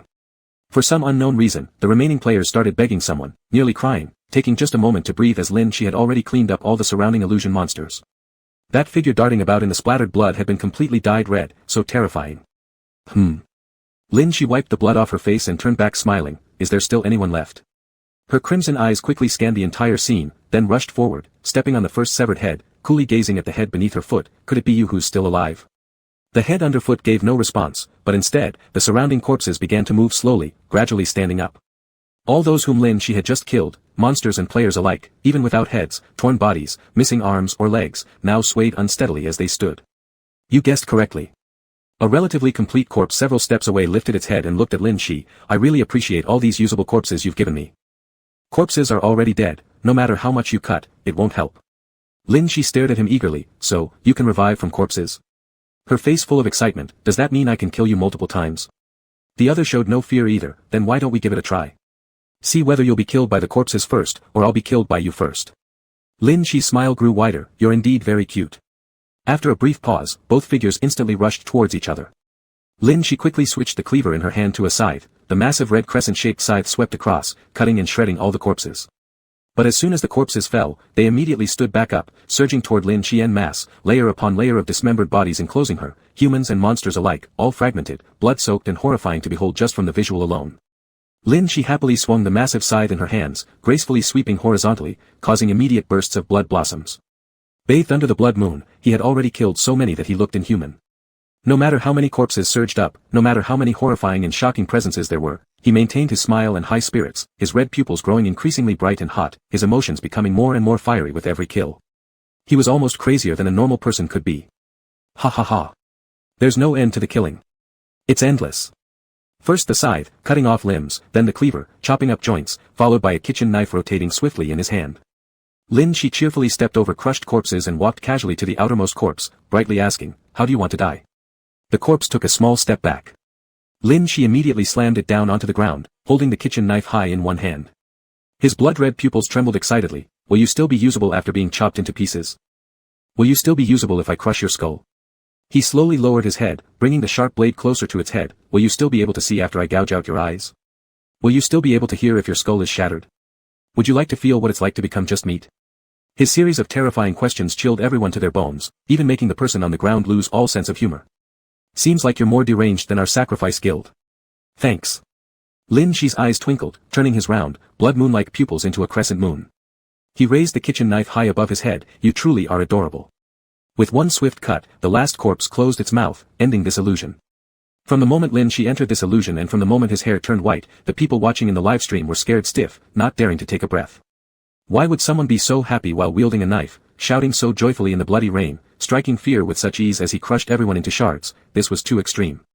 I still think we should strictly investigate Shigad. It wouldn't make any sense if he didn't have some criminal records. As soon as his hair turned white, I feel like he should have silver bracelets on his hands. I feel like I'm going to have nightmares tonight. Can we please put an adult label on Shigad's live stream? It might scar my young heart. All members of the Sacrifice Guild were effortlessly torn apart. If the Poison Guild met Shigad, they'd be annihilated instantly too. I must post this recorded screen separately for the Sacrifice Guild to see. Chapter 91, What if I killed him? The live streaming room was filled with a relaxed and cheerful atmosphere. In the video, Lin Shi was still holding the kitchen knife to fulfill his promise, making a rhythmic chopping sound on the cold floor. How come there's a crown icon on the back of the hand? This corpse is quite fashionable. Lin Shi muttered while continuing his actions without pause. His white hair was completely dyed red by blood, looking particularly terrifying in the cold, dark broadcasting room. Just as he was fully focused, a snake-like tail coiled around him from the side. Ji Ling then tightly embraced Lin Shi, rubbing against him, wiping off a large portion of the blood on his face. Don't hug me. I'm not done yet. Lin Shi struggled in his embrace as his hair gradually turned back to black. Ji Ling lifted him up and placed him in front of the broadcasting control panel. By the way, we need to find Xia Yan, Lin Shi suddenly remembered, turning his head to glance at the pile of corpses from earlier. After the illusion disappeared, Xia Yan and Fu Xiang within also vanished, which meant the real Xia Yan was still outside. He quickly began seriously studying this complicated control panel but was completely clueless about it. In the end, it was Ji Ling beside him who helped him turn on the loudspeaker. Testing, testing. As soon as Lin Shi spoke, his voice echoed throughout the dim amusement park through the broadcast. Xia Yan, can you hear me? How did you get lost? If you hear this, come quickly to the broadcasting room to find me. I'll wait for you here. Oh. And don't forget to bring Fu Xiang along. After Lin Shi finished speaking, Fu Xiang in a corner of the amusement park looked utterly confused. How come? He, being the financier, was just an afterthought. Broadcasting room. I have no memory of it. Xia Yan closed his eyes and carefully identified the sounds from various directions before opening them again. I can hear Lin Shi's voice again. Indeed, the sudden disappearance earlier was due to being pulled into the illusion inside the broadcasting room. He turned to see Fu Xiang standing beside him, with complex emotions on his face. Let's go, we should cautiously find our way there. For Xia Yan, who could hear sounds from all directions, avoiding the monsters and other players wandering throughout the entire amusement park was very easy, including finding Lin Shi. However, Lin Shi was actively searching for them, recklessly wandering around the dangerous amusement park, preventing Xia Yan from finding him early. Just as the two set out, the rain in the sky slowly stopped, and the black rabbit descended from the heavens, shouting joyfully, "The game is over. The game is over. The leader randomly chosen from the taboo faction is dead. The game is over." Lin Shi, who was splashing water outside the broadcasting room entrance and trying to wash away the bloodstains from his body, looked up curiously. Who was the leader randomly chosen from the taboo faction? How did they die so easily? Lin Shi didn't know who had killed them, but whoever it was must be really capable. After becoming momentarily excited, Lin Shi's mind became empty, and he continued to jump around, splashing water outside the broadcasting room door.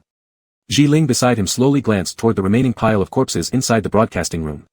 It seemed their luck was bad, they met Lin Shi directly, and not a single member of their team survived. As the rain stopped, everything that moved in the amusement park returned to its original position. Those hidden players finally sighed in relief and came out. Now when seeing the things on those facilities, they would still stay far away and feel afraid.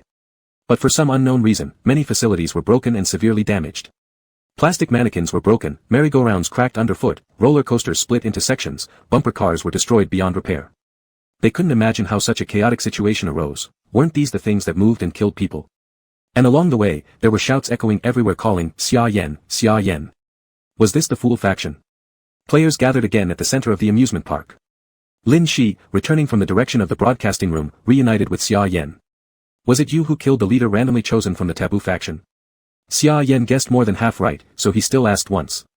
I don't know, Lin Shi looked entirely innocent, I didn't even encounter them. Xia Yan pointed at the black crown mark on the back of his hand. Didn't you see someone with a similar mark, indicating that person was chosen as the faction leader? Lin Shi suddenly realized that he still had this mark on his hand. Since the entire amusement park was so dark, he hadn't noticed it at all.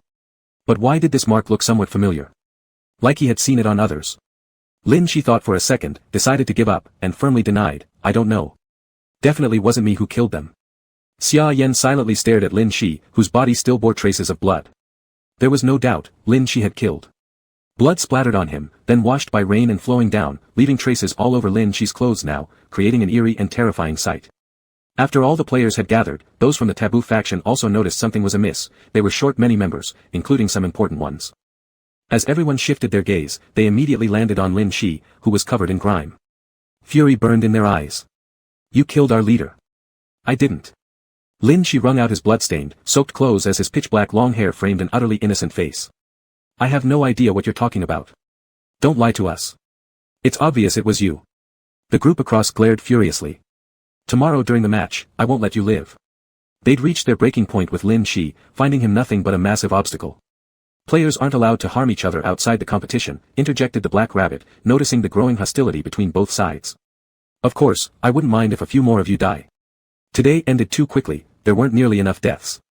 The opposing players fell silent, not daring to make a move after the contest was over. The result of today's match, victory goes to the Fool faction.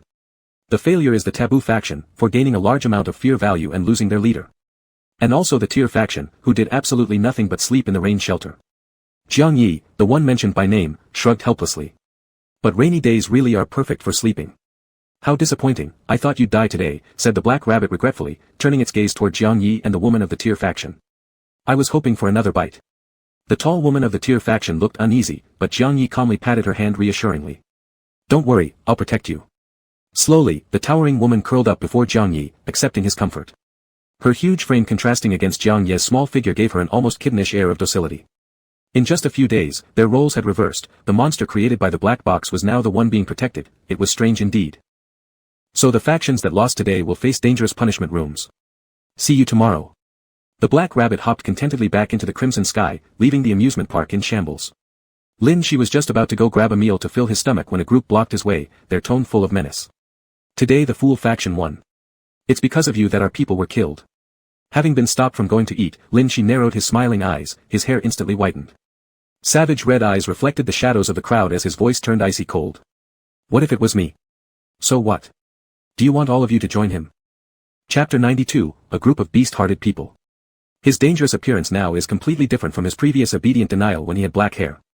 Sure enough, this person has two faces. The person opposite gritted their teeth, somewhat afraid but not wanting to lose face here, so they immediately countered, this is outside the competition. Do you dare kill us? Lin Shi's blood-red eyes became bright, I have many ways to make you suffer without killing you. Do you want to try?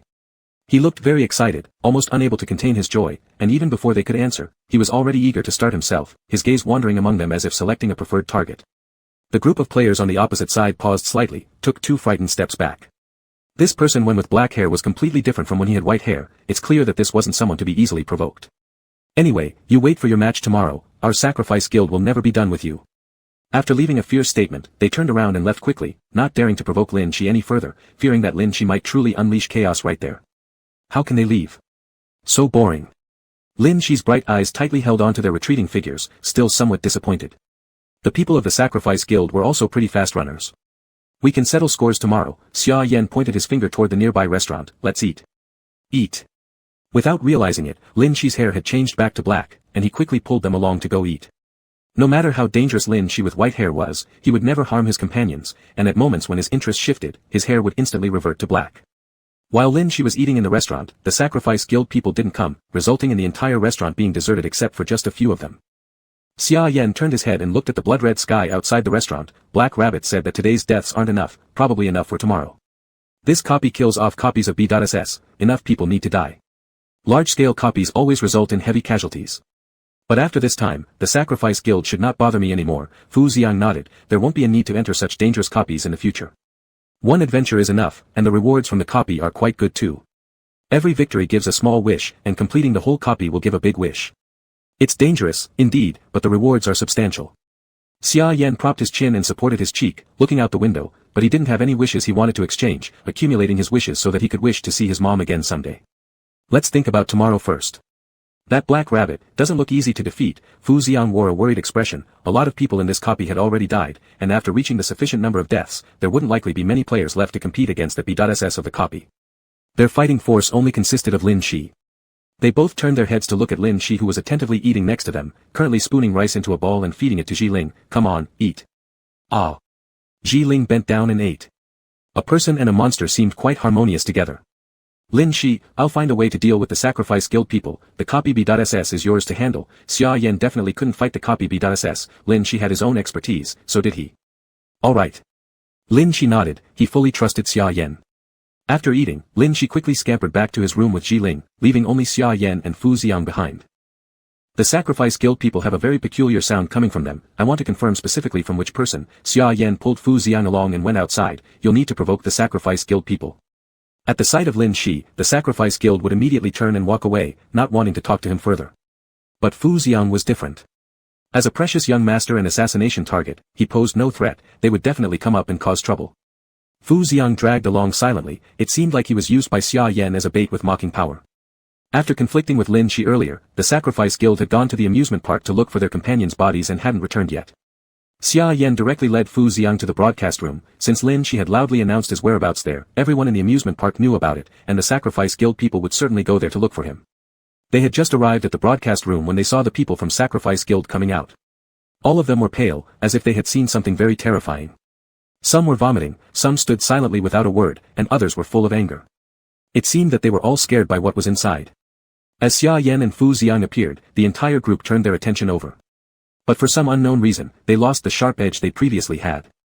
Now, their words were lacking in vigor, and the first sentence they said was, that Lin Shi from your camp is a psychopath. Xia Yan. He thought Lin Shi was rather cute. Madman, truly a madman, he must be a serial killer, definitely, one of them murmured. I don't think there's been anyone with such cruel methods on the news. Which great senior hiding his identity is it? Someone speculated about Lin Shi's identity, suspecting that some famous murderer had entered the instance dungeon. Fu Xiang stepped forward curiously to take a look but was promptly pulled back by Xia Yan. Xia Yan calmly looked at those people and continued in line with what they had said. That's right, Lin Shi is a killer, specifically one who likes to kill criminals, and you are all his prey. The players opposite instantly turned even paler.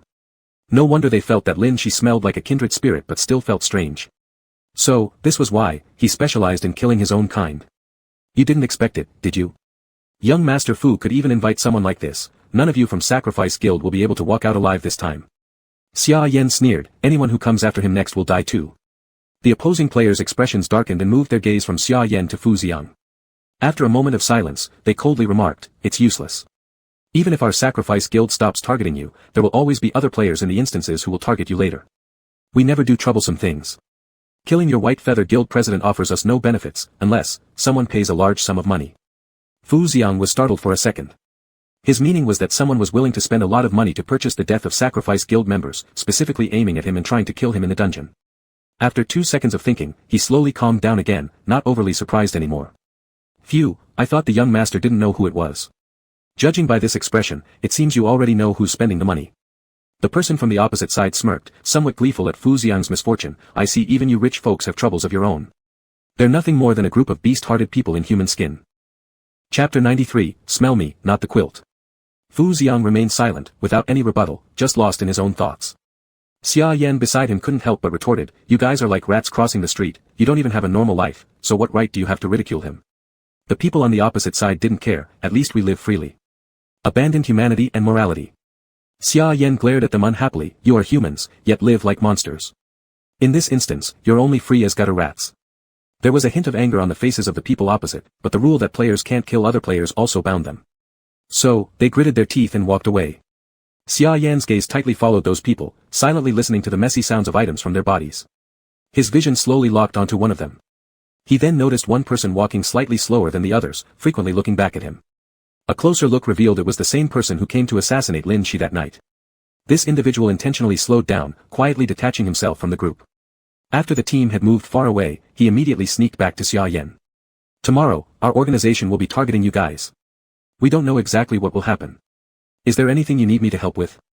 The person asked softly. He specifically slowed his steps, estimating that this instance would end tomorrow.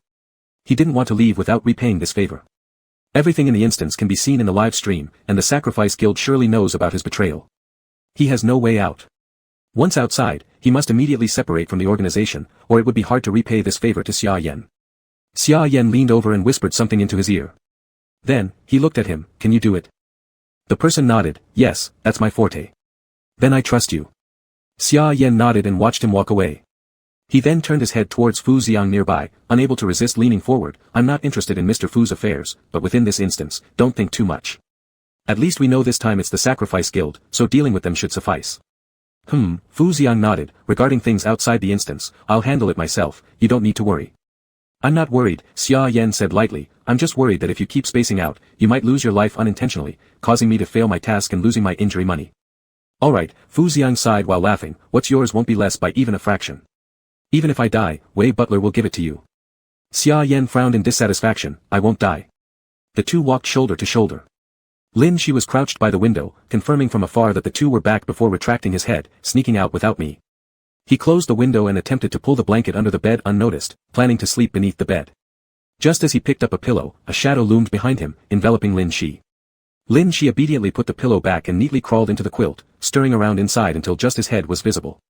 I'm sleeping, he gazed at Ji Ling by the bedside, my Ji Ling, turn off the light. Ji Ling did not turn off the light, instead he brought his head close to the bedside and nudged Lin Shi inside the quilt. The small flower on his head swayed, indicating a very good mood. Lin Shi struggled to understand Ji Ling's unusual behavior, why wasn't he turning off the light? After some thought, pets among humans need calming and praise to happily obey their master's commands, so he quickly reached out from under the quilt to stroke Ji Ling's head. The head nearby became more vigorous because of Lin Shi's petting, the little flower shaking harder, slapping against Lin Shi's face like a whirlwind top. Struggling in the quilt, Lin Shi muttered, forget it. I'll do it myself. Ji Ling's tall figure wrapped Lin Shi together with the quilt in his arms, the long black snake tail stretching out to turn off the light. In the pitch-black room, only a faint blood-red moonlight streamed in through the window, casting an eerie red mist throughout the room. Lin Shi looked down to see the huge monster pressing on his quilt, red eyes close up, staring at him unwaveringly. You can turn off the light, good boy. Lin Shi leaned down close and gave the giant monster a kiss on the cheek. The flower on the monster's head suddenly stiffened, frozen. I'm going to sleep, Lin Shi paid no attention to how rigid the monster had become, already closing his eyes to sleep peacefully. The audience in the live stream clearly saw that the exceptionally terrifying monster hugged Lin Shi and rubbed against him, the little flower on its head wildly shaking, while a long black snake-like tail slowly extended along the bed frame and rested on the ground. The large monster held little Lin Shi in its arms and pressed him onto the bed. Even though the monster also wanted to sleep with Lin Shi, just its upper body was too big to fit into the bed. Its tail coiled up by the bedside but then slowly dropped down again. Finally, it could only hold Lin Shi half leaned against the bed to sleep together. Although the room was dimly blood-red and eerie outside the window where the amusement park stood silent and strangely, the people watching the live stream managed to find some warmth between the man and the monster. I must be crazy, why do I think this monster is so nice? Please. It's a monster that turns off your lights. Who wouldn't like that? So, where can I get such a monster? Just click the black box and sign up. And then end up sleeping forever in the belly of the monster. Besides Master Shi, who else could have a monster like this? Wake up. We'll never have a monster to turn off our lights for us. Wah, I want a monster to hug me while I sleep too. Enviously, everyone watched the live stream throughout the night, until daybreak when the amusement park equipment started running again. Only then did Lin Shi slowly open his eyes and wriggle out from the tight embrace. Let's get up and eat, Lin Shi patted the monster, heading to the bathroom for washing up. When he came out again, he saw the big monster still lying on the bed where he had slept, sniffing around the quilt which smelled of him. Lin Shi moved closer, curious, but the monster immediately turned away, looking somewhat embarrassed at being caught. Ji Ling, as the monster, was at a loss what to do. But Lin Shi, as a human, didn't understand why the monster acted that way, and promptly lifted his own sleeping shirt to cover the monster's head. Why are you sniffing my quilt? Sniff me instead. Monsters love to remember scents. He knew that. But if he himself is here, why smell the quilt? The audience in the live stream were drowsy before, now instantly woke up. Everyone stared as the huge monster remained stiff in the corner of the bed, while Lin Shi boldly lifted his sleeping shirt, attempting to help the monster remember his scent more easily. It was too bizarre. Chapter 94, Today's Competition, Begin. Xia Yan and Fu Xiang were waiting for Lin Shi to come out at the door. From afar, they saw a monster with a swaying little flower on its head following behind Lin Shi, slowly walking out from the hotel entrance. All players around kept their distance, no one dared to approach. Did something happy happen this morning? Xia Yan asked Lin Shi while looking at the big monster radiating joy in front of him. Nope. Lin Shi shook his head, same as usual. Xia Yan sighed, he couldn't get much information from Lin Shi. They went together to the restaurant and sat in a corner to discuss today's actions. Xia Yan had only one requirement. Once the competition began and everyone's vision turned dark and they each lost direction, they would swiftly head to the broadcast room and take control of that indoor area. I'm going to try my best to lure the Sacrifice Guild people there to catch them all, he said to Fu Xiang, with young master acting as bait, they will surely come. Fu Xiang remained silent as usual, if I get hurt, money will be deducted. Xia Yan firmly assured, absolutely not. After Lin Shi and the others finished eating and left the restaurant, the players from the Sacrifice Guild who didn't want to encounter them finally dared to come over. After observing the scene of the broadcast room yesterday, these players gained a new understanding of Lin Shi's terror. Now, they simply did not dare to approach him. There were fewer players from the Sacrifice Guild today compared to yesterday. The three black box monsters remained the same, but when they saw the black rabbit appear again, their eyes were filled with caution. The black rabbit paid no attention to their thoughts, still brimming with excitement as always. It scanned all the players present and said, it's wonderful. There are definitely enough people to die today. Everyone, let's do our best. Let me eat a little more. It looked very happy, but neither the black box monsters nor the players felt the same way. Even if there were enough deaths to challenge the black rabbit, it was hard to say whether the remaining players could defeat it. Had other players participated in this dungeon instead of the Sacrifice Guild, there might have been a possibility for cooperation between factions. But now that it was the Sacrifice Guild, such a possibility was non-existent. Today's competition, start. A loud howl from the black rabbit made the entire amusement park suddenly pitch black. It started raining, just like yesterday. All the items in the amusement park came alive, wandering around searching for players. Lin Shi immediately ran towards the broadcast room. Along the way, many living things were attracted by her movements. They moved stiffly toward her, only to be destroyed and scattered on the ground. Upon reaching the broadcast room, the floor inside was already spotless, without a trace of yesterday's chaos. Everything looked brand new, without any trace of blood. After Xia Yan arrived with Fu Xiang, the trio occupying this room could begin creating illusions. Xia Yan took his time using the broadcast system first. He announced across the entire amusement park, Lin Shi, if you can hear this, come to the broadcast room. Xia Yan and Fu Xiang are here waiting for you, please hurry. Confused, Lin Shi pointed at himself, I'm right here. This message is for the Sacrifice Guild members to hear, explained Xia Yan as he began crafting an illusion. By hearing this broadcast, they'll know two things. 1, both Xia Yan and Fu Xiang, two people with no combat abilities, are in the broadcast room, and 2, Lin Shi has yet to arrive at the broadcast room. For those who aim to kill Fu Xiang, this is the perfect opportunity, especially since you're not there. Fu Xiang nodded in agreement, our task now is to create the illusion and wait for their arrival. Regardless of all their bravado, the Sacrifice Guild understood all too well that Lin Shi could kill them effortlessly. In this dungeon scenario, if they crossed paths with Lin Shi, they would stand no chance of survival. This presented them with the ideal moment to kill Fu Xiang. However, Xia Yan wanted to conserve Lin Shi's strength, possibly reserving it for later encounters with the Black Rabbit. If the enemies could be lured into mutual annihilation within the illusion, Xia Yan wouldn't need to reveal Lin Shi as his trump card. A few minutes later, in the fine drizzle outside the window, over a dozen figures appeared at the doorstep of the broadcast room. It seemed most of the remaining members of the Sacrifice Guild were present. Determined to complete this mission, they clearly thought killing Lin Shi's companions would be satisfying enough. They confidently opened the broadcast room's door. Instantly, everyone found themselves pulled into a completely dark room. Red words slowly appeared on the walls. All ability cards for the current occupants of this room will become ineffective. 3 minutes from now, monsters will be released. During the first 3 minutes, only 3 people may leave the illusion. Afterward, anyone can exit freely. On one side of the black room, there was a corridor leading to a door. On both sides of the corridor were rows of iron cages containing ferocious monsters that bared their fangs and glared at the players outside.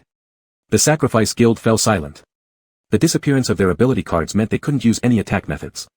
In the first 3 minutes, only 3 people could safely leave the illusion, and after those 3 minutes, monsters would appear. Without attack means, how could they possibly cross the corridor and escape the illusion? The boss is dead, so now I'm in charge. In the first 3 minutes, let me take some people out. If I kill the person creating this illusion, all of you will be free to leave. One person spoke up first, his tone arrogant as he looked down on the others and prepared to leave with 2 others without further ado. The remaining players immediately grew furious and blocked his way. You just want to save your own skin, don't you? 3 minutes, never mind if they hide or even wait a little longer, Lin Shi will be here soon. When you leave the illusion, you might survive, but what about us without our ability cards? How can we survive? The leader grabbed the speaker by the collar. What? Do you dare oppose my decision? In the Sacrifice Guild, it had always been survival of the fittest, where the strong sacrificed the weak. It used to be this way, but now things were different. In this illusion where no ability cards differentiated power levels, they were all equal. Humph, I've never liked you. I've never felt this kind of humiliation in real life. The man snatched a knife from his chest and fixed cold eyes on the opposing person. Now that you don't have your ability card backing you up, and since we're still inside the competition, killing you wouldn't violate any rules, right? This statement reminded the others, without the support of ability cards, they were all bloodthirsty murderers who lived under the law of the jungle. Before, they could blame their lack of strength, but now, with no differences in power, killing whomever they wished was entirely within their freedom. Players of the Sacrifice Guild, who had long been at the lower rungs of the food chain, suddenly developed rebellious thoughts. Only 3 people could leave in the first 3 minutes, why should it be someone else who has no resistance left instead of themselves? They deserved it. Everyone who entered the illusion instantly became hostile to each other. With a sneer, the lead person said, "It seems like you're asking for death." He aggressively reached into his pocket and pulled out a gun, aiming it at the other person's head. "Do you still have the guts to say that to me now?" The surrounding people frowned and quickly retreated. But someone in the crowd shouted, "There are no bullets in his gun. Don't be afraid of him." The gun-wielding man appeared infuriated. "Who said my gun doesn't have bullets? Let me show you." He forcefully pulled the trigger, firing a blank round right in front of the other person's forehead. Chapter 95, For Black Box Monsters United Hunting. The man with the gun was utterly baffled. Where were his bullets? He hadn't fired a single shot since entering the instance. Even if he had killed someone with a gunshot, it would have been more understandable. But now, pulling out his gun with great fanfare and finding no bullets made this arrogant man suddenly the center of everyone's scorn. "Damn it, I've wanted you dead for ages. And you dare point a gun at me?" The person opposite roared in anger, swinging their knife and lunging toward him. Everyone around them wanted to be among the first 3 to leave, rushing toward the corridor's exit. Along the way, anyone who ran ahead of them became a target, to grab, tear at, or even kill. A group of people usually trampled on by others erupted with unprecedented courage here, exacting revenge in this tiny illusion. Within these short 3 minutes, the crowd slaughtered each other, revealing all their ugliness. Without the suppression of ability cards, this was nothing but a free-for-all amongst evil individuals. As the countdown reached its 3-minute limit, 3 bloodied figures emerged victorious over the others. Everyone remaining could only helplessly watch as they went to open the door.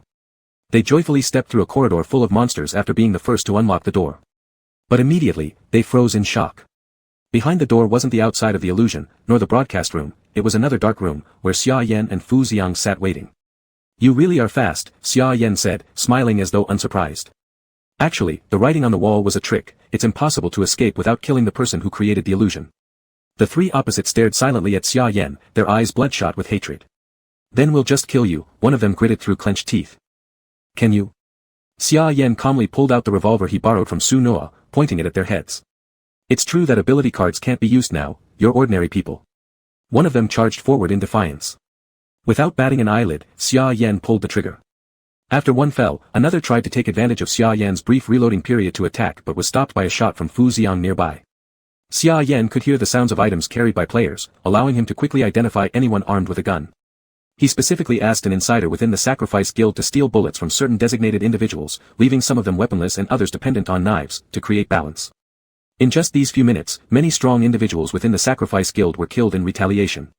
Even those left, once they exited the illusion, would not pose any threat due to the absence of ability cards. What's going to happen now? The Sacrifice Guild can see the live stream. You've killed your own comrades, so when you go out there, you'll be targeted for retribution too. Xia Yan smirked mischievously as he glanced at the remaining people. Or maybe I should give you some advice. At hearing this, the survivors eagerly nodded, repeatedly thanking him. Thank you, thank you. We'll behave properly once we're out. Don't mention it, Xia Yan replied, nodding before accepting the gun back from Fu Xiang and firing several shots into their heads. I didn't say it'd be an easy path. He had never intended to let them live, after all. There weren't enough deaths yet, and it was always the heads of the Sacrifice Guild that needed to meet the quota. Why not, considering how many members they had? Just as the Black Rabbit descended from above, announcing the end of the game, the Sacrifice Guild was left with only one survivor, the traitor himself, who looked terrified by the internal struggle and wouldn't be able to contribute much anymore. The fun is over, Xia Yan twirled the gun in his hand with satisfaction. Now comes the serious work for today. Lin Shi appeared from behind the corner, excitedly asking, finally my turn, right? Probably. Xia Yan glanced far away at the giant Black Rabbit. I won't be much help anymore. Good luck to you. All right. The trio ignored the lone remaining figure and rushed toward the amusement park center. Not many players showed up, but all the black box monsters were present. By now, in the heart of the amusement park, far fewer people remained compared to the start of the instance. There were 3 black box creatures and 4 players, looking rather bleak. From afar, Jiang Yi waved at Lin Shi's group while casually holding an umbrella he somehow found, walking back leisurely. He was the only one in the entire area who hadn't gotten wet from the rain, unwilling to endure even the slightest hardship. Today's match goes to the Fool's Camp victory. The Black Rabbit cheerfully shouted, turning its gaze to the monsters of the Taboo Camp and licking its lips. Oh dear, the Taboo lineup has lost 2 games in a row, there's only 1 player left. I hereby declare.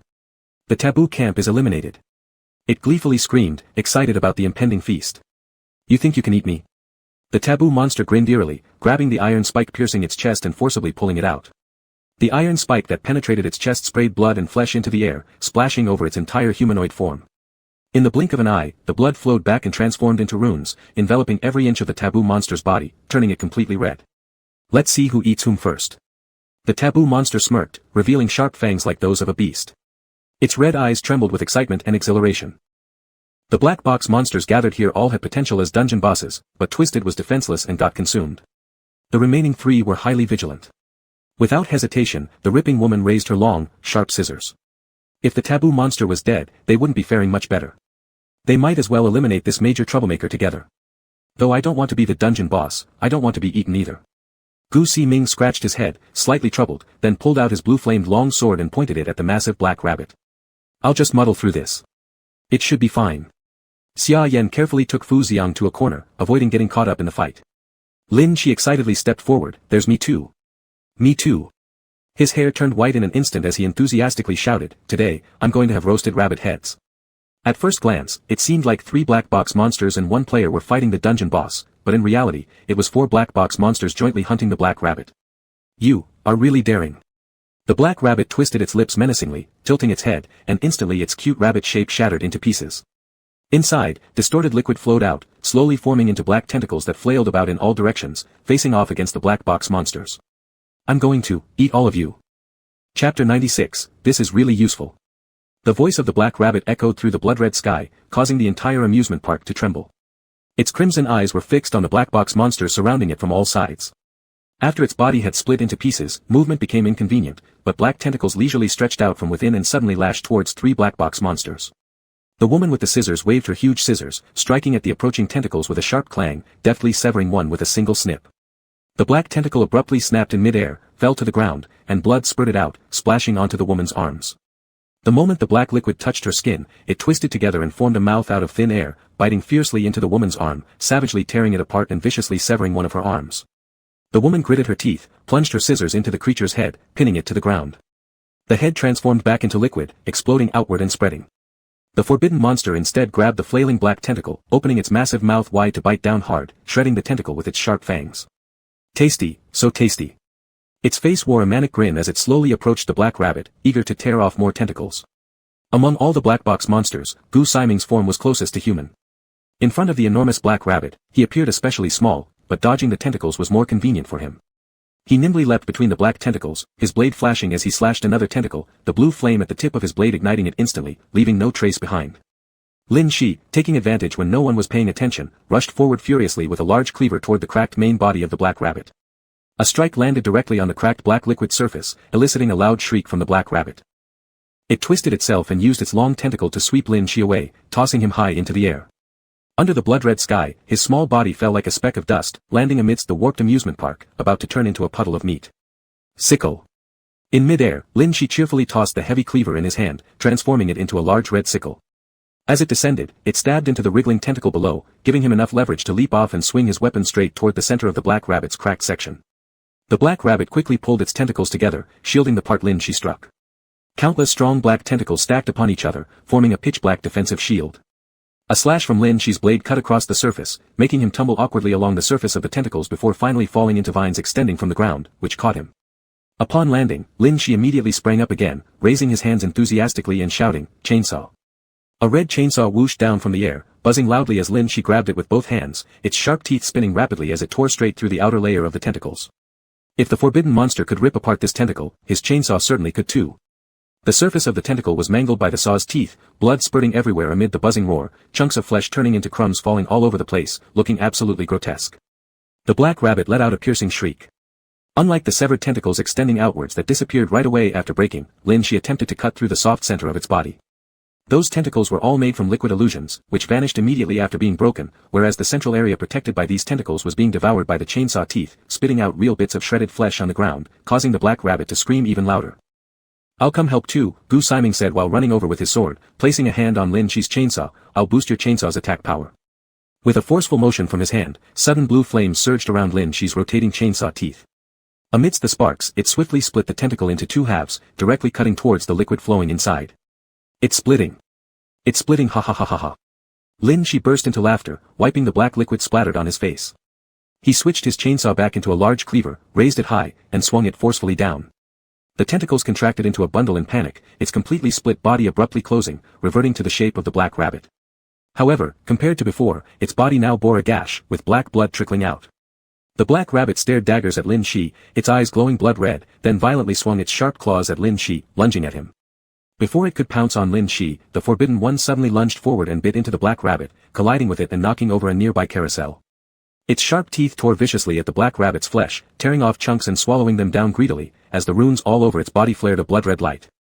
The black rabbit, now bitten, violently cracked open once more, from which long tentacles shot out, instantly wrapping around the forbidden one's head. It began to slowly force the creature into the central fissure, attempting to crush its skull. Taking advantage of this moment, the woman with the scissors swiftly advanced and forcefully plunged her massive scissors deep into the middle of the crack, causing blood to spurt everywhere. The black rabbit let out an ear-piercing scream, releasing the forbidden one's head. Whenever its body split apart, its tentacles were shredded by the woman's scissors. Whenever it closed up, the forbidden one happily sank its teeth in. Cornered between two black box monsters, it was stuck in a bind, unsure of what to do next. Lin Shi looked at the large scissors in the woman's hands with bright eyes and exclaimed, "This is really useful." He raised his hands high and stared intently at the huge pair of scissors before shouting loudly, mimicking the earlier call, "Scissors." In his hand appeared a large red pair of scissors, similar to the one wielded by the woman.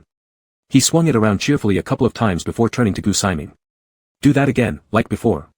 Gu Siming paused for a second in confusion but then quickly caught on, "Fire." With a sigh, he stepped forward and placed his hand on the scissors, igniting a ghostly blue flame where he touched, which quickly enveloped the entire blade. Equipped with the flaming red and blue scissors, Lin Shi joyfully charged into battle. Seeing Lin Shi approach with blazing eyes and a fierce expression, the black rabbit hastily retracted its tentacles and attempted to close its whole body together. However, just as it started to contract, some unknown red vines emerged, tangling and gripping tightly onto the tentacles, forcibly preventing it from sealing shut. "It's on fire."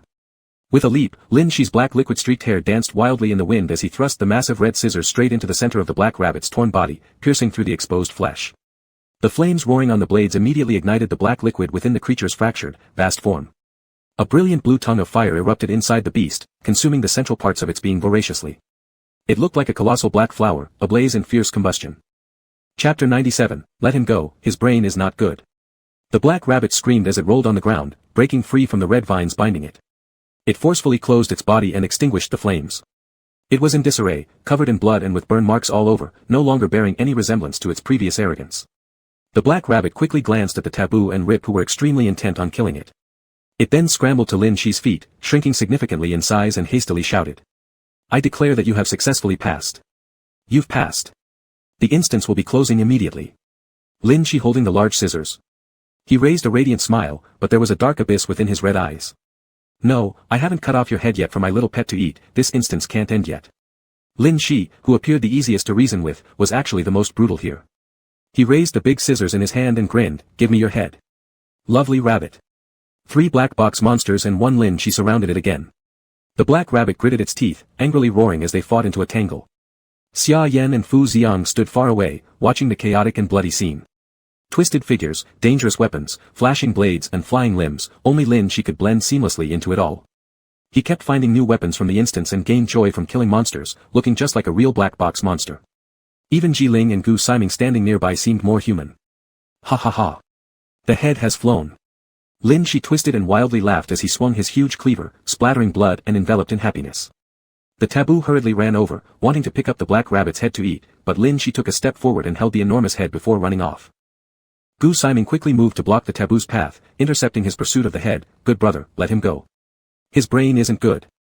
The taboo pointed at Lin Shi's direction, where Lin Shi was bouncing around enthusiastically, showing the huge head to Ji Ling. Look.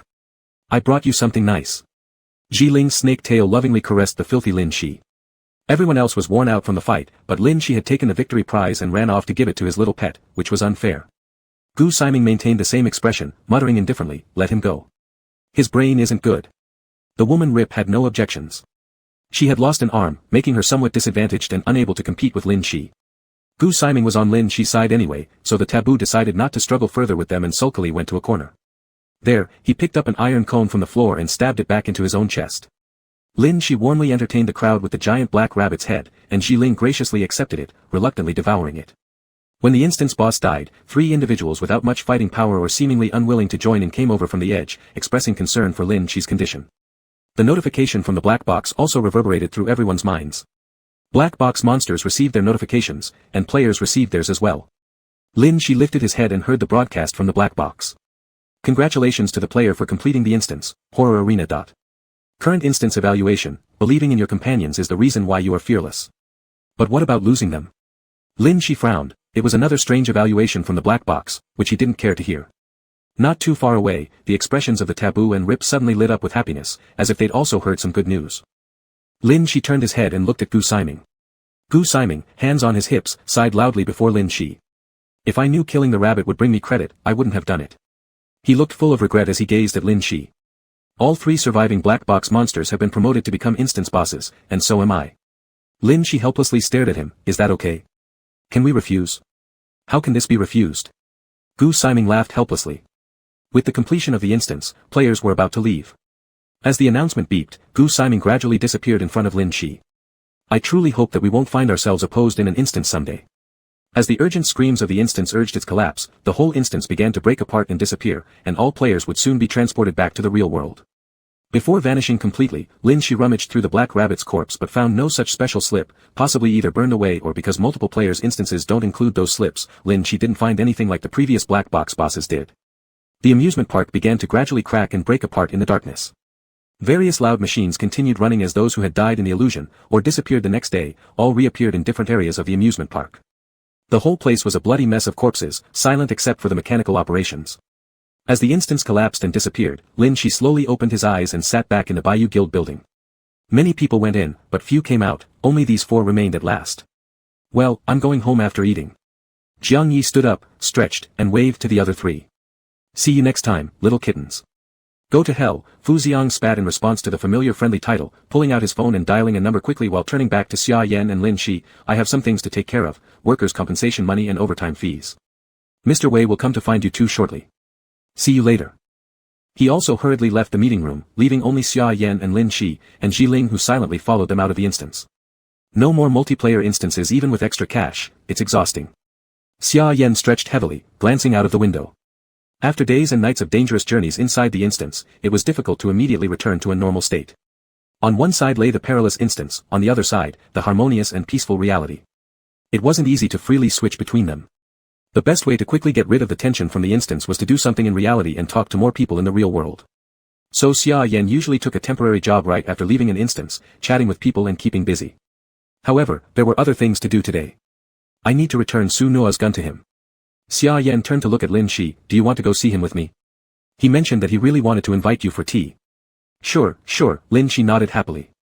He dragged Ji Ling by his side and followed Xia Yan out of the door. Just as they exited the Bayou Guild, preparing to hail a taxi to meet Su Nua, a luxury car suddenly stopped in front of Xia Yan and Lin Shi. Then, Mr. Wei descended from the vehicle, respectfully handing over 2 documents to Xia Yan.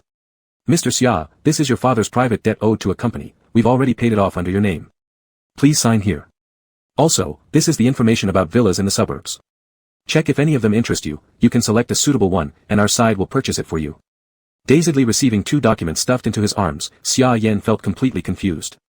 Had he not yet escaped the illusions of the instance? Chapter 98, the resilient white flower protagonist from the Bazong novel. Coming back to his senses, Xia Yan quickly returned the documents. I'm sorry for the trouble, but I'll discuss this with Mr. Fu later.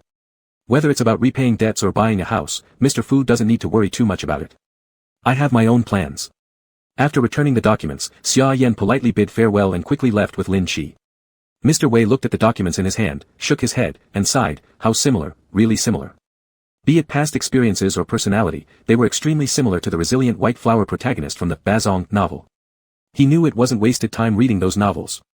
His young master always met his destined one. Suddenly, Mr. Wei fell into deep thought. That's not right, Xia Yan is a boy. He stared at the documents in his hand and felt that he, as a butler, was not professional enough. He must read something more professional when he returns. Xia Yan originally planned to take a taxi with Lin Shi to Su Nua's place, but after seeing the huge monster figure trailing behind Lin Shi, he opened the navigation system again. Never mind, let's walk there. You can't possibly put the creature on top of the car. Alright. Lin Shi nodded, though he didn't quite understand why they were walking now, but he enjoyed walking since you could see many things along the way. With the navigation open, Xia Yan led the way while Lin Shi followed behind. The two walked slowly towards the destination with an unseen monster in tow. On the way, Lin Shi couldn't help but ask curiously, does signing that paper mean you won't be troubled by family affairs anymore? Xia Yan had left his family, stayed in a psychiatric hospital while repaying debts, and often worked to sustain himself. It sounded exhausting. Though getting rid of all troubles with just a piece of paper, he refused. Yeah, replied Xia Yan, hood over his head, hands in his sweatshirt pockets, strolling leisurely along the street. His gaze drifted far away, looking at the various people on the road. But Lin Shi, there's a saying, free things are the most expensive. Owing such a significant favor, I don't know how to repay it. And I don't want to develop a deep relationship with someone who isn't part of my world. Lin Shi didn't understand the complex words. Why aren't we part of the same world? The living environment is completely different, lifestyles are different, perspectives on matters are different. Without Black Box, I wouldn't have met people like Mr. Fu. Even after Black Box ends, everyone will return to their respective lives. So, it's better not to get too deeply acquainted. And what I need isn't a house, nor clearing off gambling debts. Lin Shi was confused. Still don't understand. Xia Yan sighed. Well, you can just consider it as me not wanting to owe Fu Xiang any favors. Lin Shi nodded. Oh okay, good. While going through copies of the game, Lin Shi had sensed Xia Yan's concern for Fu Xiang's safety. He was earnestly fulfilling his contractual teammate duties, protecting his benefactor. He assumed their relationship had improved, but actually, it hadn't. Lin Shi blinked and stared at Xia Yan, who walked under the hood isolated from the surroundings, hoping their relationship would improve soon because Fu Xiang was a good person. 40 minutes later, following the navigation, Xia Yan guided Lin Shi into a relatively flat-roofed area. Compared to the prosperity of the city center, this area was quieter. Both sides featured older houses, white walls with red tiles. Along the street were various sized storefronts, but there weren't many people around, making it even more secluded. You've probably never been here, right? Leading Lin Shi through the small paths to the innermost area, Xia Yan explained, a few years ago, this entire area was supposed to be demolished to build a hospital. However, due to unknown reasons, tragedies occurred within the family that purchased the land, and this trend continued even after the boss changed. Everyone kept saying something wasn't right with this land, so nothing was ever done. Xia Yan looked up at those red-tiled roofs. Most of the residents here are elderly people running some nostalgic little shops selling trinkets. Because people frequently visit to buy items, it's not entirely desolate. How to put it? Lin Shi turned his head, looking around. Observing the old willow trees beside the river embankment, it feels like strange residual energies exist, but not much. Curious, Xia Yan turned back. Strange energies? Yes. Lin Shi nodded, smiling. Like the energy from black box monsters. Xia Yan furrowed his brow. We've already left the black box. We're now in reality. I know that, Lin Shi nodded again, but it's there, isn't it? Ji Ling. The monster beside Lin Shi nodded its head. Xia Yan turned back silently. The words from Lin Shi were truly bone-chilling. Back in reality, he could still sense the aura of the black box monsters. Could it be that the real world also has black box monsters? Like his mother, there are black box monsters living within human society. He took a few steps, then suddenly stopped and looked back at the monster next to Lin Shi. Isn't this exactly it, the black box monster who followed Lin Shi out? What's wrong? Lin Shi looked at Xia Yan, then at Ji Ling, not understanding why Xia Yan had suddenly turned back to look at Ji Ling. Do you know how it managed to follow you out of the black box? Xia Yan pointed at Ji Ling. Because of the item. Lin Shi confidently nodded, touching the black strap around his neck. It seems to be this one. He was able to come to me because of the item. Xia Yan gazed complexly at the black strap around Lin Shi's neck, rubbing his head. Forget it, my brain's about to explode, let's just go find Su Noa. Not only can black box monsters come here, but items can be used here too. Reality has long been infiltrated by the black box while humans remain completely unaware. He felt absurd just thinking about it. Stopping in front of the brown-red sign at the end of the small road, Xia Yan pointed at the redwood door with lattice patterns next to it. Su Noa lives here. He sent a message from his phone, then pushed open the door. A faint aroma of incense slowly wafted out from inside the house. As they entered, they were greeted by rows of calligraphy, paintings, and porcelain vases, making the place appear extremely elegant. The house faced north. Even during the day it was somewhat dim inside, because it was an old residential area and the lights weren't on. Between the shelves hung old yellow light bulbs, dimly illuminating those old pieces of furniture. Hearing the door open, Su Noa peeked out from the inner room, smiling and saying, "You've arrived? Please sit down, I'll make tea for you." At the same time, a small shadow quickly darted out from under his feet, heading straight towards Lin Shi. Chapter 99, 80 years old. The shadow darted past extremely fast. Xia Yan hadn't even made out what it was when it had already zipped past him. Xia Yan hastily turned his head, intending to warn Lin Shi, but a much larger shadow swooped down, grabbing Lin Shi and causing the shadow on the ground to miss its target. A few seconds of silence filled the room before an abrupt burst of shrill dog barks erupted. Xia Yan silently stared at the white puppy on the ground that was yipping incessantly.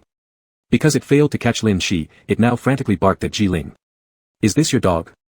Xia Yan turned back and asked Su Noa, who was walking out from behind him. Su Noa smiled brightly as he carried out a tray of teaware. He whistled softly at the squawking white puppy, which immediately ran over to Su Noa's feet, becoming much more obedient. Its little black fur. Bending down, he set the tea utensils on the wooden table inside the house. The first 3 generations have all been given away, only this one remains. Xia Yan quietly moved closer to the table, unsure whether to comment on how a white dog could be called Little Black, or about Su Noa sending away 4 generations of dogs. In the end, he chose to remain silent. What's wrong? Lin Shi twisted a couple of times in Ji Ling's embrace before being gently placed on the ground. As soon as Lin Shi touched the ground, the white dog rolling around at Su Noa's feet swiftly leapt toward Lin Shi once again. But just as suddenly, Lin Shi was airborne again, being held up so that no matter how fiercely the small dog leapt, it couldn't reach her, only continuing to bark. Xia Yan silently picked up his teacup and gazed at the ongoing dog versus human battle, not sure why Lin Shi seemed like such a prize, favored by monsters, loved by dogs, and apparently appealing to wild animals as well. "How is the tea?" Su Noa, ignoring the chaos beside him, inquired of Xia Yan. Xia Yan sipped it thoughtfully. "It seems a bit strange." Su Noa smiled. "This is health tea." Xia Yan silently eyed the thermos next to Su Noa, then the tea in front of him, everything contrasting sharply with his youthful appearance. "I see, so this is your secret to staying healthy." Xia Yan nodded perfunctorily, pulling out a revolver from his bag and handing it back to Su Noa. "Thank you for lending it to me. I'm returning it intact now." "Not at all." Su Noa took the gun and held it up against the dim yellow light. "This is quite an antique. You have to be careful using it." After putting the gun away, he turned to Xia Yan and smiled. "I watched your live stream. Regarding the possibility that your mother might be a black box monster, I have some thoughts." Xia Yan immediately sat upright, staring at him. "What are your thoughts?" Su Noa leisurely picked up the teapot and poured a fresh cup of tea. "Your mother is indeed a black box monster and has been living in human society for a very long time. Although I don't know why she ended up at your home, there's no doubt she's a black box monster."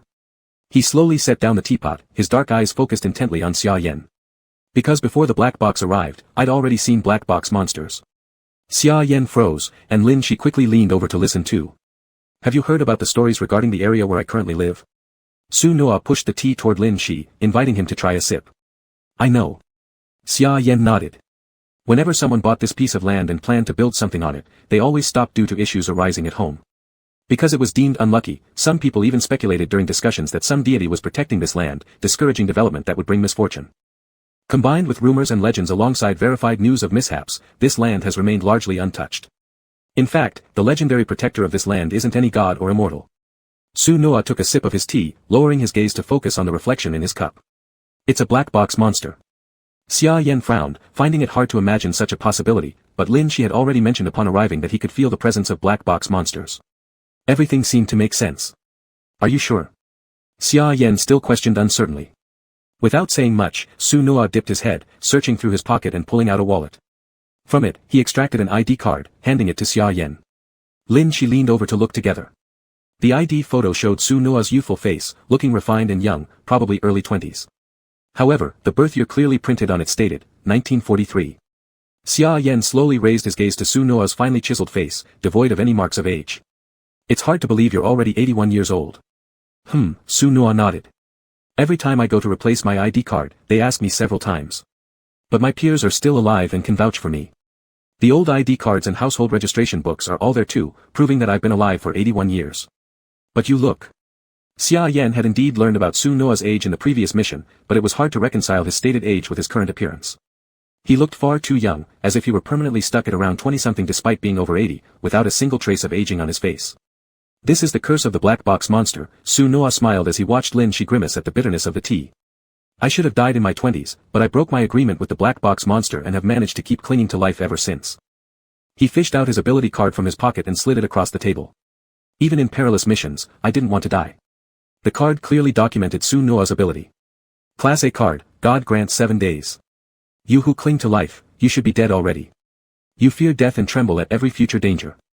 You can foresee your own death within 7 days and try to alter your fate.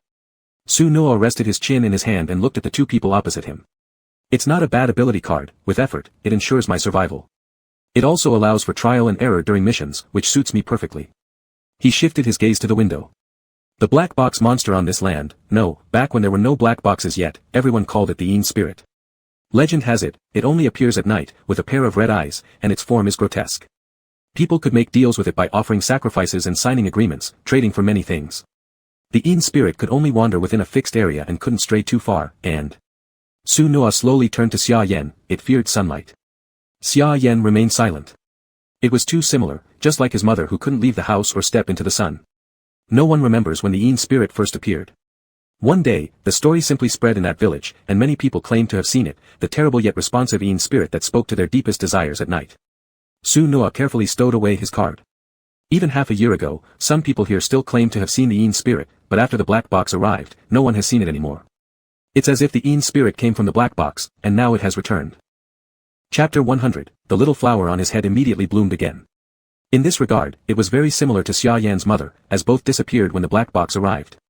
They were like monsters hidden in human society, waiting for the black box. Once it arrived as expected, they erased all traces of their existence, leaving only the people who had come into contact with them doubting themselves.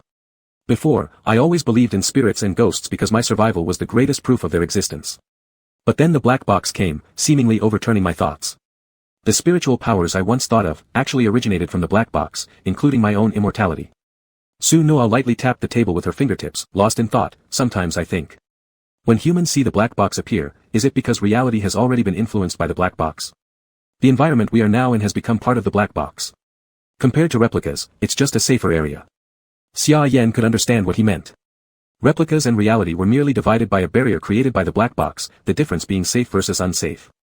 Black box creatures could influence people in reality, black box creatures could enter reality, and the black box could grant wishes, all of which proved that the black box had already eroded into reality, no one had simply noticed yet. But thinking about these things wouldn't help much right now, they still didn't know what the black box was or what the black box creatures were. Among them, the person who interacted most with the black box creatures was Lin Shi. The two turned their heads silently to look at Lin Shi beside them. He was leaning on the table attentively listening to their conversation. Whether he understood it or not was another matter, but he listened with great focus. Lin Shi, with his unclear origin and somewhat peculiar nature, was the player who had the closest relationship with the black box creatures, especially since he brought along a black box creature. What's wrong? Noticing that the two had fallen silent, Lin Shi looked up, his black long hair scattered messily across the table. His innocent-looking face appeared particularly pure. The black box creature by his side clung tightly to him, its enormous head close to Lin Shi. Its eerie presence, snake-like tail wrapping around Lin Shi, made the whole picture feel alien compared to the room around them.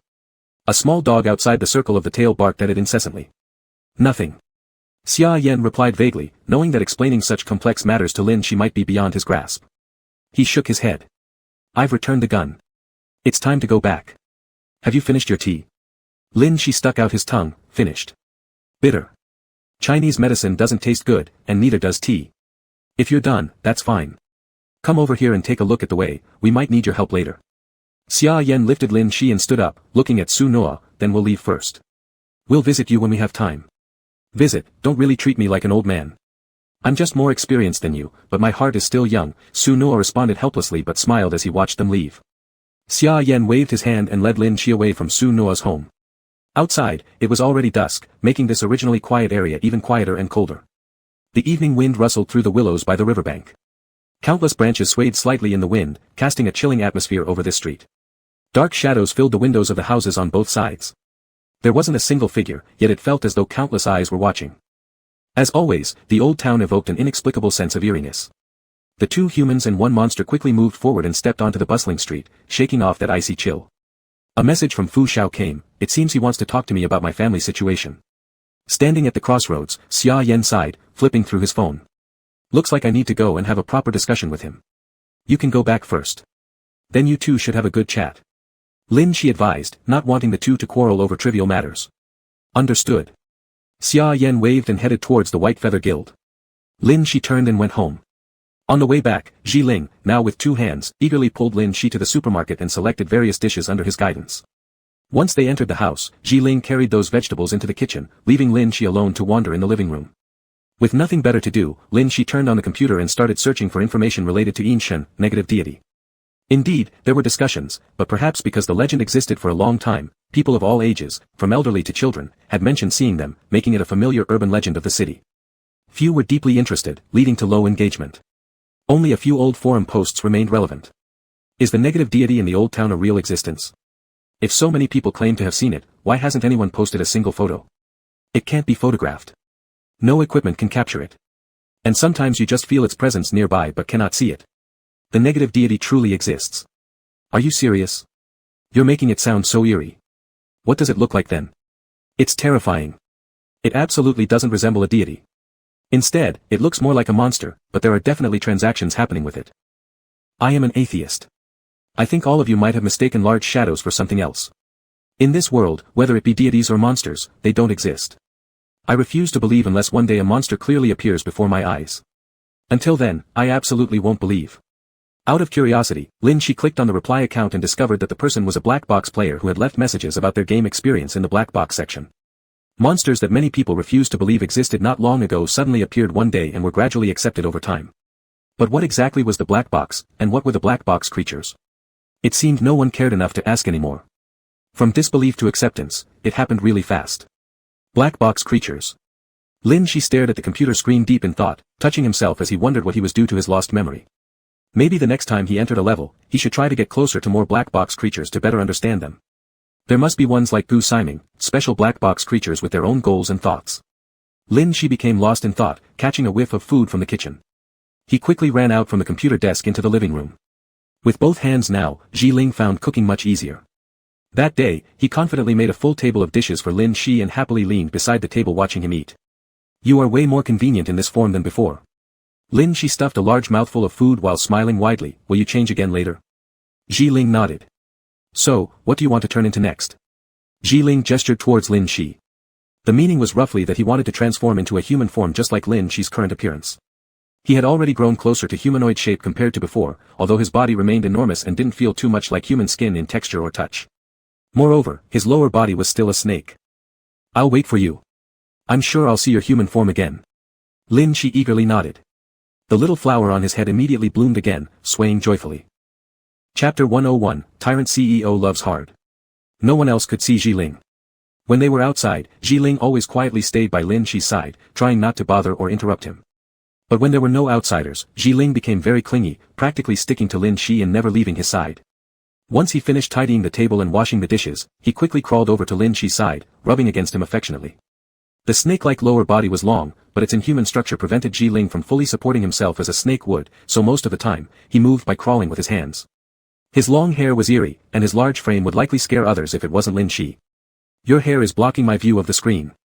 Lin Shi pushed the nearby head gently, intently staring at the black box section on his computer. It seemed like there were many posts about him on the homepage. People combined pictures of black-haired Lin Shi with white-haired Lin Shi and posted them online for others to see.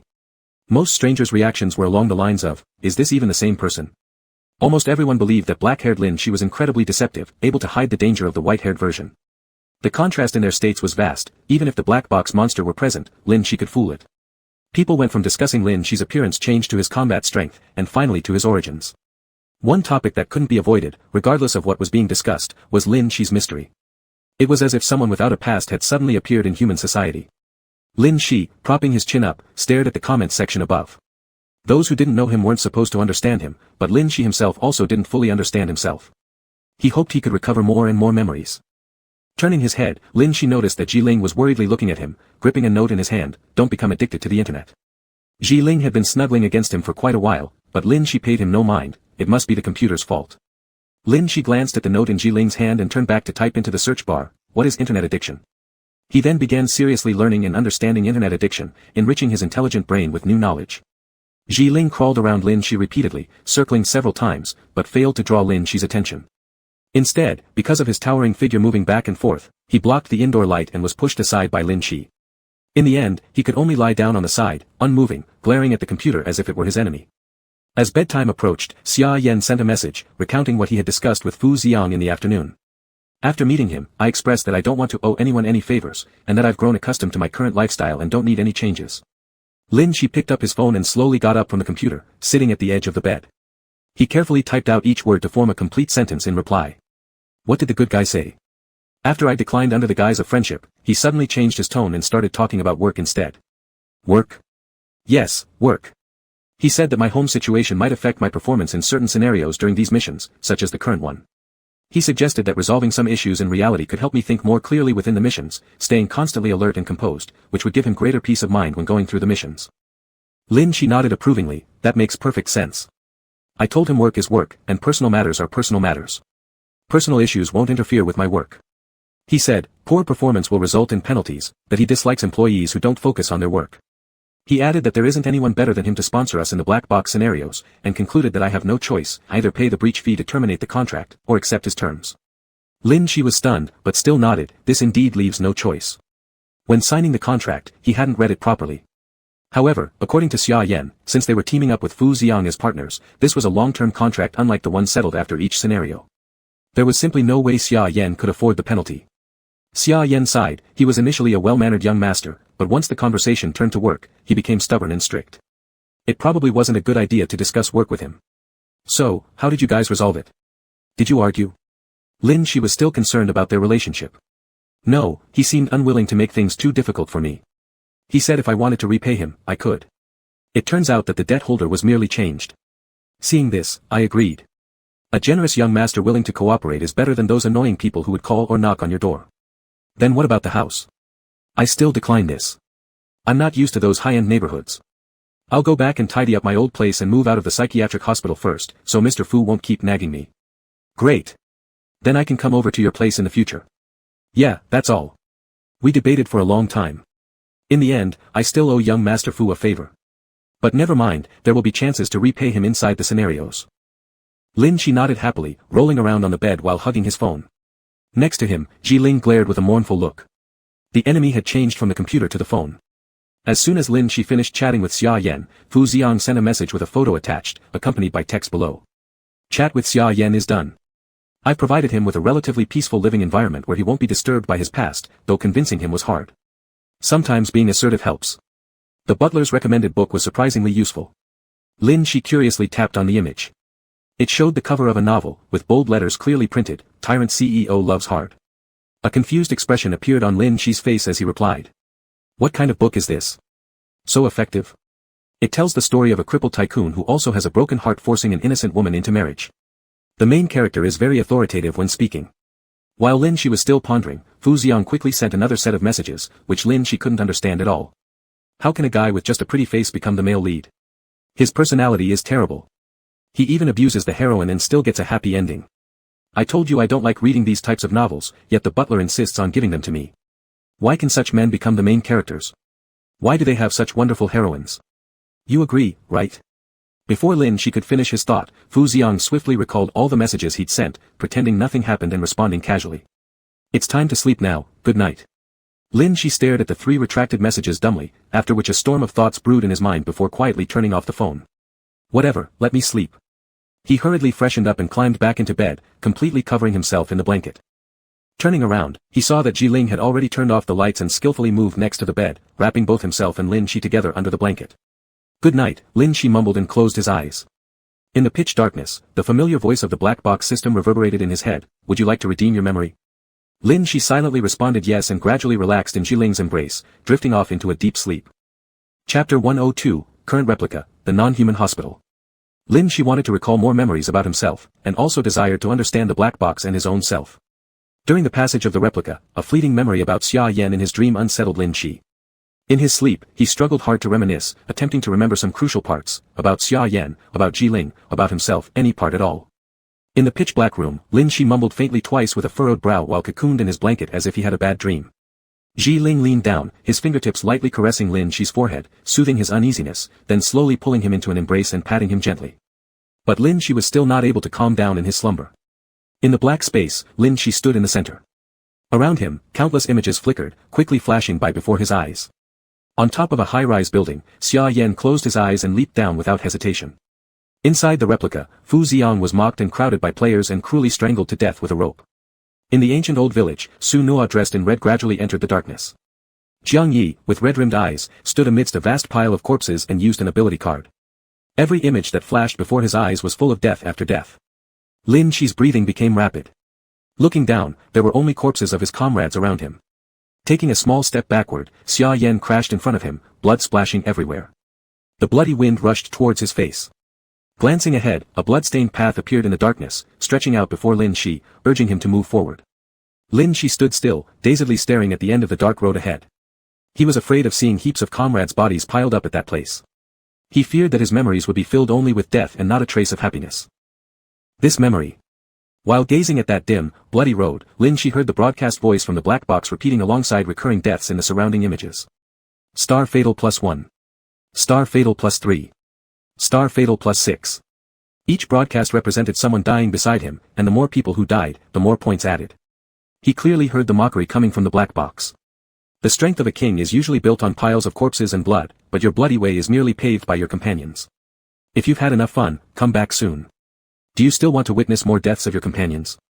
That mechanical voice was unbearably cold, yet this was the first time Lin Shi had heard it say anything other than replica evaluations. Lin Shi suddenly opened his eyes and detached from the dream.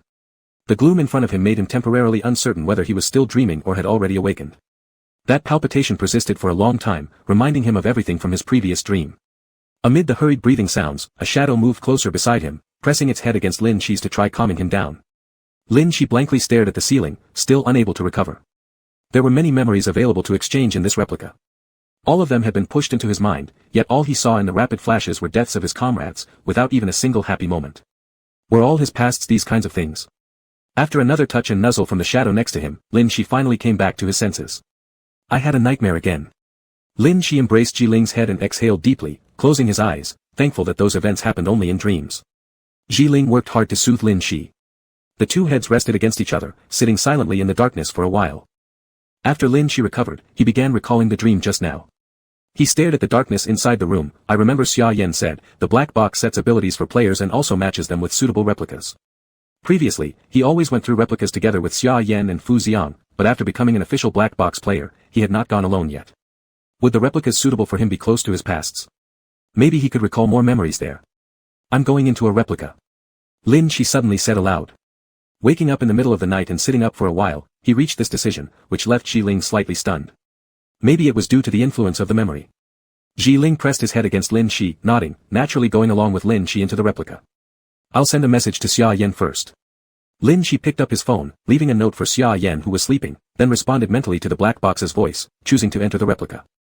In the dead of night, when everyone was drowsy, many people suddenly received notifications. Their followed live streams had gone online. Still staying awake, the crowd bewilderingly clicked the messages open and froze immediately. It was Lin Shi who had just left the multiplayer replica and, in the dead of night, entered another one alone. The Black Box forum immediately exploded with buzz. The #1 hot topic right now was that God she had entered a replica again. In the dimness, Lin Shi slowly opened his eyes, revealing a wall that was grayish-white before him. In his mind, the Black Box broadcast continued to play. Congratulations, hiss, Lin Shi successfully, hiss, entered the Black Box. Current replica, the non-human hospital. Lin Shi wore an expression of confusion. Why was today's Black Box broadcast full of static? This is a hospital for treating patients with mental illnesses, shrouded in black fog, rarely seeing the sun. However, the medical staff in the hospital are kind and friendly. And you, a psychiatric patient, have been admitted to this hospital for treatment. When you can clearly and correctly answer every question on the questionnaire, you will be diagnosed as normal and released from the hospital. Please remember, you are in a psychiatric hospital, just a psychiatric hospital. After a brief pause, the broadcast crisply announced, your identity matched for the current replica is, patient. After the broadcast ended, Lin Shi turned his head towards the room, lost in thought. He had put on a hospital gown once more and was staying in a single patient room. This not-so-large space contained a bed, a table, a toilet, and a window. Beyond these items, everything else was empty, making it seem more like a solitary confinement cell than a private ward. Excluding the space occupied by the furniture, nearly all the remaining area was taken up by Ji Ling, who followed him into the replica. Ji Ling's massive figure was crumpled in this small room, unable to stretch out fully. Lin Shi looked up toward the window. Outside, as the broadcast stated, everything was covered by an eerie mist, preventing him from seeing anything at all. This was a psychiatric hospital wrapped in black fog, and he was here as a patient. Could it be because I've stayed in a psychiatric hospital in reality that I also end up in one in the replica? Lin Shi pondered for a few seconds and quickly swept his gaze around the room, noticing there was a sheet of paper on the table. On it were written several rows of words. There are cats in the hospital. There are no sounds of marine animals at night in the hospital. There are only people in the hospital, nothing else. There are no mirrors in the hospital. The hospital is merely surrounded by black fog. There is no basement in the hospital. Chapter 103, without a doubt, it's a cat. Lin Shi carefully scanned through it but couldn't make sense of it. He folded the note and put it in his pocket first, then turned around to go outside for a look. As he turned, Ji Ling completely blocked the door, making it impossible to get out. Lin Shi tried to squeeze through the gap but failed.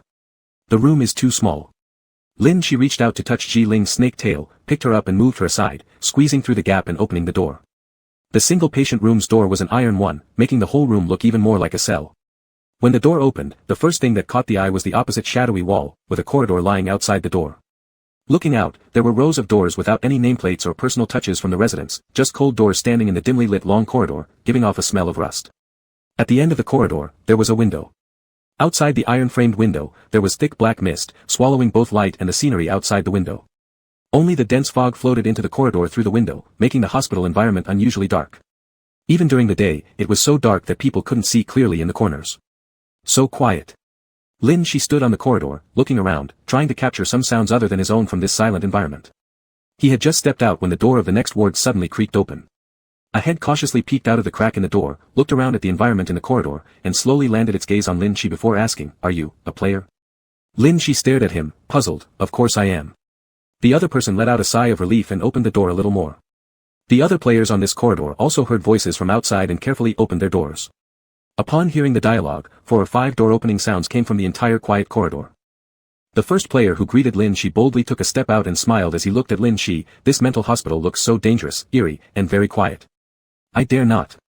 His voice suddenly paused, like a machine that suddenly malfunctioned. His eyes fixed on something behind Lin Shi's room door. What is that? A huge head, with disheveled long hair, eerily peeked out from the door, right behind this player. "It's a monster."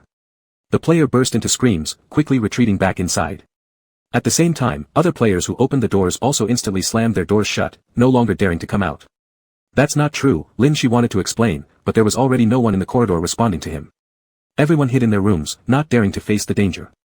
Lin Shi walked over and knocked loudly on the door, explaining loudly, "This isn't a monster, it came in with me, it's my pet, no, it's my Ji Ling, well, He himself fell into deep thought.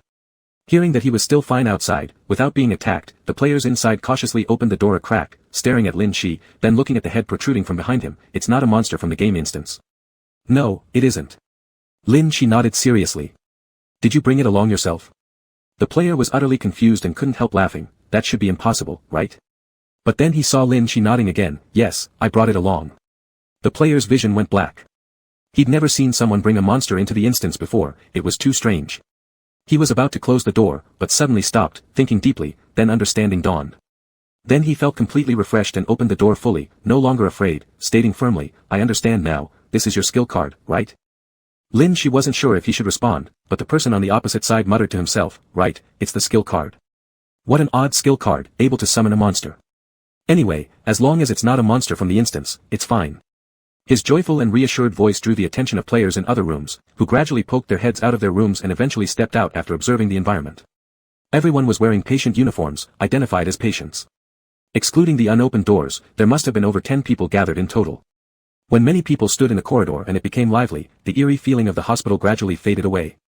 A group of people dressed in patient uniforms stood together, as if they were holding a meeting for patients. Seeing familiar people by their sides made everyone feel greatly relieved. The only thing that stood out was Jiling's presence. After the first person explained that this was Lin Shi's ability card, everyone calmed down, and for a while, the corridor was filled with a relaxed atmosphere. But this atmosphere only lasted for a few short minutes before a sharp and strange cry suddenly came from the staircase at one end of the corridor. The voice was hoarse and horrifying, clearly reaching the ears of everyone in the corridor, bringing a sense of chill that instantly froze the atmosphere. "What's that sound?" someone shakily asked. It's a cat's meow." The others replied, their faces pale. "Did you see the note in the patient rooms? It said there's a cat in the hospital. It must be the cat meowing." "Is it really a cat's meow? That sound is so strange. It's kind of like a cat, but there's something off about it." Not just the one speaking felt this way, the others all had the same eerie feeling. It sounded like a cat, very much like one, but also stiff as if something was mimicking a cat's meow. "Why don't we go check?" Lin Shi, puzzled, couldn't understand why this group didn't go investigate what they were so confused about. Saying it's so easy. "Why don't you go? I have a bad feeling that there's something scary at the staircase." "That's true. The hospital's atmosphere feels strange and chilling, I'm a bit scared." "Why don't you go check?" "Yes, you go, then tell us whether it's really a cat or not." Everyone smiled awkwardly at Lin Shi, who, confused, turned back anyway, preparing to take a look since he was also curious. As soon as he turned around and his gaze swept across the corridor, landing on the staircase entrance, he caught sight of a pitch-black shadow slowly climbing up from the stairs. It was a slender shadow, seeming furry but too dark to make out, almost blending into the misty darkness, hazy and vague as if formed by the fog itself. A pair of eerie green eyes emerged from the mist, fixating unblinkingly on everyone in the corridor. Its wet eyeballs slightly rotated, emitting a sticky gurgling sound from its throat, followed by a stiff meow that gradually echoed from its body. Everyone was chilled to the bone under its stare. It was a cat, without a doubt, it was a cat. But, was it truly just a cat? It was indeed a cat, what else could it be? That strange gaze, the hoarse and terrifying meows, the complete face, 4 limbs, and a long tail covered in fur, it was undoubtedly a cat, just as they remembered cats should look like. Yet, why did it feel oddly unsettling? Clearly, it was just a cat. Chapter 104, Did you see a cat in the hospital? It just squatted in the dark, surrounded by black mist, staring at everyone, letting out low mewling sounds, yet strangely making the people in the corridor feel uneasy and frightened. Is that a cat? Someone asked uncertainly, turning to look at others, trying to get an answer from them. It should be a cat. Their minds were full of confusion, unable to find a better word to describe this abnormal cat. Is it a cat? Lin Shi turned his head in doubt toward the players, but it doesn't seem like a cat. He had seen cats on the road, the black ones didn't bring about such chills. It was clearly not a cat, though, it did look like one. Regardless of what it was, no one dared to get close, they could only stare vigilantly in the direction of the shadow. The cat seemed to think they were boring and slowly walked down the stairs with stiff, awkward movements. Realizing the cat was leaving, the players let out a long sigh of relief, but just as they relaxed, they immediately noticed the cat stopped. There was a light, slow footsteps coming up the stairs, the echo of leather shoes stepping on the stairs was very clear. The players gathered in the corridor were drenched in sweat. The cat hadn't gone yet, and here came another thing. Their eyes anxiously focused on the stairwell, only to see the cat in the black mist still squatting there unmoving, slowly raising its paw, licking it stiffly like a real cat. At the same time, a young man in a white coat came up the stairs holding a tray of medicine and a stack of papers, with a chest badge hanging from his neck. He slowly climbed up. He ignored the cat on the ground and turned to the crowd of players gathered in the corridor, frowning and reprimanding them. "What are you all doing standing outside? Get back inside. Today's examination is about to start." The doctor who looked grumpy actually made the players relax. At least he seemed normal, unlike that eerie cat.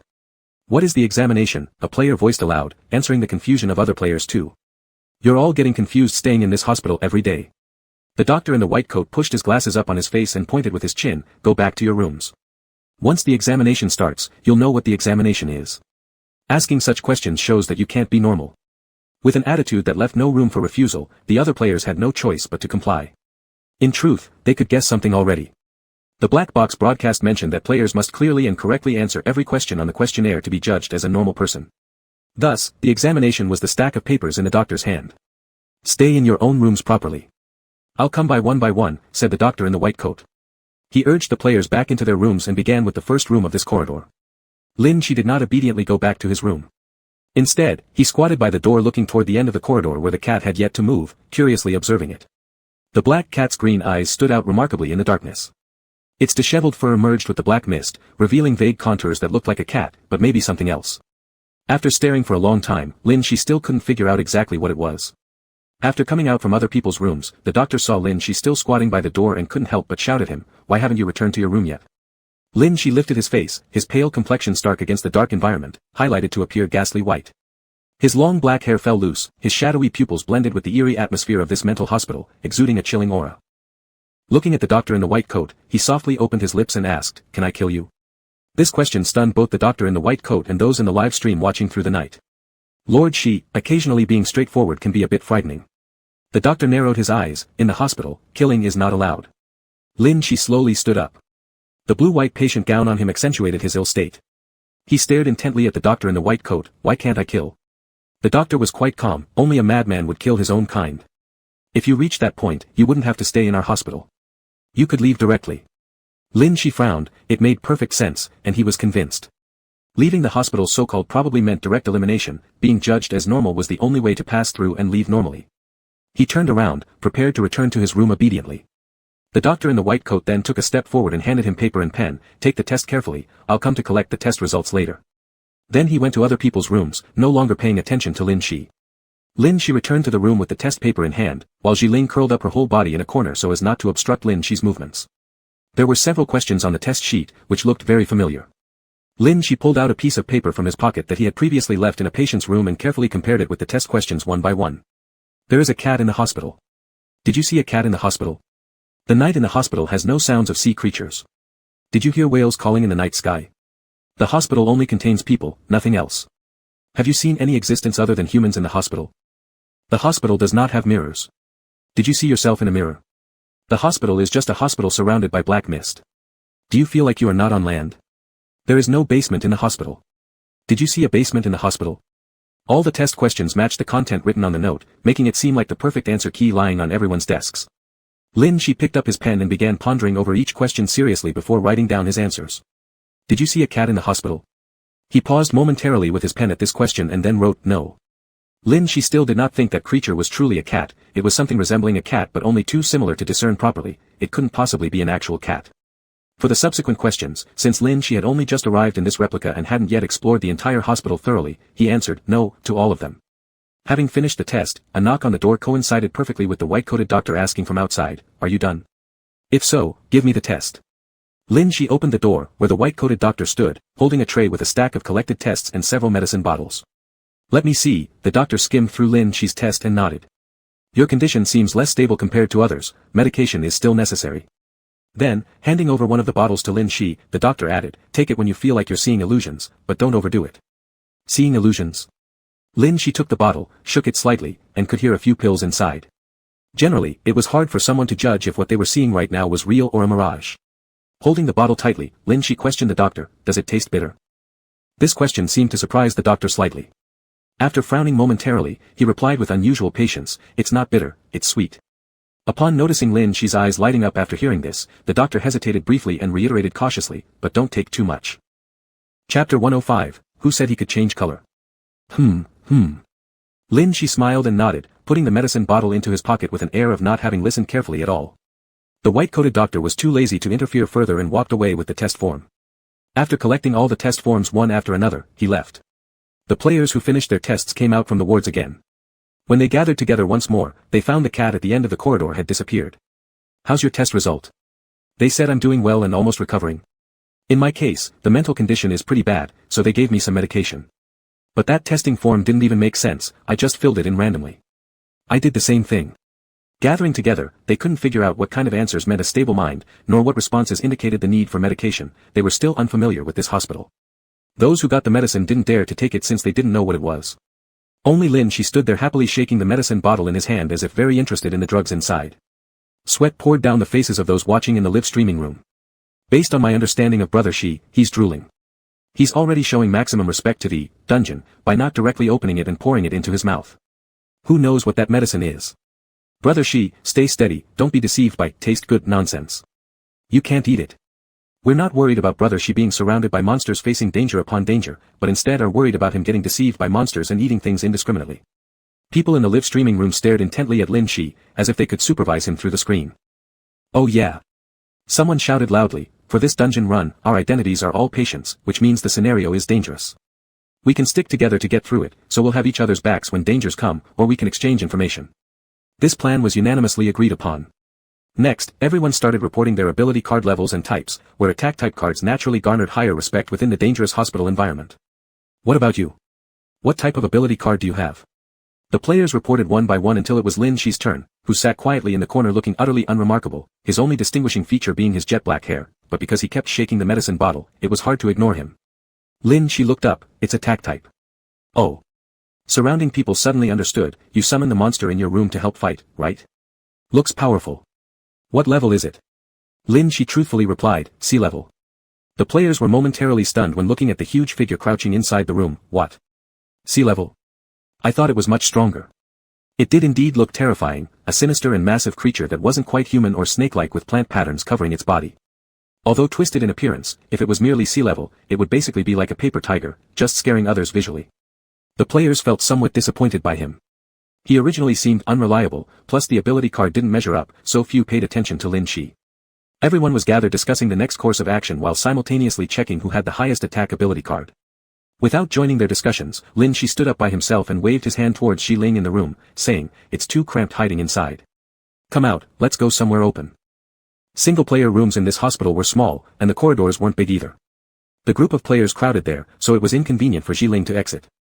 First, he was frightening, and secondly, he took up too much space. As Xi Ling slithered out of Lin Shi's single-player ward, his enormous form immediately caused the rest of the players in the corridor to instinctively avoid him. Despite knowing this might just be a sea-level monster summoned from an ability card, they still watched him cautiously. Hidden under his long hair, red eyes swept across the area, every pair of eyes held caution mixed with hostility, glancing at him like a monster or something strange. Wah! Why are you staring? One player frowned, feeling bone-chillingly uncomfortable under the sinister red gaze peeking through his bangs, muttering discontentedly, monster, go somewhere else.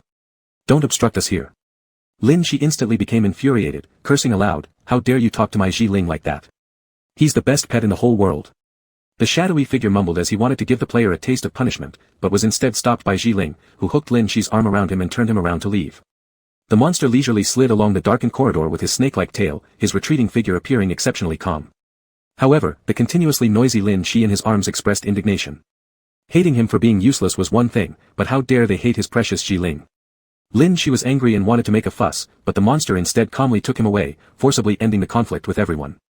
There's no need for conflicts between players in this scenario as they are all on the same side within this dungeon, meaning they can collaborate. The monster understood this issue and more rationally ended the conversation. On the other hand, some of the other players murmured thoughtlessly about it. There's a monster nearby, which makes me feel uneasy. Honestly, who would have an ability card that summons monsters? If that card belonged to me, I'd throw it away immediately, it's terrifying. Ah, don't say that. At least it's useful for surviving inside the dungeon. It doesn't seem particularly dangerous anyway. A monster is still a monster, not human. The dungeon is already dangerous enough, having one lurking by your side constantly wouldn't allow anyone to stay calm during a mission like this. And it looks really disgusting, like a body stitched together from various parts. Seeing it makes me nauseous. The moment those words fell silent, an eerie stillness fell over the corridor since the monster hadn't wandered far yet. There's no doubt it could hear what was said. What if the monster suddenly turned back and decided to attack? The nearby players quickly glanced toward the direction where the monster had gone. But the monster didn't appear angry or upset. Instead, a flash of white rushed forward from its place, darting past the crowd so fast that they barely noticed it stopping at the player who just spoke. Ha ha. The player looked horrified as he stared at Lin Shi smiling before his eyes. Before he could react, he was pressed hard against the wall by this supposedly sea-level attacker. Lin Shi used his thumb to press firmly on the player's right eyelid, seemingly trying to gouge out the eyeball. Don't want to look? Lin Shi asked with a smile. Then let me help you dig your eyes out. Sound good? With a firm pressure, the player screamed in pain, no. No. I'm sorry.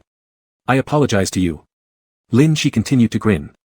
His fiery red eyes shone brightly, gleaming with pleasure as he hummed lightly, your cries sound so beautiful. Give me 2 more loud ones to apologize for disrespecting Ling Ji. Without waiting for a response, Lin Shi applied another forceful pressure, eliciting even more frantic screams from the victim. The surrounding players broke into cold sweats.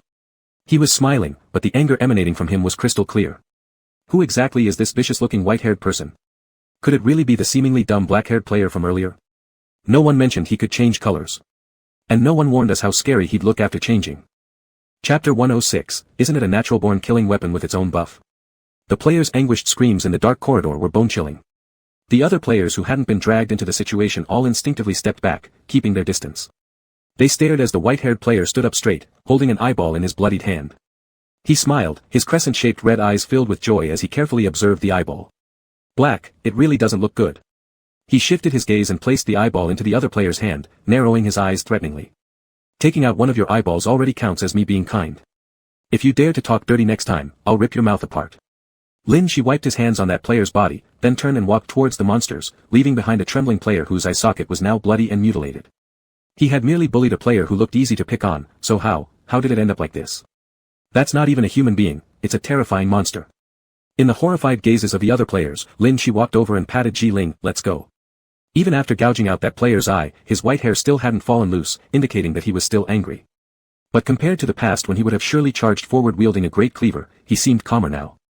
Walking down the foggy stairs, Lin Shi lifted his hand and brushed through his long white hair, glancing sideways at the large monster following him. He also wanted to wield his blade, but he remembered the doctor saying no killings were allowed in the hospital. This time, the players' identities were uniform within the dungeon, meaning they should ideally be united against the enemies and not kill each other, as the hospital rules prohibited mutual destruction. This time he'd barely let the bad-mouthed player go. Next time if they dared again, they shouldn't blame him for using weapons. Lin Shi touched Ji Ling's crawling hands. Don't be mad either. Ji Ling. He wasn't even mad. It was Lin Shi himself who was upset. Instead, Ji Ling raised his hand and stroked Lin Shi's long hair to calm him down. Just as the two were getting along well, an ill-timed cat's meow echoed in the hallway. Lin Shi turned his head and saw at the foot of the stairs, at the end of a corridor enveloped by black mist, sat a familiar cat unmoving, its green eyes reflecting Lin Shi's figure, creating a cold and uncomfortable feeling. Lin Shi ignored it and continued to walk down with Ji Ling, gradually approaching the cat blocking the staircase. The cat in the black mist slowly transitioned from squatting to standing. When Lin Shi stepped onto the next level corridor, the black cat immediately moved closer, attempting to approach, only to be kicked away with disdain by Lin Shi. He glared, don't pretend to be a cat, it doesn't suit you. The cat froze in place, moving its stiff limbs awkwardly, looking exceptionally eerie, forgetting even to wag its tail. It didn't get any closer but instead remained several steps away, emitting a meow sound. This floor's corridor was far darker than the previous level, dim and chilly. From the indiscernible corners, many pairs of green eyes gradually emerged, surrounding Lin Shi on all sides, motionless. They emitted meowing sounds, soft and elongated, yet somewhat hoarse, reverberating throughout the entire corridor. Among the unclear black mists, there were almost all strange shadows. Even in the corners where there seemed nothing just seconds ago, ghostly figures appeared upon the peripheral vision. Cats, all cats. No matter from whom they appeared, they all looked like cats, yet bizarrely unlike them. Faced with the encirclement from all directions, Lin Shi merely curved a smirk, the crimson glow in his narrow eyes intensifying as he grabbed the red axe that fell from the sky. If you're cats, then you aren't humans, right? So killing you won't violate the hospital's rules, right? Compared to the fear and panic displayed by other players, he was more excited. Those glowing red pupils shone brightly in this darkened corridor, emitting blood-like light that was scarier than those cats, carrying an extra chilling sense of murderous intent. In the black mist, the cat's fur stood on end, screaming before disappearing from the corridor, their jumping forms melting into the darkness. Lin Shi irritably threw aside the axe, curling a mocking smile. You can't even kill people, yet you try to block my way. Truly useless. Despite the cat's disappearance, the eerie sensation from the lingering stares in the corridor had not yet faded, coming from every direction. Lin Shi ignored it, dragging Ji Ling around this level to check out the hospital layout. The audience in the live streaming room saw Lin Shi scare off the cat, and they felt relieved. In the previous floor, the players had been blocked by the cats at the staircase, unable to advance or retreat. They were genuinely terrified of these not entirely cats, eerie creatures. Despite there being so many people, no one dared to approach them. Lin Shi was searching for something. Since the test results mentioned a few locations in the hospital, there should be corresponding abnormalities within the hospital. Cats, the calls of marine creatures, humans, mirrors, the feeling of not being on land, and the basement. When he woke up, he discovered that aside from the doctors and the players in this hospital, there were no extra patients in any of the numerous wards. Was there truly no sick person in this hospital? As for the mirrors, After wandering around for a while, Lin Shi dragged Ji Ling further down. Each private ward contained only a toilet like a jail cell where one could relieve themselves without any communal bathrooms or mirrors. Lin Shi inspected 2 floors, every single one looked exactly the same, empty wards, corridors, and those cats hiding in the dark, nothing else. And looking out the window, all they could see was an eerie dim haze with nothing clear, giving no hint as to what lay outside the hospital. After descending 3 levels, Lin Shi finally found the hospital's exit. This hospital building had 4 floors, but it lacked treatment rooms, a pharmacy, or toilets, just patient rooms. The entire building, apart from the players who had awakened, had not a single other figure present. Damn, it's so dark. Lin Shi stood by the entrance, gazing outwards. The black mist enveloped everything, blocking out all scenery. There was no rest area for the medical staff in this building, meaning there might be multiple buildings in this hospital complex, with the healthcare workers located elsewhere. But it was far too dark outside, making it highly likely to get lost if one went out. Lord Shi should look for a flashlight or a map. But Lord Shi just turned around everywhere and didn't find anything, not even a flashlight, let alone any extra items. All the wards were locked. Could it be that all players are destined to be stuck in this building with no way out except waiting for the doctor to come? That's way too passive. Forget about exploring outside, if something happens, no one would even know where to run.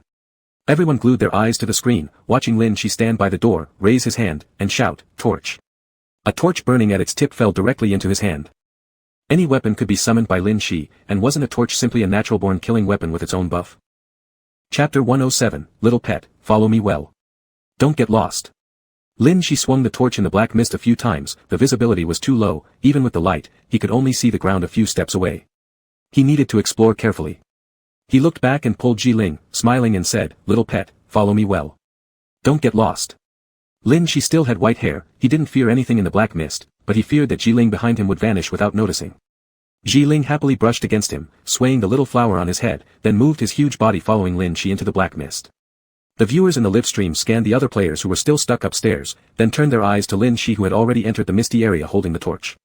They couldn't help but admire how brave Lin Shi was. This hospital was indeed scary, dark and gloomy, there was nothing there, which made it more terrifying than areas where monsters roamed.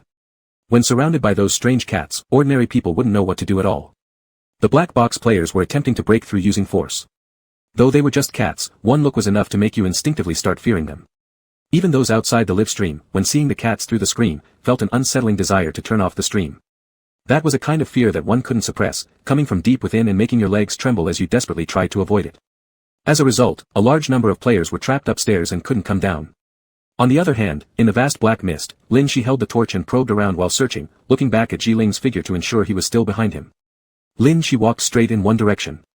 At first, there was nothing in sight, no reference points, making it feel like stepping on the spot. Whether moving forward or backward, it was all black mist, as if they would never reach the end. Normal people would be scared here, trying to go back but unable to see the path they came from. Lin Shi stood still for a few seconds, looking around. Then, he looked up at Ji Ling and pointed in a certain direction, asking, "Isn't there some sound over here?" Ji Ling nodded. "Seems like there are quite a few people. Let's go check." Lin Shi swung the torch in the mist and slowly ventured out. The two figures advanced, gradually able to discern some shapes in the mist, flower beds, fountains, benches, it seemed to be the rest area outside the hospital. Passing through this section, they finally saw a dim light shining in the vague darkness. Opposite the hospital stood the shadow of a small building. There were human voices and lights on inside. The warm yellow lights appeared hazy in the fog but gave a sense of comfort. That's it. Lin Shi advanced with the torch until reaching a position with lighting by the entrance, then extinguished it. Behind the narrow entrance lay a short corridor, far more inviting compared to the building where the patients resided. To the left after entering, there was a small room. Through the windows on the corridor walls, one could see the situation inside, monitor screens, a small sofa for resting, a wall adorned with many keys, a long table filled with books, and a person sitting on the sofa facing away from Lin Shi, watching the monitors. The monitor showed images, among which one grid revealed the players battling with the cats, the dark little park Lin Shi had just crossed, and also images of some other areas. There was no black mist in the images, there were people in many areas walking and bustling about normally, and even other patients could be seen. In contrast, the small building with some lighting where Lin Shi now was located seemed unrealistically cozy and natural amid the foggy surrounding hospital. Most importantly, on the other side of the window was someone present. Perhaps runaway patients shouldn't disturb the security guards. Lin Shi dragged Ji Ling and tiptoed past the window, deciding to sneak in. But Ji Ling's form was too massive, and the corridor leading to the entrance was extremely narrow. The consequence of Ji Ling squeezing through was the glass windows creaking loudly. The security guard inside turned around surprisedly, seeing the monstrous figure slowly passing by the window. The glass window swayed precariously. What the hell is this? The security guard angrily opened the nearby door and just bumped into Lin Shi, who was planning to sneak in, their eyes meeting awkwardly. How did you get here? The security guard looked at Lin Shi and then at the large monster behind him. Were you called to help? Lin Shi paused for a second and then nodded. Yes, exactly, I'm here to help. It seemed the security guard wasn't too surprised to see patients there. He simply pointed at Jiling, who was stuck in the corridor. He can't come in. Fully formed black box monsters must stay outside and are not allowed inside. Lin Shi paused, glancing back at Jiling struggling in the narrow hallway. Seemingly even if he wanted to squeeze in further, it would be impossible. Go out and wait for me. Lin Shi waved him off, beckoning Jiling to leave first. The security guard's words lingered on Lin Shi's mind. Fully formed black box monsters couldn't enter. Were there fully formed and non-fully formed black box monsters in this hospital? Moreover, the security guard showed no surprise at Jiling's existence, clearly accustomed to monsters being around. Struggling backward, Jiling finally squeezed out and positioned himself by the doorway, entirely blocking it with his massive form as he looked at Lin Shi anxiously. I'll be back soon, Lin Shi nodded, patting Jiling reassuringly before turning back to the security guard. I'm going in. The security guard didn't have much objection toward Lin Shi, just keeping an eye on Jiling outside while murmuring something under his breath before returning to his booth. Lin Shi kept looking back as he entered deeper into the lit building, but his focus remained firmly on Jiling outside. Turning past a short corridor, he found a group of patients sitting on the corridor floor, all dressed in hospital gowns. This corridor was significantly brighter, decorated with hospital promotional posters and some colorful, peculiar paintings. Some figures moved while others sat still, creating a somewhat lively yet eerie atmosphere. Slowing his steps, Lin Shi passed by the seated patients, who appeared lifeless, lined up on long benches, motionless like statues. As Lin Shi slowly moved past, the patients suddenly raised their heads, their eyes locking onto him, watching him intently. In response to the sudden stares, Lin Shi smiled and casually warned them, keep staring and I'll gouge your eyes out. Slowly, the patients shifted their gazes away, looking elsewhere and no longer paying attention to Lin Shi. Apparently, they understood human language. Continuing forward, Lin Shi walked between rows of patients when he faintly heard a soft sound near his ear. It sounded like cicada chirps, weak but coming from every direction. Lin Shi suddenly stopped and turned to look at the motionless patients beside him. It was coming from them. From within their bodies came a noisy buzz of cicada sounds. Approaching one patient closer to confirm the noise, the patient remained unresponsive to Lin Shi's proximity, just sitting there dumbly. Suddenly, another voice spoke nearby, don't touch them. They're in the cocoon stage, and they dissolve easily. However, it was too late. Lin Shi had already touched the patient's head. With just that light touch, the face before him abruptly melted and dropped to the ground, becoming a puddle of liquid. Chapter 108, Pain. Equals love. Lin Shi silently stared at the patient on the ground who had melted away. Between the blue-white hospital gown, black liquid flowed out, and it seemed as if something inside was wriggling and struggling, then stopped moving entirely after a few seconds. A doctor quickly walked over, pulled Lin Shi aside, and frowned, saying, I've already told you not to touch. Now another subject for observation is gone. This doctor looked similar to the one who had handed Lin Shi the test results earlier but wore a black gown. He narrowed his eyes, studying Lin Shi up and down before asking, you look unfamiliar. Are you here from the next ward to help? Lin Shi nodded with a bright smile, but his blood-red eyes held no trace of human resemblance. No wonder you're so clueless, sighed the doctor in the black gown. Well, we need people anyway. Come with me. He ignored the patient who had melted into the floor and beckoned Lin Shi to follow him deeper inside. The structure of this hospital was somewhat similar to the one where Lin Shi had awakened, but most of the wards had been merged and repurposed as other rooms. Some were filled with bottles and jars, while others housed machines that Lin Shi couldn't comprehend. The doctor in the black gown led Lin Shi to a door marked Experiment Room 1 and gestured inside. These are all patients that failed to meet the criteria. You need to help them improve until they pass inspection.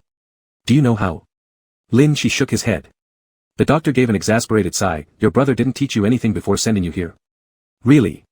He stepped into the small room where mechanical circuits crisscrossed everywhere. In the center stood a large machine next to an odd-looking bed equipped with various types of restraints meant for binding someone down. Additionally, in the corner of the room sat 4 or 5 emotionless patients. The black-clad doctor coldly ordered them, come and lie down. One by one, the patients rose stiffly from their corners and lay down unsteadily on the strange bed. The doctor efficiently strapped each one tightly onto the bed.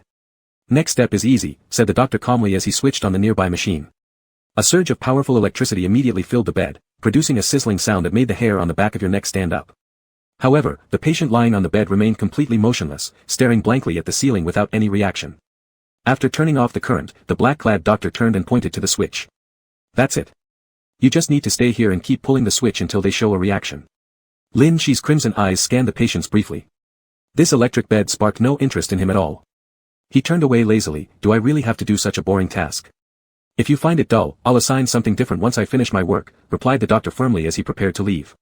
Just before going, however, he asked Lin Shi, do you know the purpose behind making them go through this process? Lin Shi shook his head again. Another sigh escaped the black-clad doctor. Your brother sent you here. He trailed off, then resignedly added, if your brother assigned you, there must be some reason. Pushing his glasses up his nose, he stated matter-of-factly, we want the patients to experience love. With love as a stimulant, they can more quickly enter the cocoon phase. With that, he left, leaving Lin Shi alone in the room. Love? Lin Shi turned around, gripping the switch and pulled it. The bed buzzed violently with currents coursing through it, but the patient still showed no reaction. However, after flipping the switch a few times, a flicker of satisfaction appeared on the face of the patient, replacing their former expressionless demeanor. Satisfied. So happy. I'm so happy. His face distorted unnaturally, yet emitted sounds full of fulfillment. Lin Shi knew very well that intense electrical stimulation usually only causes pain, yet this person felt satisfied, even calling it love. Pain equates to love. For a moment, Lin Shi paused, flashes of memories from previous scenarios filling his mind, Xia Yan caressing her throat which had been tightly pinched by fingers, smiling contentedly and labeling it as her mother's love. Was Xia Yan's mother most likely a black box monster, which led Xia Yan, raised by that kind of creature, to develop twisted cognition, thus explaining why she called such actions love? While Lin Shi was lost in thought, the buzzing noise beside him snapped him back to reality. When he glanced back at the bed, the person was already unconscious, white-eyed, devoid of life. Forget entering the cocoon stage, the individual was now completely charred. Ah! Lin Shi paused for a few seconds, then immediately abandoned the machine and the patient on the bed, turning around and hurrying away. If he was found by the black-gowned doctor soon, there might not be a fight, but getting kicked out and denied re-entry would definitely happen. He had to quickly search this place before the doctor noticed anything. The live stream viewers could clearly see Lin Shi abandoning the mess and bolting off at lightning speed, avoiding the direction where the black-gowned doctor had left earlier, and heading toward another side instead. The interior of this hospital building was vastly different from the previous one. The corridors were packed with patients, bright lights casting over every single blank-faced individual. Most importantly, there was no black mist here, and no cat either. Outside the windows, it remained pitch black, with visibility reduced to zero, yet the black mist did not seep in. Lin Shi hurriedly glanced into all the rooms as he passed through the corridor. Based on his memory from when he woke up in the other building, he headed upstairs toward the 4th floor, where the players had awakened. Along the way, Lin Shi encountered numerous patients. Some sat motionless, while others were crazily smashing their heads against walls, laughing maniacally despite bleeding profusely from their injuries. Even worse, some patients were stabbing each other with scalpels, neither dodging nor retreating. They grinned vacantly as blood poured from gaping wounds all over their bodies. The live-stream audience watched in shivers, while Lin Shi remained composed. Tilting his head, he nimbly dodged splashing blood, swiftly slipping past them. At the stairwell corner, a giggling patient blocked Lin Shi's path. The patient clutched a scalpel, smiling dumbly as he stared at Lin Shi and said, You're so cute, won't you let me help you obtain love? Before Lin Shi could respond, the patient lunged forward suddenly. Lin Shi grabbed the incoming knife with ease and deftly countered, the sharp blade piercing straight into the attacker's eye socket. A gush of blood spurted out. After sidestepping the spray of blood, Lin Shi swiftly maneuvered around the patient and ascended upward without looking back, his movements precise and clean. The patient who'd been stabbed in the eye fell onto the ground, his face drenched in streaming blood. Pulling the scalpel, and his eyeball, out of his socket, he gripped it tightly, ecstatic excitement evident on his face. Suddenly, an ear-piercing cicada-like noise erupted from his body. In a frenzied voice, he exclaimed, He must love me. He loves me so much. Chapter 109, Not knowing what happened, but keep smiling for now. Lin Shi didn't know what had happened below, but he quickly arrived at the 4th floor. The other 3 floors were crowded with many patients, but this one was unusually quiet, without a single sound, and the corridor lights were dimmer as well. While glancing around, he approached the door corresponding to his room and opened it with a clang. The room was completely empty, not resembling a hospital room at all. The most noticeable thing in the entire room was a small door on the ground in the corner of the wall. A secret passage door. But this is the 4th floor, where could this hidden passage lead? Lin Shi took a step forward, ready to take a look, when a chilling voice suddenly came from beside him, You killed my patient, and secretly came to the forbidden 4th floor. Looks like you're quite a disobedient patient. Lin Shi turned his head and saw Dr. He standing there silently without any warning signs. Should I send you down, or will you go yourself? Dr. He stood there with his hands in his pockets, expressionless and stared at Lin Shi. If you go down willingly, I can still overlook this for your brother's sake and pretend that I haven't seen anything. Lin Shi smiled slightly and innocently shrugged, I just got lost. I didn't know this place was off limits at all. I just got here. Then go down. Dr. He looked straight into Lin Shi's eyes, watching him close the door obediently before slowly descending the stairs leading down from the 4th floor. When they reached the stairwell on the third floor, the patient whose eye Lin Shi had stabbed with a surgical knife was holding a scalpel, looking at Lin Shi expectantly with great excitement. "Thank you so much for liking me. I'll come see you again tomorrow." Lin Shi. Not knowing what happened, he decided to maintain a smile for now. After being caught by Dr. He, Lin Shi was directly escorted down to the first floor. Dr. He, annoyed, pointed at the main gate of the hospital. "Go back and let your brother properly teach you. Come again tomorrow, and if you cause me trouble again tomorrow, then don't bother coming back here." Upon arriving, Lin Shi immediately electrocuted a patient in the electric bed after encountering a silken period patient, and unknowingly attracted a one-eyed patient. Then, he secretly went up to the fourth floor. How long did the doctor leave him alone? It was only about 10 minutes, yet Lin Shi had already caused him plenty of problems. "Tomorrow, I'll try not to cause you trouble," Lin Shi said, still smirking. His bright red eyes sparkled with excitement, showing no signs of behaving properly. "Hurry up and get out." Dr. He waved his hand and dismissed Lin Shi. Although Lin Shi gained little from the trip, he also didn't want to sour relations with the doctors just yet. It seemed the doctors from both wards knew each other, and if one was angered, the other wouldn't ignore it. Despite their stern appearance, these two doctors had unexpectedly good tempers and could be further tested. Lin Shi was leaving the ward slowly, passing through the row of patients in the corridor when he suddenly stopped and tilted his gaze towards the listless patients. Survey question 3, have you ever seen something in the hospital that wasn't human? Lin Shi had multiple answers right now: cats, the doctors, and then these patients who clearly weren't human. However, the question about the cat seemed different, suggesting that seeing cats might hold a unique significance to the doctors rather than simply what the players understood. He stepped over the patients and returned to the entrance of the ward, where Ling stood blocking the way, and outside were some voices from players. "We barely managed to find this place, but why is it blocking us from going inside? Damn, really annoying. Right now, we're hesitant to explore other places because everywhere's covered in black mist. We fear getting lost, but this place isn't letting us in either. Isn't its owner not around? Should we try forcibly moving it?" "You're crazy. Haven't you heard what its mad dog master does? I would never dare. Besides, even though it seems pretty calm, it's still some kind of monster." "That makes sense." Thinking of how Lin Shi casually dug out eyeballs while laughing brought chills down everyone's spines. Ling didn't pay any attention to the presence of the players and ignored them. Coiled at the entrance of the small hospital building, she kept watchful eyes toward the corridor inside. After waiting for a while, she finally saw Lin Shi emerge safely. Only then did she move away from the entrance, reassured. The outside players cheered in delight. "Hey hey. It moved aside. Let's hurry inside. Even though we don't know why, stepping aside is a good sign. Let's go." Several players hurriedly prepared to enter the small hospital building. The lighting here was warm and inviting, with some voices and strange little sounds coming from inside, making them feel this place was particularly safe. For the players who had struggled through the black mist to get here, they were eager to enter. The players quickly squeezed into the narrow corridor. Just as they were about to walk further in, they collided head-on with Lin Shi, who was coming out of the corridor. Happening to be there earlier was the man whose eye Lin Shi had gouged out. Upon seeing Lin Shi, he immediately stepped aside to make room, bowing his head to avoid eye contact. Lin Shi ignored the players and rushed straight towards the door.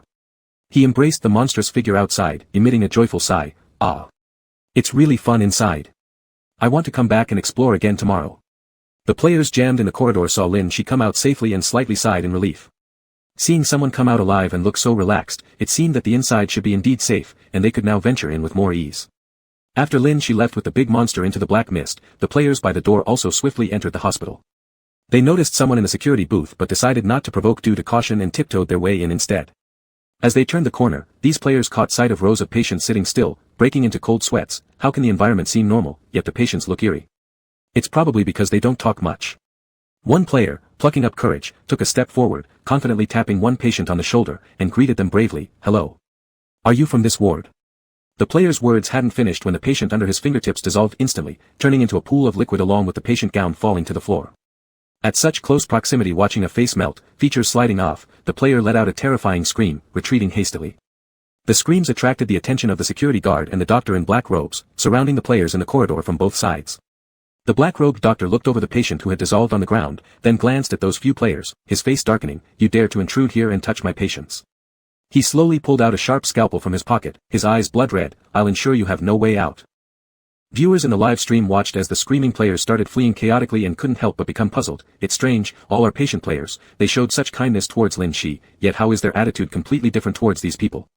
All sneaked in secretly, and all touched those patients, but the reactions of the security guard and the black-robed doctor were inconsistent. It seemed like there was something unique about Lin Shi compared to these other players. Chapter 110, Hee Hee. Do you want to receive love? After the players in the little ward erupted in screams and began fleeing, the black-robed doctor and the security guards began chasing them around the hospital. The scenes of panic and fear allowed the live stream audience to clearly feel that this instance was dangerous. When Lin Shi entered, it seemed overly peaceful. He even got along well with the monsters, which made people somewhat doubt the danger level of this instance.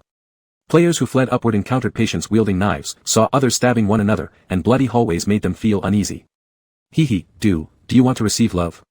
The delirious patient approached the players, emitting a strange laugh.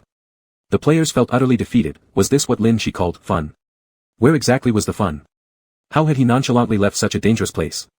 The live stream viewers redirected their attention back to Lin Shi, who was holding a torch in the black mist while examining his surroundings, still without plans to return to his ward. As he walked on, Lin Shi suddenly caught an unusual sound from the shadows. It sounded like waves. He held his breath and listened carefully, his gaze slowly dropping to his feet. The sound of waves came from beneath the floor, as if beneath this level lay surging tides. Lin Shi squatted down and touched the cold, hard, and steady floor. There was no shaking at all. It was indeed solid ground, but the sound of seawater could be clearly heard. After thinking for a moment, Lin Shi stood up and raised his hand, hammer. A large red hammer instantly appeared in his palm, and without hesitation, he began smashing at the ground with it. If there was water underneath the floor, then the hospital wasn't built on land. The heavy, resounding thuds vibrated through the ground. One powerful swing of the enormous iron hammer created small cracks, revealing stubborn cement underneath with not a single trace of moisture. With such a clear sound, the seawater should have been very close to the surface.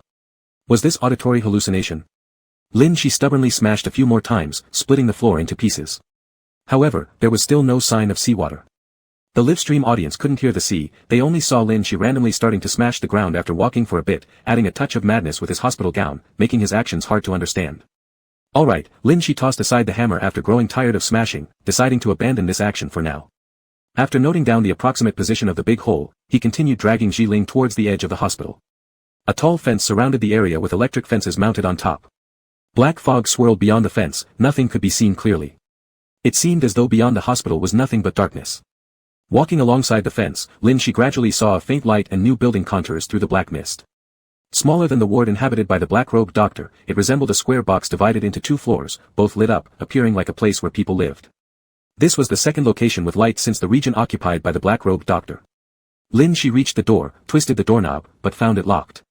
Through the small window, the first floor seemed to be a workstation, filled with many medicine bottles and some manuscripts. Another window showed warehouses with boxes and a staircase leading upwards. Since the door wouldn't budge, Lin Shi examined the windows. The first floor windows were also locked and unopenable. Lift me up to check, Lin Shi patted Ji Ling, pointing at the second floor window. Ji Ling's body was large, lifting his hands easily sent Lin Shi upstairs. He hoisted Lin Shi up to the second floor window. As Lin Shi anticipated, this height was generally unreachable for normal players, so the second floor windows were less cautious and unlocked. Lin Shi quietly opened the window and stealthily climbed in. The room glowed warmly with soft lighting. The layout looked like a small living room with a kitchen, TV, sofa, and table, a proper human habitation. Next to the small living room was another door, behind which trickling water sounds could be heard. Lin Shi lightly walked around the house. On the table, he discovered a photograph, a portrait of 2 people. One side was the white-coated doctor, the other was the black-coated doctor. The brothers posing together seemed quite happy. Lin Shi quickly turned his head inside the room and noticed a bit of disharmony. Though the photo showed 2 people together, the room's arrangement bore the traces of just one person's life. There was only one cup, and the sofa was a single-seater. Judging from the black-robed doctor's frequent mentions of brother, it seemed that the 2 brothers shared a good relationship and only lived apart. After checking out the small living room, Lin Shi then tiptoed over and grasped the doorknob of the adjacent door, pressing his ear against it to listen. From inside, there was an incessant sound of running water, as if something were moving. He slowly turned the doorknob, opening the door with the softest noise possible, before cautiously peeking into the room. It was a bedroom. Inside, there was a bed along with some simple furniture, and in the open wardrobe hung men's clothes.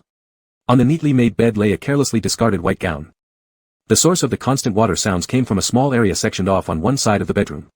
Behind the frosted glass glowing with light stood a human figure, while splashes of water continued to hit the floor. Someone was taking a shower. Lin Shi had roughly pieced together that this was the residence of the white-coated doctor. He neither lived in the asylum with the players nor with the black-robed doctor but rather alone in this little house next to the hospital wing. The live stream viewers simply watched as Lin Shi sneaked around the room, eventually directing his attention toward the test sheet sitting on the bedside table. This test sheet was different from the ones filled out by the players. It bore handwritten annotations by the white-coated doctor. As Lin Shi picked up the test sheet, ready to inspect it, the sound of water from the bathroom abruptly ceased, followed by the noise of someone moving, indicating that they would soon emerge. Those in the live stream held their breath as Lin Shi circled the room, trying to find a good place to hide. However, the room was too sparsely furnished, lacking additional furniture or any space large enough to conceal someone of his size. With a squeak, the doorknob turned and opened just as Lin Shi rolled across the floor, diving under the bed. Steamy mist slowly wafted out of the bathroom, revealing the white-coated doctor, wrapped only in a towel. Fresh from his shower, water droplets were clearly visible on his body. Water dripped from his black hair, dampening the towel around his waist. His attractive waistline caused a collective scream among the live stream audience, some were drooling, others laughing stupidly. Unaware of the extra presence in the room, the white-coated doctor merely dried his hair with a towel before stepping towards the bed and loosening the towel around his waist. Instantaneously, the live stream erupted in shrill screams, and a flurry of comments flooded the screen so fast it almost obscured everything. Chapter 111, there are actually 2 of these special monsters. This would likely be the liveliest and most explosive live stream tonight. The moment with the most chat messages in the entire stream happened right now, with many viewers yelling, "Stop spamming. I want to see. You're covering up the screen with your messages. That applies to you too. I also want to see. Damn it, my recording only captured the chat. Ah. Is this what I expected to see from a horror game? Is this what I deserve for staying up late at night watching Shishin's live broadcast? Exciting, love it, watch more." Lin Shi had no idea that the chat had undergone such a drastic change. He was simply crouched under the bed, paying attention to the movements outside. He saw the doctor in the white coat drop the bathrobe and then step into the pajama pants. It seemed like the doctor hadn't noticed him yet, so Lin Shi relaxed a little and picked up the test form to check its contents. The questions on the test form were the same as those the doctor had given to the players. Each question remained unchanged, however, beneath each one, the doctor had marked specific annotations. Did you see a cat in the hospital? Mild erosion. Did you hear whales calling in the night sky? No erosion. Have you seen entities other than humans in the hospital? No erosion. Did you see yourself in the mirror? Erosion. Do you feel you're not on land? No erosion. Did you see a basement in the hospital? Abnormal. After reviewing the content, Lin Shi could roughly figure out that this was the standard by which the doctor judged the correct answers. However, he couldn't determine what kind of answers would result in the noted judgments.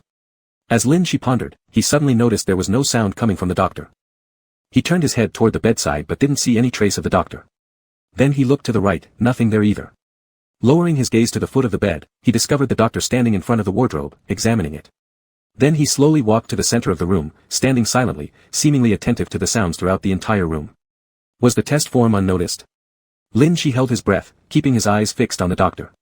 After standing still in the middle of the room for a while, the doctor came back to the side of the bed.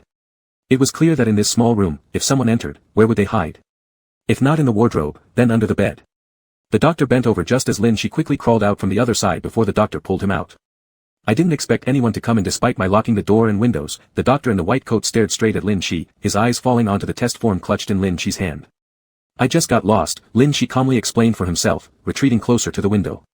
If the doctor were to cause trouble, Lin Shi would jump out of the window to escape since the doctor couldn't do anything to him anyway. Lost your way all the way to under my bed, and you've got my test form. The doctor couldn't help but laugh, so you're really lost. It seemed he didn't care much about Lin Shi's appearance and simply gestured, give me my test form back. I'll pretend I didn't see you sneaking in. These 2 guys were actually pretty reasonable. Every time they found Lin Shi causing trouble, they let it slide. Lin Shi extended his hand and handed over the test form. He'd already remembered most of the content, so giving it back to the doctor was fine. One person was on one side of the bed, the other on the opposite side. When the doctor reached over to grab the test form, he suddenly paused and grabbed Lin Shi's wrist, yanking him onto the bed. This sudden action left Lin Shi without anything to hold on to stabilize himself, causing him to stumble and fall directly into the blankets. He was rather confused. This doctor clearly showed no hostility, so why the sudden pull? When he looked up, he saw the doctor leaning down towards him. Once again, sharp screams erupted in the live stream chat, filled with excitement. But the doctor merely sniffed Lin Shi and frowned, were you at my brother's place? Lin Shi grinned, how did you know? Could the doctor smell the scent of his younger brother on him? I naturally have my ways of telling. The doctor stood upright and looked Lin Shi up and down, red eyes, I remember you being a player. No wonder you went to my brother and came out alive. You seem different from ordinary players. Lin Shi narrowed his blood-red eyes, if the rules allowed, I could clear out that annoying hospital. Of course, I'm different from other players. Unfortunately, the rules don't allow it. The doctor looked down, fixing his unwavering gaze on Lin Shi lying on the bed. It's rare to see someone with red eyes as calm as you are. You're indeed special. I think we can perhaps adjust our stiff relationship a little. He bent down, folded the test form neatly, and shoved it into Lin Shi's hand. Consider this a gift for improving our relationship. How does that sound? Lin Shi didn't understand why he suddenly wanted to patch things up, but it seemed the doctor had his own goals, not entirely controlled by the black box or the dungeon, which reminded him of Gu Ximing. Perhaps many black box monsters had their own thoughts and weren't completely puppets of the black box. Just as Lin Shi was about to ask, there came a loud thud from the window outside. Raising his head, Lin Shi saw Ji Ling poking half of his head out from the window, his red eyes staring deeply at the two people inside the room, filled with resentment hidden in the black fog. His gaze carried an oppressive air. How could it be that when Lin Shi wasn't watching for a moment, he already ended up lying on the other person's bed? The two even seemed close, whispering something secretly. What is? The doctor raised his head and stared at the creature outside the window. How had he never seen such a monster in this hospital before? This is my Ji Ling. Lin Shi scrambled up briskly and introduced as he opened the window, this one is with me. As soon as the window was open, Ji Ling stretched out his hand, attempting to pull Lin Shi through the window, unwilling to let him stay in the room. Lin Shi clung tightly to the window frame, struggling with difficulty. Wait, I haven't finished my conversation yet. The doctor watched the two closely. You two really have a great relationship. It's quite surprising that there are actually two of these special monsters appearing together in the hospital. He turned around and walked toward the desk, taking out paper and pen from the drawer. He began writing something under the light, then folded the paper and put it into an envelope, handing it to Lin Shi. If you go to my brother again next time, he will definitely realize you snuck in without permission. But if you give him this letter tomorrow, he'll trust you. Lin Shi accepted the envelope curiously. Why don't you tell him yourself? Did you guys fight? The doctor shook his head. I can't reach him. He helplessly curled his lips into a slight smile. In this black fog, I've never been able to find the ward where he resides. It's been years since I last saw him. Chapter 112, Monster or Human. Lin Shi turned her gaze to the thick fog outside the window, but the psychiatric ward was just a few meters away. If one followed the black mist, they would see the bustling lights and hear the noisy patients. The doctor must not have gotten lost. Perhaps it's the influence of the black box, preventing them from meeting. This might be the reason why the doctor was willing to proactively build a relationship with him. Lin Shi tucked the envelope in his hand securely and nodded. All right then, I'll find your younger brother with this letter tomorrow. Is there anything you want me to convey to him? The white-coated doctor shook his head. No, once he reads the letter, everything will be clear. There's no need for me to say more. After saying that, the white-coated doctor crossed his arms and gazed at Lin Shi standing by the window, narrowing his eyes slightly. If I receive my brother's reply, I'll reveal a little about the secrets of this game world, a secret normal players absolutely can't know after clearing it. Lin Shi became interested and made an oath earnestly. Don't worry, I'll definitely bring your brother's reply back tomorrow. As the white-coated doctor watched Lin Shi turn and step onto the window frame, waving to him before leaping down, his white figure disappeared into the mist. The doctor quickly moved to the window and saw Lin Shi being caught by the monster that had come with him earlier. Their two pairs of red eyes stood out particularly vividly in the black mist, bright as blood moons, yet calm and composed. The massive silhouette carrying the small player left, disappearing into the black mist, leaving only the doctor alone at the window looking out at the fog. Monster or human? The white-coated doctor lowered his eyes deep in thought, gazing at the vast expanse of black mist outside the window.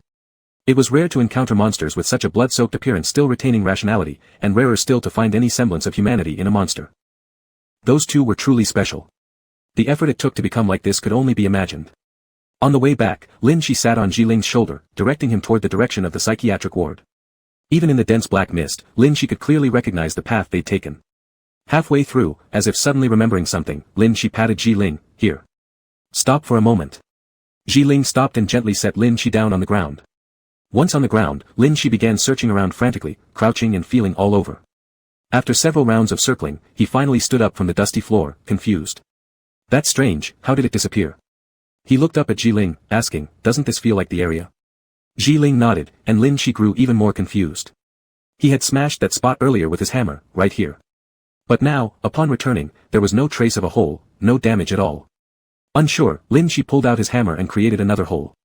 Only after confirming the position of the new hole did he feel at ease and pull Ji Ling along back.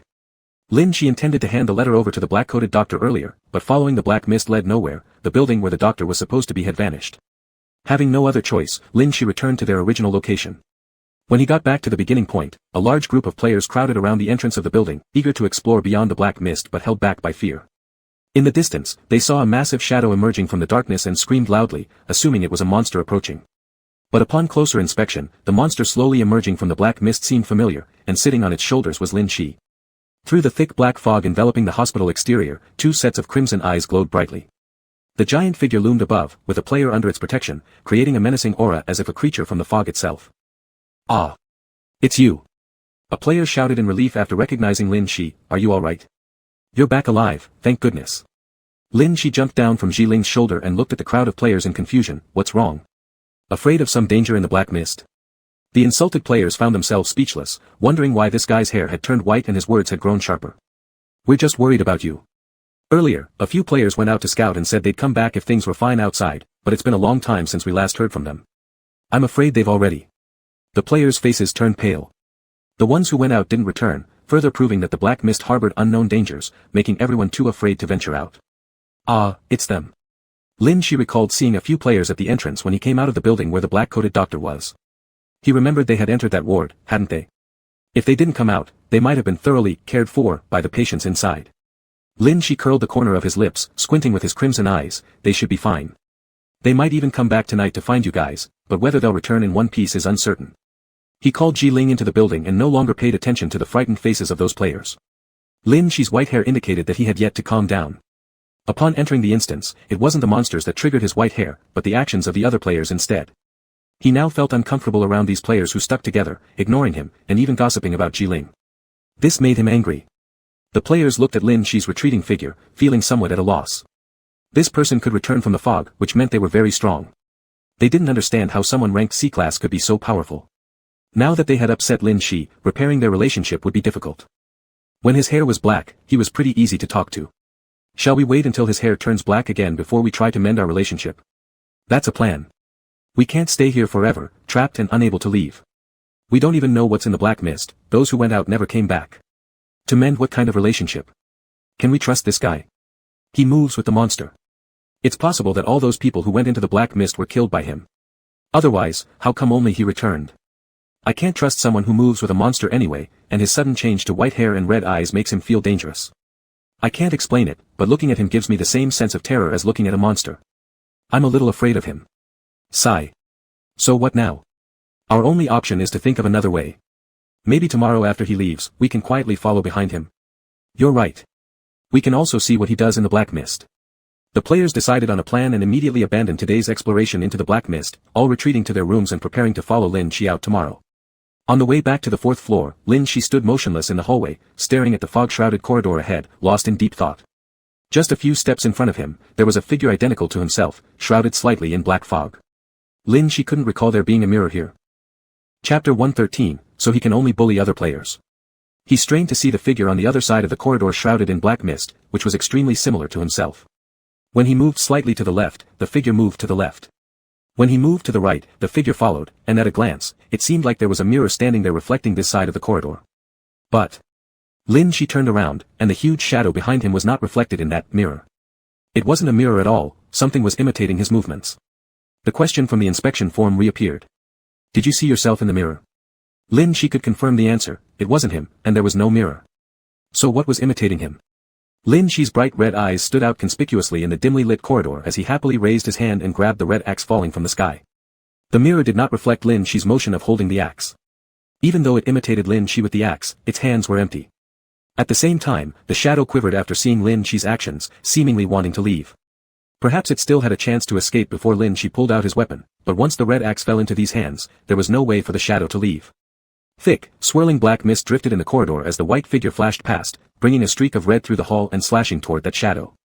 The axe blade missed its mark, and the shadow dodged aside, but the red glow quickly chased after, swift and fierce. The audience in the live stream couldn't clearly see what it was in the dim corridor. Faintly mimicking Lin Shi's outline but unclear due to constantly dodging attacks, the two shadows intertwined, making it hard to distinguish which one was Lin Shi. The opponent initially tried to counterattack Lin Shi, with clawed humanoid forms lunging at Lin Shi. But immediately afterward, it didn't stand a chance against Lin Shi under the fierce attacks of the red axe, and it could only dodge and flee. The more it fled, the more excited Lin Shi became, his fiery crimson eyes darting about ghostly in the darkness as he swung the axe toward the head of that person. An eerie cat's cry suddenly broke out in the quiet corridor, then the shadow was flung away, splashing blood everywhere. Lin Shi spun the red axe in his hand, smiling as he approached the shadow slowly losing its humanoid form. On the ground lay a cat with its throat torn apart, gasping heavily, its green eyes gradually losing focus. Ah, so it was you. Lin Shi sheathed the axe, somewhat bored as he stood up, unsure how this thing disguised as a cat could also be disguised as a human. But whether a cat or a human, it seemed there was no attack method that worked against Lin Shi, just a quick slash ended its life, leaving it lying on the ground bleeding. Boring, Lin Shi clapped his hands, turned around, went back to Jiling without glancing at the strange dead creature on the ground, and walked upstairs. Only the viewers in the live stream could clearly see that the cat-like creature on the ground dissolved into a pool of liquid upon death, then merged into the black fog and vanished completely from the corridor without a trace. Viewers stared wide-eyed at their screens. The dead cat fused into the black fog. To think both cats and shadows always hid in the black fog showing only an outline, they may not have been what the players thought. But they were killed quickly by God She anyway. We don't know if this act posed any threat. You shouldn't judge the danger of the dungeon based on She God alone. Just look at what the other players are dealing with. Inside this building, all players resided on the 4th floor. Climbing up from the stairs to reach the 4th floor required passing many levels, and naturally, the players who went upstairs later also encountered the mirror-like scene on one of the levels. Isn't that a mirror over there? One player noticed the abnormality as soon as he climbed upstairs, pointing at a vaguely seen cluster of shadows in the distance. Isn't that what the inspection sheet mentioned? They peered ahead, and the distant figures moved along perfectly in sync, without any flaws. Sure enough, it's a mirror. But there was no mirror here before. This seems strange. The mirror is on the inspection form. It definitely isn't an ordinary mirror. Seeing the mirror allows us to answer the question on the inspection form. If it's not an ordinary mirror, should we go check it out? No, it looks dangerous. It's just a mirror anyway.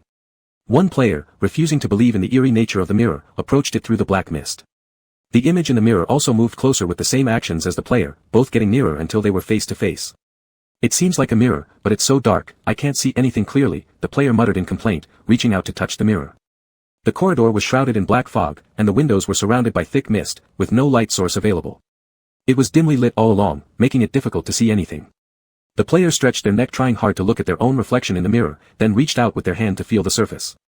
But instead of touching the cool, smooth surface of the mirror, their fingertips brushed against something that felt eerily like skin. The player froze, glancing down at where they had touched what should have been the mirror's surface. But instead of a mirror, there was tangible matter beneath their fingers. There wasn't even a mirror here. Then who or what was standing in front of them? The player's breath quickened as they stiffly raised their head, and some of the surrounding black mist dissipated slightly. What the player saw was not their own face, but rather, a cat's face. Staring into each other's eyes, the cat suddenly opened its mouth wide, sinking its teeth deep into the player's skull. There was no scream, no splash of blood, only the player's head dispersing like mist from their neck. Hey! What happened? Is that really a mirror? A player still standing at the stairs shouted up, the darkness preventing them from seeing clearly what had just transpired. After shouting, someone began walking slowly back towards the group, seemingly returning after investigating the situation. Why doesn't he say anything? That's terrifying. The rest of the players watched as he came back and murmured anxiously while ascending the stairs, asking those left behind, how about it? Was it a real mirror? No issues, right? As they asked questions, they gradually got closer to the figure returning. Once near enough, the player at the front abruptly stopped, gasping for air as his body went rigid. It wasn't human. Instead, it was a man-like figure with a cat face, pushing a body without a head. His green eyes emitted an unsettling glow in the gloom. With a chilling scream from one of the players, the crowd quickly realized something was amiss and started screaming in terror as they scattered and fled in panic. The live stream viewers sighed. This cat, having suffered a setback at the hands of Lin Shi, could now only go around bullying other players. Chapter 114, Is There Food to Eat? Chaos reigned on the floors below the 4th level, as players scattered and fled. Even in the dimly lit corridors, encountering another figure brought more fear than relief, with the possibility that one of them could be a monster. Amidst the chaotic instance, only Lin Shi had safely returned to the 4th floor, retreating into his small room. After stepping inside, he stood still for a few seconds, then furrowed his brow in thought. It seems this hospital doesn't provide food. He'd entered the dungeon in the middle of the night without preparing any snacks for himself. But luckily, he didn't feel hungry at all. Forget it, let's just go to sleep. Lin Shi pulled the blanket from the bed intending to crawl under it, but before he could fully move, Jiling had already wrapped him up in the blanket and gently laid him down on the bed. He squirmed around a bit but couldn't break free, so he closed his eyes and surrendered to sleep, his face peaceful despite the shrill screams coming from other players outside. Meanwhile, other players who had been running for their lives retreated back into their rooms, trembling with fear and not daring to leave again. That night, most of the other players were too anxious to fall asleep, but Lin Shi slept soundly in Jiling's embrace. As he drifted off, his originally silver hair gradually turned back to its natural black color. As dawn approached, many viewers in the live streaming room, who had left their recordings on while they slept, woke up refreshed and handed over their viewing shifts to new batches of people tuning in. All of them had slept fitfully through the night. When they opened their eyes, they discovered that Shishin had quietly entered the dungeon sometime late last night. However, because many fans regularly recorded Lin Shi's streams, none of last night's events were missed. They diligently reviewed others' recordings, especially scrutinizing once more the scene set inside the white-coated doctor's room.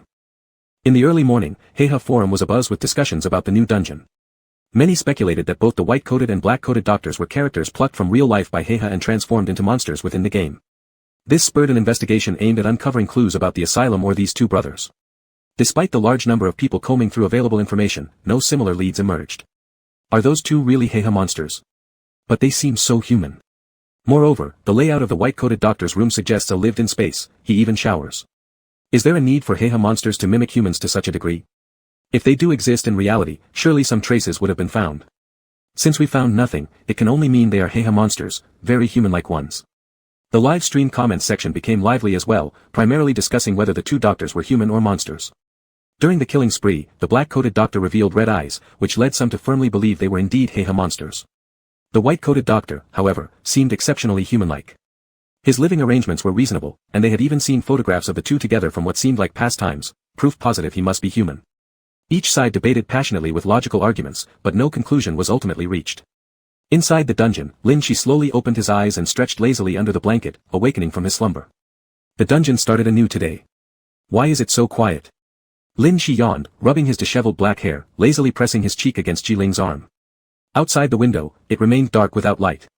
Inside the room, it was pitch black, combined with the complete absence of any sound from outside, creating the illusion that after sleeping for a long time, he had woken up in the middle of the night once again. Still groggy, he rested his head against Jiling's arm for a nap, his jet-black long hair cascading to the ground, where it was gently picked up by Jiling's fingers. Footsteps echoed along the corridor outside the door, ascending from the staircase, likely belonging to the white-coated doctor. Lin Shi peeked toward the direction of the sound, yawning as he got up and washed his face using the water from the sink provided in the small room. Consecutive knocks came from the outside, confirming that it was indeed the white-coated doctor delivering test orders to each room. When the knocking reached Lin Shi's door, he quickly went to open it. The white-coated doctor stood outside. Glancing at Lin Shi, whose hair had reverted to black, he paused briefly and passed over the test order, reminding him, if you enter in this form today, make sure to avoid the security guard at the entrance. He may pose a danger to you. Okay. Lin Shi nodded obediently, though uncertain if the security guard truly presented a threat. After accepting the test order, he asked curiously, is there food? The white-coated doctor responded indifferently, here, people don't feel hunger. Lin Shi nodded but added firmly, but I want to eat. The white-coated doctor fell silent for a second. You can come to my place for food after delivering the letter to my younger brother and coming back. Lin Shi also recalled that there seemed to be a kitchen in his home. In this world with black mist, that room still had traces of normal human life. I understand. Lin Shi nodded, taking the test order back into the room to begin today's testing. Though yesterday was short, a great deal of information was gained. Lin Shi could already confirm answers to several questions on the test order. Firstly, there were no cats in the hospital. Those things weren't cats at all. However, he didn't know if any marine creatures' calls could be heard in the night sky. Since he went to sleep early, he didn't hear anything and assumed it wasn't so, writing no. Additionally, there were other things existing in the hospital besides humans, and there were no mirrors around. As for whether they were on land, Lin Shi remembered the sound of waves he'd heard, as well as the pit that kept vanishing despite repeated efforts to open it. He filled in no, not entirely sure about the answer. Lastly, regarding the basement, he hadn't seen one in his own ward but had noticed a hidden underground door on the 4th floor in the black coat doctor's ward. So he assumed that there was indeed a basement. After hastily finishing the test order, Lin Shi rushed to the door and handed the form over to the doctor. There was no sign of other players in the corridor outside today. Everyone was quietly holed up in their rooms while only the doctor was walking about. The white-coated doctor took the test order and skimmed through its contents before raising his head toward Lin Shi. Do you still have any medicine left from yesterday? Lin Shi nodded, since he never actually took it. The white-coated doctor put away the test order. You can take a pill when you're uncertain, and by the way. He eyed Lin Shi thoughtfully, did you really see the basement? Lin Shi nodded again. This made the white-coated doctor rather perplexed, so there really is a basement then. Lin Shi puzzled over it for a second but quickly recalled that the basement was in the ward managed by the black-coated doctor. The white-coated doctor had never been there, so it was perfectly normal for him to not have seen it. Well, we'll see each other later. The white-coated doctor finished what he had to do and turned to leave. Lin Shi tidied up and stepped out as well. The moment he walked out, all the doors down the corridor opened. Players cautiously peeked out from their rooms to look at the door where Lin Shi had exited, preparing to follow him according to the plan they had set last night. They were attacked by some unknown thing in the corridor last night, scattering in fear, and by assumption, quite a few should have died. But, for some reason, at first glance today, no one seemed to be missing. Chapter 115, in their minds, Lin Shi was like a psychiatric patient. People came out from every door on the 4th floor, and at first glance, no one appeared strange, as if last night's drama of players fleeing was all just a dream. The players all subtly noticed this abnormality. They were panicked in their hearts, but they didn't know which ones among them were the monsters hiding within the crowd. Everyone seemed perfectly normal.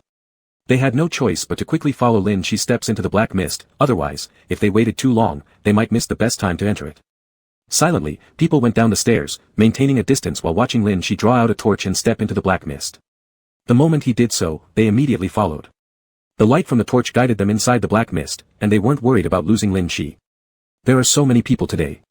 Lin Shi, walking ahead holding his torch, noticed the crowd of players behind him who were trying to minimize their presence but still made noises because there were simply too many of them. He didn't understand why they were following him. Oh. We're here. Lin Shi did not head to the little building of the doctor in black robes but went to the hole he created with a hammer before leaving yesterday. Standing amidst the black mist, he raised the torch and looked around, confirming that this was where he had created the second hole the previous day. However, the ground appeared intact, without any trace. That's strange. Lin Shi squatted down, touched the ground. Its cold and hard texture made him doubt himself. Had he come to the wrong place? Or had the pit never existed at all? He remembered the recent warning from Dr. Bai, suggesting that when confused, try taking a pill. Lin Shi hurriedly pulled out his little medicine bottle, hopefully took one out and put it into his mouth. Instantly, his eyes brightened. It was sweet indeed. As the pill dissolved in his mouth, the thick black mist swirling around Lin Shi began to rapidly change, as if transforming into liquid flowing before his eyes. The ground beneath his feet was no longer stiff concrete but soft sand. The sensation of water flooding into his nostrils left Lin Shi disoriented. He quickly turned to look around. Where was the hospital? Vast seawater stretched boundlessly. He floated in the middle of the deep sea, with colossal shadows swaying far away. Red eyes flashed in the darkness, several large black tentacles penetrating through the seawater to attack. But the next second, Lin Shi stepped back sharply. The seawater, the shadows, the tentacles disappeared entirely, and he was still standing amidst the black mist of the hospital, still stepping on rigid cement. An illusion? What I just saw, was it an illusion? Lin Shi pinched his nose. The feeling of seawater entering his nasal cavity persisted, making it feel less like an illusion. He looked down at the medicine bottle in his hand. He doubted that a single pill could teleport him to the deep sea and then back. Was it the hospital, or the deep sea that was the illusion? Or, perhaps, both were illusions. Lin Shi turned toward Ji Ling. Was I always here? Did I disappear? Ji Ling shook his head, including the audience in the live stream who only saw him standing there for a few seconds, staring into space, and then suddenly turning around as if coming back to reality. Ah, so that's how it is. Lin Shi shook his head, realizing he still lacked sufficient information. Deciding to take action, he pulled out his hammer and decided to make another hole in the ground. The players following behind watched as Lin Shi walked intermittently, stopping now and then, reaching some spot in the vast black mist, bending down, searching for something, suddenly eating a pill, suddenly zoning out, then pulling out a hammer and smashing the ground, looking quite satisfied afterwards before continuing with his monster companion. The group following after him was utterly baffled, completely unable to comprehend his bizarre behavior. When they arrived at the location he'd been to earlier, they saw nothing peculiar on the ground. At this point, Lin Shi in his patient gown resembled nothing more than a psychiatric patient in their minds. Is it really okay to follow him? He seems so strange, like a mental patient. It should be fine. He ate a pill just now, right? Should we try one too? But that's medicine from the doctor in the game world. Do you dare to take it? I sure don't. There are all kinds of dangers in the game world. You can't trust doctors. You're right. And after he took the pill, he started acting crazy, smashing the ground, like his condition got triggered or something, kind of scary. Still hesitating, the group chose to keep following Lin Shi. Because even though Lin Shi was in complete black mist where it was impossible to see clearly, his movements were very straight and steady, like he was extremely familiar with navigating through the mist. If they didn't follow him, these people would easily get lost in the black mist. As Lin Shi continued walking, the outlines of buildings gradually appeared in the black mist, and the bustling lights stood out strikingly in the darkness. Just gazing at those lights from afar gave a comforting feeling. The players trailing behind him heaved a sigh of relief when they finally emerged from the dark, perilous wards and crossed through the thick black mist to catch sight of some traces of warm illumination. So outside the black mist, there were still places where people could stay after all. They had wondered what Lin Shi was doing sneaking out alone. Turns out, he'd come here. Not sharing good spots with other players was proof that such a person should never be part of a group. They obviously lacked team spirit. Get out of the way. Get out of the way. Just as Lin Shi reached the entrance, the sound of hurried footsteps approached from behind. A large group of players came rushing over, pushing past Lin Shi in their eagerness to reach the little ward ahead. Some of the players feared Lin Shi too much to talk to him directly, while others schemed silently, noticing how useful he was today despite his usual mysterious demeanor, his black hair signifying he was currently effective in navigating the black mist. They wanted to curry favor without a second thought. Some shoved Lin Shi aside, but others approached him with false smiles and polite greetings. Oh dear, truly sorry about this. The fog's so dark we didn't even see you standing there. Why did you come out alone? You didn't join us. It's better to stick together, you know. We're all players, we can help each other out. Don't wander off by yourself, join us. In tough moments, we can protect you. Faced with the insincere grins in front of him, Lin Shi's jet black hair instantly turned white, yet he smiled faintly and said, "Go away." Startled, the player hadn't expected one short sentence to provoke such a drastic reaction, an immediate switch from black hair to white. Did this guy really hate them so much? But remembering that this individual served as a guiding light capable of moving confidently through the black mist, the players gritted their teeth and maintained their fake smiles. "I get it, you're still mad about what that person said yesterday. It wasn't nice at all, but he disappeared into the black mist last night and hasn't come back since. We're not like him. We won't alienate other players, we genuinely want to partner up with you properly for this game instance. Just trust us." Despite the friendly smile displayed on the face before him, Lin Shi almost believed the sincerity until glancing at the wary eyes of the crowd behind them. These people considered him a monster and trusted him not one bit. Struggling to keep smiling, Lin Shi replied with an ugly expression masking his rage, "All right then, follow me inside. It's very safe in there." Chapter 116, Human, yet with a somewhat inhuman distortion. Since they had followed all the way here, whether as players or patients, they should all go inside for a good look. As for whether they could come out alive, that would depend on their own abilities. Lin Shi smiled and looked at them intently, showing a friendly and cooperative attitude. The other side also relaxed and showed a satisfied smile. "I'm glad you're also willing to team up with us. Players must help each other. If someone doesn't cooperate, we will expel them from the team. The person who angered you yesterday is one of those who didn't return from exploring in the black fog. We won't show any mercy to people who cause big troubles for the team." The implication was that useless individuals couldn't stay in their team. If Lin Shi didn't follow their wishes, he too would be cast out. Lin Shi nodded with a smile, pretending not to hear the warning. His fingers idly twirled his white hair while he held back his itching hands. He grinned, "Let's go in." You lead the way, you know it better." The other immediately stepped aside, giving Lin Shi room. Since he claimed it was safe, naturally he would need to test it himself first, bearing any dangers that came his way. Lin Shi shrugged, still looking quite calm, not bothered by their probe. He just turned around to stroke Xiling gently. His blood-red eyes were unusually bright in the black mist, carrying a bit of excitement. "Stay here nicely and wait for me. I'll play with them and be right back. It's just a little bit of play." His carefree tone inexplicably made others feel a chill. This strange individual always made them uncomfortable. This unease was like being watched by a hunter without knowing when or how this hunter would strike. A sense of sight, danger, and bone-chilling cold silently emanated from Lin Shi. That feeling was similar to their first encounter with the cat in the corridor. It was a cat, yet not exactly a cat. Lin Shi was human, but with some non-human distortion. They feared yet did not know what to do, resulting in instinctively sending him hostile glances. Those pairs of eyes were firmly fixed on the white figure, watching him slowly walk from beside the massive monster to the entrance of the small ward building. He stopped, turned around. Warm light from inside tilted out of the small door, falling onto his snow-white long hair. He stared at the players. On his pale face, bright red eyes like shining embers reflected the frightened faces of everyone. He squinted in delight. "I'm going in." Lin Shi giggled, satisfied as he took in everyone's tense, suffocating expressions before turning and stepping into the small ward. The security guard in the guard room had been attracted by the commotion outside but only stood by the broken window of the guard room, glaring outward expressionlessly and radiating coldness, doing nothing further. Lin Shi entered, smiling through the cracked window, greeting the security guard, then passed by and went inside. The white figure steadily crossed the short corridor, waving at the end of the hall, which momentarily gave others an illusion of Bai Wuchang beckoning them, as if entering meant walking down the path of Yellow Spring Road. Everyone was drenched in sweat. "He seems fine. Can we go in too?" "Indeed, there doesn't seem to be any problem. Why am I still a bit scared? Could it be because the security guard keeps staring at us?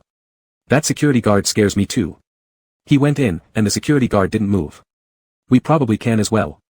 Everyone took a deep breath, and despite this, they pushed a few quieter people forward, letting them enter first. Under the dual gaze of both the security guard and Lin Shi, the players trembled as they cautiously stepped inside. When the first player entered, the security guard didn't make much fuss, merely staring at him and nodding after a brief moment of scrutiny, seemingly acknowledging him. When the second player entered, the security guard had no reaction, looking the person up and down as though considering carefully, and then nodded. With two players safely inside, the others finally breathed a sigh of relief and confidently went in. After several more entered, the security guard suddenly turned around and disappeared from the window. The players were perplexed but took advantage of the opportunity to quickly proceed inside, feeling somewhat more relieved without that emotionless, scary security guard watching over them. As more players trickled in, the security guard unexpectedly disappeared. In confusion, the group hurried deeper into the facility, feeling oddly less tense without that emotionless and terrifying security guard staring at them. A group of people hurriedly crossed the corridor, crowding with Lin Shi in the hallway. As soon as they turned the corner, everyone immediately noticed a row of neatly seated patients on both sides of the corridor. They sat there expressionlessly and motionlessly, like sculptures or some other lifeless things. The quietness and stillness, exuding an atmosphere of death, and their vacant stares immediately made the group realize something was off. What is that? Are they the patients here? They look so strange. The crowd murmured uneasily, none daring to approach. However, Lin Shi walked through them nonchalantly, shrugging and smiling. They're just patients here. They only like staring blankly, they're not aggressive, very safe. Are they? The player at the front hesitated, still unsure. Lin Shi gracefully turned back, grabbed the hand of this player, and forced it towards one of the patients sitting there motionlessly. Don't worry, just touch a little, you'll know. They're super safe. Lin Shi's enthusiastic and lively tone frightened them even more. The player whose wrist was caught struggled hard to free his hand but couldn't. The bright red eyes of the white-haired player before him terrified him. Everyone retreated anxiously, watching helplessly as the player was forcibly pushed by Lin Shi to touch one of the motionless seated patients. Upon the slightest touch, the patient's figure abruptly melted into liquid, splashing all over the floor with a splash. In the blink of an eye, the human figure had dissolved. Before the player could scream, Lin Shi smiled and explained, "These are monsters that haven't fully taken shape yet. You need to destroy them before they complete their transformation, otherwise, if you stay here too long, they'll start moving and chase after you." The players were already frightened, but they dreaded even more what Lin Shi described. Rather than being chased by the monsters, it would be better to take action before they began to move. One player worked up the courage to touch one of the patients, whose figure instantly burst apart, turning into liquid that dropped onto the ground. It seemed indeed true, as Lin Shi said, that these were unformed monsters. For a moment, everyone gathered the courage to touch those patients.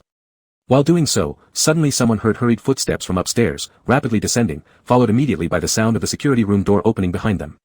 Sounds coming from both ends made the faces of the players turn deathly pale instantly.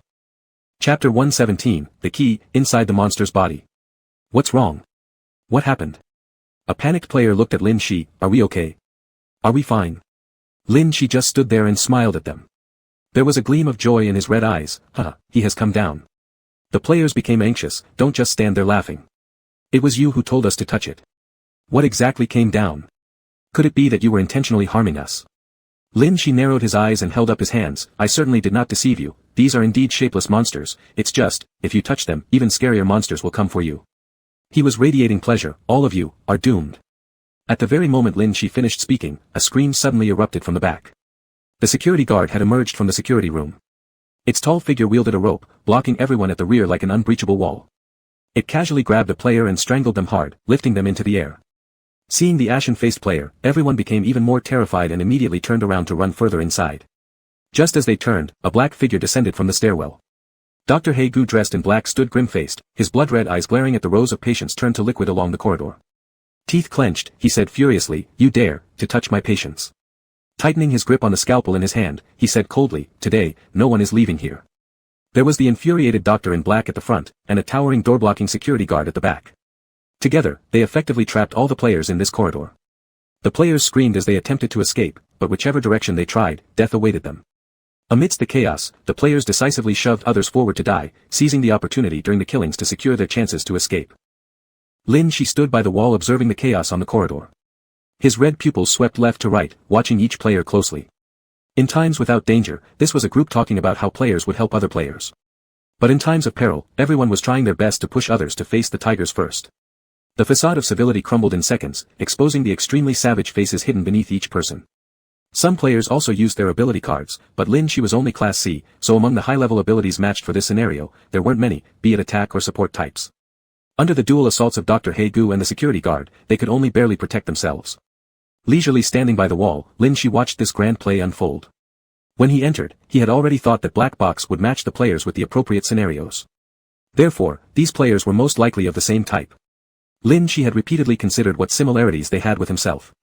But upon interaction, it became clear they were incredibly hypocritical, selfish, and prone to lies, sacrificing others. They were human-shaped monsters. It seems this was the definition Black Box had for Lin Shi. Go ahead. Lin Shi happily clapped, applauding those players fleeing. Indeed, several managed to escape while Dr. Haegu killed others, meaning quite a few survived. Unfortunately, they headed for the second or third floors of the hospital where there were numerous patients who relished pain.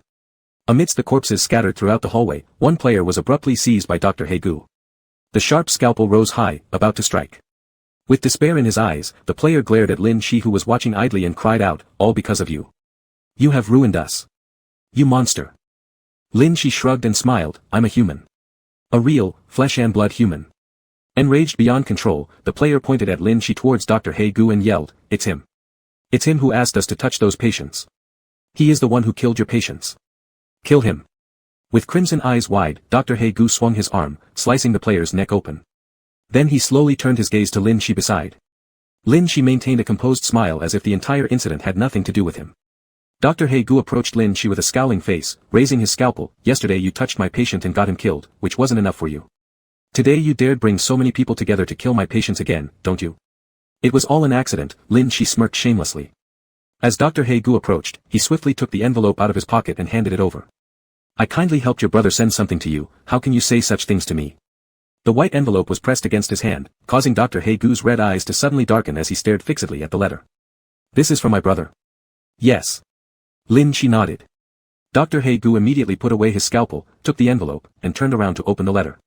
You should have said earlier that you're here on behalf of my brother to deliver something to me. I forgive you.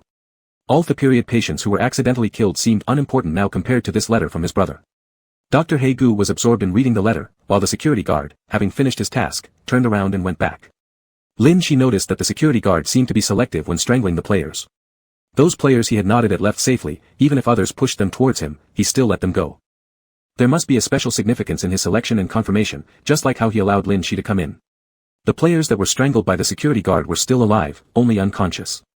The one who was still angry and killing was Dr. Haegu, but his anger was now subdued by the letter. Ah! Brother's handwriting is still so beautiful. Dr. Haegu sighed, carefully appreciating the brief words written by his brother. Lin Shi stood there waiting for him to finish reading, not sure what to say about these two doctor brothers. Anyway, they seem to have a very good relationship.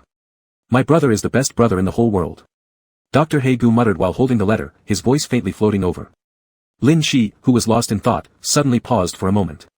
This sentence sounded familiar, didn't it? He shifted his gaze and stared at Dr. Haegu's back. Fleeting fragments flashed through his mind. It was the same corridor, the same hospital. In the dim, bloody scene, Dr. Haegu stood distorted in front of him, tightly gripping the scalpel and confronting Lin Shi with bloodshot eyes, refusing to take a single step back. Behind him lay Dr. Baigu in a pool of blood. The corridor bore traces of fierce battle.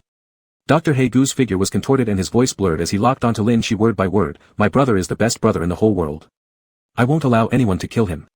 Lin Shi looked into his determined yet desperate crimson eyes as he slowly bowed his head. In his hand, there was a blood-stained note. Clearly written on it were the words, the key, inside the monster's body.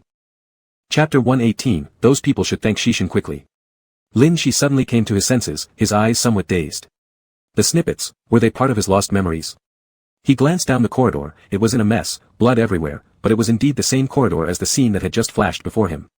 And standing across from him was the doctor in black robes. Lin Shi shifted his gaze to the doctor who was cheerfully reading a letter and recalled the final snippet of memory. The key is inside the monster's body.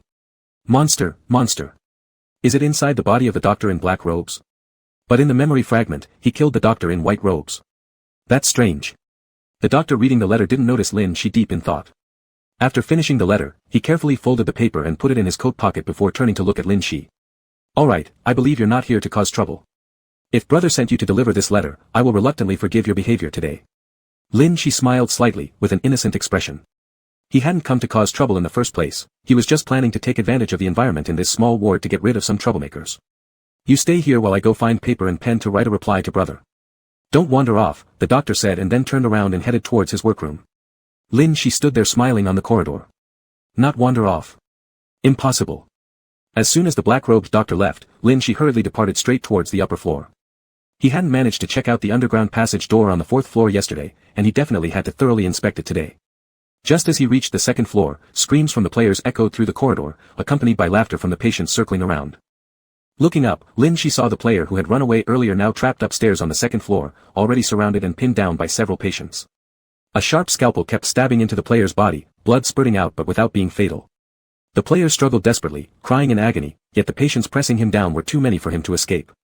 TSK. Getting plenty of love from the patients, enjoy it slowly, Lin Shi nodded, smiling, then turned and went up to the 3rd floor. The audience in the live stream furrowed their brows, noticing something peculiar. Guys, if pain for black box monsters means love, then this image of the player being stabbed by a group of patients with scalpels seems a little awkward. Huh? Is the person up front mentally stable? Well, since we are human, we naturally don't understand. But from the perspective of the black box monster, right? Isn't that the case? In that case, this hospital is like the nest of love for monsters, everyone keeps stabbing each other.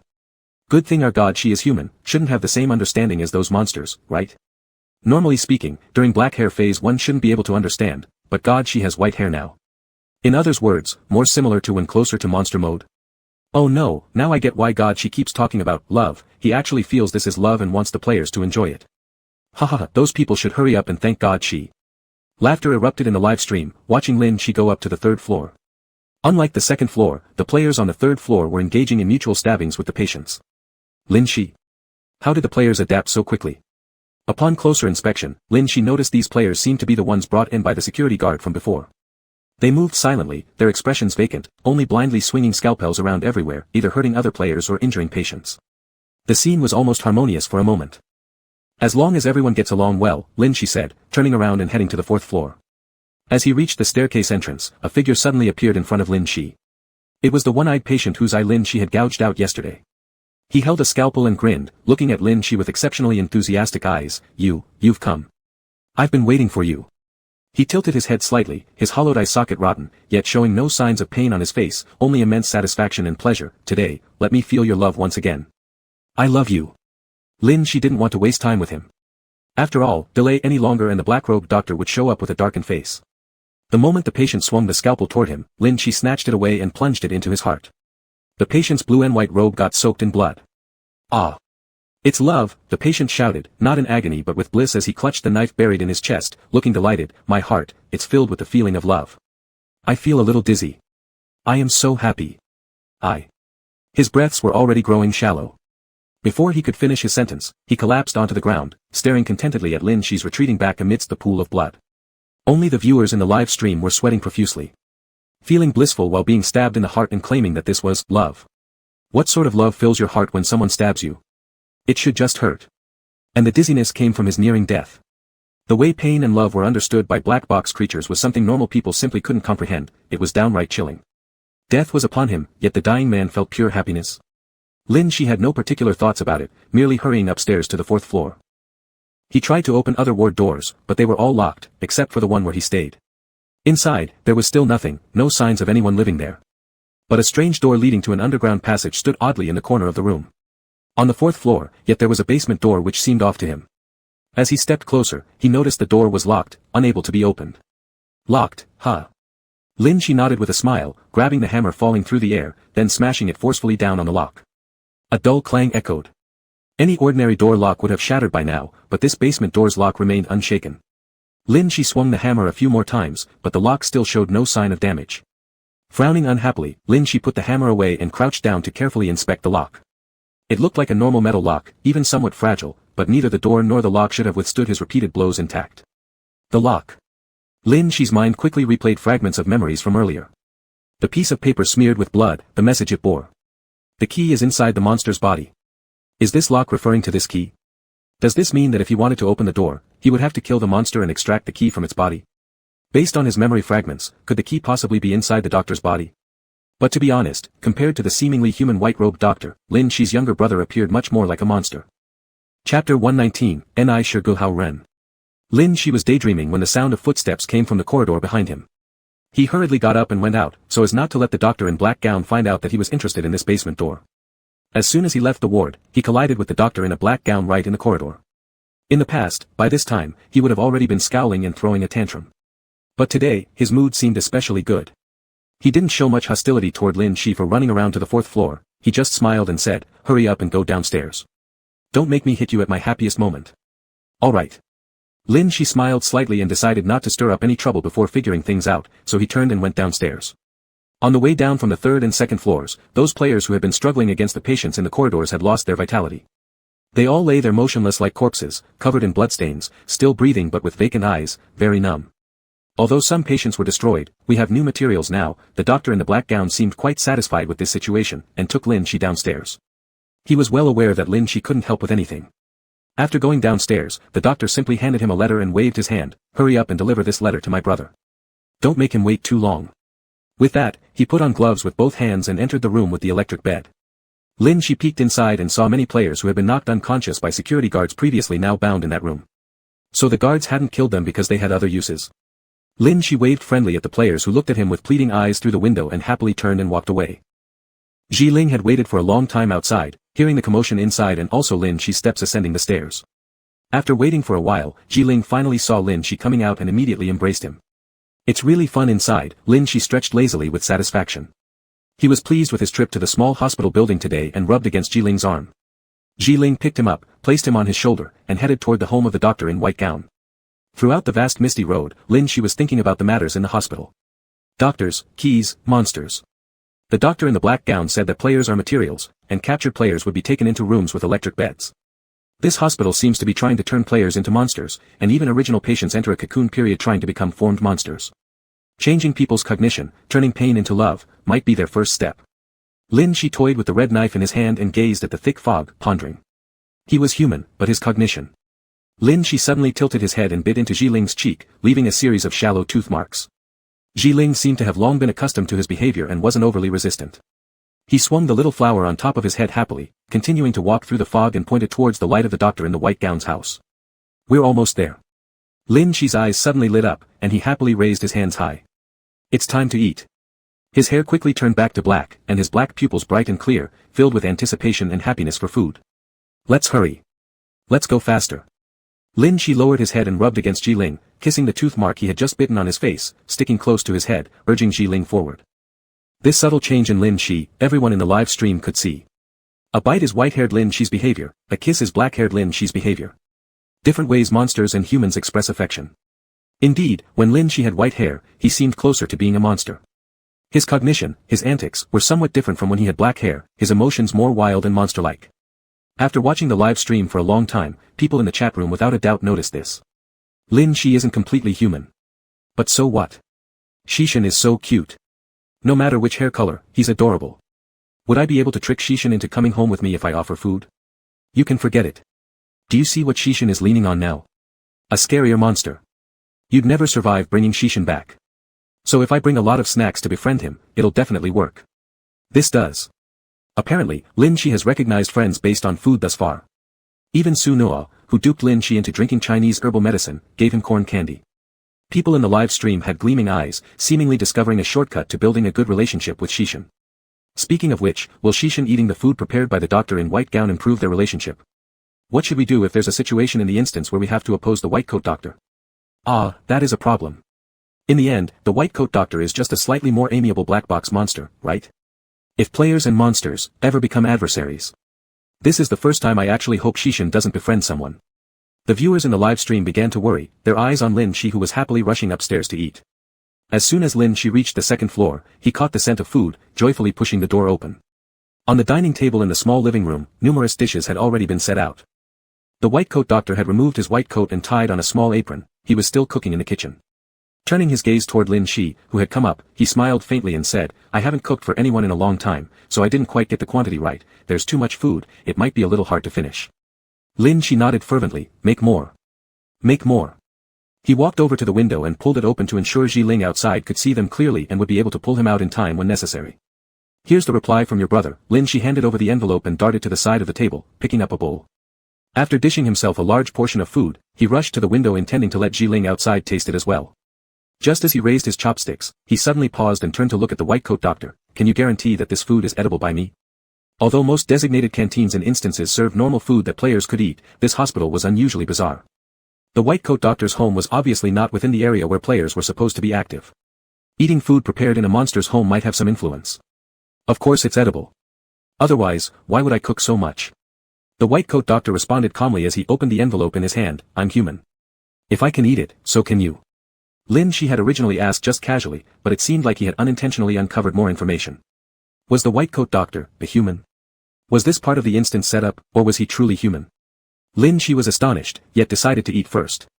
With an "Ao Wu," he stuffed half a bowl of rice into his mouth, chewing while turning to look at the white coat doctor, his eyes sparkling. He started speaking vaguely while chewing. Ni chua de fan, zhen hao chi. Ni shi ji hao ren. Chapter 120, is this storytelling? This is about people. The white-coated doctor happily narrowed his eyes, it's good if you like it. A chef seeing a customer express great satisfaction would also feel very happy, and it had indeed been a long time since anyone had eaten the food he made. He lowered his head and continued to gaze at the contents on the paper.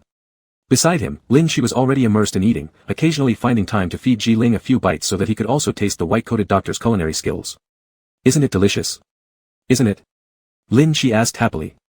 Ji Ling remained silent, wanting to nod but not quite wanting to, and in the end reluctantly nodded once. The little flower on top of his head looked droopy, lacking enthusiasm. Clearly, the food he made was also very delicious. After the white-coated doctor finished reading the letter, he folded it up and put it in the drawer beside him. Lin Shi noticed out of the corner of his eye that there were many letters inside. Perhaps these two people had been keeping in touch through others by sending letters. Even though they couldn't see each other, their feelings were still deep, missing each other. After finishing the letter, the white-coated doctor noticed that Lin Shi had almost finished the full table of food and smiled. "Would you like me to make some more for you?" Lin Shi immediately nodded. From being a good person to becoming a super great person. It's already very rare for a monster to be interested in human food. The white-coated doctor picked up the kitchen knife and carefully chopped vegetables on the chopping board, murmuring as if talking to himself, "I occasionally also want to send him some food, but then I remember that he can no longer eat these things, and I feel a bit sad." Clearly, he used to love eating the food I made the most. The white-coated doctor turned back to Lin Shi with a smile. "The process of cooking is long and boring, let me tell you a story to pass the time." Lin Shi nodded, holding an empty bowl, sitting there extremely obediently, without the sharpness and danger of her red eyes, her black pupils looking exceptionally gentle. The white-coated doctor nodded and continued slicing the vegetables on the chopping board, saying softly, "This story is long, and I'm not really good at telling stories, so let me think, where should I start?" His knife gently moved on the chopping board, rhythmic and steady. "Let's start from when a little boy had a younger brother. When the boy was 5 years old, he gained a cute younger brother. The blood flowing within him told him that this was someone who, apart from his parents, would accompany him for a long way. He really liked his younger brother, and the younger brother was also very obedient. After learning how to walk, he often followed behind him, staggering while gripping onto his clothes. Really, very cute." The white-coated doctor's knife paused slightly, as if for a moment he was immersed in the small memory constructed by those words. But soon after, the blade fell onto the chopping board, making a dull sound. He thought such a happy life would continue forever, at least it wouldn't end before he became an adult. But fate never lets one go too smoothly. The happiness in the first half of his life was merely the advance payment for the second half. At 16, the family went on vacation and encountered a car accident. Under the exploded car fuel tank, he only managed to desperately save his younger brother's life. From then on, the home was no longer lively, filled with laughter. What supported both of them continuing their lives was only the older brother. The older brother should become an umbrella, supporting the storms of the family again, protecting his younger sibling who was still young. The white-coated doctor snapped open the flame on the stove and stared at the bright leaping fire. Though the older brother always told himself, this is what he should do, that he wasn't tired, actually the older brother was very tired, a fatigue that couldn't be expressed. As long as the steps forward hesitated for a moment, the family would collapse, and he was still underage, unable to stand independently, unable to bear the weight of two people. He sometimes thought more than once, if only there was no younger brother. Even the look in his eyes when he looked at his younger brother lost the enthusiasm of before, feeling that his younger brother had changed, wasn't as cute anymore. People who can stay cheerful living in hardship are truly amazing, at least the older brother wasn't such a person. The white-coated doctor turned around and tossed the chopped vegetables into the hot wok, flipping them in boiling oil, producing continuous sizzling sounds. Those days were too tormenting, it would collapse a person's heart. He didn't just pray for his younger brother to grow up quickly, he wanted to leave this predicament as soon as possible. The long, oppressive life would finally burst forth one day in this grey cold home. Quarreling is something that normally happens in the growth of brothers, only this time, it was overly intense and hurtful, hurting each other's hearts. The older brother often felt that fate was torturing him, the living suffer the most, and he should have gone with his parents. When he really put it into practice, he realized that fate was actually torturing his younger brother. The one who would truly lose everything, even being abandoned by his beloved older brother, was the younger brother. The white-coated doctor turned off the flame and stared at the pot swirling with wisps of smoke, his gaze lingering. That day, the seawater was unbearably cold, the feeling of suffocation despairing, but he heard his younger brother's plea, begging him not to leave. But it was already too late. He didn't know what happened afterward, only that he woke up again. Holding his hand, his younger brother said, "Brother, become a monster with me, this way, we will never be separated again." The younger brother had never changed, he still loved his older brother so much. Only in the long oppression had the older brother's heart changed, and the price to make everything right, was far heavier than what the older brother had imagined. But, it doesn't matter. The white-coated doctor sighed softly, placing the dish onto a plate. The ending has been decided, they have no power to change it anymore. Lin Shi, holding an empty bowl, paused blankly. Was this storytelling? This is about people. The white-coated doctor smiled and turned around, putting the dish in front of Lin Shi. It's ready. Thank you. Lin Shi immediately snapped back to reality, lifting her bowl and starting to eat large mouthfuls. The white-coated doctor sat across from her and leisurely began, "Yesterday, I promised to tell you the secret of Guangan's dungeon, and I think you'd be very interested." He took out the examination form and started scribbling on it. "The hospital where I am located can turn people into latent-stage monsters. And when these monsters enter the hospital where the younger brother is, they are transformed into semi-complete monsters before entering the cocoon stage, until they fully become monsters. Lin Shi nodded as she held her rice bowl, seemingly matching her own expectations for the process. To avoid becoming a latent stage monster, one needs to clearly distinguish between the questions on the detection form, identifying truth from falsehood. Of course, if you can't figure out the answers and still see the younger brother's hospital, it's fine too. Just don't go inside. However, most players do go in and take a look. Lin Shi thought for a moment and realized that was indeed true, stumbling through the fog to find a building lit up, who wouldn't want to check it out? This was a trap in the dungeon. The white-coated doctor continued slowly, conversely, completely answering the questions on the detection form and recognizing the truth means that the player won't see the younger brother's hospital but other buildings instead. Lin Shi widened her eyes. Were there other wards too? The white-coated doctor twirled the pen in his hand, contemplating whether to add anything more, when suddenly he looked up at Lin Shi sitting across from him. By the way, before you, no player had ever seen the basement. You're the only one. Chapter 121, the doctor was undoubtedly a super great person. Lin Shi was holding a bowl, shoveling a mouthful of rice into his mouth. Confused, he looked up and asked, isn't this test form just something you give to the players? Don't you know about the basement's existence? The white-coated doctor shook his head and rested his chin on his hand. The test form is given to me by the black box. You can think of me as someone who works for the black box. I only know the elimination mechanism of the black box, but deeper secrets it won't tell us outsiders. Lin Shi stared at the white-coated doctor and silently stuffed another bite of rice into his mouth. Listening to the white-coated doctor's story earlier, there was no doubt that the doctor and his younger brother weren't pure black box monsters, they were NPCs from scenarios turned human, which seemed reasonable to call them outsiders. Thus, the basement, which even the NPCs in the black box scenario didn't know about, must hide a significant secret. And, the key could only be obtained by killing them, meaning the end of two doctors signified the completion of the scenario, indicating it was a space one must destroy the scenario to enter. Until now, Lin Shi was the only one who had seen it. Was it a secret related to him? While eating, Lin Shi's mind raced rapidly. Ordinary players would leave the scenario as normal people as per the scenario announcement when they became conscious. However, Lin Shi had a far bloodier way to complete the mission. Recover memories, seek the past, he should have killed the doctor to get the key and go inside, but... Lin Shi innocently lifted his eyes towards the doctor. But they had just become good friends. He was still eating the food they had made for him. Lin Shi stared at his chopsticks and bowl, reminiscing over the story the white-coated doctor had told earlier. At the end of that story, it seemed like the older brother died in the seawater, yet inexplicably, the person who should have died woke up again. Let's become monsters together. Is it that I haven't changed yet? Lin Shi's gaze slowly shifted from the chopsticks and bowl to the white-coated doctor. Are you still human now? The white-coated doctor helplessly replied, of course, I'm human. The older brother revived in human form while the younger brother paid the price. Clearly, the younger brother was the real monster. Lin Shi strained his not-so-smart brain, thinking about why he killed the older brother in those memory flashes. Moreover, if the older and younger brothers shouldn't meet, why were they together? You seem troubled. What are you thinking about? I can help you answer. The white-coated doctor was puzzled. Lin Shi could suddenly zone out while eating, so it must be something very confusing. Lin Shi quickly lowered his head and continued eating. Nothing. The white-coated doctor was even more confused, but since Lin Shi didn't want to say, he didn't press. Instead, he pushed the test form forward. I happen to have time right now. You can redo this test form. With the correct clear answers, you'll be able to see another ward. Lin Shi glanced down at the test form the doctor pushed towards him. It appeared ordinary. After putting down his chopsticks and carefully scrutinizing the test form, the questions were the same as before. The first question, did you see cats? Lin Shi filled in no again. He could confirm that what he saw were not cats. The second question, did you hear whales calling in the night sky? Lin Shi hadn't heard anything, but recalling the ocean-related hallucination after taking medication, perhaps, they weren't in the hospital. If they were in the deep sea, there would be whale calls. Still uncertain, Lin Shi surreptitiously glanced up at the white-coated doctor sitting across from him. The white-coated doctor merely smiled, tapping his fingers on the table, staring at Lin Shi without speaking. Lin Shi looked back down, noticing a small dot under this question. Under the, yes, option 4, have you heard whale calls, there was a subtle pen dot marking.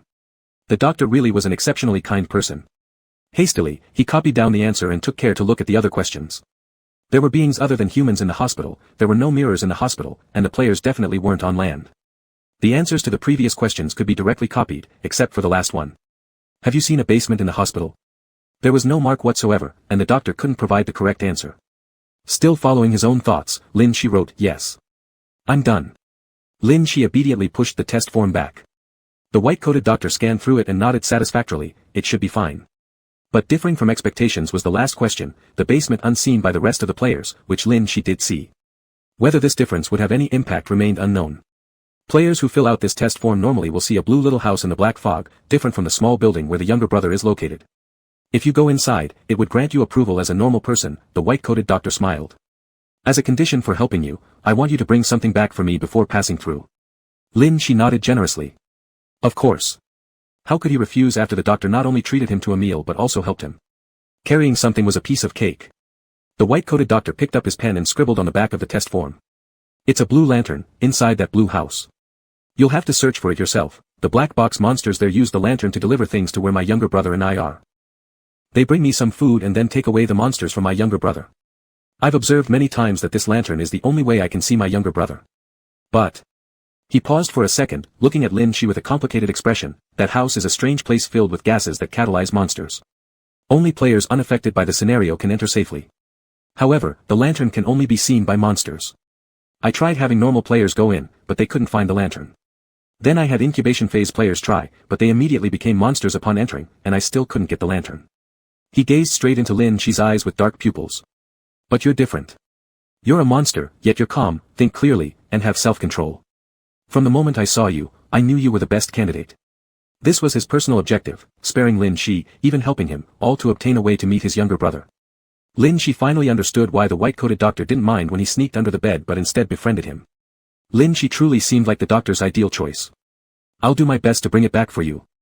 Shi promised earnestly.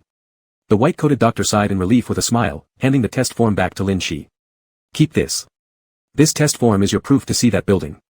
I hope you come back smoothly. After finishing his meal, Shi decided it was the perfect time to take a stroll through the black fog, so he folded the test form and tucked it into his pocket. I'll be back soon. In that fleeting memory fragment, the second puzzling scene was about seeing the white-coated doctor lying in a pool of blood afterward, being protected by the black-coated doctor. Shi had wondered why they were together if they weren't supposed to meet. Now it made sense, there was indeed a way for them to meet, and only he could accomplish it. So, logically speaking, the Shi from that memory must have first received the white-coated doctor's help to enter the small house, obtained the lantern for him, and maybe along the way picked up that note revealing the key was hidden inside a monster's body. So did he return, fulfill the white-coated doctor's wish to see his younger brother again, and then kill the white-coated doctor? But aren't the monsters the black-coated doctors? Why would he kill his own brother? Despite its brevity, that fragmented memory still left Shi baffled. Chapter 122, These intruders aren't even players.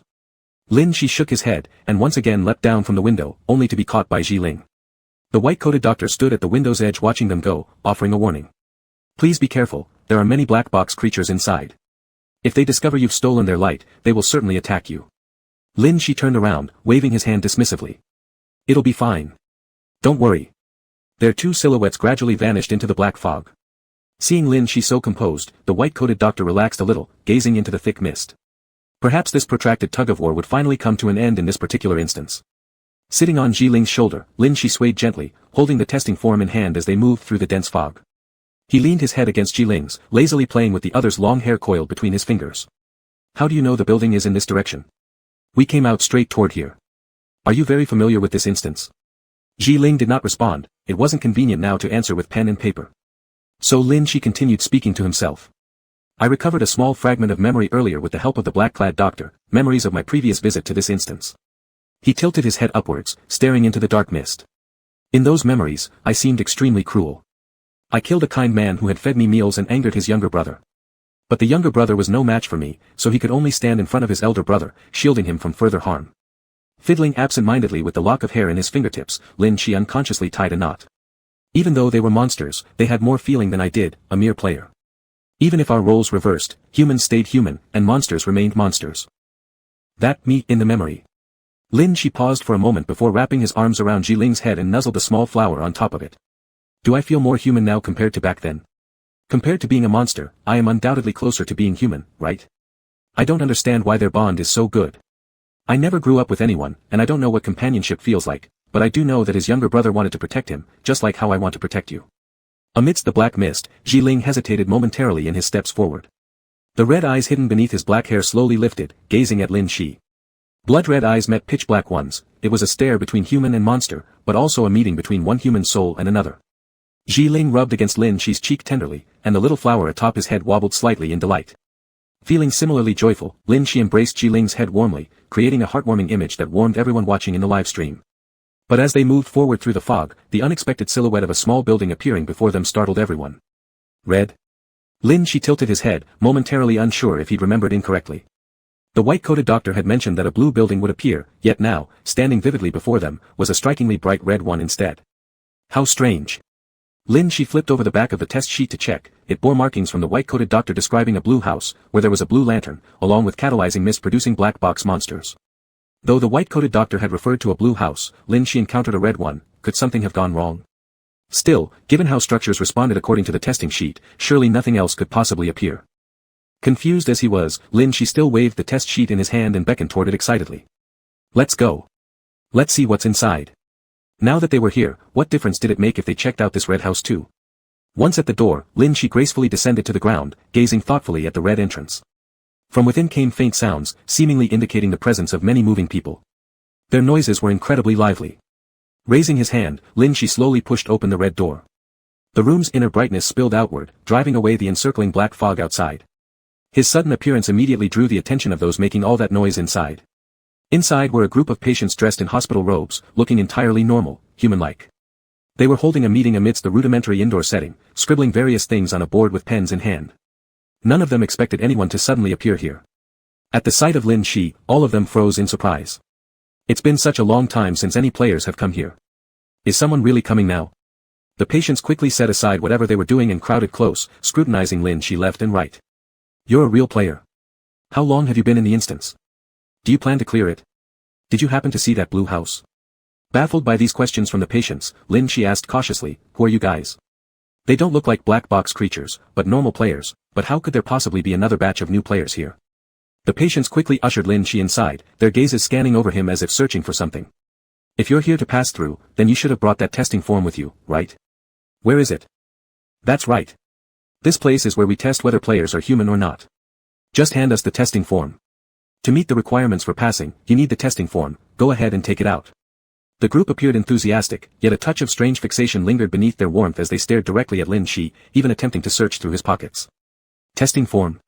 Lin Shi shoved aside the nearby patients with one hand and pulled out the paper given to him by the white-coated doctor from his pocket. Do you mean this? As soon as he revealed the form, everyone's eyes immediately lit up, glinting with greed. Yes, that's the testing form. Hand it over to me. You must submit the testing form in order to pass. Give it here. Give it to me. I'm the official representative. Give it to me. I can help you pass. The patients bickered amongst themselves, seemingly eager to snatch the testing form. The moment they crowded forward, Lin Shi swiftly tucked it away and gazed at them suspiciously. You guys don't seem like people from this instance at all. There's no way I'd give it to you. Seeing that Lin Shi had no intention of handing it over, the formerly friendly patients instantly turned hostile, glaring menacingly at him. Once you've entered this building, you won't leave unharmed unless you hand over that testing form. It should be handed to me. How dare you think it's your turn? Whoever grabs it first owns it. One of the figures shouted loudly before lunging toward him. Others watching couldn't hold back any longer and surged forward too. But as their feet barely advanced 2 steps, a spurt of blood suddenly burst forth, splashing hot liquid onto those nearby faces. Everyone froze momentarily in shock. What happened? Blood? Whose blood is this? Their dazed eyes gradually focused on the first person who had charged at Lin Shi. A sharp red blade had slashed across his throat. And the newcomer, who moments ago had seemed an easy target, now stood with glowing red eyes smiling happily while staring at everyone. He looked delighted. So who wants to fight me? Me. The patients slowly retreated a step, trembling with fear as they locked onto those crimson eyes. Something's wrong. Something is very wrong. This intruder isn't even a player. Chapter 123, he looked like a demon, and particularly terrifying. Everyone retreated in panic, and the white-haired player slowly took out his test result sheet, gently shaking it in his hand. Do you really want this so much? He placed the red knife in front of him, glancing at everyone in the room. If you want it, come take it. I'll give you a chance. His dangerous and challenging appearance made the surrounding patients grit their teeth. They wanted it desperately, but they were simply no match. Every pair of eyes was fixed intently on that test result sheet, clenching their teeth. Whatever. If we can't get it, we can't leave anyway. It's better to risk our lives. A player couldn't hold back any longer, shouting loudly and instantly rushing forward, reaching for the test result sheet. Lin Shi stood still without moving, just lightly tossing the knife in his hand. The red knife spun in the air, instantly turning into a heavy axe, with the handle falling directly into Lin Shi's palm. He tightened his grip and swung it out, all within the blink of an eye. The player who reached to grab the test result sheet had his head severed from his body right before everyone's eyes. Blood splattered everywhere, and the sound of the liquid splashing froze the blood of all the patients around, making them completely immobile. The pairs of eyes that were arrogant moments ago now dimmed, fixated tightly on Lin Shi. To go up and fight, is to die. But not going up, when would they have another chance? Among the group who developed a sense of fear toward Lin Shi, only these people, after hesitating for a moment, rushed up again with the resolve to die. All the people surged forward, dense figures like tidal waves overwhelming Lin Shi's solitary figure. The spectators in the live stream slightly tensed for a moment, but relaxed again the next second. Even though there were many people, none posed a threat to Lin Shi. Masses of blood splashed everywhere, making him incredibly excited and more agile in swinging the axe in his hand. In the crowd, people crowded and rushed forward, heads fell, and everyone started dispersing, attempting to seize that test result sheet again. In the chaotic mass of people, Lin Shi's snow-white long hair gracefully moved back and forth, and wherever it went, it left nothing but blood. Ha ha ha. You're truly adorable. A close and intimate compliment accompanied by a pair of blood-red slitted eyes came as the high-swinging axe broke someone's sightline, causing immense fear. His swift and efficient killing, his joyous emotions, and the light-headed, seemingly insane praise all caused goosebumps to rise. Even if someone clenched their teeth, wanting to snatch the test result sheet, the underlying fear could hardly be suppressed, and they began trembling. What kind of person was that? Shouldn't he be a player? Why would a monster enter here? Why? From the moment the patients in this room viewed Lin Shi as a lamb waiting to be slaughtered, their fate was sealed. TSK. Shishin is killing rampantly again. Can he spare a life to ask what this place is? Don't let him kill everyone. Given Shishin's current state, it seems unlikely for him to remember this. These people are risking everything to snatch Shishin's test results. Is it really that important? It probably serves as some sort of proof of passage. So those trying to grab the test result are. The viewers in the live stream were confused and could only wait until Lin Shi calms down after killing to fully understand the current situation. Please. Please don't kill me. I don't want your test result anymore. I just want to survive. When the last person faced the red axe, they finally broke down and started pleading for mercy.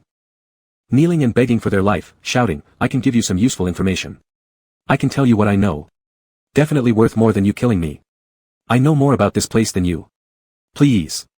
The player had none of the original attitudes, now collapsing into crying, smashing their head against the ground repeatedly. Lin Shi stopped the axe suspended over his head with a smile. When he first entered the room, he politely asked who they were, but no one answered. Everyone only wanted to snatch his test result sheet. But apparently, as long as one made even a slight effort, there would always be someone willing to share this information. It was just that the process of effort took a bit longer. Lin Shi put away his axe and played with it in his hands. Covered in blood, he looked like a demon, especially frightening. The players trembled as they stared at the corpses scattered behind him, shrinking their heads in fear. Why you? What do you want to know? I'll tell you everything. I won't hide anything. Don't kill me. Lin Shi absent-mindedly wiped the bloodstains from his hair with his sleeve, remaining silent. The player opposite became even more frightened and hastily said, I'm not one of those black box monsters. I'm also a player. But, we might not be from the same batch as you. In a fluster, he blurted out everything he knew to Lin Shi. Actually, all the patients here are players who failed to pass in the past. We lost our test result sheets and got stuck here, unable to leave. Without the test result sheet, we can't reach that blue house or go anywhere else either. We've been trapped here for too long, so we've resorted to stealing other players' test results. Lin Shi narrowed his red eyes. Then why are you here? The player hesitated for a moment. We've researched this reason as well. We found out, everyone who gets here is because of the last question on their test sheet. He slowly lifted his head and looked at Lin Shi. Everyone who answered, yes, to whether they saw the basement ended up seeing this red building amidst the black mist. Lin Shi picked up his own test result sheet. He indeed had answered, yes. Can you see the basement door as well? The player paused momentarily, startled. What? He stopped for a second, then shook his head. No, we've never seen that basement door, but the doctor said it wouldn't affect the determination of normalcy, so we just filled it out randomly. But, it turns out the doctors didn't know this answer actually matters. People who got stuck here never went back, and couldn't tell others about the absence of a basement. We, all gathered here by small probability choices. Many people chose no, many others chose yes, and we all went to different buildings based on our answers, but none of them were the right path out, and we couldn't leave. He lowered his head. At first, we didn't know how to get out of here. Exploring was pointless since there was only black mist, and no way back. But later we discovered that if we changed the answer to that question on the test sheet, we could leave. By the time we figured it out, most of our test sheets had disappeared already. This place is like an area outside the instance where things gradually vanish. Without test sheets, we have no choice but to steal others. Those who managed to snatch test results left, and we, never managed to get out of here. Chapter 124, Want to know what's in that basement? He carefully looked at Lin Shi with a meek voice. You'd better leave quickly. Otherwise, you'll also be trapped here. I know this. Lin Shi didn't pay much attention to his hidden thoughts, just stepped forward to the table where they had gathered earlier. Besides some players' notes on it, there were several particularly noticeable pieces of paper. One of them was very familiar to Lin Shi, the note saying that the key is inside the monster's body. Where did you get this information from? Lin Shi picked up the piece of paper and turned his head towards the people nearby.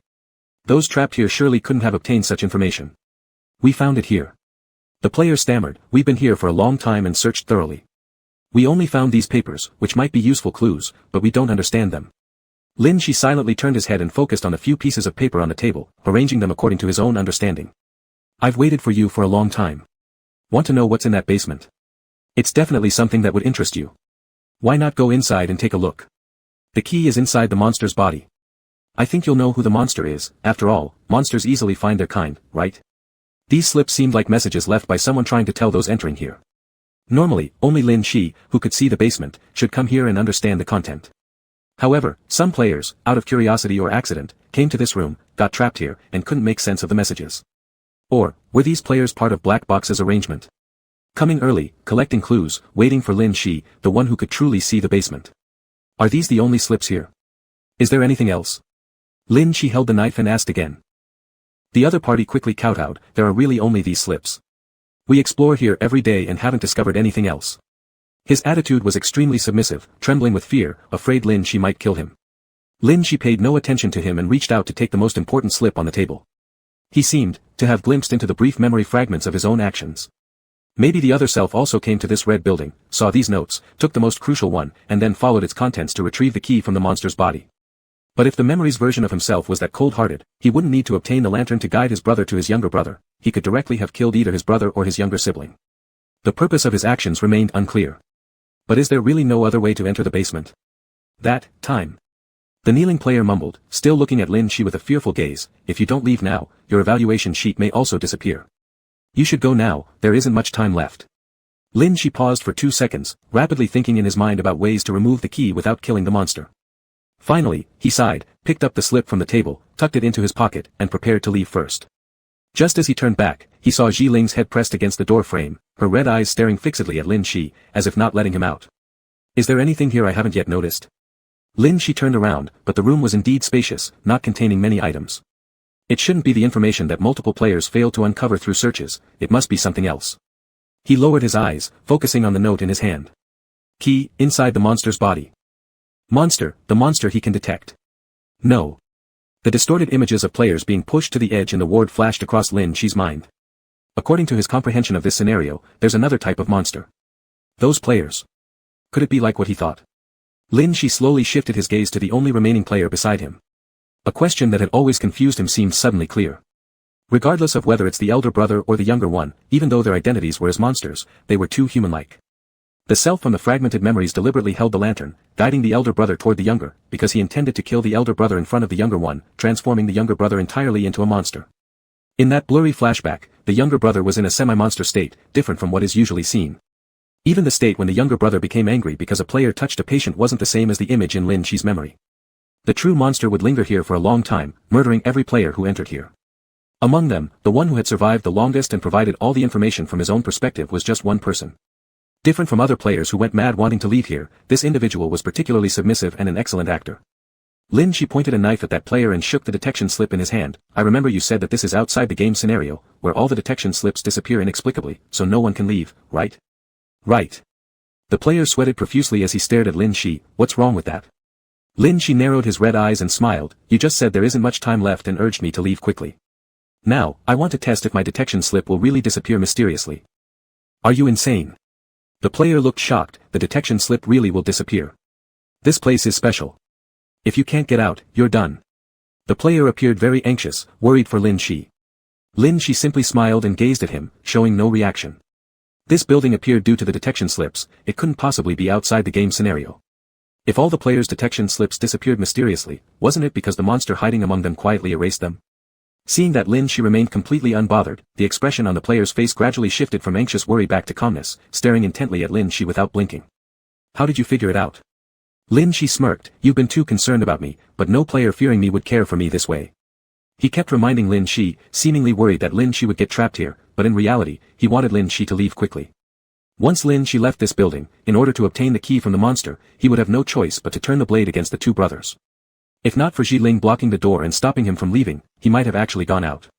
Are you human? Or a black box monster? Lin Shi couldn't help but stare into the chilling eyes before him, pondering how incredibly convincing he was. Of course, I'm human, I'm no monster, the player sneered, mockery laced heavily in his tone. Even if you kill me, you won't get that key, you'll only make yourself look more like a random killer. Why don't we cut open your own stomach and take a look? Maybe the key is inside your own body.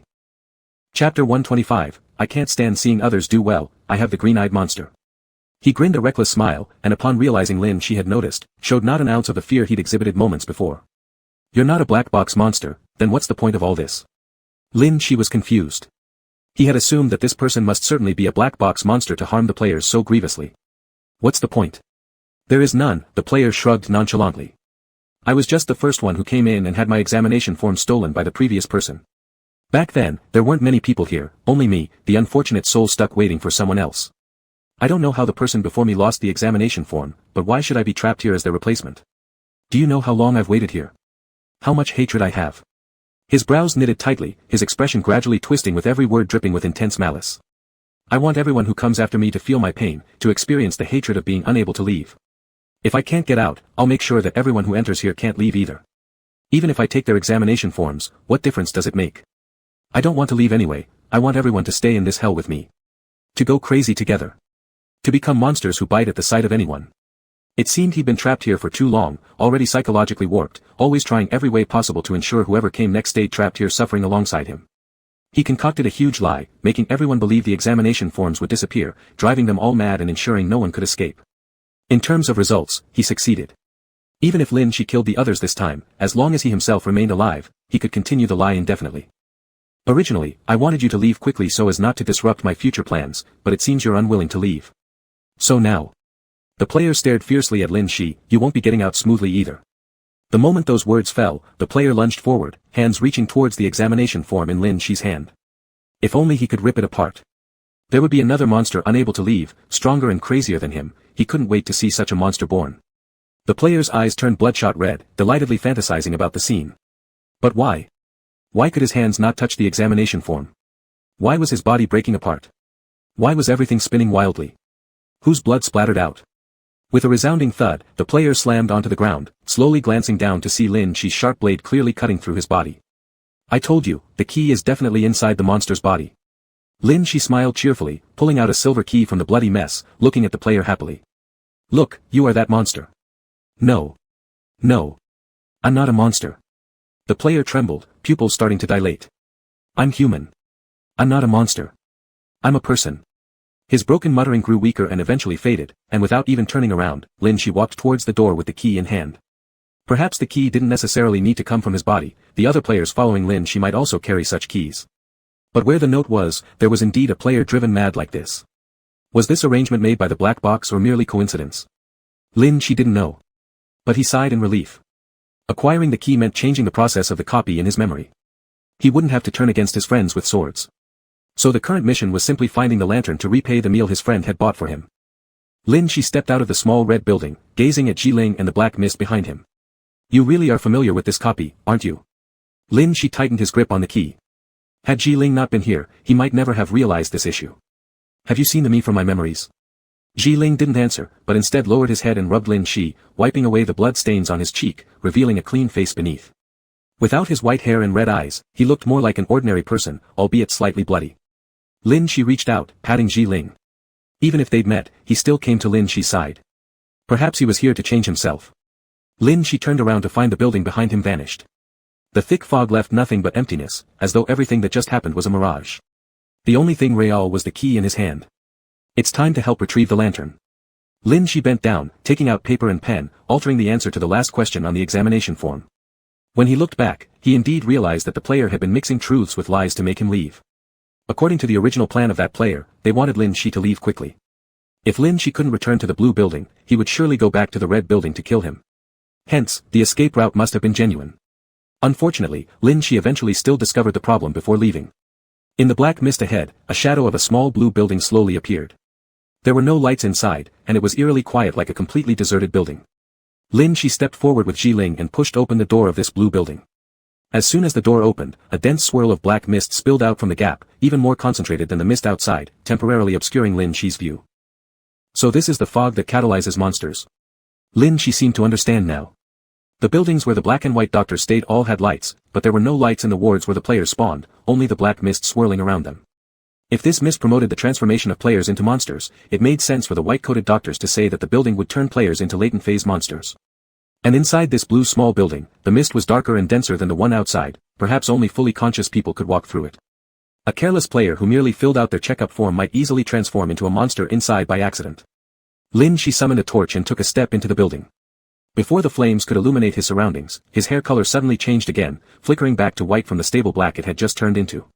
His crimson eyes in the black mist were akin to a monster's stare, but also allowed him to see much clearer within it. Ji Ling, as usual, couldn't enter because of his large frame and had to remain outside patiently. Alone with his torch raised high, Lin Shi walked in. 2 steps into the entrance brought him to a reception-like desk where 2 emotionless workers in uniform stood. When they noticed Lin Shi coming in, they merely blinked and stared at him fixedly. Amidst their eerie gaze, Lin Shi calmly stepped up and slammed his checkup form on the table. "I'm here for my test." The 2 workers glanced briefly at the form, then looked back at Lin Shi's white hair and red eyes. "Are you sure you're human?" "Of course," Lin Shi replied without hesitation, curving his lips into a sinister smile. "Don't I look like one?" They checked the form again. "What's your natural hair color?" "Inherited light-colored hair." "What about your eyes?" "I can't stand seeing others doing well, I've got the red eye condition." Chapter 126, Seriously, a Human Being. The staff member stared at Lin Shi's red eyes with an eerie look, then immediately put on a stern face and coldly said, "Let me repeat this again, this is the normal human assessment area. We only serve humans." Lin Shi raised the knife in her hand with a gentle smile and repeated softly, "And I'm repeating too, I am a human." The staff member frowned immediately, his icy face full of indifference. Without acknowledging Lin Shi anymore, he simply tapped a button next to the table. Soon afterward, heavy footsteps echoed from both sides of the corridor, shaking the small building as if some colossal creature were rushing toward them. Out of curiosity, Lin Shi turned around and saw 2 huge silhouettes rapidly running down from either side of the corridor. They swiftly lunged at Lin Shi. The staff member picked up a nearby book without expression, ready to shield any splatter of blood. Sometimes there are overly ambitious black box monsters that try to escape the instance dungeons, quite ordinary indeed. They had long grown accustomed to it, they knew what needed to be done, kill or eliminate these overambitious creatures who did not know their place. As the book blocked their view momentarily, they caught a flash of red light but paid little attention to it. The 2 staff members waited for the expected spray of blood and carnage from the tearing apart of the black box monster. However, oddly enough, nothing was heard outside the barrier of books, no screams, no roars. Just as confusion started to creep in, they witnessed a hand parting the book blocking their vision, revealing Lin Shi's seemingly amicable yet smiling face. "Your security guards don't bleed, they just turn into black fog when cut." "Boring." Then, narrowing his red eyes, his gaze scanned over them with interest. "But you too, shouldn't you bleed?" His smooth and excited inquiry sent shivers down the spines of the 2 staff members. This isn't like the monsters from their instance dungeons. Where did this monster come from? Why is it causing trouble here? Taking a step back, one of the staff looked like they wanted to flee, but upon turning, they were grabbed by the collar by Lin Shi. "Don't go. You haven't finished my evaluation of whether I'm normal." Unable to free themselves despite struggling fiercely, the 2 staff members' faces paled. The one behind them was absolutely not a regular monster within the instance dungeon, it was stronger, more bloodthirsty, madder. "We can't appraise monsters as humans, we are unable to do such a thing," one of the staff stammered while trembling. "Even if forcefully evaluated as normal, only players can leave through the channels." "So, I am a player," Lin Shi smiled delightedly, with bloodstains still fresh on his clothes, "don't you think?" Speechless, the 2 staff members could not help but see him as a chaotic entity, a monster, and couldn't believe he was a player. "I've understood." Lin Shi suddenly revealed a look of sudden enlightenment and pointed accusingly at them with his dagger. "You're bullying me. Intentionally not giving me an evaluation result." Their faces fell. Could they possibly dare to? Not at all. While pointing a knife at someone, those words might as well be something only he believed himself. Lin Shi smirked sinisterly, "Those who bully me will never have good outcomes." Reaching out, he grabbed one of the staff members' head firmly and glanced at the other with a laugh. "Since you won't evaluate my test sheet, I'll kill him right now, okay?" The other staff member broke out in cold sweat. "No, releasing a black box monster would mean our own elimination by the black box system." "Elimination? What elimination?"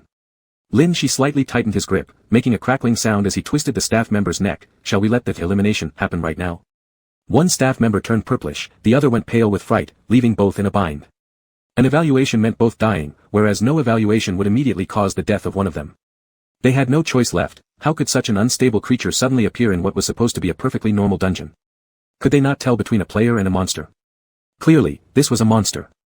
It seems your colleague doesn't want to help you, Lin Shi chuckled kindly while tightening his grip slowly, red eyes blazing. Come, take a deep breath, don't be afraid, it won't hurt. Not hurt, not hurt. Laughing, Lin Shi suddenly increased the pressure with a powerful twist of his hands, snapping the staff member's neck with a sharp crack. This completely startled the other staff member, who even forgot to flee. Should I do it myself, or should you? Lin Shi pushed the corpse of his companion toward him with a gentle smile. The staff member screamed in terror at this demonstration, hastily dodging the corpse of his companion before scrambling onto the desk. I'll appraise you. I'll do your evaluation right now. His breathing was ragged, his eyes filled with panic. At that moment, Lin Shi seemed even more terrifying than the black box's annihilation. This visual shock had completely overwhelmed him. The staff member nervously skimmed through Lin Shi's test sheet, his gaze stopping on the last question. He swallowed hard and slowly turned to look at Lin Shi. Are you sure you really saw that basement? Is there a problem? Lin Shi sat on the counter, absent-mindedly playing with the red knife in her hand, casual but still threatening. You can actually see it, that's a place normal black box monsters can't even perceive. The staff member was overtaken by his own fear. That's why you're here, that's why. You're the monster the black box has been searching for. You. He looked utterly terrified, and Lin Shi leaned closer, lazily lifting his chin with the tip of the blade as she narrowed her eyes. Why are you so scared? What about the basement? Tell me. The staff member was full of dread. Don't you know? How could you not know? That basement door leads to the center of the black box, a place only special black box monsters can see and enter. Legend has it, it connects to other worlds' black boxes. Inside, black box monsters can see their kind. I don't know much, I've never been in, but people say there are more advanced black box monsters there. More advanced black box monsters. Lin Shi mused. What makes them advanced? The staff member hesitantly raised his head to look at Lin Shi. Like you. Lin Shi didn't understand what he meant by you, but that basement was clearly no ordinary place. If truly meeting higher-level black box monsters could help her better understand herself, then entering this basement was inevitable. With a pale face, the staff member bit his finger and pressed his bloody fingerprint onto the test sheet, creating a red seal. Alright, that's done. The staff member was bewildered. If the seal could form, it proved that, this person who appeared like a monster was actually human. How could this be possible? Chapter 127 Everything in the black box was indeed interconnected. He stared at Lin Shi incredulously, sizing him up once more. Those red eyes, no doubt a monster, and he could see the basement. There's no way he's human, he must be a monster from the black box. Lin Shi paid no attention to his gaze. Instead, he leisurely rolled up the inspection form, put it away, and twirled the small knife in his hand as he said, I have one more question to ask you. I'm sure you wouldn't mind answering me, right? The staff member was drenched in sweat. Did he even have the option to refuse? There should be a blue lantern here that can travel freely between any hospitals within the replica, right? As soon as Lin Shi asked this, the staff member stiffened. What lantern? I don't know anything about that. He averted his gaze, clearly not wanting to respond to Lin Shi. Do you want to talk or die? Lin Shi watched him with interest, almost eagerly expecting him to refuse to reveal the location of the lantern, which seemed like it would give him some entertainment. Of course, this was an undeniably bloodthirsty monster. The lantern can't be used by anyone other than the staff, otherwise, it would be very dangerous, the staff member explained while frowning. Are you sure it's dangerous for me? Lin Shi swiveled the tip of the blade, staring meaningfully at the staff member. Isn't it more dangerous for you? The staff member shuddered again, hesitating. In this place where black fog is dense, if you lose the protection of the lantern, terrifying monsters will attack you. Lin Shi lifted his gaze and looked down the quiet corridor. Apart from the two huge figures that had appeared earlier, there were only two staff members left, one of whom was already dead. It was hard to imagine what kind of terrifying monsters could still exist here. Will you give it or not? Lin Shi was too lazy to argue with him further. Killing monsters was his business, not something the other party needed to worry about. Seeing that Lin Shi wasn't backing down, the staff member sighed and squatted down to retrieve a lantern burning with blue flames from under the counter. This lantern keeps people alert and doesn't allow black box monsters to be affected by madness. Such flames are rare within the black box. Lin Shi grabbed it and carefully studied the blue flame encased in the wire mesh cage, feeling oddly familiar with it. Where does this fire come from? I don't know either, seems like it came from another replica. The staff member shook his head and stared directly at the blue flame. Without it, any monster can easily go berserk in the black fog. I see. Lin Shi lightly picked up the lamp, jumped off the desk at the reception area, and turned to leave the building. As soon as he got up, behind him, the murmurs of the staff member continued. Without that, the monsters would easily go mad. Any monster, mad. Lin Shi turned back curiously and noticed that the staff member's eyes had gradually turned blood red without even realizing it, all within the enveloping black mist. The mist here was the thickest. Without the lantern, the staff member was the first to go mad. This was exactly what he referred to when saying there would be terrifying monsters attacking Lin Shi. The danger he worried about? Himself. Watching the gradually distorted figure, she felt utterly at ease. Perfect. Anyway, keeping you around was just making the black box notice my situation. This makes things convenient now. With a smile, she held the lantern in one hand and summoned his knife in the other. Mattified monsters. So what? For it was just a matter of how quickly they would be resolved. In the live stream room, the viewers began timing it to see how long it would take for their idol, God who wielded the blade with just one hand, to kill the crazed monster. On the foggy corridor, on one side was the red-eyed monster tearing itself apart, and on the other was holding the lantern and his knife, battling in the hallway. Our Lord even gave it an advantage, yet still obliterated it so effortlessly. The mattified monsters in this replica aren't much, honestly. They're less scary than those eerie foggy things. This is Lord live stream. Of course, it looks easy. Try going in yourself and see how it feels.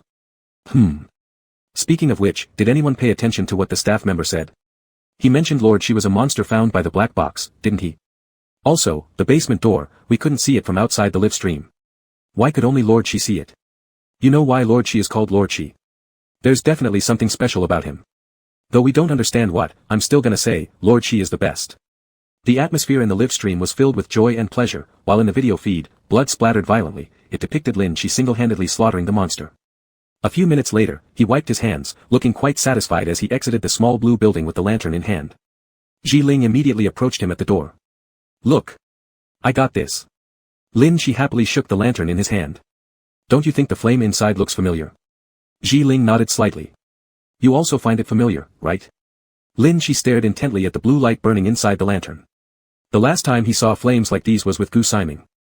This kind of flame can soothe the emotions of monsters and keep them lucid. Gu Siming was one such lucid monster. Perhaps this flame originated from Gu Siming or the replica he belonged to, no doubt everything in the black box was interconnected. Let's go. We should find the doctor. She poked Ling's arm and was easily lifted up and placed on his shoulder. The group watched as she casually leaned against the massive creature's shoulder, swaying back and forth with the blue lantern in hand as they entered the black mist. That quiet little building then slowly disappeared into the black fog. Ordinarily, people should leave the replica after stamping their papers, but if had chosen to turn back, the only way out would have been through that basement. Not just but the viewers in the live stream room were also curious about what lay within the basement. Found the key, got the lantern, now our Lord won't have to force the doctor to take him to the basement, right? This trip of his has been complicated. He could have left without needing either the key or the lantern, so who knows why he turned back to help the doctor. That's because Lord is loyal and keeps his promises. He recognized the doctor as a friend and agreed to help. What's wrong with helping a friend? What kind of friendship is this? Friendship over a meal? For Lord that's important enough. A single meal can mean survival during famine times. You guys are making excuses. Who in their right mind would help a monster just for a meal? I'd say, probably because he isn't human, which is why he leans more towards helping the monster's side. What makes you think Lord isn't human? Lord is definitely human. The inspection form proves it. The live stream chat erupted into endless arguments. There was no doubting Shi's strength, but whether he truly resembled a human still needed further evaluation by some observers. In the trail of bodies left behind from his fight, there were both players and monsters alike. His current position was highly ambiguous. Chapter 128, A person without happiness is a moving corpse.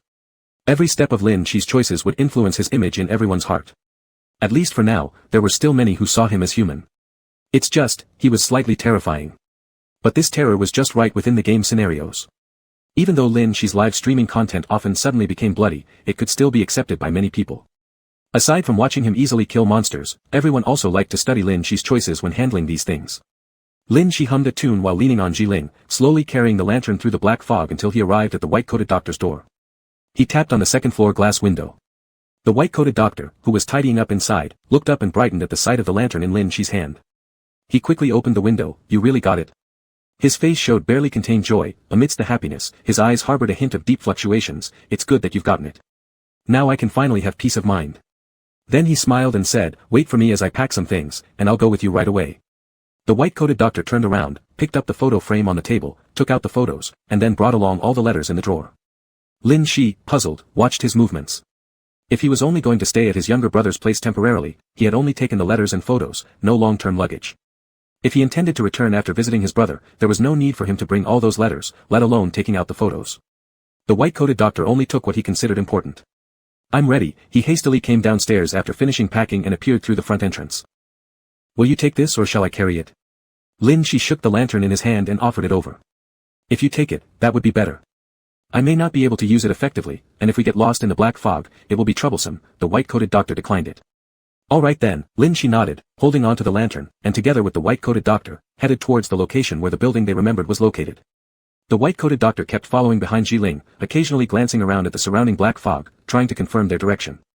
It seemed like he wanted to ensure they were indeed moving forward and not walking in circles. Previously, countless times during the search for his younger brother, they had been trapped in the black fog unable to advance. Perhaps, this time would be different. He was lost in thought when suddenly a question came from above. Did you see the light of that building? Upon hearing Lin Shi's voice, the white-coated doctor followed his gaze upward. His pupils flickered momentarily. He saw it, amidst the black fog, the other ward's lights shone brightly, and that elusive silhouette of the building which was always in the same scenario yet never quite visible before, he could finally see it. As several figures approached, Lin Shi reached the familiar small gate and finally hopped off Jiling's shoulders in relief, pointing to the nearby gate. Here it is. Your younger brother is inside. The white-coated doctor nodded, gazing into the building, and his eyes seemed to soften. Let's hurry and go inside together. Lin Shi was also excited. With this reunion, afterward, he could casually head upstairs to unlock the basement. Everything was progressing beautifully. Just as the two figures stepped into the ward, the security guard by the entrance immediately rushed out angrily, glaring fixedly at the white-coated doctor, twisting the rope in his hands threateningly. Human. Do not enter here. As he said this, he began spinning the rope in his hand, preparing to approach, similar to how he treated players who entered previously. Lin Shi swiftly stepped forward, blocking them in front. This is my friend, a relative of your doctor. The security guard ignored him, focusing solely on advancing toward the white-coated doctor, repeatedly muttering, human. Do not enter here. Since the security didn't pay any attention to Lin Shi and only showed hostility towards the white-coated doctor, Lin Shi had no choice but to pull out his knife and attempt to break through. Anyway, he had long disliked this security guard. Maybe killing him could give Jiling an opportunity to squeeze in. Lin Shi raised the knife in his hand, ready to fight the security guard in the narrow corridor.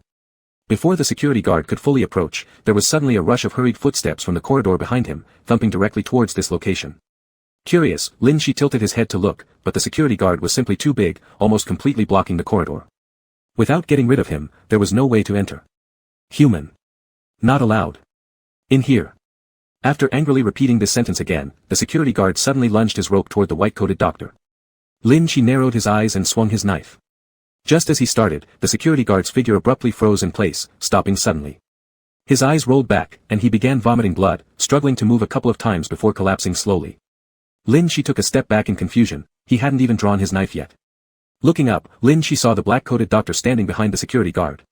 On the fallen security guard's back was a completely inserted scalpel, piercing directly into the heart. It's you.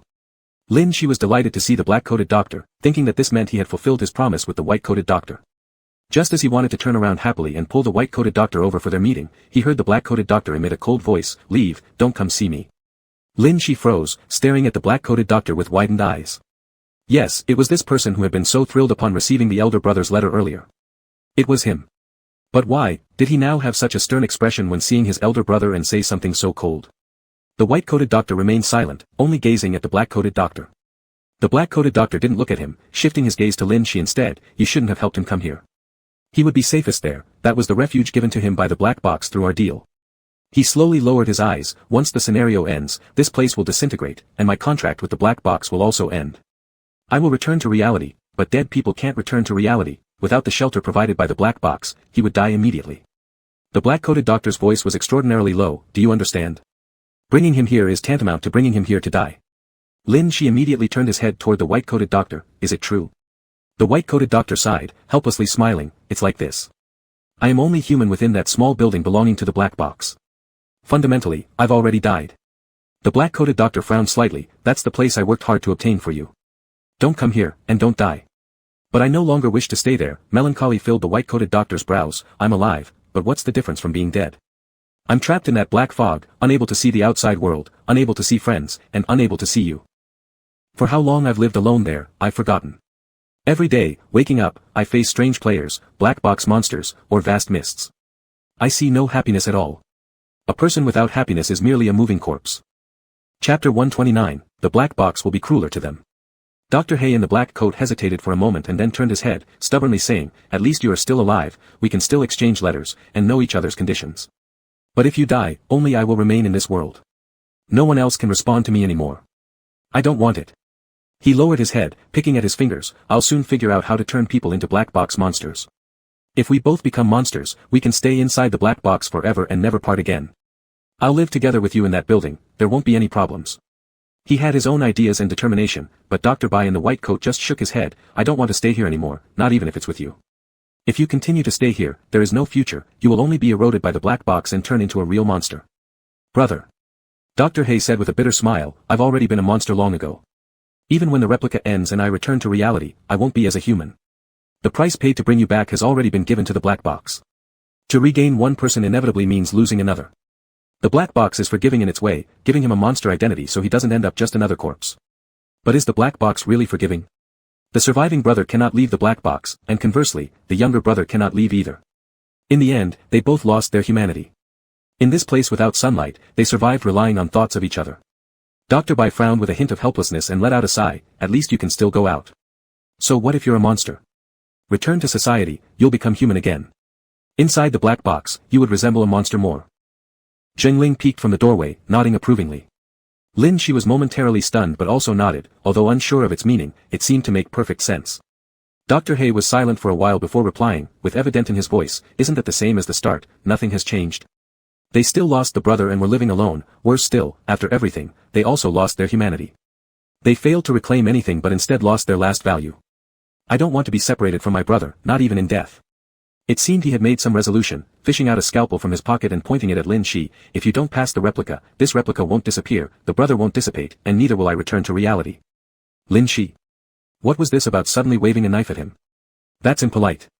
Dr. Bai, unhappy, immediately stepped forward, shielding Lin Shi behind him. Do you wish for more innocence to be sacrificed within this replica? I'm fed up. Even if it meant dying, I wouldn't want to continue being trapped here with you. He pushed Lin Shi away a step. You go out and pass the replica. You mustn't. Dr. Hay immediately froze his expression, viciously pulling him back. The stable replica encountered issues only because of Lin Shi's arrival. His brother must have thought of self-destruction solely because of him. Dr. Hay cast murderous intentions towards Lin Shi. Upon seeing this, Dr. Bai immediately interposed himself in front of Lin Shi. Why don't you try killing me first? Dr. Hay became more emotionally agitated. How could you protect him? Don't I mean more to you, as your younger brother? It's all his fault. Lin Shi was somewhat bewildered by the current situation, and the audience watching the live stream was even more confused. This was supposed to be a poignant and helpless scene of siblings opposing each other, but somehow, due to Lin Shi's involvement, it carried a tinge of melodrama.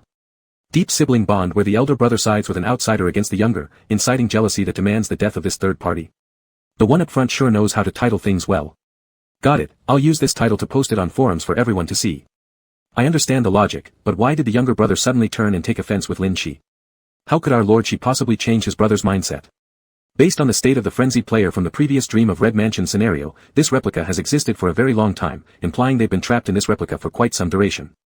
If it were me, looking outside every day and seeing only black fog, and having companions who come and die, such days would indeed be oppressive. More importantly, these tormenting days perpetuate because of their mutual existence. In other words, because he's still alive, I cannot die either. They've both lived painfully, barely able to meet. Oh, don't talk about it. Just hearing it already makes me feel suppressed. This replica has no scenery, it's all black mist. How can anyone possibly live like that? Even a normal mental asylum would let patients go outside to see the sun. The situation of this pair of brothers was similar to that of the apartment manager from before, with one difference: the manager's wife had been by his side, and he had been content in the black box replica. The loved one he wished to keep had stayed as she was supposed to, and for them, the environment didn't matter at all. But these two were different. Their enforced coexistence resulted only in mutual suffering. The black box would be even crueler to them. Perhaps the elder brother was already tired, but there had been no way to end everything. Lin Shi's appearance presented the elder brother with the perfect opportunity, yet the younger brother did not wish to give up. As a result, neither side could reconcile. You are no longer the little child who needs my protection. You should return to human society and live properly instead of being trapped here because of me. The future I envisioned wasn't like this. Can you understand? Dr. Bai delivered his reasoning in relative calmness. Dr. Hay shook his head stubbornly. No. If there's no older brother, human society holds no meaning. I don't want to go to a place where there are no relatives. I don't want to be abandoned again. Perhaps living through that car accident left him more reliant on his elder brother after losing their parents. He could simply not function without him. Dr. Bai frowned, and his expression became serious. Do you still think you're a fledgling? Do you think acting spoiled will solve your problems as it used to? You should have grown up long ago. Without me, you can still live just fine. Dr. Hay's face turned somber, as if he wanted to counter but couldn't find words. Though heavy, hurtful words existed in his mind, not a single word passed through his lips. He deeply regretted injuring his elder brother with sharp words last time. Now, despite feeling agitated enough to burst, he only gritted his teeth. Lin Shi squatted in the corner, looking back and forth between the brothers, feeling as though he ought to have something stuffed in his mouth to match the situation. But unfortunately, he had nothing. After glancing at the stiff figures of the two, he felt it was time to interject, so he raised his hand and asked, "Could I ask 2 questions?" Both sets of eyes landed on him, silent. It was also an unspoken approval. Lin Shi immediately stood up, brushed off the dust from his clothes, and asked, "If I don't leave this replica via the normal passing method, does it mean that the replica won't end?" Silence followed. Both seemed lost in thought over this question. Furthermore, if the replica stops here and nothing is reset, will you not be expelled from the replica either? Will this mark the end of your pact with the black box? Lin Shi's inquiry startled Dr. Hay. Would there be such a choice? Chapter 130, because the food was delicious, it lured away someone's brother. Lin Shi's inquiry brought some joy to the black-coated doctor. He might not lose his brother after all. However, the white-coated doctor still worried deeply. There's no future in this black box. I just want you to end this contract quickly, return to human society, and live the life you were supposed to live, not get trapped here because of me, a person who should already be dead. The white-coated doctor always thought about ending this copy and letting the black-coated doctor leave the black box, returning to the original life he had before. A stagnant copy couldn't make him happy either. The black-coated doctor vowed solemnly, "If my brother can't survive, then neither will I. We'll be brothers again in our next life." The white-coated doctor fell silent for a moment. Facing a younger brother threatening death if they don't agree, it seemed there was nothing he could do about it. But, perhaps if they took a step back and stopped being stuck in longing for each other from afar, and instead faced each other directly like now to clear up all their doubts and thoughts, this might actually be much better than before. The white-coated doctor sighed heavily, turning his gaze to Lin Shi. What does leaving the copy in an abnormal way mean? I remember there wasn't such a strange method to leave this copy. There is. Lin Shi said with a smile. That basement only I can see. The two brothers froze, staring at Lin Shi, deep in thought. Among all the players, only Lin Shi could see that basement, which seemed quite unusual, as well as the sole line on the test sheet waiting for Lin Shi to answer. These were things the black box had long prepared. Perhaps it's dangerous inside, something specifically targeting you, the white-coated doctor slowly murmured. What is your relationship with the black box? I don't know, I've lost my memory. Lin Shi shrugged, then pointed toward Ji Ling outside the door. Right now, I only know I have a good relationship with him. 2 pairs of eyes immediately focused on the massive figure outside the door. Being close with a monster, could Lin Shi possibly come from the black box? They hesitated a bit. Do you really want to go in? If it poses a mortal danger, you could also leave this copy early. Considering human emotions, the white-coated doctor would not force Lin Shi to enter the unknown basement for their sake. Lin Shi just waved dismissively. I intended to go in anyway. Saying this, he beckoned to Ji Ling outside the door. Can you squeeze in? Let's go together. Ji Ling stretched out its head, slowly crawling through the narrow door and making its way into the building with difficulty through the tight passage. Fortunately, only this entrance was narrow, the interior was spacious enough for Ji Ling to move slowly around. We'll also follow you upstairs to check out that basement. The white-coated doctor had never been there before and had no idea where the basement even was, while the black-coated doctor claimed he had never seen the basement in the first place. He rarely went to the 4th floor where the basement was located anyway. I always thought there was a reason why others weren't allowed upstairs and it was always empty, the black-coated doctor muttered, seemingly viewing Lin Shi, this special player, differently. As a player who got along well with monsters and also seemed to have a particular connection with the black box, Lin Shi struck everyone as extraordinary, whether viewed from the perspective of humans or monsters. Be it human, monster, or someone born in the black box, Lin Shi remained enigmatic, standing between all sides. Look, there's the basement door. Upon reaching the 4th floor, Lin Shi immediately pointed to the basement's door, turning to look at the others. Can none of you see it? The black-coated doctor shook his head, the white-coated doctor did too, and when it came to Ji Ling, he paused silently for a moment before nodding his head gently. You can't see it either. Lin Shi was surprised, especially since even Ji Ling couldn't see the door. But earlier in the blue building, the staff member had mentioned ordinary black box monsters couldn't see it either, so maybe this door was visible only to Lin Shi. If none of you can see it, does that mean only I can enter alone? Lin Shi looked perplexed as he pulled out the key and squatted down to unlock the door. In the other sight, Lin Shi merely took out a key and turned it in thin air. At the moment of opening, they indeed felt some strange power lingering there, but within their field of vision, there was still nothing. It's pitch dark inside. Lin Shi poked his head into the basement doorway, only to see complete darkness, with nothing visible. He turned back to the people beside him. Now that I've opened it, can you see anything? Everyone, including those in the live streaming room, couldn't see the so-called door Lin Shi described. The sight of him taking out the key and unlocking an invisible lock, along with the fact that only he could see this door, made Lin Shi look like a mentally ill person at that moment. So, I guess I'll be the only one entering. Lin Shi mused thoughtfully, then turned to Ji Ling past the doctors. If I go in and you're still in this copy, will you be able to find me later? Ji Ling nodded, reaching out to hook the black string around Lin Shi's neck. As long as Lin Shi kept wearing it, Ji Ling would be able to track him down. Alright. Lin Shi nodded with relief, not wanting to accidentally leave his beloved Ji Ling behind here without a way out. After I'm gone, you two should take good care of each other, Lin Shi advised the doctors earnestly. Since you are blood-related brothers, treat each other well.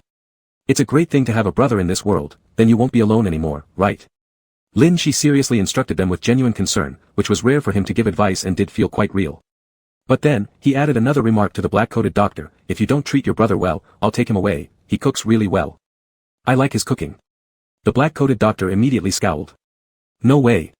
Even Ji Ling hurriedly pushed the two brothers aside, fearing Lin Shi might kidnap their brother just because of his delicious food. Rubbing against Lin Shi silently, his every move indicated how worried Ji Ling was for Lin Shi. Don't worry, I'll be back soon. Lin Shi promised confidently, patting Ji Ling, then turned and walked toward the edge of the basement.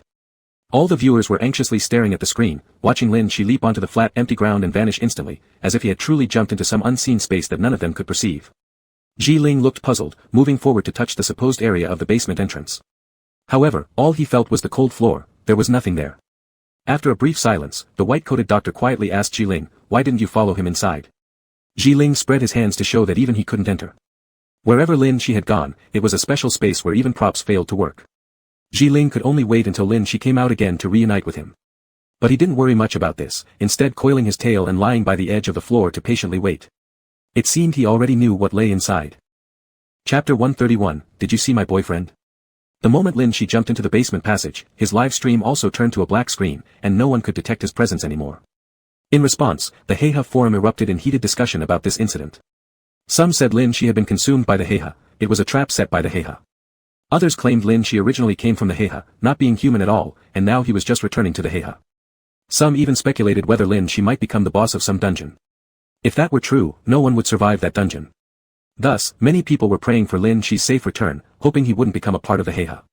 Those who previously called Lin Shi a monster suddenly shifted their opinions, claiming he was an excellent player and definitely not part of the Heiha. More detailed discussions arose about why Lin Shi was both a player and a Heiha monster. If Heiha monsters appeared in human society, did it mean that the Heiha had already invaded their lives? One person replied below, when humans can see the Heiha, isn't that proof they've already been invaded? Everyone turned to look outside the window, where under the blue sky, the dark box floating there seemed capable of swallowing everything. From initial panic and speculation, as the Heiha livestream began and its wish-granting rules became accepted, people have become accustomed within merely half a month. Numb mind stirred again because of Lin Shi's appearance, beginning to ponder. What exactly is the Heiha? Perhaps even the Heiha monsters don't know what the Heiha truly is or what lies behind that invisible door. After jumping into the basement passage, Lin Shi's vision went pitch black. He couldn't see anything but could only feel himself falling. With a plop sound, his vision suddenly brightened, and he landed on a wet, rainy street. The sky drizzled lightly, soaking Lin Shi's hospital gown. He glanced around. Surrounding him, was a gloomy city with light rain. On the damp and wide road, there were moving black figures, but they were merely human outlines, pitch black and shadowy, without any visible facial features. They moved silently, bustling like normal people but making not a single sound.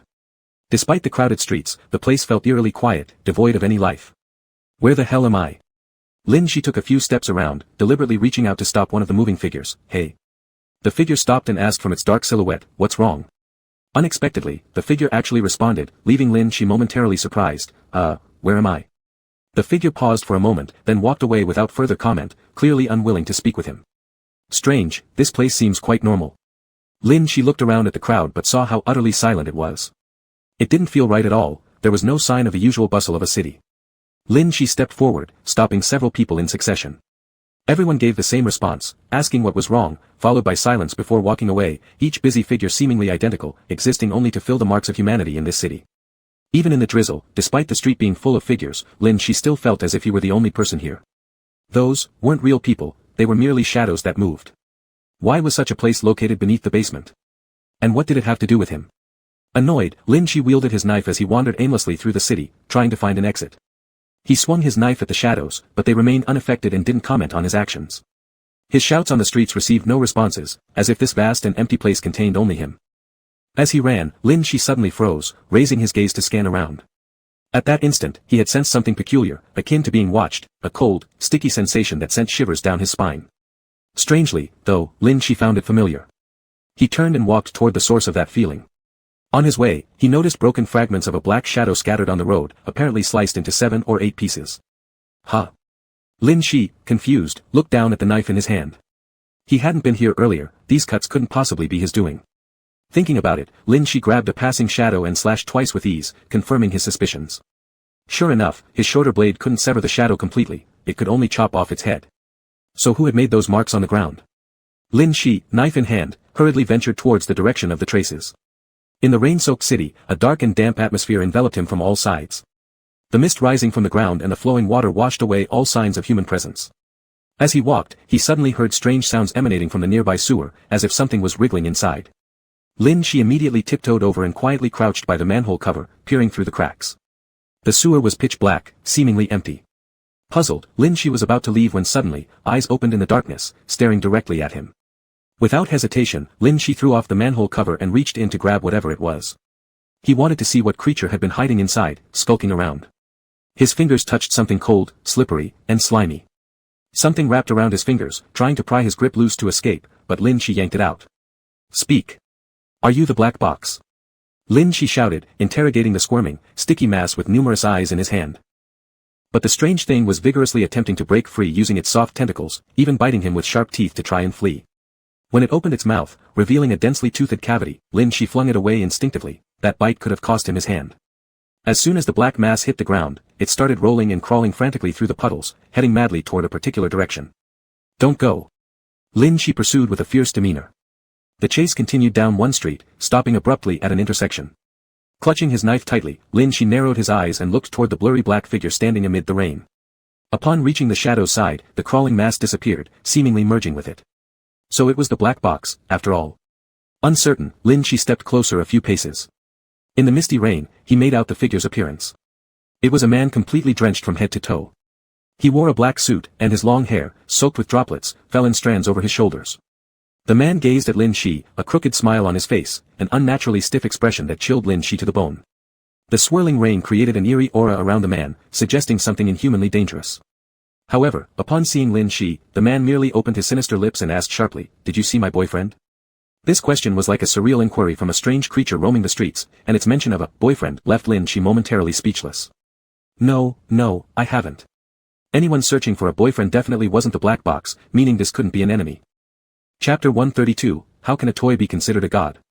What baffled Lin Shi even more was that the sensation of being watched and the eerie sense of familiarity were both emanating from the person in front of him. He could sense that, although they all appeared human, there was no humanity beneath their disguises. Who are you? Lin Shi asked cautiously. How did you get here? Are you the black box? Or the boss of this area? In response to Lin Shi's string of questions, the other party smiled enigmatically and countered with another question instead of answering. Are you the seed of this world? Seed? Lin Shi was utterly confused. What is a seed? The other party continued to smile eerily, whispering softly amidst the pattering rain, it seems like you have also merged with human flesh and blood, transforming into a human-like form. It's true, we will all eventually become humans, possess new bodies, experience human emotions, and no longer remain isolated monsters, right? Lin Shi frowned. That's too profound. I don't understand. Oh. The other party seemed to ponder for a moment. Haven't you read any books? You need knowledge to understand what humans are thinking. You should read more, like me, learning a lot has helped me understand my boyfriend completely. Lin Shi clutched his head, he understood less now than before. He had simply asked who the other person was, yet why was he talking about studying and boyfriends? Who exactly are you? Really not the black box. He had thought that going through the basement would lead him to a place closer to the black box's core, but it turned out that this place looked more like a separate zone, with a strange person saying things he couldn't comprehend. Suddenly remembering the words of one of the workers, Lin Shi realized there were higher-level black box creatures behind the door of the basement, creatures like himself. Slowly lifting his gaze, he looked past the misty rain and saw the true form of the shadowed figure. It was an eerie creature swathed in dark tentacles, entwined together. Many eyes dotted its limbs, oozing sticky black fluid that bubbled incessantly. Its sharp teeth gleamed menacingly, it clearly differed from all the black box creatures Lin Shi had encountered thus far. The presence emanating from him was more dangerous. Standing in the rain, just a single glance from him sent shivers down Lin Shi's spine. You and I, are we of the same kind? Lin Shi hesitated, unsure of himself. At least they both currently resembled monsters disguised as humans, sharing this similarity. Yes, we are of the same kind, but we exist in different worlds with distinct environments, the other party smiled warmly. You seem very perplexed, perhaps I forgot to explain. I do not belong here, I came here by mistake along with my boyfriend. I'm truly sorry for intruding into your world, but will leave soon once I find my lost boyfriend. In a friendly tone, he extended his hand toward Lin Shi. Can I stay a little while longer? I'll find him quickly. Although Lin Shi still didn't fully understand, the other party seemed rather polite. They acted so much like a human, making them a model to learn from. Lin Shi leaned closer, passing through the veil of rain mist, trying to discern this man's features better. He appeared elegant and composed, dressed in a sleek black suit. His facade was exceptionally handsome and surely favored among humans. He would likely blend into human society without being discovered at all. You're my kin, right? Can you tell me something about us? Lin Shi asked curiously, believing this might be his best chance to learn more about himself easily. Of course, the other party agreed. Two monsters cloaked in human skin began conversing with each other. Lin Shi recounted his own story first, how he appeared here and was currently unable to find the way out. In turn, the other revealed that he originated from another world, having accidentally wandered into this one. Are there many other worlds? And are there more people like you? Lin Shi's eyes widened with disbelief. Does it mean there are a lot of black boxes? Yes, but these truths should already be part of your basic understanding. Don't you remember? The other paused in contemplation, displaying much more maturity compared to Lin Shi. Do you know the concept of the birthplace? To put it in human terms, the place where you originated from, grew into specific forms, and from which centered your unique environment separated from others. This is the world that belongs to you.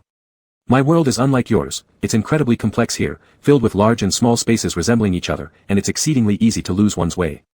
The other party smiled, speaking words that seemed ordinary, but Lin Shi, with his missing information, still struggled to fully understand. However, there was one thing he grasped: if this place was the black box, then he had been born from the black box and was a part of it. So, are you also a black box monster? Lin Shi pondered painstakingly, assuming that the other might be a black box monster from a different location. Black box monster. Is that your term for gods here? Communication between them remains somewhat difficult. I don't know. If around here something is considered a god, it should be the black box, that black rectangular box. Lin Shi mumbled in confusion, as the black box was currently the most influential entity affecting human society. The angle of the other's smile slightly increased. How can a toy be considered a god? It seems you're missing quite a lot. I hope you'll remember eventually. The other reached into their suit pocket. You're the most reasonable god I've met, far better than those I've encountered before. Let me give you a gift as proof of our amicable relationship. He pulled out an oil paper package from his pocket and shoved it into Lin Shi's palm. What is this? Lin Shi opened the paper and inside were two strange, twisted biscuits resembling the odd mass they had captured earlier. They're delicious little cakes, the other smiled. A present from my family. Family. Lin Shi took a bite of the biscuit. Do we have families? Raising his eyes, he gazed at the figure across from him. Even though it appeared human, Lin Shi could clearly sense the true monster beneath the skin. They were both monsters, but this one seemed far more human than Lin Shi. With a boyfriend and family, able to casually pull out peculiar biscuits, it must be a happy monster. You will too, the other simply replied. Through the explanation from this strange man, Lin Shi learned for the first time that beyond the black box, similar entities to the black box existed, just that they weren't called black boxes over there. They possessed the power to trade with humans, gaining something from humans and giving something back in return. This man standing in front of him embodied such an existence, and claimed Lin Shi to be of the same kind. The principle of wishes from your black box is likely the same, isn't it? Packaging transactions as wishes, in essence taking something from humans and giving them something in return, although wishes does indeed sound more appealing than sacrifice, it's a rather smart rebranding. The praise left Lin Shi utterly confused. But I don't possess the power to make trades, nor am I the black box. Chapter 133, forcibly reclaiming what has been lost will inevitably change it beyond recognition. How could they be considered the same kind? Maybe it's something special about your world. To me, you are my kindred spirit, that square black box, how to put it. He muttered quietly to himself, is it an existence superior to the black cat? Lin Shi was bewildered, numbly gnawing on the small cake in his mouth. The cake was a bit unappetizing, he didn't know who made it, but Lin Shi never wasted food, so he finished it bite by bite. Only when you remember more will you understand. Every world is different. The dark man spoke, then suddenly narrowed his eyes. Oh, my other self found a boyfriend, I should go. Lin Shi wiped his mouth, so soon. Yeah, I came here because this place is closest to Gonshin space, and I slightly occupied this spot while waiting. Now since I'm leaving, I'll return this place to you. The man smiled and said, in the future, I'll come back to play with you.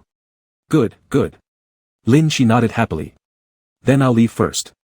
The figure of the other gradually became blurred in the rain, his voice still mixed with the sound of rain drifting over. The surname Lin is a rather important part of your name.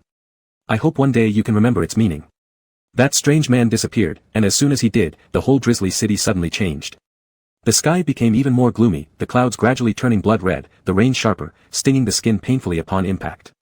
Red liquid trickled down from the walls, pooling in the uneven areas, forming crimson puddles that reflected Lin Shi's image. Lin Shi looked up. The sky had become fragmented, large areas vanished, revealing nothing but pitch blackness where visibility remained, all accompanied by a steady drizzle of blood-red rain coloring the entire city. So this is what it looks like here. Lin Shi stepped lightly onto the bloody puddle below him, glanced around. Many parts of this city were also fragmented, as if devoured and obscured by some black substance, becoming broken and disheveled.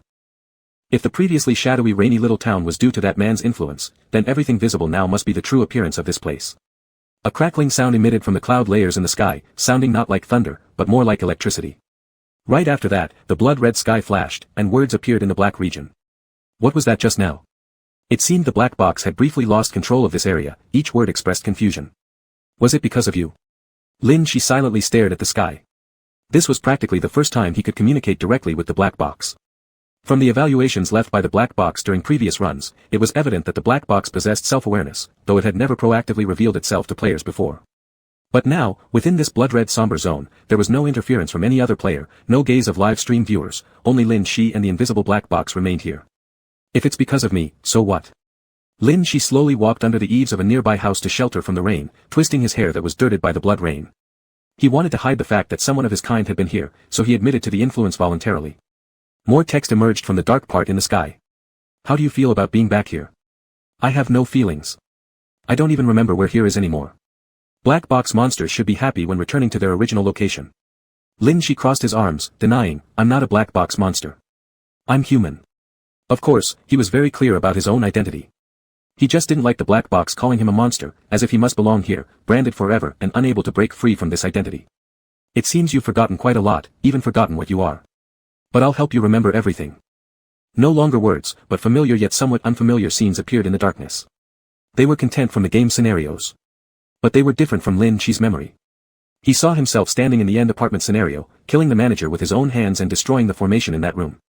He saw himself standing in the Jiang family courtyard, breaking the god statues throughout the courtyard without hesitation, including the statue belonging to the young master. He killed the Jiang family parents, slaughtering the ghost who had already deteriorated, his obsession ingrained deep in that silent courtyard. He saw the version of himself in the horror arena, eyes blood red, killing all the players, including the black box monsters. In the Inhuman hospital, he killed the black-coated doctor who had become a monster for his brother, and found a key in the blood pool, along with that monstrous note. Forcibly reclaiming what has been lost will inevitably change it beyond recognition. The two brothers fell together. His blade was drenched in everyone's blood, compared to the two on the ground, he looked more like a black box monster. Lin Shi stood under the eaves, sheltering from the rain, looking at those images, seemingly expressionless. Stop deceiving me with these illusionary pictures. I wouldn't do such things. He had no reason to be that extreme, and besides, there wasn't a single companion inside. That doesn't make sense. Companions? Of course you had them, but what good end could come of being friends with monsters? The pitch-black part of the sky once again revealed images, this time clearly showing the death of companions. Su Nuosi repeatedly died in a village, the same village Lin Shi had dreamed of before, an unfamiliar place. Xia Yan perished in the horror arena, either killed by hallucinations breaking the rules or leapt off a building after leaving the instance, feeling despondent. Fu Xiangang lacked any trustworthy companions in both the instance and reality, died by player hands within the instance, stabbed in the back outside. Jiang Yi kept circulating between many people. He wanted to save so many, but he only had one life. He saved Xia Yan, Fu Xiangang, and Su Nuosi, but ultimately couldn't save himself. In those constantly flashing scenes, everyone seemed trapped in one place, endlessly repeating obstacles and then dying. Your companions can't help you, and you can't save them. But you can step on their bodies and become a stronger monster. To you, they still have some use, don't they? Lin Shi frowned, staring intensely at the line of text, I'll protect them well. Will you really? Haven't you already witnessed their deaths many times? Every time, you say the same thing, and every time, they die. It would be better to give them up early and return to the black box. Lin Shi gazed resolutely, I don't want to be a black box monster. I want to be human. Would you refuse, no matter what? I refuse. Lin Shi responded firmly. Since the black box had come to inquire, it meant it didn't have the means to forcibly keep Lin Shi in the black box, otherwise, it wouldn't have kept hinting through instance evaluations or using the death of companions to provoke him. It could have easily prevented Lin Shi from exiting an instance upon entering, but evidently, the black box lacked such ability. You will regret this. You'll see even more deaths. The blood-red sky flashed as Lin Shi's mind conjured a familiar broadcast voice. Congratulations, Percent Ewan has passed the Inhuman Hospital instance. Current instance evaluation, stepped into the abyss for others, like rushing into fire to commit suicide, foolish. This evaluation seemed to describe the doctor but also Lin Shi. Chapter 134, We are all struggling in this mud. Before leaving the, Lin Shi saw that the blood-red, broken sky was slowly being repaired with a peace, and the rain in the city seemed to have lessened. But then darkness fell, covering Lin Shi's eyes. That mechanical broadcast voice announced the words so coldly. When your companions die again altogether, you will be willing to return to the black box. This is the last time, absolutely, the last time. I won't let him destroy it again. This time the black box did not ask if he wanted to exchange his memory. Several images flashed madly through Lin Shi's mind. A huge black box fell from the sky, bringing bizarre live broadcasts and wish rules. People exclaimed about this strange box and became black box players under the temptation of wishes. The ones who hesitated, watched indifferently as lives disappeared, those driven by greed, sacrificed themselves to gain treasures. Desires created ability cards, inscribing each player's characteristics. Become a hero, win in themed return with treasures. Become a demon king, kill the players entering the region, and protect your own wishes. Or become the skeleton beneath the castle, exhaust your flesh and blood, paving the way for others. But among the decaying skeletons, a corpse that should have perished stood up, breaking this balance. Lin Shi heard the voices of the black box monsters, they were screaming. Why does he know every procedure so well? It's like he's gone through this millions of times, familiar with everything here. Why isn't he afraid of death? He doesn't fear us. At least, he shows no concern for other players, he won't take more people away from here. That strange player easily passed through many's. Indeed, he didn't take other players with him, but he took that monster. Who? The one residing at the center of the black box. Ah, what can we do about it? A disaster is coming to the black box. In front of Lin Shi, a figure emerged, pulling him forward in the darkness. Lin Shi heard his whisper, let me make this clear, I don't love you, it's just that I can't deal with you. I can't kill you, but every time you spare me. It's hard not to suspect that you're not really a monster. Then, I'll first show you how it feels to be human. He turned around and revealed the face Lin Shi knew well, Qi Ling, the same face on his ID card, the mole on his chin was unmistakable. Please, I'm luring you away, stop smiling so happily, okay? If you keep acting like this, I will truly fall in love with a monster. The person in front had a gloomy gaze, appearing emotionally stable, yet deep within the dark pupils there was an undissolvable sorrow, akin to concentrated ink. Suddenly, Lin Shi's vision blurred, and both the memories along with Qi Ling in front of him disappeared. The human form of Qi Ling gradually thinned, replaced by a colossal monster silhouette. It was Qi Ling, this was also Qi Ling. He crouched down, brushing against Lin Shi, only then snapping Lin Shi back to reality. Did I come out? Lin Shi looked around confusedly, realizing he was back at home. Yet, the chaotic memories in his brain momentarily left him dazed. After exiting the black box, he re-entered a fragment of his memory, where inside the black box, he saw Qi Ling, the Qi Ling still in human form. With another blink of the eye, the person before him had completely transformed into the appearance of a monster. That icy evaluation from the black box might as well fit Qi Ling too. We are all struggling in this mud. I remember what you looked like before, Lin Shi rubbed against Qi Ling's arm and looked up at him, it's you who brought me out of the black box. For the black box monster, it was abduction, for Lin Shi, it was voluntary following. The restored fragments of Lin Shi's memory made Qi Ling very happy too. He waggled the little flower on his head and somewhat blissfully lowered his body to press against Lin Shi's cheeks. Despite the changes in appearance making him look exceedingly terrifying, it couldn't change the fact that his fluctuating emotions remained as visible as those of a human. I understand human emotions now. I won't go back to being a black box monster anymore. I promise you. Lin Shi vowed firmly. One man and one monster intertwined together in outline. Just after a brief silence, the mobile phone in his pocket rang. Lin Shi glanced down and saw that it was Xia Yan calling, and there were already numerous missed calls. Shortly thereafter, another call came through to confirm if he had exited the black box. He entered the basement passage, and all the live stream could see was pitch darkness. There was no trace of Lin Shi, so naturally the people outside began to speculate about his whereabouts, unsure whether he was dead or alive. Lin Shi answered the call, immediately hearing Xia Yan's voice on the other end, you can still answer the call, so you're still alive. Yeah. Lin Shi quickly nodded, still alive. As long as you're alive, that's fine. In these few days you've been in the things outside, well, have been quite eventful. Come to buy you guild later, we need to meet and talk about something. Oh. Sure. Lin Shi nodded, glad to have just come out from Thien be able to go eat. Xia Yan hung up the phone, and Lin Shi turned on his computer, logging into the black box forum. After being inside Thie for several days, his appearance now made Lin Shi sensitive to Xia Yan's slight pause, indicating something had happened outside. So, he immediately opened the black box forum to check. Any news on the forum would be discussed, making it the first intelligence hub for black box players. Sure enough, once the forum opened, a few extremely lively posts appeared on the homepage. Mr. Fu's family internal conflict exposed by relatives. Fu is not the real son of Master Fu, and the Fu family faces division between greedy uncle and deceitful brother. Normally, Fu Xiang is very likable towards black box players and others alike, with an excellent attitude. Once such an event occurred, many black box players came to defend Fu Xiang. At the same time, there were also those mocking them, saying everyone was merely trying to flatter Fu Xiang. After all, the affairs of rich young masters like him didn't concern common people. Even if Fu Xiang were driven out of the Fu family, the world would just gain another ordinary citizen, and it wasn't their place to worry when they couldn't even feed themselves. This post remained heatedly debated. Normally, members of the Water Port Guild would stir up trouble, dominating the argument. But today, the Water Port Guild seemed too busy. Because below Fu Xiang's post, there was another lively thread. Water Port Guild President Jiang Yi suspected to have suffered retaliation from Sacrifice Guild. Late-night attack incident left him unable to escape unharmed, now providing statements at the police station. The comment section was filled with members of the Water Port Guild furiously scolding the Sacrifice Guild for resorting to underhanded tactics in reality because they couldn't compete within the Sacrifice Guild showed no fear, stating that they would continue such actions, daring Jiang Yi to hide forever. A fierce battle raged in the comment section. Chapter 135, A Promise to Die in 7 Days. Lin Shi felt a bit chilled by what she read, because there was another line below. In the old district recently, many people have gone missing for unknown reasons. Some witnesses claim that a ghost deity has appeared and taken lives, causing widespread panic. Lin Shi wiped away a cold sweat, wondering why everything had changed so drastically since she entered the instance. Is it the black box? Did all these things happen because I refused to return to the black box? Holding the mouse, Lin Shi lost herself in thought. Could it be because they stayed with me that they were also targeted by the black box?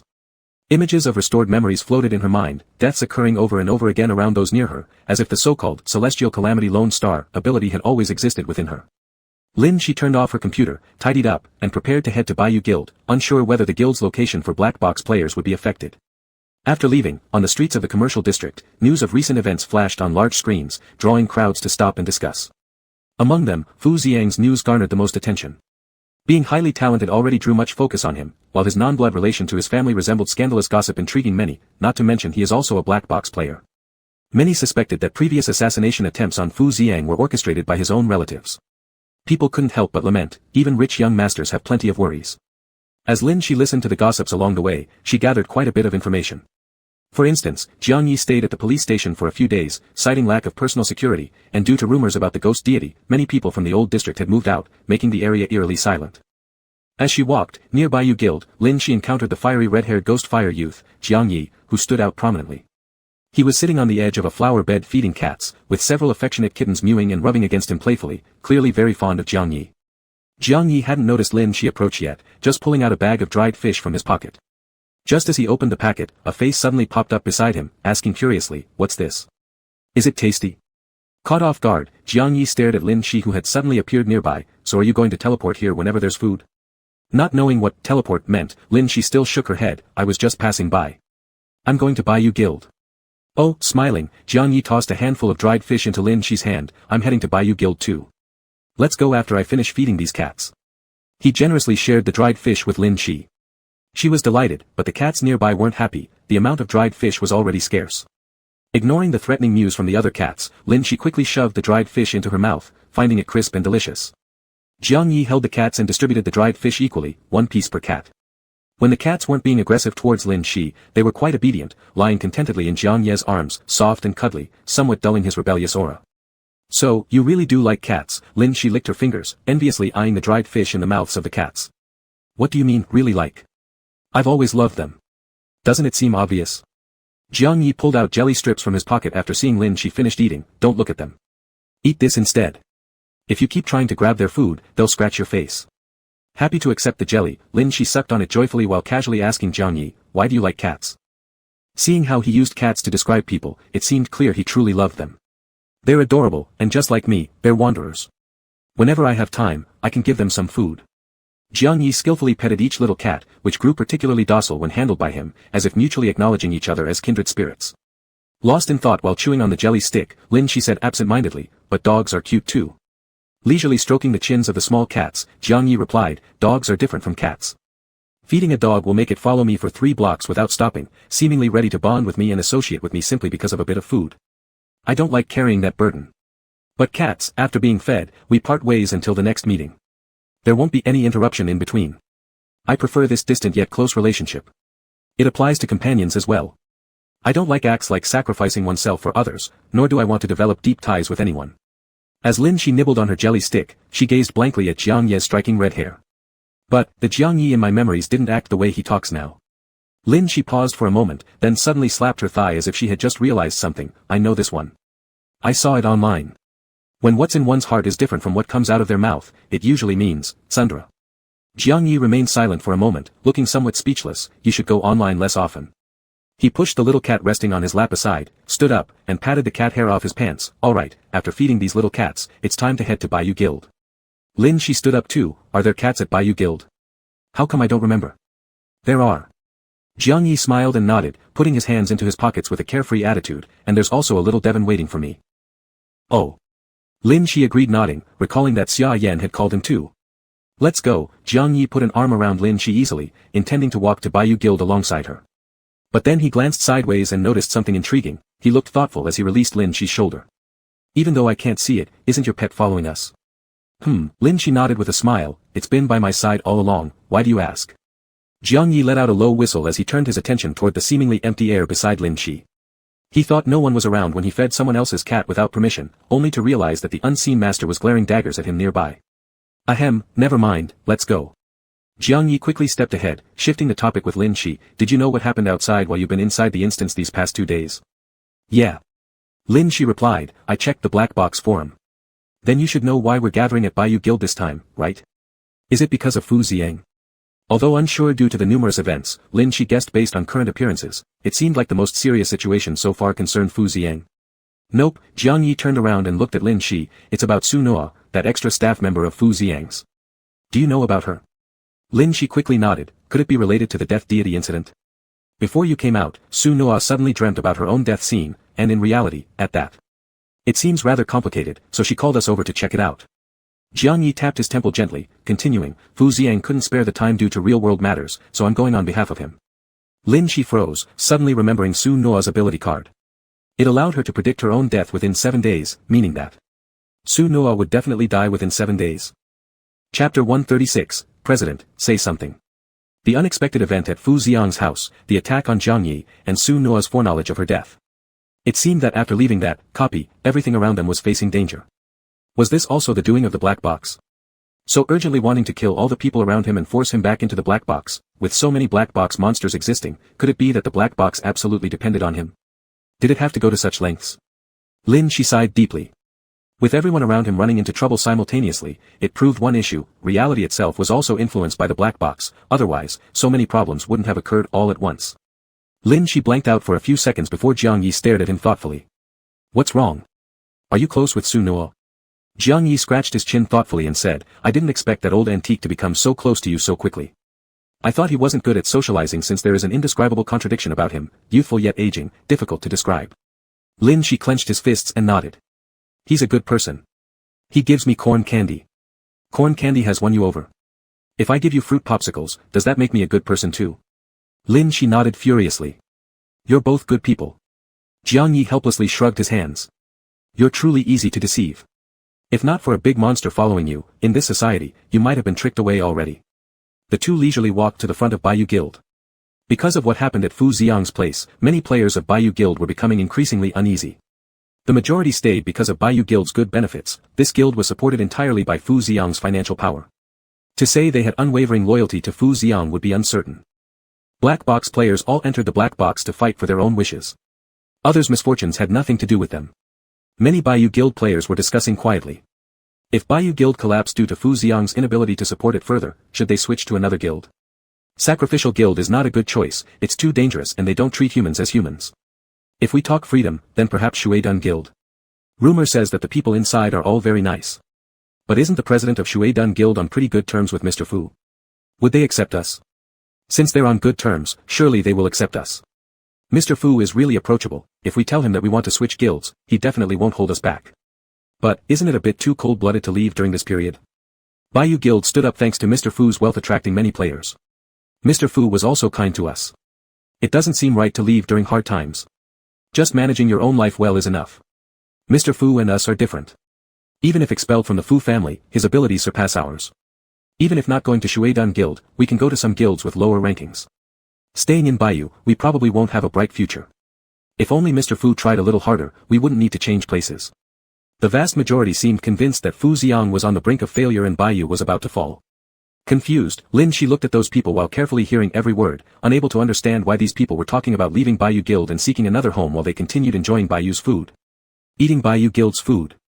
Yet still ready to abandon Bayou Guild. Unfathomable. What's wrong? You're glaring so fiercely. Jiang Yi was weaving through the crowd, looking for the reception hall, and upon turning back, he saw Lin Shi staring angrily at those people. This kind of fierceness was rare to see in his black-haired state. They're bad. Lin Shi pointed at those people. They're discussing how to leave Bayou Guild but are still eating its food. And they are slandering Fu Xiang, who is such a great person. Those people pointed at each other, baffled. They spoke in such low voices, yet how did this person hear them from so far away? Jiang Yi patted Lin Shi's shoulder and stroked his hair. No problem. These parasites who gnaw on others' bones will be nothing without Bayou Guild. They're useless in reality and just as useless in the copy. Who knows where they'll die eventually? Though the murmurs of those people were very quiet, Jiang Ye's voice wasn't, and anyone who heard it couldn't vent their anger even if they wanted to, for the speaker was Jiang Yi. Different guilds attract different types of people based on their attributes, leading to grouping according to similarity. Bayou Guild, due to Mr. Fu being quite agreeable combined with substantial wealth, attracted a lot of freeloaders from real life who sought to join for benefits. Joining Bayou Guild guaranteed them food and drink. The players in Shueidun Guild were all ordinary black box players, making the guild more relaxed and free-spirited. The players within it tended to be more independent, growing wildly like weeds, with sheer numbers following the principle that they'd never let others gain an advantage over them while also ensuring they didn't lose out either. They were sharp-tongued in arguments, and their reach was expansive. Some individuals were members of sacrificial or Bayou guilds but secretly favored Shueidun, occasionally gathering to discuss which guild had better provisions and environments. Shueidun Guild's anonymous activities spread them far and wide. If one provoked their president, they might find themselves attacked by hidden Shueidun members anywhere in the future. Despite this warning, some still dared to respond loudly, "It's none of your guild's business, so why do you care?" The moment these words were uttered, his companion suddenly leapt up and delivered a harsh blow. "How dare you talk to our president like that?" The man who was hit looked utterly confused. "Aren't you from Bayou Guild? Weren't you just discussing where we'd eat next with me?" "What do you mean, your president?" The player who struck him coughed lightly. "I just frequently show up at Bayou Guild, I never said I was part of it. Once Bayou stops feeding us, we'll definitely need to discuss eating elsewhere." After saying this, surrounding murmurs agreed. "That's right, deciding where to eat is indeed a problem. Our president always brought us here for meals. What will we do if Bayou Guild falls?" "President. Do you have any good recommendations?" Jiang Yi waved a hand dismissively. "No idea. You'll have to look for yourselves." And then he walked away with Lin Shi, leaving behind a group of thoroughly confused Bayou Guild members. Traitors, this room was filled with nothing but traitors. Upon entering Bayou Guild's meeting hall, familiar figures were seen inside. Xia Yan, Su Noa, and Fu Xiang were all practically already there. Jiang Yi entered the hall with Lin Shi, turned to close the door, paused briefly, and then pointed outside, asking, "Is he inside yet?" He referred to Qi Ling outside, whom he couldn't see. Lin Shi nodded. "Yes. He's inside now, standing right beside me." Only then did Jiang Yi feel reassured enough to shut the door carefully, lest they accidentally trap the colossal monster in the doorframe. With everyone gathered in the room, the crucial issue of the meeting began, Su Noa's foreknowledge of her death. Chapter 137, My Shueidun Union still provides free food and accommodation. The person who gathered everyone was Fu Xiang. He was sitting on the couch fiddling with his phone, looking very busy. Compared to his previous elegance and refinement, he now had a dark circle under his eyes, seemingly having not slept well for 2 days. Su Noa, as always, calmly sat there blowing off the steam rising from his thermos cup, as if the death looming right before him could not shake him at all. Xia Yan saw Lin Shi come in, stood up and pulled him around, asking, "In the final live broadcast, didn't you encounter any dangerous things in that basement you went to?" "No." Lin Shi shook his head, "I just saw the black box there." Xia Yan was taken aback, "Black box? You met the black box?" "Yeah." Lin Shi nodded, quickly darted to the nearby sofa, picked up the fruit on the table, and took a big bite. "Nothing special happened. The black box asked me to go back into it, but I refused and then came out. He didn't really want to bring up the matter of everyone's death at the moment, so he rushed over it briefly." "As long as you're fine." Xia Yan also sat down again. Fu Xiang finally stopped on his phone, turned it off, put it aside, and raised his gaze to look at everyone. "I called all of you here to resolve Su Noa's issue because I have something more important to deal with currently, so I can't enter the black box anymore. You will need to go into the black box with Su Noa, and your rewards will be paid as usual." Fu Xiang turned his gaze to the quiet Su Noa beside him, "Tell them about the foreseen death." Su Noa slowly put down his thermos cup, looked at everyone, and smiled. Actually, it's not much of a dangerous thing. I've foreseen death before too, and avoided it, and I'm still living well now, so this time we should try to avoid it as well. He lowered his gaze and thought deeply. I dreamt of my death in that old district. I did not see the process, only seeing myself falling in front of a tomb. One side's Fu Xiang nodded. Since the event is happening in reality, I plan to form a team to follow Su Noa into the instance these few days to avoid this danger. He looked at Jiang Yi. Jiang Yi is the one I called to replace me. Since I won't have time these few days, so Jiang Yi won't get paid. Jiang Yi pointed fingers. Heartless boss. As soon as there's an issue, you treat me like a slave. Fu Xiang ignored him, instead turning his gaze towards Xia Yan and Lin Shi. If you two are available to go together, I would feel much more at ease. Xia Yan collects intelligence, Lin Shi provides physical strength. As for Jiang Yi, although he said he was replacing Fu Xiang, actually, he is a stable backbone because he does not die, hence he can face any danger. Dangerous adventures require enough favor in return. Not Fu Xiang's favor, but Su Noa's. Old antique, don't die inside the instance, alright? Jiang Yi lay on the sofa, quite flippantly said to Su Noa, I don't want to clean up after young people. Su Noa smiled, no manners, I used to hold you when you were little. Jiang Yi shrugged, I don't remember that. Even though they appear as two young people, one gentle and polite yet conservative, one wildly confident like a gangster. But beneath the skin, their souls differ greatly by generation. You two know each other well. Xia Yan was surprised, originally thinking someone like Jiang Yi would hardly be associated with Su Noa. Fu Xiang coughed lightly. I and Jiang Yi have been grown up under Su Noa's watching almost. Xia Yan fell silent. Okay, it seems Su Noa has more than just an associate relationship with them, they even share some family ties. How complicated. Su Noa sighed lightly, drank a sip of the traditional Chinese medicine in his thermos absent-mindedly. It's a pity. A cat-like adorable kid has become a delinquent, who used to talk to cats every day, make friends with them, and said that the cats were his own relatives. Jiang Ye's ear roots turned red. Don't bring that up. Su Noa stopped mentioning it, only drinking the decoction in his cup. Unlike Xia Yan's attention, Lin Shi has been staring at Su Noa's thermos all along, sniffing. The smell today seems a bit different. You can even tell that. Su Noa squinted his eyes, holding up the lid tentatively. Do you want me to pour a little for you to taste? Familiar scene, Lin Shi nodded without hesitation. Sure, sure. Su Noa poured him some, handed the lid to Lin Shi. Taste the flavor. Lin Shi cautiously sniffed the aroma. It was normal, unlike the last time which had a hint of bitterness. The color was dark as well, but not as viscous, so he drank it confidently in one gulp. Instantly, his eyes widened as a cooling sensation rushed to his head. What is this? It's cool and slightly sweet. Lin Shi held the cup, staring with wide eyes clearly wanting another sip. This is licorice mint soup, isn't it delicious? Su Noa smiled while pouring him more. Jiang Yi added from the side, drink this time, don't drink next time because it will surely be bitter next. He seemed experienced now. Lin Shi ignored them all, just savoring the strange taste carefully, finding it quite novel. Fu Xiang supplemented beside, there are still several days until the foreseen death, so there's no need to rush into the instance. Especially for Lin Shi who just came out of an instance, you can rest and regroup before going back in. You can rest at Bayou Guild's guest house, have a meal, we'll gather again tomorrow. Great, great, Lin Shi immediately nodded. He had just returned from the instance without having time for a bath, a meal, or even sleep. That's settled then. See you all tomorrow. I also have some matters to handle. Fu Xiang nodded, took his phone and hurried out of the door leaving the others still in the lounge. Fujia affairs, should he be able to handle them? Xia Yan glanced at his retreating figure, worry written all over her face. Fatigue was etched on Fu Xiang's face, almost too obvious to go unnoticed by the rest. How? Are you worried? Jiang Yi leapt across from another sofa to sit next to Xia Yan. Rest assured, when Bayou Union disappears, my Shuidun Union still provides free food and accommodation. Xia Yan shot him a glance. You've known each other since childhood, aren't you worried? There's nothing to worry about. You don't know the fuss, hence like others outside think Fu Xiang is in dire straits, but it's not that bad actually. Jiang Yi reclined lazily on the sofa with legs propped up, gazing at the ceiling. Fu Xiang has been relatively fortunate. The previous patriarch of Fujia passed away early, so it's always been handled by Fu Laoyi cultivating Fu Xiang. Before passing away, Fu Laoyi handed over the family business to Fu Xiang, naturally causing jealousy among his uncles, yet he still has his grandmother who loves him dearly. Recently though, there has been discord between them, leading those relatives to feel they could challenge his position. The only reason for the discord is because Fu Xiang went into the dangerous black box, upsetting his grandmother. Thus, making it inconvenient for him to enter the black box right now.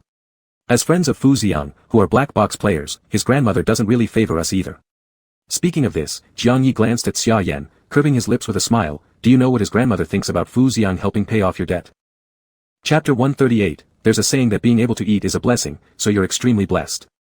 Xia Yan paused for a moment, his expression somewhat confused. Could his grandma still have any opinions about me? We are just debtors and business partners. Compared to others, we are more trustworthy companions, right? If I must say, I owe Fu Xiang a huge favor, but Fu Xiang is a very reasonable person no matter who he faces, and he spends money quite generously. What's so special about me? At least Xia Yan currently looks very ordinary. Jiang Yi lounged lazily on the sofa, grinning as he stared at Xia Yan. You really are like what Manager Wei said, an independent little flower. Xia Yan. He doesn't even watch those things, and he has no idea why this kind of stereotype was placed on him. Xia Yan smirked coldly. I am not naive. The independent little flower from novels wouldn't be able to survive in such a dangerous place like the black box. True, Jiang Yi stroked his chin thoughtfully. People who can't explain themselves when they encounter problems indeed won't last long in dangerous simulations. But do you know? Jiang Yi draped his arm lazily on the sofa, leaning closer to Xia Yan and whispering, Fu Xiang loved reading those types of stories since he was a kid, and the type he likes is also that. You understand, right? Pure and independent little flower heroine. Although the inside might not match, outwardly, you actually have quite a bit of that aura, and your family background is pretty similar too. Xia Yan was utterly bewildered, wishing he could immediately pull out a mirror to see where exactly he looked feminine. He sighed lightly and stood up. My tragic family situation is common in society. People with such different backgrounds would only meet and get acquainted in fictional novels. I won't think too much about it, and you should stop reading so many novels. Jiang Yi innocently shrugged, the smile at the corner of his lips never fading. I don't read them, I just hear the chatter from the Fu family frequently. Oh, by the way, let me remind you, it's not just Master Fu and Manager Wei who watch these in the Fu family. Xia Yan was a little lost, not understanding his meaning, but he didn't want to continue on this topic anymore. He merely waved to Lin Shi beside him. Let's go, come and have dinner with me. Lin Shi immediately jumped up from beside Su Noa. Coming. Su Noa smiled helplessly, tightening the cap on her cup. Lin Shi always drank very little, taking small sips while using the lid to ask for more, and before she knew it, he had finished nearly the entire cup. Given Su Noa's ability to enter simulations to avoid danger and her relaxed demeanor, even though death may be near, the others did not feel particularly anxious because she herself wasn't worried or scared. They all decided to settle down first and prepare for tomorrow's simulation entry. Before leaving, Lin Shi turned back to Su Noa. Are you sure your premonition of death is in reality? Su Noa hesitated slightly, then narrowed her eyes and smiled gently. Of course, I'm certain, it will happen in that old district. Really? Really? Su Noa remained completely still. Is there a problem? Nope. Lin Shi shook his head, looking deep in thought as he followed Xia Yan to eat. He had a strange feeling because in every companion's death scene that Lin Shi saw, Su Noa always died in an old village. Every time without exception. But in reality, such ancient villages no longer existed. Why was it in the old district this time? And in reality? Entering a simulation felt unreliable to Lin Shi, but if Su Noa insisted that her premonition dream was in reality, he could not confirm it. Given that Su Noa, who had avoided death many times, probably wouldn't make mistakes, entering the simulation meant she had her own plans. For now, Lin Shi put this question aside and decided to fill his stomach and rest first. At this point, many players were eating in the restaurant. Lin Shi stormed in with great momentum, immediately drawing the attention of many players. The players from the White Feather Guild gave way, unwilling to clash with Lin Shi here. After all, they'd seen how ruthless this person was in their recorded videos. They could only stand far away, watching Lin Shi shove all those delicious and lavish foods into his mouth one bite at a time. So much food, and he could finish it all by himself. Watching made others envious and craving more. Recalling the discussions about Lin Shi on the Black Box forum, some people who rarely watched Lin Shi's live stream confirmed again that this player who seemed human might not even be human. Discussions about whether Lin Shi was human began since his very first live stream recording, and most of the Black Box players lacked the leisure to watch other Black Box players' streams. They had only heard vaguely that Lin Shi's origins were significant. The audience in the live stream kept their mouths shut, using cryptic codes they couldn't understand for daily discussions. The more secretive they were, the more other Black Box players began to suspect that Lin Shi wasn't human. But this idea seemed absurd. What else could he be if not human? Could something non-human even enter human society, this area belonging to humans? They looked at Lin Shi with complicated expressions, already sizing up his every move as though observing a monster. Why are they staring at me like this? Lin Shi skewered a thick stack of juicy, tender meat chops and took a huge bite, shoving them all into his mouth as his cheeks bulged while chewing. A normal person would never eat chops like that. But visually, it somehow looked incredibly satisfying. They're envious of your appetite. Xia Yan calmly slid a glass of juice in front of Lin Shi and continued cutting the meat chops in a calm manner. In human society, there's a saying that being able to eat is a blessing. So you're extremely blessed, making them jealous. Oh. That's why. Lin Shi ate even happier, joyfully chewing away, and when no one was paying attention, he secretly fed Jiling a bite. Though others couldn't see it, Jiling had always been by Lin Shi's side. His massive body bent protectively around the small Lin Shi, his tail coiling once, encircling Lin Shi entirely. The tip of his tail occasionally touched Lin Shi's arm lightly, ensuring this person wouldn't forget his presence while indulging in eating. You've got hair on my head. As Lin Shi ate, he suddenly swiped upward to flick away the long hair falling from Jiling. When he looked up, he met the pair of tightly focused eyes watching him. Xia Yan remained perfectly calm next to Lin Shi, who was entwined by the monster. Due to his accustomedness and natural attitude, no one noticed there was such a large creature right by Lin Shi's side. After carefully slicing the meat chop, he stacked it onto Lin Shi's bowl and then set down the knife, beginning to think, Lin Shi, can you tell me what happened after you went into the basement? Lin Shi's hand paused holding the fork as he stole a glance toward Xia Yan, swallowing the food in his mouth before softly replying, do I really have to say? It's best if you do. Xia Yan turned his head and stared intently at Lin Shi. You suddenly entered the instance dungeon late at night, which doesn't seem like the regular you. Could it be that you've regained some particular memories, making you feel very uneasy? Lin Shi's urgent desire to recover his memories stemmed from the unease of having lost ones. Surely, he must have suddenly regained some unpleasant memories that drove him to enter the instance dungeon alone. The private meeting between Lin Shi and the black box inside the dungeon basement also worried Xia Yan. Chapter 139, Soon a distinguished guest will come to see you. Lin Shi put down his fork, hesitating as he twiddled with his fingers. It wasn't that he didn't want to say it, but they were about to enter the instance dungeon. If he mentioned such a terrifying matter now, wouldn't it affect Xia Yan's state inside the dungeon? Lin Shi glanced at Jiling, who nodded. If Jiling thought it was fine, Lin Shi felt more at ease as he looked at Xia Yan and said, I'll go to your resting room later and tell you then, there are too many people here now, it's inconvenient. Alright. Xia Yan smiled slightly. I'm already happy that you're willing to tell me. Lin Shi shoveled food into his mouth enthusiastically. After eating his fill, he patted his bloated stomach and left the restaurant once again, having emptied Fu Xiang's restaurant. The entire White Feather Guild building operated under hotel-style management. To facilitate players' quick rest after exiting from instances, whether in the restaurant or guest rooms, some players could register at the front desk upon arrival and move freely within the building, even finding their own rooms to sleep in. However, long-term stays were not allowed, and living in the guild building as if it were home was strictly prohibited. These friendly amenities should have garnered gratitude from most, but they attracted mostly those seeking free benefits. Fu Xiang had told them to enter the instance dungeon tomorrow to save time, so they decided to stay in one of the rooms for the night. After having his fill, Lin Shi happily took the room card and returned to rinse off in the shower. Although traces from the dungeon did not carry over, Lin Shi still wanted to clean up and take a good rest. As soon as Lin Shi picked up his change of clothes, commotion began outside beneath the White Feather Guild building.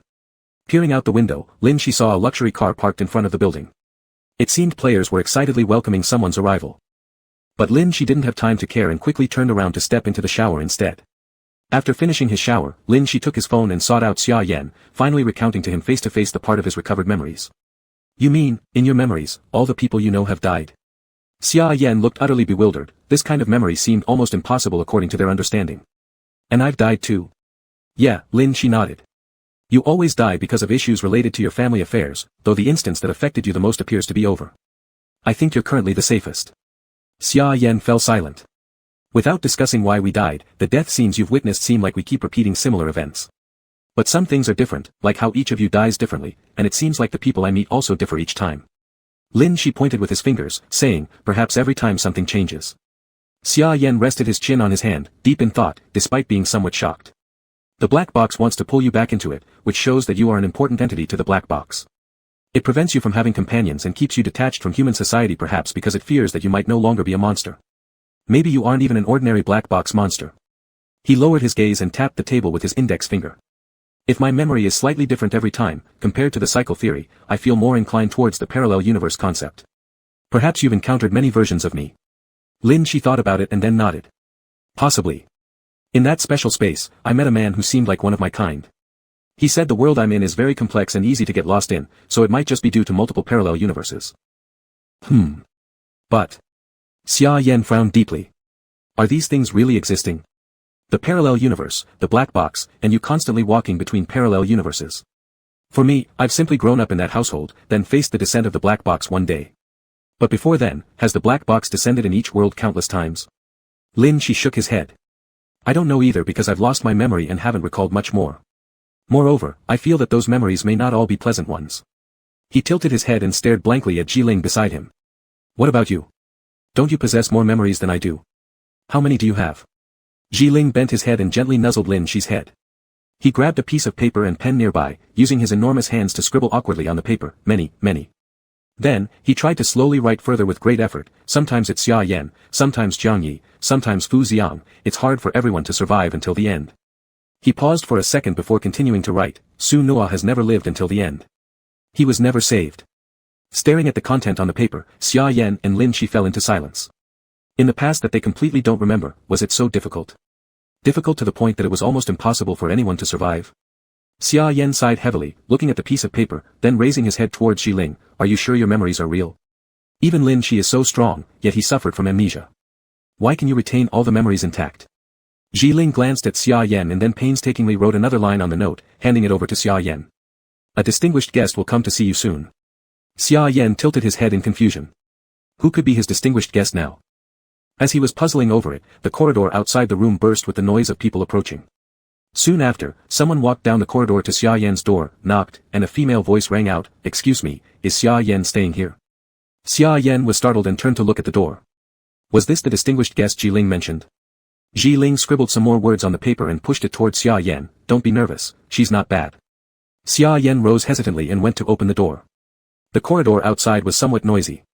As soon as he opened the door, he saw a woman wearing sunglasses, a mask, and a hat standing straight in front of Xia Yan's room.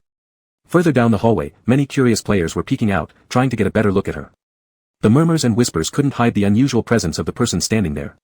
But Xia Yan had no memory of knowing such an odd woman. Hello, I'm Xia Yan responded, glancing sideways at the onlookers farther away. He stepped aside, saying, if you have something to say, please feel free to come inside. It seems like you're uncomfortable appearing in public. Though the visitor's origin remained unclear, Xia Yan didn't worry too much. First, this was Fu Xiang's White Feather Guild. Second, Lin Shi was still inside the room with him. A muffled response came from beneath the mask, followed by her stepping into the room. Xia Yan closed the door and turned around. An invisible Xi Ling was hiding from this mysterious woman, while Lin Shi got up to offer his seat. After sitting down, the enigmatic woman began to remove her mask and the various disguises covering her face. By the time Xia Yan sat back down, she had taken off all her coverings, revealing an aged face marked by the passage of time. An immediate sense of foreboding struck Xia Yan. This unfamiliar woman who had suddenly come to see him was clearly a well-known figure, and only one person came to mind, someone who could move freely in and out of the White Feather Guild. Chapter 140, you must choose either money or the person. Hello? Xia Yan cautiously asked, having no impression of the face in front of him. The woman said nothing, only flipping through her exquisite and expensive little bag to pull out a piece of paper, which she handed over to Xia Yan. Xia Yan caught a glimpse with his peripheral vision and clearly saw the words on the paper, a check from XX Bank. Xia Yan's eyes went dark. Before he could open his mouth, the other party preempted him, attached is a set of real estate. Stay away from my Fu family. Her expression was serious, not easy to talk to. Xia Yan dared not offend her either, so he carefully explained, I have no relation to the Fu family. I am just an ordinary black box player fulfilling contractual tasks and collecting fees. As for the debt owed by Mr. Fu, I will pay it back slowly. It's a matter of gratitude, something hard to clarify in just a few words. She still showed no emotion, her gaze sizing up Xia Yan filled with appraisal. Men like you, no, men like you, I've seen too many. All you care about is the Fu family's wealth. Don't complicate things with feelings. Stay away from Xiang Fu. I don't want him to be involved with black boxes again, especially players like you. As she spoke, she glanced back at Lin Shi. Lin Shi had no idea that her words included him and was still smiling brightly as he looked at the woman. He's part of the Fu family. The first time they've met. Furrowing his brows, Xia Yan thought for a moment. Did what she say sound familiar? Were her words true? A man like him? How many men like that did Mr. Fu even know? Was it worth the elder herself coming in person with money to get the job done?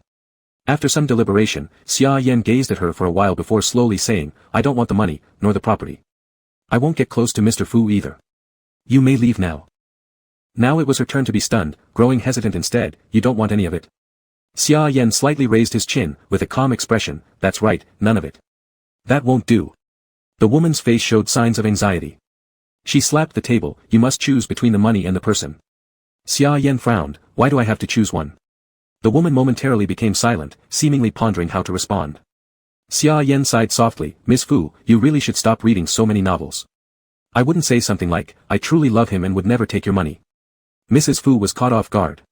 Her face, etched with years of age, seemed a little, untranslated phrase meaning unwilling to admit defeat, why won't you say it? Saying that would show our relationship carries less weight. Xia Yan stared at her, how can our bond be light? In the black box world, it's usually life and death companionship. Those who become comrades are people chosen carefully, worthy of trust. I believe Mr. Fu is a good person, and unlike others in the White Feather Union who abandon him because of interests, I wouldn't make such a choice. So there's no need for you to test us this way. Trust Mr. Fu's judgment.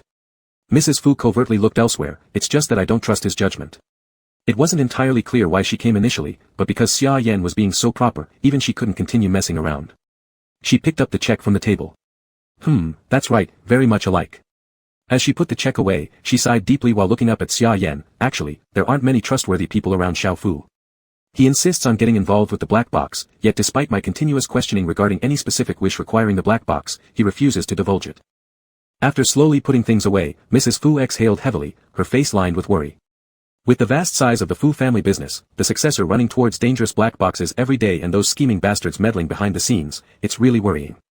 Looking at Xia Yan, she added, if you had taken the money earlier, I would have decided for sure to prevent Xiao Fu from ever stepping into a black box again. There's nobody worthy of his trust around him, and it has always been like this since he was young. Eventually dying in the black box seems inevitable. Xia Yan understood her point, simply judging from the description of Mr. Fu's ability card, he has suffered a lot in interpersonal relationships. Even his own family feels that there isn't anyone reliable around him. All those drawn in by Mr. Fu to the White Feather Union were just wolves in sheep's clothing. Before meeting Xia Yan and Lin Shi, the only two people Mr. Fu could trust were a childhood friend he grew up with and an elder who watched him grow up. After perhaps confirming Xia Yan's integrity, Mrs. Fu switched topics and started talking about something else. You just don't know. Xiao Fu might be doomed to have such a fate. Since he was young, he couldn't make many good friends. People around him could only benefit from him, and none of them lasted long. Mrs. Fu took out a tissue and wiped her tears. When I was bored as a kid, I often ran to my study and stayed there alone reading books. I don't know which day he flipped through the novels I used to love, but then he became fond of them. People in the house, from nannies to butlers, even gardeners, all liked young Master Fu. To make him happy, everyone started reading novels and discussed them with him afterward. Perhaps because of too much exposure or for some other reason, young Master Fu would often tell me that he envied the male protagonists inside these novels. He said despite being such bad men, they always had wonderful women who loved them faithfully. He was truly envious. While speaking, Mrs. Fu secretly glanced at Xia Yan, who slowly diverted his gaze, unable to look her directly in the eyes. Her warmth was a bit hard to bear. In short, our young Master Fu tends to have a better impression of someone based on their first encounter. But anyway, I hope you won't be annoyed by this trait of his. He really is a good child, one of those rare not so black-hearted dominant tycoons. Even if you don't like him, please don't despise him too much over this. He only knows how to treat people well with money, he hasn't learned anything else. Mrs. Fu seemed to earnestly want to tell Xia Yan something, but Xia Yan remained confused. He wasn't actually concerned about this at all. Xia Yan sat upright. Mrs. Fu, I think young Master Fu isn't as simple as you imagine. This is the elder's lens. Young Master Fu has already grown into an adult capable of discerning the hearts of those around him. As for what you said about only using money to be kind, I don't agree either. He's actually very considerate. For instance, when Xia Yan felt unwell during a mission, young Master personally took care of him without any arrogance befitting a financier. Mrs. Fu's eyes brightened. You also think our young Master Fu is good, right? Xia Yan's expression grew complicated, it seemed something wasn't quite right, yet it was too late to retract those words. The other party was already nodding approvingly. I've been saying our young Master Fu still has great charm. Handsome, rich, and so gentle and thoughtful, what woman wouldn't like that? Xia Yan couldn't think of anything to say in return. It was Lin Shi beside him who interjected, yeah. The food in the guild is super delicious. Young Master Fu is a real gentleman. Clearly, Lin Shi's focus was nowhere near the subject of their conversation. Chapter 141, It feels like only you can get into his heart. So, Miss Fu, what brings you here? Xia Yan quickly steered the conversation back to a serious topic, though he had more or less guessed her intention. The Fu family was now not allowing Fu Xiang to enter the black box. Grandma Fu had secretly come to see Xia Yan at this critical time, clearly wanting to confirm whether the people around Fu Xiang were reliable. Because of Fu Xiang's hobbies and Xia Yan's previous assistance to him, she had misinterpreted something and specially came to play a bit of theater, making a fuss, to see Xia Yan's reaction. There's nothing much, I just wanted to check out the people around young Master Fu. He has grown up and doesn't like talking about novels with me anymore. He secretly reads them himself, we've developed a bit of a generation gap. Miss Fu shook her head, somewhat dissatisfied with this situation. She then put on a serious expression, you know the current state of the Fu family, some people have been wishing that young Master Fu would die in the black box so they could take over his position. That's why I must be even more cautious about the people around him. Temporarily banning him from going to the black box is also for his own good. Miss Fu looked at Xia Yan and then Lin Shi, however, after meeting both of you, I can feel slightly more at ease. He isn't completely isolated and helpless in the black box. If possible. Miss Fu bent down again and took out the check from her bag, placing it in front of Xia Yan. I hope to entrust you with helping me understand the reasons why young Master Fu enters the black box. After all, I think he should already be very happy, but as elders always find it hard to comprehend the thoughts of the younger generation, I can only try to understand his mindset through other people. It seemed to be a pretty legitimate commission, but Xia Yan pondered, just entrusting me? Yes. Miss Fu smiled and nodded, it feels like only you can get into his heart. Xia Yan frowned and pushed the check back, sorry, but I don't think I can do it. I believe you can. Miss Fu pushed the check back. Back and forth, Miss Fu insisted on Xia Yan, but Xia Yan really didn't want to accept. After a moment of deadlock, Miss Fu took back the check and could only sigh, then if you ever have the chance, perhaps you could indirectly inquire. All right. Xia Yan nodded, feeling that Grandma Fu was tough to deal with. Since you've agreed, I can go back home with peace of mind.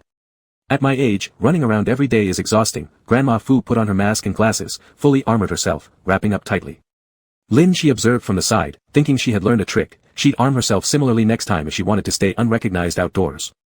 Xia Yan stood up and personally escorted Grandma Fu out. After closing the door, he fell into deep thought. He suddenly realized that this kind of thing could obviously have been handled by someone closer, like Jiang Yi. Why did she approach him? He was an outsider. Xia Yan sighed. It seemed like he had inexplicably gained the Fu family's trust, which wasn't necessarily bad as a black box companion, but it felt more complex than it appeared. He massaged his temples, grateful that he didn't have the chance to visit the Fu residence since just dealing with one servant was exhausting enough. When he turned around, Lin Shi was still sitting inside, happily shaking her head. What's wrong? Are you so happy to meet someone from the Fu family? Xia Yan sat back down at the table edge, with a note hastily tucked into his pocket, written by Ji Ling earlier. As he said, a noble guest had indeed arrived, and this person wasn't malicious. Ji Ling retained quite a lot of memories and had some understanding of future events, the things he said were probably correct. Lin Shi leaned over the desk, her arms extended forward, fiddling with the desktop. Elder Fu's family actually came to us. The Fu family wants to know about us, meaning young Master Fu must often mention us in front of his family, surely saying a lot of good things about us. Yes. Xia Yan nodded. With an initial sense of goodwill, they were willing to come and understand better. If they were insignificant, Grandma Fu wouldn't have come personally, sending someone to observe would suffice. This indicated that Fu Xiang trusted them. But considering Fu Xiang's current situation, not entering a new scenario is indeed better. Xia Yan flattened out the paper and placed it on the desk, gazing pensively at its contents, then raising his eyes to Lin Shi. You mentioned seeing our death many times. What did Fu Xiang die for each time? Lin Shi tried to recall, died due to betrayal within the game scenarios and was assassinated by people close to him outside of it. There truly aren't any trustworthy individuals around Elder Fu. No wonder his family also worries about this and comes to test us. Indeed, Master Fu should pay more attention to the people around him, Xia Yan sighed. It seemed that everyone had a fate awaiting them, dying in different places, in different ways. Even after getting through that mission, he himself wasn't necessarily safe yet, there were still many things to uncover in the black box, and perhaps one day he would die there too. Lin Shi leaned on the table, her cheek resting on the cool tabletop, staring straight at Xia Yan. What is Xia Yan thinking about? Is it about the possibility of his own death? Xia Yan nodded, that might happen. Lin Shi's gaze shifted as she stared at the ceiling. The black box said my companions wouldn't end well, and all my memories are filled with images of people dying. Sometimes I feel that if I weren't by your side, you all could survive. The words from the black box were like sharp knives cutting into her soul. The hidden talent of being a solitary star had never been displayed before. In her memories, the deaths of those companions made her stronger. It was true, just as the black box had said, she was treading over the bodies of her companions to move forward. If anyone cursed the lives of others, she couldn't argue against it. Sensing Lin Shi's dip in mood, Xia Yan reached out and patted her head gently. From what you've told me earlier, it seems like each person dies due to their own troubles. You just happened to meet a group of us stuck in predicaments. Is the lack of trust around Master Fu caused by you? Are the troubles my family brings upon me your fault? Or the untold hardships others face, do you even know anything about them? Can our deaths really be blamed on you? He smiled softly. Think about it, if someone were truly happy, would they enter the black box? If you met other people instead of us, the outcome would probably not be much different. The players in the black box are a group of people seeking hope in dire straits, surrounded by utter darkness, who risk their lives by entering the black box. For the players in the black box, death is something very likely to occur. To change destiny and bring back those already lost, that's where true heroes come from. Lin Shi sprang up from the table, her eyes sparkling as she stared at Xia Yan. Xia Yan, you are indeed super duper nice. 2. Super S proved how highly regarded he was in Lin Shi's heart. She didn't fully understand the complex reasoning behind it all, but when she got mocked by the black box in its roundabout way, it was hard for her to find fitting words to retaliate. Yet intelligent beings like humans aren't so easily tricked by the black box. She must strive to become one of those intelligent beings. Next time she met the black box, she'd retort back sharply. Chapter 142, Super Forgetful. However, the top priority now was to protect everyone around him and prove to the black box that his companions wouldn't die. Lin Shi stood up, clenching his fists. I'm going back to sleep. I'll rest up, and tomorrow we'll enter the instance. Alright, I'm also going to sleep. Xia Yan nodded and escorted Lin Shi out of the door. After being consoled by Xia Yan as a companion, Lin Shi marched off proudly, no longer believing so much in the ghost talk from the black box. Amidst the rampant rumors of the White Feather Guild's impending dissolution, there were hardly any people seen at night in the current White Feather Guild. On the way back to his room, Lin Shi didn't encounter a single person, clearly showing that the White Feather Guild was no longer as lively as it used to be. By the way, Jiling, do you remember how I met these friends? Lin Shi tilted his head and looked at Jiling. In his remembered memories, he was brought out of the black box by Jiling, but at that time, there were only the two of them. There were no more people around, let alone friends. Jiling pinched his pen and earnestly wrote on a small piece of paper. Xia Yan was the first friend you met after leaving the black box. You always feel sad about his death. Lin Shi nodded, understanding this. For someone who had just left the black box and was still very fresh to everything, the first person they met would certainly be a great friend, and if they died right in front of their eyes, it would be very heart-wrenching. If there was a way to save his friend, he would definitely try it. Jiling then pushed another note into Lin Shi's hands. Every time, I try my best to keep him alive, but Xia Yan, who seems so stable, can die easily too. The person who appears to be emotionally stable often keeps their emotions inside until it reaches a breaking point, which causes complete emotional collapse. Su Noa is the same, and it's inevitable that he dies. When it comes to emotional stability, who could be as stable as Su Noa? He never delves too deeply into his past and remains calm when facing death, always quietly slipping away without notice. If you want to keep him here, you need to improve your relationship with him. But very few people can truly get close to him. Lin Shi tilted his head and tried hard to memorize the contents of the note. He must make an effort to try once they enter the instance. He looked up at Jiling. You seem pretty stable emotionally too. Do you collapse easily as well? Lin Shi didn't have many memories regarding Jiling. Even the black box didn't mention him or show images of his death. But Lin Shi remembered one thing. In the little bit of memory he initially regained, he had seen Jiling contrary to the lively crowd. He appeared very detached, sitting gloomily in the corner, seeming uninterested in anyone. Back then, even when Lin Shi spoke to him, he barely reacted, someone even less inclined to reveal emotions to others.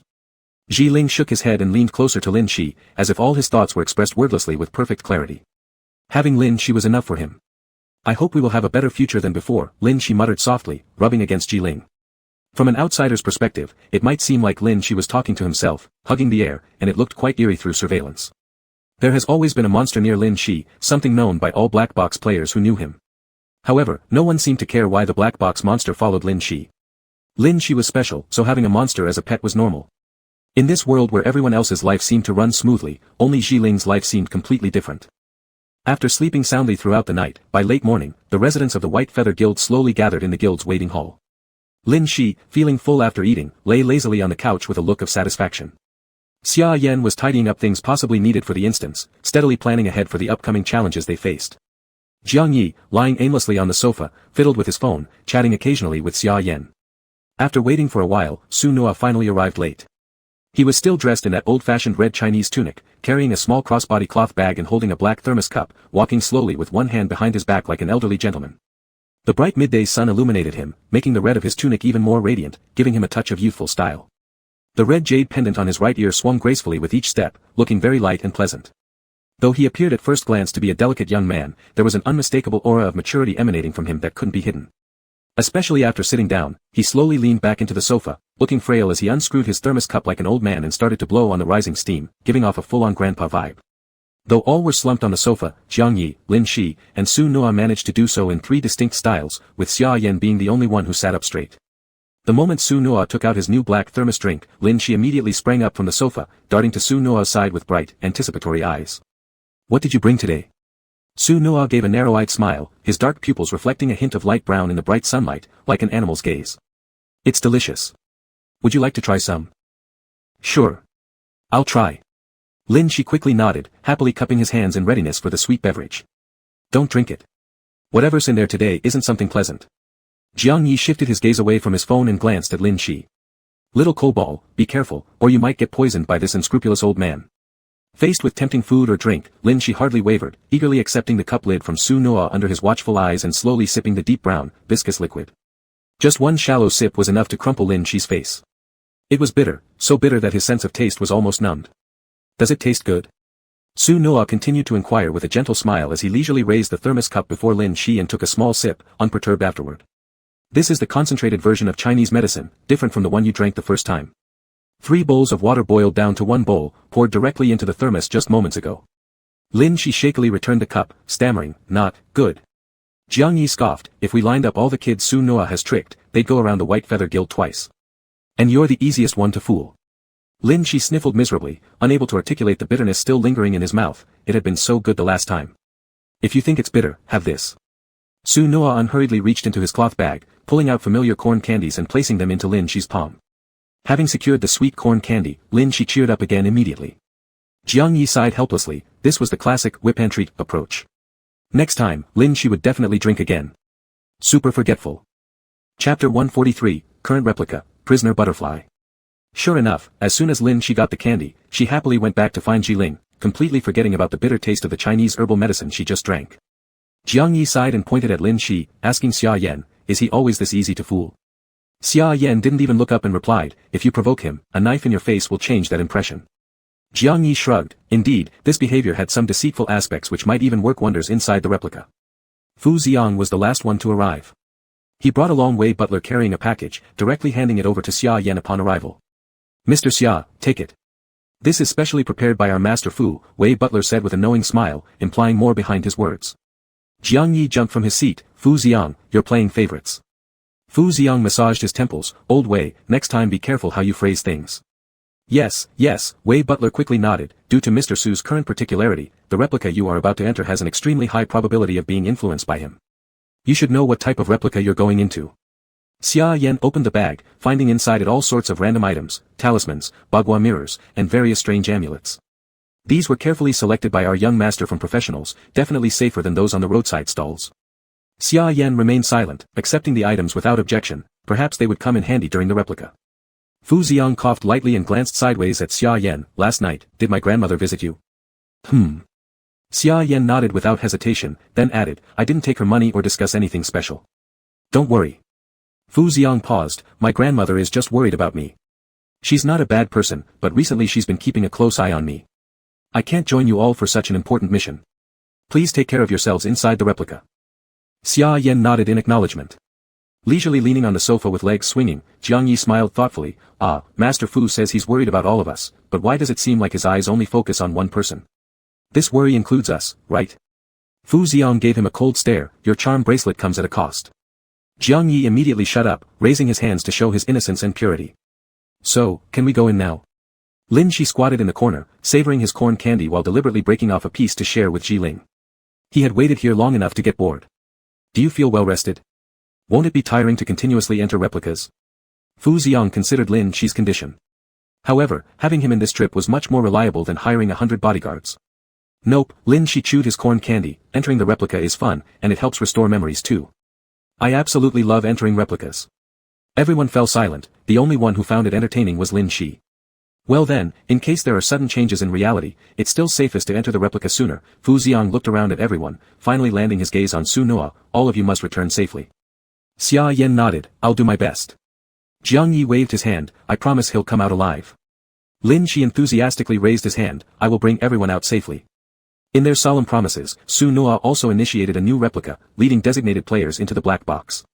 As the black box announcement echoed, the room instantly left only Fu Xiang and Wei Butler behind, while the team formed by them drew quite a bit of attention from other black box players.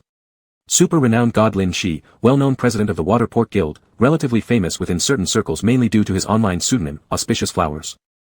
Amongst them, Xia Yan was the most inconspicuous one. The familiar black box broadcast reverberated once again, ice-cold voice announcing the background of this replica to the players. The radio interference heard by Lin Shi continued to disrupt names and identities severely. "Congratulations %you and #4 successfully entering the black box, current replica, prisoner butterfly. This is an ancient, closed-off mountain village isolated not only geographically but mentally. Obtain desired goods through sacrifices offered to the Yin gods, inscribe contracts on the soul itself, offering them promptly or deferring payment. The benevolence of the great Yin deity ensures they will forever wait for your due contributions until your dying breath. Be cautious of the offering's gazes, be wary of the sounds in the mountain. Do not listen, do not watch, do not touch. As long as you ignore them, the retaliatory curse will never reach you. The people living in the mountain village may live happily and worry-free for life, or suffer calamities and misfortunes from above, and you." The radio room in his mind crackled. Lin Shi opened his eyes. The sound of the broadcast continued. "The identity role matched for you in the current replica is a pitiful person. Lin Shi looked around in confusion at his surroundings, narrow and dark, even filled with a damp smell. For a moment, he couldn't tell where he was. Is it a room? Or a cage? Uncertain, Lin Shi touched the meager threads of light and pushed open a door.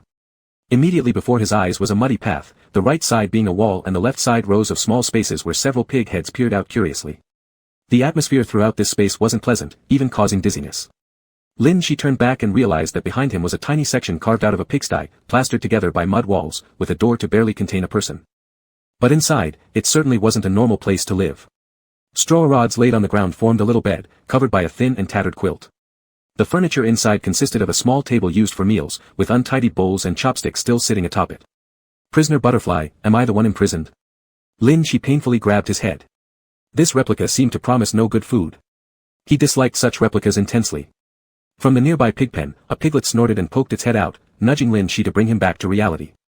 He suddenly noticed that there wasn't a single soul nearby, not Xia Yan and the others, not even Jiling. This was a rare situation.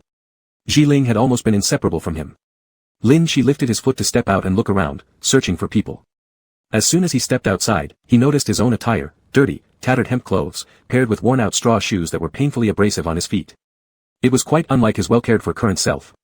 Lin Shi, touching the extremely rough cloth of his clothing and feeling somewhat disoriented, took a few steps along the path. Through the old wooden door, faint shouting voices could be heard from afar, gradually getting closer, sharp and harshly threatening. Just as Lin Shi hesitated about whether to step out, the door in front of him slammed open. An elderly woman with wrinkled face and sharp, mean-looking eyes stared fiercely at Lin Shi. Her mouth opened, revealing yellow teeth as she spat out curses. What are you deadling out for? Get back inside. Useless thing. Before her words even ended, she roughly grabbed Lin Shi's long hair to pull him back. However, the instant she applied force, she found that she couldn't drag him.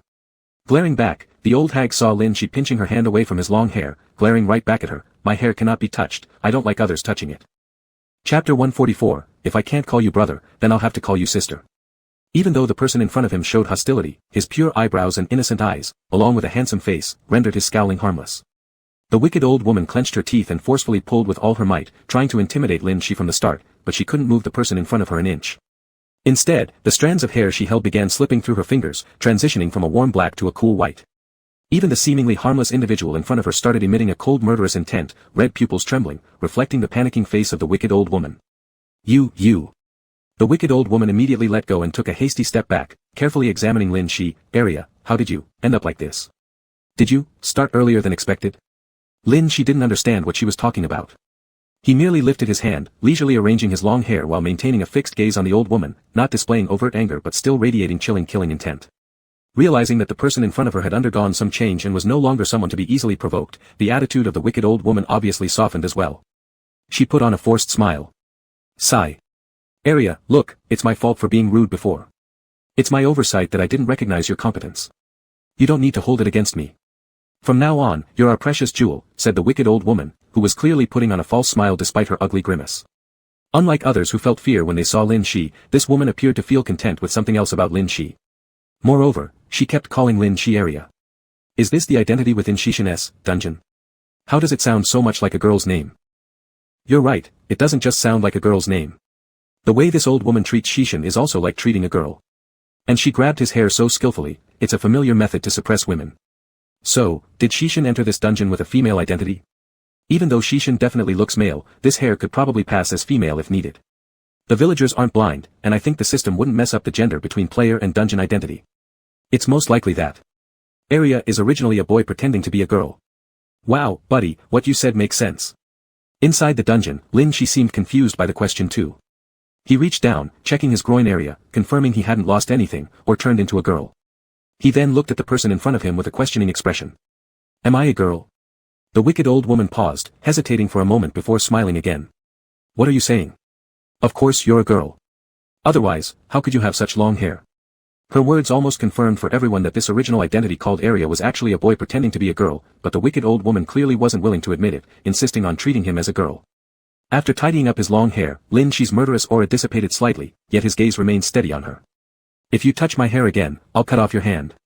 The wicked old woman's smile became rigid. Apparently unaccustomed to being threatened this way, she nonetheless managed to grit her teeth and endure it. All right. Your status has changed significantly, so how dare I even touch you? With that, she turned around with a fake chuckle and pushed open the rickety wooden door behind her. Come out and play. Don't stay here in this pigsty anymore. Tonight, I'll find you a better place to live. We won't be staying here anymore. Lin, she stared at her suspiciously, unmoving. Why the sudden need to relocate me? The wicked old woman grew impatient, pushing Lin Shi outside. Stop acting dumb, my dear little master. You don't know about this yet. Lin Shi stumbled out of the broken door. Directly facing the path was a yard where around 7 or 8 pale and emaciated children were sitting, playing with mud. Upon noticing Lin Shi stepping out, they all stared wide-eyed at him, remaining silent. Among them, there were both boys and girls, with more girls than boys. Only 2 boys were present. They all seemed about the same age without significant differences in appearance. When they saw Lin Shi emerge, they gazed at him blankly. One of them asked innocently, Sister, does this mean you've succeeded? Lin Shi returned the gaze blankly. Succeeded in what? One of the kids, a little girl who spoke up, expressed envy as she replied, being taken away by Lord Inshan, that means we aren't human anymore, but we don't have to suffer from hunger either. Lin Shi realized that these children seemed to have a lot of information, so he hastily took out some small snacks from his pocket that he didn't even dare to eat himself. He handed them over with great reluctance and said, I'll give you this if you tell me what it means to be taken away by Master Inshan, alright? Wow! It's snacks! The little girl who had spoken burst with bright light in her eyes, touched so much that her pupils almost shimmered into starry eyes. Did Grandma give these to you? Are you giving us some? Sister, you're so kind. The surrounding children also revealed envious looks but didn't dare to ask for more. They could only stare at the snacks in the little girl's hands, drooling. Lin Shi wasn't quite used to being called sister, so he tried to correct it earnestly, don't call me sister, call me brother. The little girl hesitated, but Grandma said, we can't call you brother, we have to call you sister, or it won't work. What do you mean by, it won't work? Lin Shi asked curiously, watching the envy-filled eyes of the surrounding children. He pulled out another handful of snacks from his pocket and distributed them. It just won't work, the little girl replied blankly. In our village, only girls of a certain age can be taken away by Master Inshan. This year, only your age is enough, so Grandma tried it out and didn't let us call you brother anymore. If it works, Grandma will definitely treat you very well and give you lots of good food, which we can never eat. Only the girls willing to be taken away by Master Inshan get to eat before they leave. She paused for a second, thinking, Grandma said this is called the Last Supper. I don't fully understand, but eating delicious things must surely be a happy thing. Lin Shi chewed on the hard candy in his mouth, sitting among the group of kids as he thought aloud, then, if someone doesn't want to be taken away by Master Inshan, does that mean they won't get any good things to eat? Of course, the little girl sneaked a look at the broken door behind which the wicked old woman had disappeared and whispered, we are raised here to be taken away by Master Inshan once we reach a certain age. Kids who refuse to be taken away will be beaten to death. Who wants to be beaten to death? We, of course, strive to grow up and then be taken away by Master Inshan so we can eat something delicious. And we no longer have to starve. As the little girl spoke, she appeared content, and the other children around her nodded in agreement, showing no signs of difference in their perceptions. All the little girls believed that they had to be taken away by Master Inshan, otherwise, there was only death. It seemed like the wicked old woman had planned a bright future for them, but in reality, they had no choice. Being taken away by Master Inshan may not have been a good destiny, but it was already the sole day they looked forward to as a good one. Chapter 145, It's truly my kindness that you've lived this long. Lin Shi chewed the hard candy in her mouth with a crunching sound. Other children would never dare to indulge in such extravagance, they carefully held the candy in their mouths, even keeping the wrappers, so they could wrap it up and eat it later if necessary. What happens when you're taken by the Yin God? Lin Shi had heard Su Nua mention the Yin God before. Su Nua only said that the Yin God could make deals with people, requiring offerings but hadn't mentioned anything about taking girls away. The little girl clapped her hands, with an innocent expression on her face. Girls chosen by the Yin God will, within 7 days, have their skin peel off, flesh rot, bones turn to ash, and then be taken away by the Yin God. Lin Shi abruptly stopped chewing the hard candy in her mouth at this gruesome description.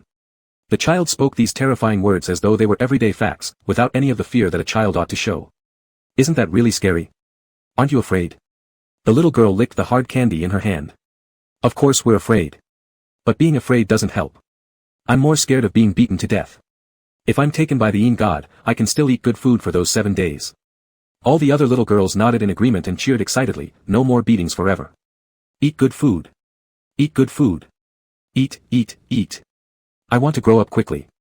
Then I can leave soon. Leave, leave, leave. Turn into pretty butterflies and fly away.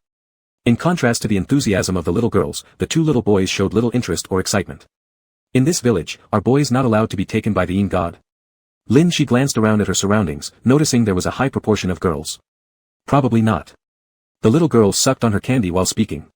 My grandmother says boys are useless and cannot be offered to the Yin God. So, no boys will be given to him. But why do boys get to eat well, don't have to be taken by the god, and also don't get beaten? Lin she vaguely thought of something from their words but wasn't sure yet, just pointing at herself hesitantly. Why am I obviously a boy, but I still have to be sent to the god? The little girl smiled and squinted her eyes. Because big brother. No, sister. Because sister, you tried to run away with us and were caught by grandma. You were beaten like us, so now you've turned into a girl, right? Yeah, it must be that way. So the god is going to take you too.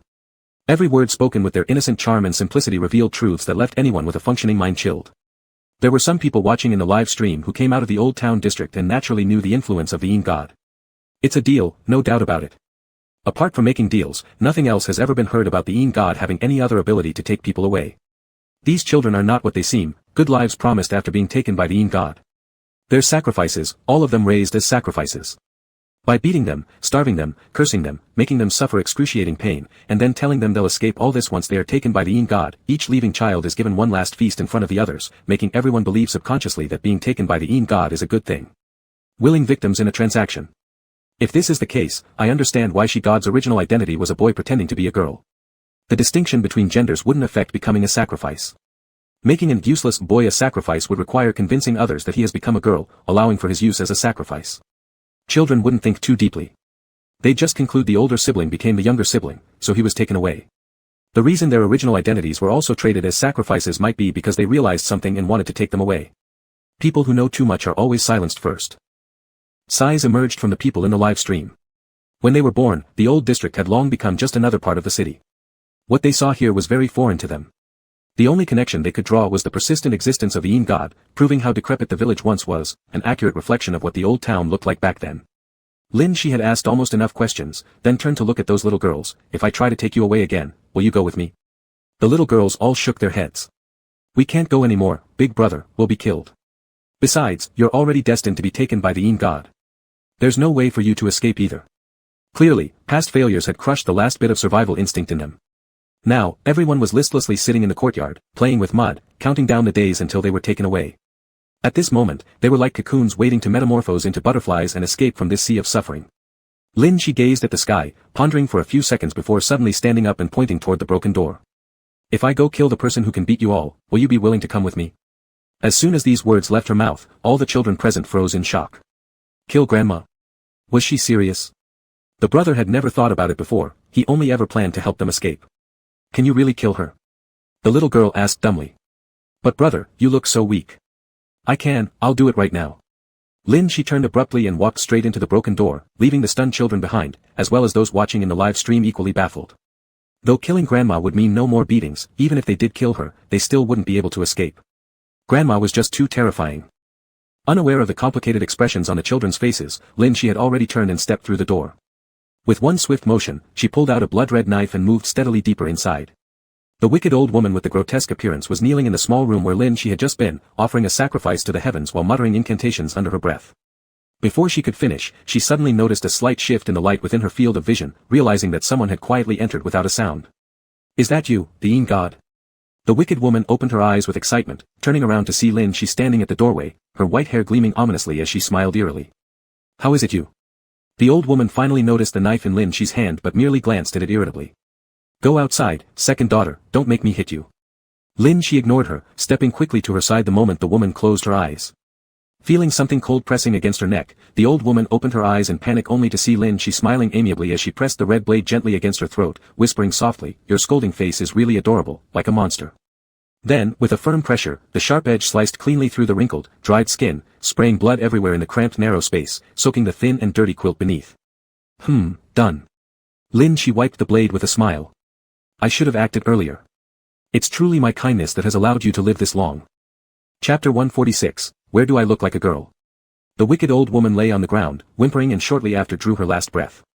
Lin she slowly raised his hand, skillfully pulling out a large and heavy cleaver, and placed it on the neck of the wicked old woman. I need to bring them some gifts, to make them happy, he muttered. People in the livestream just watched as Lin she exerted force with a pleasant smile, lightly humming a tune as he effortlessly chopped off the head, then grabbed the wicked old woman's hair and turned away at a leisurely pace. The whole process was exceptionally clean and professional, and Lin she even took care not to get blood on himself, clearly getting better at beheading. Only the chat messages floated past, exuding shock. Gifts? For those kids? He couldn't possibly mean this head, right? You call this a gift? Eh. But for those kids who were locked up, isn't the death of the old hag a gift? Lord, she has finally grasped the basics of giving presents. Many people watching the live stream stared wide-eyed. I am Hua Kai Ru Ifun, first time here at this live stream. Please tell me, is he always like this? No wonder so many people on Black Box Forum wanted to check this guy's background and see if he had a criminal record before. Now I understand why. Isn't he too skilled? Friends who know how to kill understand that killing someone is easy, but dismembering a body is difficult. This man is clearly a seasoned worker. I suggest he goes to the police station for a little tea session. What's there to be surprised about? Once you're used to it, you'll know. Our Lord, she is pure-hearted and super good. Some new viewers couldn't help but roll their eyes. Deceive whom? Would you call someone who kills this smoothly a super good person? They watched as Lin Shi happily carried the bloody head out and cheerfully shouted to those children, look. I've already killed her. There will be no one to beat you from now on. These children didn't scream with fear as much as expected by the livestream audience or showed any trace of fear, they instead climbed out of the mud pile to examine the head. Wow. It really is Grandma. Brother, you're so capable. You killed her so fast. So incredible. Why weren't you this powerful earlier? Clearly chosen by the Yin God, have you become stronger? So great. In the future, brother can protect us. The children surrounded Lin Shi joyfully, skipping around him. Who wouldn't love a good older brother who could take sweets out for them and also slay bad people? New viewers silently stared at the bizarre scene, a bloody head, children, an abandoned yard, and a sinister man called brother. These elements together formed a truly strange picture. But why does the audio sound so warm and cozy? The regular livestream watchers cheered repeatedly. Was the style of this livestream this insane, or had they gone crazy? Brother, now Grandma can't control us anymore, let me show you around the village. The little girl cheered, lifting her hand as though she wasn't desperate to leave like Lin Shi imagined. Instead, she grabbed Lin Shi's hand and led him into the village. Not leaving. Lin Shi thought they would want to escape immediately after being freed. There are still many sisters locked up, and it's not that easy to leave. The little girl pointed around the village, look, all mountains. We can't get out. Lin Shi looked accordingly, this seemingly impoverished and dilapidated mountain village surrounded on all sides by mountains, with no visible way out, as if completely isolated from the world. Even if these children tried to flee into the mountains, they would likely get lost inside. This departure proved far less simple than Lin Shi originally thought. Lin Shi threw the head of the old woman onto the courtyard floor, then left the yard with several children holding his hands. The sight of several children surrounding Lin Shi on a muddy road quickly drew the attention of other villagers, who poked their heads out of their courtyards to shout at Lin Shi, hey, Arya, why are you walking outside? What about your grandma? Before Lin Shi could reply, the little girl answered beside him, my grandma died. Killed by brother Arya. Oh, that's how it is. The neighbor seemed very calm, glancing once at Lin Shi, not bad, the child who was chosen should be different, your family has good fortune now. The nearby children giggled, and the neighbor remained composed, whereas Lin Shi was somewhat bewildered, much like the people in the live stream. What a strange and abnormal village this is. Remember to go back early when you guys go out to play, it's dangerous outside after dark. The neighbor waved and then went back inside, without expressing too many thoughts on the death of the wicked old woman. Perhaps, the villagers have a more indifferent view on life and death. But even with that thought, there were still things that felt strange. As they walked along, quite a few people greeted them. Everyone responded to the news of his grandmother's death, but no one seemed to care, and in fact, after hearing about the death, some people's eyes immediately fell on the little girls. Hey, there are still so many left unused, it's kind of a pity, huh? Why don't you come over to my place? I'll raise you until the day the Yin God chooses you. Everyone knew what he was thinking, and the little girls all shook their heads. Nope, I'll just follow brother.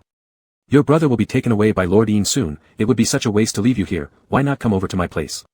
The man reached out to grab them, only to be abruptly stopped by Lin Shi. I already said I'm not going with you, why do you keep lingering here? Lin Shi smiled as he applied a bit of force, immediately turning the man's wrist red and blue, causing him to cry out in pain as he pulled his hand back. The commotion drew a crowd of onlookers, and among those who came out to see what was happening, two familiar faces appeared near the courtyard wall. One of them pointed at Lin Shi, see, I said he would be matched with a girl's identity and would surely be used as a sacrifice. The other remained silent. The troublemaking man glared angrily at Lin Shi and cursed before retreating back into his own yard. Lin Shi waited for the onlookers to disperse before noticing that familiar face amidst the crowd. Xia Yan. Jiang Yi. He quickly smiled and greeted them, waving them over. Standing together, their roles in this game became crystal clear. Although Jiang Yi was plainly dressed, his clothes were clean and intact, while Xia Yan's clothes were ragged and dirty. From the visual contrast alone, it was clear their statuses differed within the same courtyard. Xia Yan looked more like Lin Shi. Did you get matched with a girl's identity? Xia Yan asked Lin Shi. Yeah. Lin Shi nodded, but I'm not an actual girl, it's just a male with a girl's identity. I know, me too, Xia Yan sighed deeply and touched his own face, muttering under his breath. Where do I look like a girl? Chapter 147, is that kid named Su Nuo? As the only male identity match, Jiang Yi shrugged and chuckled, you have long hair, one has a pretty face, unlike me, I don't have either of those traits. It must be the male identity. Xia Yan was speechless, then looked up at Lin Shi and the kids following behind him, did you manage to build relationships so quickly? So, you should know quite a bit of information by now. Lin Shi nodded proudly, of course. I've already found out a lot of useful information by enticing them with candy. I can tell you everything. Xia Yan smiled faintly and said, tell us then. Lin Shi hurriedly leaned closer to them and rambled on about all the information he knew, such as the identities of the kids here, his own identity, and matters regarding the Yin spirit sacrifice. After listening, Xia Yan nodded approvingly, good job, Lin Shi. You're learning how to gather information on your own. Just as Lin Shi was about to proudly raise his head, Xia Yan added, however, you missed something, about the old woman you killed. What? Xia Yan pointed toward the courtyard behind him, even if the villagers hear their grandmother was killed, they wouldn't react much because the elderly in this village never die. Lin Shi hesitated and turned around to look at the girls behind him, is that true? Yeah, the little girls nodded while sucking on their lollipops, Grandma will call us back for dinner tonight, so we shouldn't go too far. Lin Shi paused, not expecting it. Then he realized that's why these kids were so calm about seeing the grandma dead. Clearly she'd just get up again later. At the time, they weren't amazed by Lin Shi actually killing her but praised his speed. Also, regarding being taken away by the great Yin spirit. Xia Yan leaned closer to Lin Shi, avoiding the ears of the young girls, and whispered to Lin Shi, in reality, it is offering themselves to the Yin spirit as sacrifices, losing their human identities. Therefore, the people chosen by the great Yin spirit will exhibit some peculiar behaviors within a short period of time, and there will be unnatural changes in their bodies. That's also why your white hair and red eyes, along with your killing ability, seem perfectly normal in their eyes. Lin Shi nodded as if he understood, so those who are chosen will turn into monsters within 7 days. Yes, normally it happens this way. But for the children in this village, this is like escaping from suffering, although they do not realize that they are part of someone else's wish-granting deal. Xia Yan glanced complicatedly at those children, I still don't know where the children who have turned into monsters have gone, nor can I predict the final outcome, whether good or bad. Lin Shi nodded, further understanding the stable trading relationship between this village and the Yin spirit. Even the elders being killed and not dying might be a result of sacrificing the children. Such customs have become common practice throughout the entire village. How does Xia Yan know so many details? Lin Shi thought he had already gathered fairly complete information through bribes with candy. Jiang Yi shrugged beside him, that must be because of conducting experiments once. Seeing someone who was killed come back to life is quite shocking, but even though they can't be killed, there are still ways to trap them. Xia Yan nodded, when I woke up, I was confined. As the male figure of the family, Jiang Yi was able to move freely, so he killed the patriarch and freed me along with others. While asking questions inside the house took us a long time, we came out only after hearing noises outside. If you're alone, maybe Su Nuo is somewhere else. Hasn't he appeared yet? Is he also trapped somewhere? Lin Shi thought seriously, he might be a girl. Jiang Yi couldn't help but laugh, no, we are outsiders who need to match identities here to blend in, but Su Nuo is originally a local villager, so he already had an identity here. He probably directly matched with his original identity. Lin Shi scratched his head, then wouldn't finding which household in the village has a child named Su Nuo be enough to find him? Should be. Xia Yan was ready to ask Lin Shi to go together to find him, but suddenly stopped, looking around Lin Shi, where is yours? The monster friend you often bring with you, why hasn't it shown up this time? I don't know. It wasn't there when I woke up. Lin Shi touched the black neck strap on his neck, if he wants to find me, he should be able to come directly to my side. Maybe he went out for something. Let's not worry about it for now. Xia Yan waved his hand. They didn't have time to figure out where the monster had gone, finding Su Nuo was their priority since he was the person in the village who knew the most information. The 3 adults, leading a group of little girls down the street, included 2 older ones who were destined as offerings. The villagers' gazes grew complex, but no one said anything, instead, they covertly observed where the group was heading from a distance. Everywhere the small group went, they were under the watchful eyes of the villagers. Everyone in the village stood united, helping each other, and escaping this place within such an environment would be nothing short of a pipe dream for these children. As they approached the village entrance, they saw several villagers gathered in clusters, whispering anxiously with grave expressions on their faces, clearly indicating something bad had happened. Xia Yan tapped Jiang Yi on the shoulder and pointed toward the cluster, signaling him to go inquire. Jiang Yi sighed inwardly, whenever there was danger, it fell upon him to step up, and even when it came to gathering information, the burden lay squarely on him. Despite his reluctance, Jiang Yi put on a forced smile and made his way over to ask while Xia Yan meandered around with Lin Shi nearby, crouching secretly behind a secluded spot to let Lin Shi eavesdrop. At the village entrance, a crowd of flustered villagers clustered together, their worried faces evident. Jiang Yi quickly joined them unnoticed until he spoke up, at which point they became aware of his presence. What's wrong in the village? Why are you all so anxious? The child from the Su family has gone into the mountain. One of the villagers replied without hesitation, treating Jiang Yi as if he were a local. Our village has always forbidden boys from entering the mountains. Usually, that child from the Su family is well behaved, but today, for some reason, he sneaked into the mountains this afternoon and hasn't returned yet. His grandfather rushed in after him, and he hasn't come back either. If they just die in the mountains, it wouldn't be a big issue, but if they upset the Yin spirit lord, that will certainly cause trouble. Jiang Yi immediately fell silent. It seemed lives truly meant little here in the village. But if the boy was surnamed Su, is the child named Su Nuo? Yes. He's about your age. Since the day he was born, people have been saying he's suitable to be an offering, and many families have been eyeing him. His grandfather watches him closely, always fearing someone might steal him away, but now, after all these years without being stolen, the child has run off by himself. Do you think the kid is deliberately seeking death? Yeah. Jiang Yi responded dismissively, his gaze shifting to the only path leading into the mountains near the village entrance. In other words, Su Nuo was currently in the mountain. Chapter 148, Your sister is twisting your head behind you. Though it was unclear whether Su Nuo had entered the instance and then woken up in the mountains, or if he had gone to the mountain on his own, what mattered now was going to the mountain to find him. Jiang Yi turned around and looked at the villagers who were loitering at the village entrance. If someone's lost, just go find them. They shouldn't have gone too far. The villagers' faces took on a difficult expression. To say we'd go. On days we don't need to make sacrifices, who would want to enter the mountain? There are all sorts of things in there. They did not clarify further, but their grim expressions already clearly showed that there were dangerous things inside. Normally, the only ones who can safely return from entering the mountain are those girls, but I reckon no family would be willing to let their own daughters enter the mountain, right? It's worrying mainly because old man Su from the Su family went into the mountain and hasn't returned for a long time. Those two, will they still come back? A group of villagers stood there discussing quietly, expressing some inexplicable concerns, but it wasn't clear exactly what they were worried about. Jiang Yi nodded, roughly understanding. The only ones who could enter the mountain and return safely were those girls who served as sacrifices, but the situation in the village meant that no one dared let these sacrificial offerings out. If they didn't return, they'd lose the ones they had nurtured for so long, so they just stood there pretending to be concerned. Jiang Yi turned around and returned to Xia Yan and Lin Shi's side. Naturally, everyone here fully understood the current situation. Isn't this convenient? There happened to be two girls with them. Lin Shi turned around, planning to send the girls who were trailing behind back, intending to enter the mountain later to look for Su Nuo. But after the little girls only glanced at the people at the village entrance, they already had a clear grasp of the situation. They turned their heads and asked, is Brother Aya going into the mountain to look for Brother Su? Lin Shi nodded. They originally called her sister Aya, taking effort to call her brother eventually, but they directly referred to Su Nuo as Brother Su, clearly indicating they were acquainted. We can go with you to look for him. We know the way better. The little girls shook Lin Shi's hand. Grandma hasn't woken up yet, so we can go out for a while. Once Grandma wakes up, it won't be easy to leave. Xia Yan nodded beside them. Having someone lead the way does make things more convenient. The mountain roads here look pretty complicated. Surrounded by mountains on all sides, it really wouldn't be easy to find Su Nuo in such a vast area.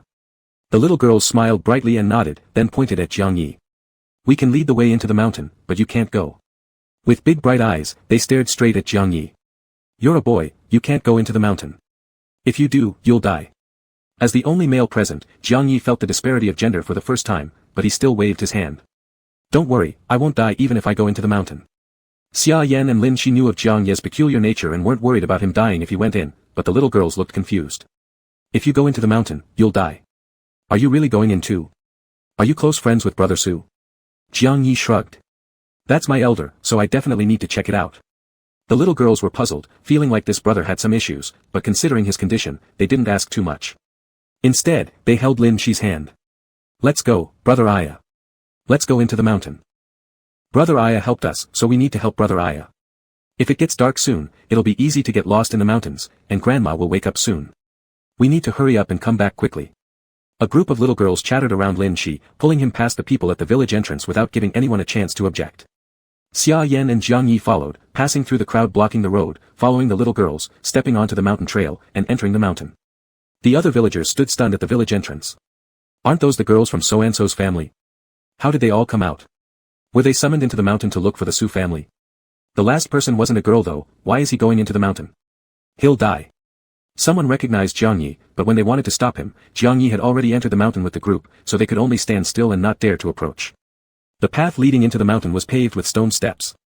These were not finely ground or cut stones but rough stones piled layer upon layer, forming a twisted mountain trail that had been specially dug out. Inside, weeds grew wildly, and the tree shadows were dense. Even though it was not yet nightfall, the forest was already dim, making it hard to distinguish directions. The little girls held Lin Shi's hand, humming songs happily, walking in a clear direction towards some goal. Xia Yan looked around and noticed that the trees in the mountain were all adorned with many red string knots, and there were traces of something having been burned at the base of the tree roots. The soil, bark, and rocks were all scorched, and when he glanced up, it was densely marked everywhere, an ominous sight, even making the wind feel heavy with a cold aura. Jiang Yi nudged Xia Yan with his elbow and whispered near him, "Do you feel it? A weird sense of being watched, as if there are so many people in this forest watching us." Xia Yan stayed silent, turning his gaze towards the surroundings. It was indeed a bit dark, but it was certain that there wasn't a soul around. Aside from some strange marks, the place was desolate, no signs of human habitation. The silence was broken only by the rustling of leaves stirred by the wind, absolutely no one was there. Thinking about it, Xia Yan turned to Jiang Yi, "Are you scared of ghosts?" "I'm not afraid, but I do get this very strong sensation of being watched here." "Don't you feel it?" Jiang Yi lowered his voice conspiratorially after finishing. "And listen, there are voices, whispers drifting from far away." Xia Yan held his breath and listened carefully but still heard only the sound of the wind. However, Jiang Ye's comment did make him feel a bit uneasy since only Jiang Yi seemed to be noticing these things. He tapped Lin Shi on the shoulder, asking him about the matter. Lin Shi had yet to reply when the little girls giggled nearby, "Brother, you're done for. You've been targeted, you're going to die." "Targeted by what?" "The spirit guardians." Jiang Yi didn't seem to care, turning to look around. "But this doesn't really feel like them, it's more like there are a lot of people around." "Yes. Exactly." The little girls nodded, "It's the spirits of those deceased girls coming for you." "Ah, that makes sense." Jiang Yi nodded, "I thought why I could hear so many girl voices talking." The little girls stared curiously at Jiang Yi. This man was truly strange. Even though he knew entering the mountain meant death, and now that he's under someone's watchful eye which implies danger, he didn't show any fear, so bold. However, "Brother, you're really going to die," the little girls pointed at Jiang Yi and warned, "At this point, your sister would usually twist your head off behind you." Xia Yan and Lin Shi couldn't see anything, but Jiang Yi remained calm. "Ah, she's already there," he replied casually. Chapter 149, The people in this village tell one lie after another. As soon as he finished speaking, faint dark finger marks appeared on his neck, as if someone was choking him. A chilling wind blew around them, and all the red ropes tied to the trees swayed in the breeze. Leaves rustled softly, truly evoking the sensation of whispers in the dim darkness. Xia Yan frowned and stared at Jiang Yi. "Are you okay?" "I'm fine," said Jiang Yi with an unusual calmness. "There's just a female ghost clinging to my shoulder, locking my throat." Lin Shi was still looking around. "Where? Where is it?"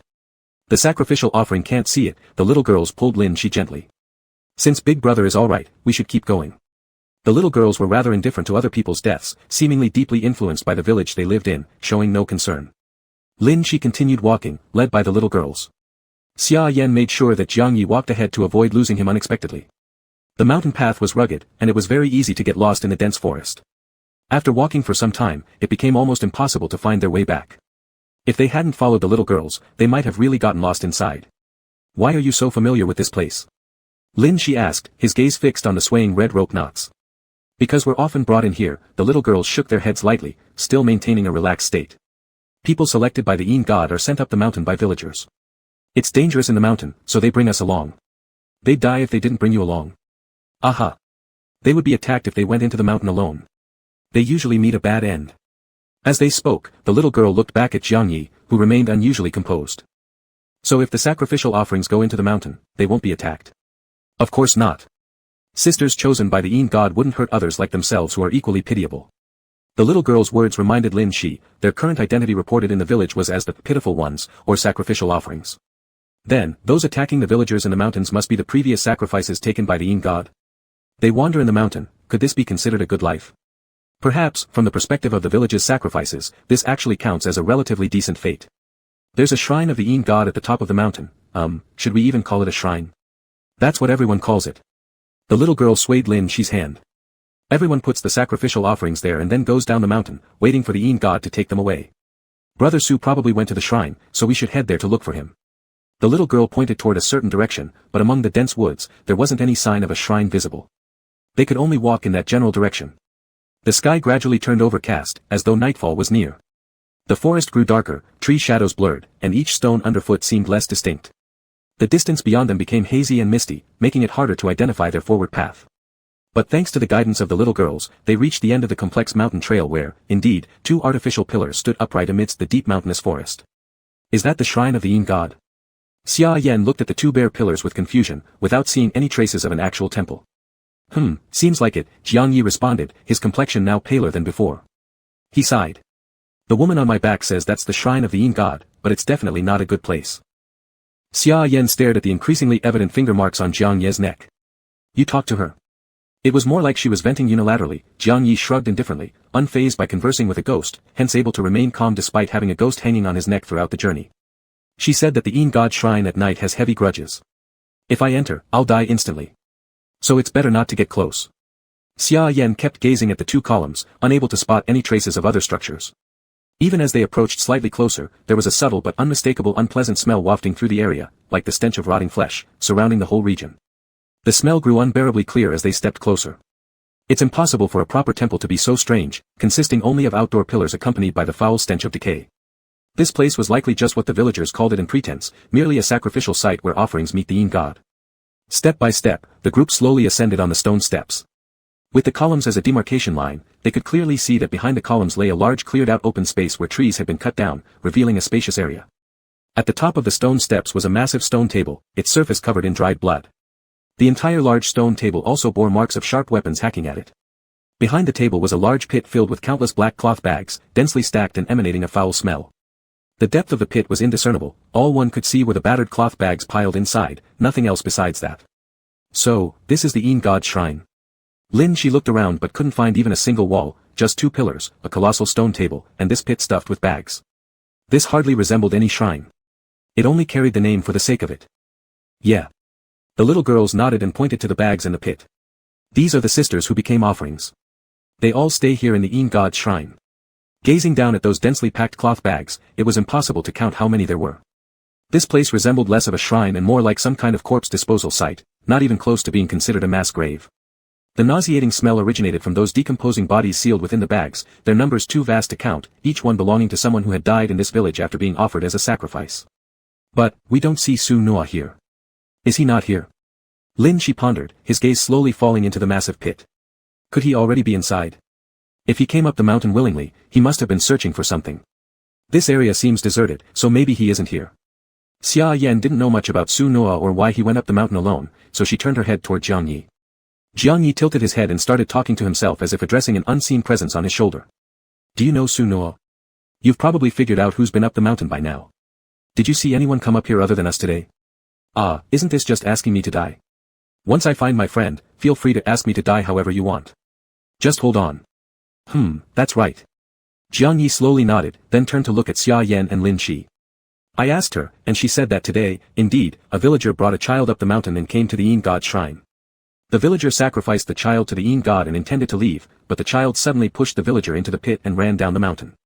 Now, he's wandering the mountain looking for someone and hasn't left yet. Lin Shi's eyes lit up.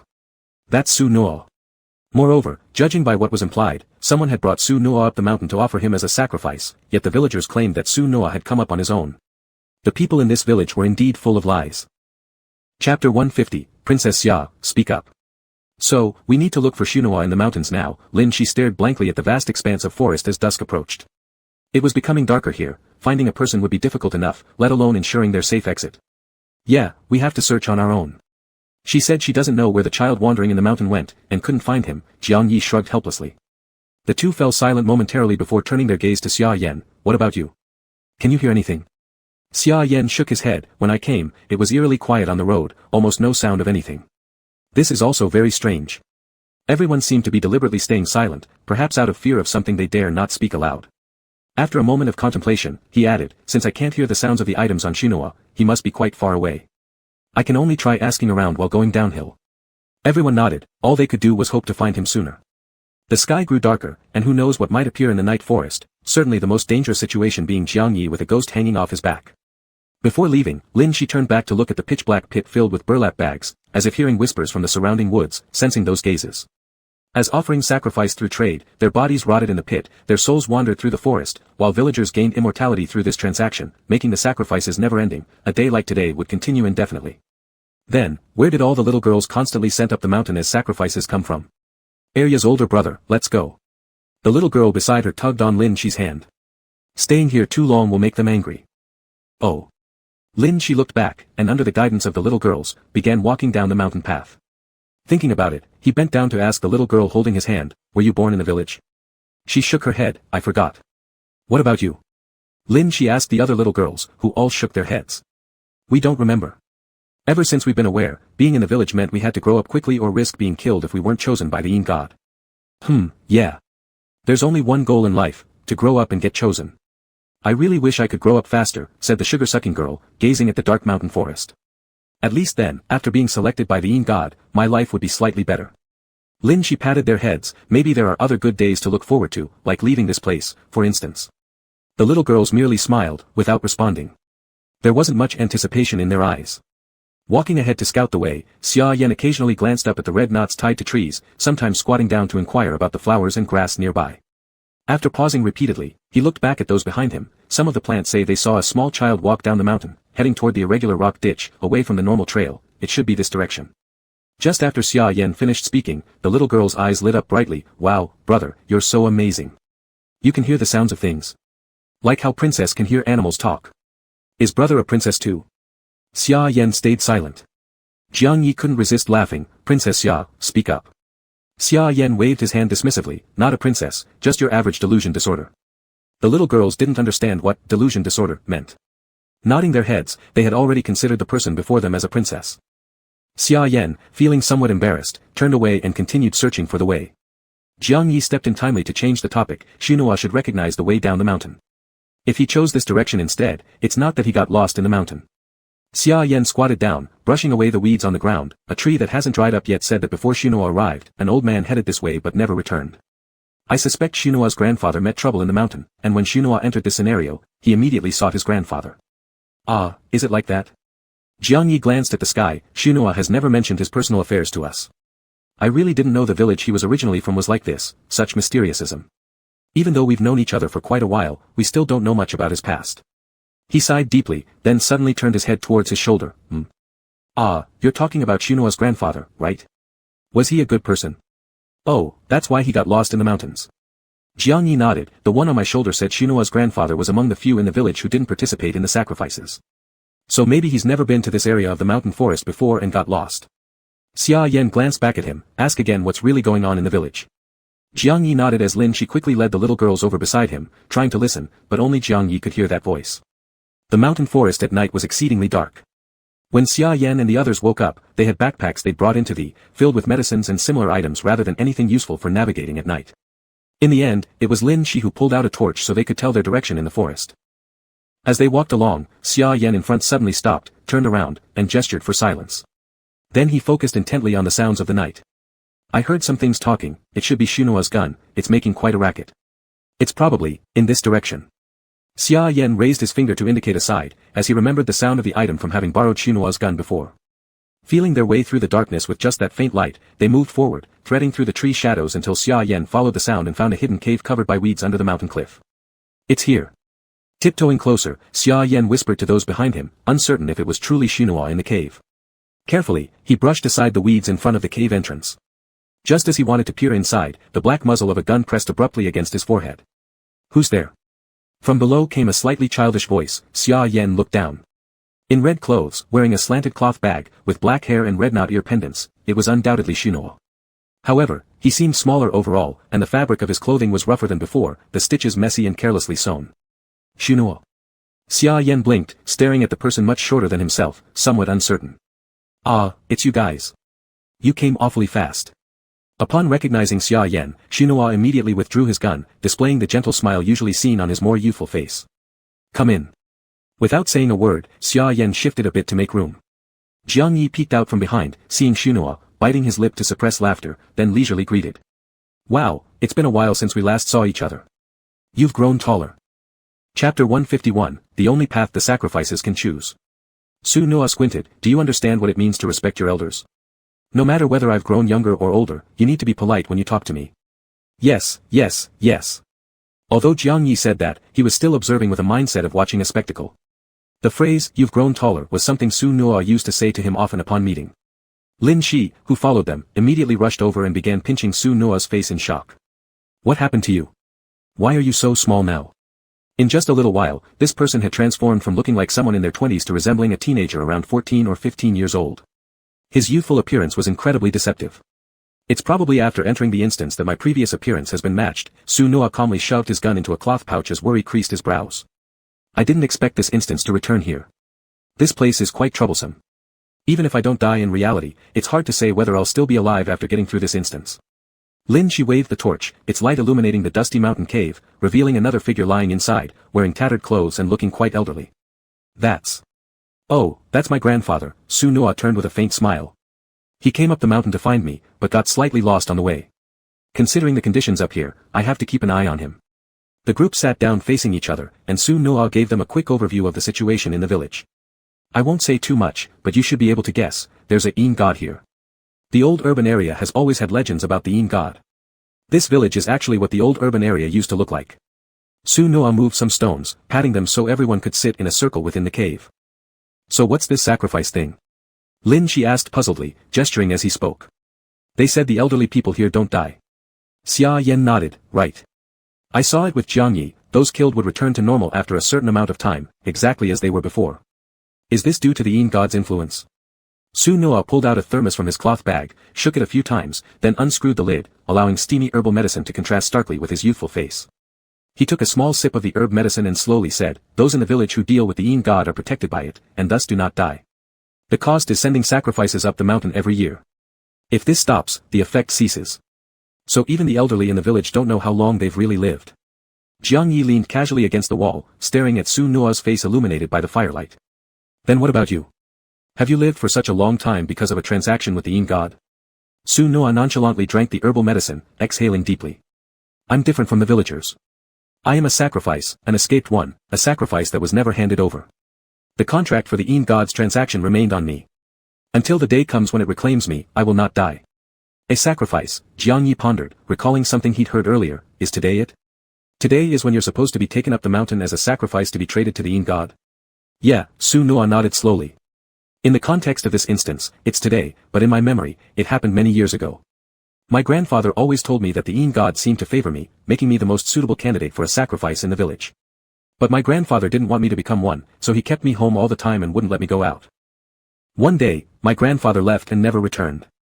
Instead, a stranger came to my house saying my grandfather went up the mountain and hadn't returned. They wanted to take me to find him. Su-noa paused briefly, turning his gaze towards the person lying nearby. Someone tricked me into going up the mountain, offering me as a sacrifice to the Ing god. My grandfather found me up the mountain and made another transaction with the Ing god using his own life, delaying the submission date for me, but the sacrificial covenant remains on me, unchangeable and cannot disappear. The candle flickered in the mountain cave, outlining everyone's shadows. Xia Yan hesitantly asked, so, the Ing god has always existed in the old urban area, from the mountain village period to later urban development, its influence on you has always been present because the Ing god never left this place. Therefore, you haven't aged, right? Yes. This is also what I've told you, the Ing god is a black box monster. Before the black box arrived, these creatures had already been influencing human society and causing harm. Su-noa tightened the cap of his cup slowly and sighed, even though the mountain village disappeared later, I am the best proof. Before the black box arrived, Su-noa claimed to be 80 years old, but no one believed him. He also said that he had a deal with the Ing god, but still no one believed. However, after the black box came, all the once fantastical and unbelievable things became credible. So how did this village disappear? Logically speaking, there should have been a whole bunch of people like you who were influenced by the Ing god and never aged, Jiang Yi recalled. In the old urban area, there weren't many immortal people around, and among them, only Su-noa looked youthful yet remained mysterious. How it disappeared? I don't know, because I ran away from the village. Su-noa slowly lifted his gaze, staring into the firelight. The reason I'm still alive and didn't become a sacrifice is that I fled from the village. He raised his hand and covered his face. You can't possibly imagine how terrifying this place was. The elderly wouldn't die, while children kept dying. People taken by the Ing god wandered in the mountains, their bodies rotted in wind and rain, and I would soon join them in a big pit. How could I not run? Returning here again. I feel like there's no escape anymore. He lowered his hands, and his expression steadied and calmed once more as he let out a long sigh. Perhaps this is my destiny. The mountain village had long since vanished, and Su-noa ought to have moved on from his past, but the instance had dragged him back here. After the long grind of time's wheels, they suddenly turned back to the beginning. Of course, Su-noa's feelings were complicated. It's different now. Lin Shi pointed at himself and then at Xia Yan. In this instance, both Xia Yan and I are sacrifices too. So this time, you're not alone. Su Noa glanced up, looking towards Lin Shi and Xia Yan. This time, the instance didn't tell you what to do, did it? It just informed you of your identity as sacrifices, right? Yeah. Lin Shi thought about it, and indeed, previous instances would inform him of his identity and tasks, but in this instance, he was only told his identity. The pitiful role here is being a sacrifice, and as sacrifices within this instance, your sole objective is clear without even needing the instance to notify you. You'll find out very quickly when talking to other sacrifices. Su Noa didn't need to emphasize more because Lin Shi had already learned upon waking up from numerous smaller sacrifices what their only goal was, being taken by the great Yin god. It seemed that in this mountain village, that was the only path the sacrifices could choose. Chapter 152, You have a sister on your back to keep you company. Lin Shi only needed to turn his head to meet the gazes of the small faces around him. Whenever he asked, the answer was invariably the same: they all hoped to be taken away by Thigad. There were no other answers. What's wrong, Arya brother? A little girl with candy in her mouth looked curiously at Lin Shi. She took out the lollipop stick from her mouth. It was already empty, but she had eaten it carefully and still couldn't let go. She continued nibbling on the stick as if that tiny happiness still lingered. Even though our roles are sacrifices, we are players, it's different. Lin Shi patted the little girl's head and turned to look at Su Noa seriously. I don't have any intention of being taken by Thigad. My goal is to bring them out of the village and retrieve my own memory. I feel the same way, Xia Yan chimed in. I don't really understand about gods or sacrifices or anything, but I certainly don't plan to obediently be a sacrifice. Jiang Yi pointed at Su Noa. That's why I say you're an antique. People have been out of this village for many years, yet your mind is still stuck here in the village. Once you come back, all you think about is being sacrificed to Thigad. You're not a kid anymore now, you're an 80-year-old man. Pointed out by Jiang Yi, Su Noa didn't get angry, but instead laughed helplessly. That's true. The dungeon only reproduces everything here, but the players are not sacrificial victims tamed by the village. We always have our own goals. The only one probably trapped by the identity might just be me. It's difficult for everyone returning to their confined pasts to remain clear-minded in those situations. But having companions makes a difference, which is also one of the advantages of black box players entering dungeons in pairs. If, right now, we're all sacrifices, wouldn't we be offered up to Thigad after 7 days? Xia Yan thoughtfully said. I'm not familiar with the situation in the village. To escape, simply fleeing with others won't work. First, if the villagers become aware, we'll be locked up. Second, the mountains are complex and easy to get lost in. He turned and looked at Su Noa. What about you back then? How did you escape? Su Noa raised his hand and pointed at the old man nearby. My grandpa helped me escape. He wrapped me in a cloth bag, and when I woke up, I was already outside. And there's a rumor that in these mountains, ghosts block people's sight, so normally, there's no way to leave. It's possible to wander in the mountains for several days and nights without finding a way out. So, the group fell into deep contemplation. Their best method currently was to act like normal sacrifices, avoid arousing suspicion from the villagers. Otherwise, they would have to massacre the entire village to escape. Afterward, they would have to wait until Su Noa's grandfather wakes up and asks him how to leave. The group whispered amongst themselves, and the nearby little girls kept gazing at them with wide eyes. Escape. They hadn't even considered it. Being taken by Thigad was the best ending for them. So let's take turns resting, and wait for dawn. Once it's bright, we'll go down the mountain together and investigate the situation inside the village. After discussing for a while, everyone finally decided to return to the village and figure out the internal conditions. Either they could lead everyone out or destroy the sacrifice ritual in one decisive move, severing the contract connection between the village and Thigad. If they wanted to run away with people, they needed to investigate each household where sacrifices were being held. In countless small houses, there were many people being locked up. If they fled unknowingly or cut off the connection between Thigad and the elders would die, and the children being locked up would have no hope. They would stay locked up forever with no one remembering. No matter what choice they made, they needed to understand the situation inside the village. Staring at the group of people in front of them negotiating, the little girls bit their sugar sticks and blinked at each other. Again, someone wanted to take them out, another small adventure that would inevitably fail. However, since Brother Arya seemed happy, they would join in the playfulness. The delighted little girls huddled around Lin Shi, surrounding him completely. Brother Arya, I'm sleepy, I want to sleep. Me too, me too. I want to sleep in Brother Arya's arms. Then I'll sleep in Princess's arms. Me too, Princess. Me too, Princess. The children gathered noisily around Lin Shi and Xia Yan. Some who found no space went to Su Noa. Then I'll sleep with Brother Su. Only Jiang Yi threw his hands up in exasperation. And what about me? The little girls giggled. You have the sister on your back to keep you company.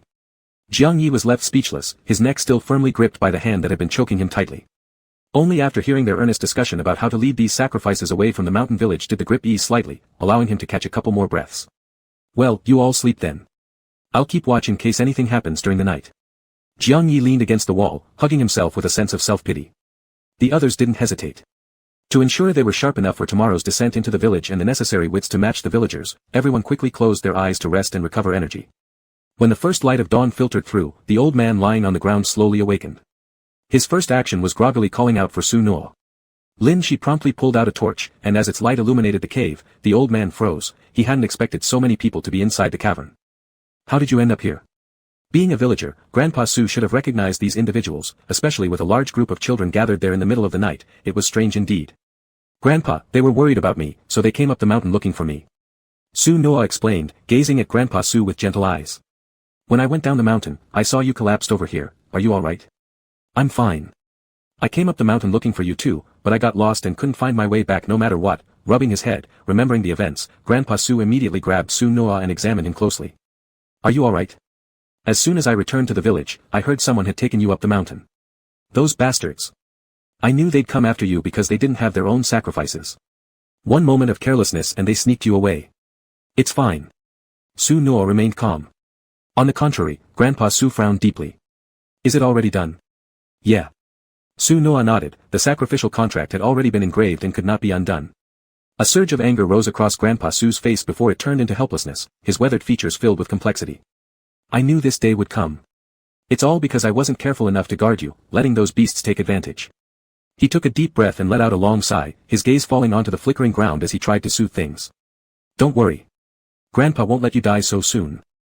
Chapter 153, This shot was my justifiable self-defense. He looked up and patted Xuanu's hand. Grandpa will do my best to protect you, don't worry. Xuanu smiled faintly, not showing a bit of sorrow for being chosen as the sacrifice. In fact, her young and naive self seemed to comfort her grandpa instead. Don't worry, I'll take care of myself. Shui Grandpa's expression was complicated. He just sighed, full of regret. Then he stood up immediately, grabbing Xuanu. Come on, let's go down the mountain quickly, we can't stay here any longer. Xuanu didn't refuse but cooperated, rising up with him. Others were also woken up, and they all hurriedly followed Shui Grandpa down the mountain, rushing back to the village directly.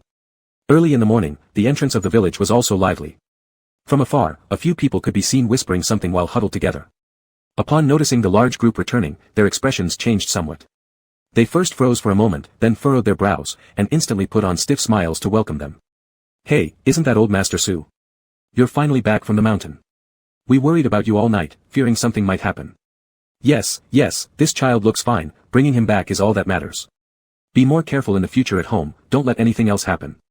All these children went up the mountain too recklessly, but luckily everyone came back without a loss. If something had happened, how would we explain ourselves? Looking at those insincere smiles, Grandpa Su waved angrily, yelling, get lost. All of you, get far away. Anyone dare to loiter around my courtyard next time, I'll beat you until you die.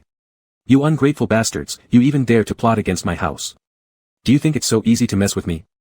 I'll dig your fields every day with my hoe and see how long you survive. The ferocious words filled with hatred indeed scared off some of the hypocritical people who came closer. The loud voice clearly reached the neighboring houses. People stepped back looking disgruntled, even those few people unrelated to the Su family who trailed behind dared not come over to say a word, just watching old Mr. Su storm past with an angry face on the village road. Lin Shi, with good hearing, caught fragments of conversation after they had walked further away. At his age, with only brute strength left to brag about, how many more years does he have? He cherishes his kids so much, yet the child still ended up being taken as a sacrifice. The elder probably doesn't have much time left either. Soon, the younger one will also pass away, and that family's fate has come to its end. It's better if they're gone. They pretend to be noble throughout the year, refusing to participate in sacrifices, only busy planting crops. They seem to think they can live longer like this. When their doom approaches, they may even regret not prolonging their own lives. The whole family are destined for short lives. These idle gossips surfaced only when Grandpa Su had moved far enough away. Apparently, even in this village, the Su family once wielded some intimidation power, otherwise, Xuanu wouldn't have grown up safely this far before such an event happened suddenly. But judging by the conversations, these people showed increasingly less compassion. Stealing someone's child was presented as something reasonable to them, yet they chose to curse the victim. Lin Shi glanced toward those glaring eyes peering out from both sides of the road, each was as vicious as poison, eagerly awaiting for the Su family elder to pass away sooner, making Xuanu fall into their hands. Lin Shi felt somewhat intrigued, encountering such pure-heartedness for the first time, a place where every person was evil. These people were not created by Black Box but existed originally, a genuine group of villains. Perhaps all the kind-hearted individuals incapable of self-protection had already become sacks in the Yin Shrine long ago. The rest were none other than bad sorts. Once entering the Su family yard, Grandpa Su hastily pulled Xuanyu indoors. "Stay in the house afterward, don't go out anymore. Whoever comes, don't go out. There isn't a single decent person in the village."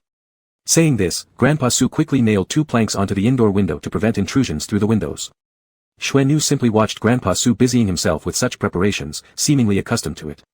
After securing the wooden windows, Grandpa Su dropped his hammer, went to the door, thought of something, and turned back to look at Xuanyu. "Wait for me at home, Grandpa will be right back.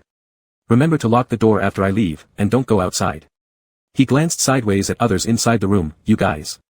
Forget it, going back would mean suffering anyway. It's better to stay here and keep an eye on Xuanyu."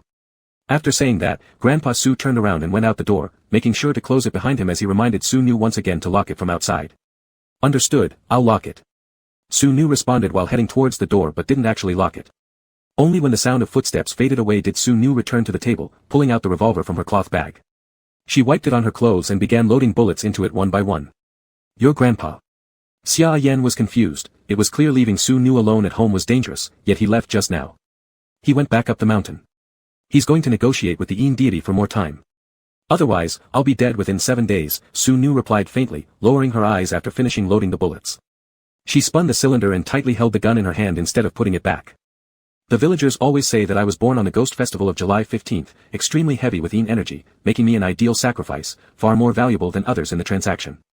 They've been watching me for a long time." Su Nu raised her gaze, glancing toward the window. "Whenever my grandpa used to leave home, they would immediately swarm over trying to trick me away. Even now, they still refuse to give up." No sooner had Su Nu finished speaking than vague footsteps were heard outside the door, confidently crossing through the yard and rushing toward the entrance of this hall. Su Nu immediately stood up and walked to the door. Just as she arrived there, the door crashed open and several people stormed inside like bandits, their eyes lighting up upon seeing Su Nu in the house. "Oh dear, little Su, your grandpa just stepped out. We're worried about you being alone at home, so we've come to look after you. Come on, let's go." Yes, come with us to our place. It's far better than staying in this dilapidated room." Before Su Nu could respond, they tried grabbing her without waiting for her consent, intending to abduct her forcibly from the house. Once taken, they'd find a good location to lock her up where no matter how much the Su family may rage, they wouldn't be able to locate her. As soon as they reached for Su Nu, Lin Shi became infuriated, rolling up his sleeves, ready to show them the consequences of breaking into a house and attempting to snatch a child. But before Lin Shi even fully rolled up his sleeves, Su Nu's eyes had already grown icy cold as she pressed the gun against the intruder's chin. Breaking into private property in broad daylight and stealing a child, punishable crimes doubled. This shot is my justifiable self-defense. A dull bang resounded, the bullet struck straight through the forehead, blossoming blood atop the crown of the head. Chapter 154, that look makes him seem more like an old man. The person in front slowly fell to the ground, a pool of blood spreading around him. The others who had come with him were terrified, their faces pale as they trembled and took a step back. Su Noa simply wiped the gun barrel on his clothes, then turned it towards another person. "You share the same crime." Another shot rang out, and another person fell to the ground. In the blink of an eye, the 2 people who had come to snatch the child were lying in a pool of blood on the ground. And outside the door, there were still more people watching, every one of them looking for an opportunity. If someone managed to pull Su Noa out of the house, they would rush in and fight over him. Now the Su family's gate was wide open, with 2 corpses at the entrance. Little Su Noa stood there, but no one dared to step through the gate of the Su family. They feared death, which was why they sought immortality from the Yin god despite all risks. It was also because of this fear that, even though they knew they could revive, they didn't dare to move rashly. One pair of wary eyes after another focused tightly on Su Noa. Even though they desired it immensely, now they hesitated. With deaths happening right by the doorstep, Grandpa Su would surely know what happened when he returned. There would be quite a commotion in the entire village. "What's wrong? Weren't you going to come inside and take me away?" Su Noa stood by the door with the gun, and normally, anyone agile wouldn't have thought twice about rushing in, grabbing the child, and running away. Once taken, it would become difficult to return to this home ever again. But today, after thinking for a long time, they didn't dare to make a move. "Sigh, how could someone your age have a gun? Quickly put it down, this is not something a child should play with." It's no wonder the Su family doesn't give people good attitudes, it turns out they've been hiding something like this. "Su child, listen carefully. Put the gun down. This thing isn't meant for children. Hand it over to me." Some tried to coax Su Noa as if he were just a child, saying kind words while quietly approaching, wanting to enter the courtyard and take away the gun. As soon as the other person stepped into the yard, Su Noa raised his hand and fired a shot straight to the forehead without giving any chance for mercy, instantly killing him. The people outside the yard immediately went pale and retreated several steps. Su Noa said slowly, "Anyone who dares step into my yard from now on will be killed and buried in the Yin God temple." The people outside immediately changed from having pale faces to smiling ingratiatingly. What nonsense. We're all good-hearted people in our village. We only came to check on you, worried about your safety when you're alone at home. Look at how we're treated, why are you so violent? We won't approach your yard anymore. Let's stay peaceful, don't reach for guns or sticks easily, it damages neighborly harmony. Yes, we originally had good intentions. Don't think too much about it. As they spoke, those people quickly dragged away the ones who had fallen at the entrance of the courtyard. They only glanced twice at the person who lay inside, didn't dare to get close, and walked away. Killing might bring resurrection, but carrying the body to the Een God temple for burial was entirely different. The temple was full of resentment, and resurrecting from the great pit there was almost the same as dying, no, worse than death. People usually brought offerings when going up the mountain just to safely go back and forth. If someone woke up lying in that great pit, they would best never wake up for their whole life. Otherwise, it would be unbearable. Even though they pretended to leave peacefully, those pairs of eyes still held resentment and ferocity. From now on, the Su family would find it hard to live peacefully in the village. Su Noa calmly tucked away the gun, kicked the corpse at the entrance aside, left the gate open, and turned around to walk back into the house. The others didn't think much of it, but the young girls, who served as sacrifices, each had bright eyes. Wow, Brother Su. You're so awesome. I thought Brother Su was going to be taken away. I've never seen them scared before. The little girls gazed at the gun in Su Noa's hand, their eyes filled with admiration. So, it seems that having a weapon that can kill can make them afraid. So, it appears that they are afraid of death after all. A change seemed to occur subtly in these little girls' hearts. Su Noa placed the gun on the table, pulled out his thermos calmly, and drank a few sips of Chinese medicine to calm himself. This way, they shouldn't have the idea of coming for me anytime soon, and it will ease the burden on Grandpa somewhat. Though initially shaken, Su Noa quickly let it go. Returning here wasn't meant for him to endure hardships again. Perhaps it was also possible that it was an opportunity for him to properly do something he once wanted to do but couldn't, leaving no regrets behind. When a person reaches a certain age, the greatest wish is to complete unfulfilled desires. Goals and ideals don't matter as much anymore. What matters most is making up for missed opportunities in life. Isn't this the best opportunity right now? I've made up my mind already. Su Noa put down the thermos in his hand and stared fixedly at the corpse by the door. When Grandpa comes back and asks about the situation in the village, we'll make slight preparations. Then we will go to the village and search house by house for sacrifices. Carefully thinking about it, they are just a group of old immortals who feel powerful because they outnumber us. What strength do they actually have? If we treat them nicely, they will only take advantage of us. It's better to be tough on them. Su Noa loudly placed the thermos on the table. Let's raid the village tomorrow and act like bandits. Anything good to eat or drink should be taken back to the Su family. The sacrifices should also be brought back without leaving any for them. Lin Shi nodded in agreement, her eyes shining brightly. I'll take charge of finding food. Xia Yan had no objections, then I'll look for the sacrifices. Since I can hear more voices, any place that could hide people should be found by me. Jiang Yi thought for a moment, then I'll fight. To enter the houses is sure to involve quarrels. I'll argue, and if it doesn't work out, I'll fight. During this time, Xia Yan can go into the house to search. Thinking carefully, their team was indeed quite well organized. Su Noa nodded, alright, they don't treat us as humans, so we shouldn't consider them too human either. When it becomes troublesome, just kill them. Tie the corpses together and throw them at the village entrance, someone will definitely be scared. In the past, in this village, those old immortals ruled. Their words and eyes had already tamed people into livestock, but things were different now. Players wielded absolute force, why should they obediently become sacrifices? That sentence seemed particularly fitting, times have changed. The little girls beside didn't know what would happen yet, they were just looking forward to it with excitement. This seemed like an exciting game. When Old Man Su returned from the mountain with a heavy heart, he saw the gate open and bloodstains on the ground, feeling as if the sky had fallen down. Seeing how silent the streets were in the village, he knew something bad must have happened. He hurried back, seeing the scene before him, grinding his teeth hard. That bunch of heaven-cursed scoundrels. If anything happens to Su Noa, I'll fight you all. The strong old man grabbed the hoe in the courtyard and rushed into the house, red-eyed and determined to kill anyone he came across. Just as he stepped into the doorway, he faintly smelled a peculiar scent, which was similar to the smell of cooking. Following soon after, there came Lin Shi's shouts from inside, Xia Yan. Are you done? I'm starving. Don't rush me. I haven't used a wood-fired stove before, I'm still figuring out how to make the fire bigger. Jiang Yi peeked his head over the side, let me take a look. The kitchen was bustling with sounds, while Old Man Su entered the room to see Su Noa sitting leisurely in the wicker chair at home, drinking Chinese medicine, fanning himself with a palm leaf fan, and smiling when he saw him come back. You're back. Sit down for a bit, wait for the meal. That demeanor looked even more like an old man than himself. Chapter 155, Butterflies in the Cage. Are you okay?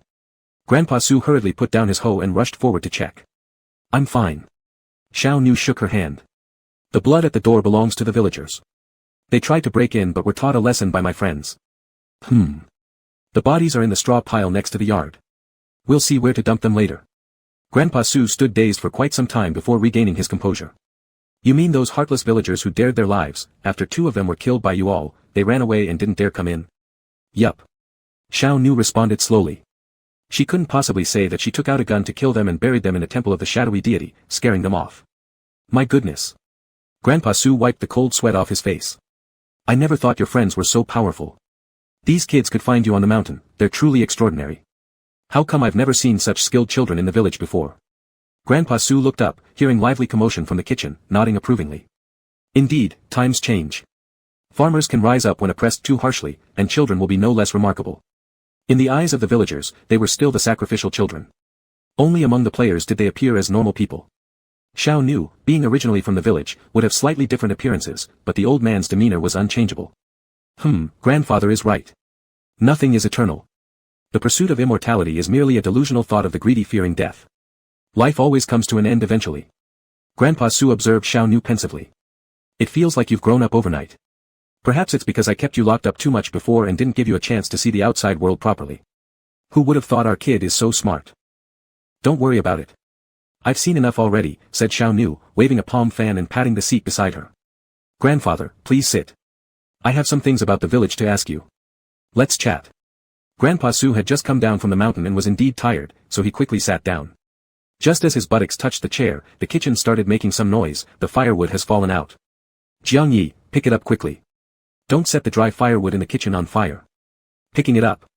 This red-hot thing needs something to grab it back with, I certainly can't touch it. I'll do it. Lin Shi extended his hand, grabbed the scorching wood, and threw it back into the stove, which startled Grandpa Su, who happened to walk in just then. My dear child. What are you doing? Not even the great Lord Lao would grab burning red firewood barehanded. He rushed anxiously into the house, grabbing Lin Shi's hand and unfolding it to look. There wasn't a single trace on the palm. You. Are you truly a celestial being like the great Lord Lao? Grandpa Su stared at Lin Shi in confusion. Lin Shi nervously turned away. Xia Yan quickly intervened to smooth things over. This kid has been tough since young, this little heat won't scald him. Is that so? Grandpa Su let go of Lin Shi's hand without asking more, and hurriedly shooed Jiang Yi aside. Judging from his behavior, he's clearly a precious one who hasn't used a hearthfire. Go stand aside. Don't start a fire in my kitchen. Except for Xia Yan who knew how to cook, the other 2 were driven to stand aside. They wanted to help but ended up contributing nothing, eventually leaving the house sulkily to drink tea with Xiao Nu. From the situation at Su's place, one could tell that both Su's parents died early, leaving Grandpa Su alone to raise the young Xiao Nu. Due to Xiao Nu's life destiny, the villagers regarded her as precious, so even elderly villagers who should have passed away long ago had to take care of this child. He wielded the hoe, tilled the land, and took care of everything at home. Xiao Nu had been raised inside the house and rarely went out. Normally, she could only chat with the passing fellow villager sacrificial children through the window to establish some rapport, and beyond that, she had no friends. In the villagers' eyes, the Su family had bad fortune, destined to die prematurely, and would inevitably disappear from the village eventually. Naturally, they wouldn't treat them well.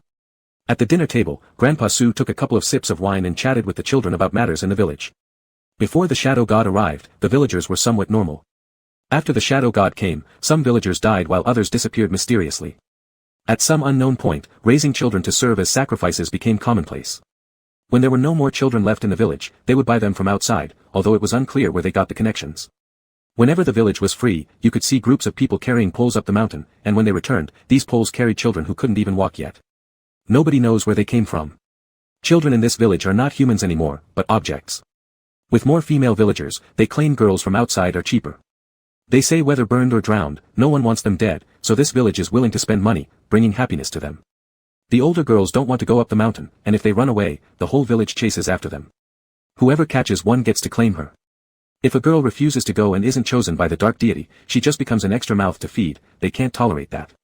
After beating her to death, they burn her body by the river and make other girls watch as a warning of what happens when you aren't chosen by the dark god. Grandpa Su silently gulped down another swig of wine and sighed deeply. The villagers are all united. I can't interfere or do anything about it. In the past, I thought I could protect my own child, but I couldn't. This fire will eventually burn those who stand by and watch. With more words than usual, and plenty of alcohol in him, Grandpa Su grew hazy. We can't stay here for long. We need to escape somehow. Forget about this land of ours. It's already a miracle if we get out alive. His slightly drunk eyes stared into space as he grabbed Xiao Nu's hand. Xiao Nu, your name carries a character Kanoa, which means promise. Your grandpa hoped you would keep your promises. Promise me that once you find a chance to leave the mountain, never come back. Pretend like you were never born here. Xiao Nu held his hand with a faint smile, unable to respond because she had already returned. By now, Grandpa Su was completely drunk, leaning his head on his palm while muttering, every 7 days, the killings start again in the village. They gut the sacrifices and send them up the mountain. On that day, everyone who commits murder goes up together. It's bustling and chaotic, even ghosts dare not act then. It's also the only day no one gets lost in the mountain. Go. Leave early, forget about the dark deity. Just go far enough and I'll protect you. He could no longer hold off his drunkenness and collapsed onto the table. Xiao Nu calmly stood up and supported Grandpa Su. I'll help him rest.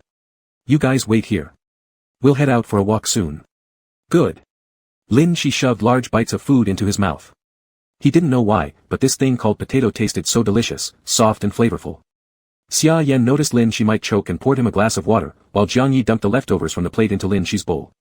From what Grandpa Su mumbled while drunk, they could already sense the terrifying atmosphere in the village. It felt colder and scarier than facing shapeless black-boxed monsters from before. Thankfully, none of them were born in this village, and now it's merely a game scenario. Thus, everything wasn't up to the villagers' say anymore. It's time for the butterflies trapped in the cage to break free. Chapter 156, A Piranha Was Caught.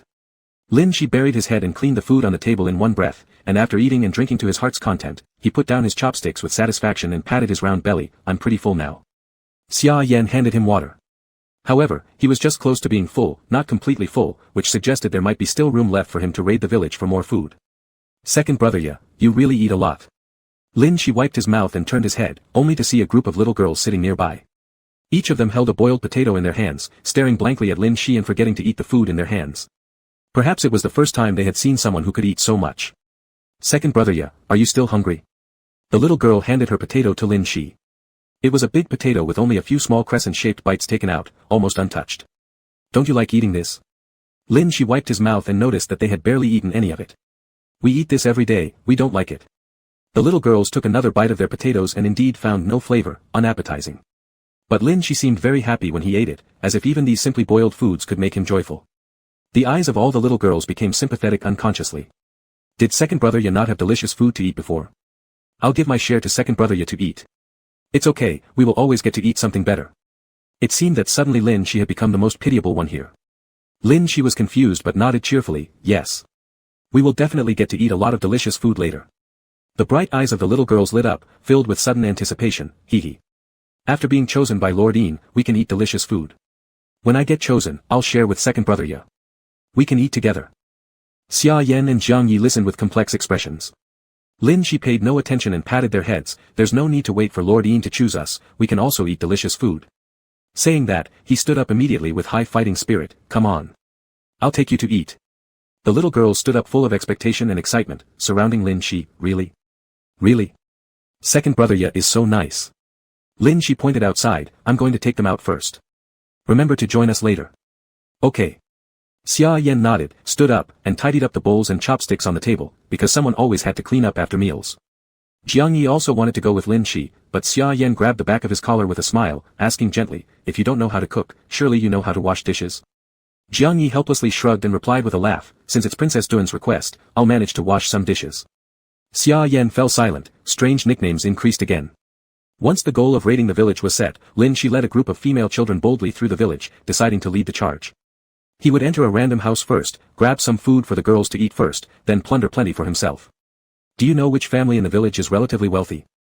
Lin Shi asked them. He wasn't familiar with the village, so he could only choose based on the situation. The little girls thought about it, all our stuff can be obtained through transactions with Lord Yin. Everyone is rich, but the richest one is the village chief. The village chief has a really big cabinet at home, and it's all filled with good stuff. Lin Shi slapped his hand once, let's go. Then let's go to the village chief's place. You lead the way. Good. The little girls shouted brightly and happily, started leading the way with their hands on their hips, which really had an air of bandits entering the village. Even though the villagers were scared off by the broken promises, those who lacked sacrificial offerings at home couldn't help but look enviously at several walking offerings moving along the main path of the village. Lin Shi didn't walk far before seeing someone standing by the road. Far away, the person greeted them with a warm smile, looking extremely friendly. His wrinkled face, smiling, looked benevolent. As he waved to them, he showed the palm of his hand revealing a couple of candies. Hey, where did so many adorable kids come from? Once they came near, the other person immediately spoke joyfully with a raspy voice, waving to them and squinting enticingly, "Would you like to come to my house and have some candy? I've got lots of tasty candy at my home." Lin Shi's eyes brightened the moment he saw the candies in his palm.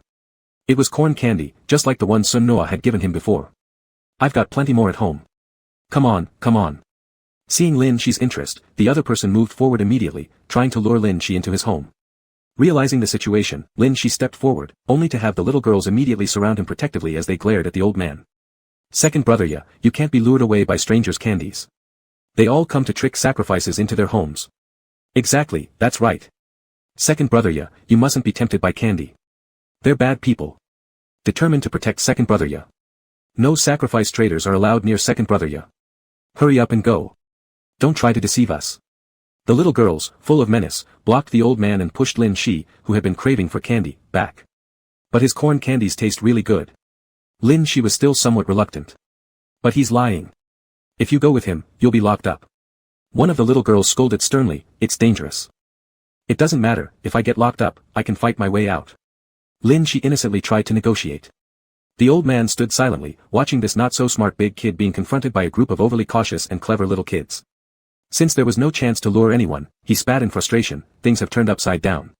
Then, he turned around with the candy in his hand, ready to go back. "Wait. Don't go." Lin Shi urgently shoved the little girls aside and raised his hand, whereupon a sharp large knife instantly appeared in his palm. Upon hearing the sound, the old man thought he'd caught the little fish and happily turned around. But before he could react, a blood-red blade was already pressed against him, its icy tip making his spine shiver. "Are there more candies like these at your home?" Unlike the cold blade, Lin Shi's smile remained innocent. "Hurry up and take them out, I want to share them with everyone." His sweet voice dropped suddenly, turning dark and ominous, "If you don't, you'll lose your head." The old man froze momentarily, startled. Instead of catching a fish, he had caught a piranha. With a frown, he took a step back and was about to run back into the house. Just as he turned, a streak of crimson liquid splashed in his peripheral vision, followed by a dull thud. Something fell to the ground. Wide-eyed, the old man turned around and realized a tearing pain spreading through his arm. The peculiar sacrifice now gleefully held a red-stained blade, bending over amidst the excited laughter of the little girls to pick up the severed limb. "Let you guys try one first, let me see who should have it." Me. "I want one too." "Me too." The cheerful laughter of the children made the bleeding old man feel dizzy.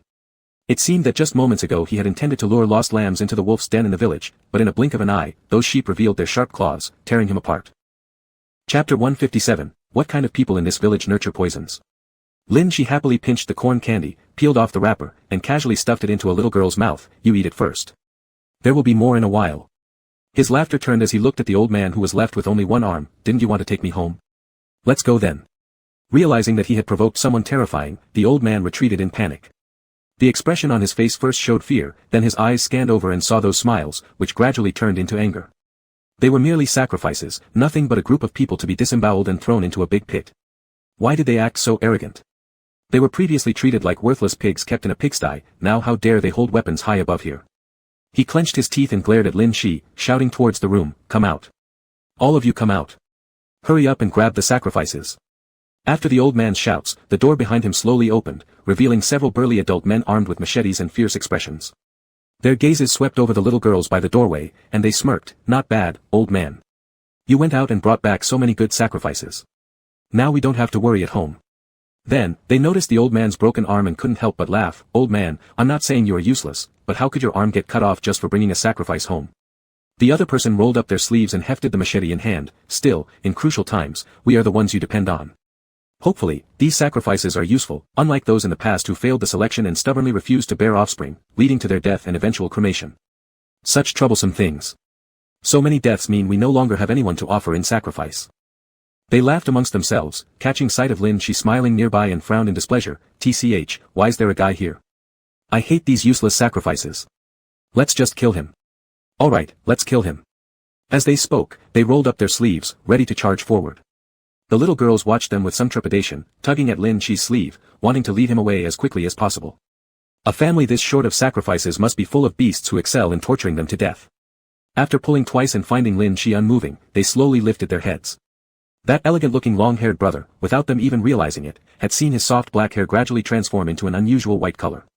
Those gentle bright eyes had also turned red in this moment, sharp like blood and making people wary. He twirled the knife in his hand, his fingers covering his lips as if trying hard to suppress the corners of his mouth that couldn't help but smile, his tone cheerful and light. "I'm delighted to see all of you, my lovely bunch." The sudden incomprehensible compliment confused everyone. Puzzled looks appeared all around. The little girl closest to Lin, she was also confused, trembling her fingers, considering whether she should urge him to leave quickly or not. The white-haired youth reached out, patted her head, and pushed her back firmly. "Stay here, don't move around. I'll go fetch you some sweets." Upon seeing Lin Shi approaching with a strange grin, the others felt uneasy, but the old man gritted his teeth with dissatisfaction and shouted, "Go. Kill him. I will peel his skin, I will boil his bones into soup." Hardly had his resentful voice subsided when Lin Shi stepped forward, fiercely gripping the old man's neck and softly laughing, "Let's chat nicely inside. Removing flesh and boiling bones, everything can be arranged. I will satisfy you. You lowlife." The old man spat curses. Lin Shi just used one hand to tighten his grip on the old man's neck, kicking open the door of his house and entering casually on his own. The people beside all froze, wondering how someone would willingly walk to their death. "Don't you save me fast, you useless waste of space. You've been fed for nothing," the old man hoarsely urged, clearly having his voice strangled until raspy yet still managing to curse people, treating neither the children of the village nor the few in his home as human beings. The little girls at the entrance dumbly watched those sturdy men run back into the house. After a cacophony of chaotic sounds, Lin Shi slowly strolled to the door, smiled at them and waved before closing the door. The little girls glanced at each other, somewhat at a loss, contemplating whether they should return and call for help. Suddenly, the house erupted in a ghastly scream. It wasn't Arya's brother, but the screams of those men. Their shouts were heart-wrenching, seemingly in unbearable agony, the sounds clearly echoing out of the house. Not only did the little girls by the door hear it, but the surrounding neighbors did as well. Panic filled the faces of those who poked their heads out to look. "Help! Save me!" A blood-smeared man struggled and crawled toward the door, trying to escape. The moment a crack appeared between the door, before his body could slip through, he was yanked back inside. The miserable screams didn't stop, each louder and more painful than the last. Pleas for mercy or curses rang shrill, impossible to ignore. After quite some time, all sound ceased, first from weak groans to complete silence. The entire process took only about 10 minutes. When the little girls ran back and brought Xia Yan over, the room was eerily silent, as if not a soul remained inside. "Hurry up, brother." There was so much noise coming from inside. The little girls, faces full of panic, dared not approach recklessly but anxiously tugged at Xia Yan's arms. "No need to worry, don't rush." Xia Yan patted their heads, offering comfort. He then stepped into the courtyard. The moment one foot touched the ground, Xia Yan froze abruptly. Voices, they came from everywhere, crying voices, screams, moans that lingered throughout the yard, making Xia Yan's head ache with their clamor. He glanced down. The voices seemed to emanate from beneath his feet, yet wasn't this yard just ordinary soil? Furrowing his brow, a disturbing thought crossed Xia Yan's mind. He grabbed the hoe left in the yard and dug forcefully where the sounds originated. Without much effort, a fragment of white bone began showing through the yellow dirt. He stopped digging with the hoe. For the whole yard echoed with such sounds. Burying bones under the yard, walking and stomping daily, it showed how much this family despised these children, tormenting them even in death. What kind of people nurtured poisons in this village? "Brother, what's wrong?" The little girls by the door hadn't noticed the white bone in the soil and stared curiously at Xia Yan. "Nothing, you all wait outside while I check the house." Xia Yan covered the bones again, dropped the hoe, and turned to walk into the room. As soon as he opened the door, a dense wave of blood smell hit him. The scene inside was grotesque, even surpassing Lin Shi's usual brutality. It seemed like Lin Shi was slightly angrier today than usual. Chapter 158, Cages, Cages everywhere. The room was a mess, with bloodstains all over the floor in various patterns. 3 or 4 men lay sprawled on the ground, their bodies mangled and bloody, almost unrecognizable. Xia Yan sighed deeply. He didn't see Lin Shi but heard a gurgle coming from the kitchen. She must be in there. He closed the door behind him and stepped inside. Just a few steps in, a quick glance made Xia Yan pause suddenly as he realized why Lin Shi was particularly upset this time. On the way to the kitchen, there was a half-open cabinet door, revealing an extremely horrifying scene. Inside, several decomposed corpses of young girls were piled up together, flesh clinging together and bound by hemp ropes in twisted postures, shoved into the cabinet beyond recognition. Dark brown blood trickled down the cabinet door, leaving deep stains on the ground. Beside it lay a broken lock, probably shattered by Lin Shi when she detected something unusual and opened it to check. From the bones in the yard to the bodies inside, Xia Yan's perception of this village was shaken. They valued humans less than cattle or sheep. Xia Yan rubbed his temples and tried to block out the disturbing noises in the house as he moved further inside. As soon as he entered the kitchen, he saw a dismembered old man's corpse lying on the ground, missing limbs and a head. A fire burned in the stove, and bubbles were gurgling in the pot, filling the kitchen with smoke and making everything appear hazy. Lin Shi, covered in blood, stood humming softly while stirring the pot with a spoon. When Lin Shi saw Xia Yan come in, she smiled pleasantly. You're here, Xia Yan. I'm fulfilling his wish, I'm boiling bone soup for him. Lin Shi grinned through her blood-streaked lips, holding a spoon in one hand and a severed head in the other. Normally, such a terrifying scene would send shivers down anyone's spine, yet at this moment, Xia Yan felt oddly relieved. You're fine, that's good. Let the soup simmer slowly. The emotions in Xia Yan's eyes faded, and he looked calmly at Lin Shi, soothing her, don't get too upset, there are too many people like this in the village. We need to stay calm and handle things systematically. Alright, Lin Shi nodded, maintaining her smile. Then. I'll go outside and comfort the children. There are some things in the courtyard that need handling. Remember to help once you're done cooking. Okay. Lin Shi nodded. Xia Yan turned and went out, carefully closing the door so the children outside wouldn't see. The cannibalistic nature of the old society has truly revealed itself to Xia Yan, and Lin Shi must also be experiencing it for the first time. Xia Yan stepped out gloomily just as Jiang Yi arrived late, packing his belongings. How's it inside? Jiang Yi peeked curiously. I saw the kids outside seem worried, but then again, they don't have to worry about Lin Shi. Go inside and see for yourself. Xia Yan shrugged and picked up a hoe. Jiang Yi was curious both about what Xia Yan needed a hoe for and what Lin Shi was doing inside, so he entered the house first. Outside in the courtyard, the children all stared at Xia Yan's hoe with wide eyes. Big brother, what are you going to do? Xia Yan remained silent, hesitating whether he should dig up the countless remains in the yard in front of the children, it might frighten them. While he was still thinking, the children outside tilted their heads in puzzlement. Brother, are you trying to dig up the sisters buried underneath? They nodded. That's great. Then the sisters can go to a better place. But what about the sisters in the river? They can't be fished out anymore. Hopefully the sisters in the mountain will take them away. That's great, that's great. The little girls chatted matter-of-factly, while Xia Yan felt an icy chill run through his body standing there. Those voices he hadn't heard, and more. The entire valley echoed with lamentations. The gurgling sound in the kitchen continued incessantly. Lin Shi stood idly by the pot, staring absently at the head in her hand. As she opened the cabinet and saw the stacked corpses inside, fragmented memories of this village surfaced. But none of these memories were pleasant, they were horrifically brutal, making her shiver. Sacrifices weren't just sent to the mountain within 7 days of being chosen. Children selected gradually lost their human appearances, just externally, but on the 6th day, villagers had to remove every human element from the sacrificial victims' bodies before sending them up the mountain. They believed that monsters' shells were unworthy of containing human tissue, and by sending them up cleanly, the villagers could joyfully return home. As for the bodies in the house, they were all innocent children who were not selected as sacrifices, thus naturally they wouldn't be allowed to live. Lin Shi closed her eyes, and fragmented memories of those little girls she met after waking up surfaced in her mind. But in those memories, their fates were grim. She had not taken them away nor befriended them but chose to go up the mountain alone. When she returned, the cruel matron had already slaughtered all the little girls to make up for the sacrificial offerings. Lin Shi slowly opened her eyes again. Despite still standing in the kitchen with the sounds of little girls chattering outside the door, the bloody scene of dead bodies was indelibly etched into her mind, driving her restless and irritable. She wanted to change those memories and avoid repeating the same mistakes. There had been a promise made that would end in death, but now she wanted to pull them back. Those little girls destined to die should have the chance to live. In her memories, too many people had died in that village. The promise was left there, along with the little girls. The cries from the mountains never ceased, and the cages always remained. Even the butterflies weren't free. She realized returning here had bound her just the same. Cages were everywhere. She also had to break out of the black box trapping herself. Just as this thought crossed her mind, Lin Shi caught an unusual sound from beside her ear. It was like the sound of plants growing, tearing apart and spreading around her, blooming continuously. Lin Shi looked around, though there was nothing nearby, that sound kept circling her, radiating a presence hard to ignore. This sound of flowers blooming reminded her of Jiling. Since entering this scenario, she hadn't seen Jiling at all. Was he watching her this whole time? So where is Jiling? Is he close by? Or hiding in the mountain? Lost in thought, Lin Shi didn't notice Jiang Yi barging in carelessly from outside. Jiang Yi glanced around the room briefly, quite composed as he greeted Lin Shi at the kitchen in trance. Wow, it's only been a while and you've already started a fire yourself. Cooking independently might actually be part of your future. Lin Shi smiled faintly and stirred the soup in the pot. I'm already cooking for myself, would you like to try?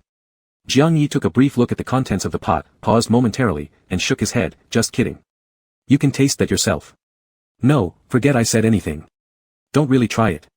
Originally, Jiang Yi intended to lighten the mood with a joke, but interacting with Lin Shi in such a state scared him far too much to even dare to attempt a joke. Chapter 159, Don't cry if you die in a bit. Aha. I know.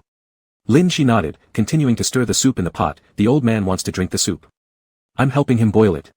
He chuckled softly, glancing at the head in his hand. What do you think? Does the color look okay? Should I add 2 more pieces of meat? His appearance and words were as if he was playing house, seeming quite relaxed.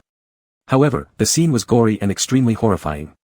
Jiang Yi scratched his head, not knowing what to say, so he just waved his hands, feed him quickly and come out soon. We'll go around the village and clean up well. Okay. After Lin Shi responded, Jiang Yi turned around and left. However, he did not leave the house but wandered around outside the kitchen, making loud noises for quite a while. When Lin Shi finished cooking the bone soup and went out, the living room was much cleaner.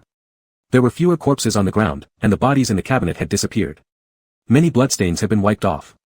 In the yard, a group of little girls could be seen sitting by the gate looking blankly, while in the yard, the yellow soil had been dug up inch by inch.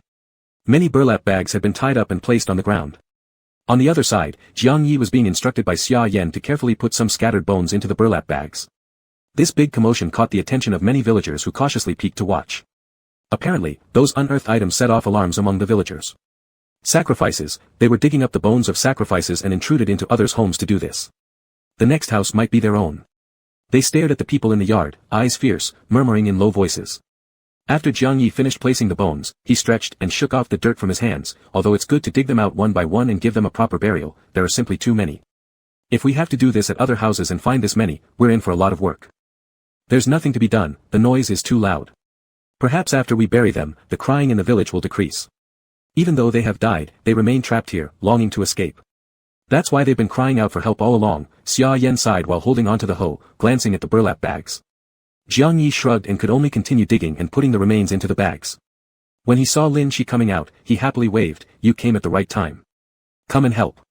Lin Shi nodded, turning to look at the little girls at the gate. He deliberately washed his hands and face with water in the kitchen before coming out and was already much cleaner than when he was inside the house. However, the bloodstains on his body couldn't be helped. As soon as the little girls saw him come out, they joyfully ran up to him, as if they couldn't see the bloodstains on Lin Shi's body, pulling him and twirling around. "Brother Arya. It's great that you came out unscathed. I was really worried about you. Did Brother Arya get hurt? This family is terrible. They mustn't bully Brother Arya. Yeah, next time don't get lured in by candy again." "I'm fine." Lin Shi touched their heads, full of regret. There was no candy in their house, so I entered for nothing. "It's fine. We'll go to the village chief's house for candy." The children cheered and comforted Lin Shi, their voices bright and high. But as soon as they finished speaking, a voice slowly came from outside the yard. "Who's going to my house for candy? I knew your ideas would target me.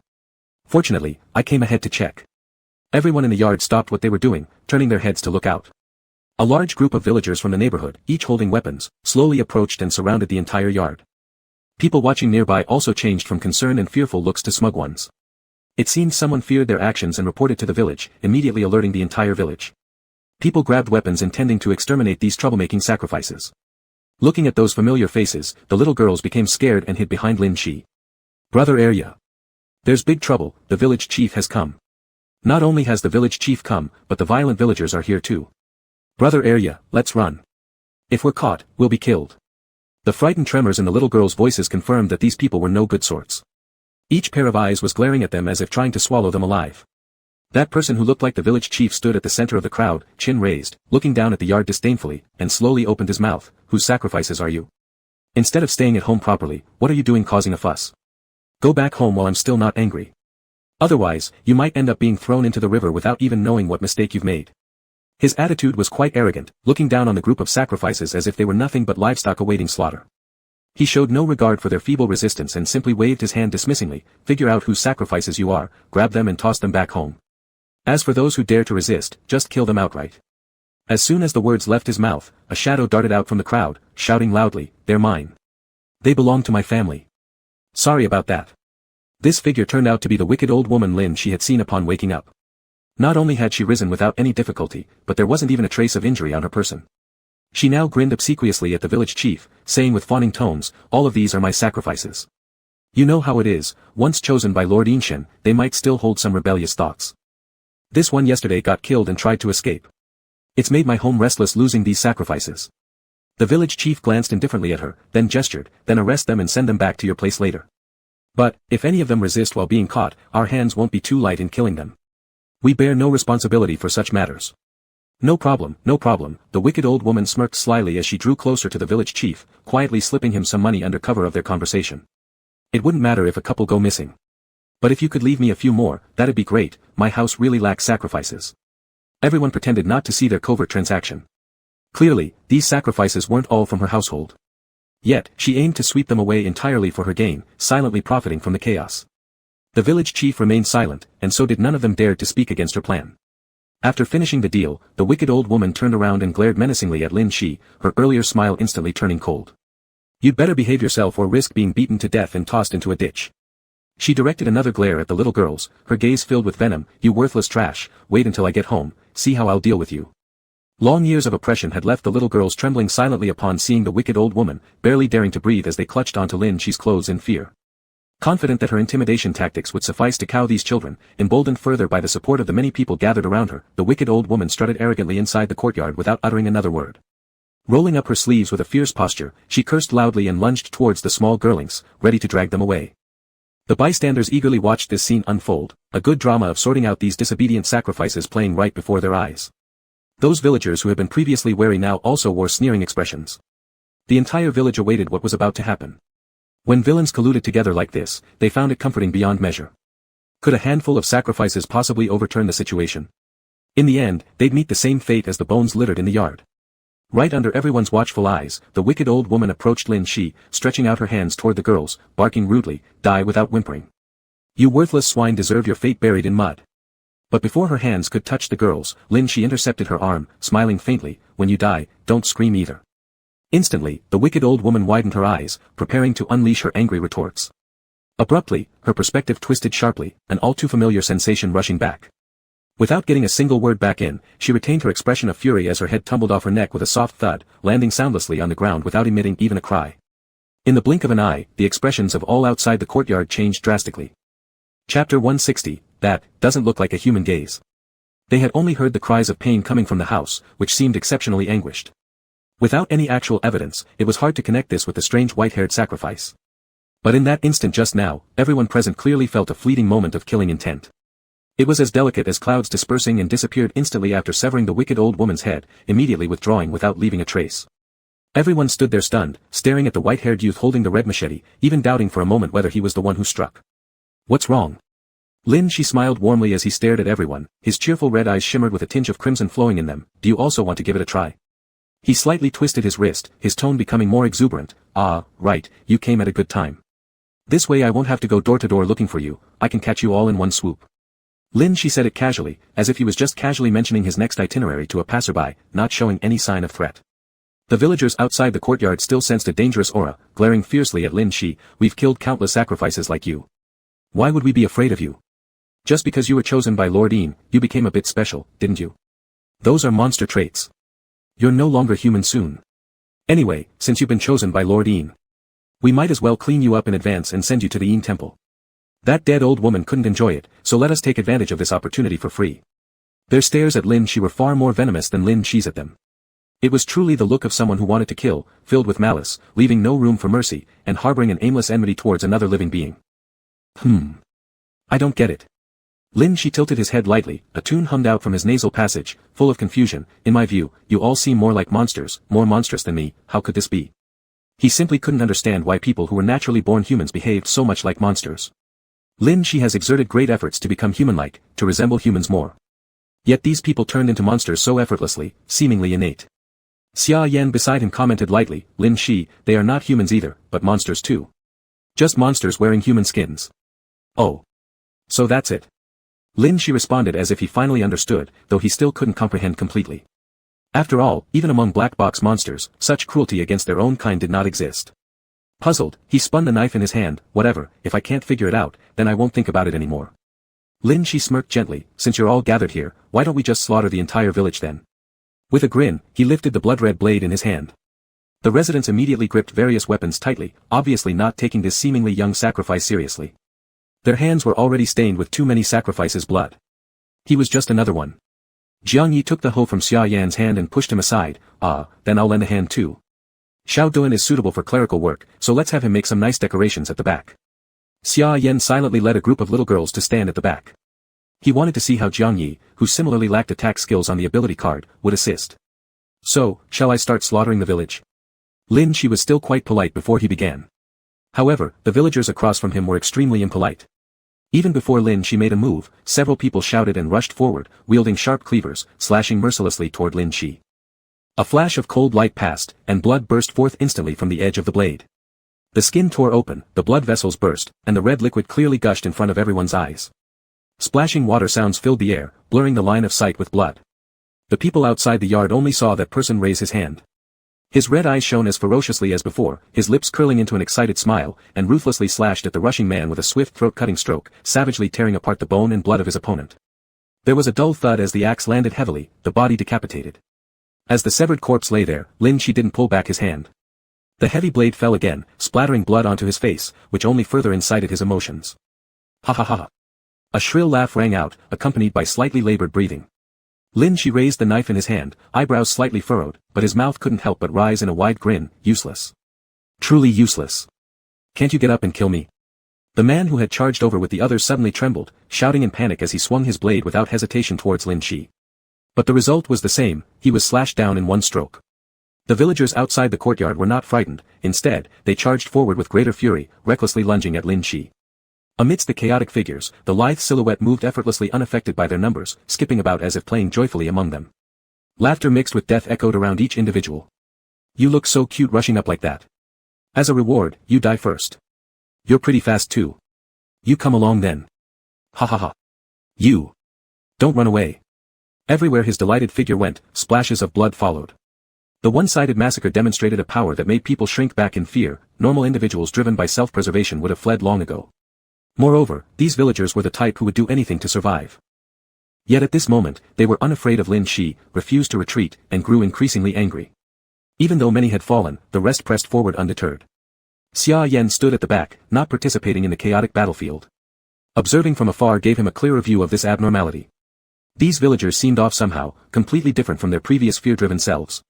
Now, each had transformed into irrational killing machines focused solely on wiping Lin Shi out. Were the villagers in this village always like this? Xia Yan's gaze swept across the tumultuous scene, and suddenly his peripheral vision caught someone who remained completely still amidst the commotion. It was the village chief, simply standing there directing the villagers without any intention of joining in himself. Like an uninvolved observer, he closely monitored every move of both the villagers and Lin Shi. At present, he was the calmest person right at the center of this maelstrom. The village chief, the most crucial individual in this village. Almost everything within the village was initiated by the chief, wasn't it? Perhaps sensing Xia Yan's gaze, the other person suddenly turned and stared directly at Xia Yan. That look was utterly cold, devoid of any emotion. That doesn't look like a human gaze. Chapter 161, What did our little flower bottle ever do to you? As Xia Yan was lost in thought, something caught the corner of his eye, a glimpse of movement, as though something was coming. In the next moment, his gaze shifted, and he was roughly pulled to the edge, an axe splitting harshly into the ground where he had just been standing. Without warning, a villager who should have been distracted by Lin Shi suddenly turned and swung toward him. Hey, little Devon, I didn't ask you to kill a couple of them, but at least protect yourself, would you? Jiang Yi pushed him back with a sigh, stepping on the axe held by the villager, and with one powerful swing of his hoe, he struck the villager's chin, leaving him dazed and unable to recover for quite a while. Xia Yan was stunned momentarily before he saw Jiang Yi discard the hoe and pick up the axe, testing its weight with a smile as he stepped on the head of the fallen villager underfoot. This thing works better, huh? I'll borrow it for a bit, then return it later. Xia Yan glanced at the spot where Jiang Yi had stood just moments ago, noticing that several villagers were already lying on the ground. Despite wielding only a hoe, Jiang Yi's decisive and ruthless actions left the villagers not batting an eye when they were struck down. Not only did he handle the villagers effortlessly, but he also managed to pay attention to Xia Yan's situation nearby. Let me give this a try. With a casual swing of the axe, Jiang Yi still hadn't developed the strength Lin Shi had, his axe only killed instead of cleanly severing heads. This thing's not too great either. Jiang Yi discarded the axe with disdain, returning to his hoe, one lethal strike at a time, which was enough to incapacitate the fallen villagers without making the scene as bloody as it was around Lin Shi. Xia Yan remained silent. Fine, he admitted that the level of street thugs really did differ from his own. While their self-preservation skills were impressive, their offensive capabilities were terrifyingly strong. Such a perfect attack and defense combination allowed him to go up against anyone he found displeasing in the scenario. After all, it wasn't like death mattered here, and the villagers had no real way to counteract his abilities. However, right after that brief eye contact with the village chief, more people started targeting Xia Yan, a whole crowd of villagers surrounding Lin Shi turning towards Xia Yan with vicious looks, seemingly harboring deep grudges against him. Jiang Yi was forced to retreat and guard Xia Yan, handling each attacker as they came, striking with growing irritation. What did our little flower bottle ever do to you? Why come over here? Go away. The attackers weren't too many, but even so, Jiang Yi alone had difficulty handling the current situation. These villagers seemed hell-bent on dying, much less decisively than how Lin Shi would deal with situations without hesitation, rendering them completely dead. Anytime they were knocked out or subdued, they quickly got back up again. Xia Yan noticed this disadvantage and seized the opportunity to grab an axe lying on the ground, gripping it tightly. Jiang Yi, you go to the village chief. I feel that there's something off about that village chief. Go try to attack him. Now. Jiang Yi gave a glance out of the corner of his eye at the person standing outside the courtyard. Leaving Xia Yan with these girls, crossing through the chaotic crowd, climbing over walls, and attacking that man in the yard was not going to be an easy task. Try to find a way to go, otherwise I feel this will never end. Xia Yan lightly raised his hand, pointing to those villagers near Lin Shi. Jiang Yi immediately paid attention. The villagers Lin Shi had killed earlier slowly stood back up after lying on the ground for a short while, their wounds rapidly healing until they appeared normal again, continuing to wield weapons and charge forward. Lin Shi now seemed rather pleased, her complete attention absorbed by the thrill of killing back and forth. She certainly wouldn't notice whether the same individuals she killed once were being targeted again. Every incoming attacker was met with unrestrained chopping blows. I remember before that the villagers didn't resurrect so quickly. Jiang Yi realized something wasn't right, casting a side glance at Xia Yan. Are you okay alone? I'll do my best. Xia Yan nodded, believing if Jiang Yi acted quickly, his defense would hold up without issues. Alright, don't get hurt. Jiang Yi agreed, swinging his hoe to throw a person flying before quickly turning and striding past the crowd, nimbly scaling the relatively low wall and leaping outside the yard. Xia Yan blocked the knife slashing toward him from the opposite villager, pushing hard to buy himself a few seconds uninjured. Viewers in the chat were gripped with anxiety, while Lin Shi's side was one-sided slaughter, and Jiang Yi faced fewer opponents with ease. Xia Yan didn't seem like much of a fighting force, huddled in the corner with a group of girls. Suddenly overwhelmed by a group assault, the likelihood of being slashed to death loomed heavily. After Jiang Yi scaled the wall, he should have reached the village chief smoothly, but just upon landing, a few figures closed in on him immediately, encircling him. If Jiang Yi had delayed for even half a minute, Xia Yan and the little girls might have been in danger. Even if they didn't die, getting injured was highly likely. As several axes swung at him from different directions, Xia Yan remained calm as ever. Turning his head to the other side, he shouted, Lin Shi. Come and help. The person who had been killing with wild abandon turned around and rushed back almost instantly upon hearing the call, grinning widely while raising her axe high. I'm here. With a single slash, she easily decapitated a few individuals. Simultaneously, blood splattered everywhere, drenching Xia Yan, who stood in the corner. Ha ha ha. Xia Yan. We're the same now. Lin Shi gripped her axe tightly, looking thrilled. She pointed out that Xia Yan, now covered in blood just like her, bore an uncanny resemblance to herself. One willingly bathed in blood, the other involuntarily soaked in it. Xia Yan gave no reply but instead turned his head toward where Jiang Yi was. As he had guessed, Jiang Yi was entangled by opponents. Since the village chief had noticed Xia Yan, he naturally also kept an eye on Jiang Yi. The man who always stayed still wouldn't allow anyone to approach him closely. Xia Yan raised his hand, unable to explain much in this moment. He pointed toward the village chief, wanting Lin Shi to assist Jiang Yi over there. But the people who had just fallen to the ground moments ago suddenly stood up again. Their bodies were twisted due to not fully healing wounds, yet they lunged forward anew. Lin Shi couldn't leave Xia Yan's side, while Jiang Yi was slightly trapped. More and more people surrounded him. The village chief, who stood silently in the center all along without uttering a word, kept a distance of a few people between himself and Jiang Yi, rendering him incapable of reaching even an inch closer. The chaotic scene began to reach a deadlock. These villagers, who nearly died and revived instantaneously, made Lin Shi realize something wasn't right. They had completely lost their self-awareness, acting like puppets constantly resurrecting from death, receiving only one command, to kill Lin Shi and her companions. In the midst of the tense standoff, as masses of villagers encircled the yard, pushing them into an increasingly precarious situation, a gunshot abruptly rang out from outside the courtyard. The bullet passed cleanly through everyone's heads, targeting the village chief directly amidst the crowd. With a loud bang, a spray of blood blossomed, creating a hole in the village chief's forehead. His body stiffened momentarily before slowly turning his head to face Su Noa standing outside the crowd, then collapsed onto the ground. You guys seem pretty busy. Su Noa wiped the gun barrel against her cloth bag with a smile. Sorry I'm late. Chapter 162. This one seems to be dead. Su Noa. Lin Shi happily wiped the blood off his face, kicking away a villager who was rushing toward him. You're here. Su Noa held the gun and turned to look at the massive chaotic bloodstains on the ground. It seemed that before he arrived, there had been a horrifying massacre, one-sided from Lin Shi. The village chief standing in the center of the crowd was immediately killed with a shot by Su Noa, and the villagers' actions suddenly froze. Then, as if losing some control, they collapsed heavily onto the ground. A large number of villagers piled up on the ground, just like corpses. Hey. Lin Shi looked at the fallen villagers holding his knife. Why did everyone die all of a sudden? Xia Yan squatted down for inspection and then disdainfully shook off the blood on his hand. No, they're not dead yet. They seem to have passed out. A voice came from outside the yard. It was Jiang Yi. This one seems to be dead. He referred to the village chief on the ground. After the village chief was shot and didn't revive, those villagers who could normally revive also all collapsed. The scene looked incredibly strange. The impression I had before was that the village chief was controlling the people in the village. There's something very off about this village chief. Xia Yan immediately went outside to check. A group of people gathered around the village chief examining him but couldn't see any differences, just a newly deceased corpse. If he doesn't resurrect, is it because of his peculiarity or because of Su Nua's gun? Jiang Yi remembered Su Nua's gun was very special, it could kill ghosts and drive away evil spirits. It should not be my gun. The villagers I killed earlier revived later. My gun shouldn't affect the resurrection of the villagers. Su Nua leaned closer to the village chief and lowered his head, looking somewhat confused. There seems to be some sound coming from him. Everyone immediately quieted down and listened carefully, including Lin Shi, who also bent his head to carefully catch the sound. From within the body of the village chief, a faint cicada sound rang out, as if there were numerous surging cicadas inside his body continuously emitting subtle sounds. It really does seem to be there. Lin Shi decisively raised the knife in his hand. Then let's tear him open and take a look. With one slash of his knife, it plunged into the belly of the village chief. As the blade was pulled out instantly, many densely packed small insects flew out, swirling in the air before flying toward the direction of the mountain. Cicadas? How come there are so many cicadas inside the village chief's body? Xia Yan dumbly stared at the direction of the mountain, then turned back to the village chief. Lin Shi carefully dissected the body and discovered that inside the chief's abdomen, there were no internal organs at all, it was empty. And inside his brain, there was no brain tissue either. Instead, there were many tiny holes on the flesh, resembling traces left behind by insect habitation. All of them fell silent.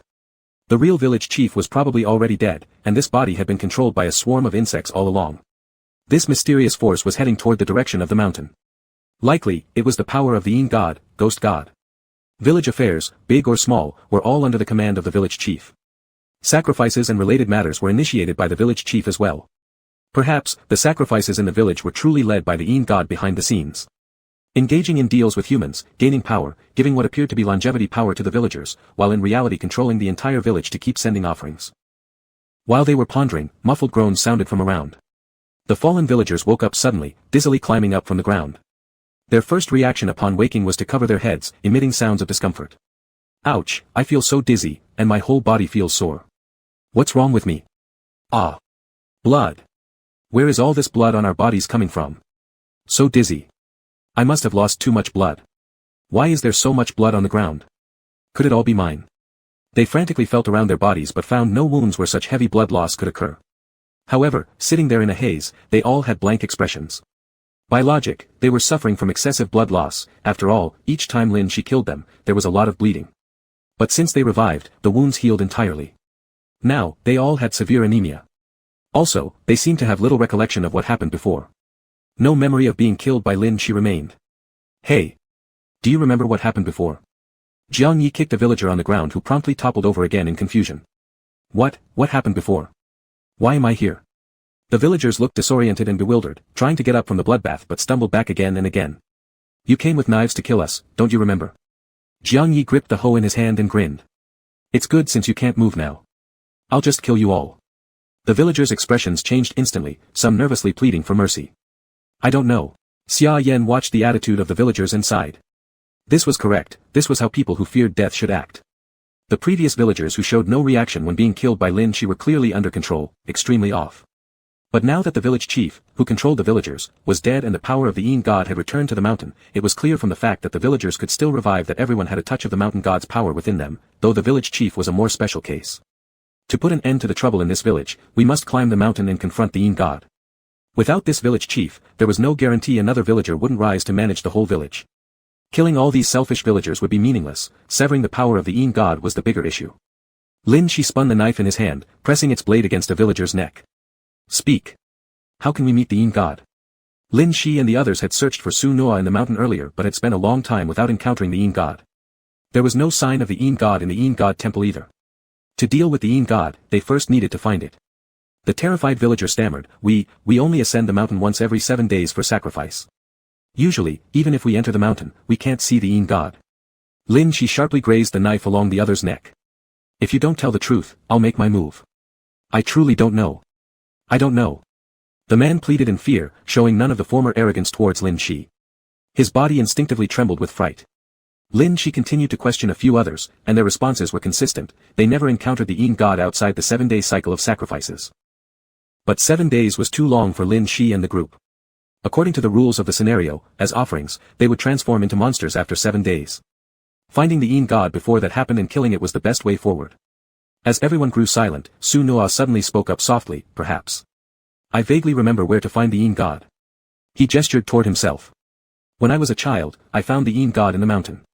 Though it is a distant memory, we can try. Chapter 163, Ji Ling, seems like he's waiting for him to come over. Just as Su Noa finished speaking, the villagers beside them muttered, how is that possible? We have never encountered a Yin god except on sacrificial days. Your past memory. Haven't you never left the Su family? How could you randomly encounter the Yin god? The Yin god would never just appear in the mountains. As soon as he finished speaking, Jiang Yi hit him with his hoe. How dare you talk to our elders like that? No manners. If he says there is, then there is. The villagers dared not utter a sound. When they woke up surrounded by bloodstains, their fighting spirit had already disappeared. Though they couldn't remember much, seeing these few people still instinctively made them afraid. Their bodies trembled involuntarily, creating fear towards these people. Then let's go to the mountain and look for the Yin god. Lin Shi nodded. An 80-year-old person was definitely more reliable than them. What about these people? Xia Yan glanced at the villagers on the ground. He was still not comfortable leaving the village offerings alone. Once they went into the mountains, who knew what would happen in the village, especially to those little girls? Jiang Yi grinned, slinging an arm around Xia Yan's shoulders. Tie them all up, and then find any house to throw them into and lock them up. You know, if they starve to death, they'll still resurrect. There's absolutely no need to worry. It was the same treatment they gave to those tied up and locked in cabinets little girls. At least if they starved to death, their corpses wouldn't stick together, and they could scream in agony a couple of times. Xia Yan rarely appreciated one of Jiang Ye's ideas. Not bad, let's do it this way. Even though there were minor unexpected issues during the process, the essential task of robbery must continue. Xia Yan searched house by house for hidden sacrifices, while Jiang Yi herded all the villagers into a house and tied them up. Lin Shi retrieved all the sacrifices while standing in the blood pool, intimidating any villager who wanted to resist. Su Noa sat on the side drinking tea, calming down the rescued sacrifices. By the time this series of events was done, night had fallen, and the village unusually quiet, without a single human voice. There were plenty of groans coming from the house where the villagers were detained.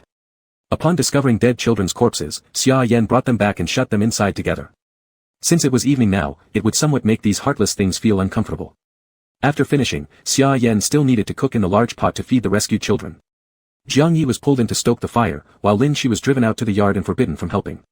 Grandpa Su woke up when the laughter from the courtyard outside stirred him. Groggily emerging from his hangover, he saw the misty night scenery outside the window and the children laughing in his own yard. He couldn't help but shiver. Obviously, the wronged spirits would sooner or later come to his place. He felt like he would be claimed tonight. When he walked out, he found the living room brightly lit, the kitchen echoing with the chat between Xia Yan and Jiang Yi. In the courtyard, Lin Shi was playing with the children, and Su Noa sat on the rocking chair fanning himself. It looked exactly like a dream, making Grandpa Su doubt whether he had woken up. Where did all these kids come from? Upon noticing Grandpa Su through the window, Su Noa waved his fan, smilingly beckoning, Grandpa, you're awake. Come out and sit down. Confused, Grandpa Su stepped out of the yard, noticing the unusual silence of the village this night. Even only their home's light was on, the entire village seemed eerily dark as if only their family remained, and the rest of the villagers had vanished. Rubbing his temples, Grandpa Su decided he must still be asleep. Sit. Su Noa pulled a chair nearby, inviting him to sit down and serve him a cup of tea. Did anything happen in the village? After having a sip of hot tea, Grandpa Su gradually came to his senses. No, nothing happened. It's just that today, everyone was unusually well behaved. Su Noa smiled lightly. Grandpa Su gazed questioningly at the silent village, knowing full well the villagers here had never been good behaved. He had merely slept, yet everything outside seemed so transformed. Turning around, he saw numerous unfamiliar children in his yard, even on the road outside, sitting and playing. Lin Shi somehow got hold of lots of snacks, distributing them one by one. The ragged, malnourished children gathered in clusters, chewing candies, some timidly and others gradually relaxing, showing smiles, a rare scene in this village. Haven't the villagers all been taken away by the Yin god? Seeing so many children freed, Grandpa Su thought perhaps the village had become empty. They're still around, but it's just a matter of time before they're taken away. Su Noa slowly poured tea into his grandfather's cup as he turned his head. Grandpa, did you find the Yin god in the mountains this morning? Grandpa silently took a sip from the cup handed to him and gazed into the distance. I did. Su Noa nodded, assuring himself that his memory hadn't failed him. In his mind, the location of the Yin god had always been there, only accessible to the Zus who didn't participate in the sacrifices. The ghostly illusions in the mountains didn't work on them. So, Grandpa, what did you do? Su Nua asked gently. I returned what belonged to you, Su Grandpa replied calmly. There was a brief silence between grandson and grandfather before Su Nua sighed, placing the cup back on the table. It can't be returned. Once a deal is struck, it cannot be reversed. Su Grandpa was about to say something when footsteps echoed from inside the house. Xia Yan and Jiang Yi appeared in the yard with a big pot. Setting down many bowls, they began tapping on the pot with chopsticks. Come and eat. Everyone come and eat. They gathered plenty of food from every household in the village, along with utensils, and made a large pot of rice for all the children, ensuring each child got a full meal. Lin Shi was the first in line but was promptly chased out by Xia Yan. He sulkily went to the end of the queue but was pulled aside by Jiang Yi. You can't eat. You could finish an entire pot yourself. We'll eat later. All right. Lin Shi could only sit in the corner, staring wistfully at all the children happily eating their meals. Soon enough, the few girls Lin Shi had protected came over joyfully, holding their bowls. Area brother, would you like some? I have delicious food to share with area brother. My food is also for area brother. Here, area brother. Open up. Lin Shi gleefully opened his mouth and was fed by the happy little girls in turns. He held his cheeks in delight, instinctively wanting to share his happiness with Ji Ling, but when he turned around, all he heard were plants growing and blooming around him, without any sign of her presence. Rarely distracted during meals, Lin Shi abruptly stood up and looked toward the distant mountain. He heard the sound of plants continuously growing and flowering, leading him further, then suddenly cut off as if blocked by something, vanishing instantly. Ji Ling seemed to be waiting for him to find her. Chapter 164, I'll take you home and raise you. What's wrong? Brother Arya. The little girls pulled on Lin Shi's sleeves, puzzled. Is Brother Arya not eating anymore? Lin Shi came to his senses, patted the little girl's head, and smiled, not eating anymore, you eat. Then I'll eat first. The little girls happily huddled together, whispering about how fragrant and delicious this food was, and discussing things like marrying Princess Xia when they grew up. Jiang Yi, after distributing the food, ran over with a large spoon, why don't you consider marrying me? Am I worse at cooking than Princess Xia? The little girl's eyes sparkled brightly, but Princess can talk to stones. Can you, brother? Jiang Yi fell silent for 2 seconds, this is something I really can't do. That's right, Princess Xia is a princess. The little girls continued their happy discussion. Xia Yan, after finishing distributing the food, went back to the kitchen holding the pot, preparing for the second round. As soon as he entered, he saw Lin Shi standing in front of a pitch-black cabinet, staring intently. This was found during the house-to-house search they conducted that afternoon, taken from the village chief's house. Perhaps because the village chief had always protected it, the children in the village thought there might be some delicious food inside and especially mentioned the cabinet to Lin Shi. Lin Shi also assumed it contained food, but when they brought it back and smashed it open with an axe, instead of finding a cabinet full of food, all they found was a small bell. Such a large cabinet, only containing a tiny little bell. At the time, everyone expressed confusion, picked it up and shook it, nothing happened, so they put it back. What's wrong? Are you very curious about this? Xia Yan asked as he passed by Lin Shi from behind, unable to help but peer and inquire. Lin Shi nodded, it looks old. If the village chief treasured it so much, it must be related to the Yin spirit.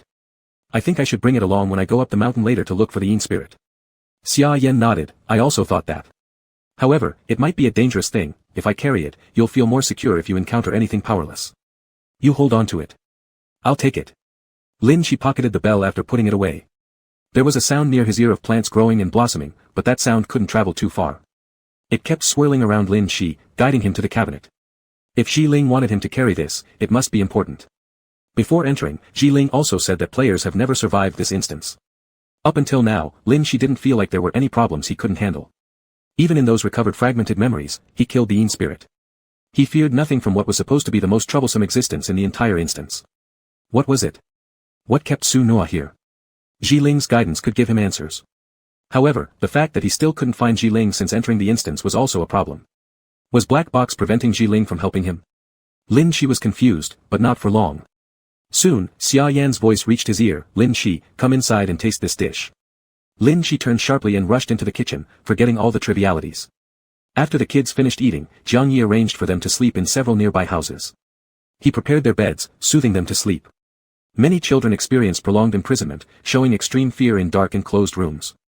Jiang Yi consoled them for a long time before they finally calmed down one by one. Brother, I'm scared of the dark, can we keep the lights on? Those pairs of eyes stared intently at Jiang Yi, pleading. Sure.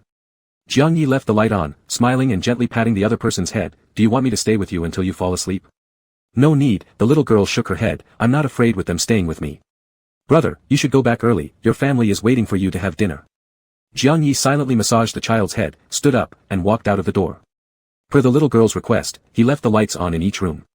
In the night, the few lit households added a bit of human warmth to the quiet village. Once the Een spirit disappears, the game will end, and they will rest peacefully, no longer experiencing pain. That would indeed be a good outcome. Everything in the village had already been erased by history's river, but Black Box dug out every agony and reproduced it repeatedly, truly cruel. But it's fine, very soon, all this will end. Only the players who briefly encounter these sorrows will return to reality to face their own worries and troubles. As Jiang Yi strolled back to the Su family's house, Xia Yan had already finished cooking the second pot of food, and everyone was sitting around the table waiting for him to return. Lin Shi kept sneaking bites of food but was repeatedly knocked back by Xia Yan with a pair of chopsticks. Wait until everyone is here before we eat. Some people are still working outside.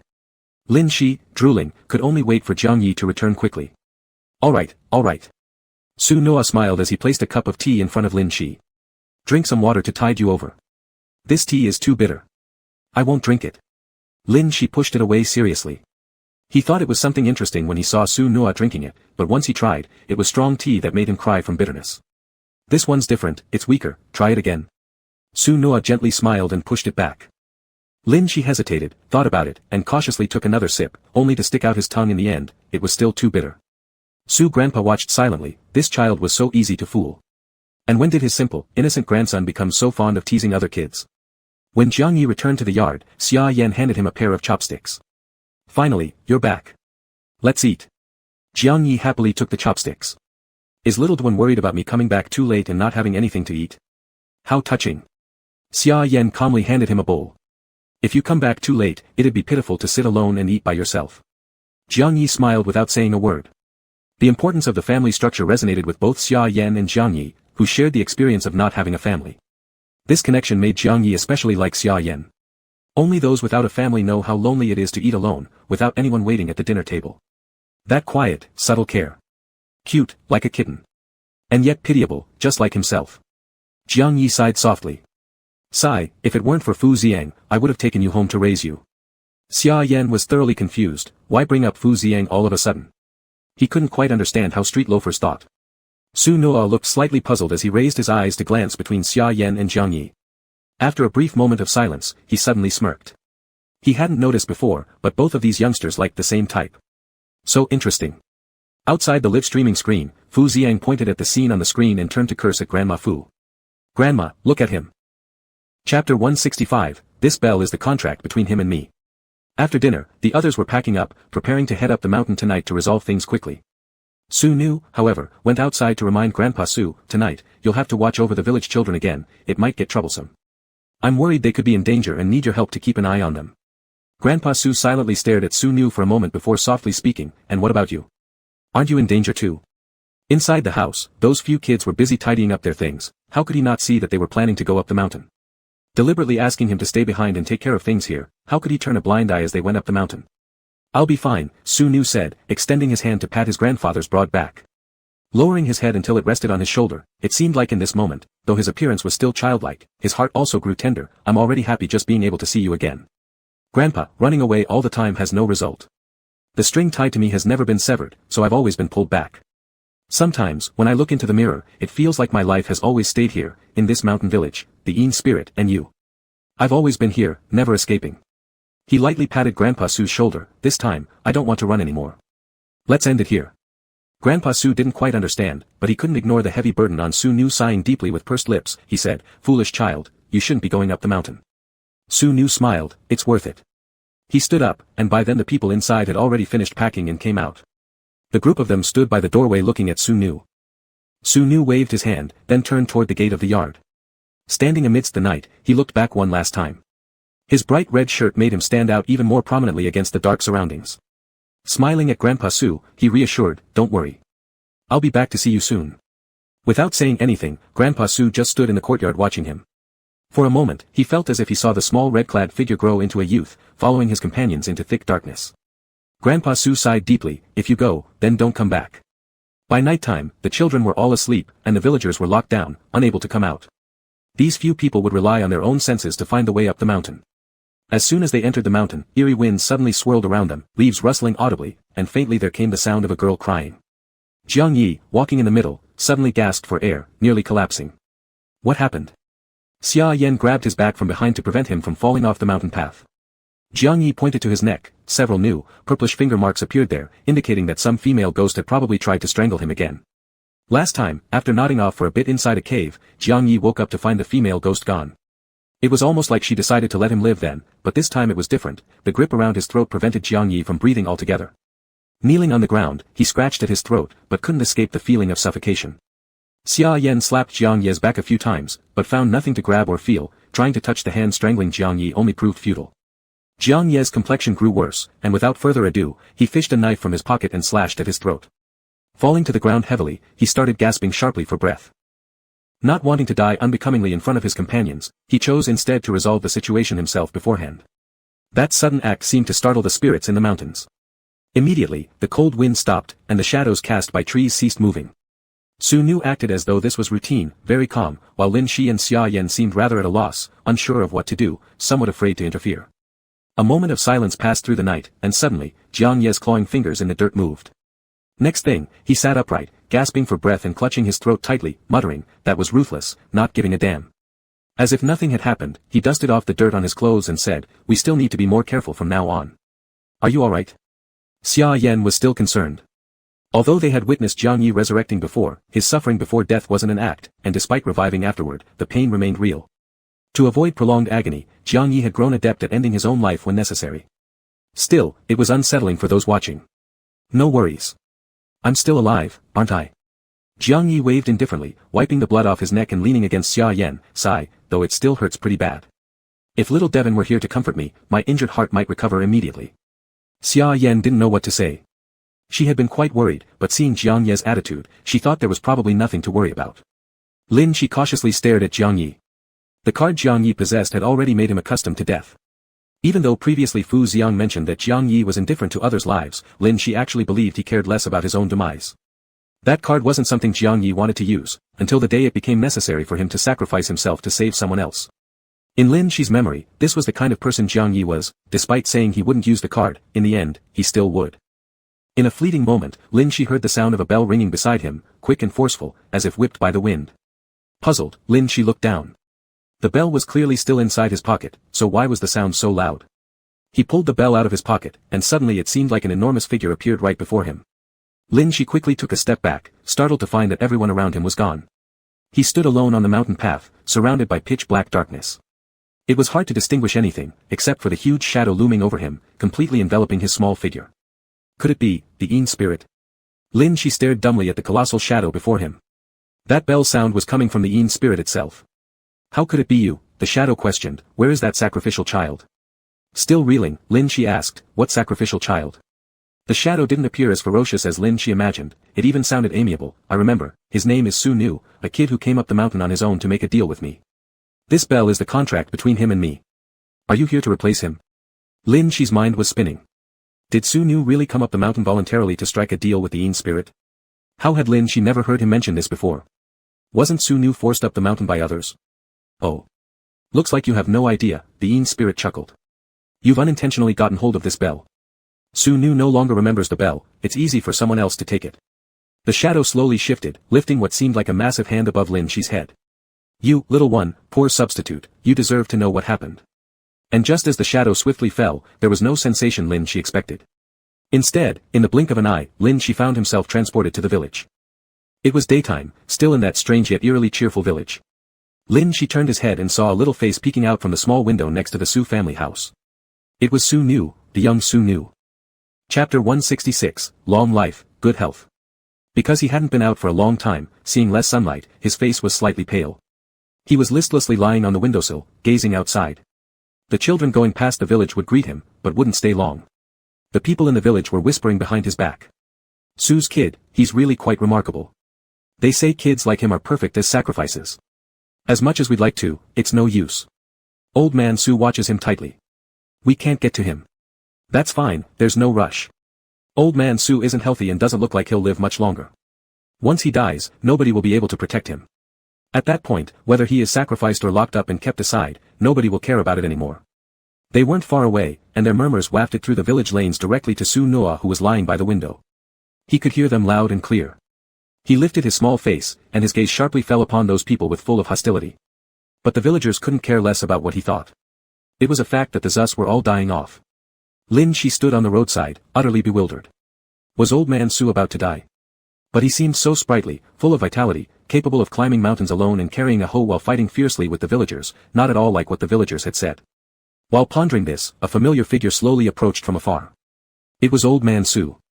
He was coughing, bending over as he carried firewood on his back and walked home. Compared to Lin Shi's memories, this Su grandpa appeared particularly emaciated, pale, and weak. Carrying just a few pieces of firewood, he made his way slowly back to the Su household. The villagers looked at his retreating figure with derision. To them, old man Su's condition indicated his imminent demise, which they awaited impatiently. Once he returned home, young Su Noa looked worriedly at old man Su. "I'll help you tomorrow when I go out to fetch wood." "Don't go, you can't go out."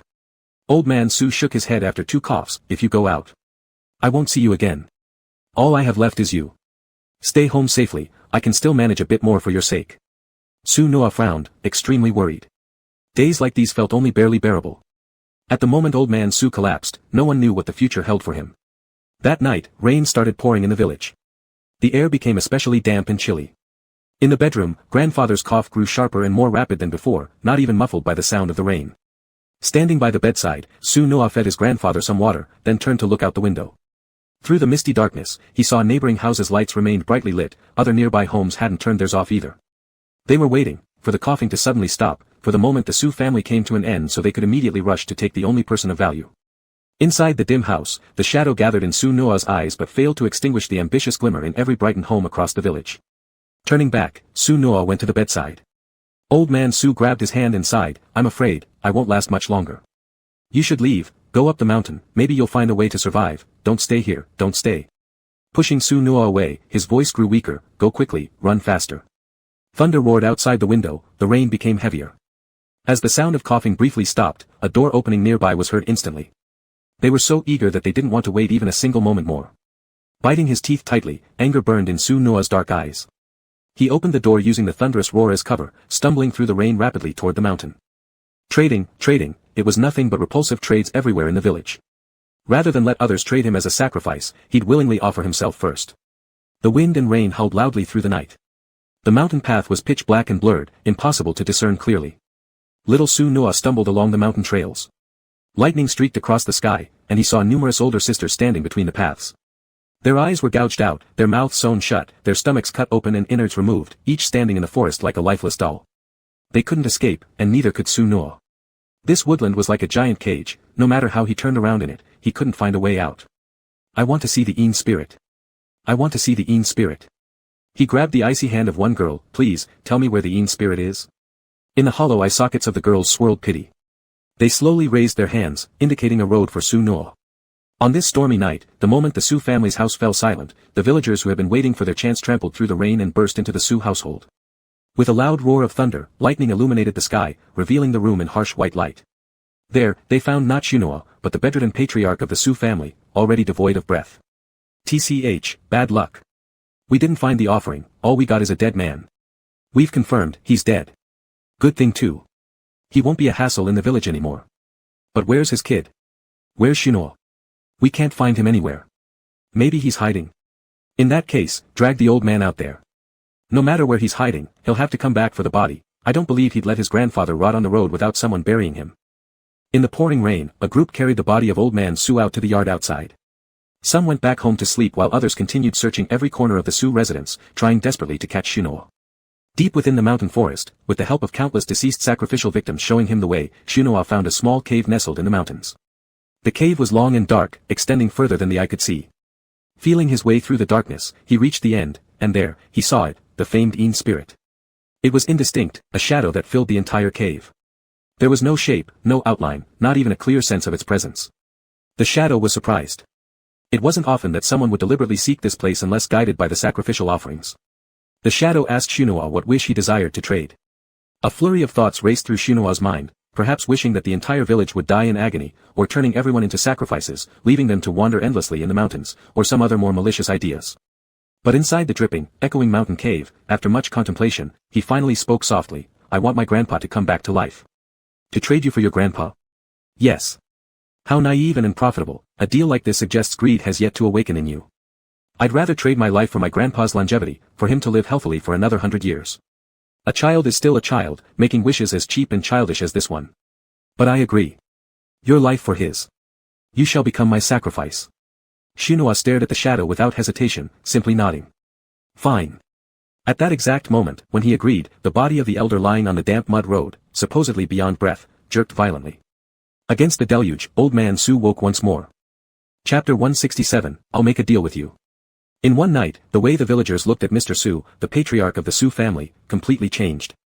Last night, everyone had confirmed that he was dead. The next day, they saw the old man wandering around the village, knocking on doors one by one, cursing loudly as he searched for his precious grandson. That same night, Shinua came down alone from the mountain. Just before leaving, the Een spirit handed him a bell. The next time you come up the mountain with this thing, I will come to take your life. In the meantime, enjoy your final days. A soul eroded by fear is tasteless. I want you to willingly offer yourself, so forget what happened tonight. The massive dark shadow waved above Shinua's head. That night, only the Een spirit remembered that Shinua traded himself for his grandfather. The next morning, Shinua appeared at the village entrance with mud caked onto his feet. The passing village chief was startled. Looking around and seeing no one, he conceived a wicked idea, wanting to forcibly drag the person back home. In the struggle, the bell in Shinua's embrace fell to the ground.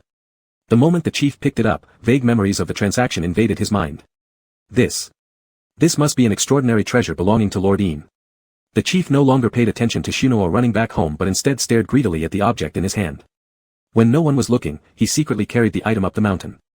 Seeing the Su family unharmed, the villagers became extremely wary, especially of the unusually spirited grandfather Su after his revival. He was full of vitality, more resolute than ever. Every day, he would wander the village wielding a hoe, loudly cursing anyone who dared touch his Shinua. He vowed to fight tooth and nail for him. Having witnessed someone return alive from the underworld, the villagers dared not provoke him. Except for one individual who took the bell up the mountain, then descended again under the guidance of the Een spirit to bring Shinua back. On a quiet afternoon when no one was around, the village chief appeared by the window where Shinua often leaned. He seemed different from usual, his face devoid of deceptive smiles, his dead eyes fixated on Shinua. Time's up. You need to go up the mountain. Shinua chose to go with him up the mountain willingly. Pushing the chief into a deep pit and leaving the temple of the Een spirit behind were also his decisions. After briefly experiencing a happy life, he started feeling resentful. Why did he have only one path to death, falling into that great pit? He wanted to live. As he went downhill, a strong wind arose in the mountain. Accompanied by the wind, the chilling voice of the Een spirit echoed. You'll regret breaking your promise with me. If you want to live so much, fine. Live long enough to find yourself utterly alone, living until there's nothing but suffering. Live until you can't even die. Its words hung over Shinua like a curse, yet he dismissed them at the time. All he wanted was to escape. But punishment for breaking his promise came quickly. His grandfather's body abruptly lost its vitality. The villagers still watched hungrily. On another stormy night, Grandfather bundled him up, carrying him deep into the mountains. Grandfather intended to trade his own life for Shinua's survival, but it was only then he realized being alive was already part of the deal. His weathered cheeks showed a bitter smile through the rain. Foolish child, you shouldn't have gone up the mountain. To save Grandpa, it wasn't worth doing that. Shinua simply smirked, it was. That night, Grandfather Su failed to earn the Een spirit's forgiveness or return his life to it. Instead, he left Shinua on the mountain, then descended alone. When Shinua woke up, at the foot of the mountain lay ruins bathed in red flame. The once detested village was reduced to ashes. Even the heavy rain couldn't stop the wildfire. You will regret this. You surely will regret this. The words of the Een spirit reverberated in Shinua's ears for a long time, poisoning his blood and bones like a malevolent curse. Years later, without any sacrifices offered, Shinua discovered that he had stopped aging. His time, just like the vanished Een spirit, was frozen, unable to progress any further. Linshi stood on the mountain path, gripping the bell. His mind surged with memories not his own, causing a headache. Yet, he genuinely felt everything that had happened. At the same time, fragmented memories related to Shinua burst into his mind. Accompanied by the sound of plants constantly tearing and growing beside his ear, he recalled more. Every single time, Shinua eventually dissipated in this mountain village. Every single time, it happened after the village was completely destroyed and the Een spirit died, the sight of Shinua's red robe being consumed by darkness. There were even clearer, more precise, and more recent memories. As for exactly when these events had occurred, Linshi could no longer recall. He had struck down the shadow of the Een spirit with a single blow, just as the sound of a shattered bell rang out from behind him. Linshi abruptly turned around, only to see the handsome young man in the red robe twisting into a bitter smile, his youthful features rapidly aging. His figure became stooped, the once brilliant eyes gradually dimming, their light extinguished. He collapsed into Linshi's arms, emitting a final hoarse whisper, "We, finally, reached the end. My fate has come to an end. You must live on, properly. The last thing he thrust into Lin Shi's palm was his spear, alongside a brightly colored corn candy. With the death of Su Nuo, the rumors about the Yin spirit became nothing but true legends. Lin Shi violently broke free from these memories, drenched in cold sweat. He remembered. He understood why Su Nuo could never escape this realm. Su Nuo had never told anyone that his life was bound to the Yin spirit. If the Yin spirit perished, he would instantly age to death. He had never spoken about it, nor had he revealed the truth of his deal with the Yin spirit. The bell. If it hadn't been uncovered from the village chief's house, if Lin Shi hadn't brought it up the mountain, no one would have known about this memory. Was, finally reaching the end, the outcome he had always hoped for. Standing there with the bell in hand, Lin Shi felt lost for a moment regarding what was to come next. Killing the Yin spirit would mean killing Su Nuo. Was this how the black box had arranged it?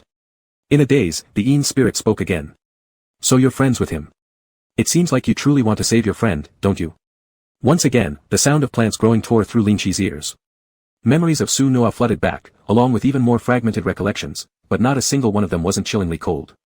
That line, the Yin spirit had said it before, though not directly to him.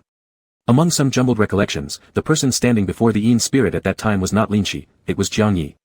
While mocking them, the brilliant red-haired man had simply raised the card in his hand, maintaining the same composed expression. Sorry, but you can't take an 80-year-old man who still clings to life. You can only take a carefree punk who'll cause you trouble. I'll make a deal with you instead. Chapter 168, he had already seen the guiding beacon ahead. Jiang Ye's voice was firm and resolute, without a trace of hesitation. In that memory, they were so powerless, either renounce their promise or give up on Jiang Ye.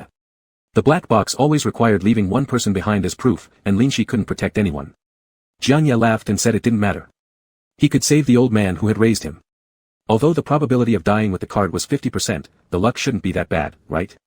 But in Lin Shi's memories, whenever he used it, he would die, he'd never beaten the card. As Xunhua would say, he had died many times, and traces of death were spread across his life trajectory. Not dying was purely due to the protection from the power of the card. Once he abandoned that card's protection, Jiang Ye would certainly perish. Death's result had bloomed countless times within him, just waiting for one final judgment. Lin Shi gripped the bell as sudden memories surged forth, causing his head to ache fiercely, as if warning him not to repeat the same mistakes again. The ghostly presence continued speaking. Will you take your friend's place? Or kill me and let your friend die? How will you choose? Why not make a deal with me? Stay in the scenario, remain in the black box, and let your friends all leave safely. That sounds like a pretty good deal, doesn't it? That deep voice tempted him insidiously, accompanied by the night wind, making him feel cold. In that blurry memory, Xunhua hadn't let Jiang Ye use the card, but as a result, he himself disappeared inside the scenario. No matter how things turned out, he was always trapped in this cage.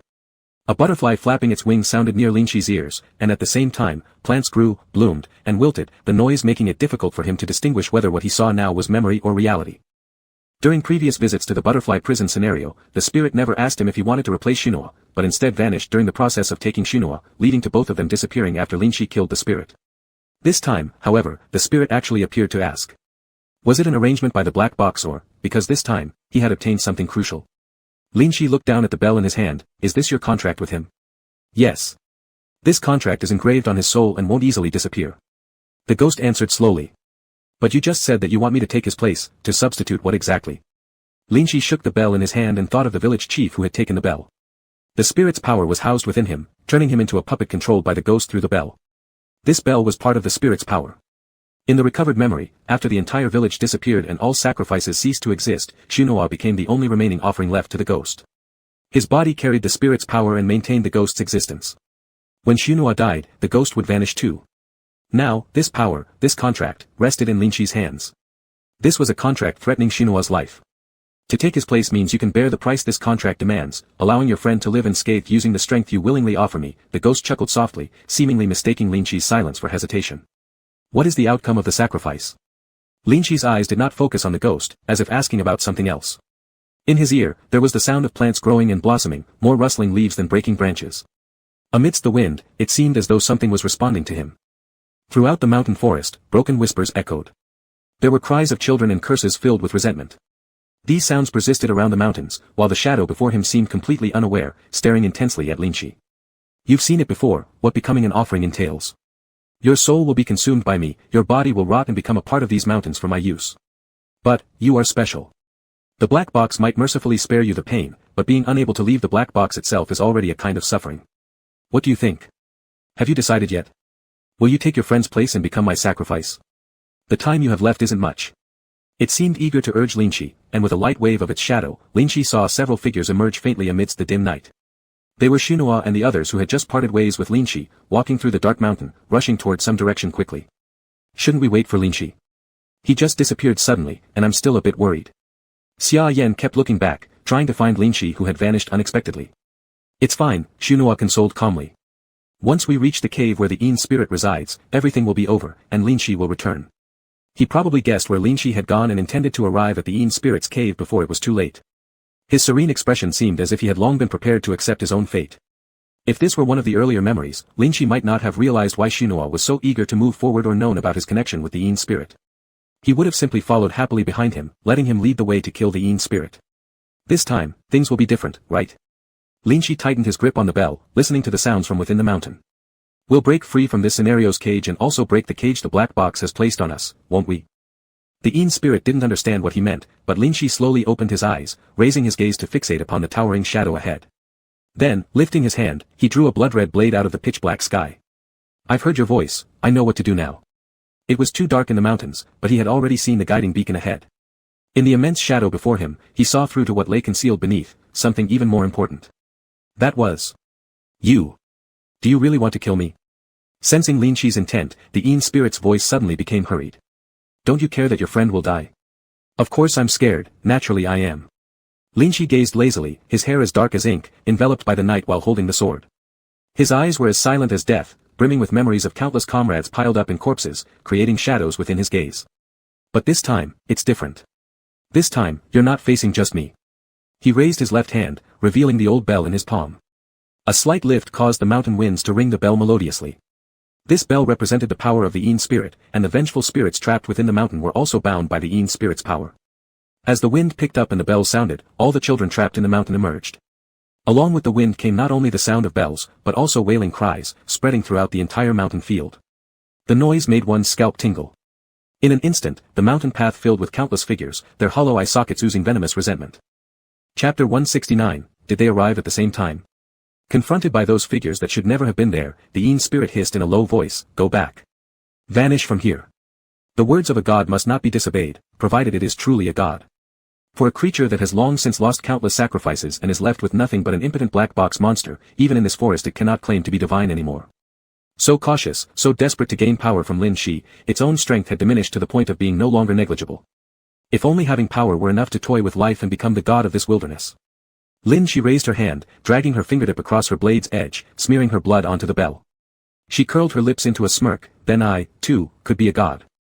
The blood dripping from her fingertip stained the bell, and the wind in the mountains grew stronger, wailing incessantly as the blurry figures drew nearer and nearer. Who allowed you to approach? Go back into the mountains. Back. The anger in the Een spirit's voice caused the earth beneath to tremble violently, a threat posed by the spirit itself. Not going back. Lin Shi gripped the bell tightly, drenching it with her blood while calmly staring at the enormous shadow before her. This is your one chance to take revenge on the deity. Do you really wish to continue wandering aimlessly forever? Thoughts of the stacked corpses in the pit, their memories sacrificed in anguish, drove the figures in the mountain forest mad. In an instant, the valley erupted in cries of rage. The restrictions imposed by the deity seemed weakened at this moment. Who was unlocking their shackles? Who suppressed that detested god? Subtle changes rippled through the mountain, reaching even those like Su Noa who stood further away. A chilling cold swept over them, turbulent and overwhelming. Is Lin Shi alright? Xia Yan still worried about Lin Shi's disappearance, though when the gust of dark wind passed, she vanished before their eyes. Su Noa said that the Een spirit had taken her, so there was no need for concern. Given Lin Shi's abilities, there indeed wasn't much cause for worry, but Xia Yan couldn't help feeling uneasy, some unspoken apprehension tugging at his heart. He turned his gaze to Jiang Yi. Jiang Yi didn't pay much attention to him, instead focusing intently on the darkness inside the mountain. I can't shake the feeling, this path leading to the Een spirit feels familiar. We've walked it before, Su Noa replied lightly. It was the cave where I found my grandfather before, deeper inside lies the cave of the Een spirit. Without guidance from the mountain offerings, ordinary people would struggle to find it. This night is our most opportune moment. Led by Su Noa, they proceeded forward, trampling through weeds until they reached the cave where they had spent the previous night. When they found Mr. Su then, none of them considered venturing deeper into the cave, they were much closer to the supposed Een spirit cave than they thought. Tonight, without Lin Shi's torch, they could only feel their way through the dark. Xia Yan fumbled out his phone for light, but the faint glow barely illuminated their path in the pitch-black cave. This darkness isn't normal, Xia Yan muttered as he swept the phone's light along the walls, carefully listening for any sounds inside the cave that might offer useful clues. But the cave remained eerily quiet. He heard no extra noises except their own footsteps echoing in the expansive and dim cave, shrouded in impenetrable darkness ahead. It seems colder.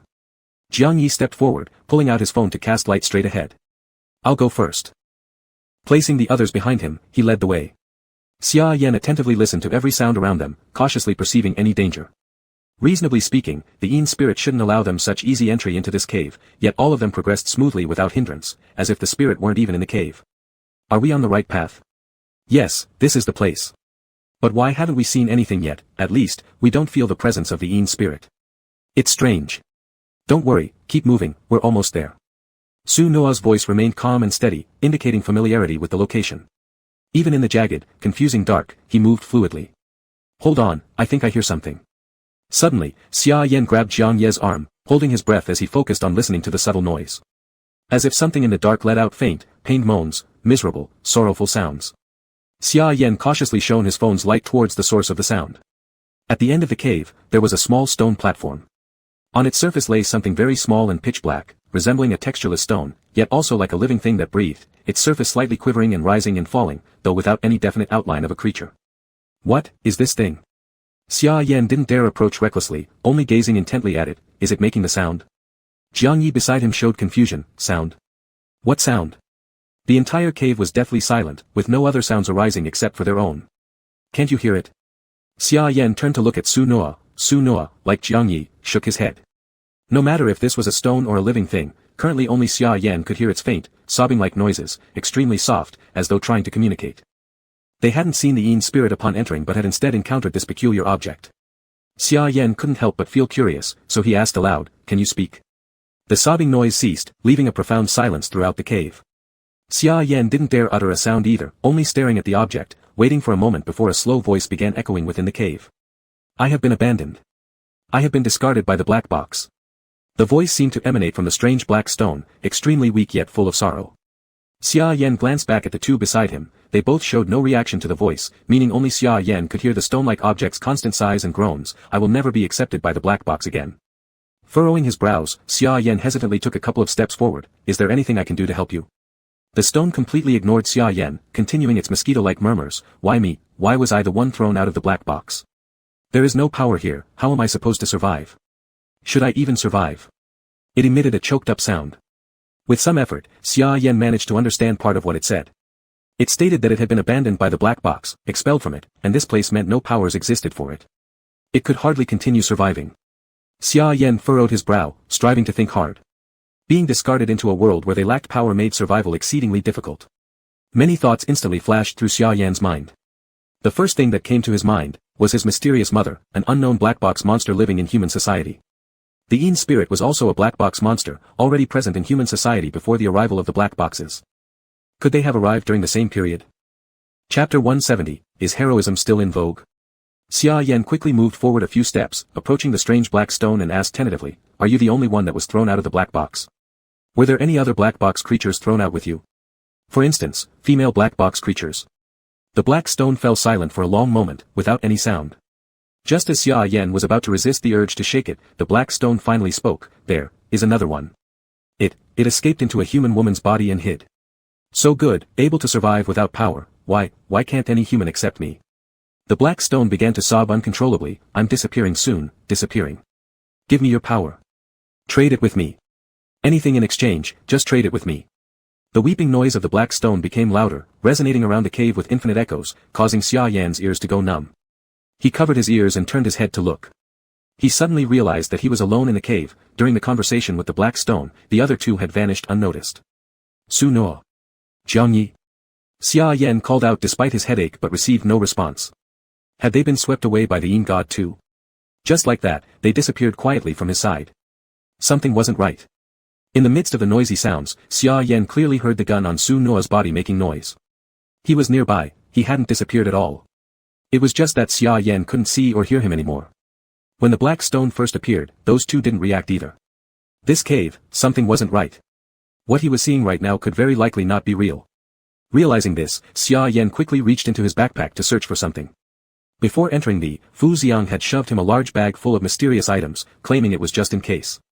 These items hadn't come in handy inside the until now, perhaps this was the time they might be useful. Xia Yan dumped everything out of his bag, inspecting them one by one. In one peculiar mirror, he saw a scene different from what his own eyes perceived. The reflection in the mirror showed the same image of the cave, except that within it, both Su Nuo and Jiang Yi were visible. The end of the cave wasn't filled with blurry darkness as before, what lay ahead wasn't that small strange black stone. Before them stood an enormous black stone, resembling a wall-like structure, much larger than the small piece Xia Yan initially observed. This stone looked alive, its surface undulating as if breathing. The characteristics became more pronounced after it grew in size. Xia Yan could distinctly see Su Nuo muttering something in front of this massive, rock-like being, though he couldn't make out the words. All he saw was Su Nuo lower his head, reaching into his chest and pulling out the noisy gun, raising it up to touch the black rock. Xia Yan couldn't hear what Su Nuo was saying, but he could clearly hear the cacophony of the gun. No master dying please. I don't want to kill you. Despite the lack of complete information, Xia Yan quickly realized, he mustn't shoot. Not at that creature. Just as Su Nuo was about to fire, Xia Yan used the position shown in the mirror to launch himself towards Su Nuo, tackling him down and seizing the gun. As they fell, Xia Yan could see Su Nuo, who looked disoriented, gradually regaining clarity. Upon spotting Xia Yan, he seemed dazed. Wasn't I supposed to kill the Yin god? Take a look, is that the Yin god? Xia Yan helped him up, pointing to the immense black creature in front of them, then turning again to search for Jiang Yi with the mirror. Su Nuo glanced over, staring intently at the peculiar black entity, taking a deep breath before exhaling slowly. This is the Yin god. What? Xia Yan turned back in confusion. It really is the Yin god? Yes, Su Nuo nodded. This is the original form of the Yin god, absorbing people's desires and constantly engaging in trades, gaining strength through death. Using this mountain village as a boundary, it carved out an area within human society similar to a. That's why everyone trapped inside couldn't escape, even after death. With this explanation from Su Nuo, Xia Yan understood. It was similar to the inside the, except that it had been expelled from the black box and could only operate within the domain carved out in human society, yet its nature remained unchanged. But it's outside the black box now, unprotected by it, which means eventually it can be destroyed by humans and allow me to leave. Su Nuo, using the light from his phone, bent down and looked around on the ground. Where's my gun? As long as I kill it now, everything will be over, both this instance and the influence in reality. The Yin god will no longer exist. Gun. Xia Yan looked down at the gun in his left hand that he had just taken over, then turned around to return it, but the gun was still wildly yelling, don't shoot. No shooting allowed. Xia Yan felt a bit confused. You can't shoot at the Yin god. Are physical weapons ineffective? As he puzzled over it, he caught a glimpse of Jiang Yi out of the corner of his eye, who also appeared to be acting strangely in the mirror. Even though there was no one around him, he suddenly pulled out his black box card with a heavy and helpless expression. Wait a second, what did he see? Why is he going to use the card all of a sudden? Without hesitation, Xia Yan rushed over to Jiang Yi and pinned him against the wall, swinging the mirror and slapped it on his face. Wake up. It's not time for you to use your cards yet. Jiang Yi's head buzzed and he snapped back to reality. He rubbed his sore left cheek, looking around confusedly between Xia Yan and Su Nuo, unsure of what happened. Although we don't know exactly what you two saw just now, this cave can cause hallucinations, so be careful. Xia Yan warned them. Su Nuo kept silent about what he had seen earlier, but Jiang Yi immediately jumped up from the ground and pointed at Su Nuo, with a complicated expression. Old fossil. Why didn't you tell me? You were quietly planning to go die without a word. Do you think what era is this now? Is heroism still in vogue? Xia Yan stood in the middle, glancing between Su Nuo and Jiang Yi. What did you see? Jiang Yi pointed to the huge black creature beside them. This is the Yin god, a black box monster living within human society that must rely on sacrifices to maintain its existence. Su Nuo's longevity is bound together with the Yin god. When the Yin god dies, Su Nuo will immediately lose his original appearance and grow old and die instantly. Such an important matter, he never mentioned it to us. One bullet from him, and the Yin god is dead, the instance is over, and he himself is gone too. I entered this instance to protect him, not to send him off to die. Chapter 171, I'll come find you right away. The information from Jiang Yi's mouth was indeed new to Gan Xia Yan. Jiang Yi was a little angry at this moment. Xia Yan, seeing Jiang Yi's movements through the mirror, had already taken out his cards to prepare for a resurrection. It was just that he had personally seen Su Nuo die once in the illusion earlier, therefore, his tone carried an obvious note of anger while speaking. Meanwhile, Xia Yan also broke into a cold sweat. If it wasn't for him hearing Su Nuo's old antique gun screeching, he would have really returned the gun and let it fire. Su Nuo, you sure know how to hide things. He knew that the best way to end everything was to do it calmly without leaving any final words or instructions. A moment of inattention, and he might have been gone. In response to the two people's stares, Su Nuo gave a faint smile. Sorry, I made you worry. But can either of you think of a better way? A way to stop everything without killing the Yin spirit? No. Jiang Yi confidently answered, but I don't like your methods. Why couldn't we discuss it properly? Let's figure it out together, instead of you sneaking off to die by yourself. What are we supposed to do then? Su Noa shook his head helplessly, smiling at the stubborn kids with no other options but to slowly take out his thermos from his backpack to take a sip and calm down. Let me put it this way, this current instance is the Yin spirit's realm. Everything within the realm exists because of the Yin spirit. Many years ago, if it was just a village, we could have set fire to the entire village, destroying the Yin spirit's domain to escape, but that's not possible now. This place is a black box, a true instance. As long as the Yin spirit doesn't die, we can't leave. Killing the Yin spirit is an inevitable outcome. He slowly lifted his gaze toward the two people in front of him. When we entered this instance, I was already very clear about my fate. My life ends here. My conclusion was exactly what I foresaw, the Yin spirit dies, the instance concludes, and I pass away peacefully in the old city district. All I can do before my impending death is to compensate for some regrets from my past, letting the children in the mountains get rid of their role as sacrifices. I want to ensure that Grandpa can stay home at ease so that they face the end peacefully rather than in pain. And I'm already over 80 years old, I've lived enough. At a point where there's nowhere left to run, facing it calmly can at least give all of you a future. That's not bad, right? His words were devoid of any ripples, sounding dead calm, devoid of hope or anticipation. Regarding death, he was truly too tranquil, and he had hidden the crucial aspects exceptionally well. Had it not been for Xia Yan being able to hear the sounds of objects, Su Noa would have already lain on the ground. If it turned out as Su Noa anticipated, with the death of the Yin spirit ending the instance, Jiang Yi might not even have had time to use the card before being ejected from the black box instance. Xia Yan recalled the things Lin Shi had told him before entering the instance. It seemed just as Lin Shi had said, his companions would always be at risk of dying easily because of his predicament. As if realizing something, Xia Yan suddenly sat upright. That's right. Lin Shi was the first one abducted by the Yin spirit. If he killed the Yin spirit, the instance would have ended already. He didn't. This thing might actually have a turning point concerning Lin Shi. Before entering the cave, they felt some movements in the mountain. Perhaps Lin Shi was in the same situation as them, only unable to see each other anymore. He might still be near the disappeared mountain path, confronting the Yin spirit. Hurry, hurry, hurry. We can't think about killing the Yin spirit right now. Finding Lin Shi is key. Xia Yan hastily picked up the stuff on the ground, pulling Su Noa and Jiang Yi along as they went out. Coming to the cave initially to look for the Yin spirit with Su Noa was wrong. Maybe the real path lies where Lin Shi disappeared. Once they exited the cave, there was more of a bone-chilling coldness moving around in the mountains. Although Xia Yan couldn't hear the origin of those sounds, he could feel the fear emanating from things all around. It seemed that something big was happening inside the mountain. A few figures were rushing back. Jiang Yi worried that Su Noa would rethink his decision and secretly turn back. Hence, he ensured this antique would stay in the middle no matter what, forbidding any other thoughts. Such precautionary measures made Su Noa feel somewhat helpless. He couldn't understand why, even if he were dead, so what?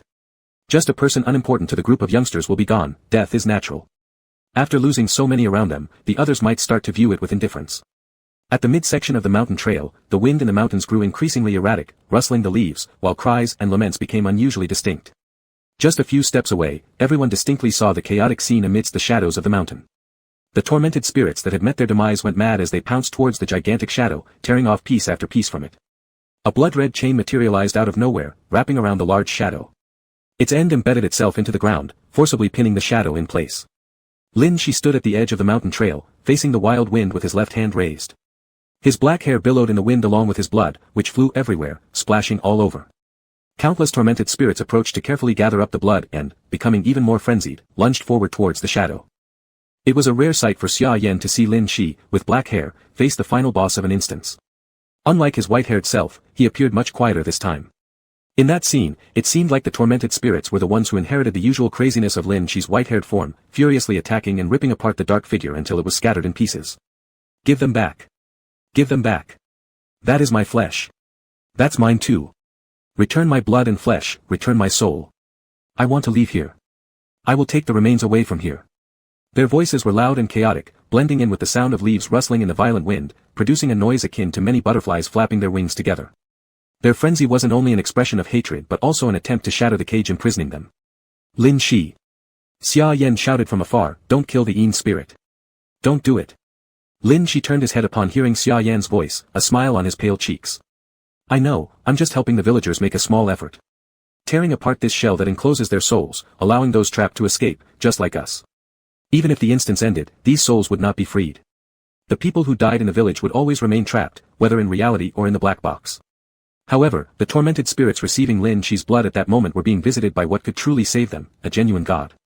Through the mirror, Xia Yan saw that large familiar shadow by Lin Shi's side, one he hadn't seen since entering this instance. It now lingered by Lin Shi's side, whispering in his ear. Lin Shi nodded in response as well. I hear you, your voice. I'll come find you right away. Chapter 172, Fate does not intend to let him stagnate here either. The murmurs of the two people stopped in the wind, wavering as if they had never sounded, drowned out by the wailing between the valleys. You can't kill me, you cannot kill me. The huge shadow emitted resentment. Do you want your friend to die with me? Do you want him to perish as my sacrifice? Lin Shi paid no attention to the shadow's cries but only calmly lifted his eyes and stared at it. That gaze wasn't as though looking at the shadow god, but rather as if seeing through it, towards something else. The angry spirits were almost about to consume the shadow entirely. Its struggles grew more frantic, changing from threats into pleading. Do not kill me, I've waited so long for the black box. It took great effort to return to the black box. I don't want to die. I don't. Lin Shi gazed at it silently, then slightly curled his lips, gripping the knife in his right hand tightly. To live in such wretchedness, it would be better to disappear completely. Before dying, listen to the sounds of this valley. Those cries that sounded filled with profound resentment to the shadow god, resonated as thunderous flapping wings in Lin Shi's ears. As the shadow god was consumed, the sound grew louder and louder, as if countless imprisoned butterflies were flapping their wings, fleeing and desperately leaving this cage. Fire. Xia Yan, in the distance, noticed a streak of bright light on the horizon, but it was not the light of dawn, it was the firelight rising from the foot of the mountain. The tongues of flame devoured and burned everything in the mountains like savage beasts, extending upward and burning everything on the path of sacrifice. The fiery leaves were blown by the cold wind, swirling everywhere. The sky was filled with red specks of firelight, resembling red butterflies flying across the night sky. It's burning. It's burning. We can leave now. Finally free. In the wind were sobbing voices of girls, joyously excited compared to the previous sorrowful crying. Su Noa slowly turned his head, looking at the mountain path leading to the Shadow God Temple. A roaring fire also engulfed the Shadow God Temple at the summit, lighting up the dark road under the blazing glow, making it the only bright spot in the dark night. Su Noa clearly saw a familiar figure on those steps. It was Grandfather. Grandfather had ultimately set fire to the village, burning down the Shadow God Temple, destroying everything constructed by the Shadow God. He once again chose the same path, burning everything and letting Su Noa leave the village. This time, he made the same choice. Grandfather. Su Noa stared at the figure amidst the dancing flames. Can I truly leave here this time? With heart and soul, completely breaking free from the curse of this land, departing as a new self named Su Noa. Could Grandfather achieve that? Responding to Su Noa was the sound of the mountain wind rustling through the leaves, sparks dancing in the air, while captive butterflies broke free of their cage, flying towards the stars, the flames swallowing everything here. Lin Shi raised his hand, slashing off what remained of the black shadow before retreating to drag Xia Yan and the others back just as the fire began to spread. Let's go. I know where Jiling is. I'm going to find him. Xia Yan was somewhat dazed and looked back at the shadow dissipating in the wind, even hearing the last remnants of its resentment in the wind. Why is Su Noa unharmed after you killed the Shadow God? Shadow God? Lin Shi walked toward the direction of the Shadow God cave without turning his head. That isn't the Shadow God. It's merely the last bit of awareness the Shadow God has left. The true Shadow God is still in the cave. To be precise, it has already been devoured completely. Xia Yan was utterly confused but felt relieved that Su Noa hadn't been affected by that shadow just moments ago, quickly moving toward the Shadow God cave as the flame spread. So this is it, Lin Shi. This is the real body of the Shadow God. Xia Yan pointed to the strange black stone inside the cave. This should be some sort of organism, one form of the black box monsters. Based on the illusions I saw, it used to be quite small, growing stronger and larger after making deals with people, gaining the power to trap souls here. Lin Shi nodded and prepared to approach with the knife in his hand.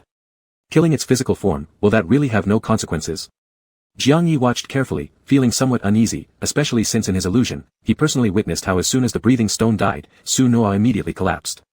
The scenes in the illusion were too realistic, so much so that he still couldn't make sense of what happened. Su Noa lost his breath instantly. It's fine, trust me. Lin Shi fixed his gaze on the floating pitch-black stone in front of him, raising the red knife in his hand and plunging it in.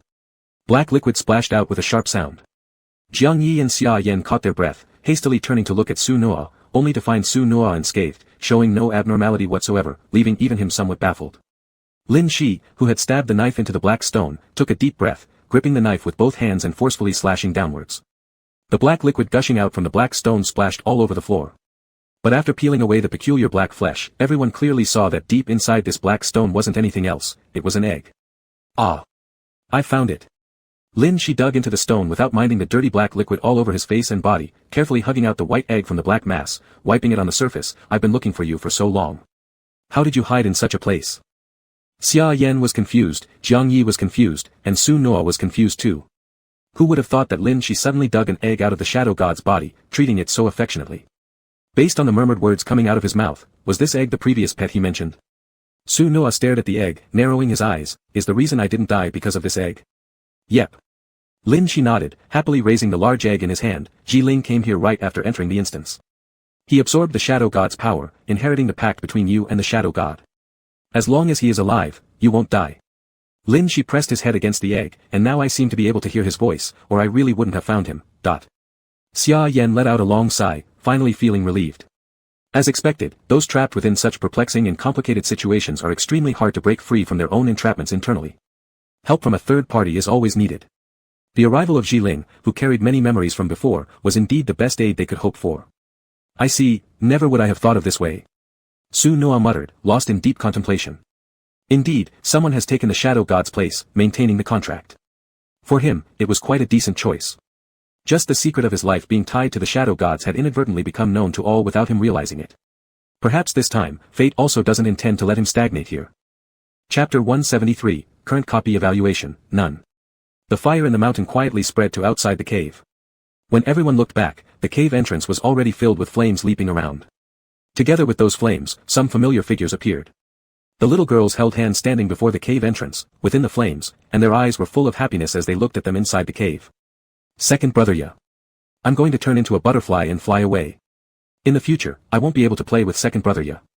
Second brother Ya, I can't trade you a lot of candy either. I hope you always have delicious food from now on. Su brother, you'd better go quickly. The village no longer needs sacrifices.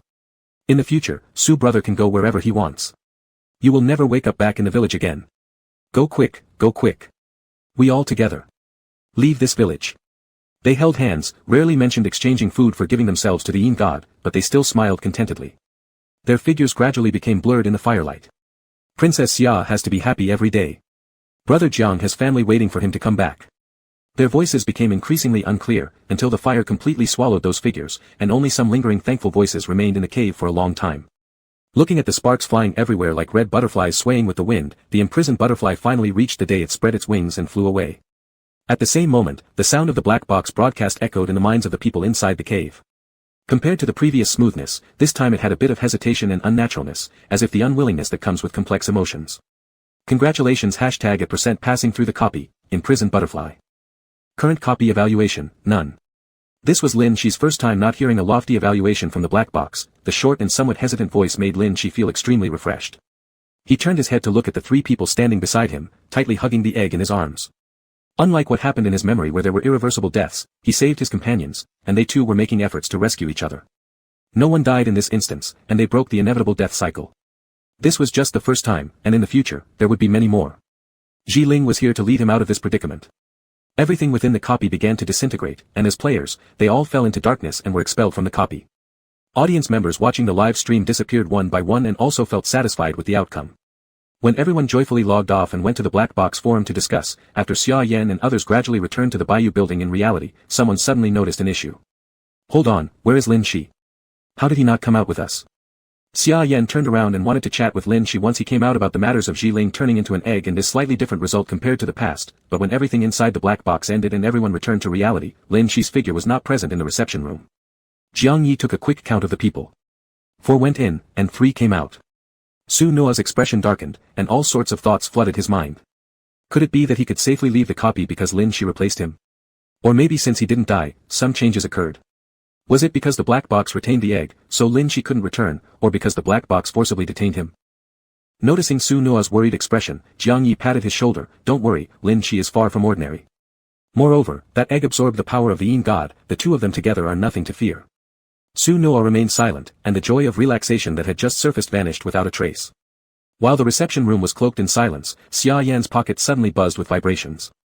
Upon checking, it was a message sent by Lin Shi. Xia Yan. Why haven't I gone back? I've entered another strange place. It seems like a copy here. Xia Yan was completely bewildered. Lin Shi hadn't even come out yet, how could he have directly entered a new copy without interruption? As confused, a new message was sent to the mobile phone. It's really strange. This place doesn't seem like the black box's copy. Let me explore first, and I'll send a message when I find something. Xia Yan edited a reply wanting to ask more, but the message couldn't be sent over, only Lin Shi could unilaterally send messages. Still, thanks to Lin Shi sending a message voluntarily, it helped ease everyone's worries, knowing at least for now that nothing bad had happened to him. Soon, Lin Shi sent another message. Here it certainly is a copy, but it's not the black box's copy. Xia Yan silently passed the phone to the other two for them to take a look, but none of them could figure out the meaning of that sentence. It's a copy, but not the black box's copy. Could there be copies existing outside of the black box? Ling Shi, who stood in the bewildering space while holding the phone, was equally confused. The moment he entered, he also heard a crisp female voice announcing. Congratulations to Ling Shi for entering the copy, the monster's love nest. Ling Shi dumbfoundedly held his phone and looked around. Recently, the black box hadn't been announcing his name anymore, so this sudden notification felt somewhat unfamiliar. However, the biggest issue was that unlike the black box's cold and rigid announcements, this broadcast sounded incredibly gentle. Still, the name of the copy seemed rather strange. Monster's Love Nest. But, this place didn't seem like somewhere a monster would live. Everywhere Ling Shi looked, above him was a brilliant clear sky, below him rippling seawater, ahead of him red doors stood lined up in the water, and behind him was a large bed with soft blankets on which the white egg lay. Was Monster's Love Nest referring to Jiling's nest? Upon careful thought, Jiling had consumed the power of the Yin God, along with all the powers he absorbed before. He was now quite capable of creating a space of his own, much like an ordinary black box monster could do to form a copy. However, what set Jiling apart from the Yin God and other black box monsters was that he no longer relied on the black box's strength to survive. Ling Shi thought it was possible that after transforming into something the black box could no longer control, Jiling still wanted to bring Ling Shi into his space, which made the black box anxious. Ling Shi leapt onto the bed and patted the eggshell. When will you hatch? When will you let me out? A voice came from inside the egg that only Ling Shi could hear. Ling Shi rolled over on the big bed. All right, I'll treat this as a copy and go through it. But right now, I'm hungry. He patted his stomach. Jiling was currently an egg and couldn't cook for him. And trapped in this space, Ling Shi had no way to leave to find food. The voice from the egg came again, making Ling Shi suddenly jump off the bed. Really? There's food inside. You'd better not be lying to me. Excited, Ling Shi rolled up his sleeves and waved at the egg on the bed. I'll be back soon. Saying that, he stepped toward the first door among the ones standing ahead of him. As soon as he opened the red door, a wave of darkness instantly enveloped Ling Shi's entire body and pulled him into the room. Chapter 174, Surviving 7 Days in the Monster's Room. Lin Shi rolled around dazedly in the darkness as a faint light gradually appeared before his eyes. But the image was incredibly blurred, and he could vaguely see ripples moving beneath him, though what they reflected remained unclear. From far away, soft singing floated into his ears, sounding like someone humming under their breath, getting closer and closer. Lin Shi's limbs were completely immobile, and his vision was hazy. All he could feel was himself crawling on the water's surface without any control over his body. Ah, there you are. Someone approached from behind and lifted Lin Shi up from the water's surface. The world spun wildly, but then it became more open. He saw an expansive stretch of shimmering water unfold before his eyes. The sky and land seemed to merge endlessly, with no clear boundary. On the water stood a weathered wooden house, and beneath its surface loomed the outline of a city, too distant to reach, and even the figures within were invisible. The person holding Lin Shi gently rubbed and embraced him, and by the change in perspective, Lin Shi quickly realized that this figure in his memory must have been quite young. The tiny fists appearing in front of him sometimes transformed into human hands with distinct fingers and at other times into tangled, crumpled tentacles of a monster, unable to fully extend. Haven't learned to imitate human form yet? A voice above him chuckled. A hand reached down, prying apart Lin Shi's small tentacles one by one, soothing him softly. A human hand has 5 fingers, each with different uses. For you, the most important thing is to learn how to grasp. As soon as the words were spoken, Lin Shi's tentacles bunched together and formed into a hand, which grabbed onto the dangling hair tightly. The scene was hazy, with an unusually low viewpoint. Lin Shi couldn't make out the features of the person holding him, but his voice was exceptionally gentle and comforting. The white hair hanging in front of him, just like his own, was clutched by the tiny fist, turning into tentacles and entwining until it almost began to knot. Don't grab that. Laughter came from above, and the person started carefully separating Lin Shi's complexly intertwined tentacles. In the blurred memory, a small shadow wobbled closer. At first, Lin Shi wasn't sure what it was, but as it got closer, he suddenly realized, it was a miniature version of the black box. It wasn't the floating black box that loomed over the city in his memories, covering everyone's greed, but instead had sprouted 2 thin legs to walk shakily toward them. Instinctively resisting, Lin Shi wanted to push this smaller black box away, but instead, the Lin Shi in the memory stretched out a hand, grabbing the little black box and stuffing it into his mouth, crunching loudly. In his peripheral vision, only the 2 tiny legs of the black box kicked and struggled. In the end, the person holding him rescued the little black box from his mouth. You mustn't eat it casually in the future. To you, it is both my companion left beside you and your restraint, said the person who hugged him, rubbing his head lightly and whispering, I don't want you to take the twisted path like others. I've understood that even gods need companionship that never fades and constraints, which the great human high priest cannot provide. So I'll specially create one for you. He kneaded Lin Shi's ever-changing face and continued, stay here properly. As a god, keep your heart unaltered. Don't try to get close to humans or be influenced by them. Perhaps you will last longer than other gods. He reminded Lin Shi and then reminded the little black box. Afterward, he carried them both towards the wooden house standing on the water nearby. I'll stay with you a bit longer, but then I'll leave. After that, the two of you should stay here and not wander off casually. Lin Shi opened his mouth, but no sound came out. The black box had no mouth and could not respond, leaving only the person who held him murmuring to himself amidst the vast water and sky. Lin Shi was certain this scene was part of his memory, but he couldn't recall who the person hugging him was. However, it felt familiar and intimate, hovering on the edge of his consciousness but always eluding recognition. And, he did remember something about the black box. In that blurry memory, the black box wasn't a powerful presence like a deity that dominated everything, but rather more like a defense mechanism the person left behind, used to constrain him and assess his essence. But why did that person leave? Why had he only left this black box with him in this world? Perhaps, he once had a family too. The final scene of this memory was the figure carrying him into the wooden house. Suddenly, Lin Shi's vision turned pitch black. When he abruptly opened his eyes again, Lin Shi found himself lying in a tiny room. It resembled an ordinary human living space with a sofa, a bed, a table, everything needed for human life was present. Bright white light filled the room, but beyond the windows stretched impenetrable darkness, not even a faint hint of nighttime scenery. Beyond this, there was a bizarre silence. The room felt as though it were completely isolated from the rest of the world, nothing existed outside its walls or windows, and the stillness was deathly. It was as if the entire world consisted solely of this one solitary room. Lin Shi lay sprawled out on the couch, blinking, when suddenly, he noticed the room's only door creak open slowly. He looked up to see a pale-faced person trembling as they entered. The moment this individual saw Lin Shi, they tried to quickly turn back and escape, but the room seemed to have its own will. With a bang, the door slammed shut, trapping them inside with him. Lin Shi noticed two glaring words above their head, player, followed by a small row of characters indicating their identity. Task, survive 7 days in the monster's room. What? A monster? What monster? Lin Shi glanced around hurriedly and, catching sight of his reflection in the nearby glass window, froze. There lay a grotesque mass of sticky, black, amorphous substance resembling no fixed shape. Its liquid form continuously shifted, outlining something vaguely human, yet unmistakably monstrous. This was what greeted the player upon entering. No wonder the player's face had turned ashen and their body shook uncontrollably. Lin Shi thought it might be good to approach and greet the player, showing some friendliness after all. Humans were usually like this toward each other, weren't they? Moving slowly, his body gliding across the floor, Lin Shi coalesced into a solid figure before the player, fixing a pair of eerie eyes onto their target and preparing to speak a cheerful hello. Before he could utter even a single word, however, the player screamed in terror, frantically pulling out an axe and hacking at him. His black, fluid-like form scattered under the attack, splashing all over the ground. It didn't hurt, of course, it didn't feel anything. Yet as Lin Shi's gaze fell on the axe embedded in his body, a realization crystallized in his mind. This was a weapon, a tool used to attack others. Chapter 175, Humans, So Fragile. Lin Shi took the axe off his body and brought the shattered pieces back together. He gripped the axe, wobbling uncertainly as he curiously swung it around, mimicking the other person's actions, making a swift chopping motion. The other one also split open like him, red liquid splashing everywhere. But unlike Lin Shi, they did not reassemble and stand up again. Humans, so fragile. The player who introduced Lin Shi to the axe disappeared from the room, but soon another person entered. It was still a player, still in that 7-day survival task within the monster's chamber. This time, the player seemed relatively more stable than the previous one. Though clearly frightened, they made efforts to restrain themselves from looking at Lin Shi, avoiding eye contact and crouching motionless in the corner, seemingly planning to endure the 7 days this way.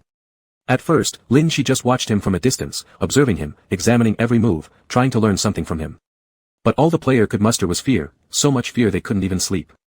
Their eyes became sunken and bloodshot, never daring to look directly at Lin Shi. Instead, they started to stare at Lin Shi with increasing vigilance and eventually, their eyes were even filled with anger. Lin Shi was confused. He was just on the sofa, doing nothing. Why was the other one so scared of him? Seeing how nervous the other had become, he hadn't slept for 2 days, Lin Shi slowly got down from the sofa and crawled toward the player, emitting a faint sound from his narrow throat. Do you want to eat? He merely approached and asked gently, yet the already strung-tight player suddenly jumped up, pulling out a large machete from the backpack and hacking straight at Lin Shi, shouting loudly, Monster! Damn monster! Get out! Stay away! With a strong swing, the player chopped off Lin Shi's curious head that had extended out. Perhaps to the human, it wasn't a real head, just part of a monster's tissue, but it was cut off anyway. What's more, because hurting the monster with the blade gave them a sense of security, they tightly held onto the knife and, seeing Lin Shi struggling on the ground to retrieve his severed head, stepped on him and delivered a second strike. Lin Shi didn't remember exactly how he killed this player. All he remembered was the big machete. It was sharp, dangerous, and seemed quite useful. It was indeed a weapon that could harm people. In the following days, many players came into the room. Each of them entered full of fear, regarding Lin Shi as an enemy to be constantly wary of, attacking him at the slightest provocation. However, their ends were invariably miserable. Lin Shi didn't remember any of their faces, only the things they carried in their hands. Carefully selected axes or machetes brought from outside, hastily grabbed knives from the dining table due to sudden panic, attempts to burn him to death, or driving a sickle into his head. Their weapons were varied and strange, but Lin Shi memorized each and every one of them. Until one day, the door opened again. Lin Shi slumped on the sofa, too lazy even to lift his head to take a look. Anyway, what would surely follow next would be screams, clinking sounds of panicked movement, followed by fearful breathing, and then retreating into the corner to antagonize him.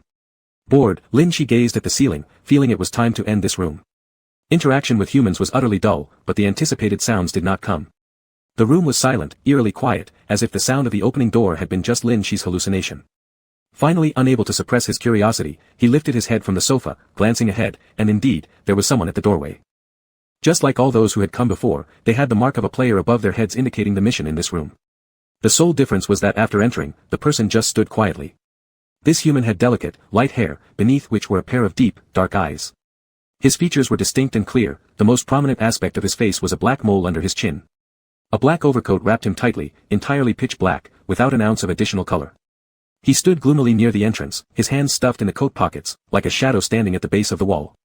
Lin Shi remained silent, as did the player. They stared at each other for a moment, making the room eerily silent. This was the first player who had made eye contact with him for so long without screaming or showing panic and fear. Lin Shi felt intrigued and immediately slithered down from the sofa, moving his monstrous body toward the man's feet. He approached the man, who didn't react, then showed his sharp teeth to him, but still there was no response. He carefully touched the man again, yet the man remained unresponsive. From beginning to end, the other one only gazed at him with those pitch-black, completely unruffled eyes, his coldness making Lin Shi slightly uncomfortable. When Lin Shi's interest in the man began to wane, the man finally shifted his gaze and looked around the entire room. This room was entirely comfortable for surviving 7 days. It had everything: a place to eat, a bed to sleep, a sofa to lie on, a bathroom to freshen up, and even a kitchen to cook meals, all complete, except for one thing: a monster shouldn't be living here too. Lin Shi crawled back onto the sofa, and the man finally took a step forward, willing to leave the shadows of the doorway. The man paid no attention to the monster in the room, walked around it once, and then came to stand before the sofa, staring down at the sprawling creature that occupied almost the entire piece of furniture. As Lin Shi felt confused, he saw the man bend down and pick up the fruit knife on the table. The sharp blade flashed under the bright white light, emanating danger and coldness.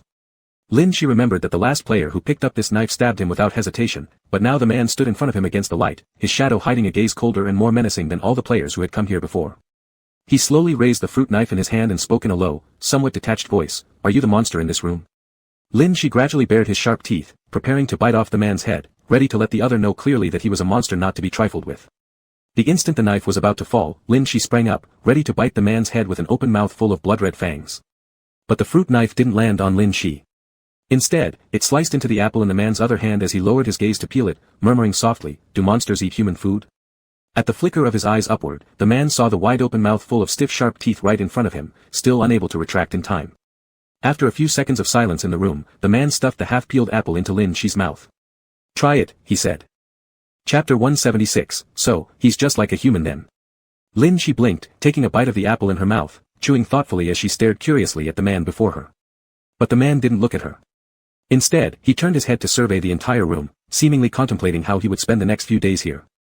After his gaze had swept through the entire room, it landed back on Lin Shi, who was lying on the sofa.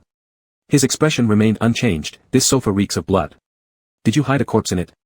Lin Shi stiffly shook her head. The man paid no attention to her reaction and crouched down, pressing the sofa slightly. He realized that this sofa seemed quite normal. Yet, the strong scent of blood lingering at the tip of his nose had been warning any player who entered the door that the situation indoors was dangerous. He also observed for a while that this monster possessed rationality, which was why he approached it cautiously. But there was no doubt that the heavy smell of blood proved that many people had died here. If not the sofa. His gaze lowered again. When he bent his head down, he noticed faint traces of dark brown stains on the floor under the sofa.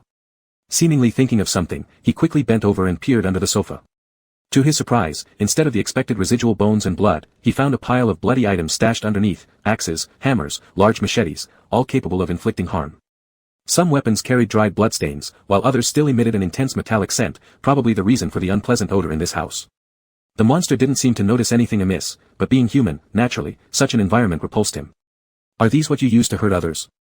The man looked up, catching Lin Shi's eyes from the sofa. The creature's eyes were wide with a hint of tension.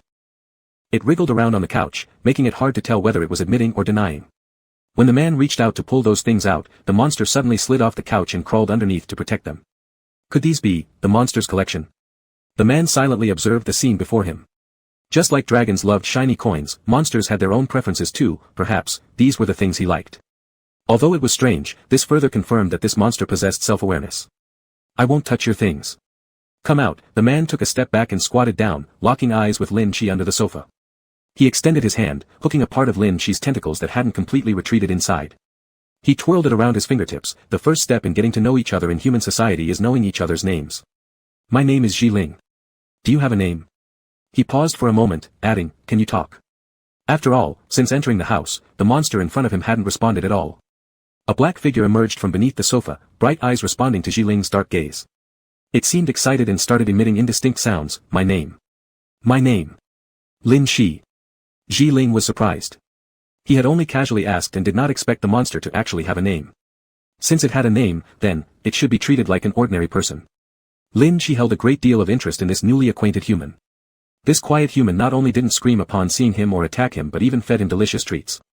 Excitement and happiness coursed through his non-human body for the first time. He occasionally nudged close to this quiet human beside him, but this person always treated him with a cold demeanor without much reaction. Lin Shi moved closer to sniff around him. He was sitting by the table reading a book when Lin Shi nibbled on his clothes. He removed his coat and threw it to Lin Shi. Lin Shi twisted and chewed the coat on the sofa as he stood up to brew a cup of coffee. Sitting down, he sipped his coffee while observing, as if the clothes Lin Shi was tearing were not his own. That cold and exceedingly low emotion was exactly what met Lin Shi's overly enthusiastic curiosity. "What are you looking at? What are you drinking? What are you eating? Let me try. Let me touch. Let me lick. You. Delicious. Delicious. Let me try some more." Regardless of the grotesque form rolling around nearby, he remained largely indifferent, nearly the whole day only hearing Lin Shi's voice. Ling spoke most during their first encounter. Lin Shi's range of movement expanded from the sofa, to the kitchen, to the bedroom, and eventually onto the floor. When Ling emerged from his shower, he saw the black monster sliding around on the floor. The kitchen table was already in disarray, and there were some dirty marks left on the bedspread in the bedroom. Apparently, while he was gone, the monster had dashed into the kitchen to look for food. After happily eating its fill, it wriggled around on the bed, then spun around on the floor, causing chaos throughout the house. Ling merely glanced at the mess, then turned around and closed the bathroom door behind him to prevent the monster from going back in. He dried his hair, rummaged through his jumbled clothes to find one that hadn't been torn too much, put it on, and began tidying up the house again. At first, Lin Shi's curiosity had focused entirely on players, observing each person who came in. But when the target of its attention became fixed, it developed an interest in other things as well. It gnawed on the leg of the table here, bit a notch out of a plate there, rolled around in the pile of torn clothes, slipped under the bed, and slid back out. While Ling organized one side, Lin Shi ran around the other. The black monster's silhouette moved across the floor, climbed the walls, and even scaled the ceiling. In spite of the repeated disorder and reorganization, Ling calmly continued tidying without reacting until Lin Shi lost interest in everything after tasting it all. Only then was the room finally cleaned up. By the time Ling was ready to go to sleep, he found the filthy monster had already curled up in the bed covers, with just a hint of tentacles hanging off the side, swaying gently. He pulled the monster out, stripped the bed sheets for washing, and tossed the monster into the bathroom. Still dazed when stuffed into the big bathtub, Lin Shi remained so until droplets fell onto its head. Not until Ling walked in with soap did Lin Shi realize what was happening, splashing happily in the tub. He had just seen this human scrubbing their body with something sticky, now he would get scrubbed too. So, he must be just like a human. With his sleeves rolled up, Ling sat at the edge of the bathtub, getting splashed with water on his face. He raised a hand to comb his wet hair, rolled up his sleeves even more. He didn't understand why the monster was so delighted. He simply wanted clean bedding for the night. Chapter 177, Raising a Monster. No interest. A human and a monster stayed in the bathtub for half an hour. When Lin Shi emerged from the bathroom washed clean, Ling's whole body was already soaked. He could only dry the monster off, kick it out of the bathroom, and then take another shower. From messing up the house to tidying up again, through the entire process, Ling remained exceptionally quiet, offering no opinions about Lin Shi at all. The little monster lay on the rug by the bathroom door, feeling quite pleased with itself. Each of its tentacles had been neatly smoothed down one by one. This was the first player in many days who hadn't displayed any negative emotions toward it. A good person. Though there wasn't much positive emotion either. It must work hard and strive to be such a good person in the future too. Thus, learning and observation were absolutely necessary. As Ji Ling was washing halfway, he felt a gaze behind him growing more and more impossible to ignore, like a blazing torch. When he turned around, he saw a pair of big eyes pressed against the frosted glass of the door, trying desperately to see what was inside. A shadow that looked pitch black twisted beyond the steamy mist, clinging stubbornly to the glass, glaring fixedly at whatever lay within. For a moment after glancing back, Ji Ling found the sight somewhat disturbing. Ji Ling turned calmly, pulled the curtain shut, and simply ignored the anxious and peculiar crawling sounds coming from outside the bathroom. When he stepped out of the bathroom again, he noticed that the room hadn't been disturbed. The monster lay obediently on the rug, waiting for his return. Steam gradually wafted out from the bathroom. Human and monster gazed silently at each other near the bathroom door, not a sound. Lin Shi watched as he dried his hair, while Ji Ling looked over the wet tentacles of the monster, pondering where he could put it so as not to disturb his own sleep. "There's only one bed in the room," Ji Ling said dispassionately, glancing indoors. "If you want to sleep on it, I can let you have it. Probably the only other place to rest would be the sofa the monster had rolled on during the day." But the sofa was heavily bloodstained, making peaceful sleep unlikely.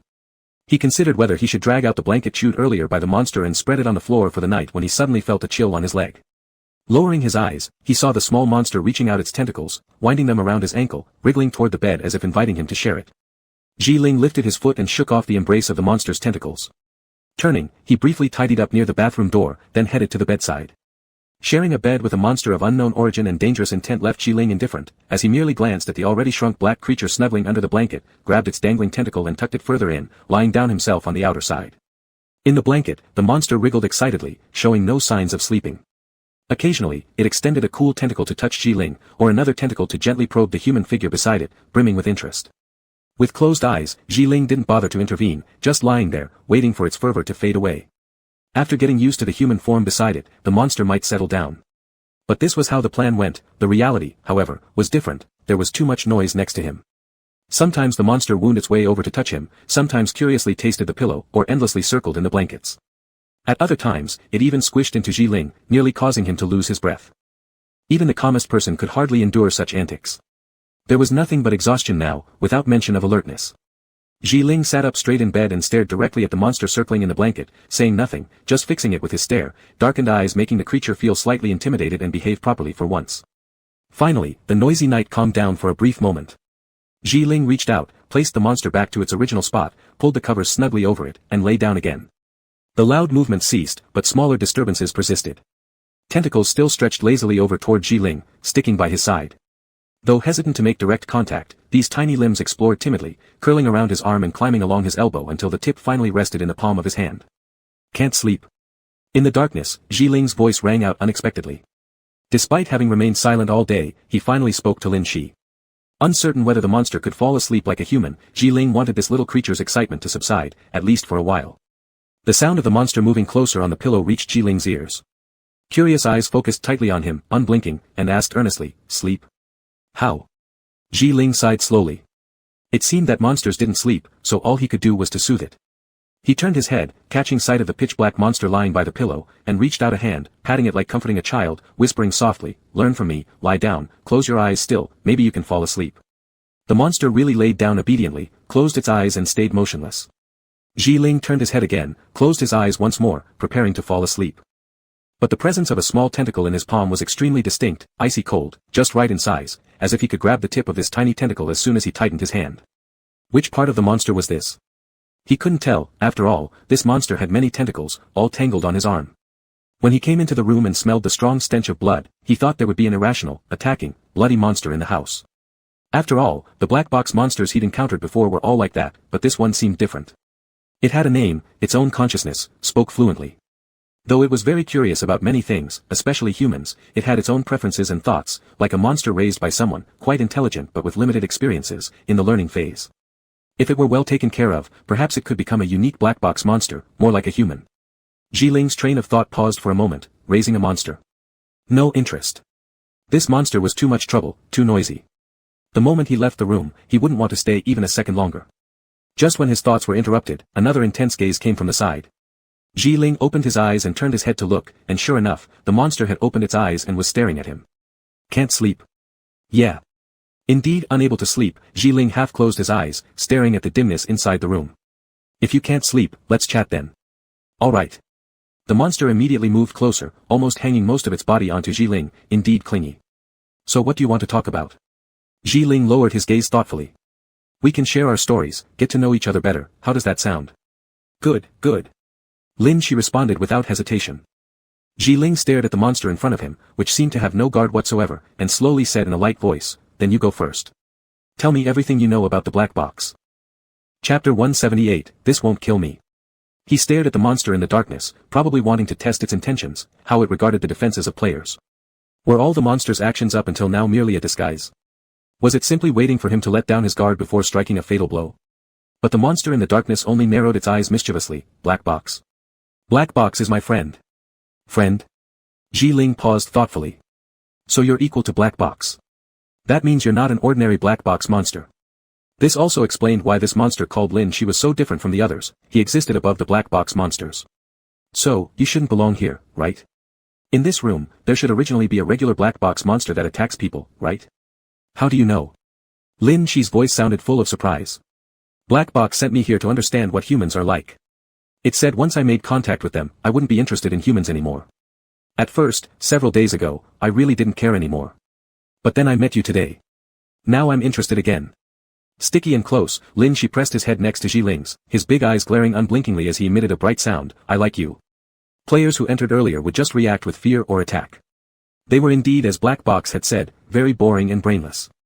They couldn't control their emotions, nor could they analyze situations properly. Faced with danger, whether it was friend or foe, they attacked anything that could keep them alive. Lin Shi wasn't sure if players would attack each other, but he himself, even without making a move, had been attacked by players. But this was different. The person in front of him was different from other players, special. No matter how much he observed, he couldn't figure out why this one was special. So Black Box wasn't entirely correct after all. There were still exceptions, players who could make him interested. In the face of the monster's overly enthusiastic gaze, Ji Ling didn't bat an eye and pushed away the head that had gotten too close. It seems Black Box sent you to observe humans. No wonder you've been circling around me. So, what are your observations? The other players are no good. But you're great. Even though Lin Shi was pushed away, he continued to press closer until Ji Ling simply stopped bothering to push him off. Thinking of the lingering bloody smell in the room, thinking of the blood-stained weapons under the couch, Ji Ling already had an idea of what had happened here before he arrived. Monsters like these probably wouldn't need to use such weapons, they would only be used by players. If a monster with intent to kill existed, the players wouldn't even have time to pick up their weapons before dying. Are the weapons hidden under the sofa yours? Did the players strike first against you? Ji Ling guessed the events that had occurred in the room before he arrived. How do you know again? Lin Shi exclaimed with excitement once more. Clearly, this player was special compared to the others. Ignoring the gleam in the monster's eyes, Ji Ling lazily replied, on the point of disliking other players, I agree with you, I don't like them either. Lin Shi wriggled curiously, did they try to kill you too? That hasn't happened yet. Why don't you like them? Aren't you the same kind? After Lin Shi asked this, Ji Ling fell silent for a moment. Why? Why? Lin Shi persisted, pressing his cheek tightly against Ji Ling's side, seemingly ready to keep staring at him until he received an answer. Ji Ling slowly closed his eyes, sighed, and softly responded to the endlessly prying monster, when you gain emotions one day, you'll understand why I dislike them. Emotions? Lin Shi tried hard to recall something within his mind. I have. When I see you, I feel happy, it's a feeling of joy. Every single one of my tentacles becomes joyful and wants to wrap itself around you. I know. I know. I have them too. Lin Shi answered happily. Opening his eyes, Ji Ling glanced at him skeptically, you're a monster. What do you know about emotions? Then he closed his eyes, turning his back, let's sleep. Still sticking to Ji Ling's back, Lin Shi insisted, I do know. I know what emotions are. But Ji Ling paid no attention, remaining completely unmoved.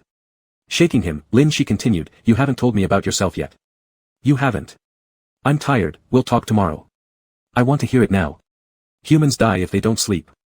Oh. Lin Shi immediately became obedient, seriously hugging Ji Ling's back and mimicking the sleeping posture. Of course, monsters don't need sleep at all. He just lazily lay there, waiting for the human to wake up, constantly observing this human and being curious about his state while he slept. Though the man was asleep, he didn't sleep well. His tall body curled up under the blanket, nearly burying his head inside it. Wouldn't he suffocate like that? Out of concern, Lin Shi lifted the blanket for him, noticing that even while sleeping, Ji Ling's brows were furrowed, not even relaxing during a time when they should have been at ease. How could this be? Lin Shi curiously approached, sniffing around, extending his small tentacles to gently unfold Ji Ling's knitted brows, trying to smooth out his worries. But the cold touch of the tentacle had only barely grazed him when Ji Ling suddenly grabbed the little tentacle tightly in his hand, shaking with his whole body. Was Lin Shi supposed to scream and demand him to let go? But then he realized Ji Ling was still sound asleep, not even aware, just gripping his tentacle tightly and trembling in his corner, his breathing becoming rapid. Was he having a nightmare? It was said that humans can also get startled in their dreams, becoming vulnerable and in need of comfort. With the limited knowledge Lin Shi had about humans, he tried hard to analyze the situation, then sprawled by Ji Ling's side, lightly patting him with his tentacles, attempting to calm the man into deep slumber. However, the sticky tentacles slapped against Ji Ling's face repeatedly and woke the deeply sleeping person. The moment Ji Ling opened his eyes, his ink-like gaze slowly shifted towards the black tentacle slapping him. What was this? Was the monster trying to assassinate him at midnight?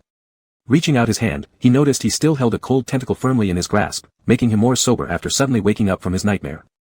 What are you doing? Ji Ling's voice echoed in the pitch-black room, raising his hand to stop the slap. That won't kill me. No, no. Lin Shi defended himself, I'm soothing you to sleep. Pat pat.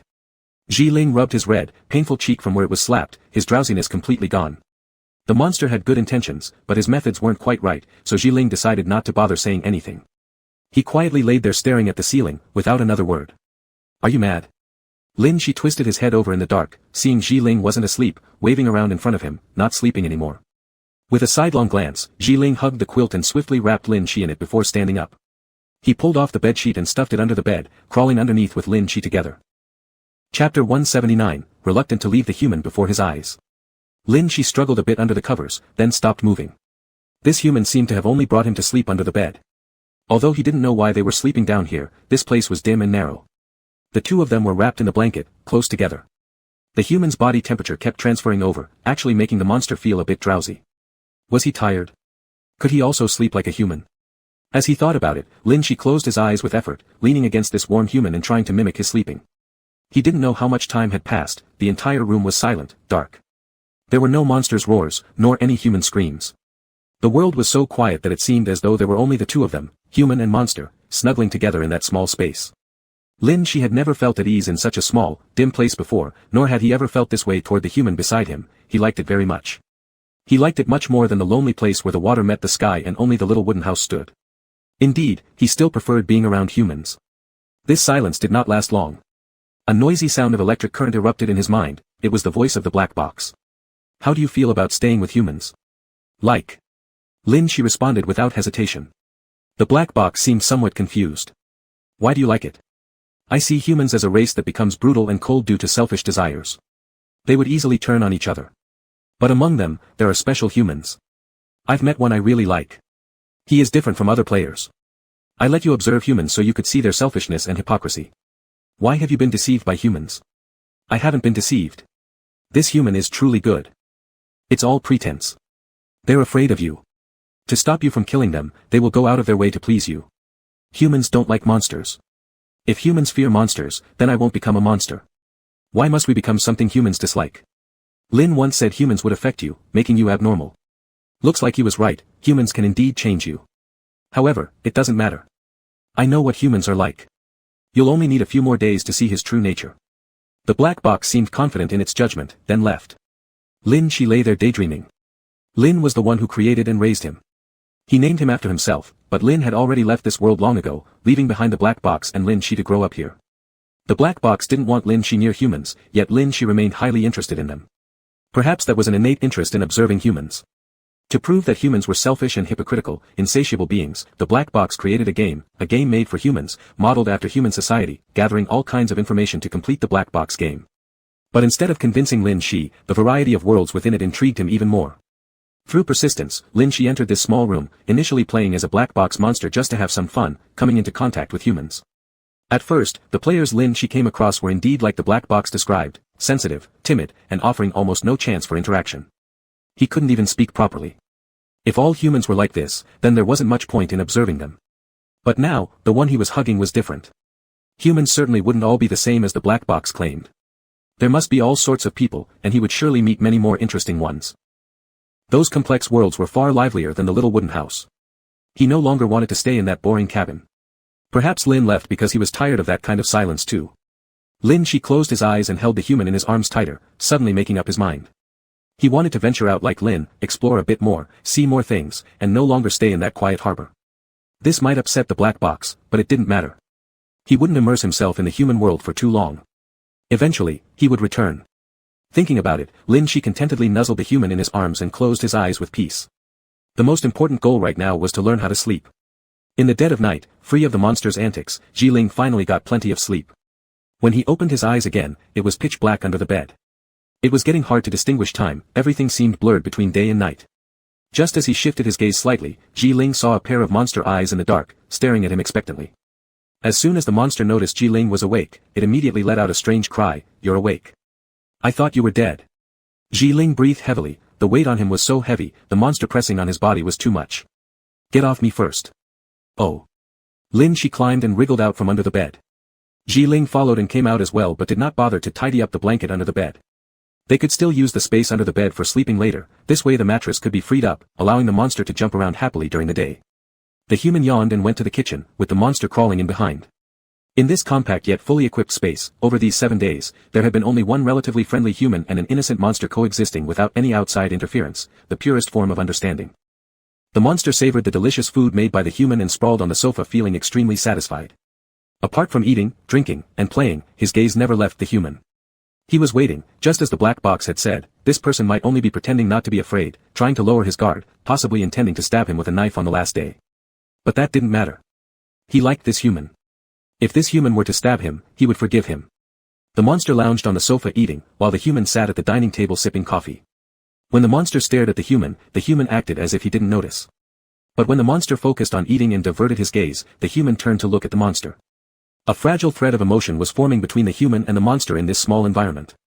Eating, cleaning the room, reading books, then sleeping. Every day was this monotonous repetition. The human showed no sign of discomfort, instead, after chewing through everything in the room, Lin Shi started feeling the house was too small and too boring. "Don't you feel bored?" Lin Shi crawled to Jiling's feet, bit into his trouser leg a couple of times to get his attention. "No," Jiling replied, pulling his trouser leg out of Lin Shi's mouth, folding it up twice. "You'll be leaving this room soon, you're going to a livelier place." Lin Shi took another bite on his calf, leaving shallow tooth marks on the surface of his skin. "Don't forget about me once you go outside." Jiling looked down at the monster gnawing at his foot. "What? Can't you leave?" Lin Shi shook his head. "I can." He could leave, but leaving this little room would mean returning to that vast yet boring space. This room full of things was better, at least there was Jiling here. Yet if the human left too, his days would become very dull again. Jiling put down the book in his hands and reached out to pat the monster nibbling at his feet. "Maybe next time, we'll meet again outside." Lin Shi thought about it and nodded. It wasn't time to part yet, but he already felt somewhat reluctant to let go of these few days, to say goodbye to the human before his eyes. Then. If he stayed outside a little longer, the black box wouldn't get mad, right? Chapter 180, Jiling began to miss that little monster. The little monster had resolved to observe and understand this human more, so it became even stickier with the human. Almost wherever Jiling went, Lin Shi followed, trailing behind all day long, like a large pendant. Jiling never commented on or responded to its actions, since there was too much difference between monster thinking and human thinking. To analyze the behavior of the monster from a human perspective was indeed difficult. But when Jiling was about to step into the bathroom and the little monster tried to squeeze in at the door, Jiling couldn't help but speak up. "Do you also want to follow me into the bathroom?" The little monster shook its head, seemingly not understanding his predicament, with bright eyes gleaming as if expecting this human to kindly let him in as well. Jiling sighed, still pushing the monster out and closing the door, ignoring how the monster repeatedly scratched at the door. The monster could not understand human behaviors or emotions such as shame, and would often unexpectedly be refused by Jiling. For example, in the middle of the night while sleeping, Jiling would grab its restless tentacles and whisper, "Don't touch," recklessly. The little monster stared at him with curious eyes, explaining, "I want to understand you." There was pure innocence in those eyes, without any extra thoughts, yet Jiling still rejected it. Because of this, the monster angrily crawled around the house at midnight. But over these days, Jiling had gotten used to the noise at night. He knew that the monster was just making noise, which posed no threat to him. He closed his eyes and fell back asleep peacefully. He slept much better here than he did outside with other players. He would guard against the ill intentions of players, but he wouldn't guard against an ignorant monster chewing on the table leg. Perhaps staying with this monster allowed him to finally relax for the first time in a long while. 7 days for other players would feel like a long, terrifying nightmare, but for them now, it seemed too short. Occasionally, they even both had the thought of wanting to stay longer here. With a voice in Jiling's mind announcing the completion of the task, the room that had been closed since their arrival suddenly opened. Lin Shi, who had been happily enjoying human food on the dining table, was not so happy anymore. He quickly turned his head towards Jiling, who was quietly reading books beside him, and whispered, "Time is up." "Aha," Jiling replied indifferently, showing no significant reaction. The little monster anxiously crawled back and forth on the dining table, as if it was the only one suffering anxiety due to the impending separation. Jiling simply quietly closed the book in his hand, returned it to the bookshelf, and then got up as if ready to leave. The little monster immediately embraced his leg, entwining its tentacles around Jiling's calves. "After leaving here, you must protect yourself. Don't die." "That won't happen." Jiling looked down, hearing the warning in his mind, and pulled away the tentacles wrapped around his legs. "I have to go." The little monster whined and saw him off to the door, tightly gazing at the man stepping into the white light. "You must take good care of yourself. Don't die. Please don't die." The monster specially reminded him, clearly aware of how fragile players were, fearing that this person might already be gone the next time he visited. Jiling stood amidst the white light and turned around, looking at the pitch-black monster crouched by the door. Of course, he would feel reluctant to part ways, but he didn't express it clearly on his face. Not being skilled in words and expression was fine, he would prove his thoughts through his actions. After the white light disappeared, the broadcast sound ended, turning gradually back to the noisy voices of players. Jiling quietly stood in the hall of a house, remaining unmoved despite countless players staring at him.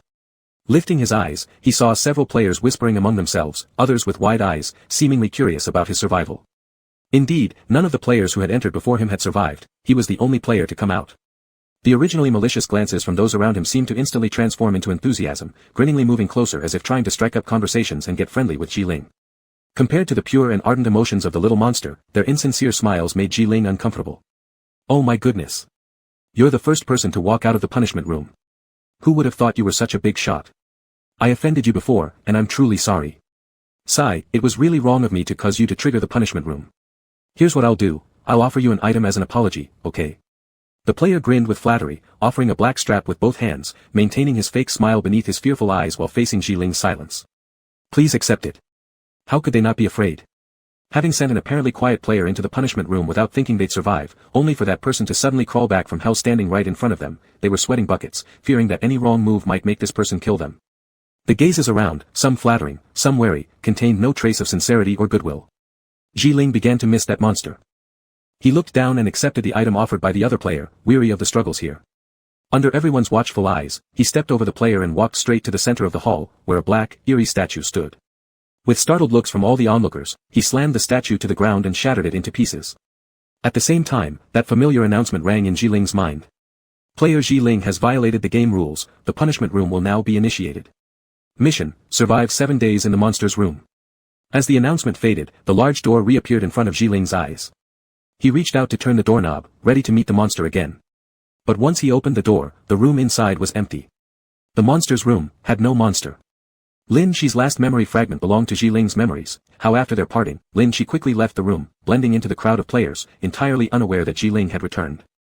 If he had known, he surely would have understood, the man who showed no emotion but carried peace on his face had come back to meet him again.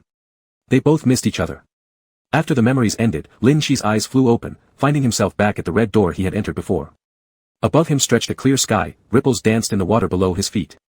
A row of red doors reminded him clearly of where he was and how much time had passed. He remembered, it was when he first met Jiling as a monster, encountering him then when Jiling was still human. This lost memory had been preserved all along within Jiling. Glancing back suddenly, Lin Shi expected to see that person from his memory, but everything was the same except for him. The player who had once been human had now transformed into half-monster, curled up inside a fragile eggshell, waiting for rebirth. Chapter 181, The light makes me feel a little uncomfortable. Can I leave? Lin Shi quickly turned around and rushed to the soft large bed, touching the eggshell afterward, then leaning his ear close to it, trying to hear Jiling's voice from inside. But at this moment, there was perfect silence within the egg, without a single sound, as if during the time he had entered the room, the egg had fallen into dormancy. Lin Shi touched the egg, rubbing against it gently. The entire space was quiet, with only his own movements breaking the silence. "I need to quickly remember, to recall all the memories related to us," he muttered, carefully wrapping the egg in the blanket and placing it under the bed, a secure area. He remembered that the habit of sleeping under the bed was taught to him by Jiling. In that small, narrow place, due to leaning on Jiling, he experienced for the first time in his monstrous life the thought of sleep, feeling safe and satisfied. Whenever he stayed under the bed after that, he would unconsciously evoke the sense of security felt at that time. "I'll be back soon. I'll remember everything about you very soon." Lin Shi placed the egg in what he considered a safe zone and turned to rush toward the second door in the room. This space contained memories mixed between Lin Shi's and Ji Ling's. He could comprehend their shared past more clearly here. Opening that door, Lin Shi heard the black box's voice in the darkness. Do you wish to go to the player group? Why? Lin Shi thought for a moment. If he said it was because he wanted to see that human, the black box would surely not allow it. But if he phrased it differently, the black box would certainly agree. Thinking this, Lin Shi looked up earnestly and said, I want to learn about the death of humans. To observe their reactions up close before they die. Sure enough, the black box issued a satisfied sound. The struggle of humans before death is the most hideous. You will see many wretched humans, which might well be a good way for you to sever ties with humans. Yes, yes. Lin Shi nodded forcefully.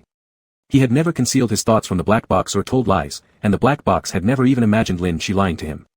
However, the first human influence on Lin Shi was hiding his true thoughts from the black box. Without realizing it, he had already absorbed one of humanity's characteristics, something the black box had yet to notice. To let Lin Shi observe death closely, game dangers were necessary. It was the first time Lin Shi, as a pseudo-player, participated in the black box games. Current mission, find the monster hidden among the player group. When the black box announced this task to the current replica players, all the players' faces immediately darkened. This house-sized area had several zones, with plenty of players spread out across them searching for clues. This was the first time everyone had gathered in one spot, but facing so many unfamiliar faces, who could accurately determine which one was the monster? A monster that hides among players. It might unknowingly take their lives. Each person passing by could possibly be the monster. After the announcement, strange players quickly distanced themselves from each other. No one wanted to get too close, even to familiar faces, maintaining distance now out of caution. It was difficult to say whether the monster wouldn't kill someone and assume their identity. Lin Shi happily appeared in human form in the replica, extremely excited to greet the humans he encountered.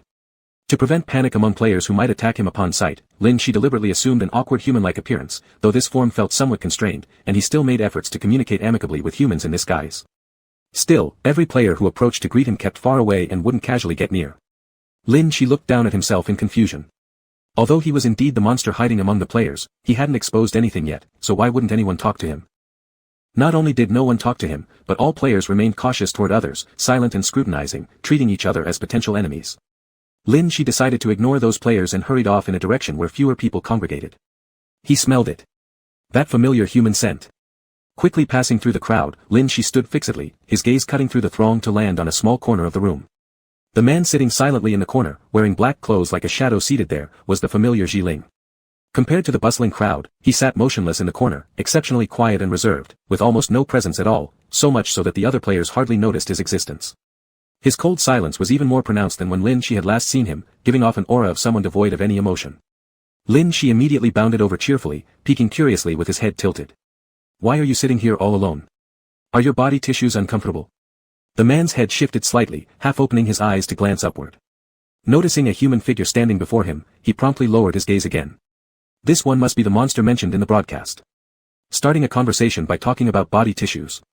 It's too obvious. Lin Shi tilted his head, though somewhat confused, still asked brightly and joyfully, are your body tissues feeling unwell? Someone sitting glumly like this obviously wasn't happy. It must be because something bad happened after he left the room. He needed to console this poor human, but now he couldn't reach out with his tentacles, so he could only ask first. The man seemed to dislike his presence there, speaking in such a clear, bright, and overly loud voice, so he raised a hand to block his glaring gaze. Sorry, you're too dazzling, it's making me a bit uncomfortable. Could you leave? Those sharp, focused eyes really were like little light bulbs, staring directly at him without wavering, radiating brilliance. Someone like this would surely draw attention from the other players soon, and it wouldn't take long before they discovered who he really was. Clearly, the monster didn't fully understand the deeper meaning behind his words, just blinking as he gazed at him.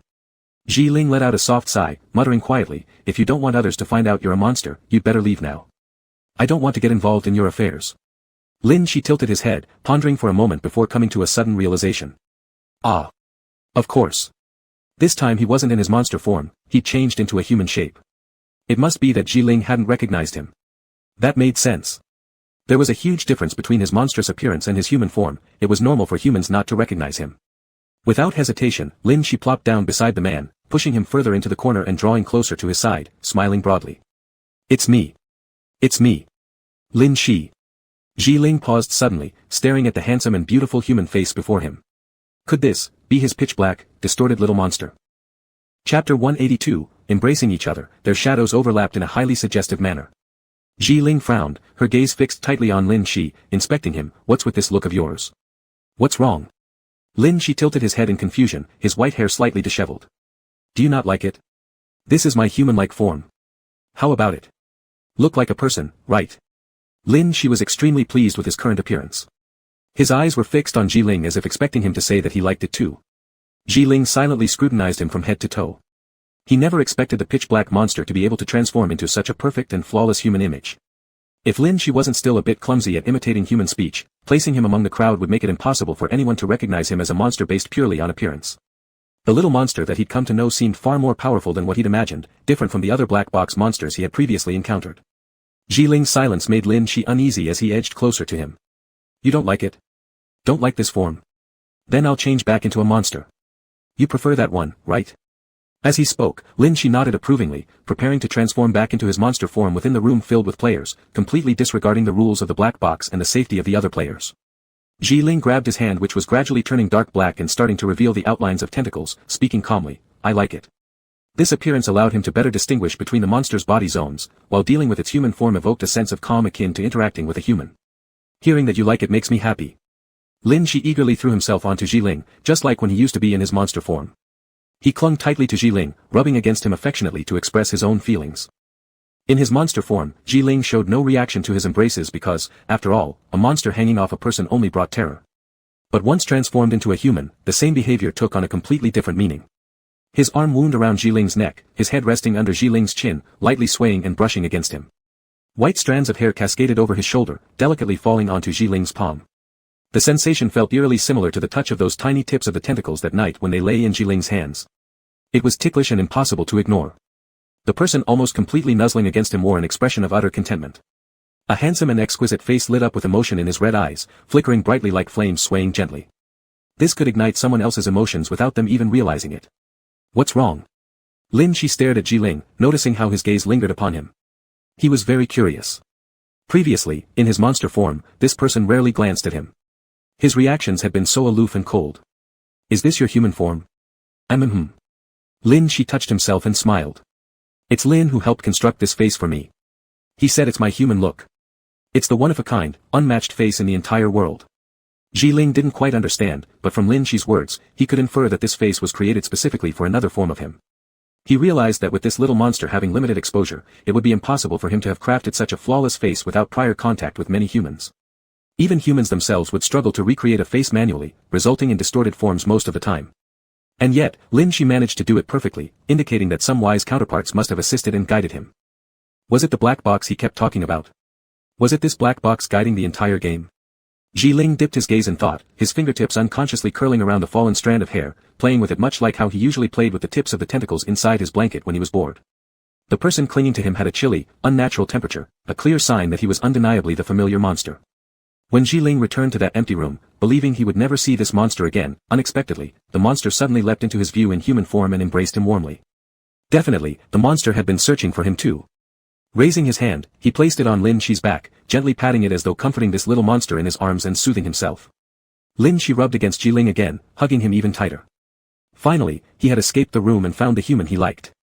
Snuggled up together in the quiet corner, the two were both filled with a sense of satisfaction at their reunion, completely unaware of how peculiar this scene might seem to others. Two male players huddled in the corner, embracing each other with overlapping shadows. It was highly intimate. Noticing the glares piercing their way, Ji Ling looked back up. Perhaps many had noticed Lin Shi, whose appearance was completely unfamiliar to the other players. No one had seen him before. If the group search for the monster began and there was no one to prove that Lin Shi had been here all along, he would be undoubtedly suspected immediately. In response to the inquisitive gazes, Ji Ling gave a cold, icy look as he placed a hand on Lin Shi's back, leaning down close to his ear and whispering softly, "From now on, don't talk to anyone else casually. If anyone asks, just tell them you're with me in the team. Don't say anything more." "Can't I talk to others?" Lin Shi seemed confused, but then he unconsciously tilted his head and rubbed it against Ji Ling's because of the warm breath on his earlobe. To others watching, this looked like yet another flirtatious and intimate scene. The other players shook their heads, surprised that within this large group there could be a gay couple. But upon second thought, if they'd been acting so openly without caring about others' eyes for days already, how come everyone had no recollection? It felt suspicious, especially after being informed by the game instance that a hidden monster was present among the crowd.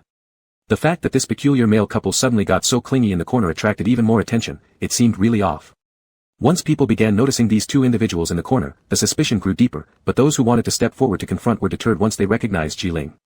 He was the man who twice walked out calmly from the punishment room, and strangely enough, the punishment room closed permanently after his second exit. For someone to make such a rule punishing players vanish must mean he was an extraordinary player, not one to provoke easily. Many in the hall were quietly observing them while remaining silent. Lin Shi also felt these stares. Sticking closely to Ji Ling, he turned around with confusion and greeted everyone with a bright wave and an open smile, displaying an outgoing and cheerful demeanor. This behavior made him even more suspicious.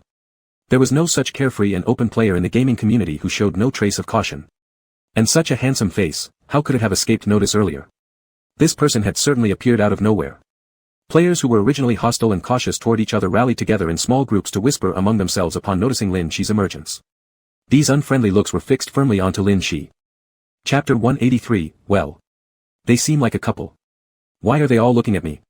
Lin Shi puzzled as he stared at those people. No matter how he greeted them with a smile, their eyes continued to dart towards him with a vigilant and sharp look. He suddenly felt that Ji Ling's coldness was actually just right, at least it didn't make him look so annoying. Because you're too noticeable, Ji Ling faintly glanced up and shot a quick look at the other players. It's easy to attract some monsters that want to eat people. Huh. Lin Shi widened his eyes. Are there man-eating monsters here? Aren't there other monsters besides him? Ji Ling rose from the corner, taking off his windbreaker coat, and shoved it over Lin Shi's head. It's too noisy here, let's go somewhere else. Okay. Lin Shi hid under the windbreaker coat. Although his whole body was covered, this coat smelled of Ji Ling entirely. Lin Shi liked it. As he thought, he couldn't resist pulling the sleeve of the coat and bit it gently. Being in human form was inconvenient. He couldn't even chew through the fabric properly. Watching Ji Ling's departing silhouette, the gamers in the hall could no longer hold back their curiosity. The moment he left, everyone gathered together. Did you see that? A strange player appeared today with someone next to him. I saw it too. He never used to hang out with any other players. He always sat by himself in the corner, ignoring everyone, but suddenly he got along so well with someone. There's something suspicious about the person next to him. To be honest, their relationship seems rather unusual. Well, it's kind of like they're a couple. Yes. And they're both men. Come to think of it, is it possible that he ignored others before because he already had a partner, so he disregarded the other players? Not necessarily. His attitude clearly showed that he looked down on everyone. If not for this new monster rule appearing today, I would have suspected he himself is a monster. That makes sense. It must be the face beside him, it's definitely new today. To be honest, that face made quite an impression. If I'd seen it before, I would remember. Even without this person explicitly pointing it out, the others understood partially. How many people in this hall have clean hands? The group had been confined in this room for 4 or 5 days now. The game's rule was originally investigation, each step fraught with danger, and they were already into the third stage. Many players had stained their hands with blood in order to survive, regarding anyone around them with suspicion. With today's hidden monster announcement, players grew more anxious toward each other. In such an environment, a sudden appearance of a bright, friendly figure with a simple smile brought attention every time someone met his gaze. This cheerful smile, standing against the oppressive atmosphere of the hall, seemed like a beam of sunlight piercing through the darkness. Even sitting quietly in the corner, his presence couldn't be overlooked. Almost instantly upon seeing this person, everyone determined that he was the monster disguised as a human. Though some might try to rationalize reasons why he could still be a normal player, the majority of the group knew better. The silence among the group wasn't due to discovering the monster, but to their thoughts. That player named Ji Ling was strong, and undoubtedly, the monster possessed formidable power. Given their apparent good relationship, the question arose, were they truly close allies, or had the monster controlled the player? Monsters had to infiltrate among the players, after all, naturally needing to act as one. Perhaps his disguise was blending in, hence selecting Ji Ling. If they could expose the monster in front of the crowd, they'd claim victory in this stage and win generous rewards. But revealing the monster's true identity meant forcing it to transform, likely resulting in its attack. None wanted to become prey in its jaws. Each with their own thoughts, they chatted among themselves. After confirming the consensus, judging that individual to indeed be a monster, they scattered immediately, preferring not to collaborate. How to approach that monster and reveal its true form was up to individual skills. Inside another room, Lin Shi was concealed within Ji Ling's private quarters. Once inside, he instantly shed his human disguise, reverting to his monster form, crawling freely around the room while hearing all the gossip outside. They already know I'm a monster. Are humans this smart? Lin Shi let out a surprised shout, somewhat panicking. He had just arrived and was exposed. Would the game soon end and call him back into the black box? It's fine, Ji Ling responded indifferently as he picked up the clothes that had been knocked off the floor. As long as you don't reveal yourself like this in front of people, everything will be fine. Stay with me, and they won't dare approach. All right. Lin Shi climbed onto the table and began devouring the food there. Ji Ling sat at the table, looking thoughtfully at the black, blurry blob on it. I went back to find you, but you weren't in that room. Did you come out? Yep. Lin Shi stuffed a big bread roll into his mouth with a tentacle. I wanted to be with you, so I came out to look for you. Ji Ling sighed lightly. Without the monster, the punishment room also shut down, and he had thought he'd never see the monster again. It turned out they were both trying their best to find each other. Ji Ling reached out and gently tugged at one of Lin Shi's tentacles dangling over the edge of the table. I don't know what kind of monster you were before, or how much connection you have with the black box, but right now, in my eyes, you're just a friend I've gotten to know. You haven't hurt me, and I will protect you. You haven't interacted with those players, so you may not understand how cruel they can be. For rewards, they've lost their humanity. Occasionally, they're even more terrifying than monsters. Lin Shi paused with a half-eaten bread roll in his tentacles. Humans more terrible than monsters. He had never seen such humans. Was this what the black box referred to when talking about humans? Was this the kind of human the black box observed regularly? Lin Shi took another big bite from the bread, unable to fathom just how cruel these humans could be. After all, the only humans he'd encountered so far were timid and afraid, except for the incredibly special Ji Ling. After finishing half the bread, Lin Shi bundled up the rest and offered it to Ji Ling. Here, the rest is for you. Ji Ling looked at the bread filled with uneven tooth marks and holes. It was no surprise only Lin Shi could chew a bread into such a horrifying shape. He accepted it calmly and chewed it without expression. Lin Shi immediately cheered up and hugged Ji Ling tightly. By sharing his treasured food and being accepted by the human, Lin Shi felt he was facing the best human possible, much better than the ones outside trying to eavesdrop. Happy to cling to the human beside him, Lin Shi affectionately rubbed against Ji Ling, casting a glance at the shadows flickering beneath the door crack. With just a little effort, those suspicious black shadows abruptly made low muffled noises before vanishing completely. The hard-won human companion couldn't be disturbed by others so easily. Hugging the human in front of him joyfully, Lin Shi slightly pushed his head toward Ji Ling, making sure no unwanted visitors interrupted their peaceful moment. Chapter 184, This is Mine. Players were waiting anxiously in the hall of the house for a few others who had gone out to gather information. These players usually stayed hidden and moved very quickly, rarely being detected due to their ability cards, so why was it taking them so long just to eavesdrop today? After waiting for quite a while, finally came the sound of footsteps from the direction of the player resting area, as they began walking back. A large group of people immediately rushed forward, eager to find out what those two mysterious players were up to behind closed doors. As they surged towards the entrance, two figures emerged. Ready to greet them with smiles, they suddenly froze upon seeing who it was. It wasn't just any two people, these were the two mysterious players themselves. They had come out, but where were the players sent to spy on them? The crowd stood stiffly at the doorway with the two, and for a moment, the atmosphere grew awkward. Ji Ling gazed expressionlessly at them. Do you need something? And no. The crowd immediately made way for them, careful not to provoke an unpleasant reaction, giving them plenty of space. Ji Ling walked coldly past them, leading Lin Shi by the hand, mindful that no one accidentally touched Lin Shi and detected his abnormal temperature. To prevent this, he intentionally placed his arm around Lin Shi's shoulder, pulling him closer, an act which appeared to the others as an overt display of affection. As the couple headed toward the dining room, everyone dared not even breathe too loudly. Once they were far enough, the rest of the group turned toward the resting area, wandering from door to door, but no matter how many searched, there was still no trace of the two players who went out to spy. Faces solemn, the group seemed uncertain about what to do next. They're gone. The two players sent to investigate have vanished.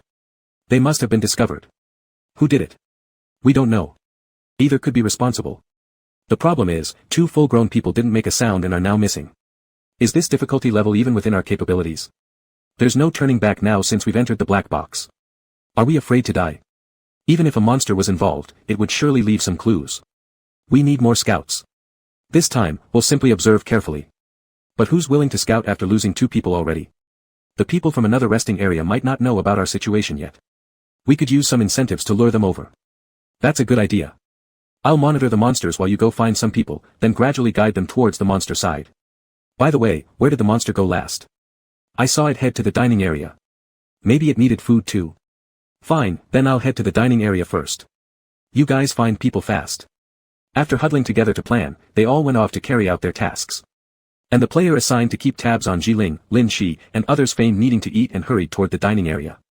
Just as he stepped into the dining area, he heard a commotion inside. Peering in, he noticed that at the farthest table, there was a huge pile of food, stacked plates wobbling precariously, while under this heap sat a player who was gleefully eating. He shoveled food into his mouth in great bites, his speed incredibly fast, and within the blink of an eye, much of the food disappeared. Nearby, the previously aloof player, who always seemed indifferent to others, was meticulously wiping his mouth and organizing the plates, before fetching new dishes for him. This sight left the player who just entered dumbstruck. Was the voracious eater really the cheerful and sunny-looking young man they'd seen before? And was the other one, the typically unemotional, grim-faced recluse now helping him with such consideration, actually that same person? It was insane. These two were indeed peculiar individuals. Even the other players already present in the dining area hadn't ever seen someone eat so much. They all gathered to gossip and noted that the player eating seemed unusual. They had never seen such an insatiable player before. Could it be the monster the broadcast just announced? But wouldn't it be too obvious? Would a real monster reveal itself so blatantly without hiding its nature? With the whole group casting curious glances at the focal point, Lin Shi, engrossed in devouring his meal, still found the time to skewer a piece of food and offer it to the human beside him, his favorite. Eat, eat. Ji Ling wiped away traces of food from his lips, leaned down, and bit the morsel off Lin Shi's fork. There are too many people here. Why is everyone looking at me? Lin Shi muttered under his breath. In his human form, he only had 2 hands, and he was already eating very quickly. If he were in his monster form with many tentacles, perhaps he would be even happier. However, there were too many people in the dining area, so he wasn't entirely relaxed. It was his first time being watched by so many people while eating, and it made him a bit shy, causing him to eat slower than usual. Humans are naturally curious, Ji Ling explained calmly as he glanced around at the surrounding crowd. As a monster, Lin Shi could not possibly blend into the group of humans. He stood out far too much. The black box usually set games with quite high difficulty levels, but this time, sending Lin Shi over practically eliminated any challenge for the players. They could immediately tell that this person was the monster. This wasn't like the black box's typical style, or perhaps the question was, why did the black box send Lin Shi, who had no ability to disguise himself as a human? Wasn't it almost guaranteed that the players would discover him, putting him in an unfavorable situation? It didn't take long for nearly all the players to find out which one of them was the hidden monster among their group. Ji Ling slowly looked down as he tidied up the dishes in front of Lin Shi, pondering how he might delay the exposure of Lin Shi's identity for a little longer. After this game ended, it would likely be hard for him to see the little monster again. At that moment, a thought involuntarily crossed his mind: if only he could take Lin Shi away from the black box, then he wouldn't have to worry about when they'd meet next. Lin Shi, who was vigorously eating, suddenly noticed someone sitting beside him. A player had quietly taken a seat next to him, smiling as they greeted him. "Hi, haven't seen you before. Can I ask which area you're from?" Apparently, the players who were initially in the dining area, upon noticing something strange about Lin Shi, had immediately approached, attempting to probe for information and investigate his identity. Lin Shi was just about to happily respond when Ji Ling pulled him abruptly toward himself. He coldly stared at the other player across the table. "This is mine." The opposing player froze, hastily waving their hands. No, I'm not trying to flirt with your teammate. I just, They hesitated momentarily, unsure of how to phrase their intent. They certainly weren't flirting with anyone. Anyone could see they were there to spy on the situation. What exactly was this person so guarded against? Chapter 185, Don't Get Hurt Easily, If Only for Me. Lin Shi, who was embraced by Ji Ling, was also confused. He was about to respond when he suddenly remembered Ji Ling's warning, so he bit his lip and stared at the player who had appeared out of nowhere, hoping that he would leave on his own. Otherwise, it would be hard for him to resist chatting with this new human. The player, who inexplicably got glared at by both of them, left reluctantly. These two seem quite vigilant, don't they? All the other players except Ji Ling had already confirmed that Lin Shi was a monster. In the face of this tough-to-handle monster, everyone unusually became united, gathering in the hall to summarize the clues. Firstly, this monster seems curious about many things. Secondly, the monster enjoys eating, with a particularly high passion for food. Lastly, the monster appears to obey the player called Ji Ling. Initially, everyone thought the monster had taken control of Ji Ling. After careful observation of their interactions, it became clear that the monster listened to the player's instructions while the player took great care not to mislead the monster. This was strange. How could a big monster get along so well with a player? A large group of players crouched in the corner, stealthily peeking from afar at the man and the monster sitting there. They were enjoying the sun after having dinner, in this dangerous-filled instance dungeon where, at this current stage, the most dangerous monster was just basking in the sunlight, leaving the other players unsure of what to do. What to do? They are inseparable now. What can we do but watch? Are they going on vacation in the dungeon? If they stay here all the time, don't we have to stay here too? It's still better than the whole house being in violation stages. At least the monster is sitting right there openly, isn't it? We're safe. How could we be safe? That thing is only pretending. Once it gets tired, it will attack us eventually. The problem is that we can neither approach nor provoke the monster. Do you want to die? Just observe more, there will always be a way. So, all eyes were firmly locked on those two. They also ignored the other players. Lin Shi, bored, laid in Ji Ling's arms. He wanted to go wander around other parts of the house and study human things, but Ji Ling stopped him, saying that it might cause panic among the players. If he wanted to spend a little longer with Ji Ling, he would need to let the other players become accustomed to his presence first. Lin Shi considered it, choosing to stay longer with Ji Ling rather than wandering out of curiosity. Ji Ling gently patted Lin Shi, lying in his arms, raising his eyes to look at those fearful gazes. He envisioned that once the players got used to Lin Shi's presence, they wouldn't impulsively attempt to attack the monster, which would give them more time together. The dungeon would end sooner or later, and they would separate sooner or later. Under normal circumstances, this could delay his departure slightly. Just as the entire hall fell silent and the players schemed in their heads, a broadcast voice suddenly resounded in the players' minds. Temporary task published: obtain any part of the monster's body tissue, and it can be exchanged for a sea-level reward. As soon as this broadcast sounded, the players sitting quietly in the corner like stagnant water immediately became excited. Their eyes staring intently at Lin Shi burned fiercely, as if just looking at him had mentally dissected the monster into countless pieces. Unaware of the players' broadcast, Lin Shi looked up in confusion. Everyone suddenly showed such warmth toward him. Were they all starting to like him? Lin Shi happily turned back to wave at each person who was looking over, feeling joyful. The black box didn't fully tell the truth, there were indeed many good humans. While waving, Ji Ling suddenly grabbed him, with a serious expression, "Don't acknowledge them." Saying that, he hurriedly got up, taking Lin Shi back. Passing by each player, Lin Shi saw everyone's enthusiastic gaze, all focusing on him, fiery eyes like flames. What Ji Ling saw were all greedy looks. The moment that unexpected and discordant broadcast sound rang out, it incited greed among countless players in the hall. As long as they obtained any part of the monster's body tissue, they could exchange it for a sea-level reward. Any part, hair, fingernail, or something else. At this moment, Lin Shi in their eyes was nothing but a walking, giant reward package, making everyone yearn to rush forward and snatch a piece. Frowning deeply, Ji Ling pulled Lin Shi back into his room, unable to comprehend the black box's intention. First, it placed a monster that was completely unable to disguise itself as human into the midst of the players and released a task to find the monster, making the players alert and regard the monster as an enemy. As they realized they couldn't make a move and begrudgingly gave up for the time being while waiting for an opportunity, another brand new task from the black box exploded among the player group. Turning the monster into a massive reward is such a huge temptation for the players, it could instantly devour their rare sense of rationality. Every moment from now on, there would be players constantly testing and gradually approaching Lin Shi, trying to get some benefit from him. Are you sure the black box is your friend? Ji Ling closed the door, paying attention to the commotion outside, and couldn't help but turn to ask Lin Shi. No matter how he calculated it, he felt that the black box's arrangements were clearly pushing Lin Shi toward a position where he would be despised by the players, yet Lin Shi still held an interest in humans. The black box's setup was entirely wiping out Lin Shi's interest in humanity. Yeah. It's a friend. The black box has always been with me. Lin Shi happily nodded, even though he didn't understand why Ji Ling wasn't happy. Lin Shi was still quite cheerful. It seemed like everyone was outside wanting to come find him. These people were completely different from those who would enter punishment rooms out of fear and run away. Even though they knew he was a monster, they still approached him, it was so unique. He wanted to understand them so much. Ji Ling looked at Lin Shi's joyful expression and sighed slightly. This monster was really so easy to deceive, whether by humans or even his own friend.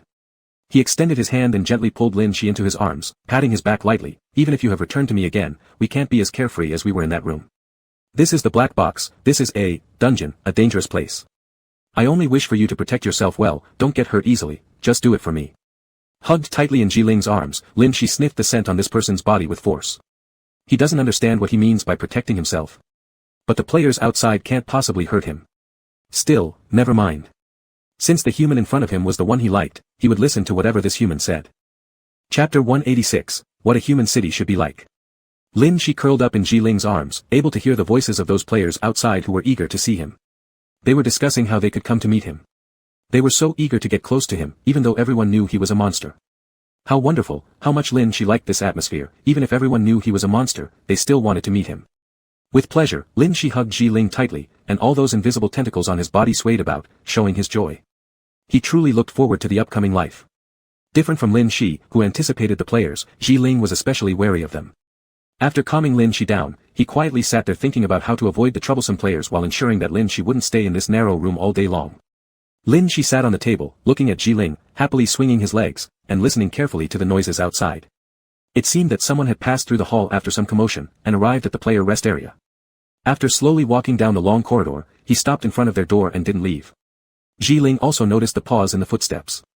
Lifting his gaze, he stared at the door intensely, as if facing off against someone outside. Lin Shi shook his head slightly, feeling that the person outside was a very dangerous player.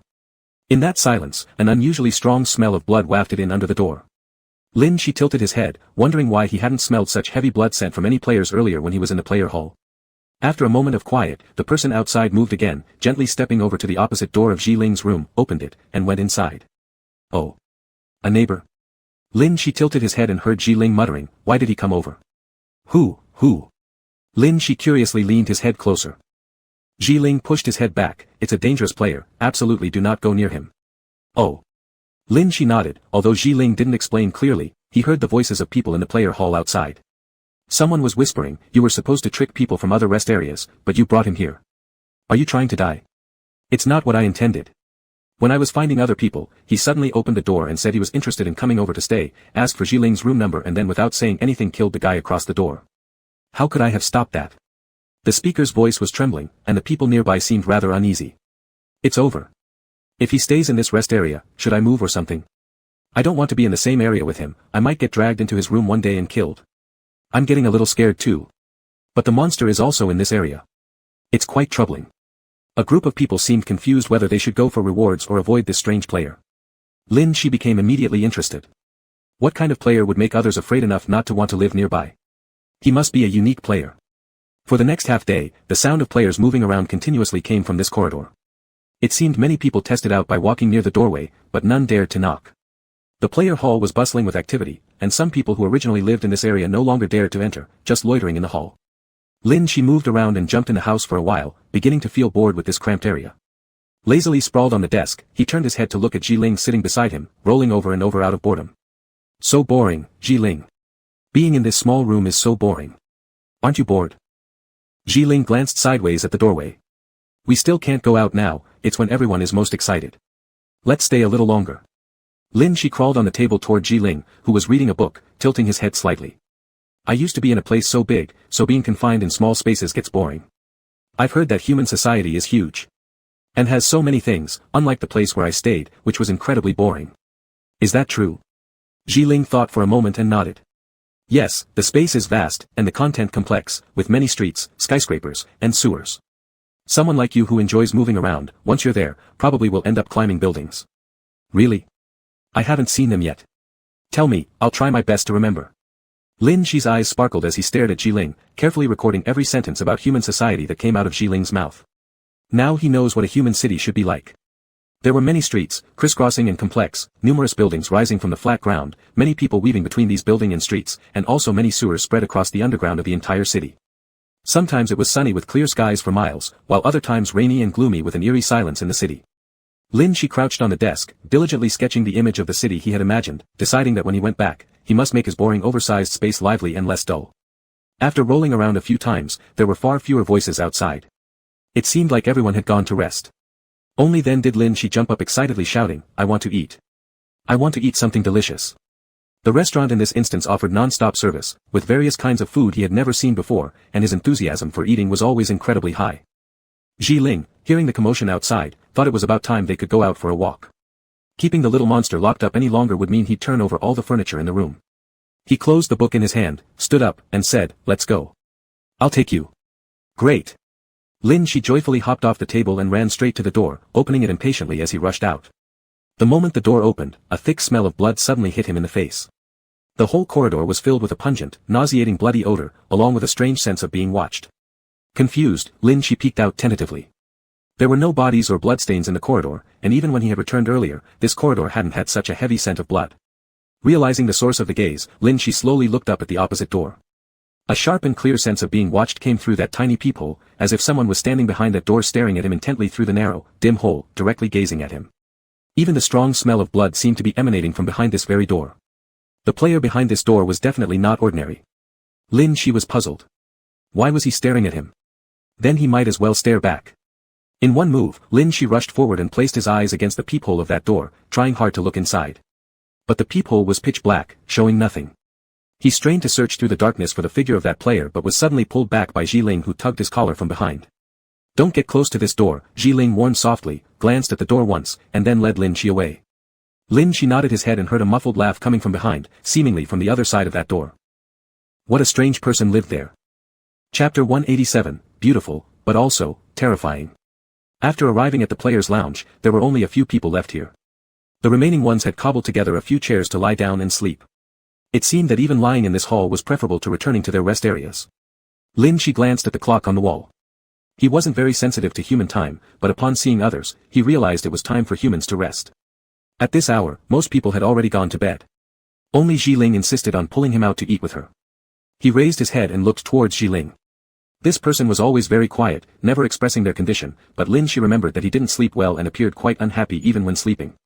Since leaving the punishment room, had he slept properly? The circles under his eyes were pitch black. Are you sleepy?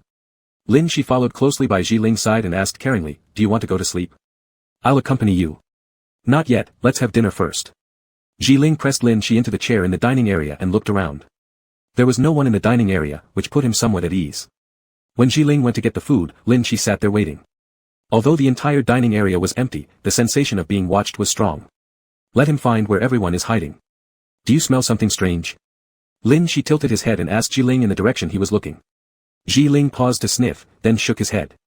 Lin Shi thought so too, his sense of smell was 100 times stronger than a human's, so those subtle scents would certainly be undetectable to Ji Ling. This familiar smell, it was. Ah! It was the smell of black box power. It should be the power of cards given to the players. There really were a lot of people nearby. Even late at night, so many people are awake waiting for him, how delightful. Upon returning with the food and seeing Lin Shi so happy, Ji Ling touched his hair, saying softly, you eat first. I feel a bit tired, so I will sit down. He looked weary and somewhat exhausted. Didn't you sleep well? Lin Shi rubbed against Ji Ling's shoulder, let's go back and sleep together later. I haven't slept for 2 days. Ji Ling replied in a low voice, gradually growing silent. 2 days. Lin Shi stuffed a mouthful as he tilted his head upwards. What does 2 days without sleep mean for a human? He didn't understand. But Ji Ling always looked exhausted, expressionless and cold towards others, probably due to lack of sleep as well. Lin Shi freed a hand to pat Ji Ling, comforting this fragile and pitiful human properly. Humans like him, who could die easily, needed extra attention. The entire dining area was quiet for a few seconds, with only the sound of Lin Shi eating, while Ji Ling seemed to have lost consciousness under Lin Shi's gentle consolation. Fainted? A voice came from the corner of the dining area. It should be almost done. The more mentally vulnerable a person is, the easier they fall prey. We've all seen him sitting in that corner of the hall for 2 days. Now, there's absolutely no problem. Then we can rest easy. Another voice laughed. Lin Shi chewed slowly, staring curiously toward the corner where the voice originated. People began slowly materializing from what was originally an empty corner. 3 figures emerged. As soon as those 3 players caught Lin Shi's gaze, they immediately revealed looks of excitement. It's a monster. A monster eating. They strode over to Lin Shi's table. One of them asked seemingly amicably, hey, monster, we don't want conflict with you. Would you just let us cut some of your hair? Lin Shi was puzzled and touched his long hair. Did humans like his hair? That was fine, haircuts grow back instantly. He was about to nod in agreement when someone beside him impatiently pulled out a sharp knife and pressed it against Ji Ling's neck. If you won't agree, don't blame me for not holding back. You may not know this, but humans die very easily. Lin Shi stopped chewing, his gaze locked intensely on the player holding the dagger, his eyes becoming increasingly icy. Hey! Didn't we say no random moves? If you wake up the unconscious one, we're all done for. Someone nearby yelled urgently, nervously pushing back the companion's hand. What's there to fear? We still have our life-saving cards. The man scoffed and smiled, then turned his gaze to Lin Shi who had put down the food. How about it? Letting me cut some of your hair isn't unreasonable, right? Or do you want your friend to die? Lin Shi wiped his mouth, slightly pursed his lips, and smiled, this is where I eat. I don't want to make it messy. Let's go somewhere else to talk. Alright. Seeing that Lin Shi was cooperative, the other party relaxed a bit, mainly because arguing here might wake up Ji Ling, which would be troublesome. Lin Shi pointed to the toilet in the corner of the dining area, let's go there. There's no one inside. There were traces of human presence all over the dining area, except for that corner, which was completely empty. If nobody saw them, then nobody would know what happened. The 3 thought about it. After all, many people were outside. The moment they heard any sound from inside, they could immediately rush in. They had nothing to fear. So, they followed Lin Shi into the most secluded toilet. The leader tossed the dagger in his hand, staring at Lin Shi's long white hair, deep in thought. With so much hair, he could just cut off a handful and share it with others, everyone would have something valuable. His thoughts paused for a second, strange, white hair, there weren't many people with white hair, yet no one seemed surprised about such an eye-catching color. It appeared that all players who realized Lin Shi was a monster did so based on his behavior, not his appearance. White hair, red eyes, clearly features that should instantly scream non-human, but no one seemed to notice these issues. Was the monster influencing their perception? Making people unconsciously believe there was nothing wrong with his appearance? Then, was what they saw actually real? As soon as they stepped into the toilet, the player holding the dagger felt a sudden chill down his spine. Without warning, a wave of coldness washed over him. The figure standing under the glaring white light turned around. His snow-white long hair cascaded like pure snow over his shoulders, and his red eyes glowed eerily bright, like flowing blood, radiant and dazzling. Beautiful, but also, terrifying. Do you want my hair? The person approached them a few steps with a smile, his fingers slowly curling around his own hair tips, but, this isn't hair. As soon as the words left his mouth, the snow-white strands in his palm gradually turned black and started wriggling. All three players widened their eyes and sucked in a sharp breath. That hair tip wasn't hair at all. It was obviously a wriggling tentacle. Chapter 188, that's right, I killed it. So what? Lin Shi's fingers lightly grazed over the wriggling tentacles, one of which broke off and lay in his palm. He happily swung the tentacle around. Weren't you after hair? Come and get it. I've got plenty more all over my body. The three people opposite stared in horror as the handsome human figure before their eyes transformed almost instantaneously into a mass of squirming tentacles. Each tentacle twisted and spread in the air, emitting an eerie, dark aura, slowly advancing towards them. Without hesitation, the three turned and tried to leave. This was it. The perfect opportunity to reveal the monster's identity. They opened their mouths to shout, just one shout needed to draw the crowd from outside and expose the monster for what it was, which was precisely their mission here. But before any of them could open their mouths, black tentacles swiftly covered their mouths. Countless tentacles writhed and crawled up their bodies, pinning them to the ground. The monster laughed, no shouting or screaming aloud. You might wake up my sleeping human. He just barely fell asleep. In terror, the three struggled desperately. If they could just manage one cry, they would alert the people outside to the monster's true identity. They were so close, yet why couldn't they escape? You know my secret now, so you can't walk away intact, the monster said while lifting several tentacles. These tentacles continuously morphed into various weapons. What should I use? The monster seriously considered aloud, its seemingly innocent tone chilling to the bone. Its voice sounded pure and simple, as if pondering what to eat, but its intent was clearly selecting the method to kill them. The three gritted their teeth, trying with all their strength to crawl outwards despite being pinned down. Lin Shi cheerfully crouched in front of one of them, humming lightly as he shook his head. I remember, it was you who said not giving hair meant hurting my human, right? My human must not be harmed. No threat is acceptable. So, the tentacle shaped like an axe was raised high. The monster's fiery red pupils firmly imprinted themselves on the terrified gaze of the player. Don't worry, it won't hurt. As the axe swung down, blood splattered across the white walls tiled in glossy ceramic. Under the blindingly bright fluorescent light, the crimson streaks slowly seeped along the cracks in the tiles. The remaining two individuals felt even more desperate. Those hiding in the dining area faintly detected some sound, but unsure, one person whispered cautiously to another, didn't we just hear something from the restroom? Nah. Didn't hear much noise at all. Will this plan work? Is everything okay with those three? Don't worry. Those three have survival tokens. Choosing them wasn't random, you know they'd handle it. Once they anger the monster enough for its transformation, we'll call everyone in. This mission will be effortless. That's true, the hardest part has always been that player who constantly follows the monster around. Don't talk about him. He and another player are simply madmen. The only difference is this one's quieter about it. Faint murmurs of discussion arose among the players hidden in the dining area. They waited anxiously for the trio, gradually growing restless.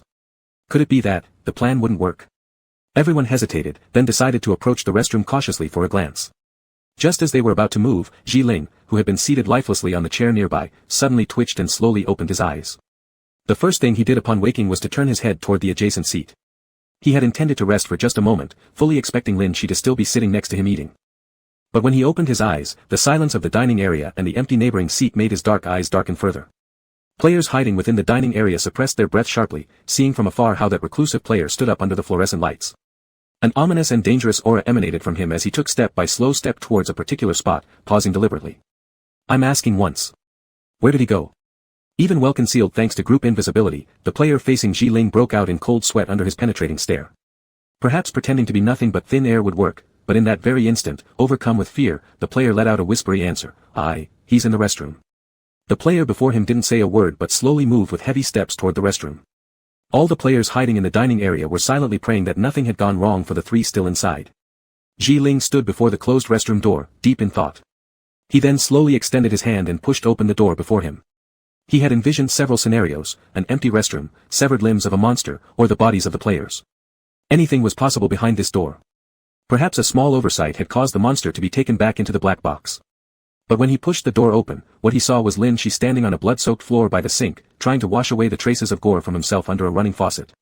The restroom was covered in horrifying marks, yet there was no sign of the other players' corpses on the ground. Ji Ling entered the restroom, closing the door softly behind him. The soft click of the door drew Lin Shi's attention as he looked up abruptly and caught sight of Jiling through the mirror. Lin Shi was about to excitedly report his findings to Jiling when Jiling simply fixed him with a quiet stare. "Did you kill them?" Jiling asked. Lin Shi trembled. Suddenly reminded that these beings were the same kind as his favorite humans, he became uneasy.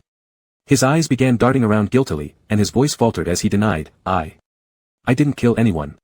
This is just dirt I got on myself. It's not blood." Jiling stepped forward slowly. In the presence of Lin Shi's evasive eyes, he reached for a paper towel nearby, dampened it slightly, and gently wiped Lin Shi's face clean. "Go clean yourself somewhere else.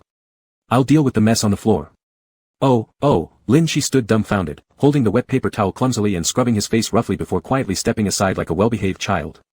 In a daze, Lin Shi watched Jiling turn and walk into the innermost cubicle of the restroom, retrieving a mop to begin cleaning up the bloody stains from the ground.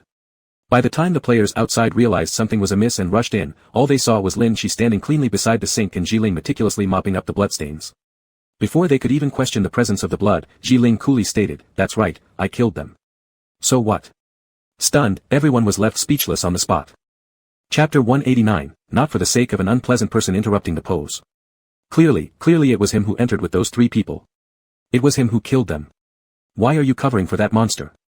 The player glared at Jiling, unable to accept it. How could he have lost 3 people and gained nothing? Why would a player go so far as to cover for a monster? Jiling put down the mop in his hand and turned around, staring at them. "I already said, I killed them." The players clenched their teeth and glared at Lin Shi on the side, only to see that monster standing there nervously, obviously filled with guilt.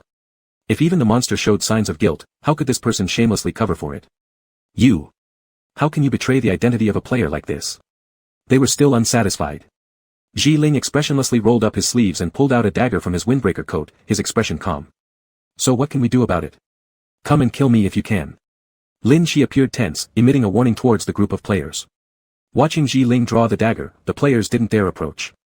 In the end, they gritted their teeth and turned away, leaving.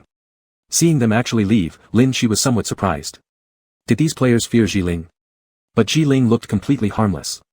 As the clamor of the player group faded, the restroom became quiet again. Jiling stowed away his dagger and continued cleaning the floor. Lin Shi, meanwhile, took out tissues to clean the blood stains he had hidden behind him. Under the quiet white light, Jiling's voice rang out, "Sorry, I was too exhausted just now and didn't realize you'd been taken by them." "Not at all." Lin Shi wiped his wet cheeks. "I went with them myself. They wanted to use you to threaten me, they're bad." Jiling faintly curled the corners of his lips. "It seems I've been protected by you." "Of course." Lin Shi proudly lifted his head. "I can protect the humans I like." Jiling slightly nodded. "If you can protect yourself well, then I'll be reassured." Lin Shi tilted her head lightly, recalling Jiling's words, "You said to let me protect myself, don't you want to protect me? Don't humans always want to protect the things they value? Am I not worth it?" He's worked hard to protect the human he likes, but the human doesn't want to protect him. Jiling momentarily paused mopping, his expression hidden under the shadow as he lowered his head, indiscernible. "Protection. I don't dare to say that. I can't protect anyone." Lin Shi was confused and couldn't see Jiling's expression, so she pushed forward to try to see it clearly. But this human's expression wasn't as complicated as she imagined. Regardless of what he said, he always maintained a very calm demeanor, even when saying something so sorrowful. His face barely moved. This was someone very adept at concealing their emotions. To Lin Shi, he was even more mysterious, making her more determined to unlock this riddle box, wanting to understand every thought in his mind. "Then protect me, I need your protection." Lin Shi stared straight at him, her red eyes reflecting the lights, appearing so bright compared to Jiling's eyes concealed in the shadows. Jiling pushed away her face, inching closer and averted his gaze. "You don't need it." Lin Shi crossed her arms and pouted, standing to the side. This person must not like her enough yet. After cleaning up the traces in the restroom, the two exited. Lin Shi, having just finished exercising, stuffed food into her mouth while Jiling sat nearby reading a book. "The next time such a situation arises, wake me up directly. There are some big troubles in the group of players that you won't be able to handle easily. They're different from other players, they won't talk nicely to you." Lin Shi thought for a moment. Is it that guy across the door? The smell of blood in his room is overwhelming. Has he killed many people? Jiling lazily responded, flipping a page casually.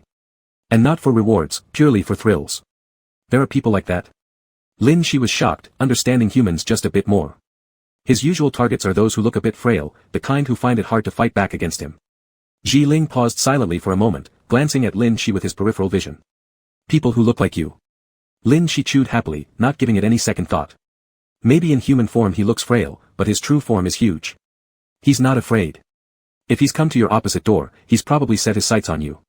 My main concern is him. The others aren't much of a threat, at most some trouble which you yourself can handle. Ling pulled over a napkin from beside, wiping Lin Shi's mouth. Are you full? I want to go back to sleep. Yes. I'm full. Lin Shi nodded, obediently following Ling back. His fragile human hasn't had a good night's sleep. He must let him go to bed as soon as possible so he could take care of himself the way Ling takes care of him. On the way back, they passed by the opposite door, where there was still a clear line of sight through the peephole, and the smell of blood in front of the door was even stronger. Just passing by the door was enough to make one uncomfortable enough to wrinkle their brows. For someone like Lin Shi with a sensitive sense of smell, it would be even harder to ignore the presence inside. He had only been here for such a short time, yet the commotion was already so noticeable. Was it intentionally trying to attract his attention? Noticing that the person inside was staring at him, Lin Shi tried his best to glare back, refusing to lose any momentum. After Ling opened the door, he immediately picked Lin Shi up and carried him into the room, closed the door, blocked the peephole, and barricaded the door with a chair. A series of defensive measures made the entrance nearly flawless. Is this level of strictness necessary? Lin Shi looked at the completely sealed door in shock. He suddenly realized that Ling seemed quite relaxed in the punishment room despite being around him, this monster of unknown origin. It'll be more dangerous to sleep here at night, especially since that person lives across from us. You'll understand when the night gets deeper. Ling went to the bathroom for a quick wash and came out starting to stuff the blankets under the bed. Lin Shi watched from the side and understood why Ling slept better in the punishment room. After coming out, he hadn't slept for 2 days and had remained in such an uneasy environment. Wouldn't a person just break down in this kind of state? Rest assured, I'll protect you at night. Lin Shi solemnly promised, only to be pulled into the bed by Ling. No matter what you hear during the night, don't go out. Only then will I truly feel at ease. I promise. Lin Shi vigorously nodded, while the person beside him gradually fell asleep hugging him, clearly very tired. Lin Shi lay still in the bed, eyes wide open despite promising not to go out. But he was still curious about what would happen outside, so he fixed his gaze on the pile of things at the door, waiting for any sound outside. The entire replica was dead silent, until deep into the night, when suddenly a door-opening sound echoed from the corridor outside. Lin Shi strained his ears, it was the opposite door opening. A soft and steady step emerged, then walked straight to the door of their room. The doorknob gently twisted, as if someone was trying to get in. Lin Shi frowned. Bad guy, how dare you try to sneak attack in the middle of the night? Let me see if I don't twist your head off. Just as Lin Shi was about to squirm out of the bed to check at the door, he suddenly noticed that Ling had hugged him before sleeping. Without realizing, his fingers were intertwined with Lin Shi's. One by one, those fingers slipped through his gaps, pressing against his palm. The warmth of Ling's hand covered his back, extraordinarily warm. Lin Shi stopped moving. Alright, he quite liked it this way, so he wouldn't ruin the pose for some hateful people. Chapter 190, You're So Cute. The person outside the door, after twisting the doorknob a few times and realizing it wouldn't open, gave up on this door. Lin Shi perked up his ears and listened carefully to the commotion outside. He heard the slow footsteps walking away from their door, heading towards other players' rooms. Not long after, a chilling scream echoed down the corridor outside. The shrill, terrifying sound almost instantly woke many people in the quiet of the night. Lin Shi quickly used one of his small tentacles to help cover Ling's ears, not wanting those noises to wake him up. The sounds were not limited to that one scream, the footsteps coming out of other players' rooms kept going to different doors. If they couldn't open them, they forced their way in, slamming the doors until they resonated with loud thuds. The players' feelings of fear were almost impossible to conceal. Some crept quietly out of the player rest area while that person was preoccupied elsewhere, while others barricaded their doors tightly before he arrived, hiding themselves to snatch any chance for survival. Now Lin Shi understood why so many people would rather sleep in the player hall than stay in the rest area. The worrying and conflicted emotions of the players during the day seemed to make sense now. Apparently, the neighbor on the other side of the door was a figure capable of striking terror into the hearts of many players. He had originally thought that only monsters could inspire such fear in the players within the game scenarios. Curious, let's sneak a peek. Under the condition that his body remained largely still, Lin Shi cautiously severed one of his small tentacles. Watching it wiggle and crawl, it managed to squeeze through the gap created by the barricade and went out of the door. In the nighttime player rest area, weak lighting faintly illuminated the corridor. On their way back from the dining area, each room had its door firmly closed and silent. However, at this moment, quite a few doors along this corridor had been opened and left slightly ajar, revealing an ominous darkness filled with a lingering bloody smell that refused to dissipate. The small tentacle on the ground transformed into Lin Shi's humanoid form, stepping through the open doors one by one. What caught his eye was the messy furniture scattered all over the indoor space. In the flickering light, players' bodies lay twisted in pools of blood as if their limbs had been violently dismembered and contorted into unnatural shapes. From the sounds, the players had probably been torn apart bone by bone, leading to their desperate screams. They clearly feared the player who killed during the night more than Lin Shi, who was genuinely a monster. How strange, how intriguing. Were these the savage and emotionless humans Black Box mentioned? Let's take a look. Running quietly down the silent corridor past many doors, Lin Shi reached the end where he saw his neighbor inside, playing with a dead player's body. He appeared to be male, wearing black and white striped prison clothes with broken handcuffs hanging from his wrist. His towering frame instantly evoked an oppressive feeling, far larger than that of ordinary humans. Sitting in the pool of blood, he handled the corpses like toys, tearing them apart casually. Like a monster indeed, and very much so. Lin Shi nodded in agreement. No wonder the other players were scared of him, this guy resembled a monster even more than he did. Out of curiosity, Lin Shi squatted at the doorway, peeking in with obvious interest. Perhaps his gaze was too intense because the figure under the dim light suddenly paused, slowly turning his head to meet Lin Shi's eyes. Their gazes collided, and both sets of eyes lit up with immense interest in the other. The man inside slowly stood up, his tall figure instantly casting a shadow over the entire room. Lin Shi also rose, gazing at the imposing figure. How tall was he? 2 meters. What a tall human. When he approached Lin Shi, the shadow cast by his body had already covered him completely. Ji Ling once said that this person liked tormenting weaker players, but wouldn't every player appear weak in front of him in this scenario? Under the backlighting shadow, the player stared intently at Lin Shi, his eyes narrowing as he emitted a low laugh. You're so cute. Lin Shi tilted his head lightly. Did humans compliment others right before killing them? In his view, did the soon-to-be victim seem adorable? So strange. But let's document it. Another new note for his grand journey of mimicking humans. The player slowly crouched down, the sound of the broken handcuffs on his wrist ringing clearly. Staring directly at Lin Shi, he grabbed Lin Shi's neck, squeezing slightly between his fingers, and then uttered another satisfied and pleasurable voice, "You really are so cute." Even while being choked, Lin Shi responded with a beaming smile and a nod, "Thank you." The man across from him froze momentarily, probably not expecting Lin Shi to show no fear but instead receive his compliments with pure joy. "You're definitely a monster, aren't you?" He pointed at himself, "I'm a monster too, they all call me a monster." "It's so nice to meet you, thank you. I like you. Monsters don't have friends. But I'll be slightly gentler with you. Make more screams of agony for me, I enjoy hearing them." The player muttered to himself incoherently, speaking nonsense, yet the fingers gripping Lin Shi's neck tightened, trying to elicit screams of anguish from this adorable little monster he acknowledged. But for Lin Shi, this force was just an annoyance, causing neither pain nor distress. Not only did he not scream, but he stared at the player with curiosity, blinking his eyes repeatedly. "Are you really a monster? Even monsters can have friends. Don't you have any?" Lin Shi's impassiveness seemed to irritate the other side. "Why don't you scream? Why don't you yell when you're afraid or in pain?" The man pulled Lin Shi's arm roughly with dissatisfaction. Though the arm came off, there was still no scream. Instead, it turned into a small tentacle in the palm of his hand. Staring dumbfounded at the tentacle in his palm, the player slowly lifted his gaze to look at the humanoid figure in front of him. It was indeed a real-life monster. After a few seconds of hesitation, his interest grew even stronger. Getting screams out of this creature might also be quite interesting.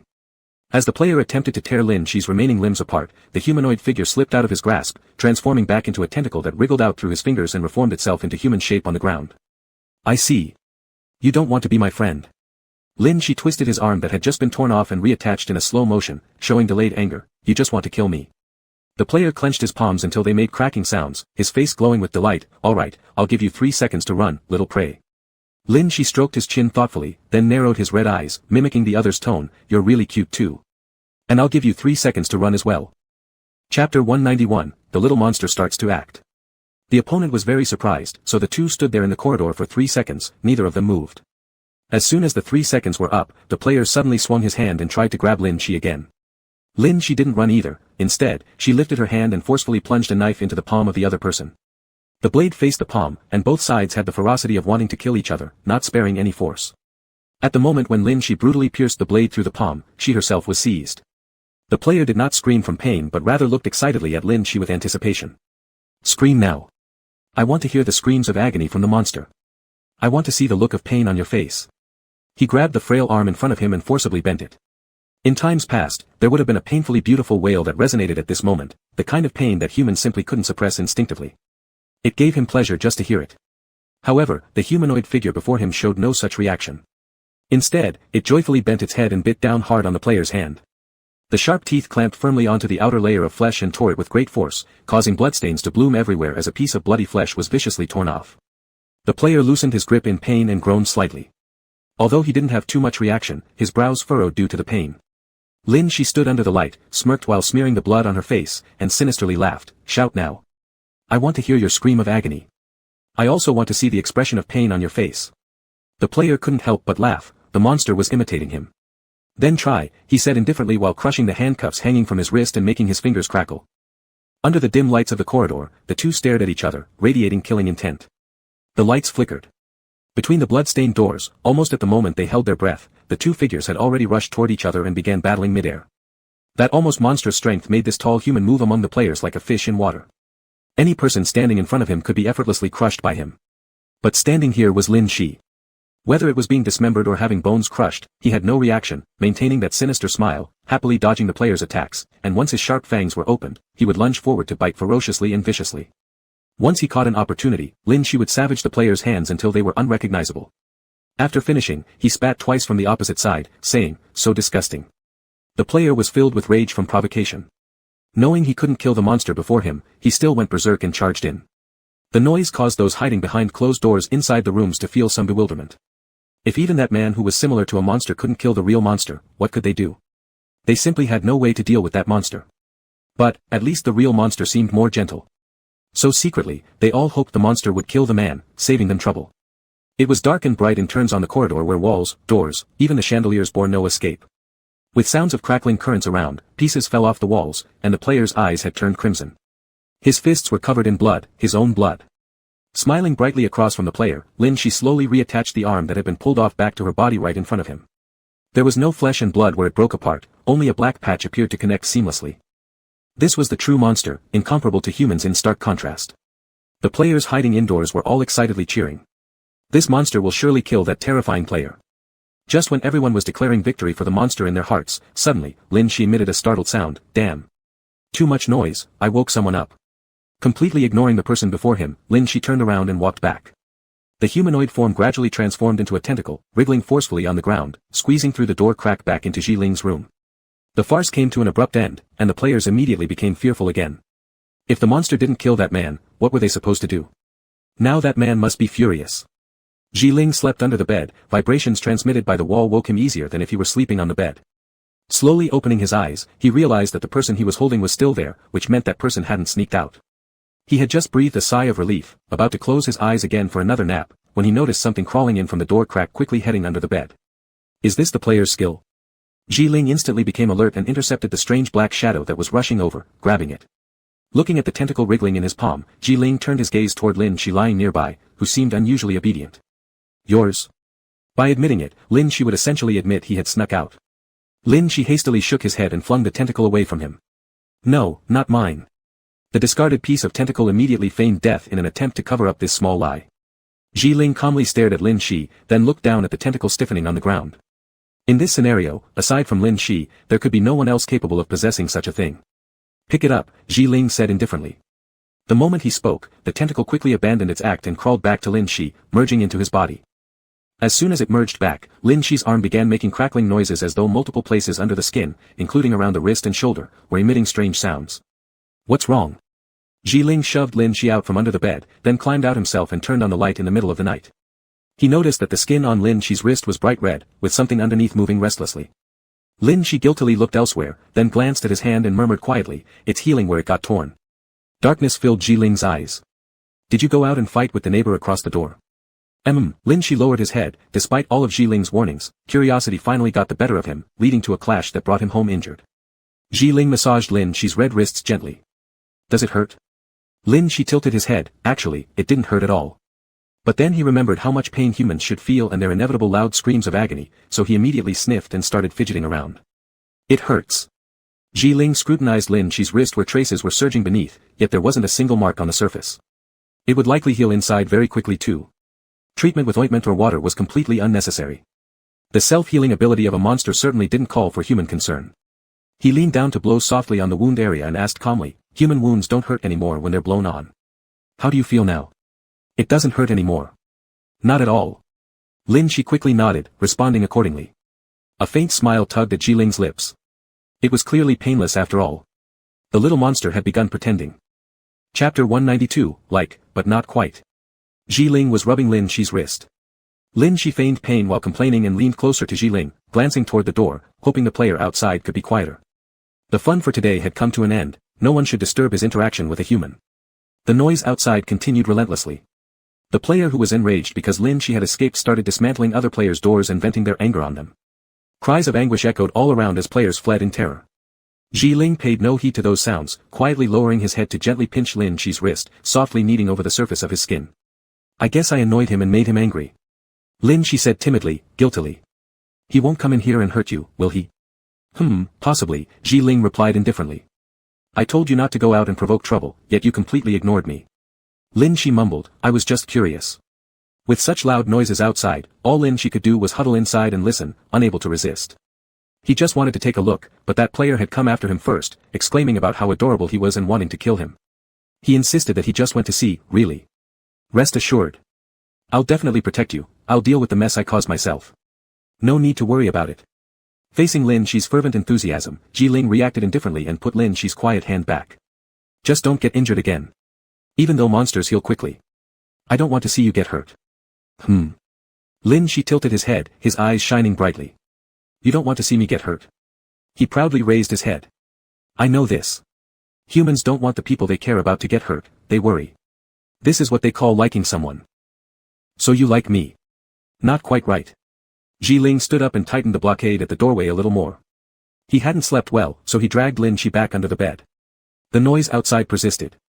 Most players had fled, and the gloomy player from next door silently stood before Ling's room, unable to push or crash through the door. Still, they stood motionless before the entrance, their icy gaze seemingly penetrating through the wooden panel. However, the two under the bed, one slept soundly while the other gazed blankly at the space beneath. Like, but not quite right. Could there be any other kind of emotion for humans? He would research this further. Contrary to the stability under the bed where two slept soundly, all other players were tense and hiding in the dungeon hall that night, unsure why the maniacal player killing every night seemed particularly invigorated tonight, having already killed many players yet still standing in the corridor without returning to his room. What's wrong with him? Was he stimulated tonight? I seem to have heard something, he encountered that monster and got provoked. Why would getting angered by a monster make him target us? Being in the same space as such lunatics is already aggravating, and now with no monster threat left, the players are losing their minds. In fact, it might not entirely be bad news. Now it benefits us somewhat, doesn't it? The monster and that player will surely injure one another. If they fight fiercely, either that mad player dies, leaving us in peace, or the monster gets injured, revealing its true form, which helps us complete our mission. So their conflict isn't necessarily bad for us. But what about the other one? The one who stays by the monster. Surely he wouldn't just stand idly by. To force the monster to reveal itself, we must handle him first. It was unfortunate that 3 people died in the restroom earlier and nothing was gained. So, let the 2 crazy players instigate conflict first. That's a good strategy. That night, sleep evaded the players as they all strategized for the future. As for the 3 people at the center of the whirlpool, 2 sleeping under the bed and 1 standing outside the door, in the player rest area where blood lingered and corpses lay everywhere, none dared approach, and none dared disturb their current state. Those waiting in the player hall endured great agony until dawn when the resting zone remained in a stalemate. That towering player who was incensed simply stood steadfastly by the door, their red eyes waiting intently for the prey to emerge. At this moment, no one dared come near him. Everyone could only wait, eager to witness the spectacle. When Ling gradually woke up, he had rested well enough. It was rare that he slept so soundly, and when he awoke, he felt his heavy mind come alive again. At the same time, however, he realized the emptiness in his arms, Lin Shi's absence. Just as he prepared to go out to look for him, he saw Lin Shi's legs hanging off the side of a chair. Barefoot, Lin Shi shuffled his feet on the floor, stepping on a book that Ling had been reading earlier. The pages were now crumpled, and some books from the shelf had been flipped down carelessly. Ling crawled out from under the bed, only to see Lin Shi earnestly lying on the sofa reading a book. A few steps away by the door, a shadowy figure stood still, with the light pulling its shadow into the room through the gap under the door. The overwhelming aura of murderous intent was almost impossible to ignore. Yet Lin Shi remained undisturbed, showing no interest in the person outside the door and simply focusing on the book before him. What are you reading? Ling silently leaned over, asking close to Lin Shi's ear. Lin Shi startled and trembled in Ling's embrace, then lifted his innocent red eyes. I'm searching, you know, that thing, you mentioned. He tilted his head, unsure how to explain further. Ling didn't bother trying to understand since it was clear Lin Shi couldn't articulate properly. He just patted Lin Shi's head. I'll clean up and make breakfast. Oh, good. Lin Shi immediately forgot all about his complex explanation, rolling around on the couch while continuing to hold Ling's book, scattering books from the entire cabinet across the floor. Ling glanced at the mess, picked them up one by one and put them back in place. After washing up, he proceeded to cook breakfast for Lin Shi, dealing with the extra clutter in the house without much fuss. The monster knew nothing, and he could handle everything himself. As they sensed sounds coming from within the room, the door blocked by many objects received another thump, but neither person inside paid any attention to it, choosing to completely ignore the noise. Lin Shi swung his legs lazily, ensuring part of his energy was focused on blocking the door, so that the bad player wouldn't burst in and disturb him. Thus, Ling woke up, and nothing had changed in this chaotic player rest area. It was still 2 people inside the room and 1 standing outside. Players outside could feel the anger and murderous intent radiating from the person at the door. They assumed a fierce battle would end in mutual destruction, yet those inside showed no concern, considering it merely troublesome. Ling wished to spend more time with Lin Shi and delayed anything that might end the current phase of the task as long as possible. Lin Shi, too, had the same idea. Both sat quietly in their small safe haven, making it like the punishment room, discarding all factors and leaving only each other. Chapter 193. Indeed, you love me. It seemed that last night's careless troublemaking brought consequences today, making Lin Shi particularly subdued. During meals, he still managed to grab 2 books, spreading them out on the table, reading while eating. Ling ate quietly, tidying up the grains of rice that fell from Lin Shi's chopsticks, helping him wipe his mouth, and casually cleaning the table. After crouching in front of the bookshelf for a long time, the little creature on the sofa suddenly screamed, "I know. It's this one. Definitely this." Holding the book, he happily ran over to Ling, nuzzling against him with his head, pointing at the words in the book. "Is it this? Is this what you said last night?" Ling silently looked down at the sentence Lin Shi pointed to. "A stronger emotion than liking is love. Rooted in familial emotions such as heartache, reluctance to part, favoritism, etc., love includes more, a complex mix of possession, intimacy, dependence, and lust. Love is the hardest thing for humans to explain, requiring actual experience to understand." Ling reached out and slightly moved Lin Shi's finger, which had been pointing at the word love, placing it on reluctance. "This is all we have now." "Oh. So that's how it is." Lin Shi nodded, as if having learned much, hugging Ling wildly. "I have more. I like hugging you. This is called intimacy."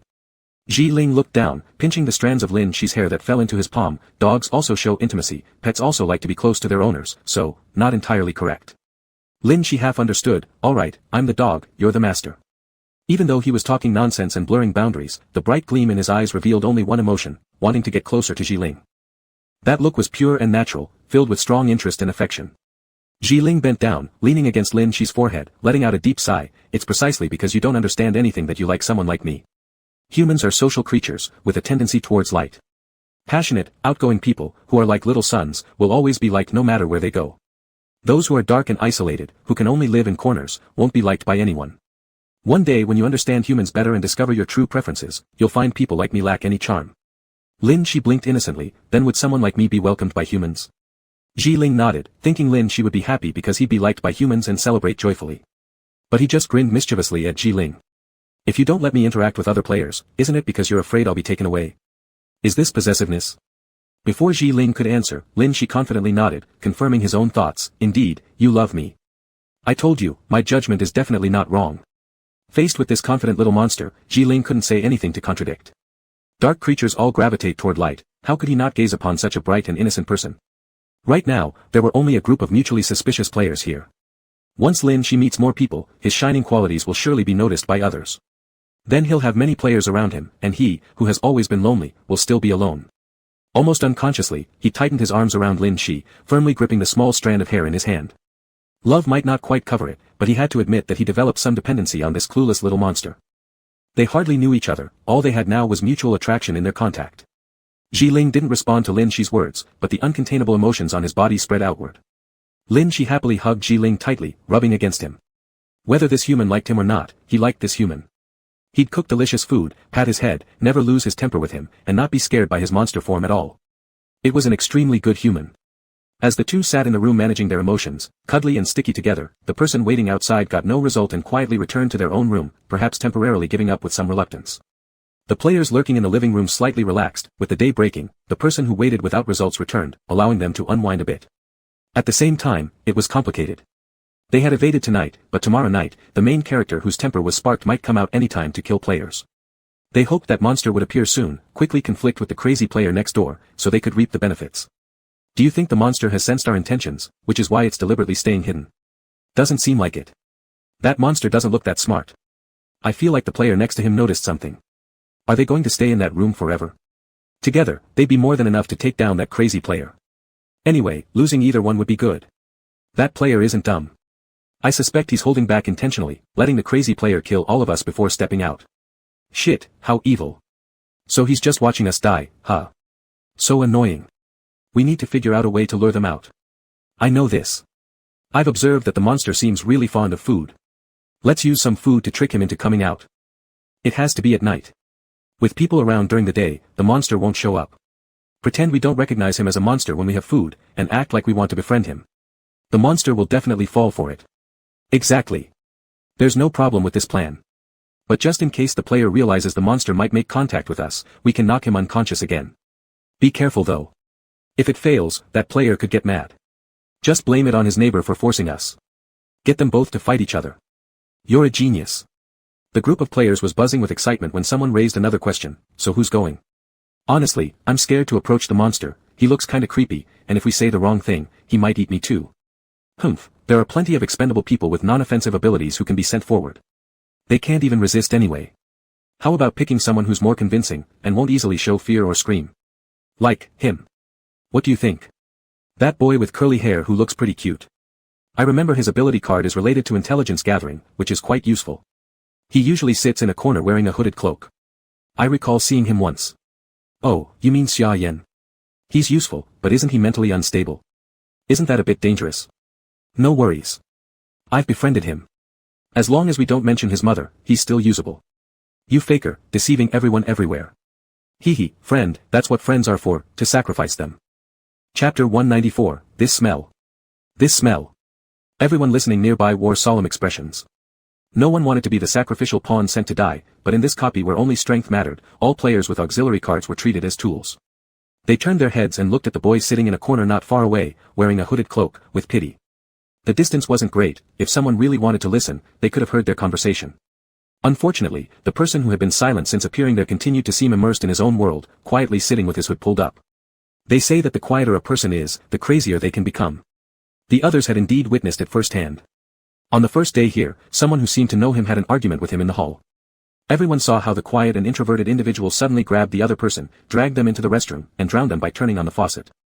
The rest didn't remember what they argued about, but they did recall that the mention of his mother was like a switch for him, a switch that could drive him to madness. All day, the copy remained eerily quiet. Everyone just focused on themselves, unwilling to meddle in other people's affairs. As night fell, those restless individuals finally went to the corner to find the boy wearing the hooded cloak. Hey, we've got a task for you, go help us approach the monster, one of them said, kicking the person crouched in the corner. But the other showed no reaction, pulling his hood tighter around himself, ready to leave. Another immediately stepped forward with a laugh and slung an arm around his shoulder.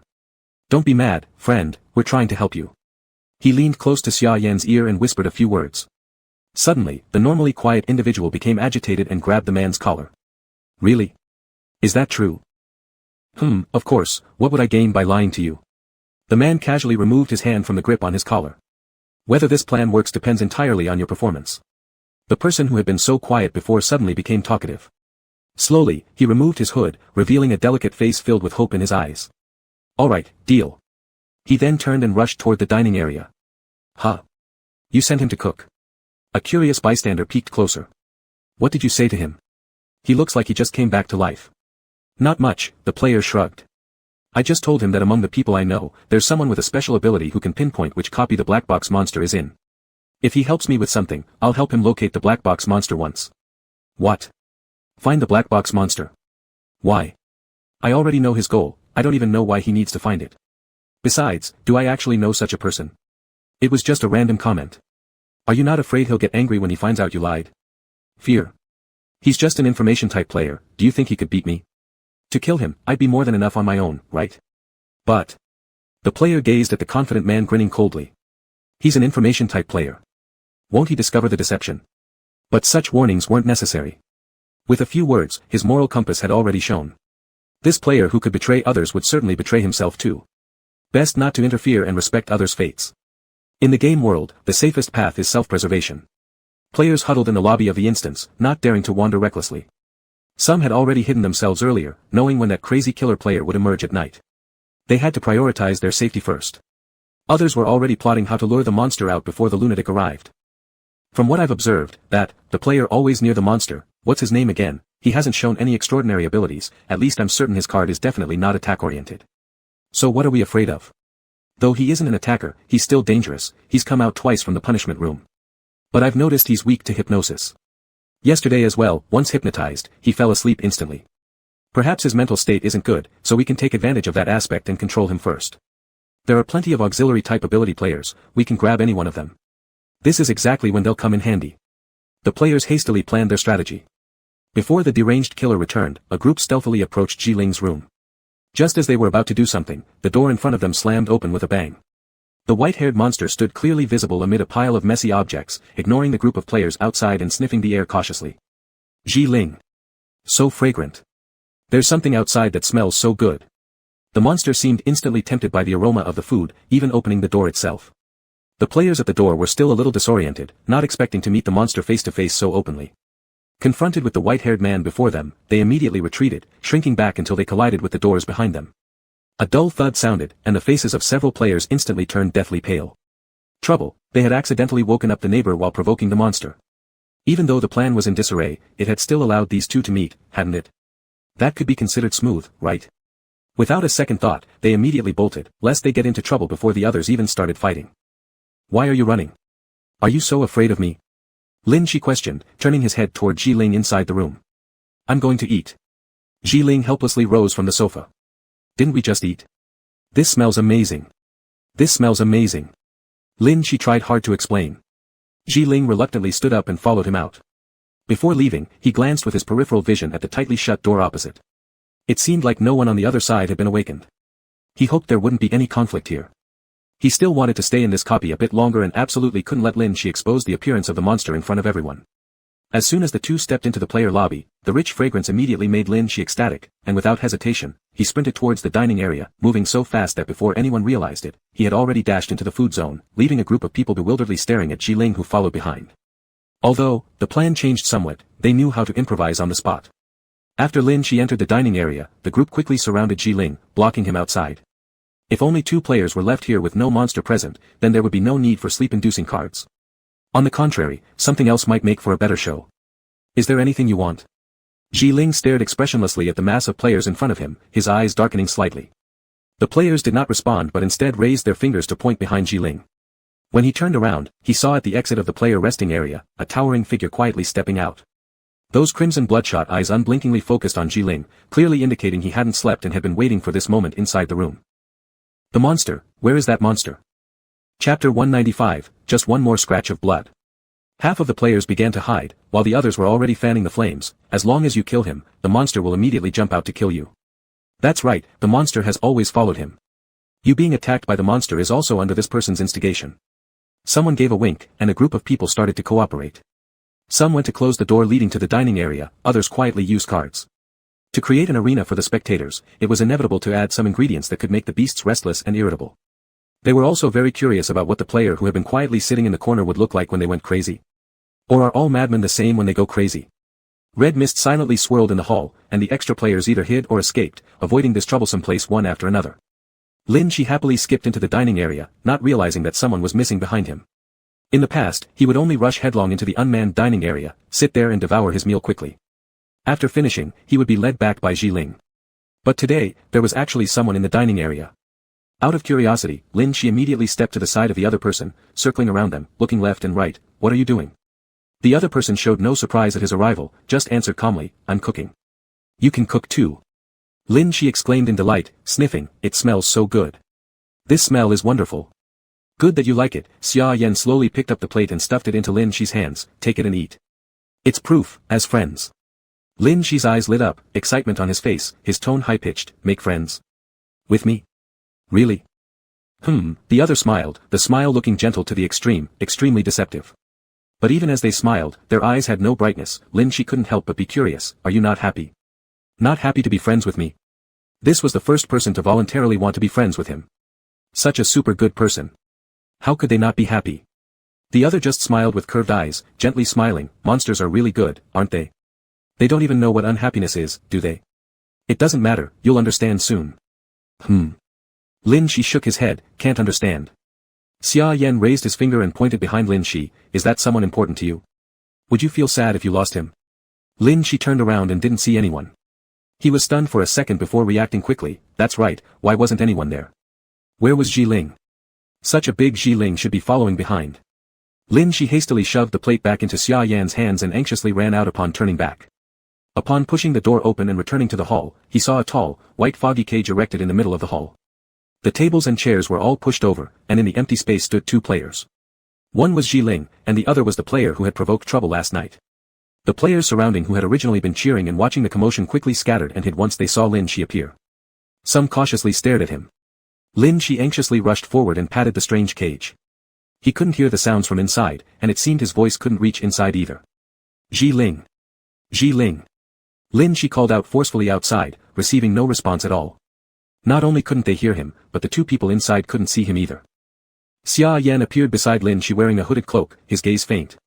Once the surrounding people saw him, they quickly became nervous. Xia Yan. Why didn't you watch him well? Don't let him out. Exactly.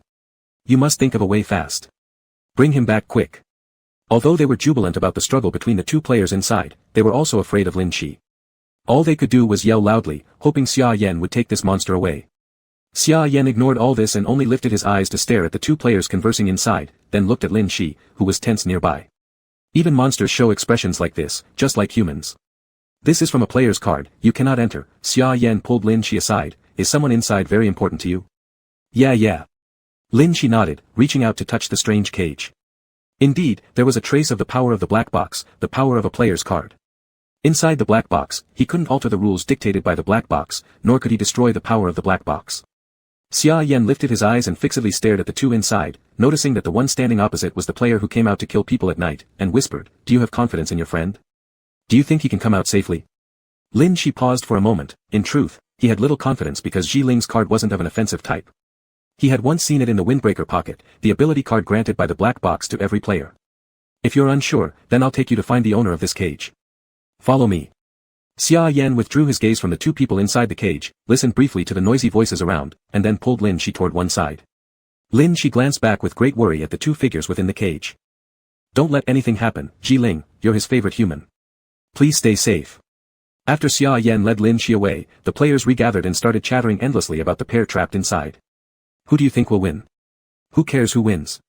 One's a walking killing machine, and the other is the emotion valve for the monster, losing either one won't hurt us.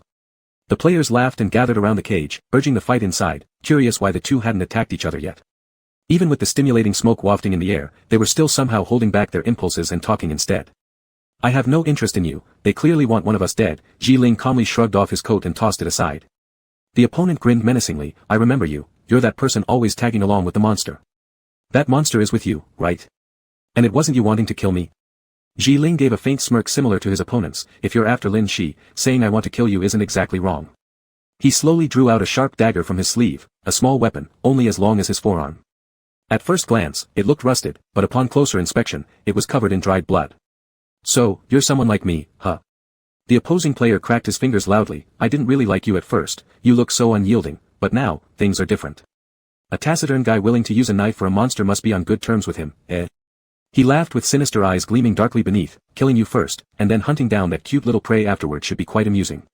Ji Ling remained silent, gazing steadily at him as his fingertips traced lightly along the blade. It would just mean another scratch of blood. Chapter 196, Black Box, wanting to kill Ji Ling. The opposing player tore the shackle off his wrist and charged toward Ji Ling with a smirk. Blame yourself for messing with the black box. His towering figure lunged forward suddenly. His nearly 2-meter body was like an immense wall casting its shadow over everything. A pair of huge fists clenched tightly and struck down with deadly force at Ji Ling's position. In the past, he would have torn players apart with his bare hands, making them suffer miserably with their screams echoing everywhere. But today, he had only one goal, killing. He needed to murder the person in front of him, and pleasure was something that came only after finishing the task. A massive fist like a sledgehammer crashed onto the ground, shaking it so that cracks started to form faintly on the floor. Ji Ling leaped several steps back, his gaze fixed on that hand which was enveloped by black smoke, amplifying the individual's already formidable strength even further. He didn't remember this man having such power before. Was it from a card? Had he been concealing his abilities, or? Before Ji Ling could think more, a blur swept across his vision as the other person lunged ahead without hesitation, raising the knife and stabbing fiercely forward. Blood spurted out, splashing his sight and blurring it. That man showed no fear of the dagger. Even though the blade had pierced between his bones, he still maintained a defiant smile, grabbing Ji Ling, who hadn't managed to dodge, in a firm grip and slamming him forcefully into the ground. His eyes turned blood red. Fragile, truly too fragile. He emitted a low chuckle. Both you and I are players, we are human. Why are you so feeble in front of me? Have you ever thought about it? Ji Ling slightly furrowed his brow, exerting all his strength to pry open the hands that were clamping around his throat. However, those hands did not budge an inch. Even as blood flowed freely from the knuckles whitening under pressure, it didn't affect him in the slightest. The player who pinned him down had bloodshot eyes glowing red in the shadows. From the very beginning, I knew humanity's power is incomparably distant when facing the black box. Human struggles against each other cannot defeat divine might. Humans can't kill gods, humans can't slay black box monsters, and humans may not even be able to eliminate those they want dead. He chuckled softly, his fingers tightening further. Does it hurt? Do you feel unable to breathe? Are you starting to fear death? Are you becoming afraid now? Ha ha ha. He became extremely excited from the act of killing. Every pore of his body seemed to open up with pleasure. What the player anticipated was to see Ji Ling's face distorted by pain, pleading, screaming. It was anything good, any sign of agony humans exhibited when facing death. But the person beneath his grasp only frowned lightly, showing discomfort. Beyond that, there wasn't much reaction. More shockingly, those calm eyes gazed at him filled with a trace of pity. You made a deal with the black box, didn't you?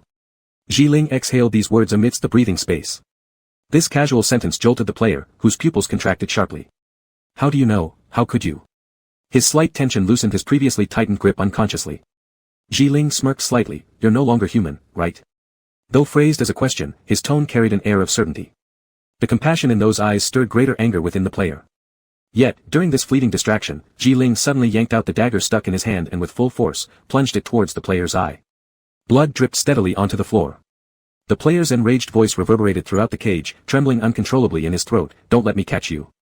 I'll rip you apart. I'll make you beg for mercy. Blood smeared across his vision. He gnashed his teeth as he swiped wildly at where Ji Ling stood, attempting to seize once more this feeble human.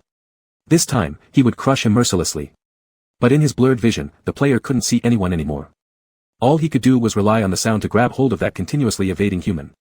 These were supposed to be a group of pitiful insects clustering together. Creatures who'd wail and beg when faced with death, yet why were they being looked at with such sympathy, after dealing with the black box? How dare they?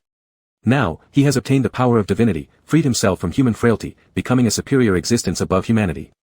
Killing them all was child's play. Why should he, of all people, be pitted by these damned players?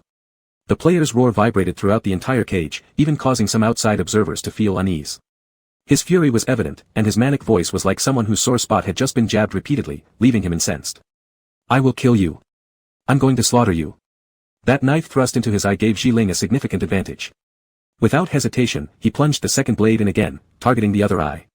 The player was on guard and, at the moment when Ji Ling's blade pierced into his eyeball, he instinctively grabbed the person behind the blade and twisted his wrist forcefully until it snapped. But no anticipated scream of agony rang out. The smirk of triumph didn't even fully form before the blade was yanked out and stabbed back in, seamless and merciless, causing a geyser of blood to spurt from the temple. The power of gods. Isn't it just turning you into a monster? In the crimson haze, that chillingly calm voice resounded, sending shivers down one's spine. The player immediately sprang up in rage, shouting, What do you know about monsters? You have no idea. I am no longer human, I'm superior to humanity. I possess the strength to kill any player effortlessly. I can hear so many screams of pain, I'm beyond what it means to be human. I'm different from all of you. He clawed at his own bloodied flesh, a mix of fury and arrogance on his face, ha ha ha. You'll become one of them too. People like you who think having power gives you the right to bully others, I want to hear you beg for mercy. Filth. Animals. Ji Ling looked at the tall but now mutilated figure before him and wiped the blood off his sleeve, knowing full well that he himself fit the description given by the man's words. Outside the cage, the observers were gripped with fear and took several steps back. All the splattered blood landed on the cage walls, which glimmered like glass, smeared more heavily as the two figures continued their brutal struggle. One, towering despite having both eyes gouged out, lunged at his adversary like a relentless beast. The other, whether smashed against walls or having limbs twisted, calmly rose and plunged the dagger into the vulnerable parts of the opponent's body, methodically grinding him down inch by inch. The scene was gruesomely cruel. Any of those wounds would cause unbearable cries of agony if inflicted on anyone outside the cage. Just watching made people's scalps tingle, yet the two inside remained utterly unaffected, driven only by the singular purpose of killing each other. Is it gone? On the other side, Lin Shi hurriedly ran back, breathless. Guided by Xia Yan, he had located the player with the cage card and forced him to cancel its effect before rushing back. But upon returning to the player hall, all he saw was the tall, misty cage covered in bloodstains, an image almost too terrible to bear. Not gone, why? Lin Shi furrowed his brow and quickly approached the cage. Indeed, his instincts were correct. This power emanating from within was unmistakably black box energy. This cage wasn't merely the artifact of some player's card, it was specifically erected by the black box itself, an isolated containment force existing outside the normal boundaries of players or game instances. Lin Shi clenched his hand slightly against the cage wall. Black box, does it intend to kill Jiling? Why? Chapter 197, There are no good people in the black box. He was merely curious about this human and had slightly deceived the black box to play with this human. Whether it was a copy or a player, for those who had spent much time in the divine realm, these things were not worth their attention at all. To them, to the black box, these were nothing more than toys. But why did the black box have to interfere, to meddle with the person he was interested in? Was it determined to prevent him from contacting humans? Lin Shi narrowed his eyes, and the originally reddish gaze gradually turned blood red. The hand that was pressed against the cage made a slight effort, and instantly, the extremely sturdy, indestructible cage shattered into pieces, disappearing before everyone's eyes. At the same moment, the blood stains inside the cage fell to the ground, forming a huge blood circle on the ground. It was the black box that violated the rules first, so there was no need for him to follow the rules anymore. Lin Shi stood outside the blood circle, looking at the two people on the ground inside the cage. One of them, with a sharp dagger stuck in his throat, struggled on the ground. His figure had lost the previous imposing stature and instead became shriveled and weak, struggling in the blood pool with reluctance, trying to stand up again. But without the protection of strength, the pain throughout his body surged, making him scream in agony as he rolled on the ground. Are you a person of the black box? Aren't you human? Lin Shi stared at the player who couldn't die even if he wanted to, and suddenly understood. The body that could kill so many players was given by the black box's power, and this frail body was his original form. Was it the distortion after obtaining power, or was it the killing intent traded originally? No one knew. Lin Shi took a step forward, crossed the blood circle, and approached Jiling. There was also a lot of blood on him, which made Lin Shi temporarily unable to distinguish whose blood it was. Probably because Jiling looked too calm, compared to the person screaming continuously, he appeared lifeless, as if he had no connection with the fight. Are you okay? Lin Shi squatted down, uncertainly touching Jiling once. Only upon this touch did he suddenly realize where Jiling was injured. Many injuries, almost unbearable for a human, were present on him. The seemingly intact flesh underneath was almost torn apart. Even though those wounds were not on him, Lin Shi suddenly felt a sharp pain spreading through him, as if the pain was transmitted through touch, making him feel pain along with it. Don't you feel pain? Lin Shi questioned in a tone that sounded like reprimanding. There was something hidden in his tone that even he hadn't noticed, nearly human-like concern and heartache. It hurts a bit, Jiling responded softly, sitting up under Lin Shi's support. He pulled out a healing bandage from his pocket and quietly wrapped it around his wrist, loop by loop, with fingers that were almost twisted. Even if you shout loudly in pain, the wound won't heal, and you'll only waste your strength. Although his words were spoken very calmly, Lin Shi was not happy. Humans release their pain by shouting, unable to contain that sense of collapse, but the person in front of him lacked this ability, as if this function was broken. He wouldn't make noise and was indifferent to the pain, meaning that if he got seriously injured one day, he would just quietly die. I don't like you being this way, Lin Shi mumbled, unsure what to say, with reddened eyelids. Today's incident is my fault and the black box's fault. The black box tricked the player, and Lin Shi, careless, did not take the fragility of humans into account, leading to Jiling being severely injured. After slowly wrapping one of his hands completely with the bandage, Jiling's movements improved somewhat.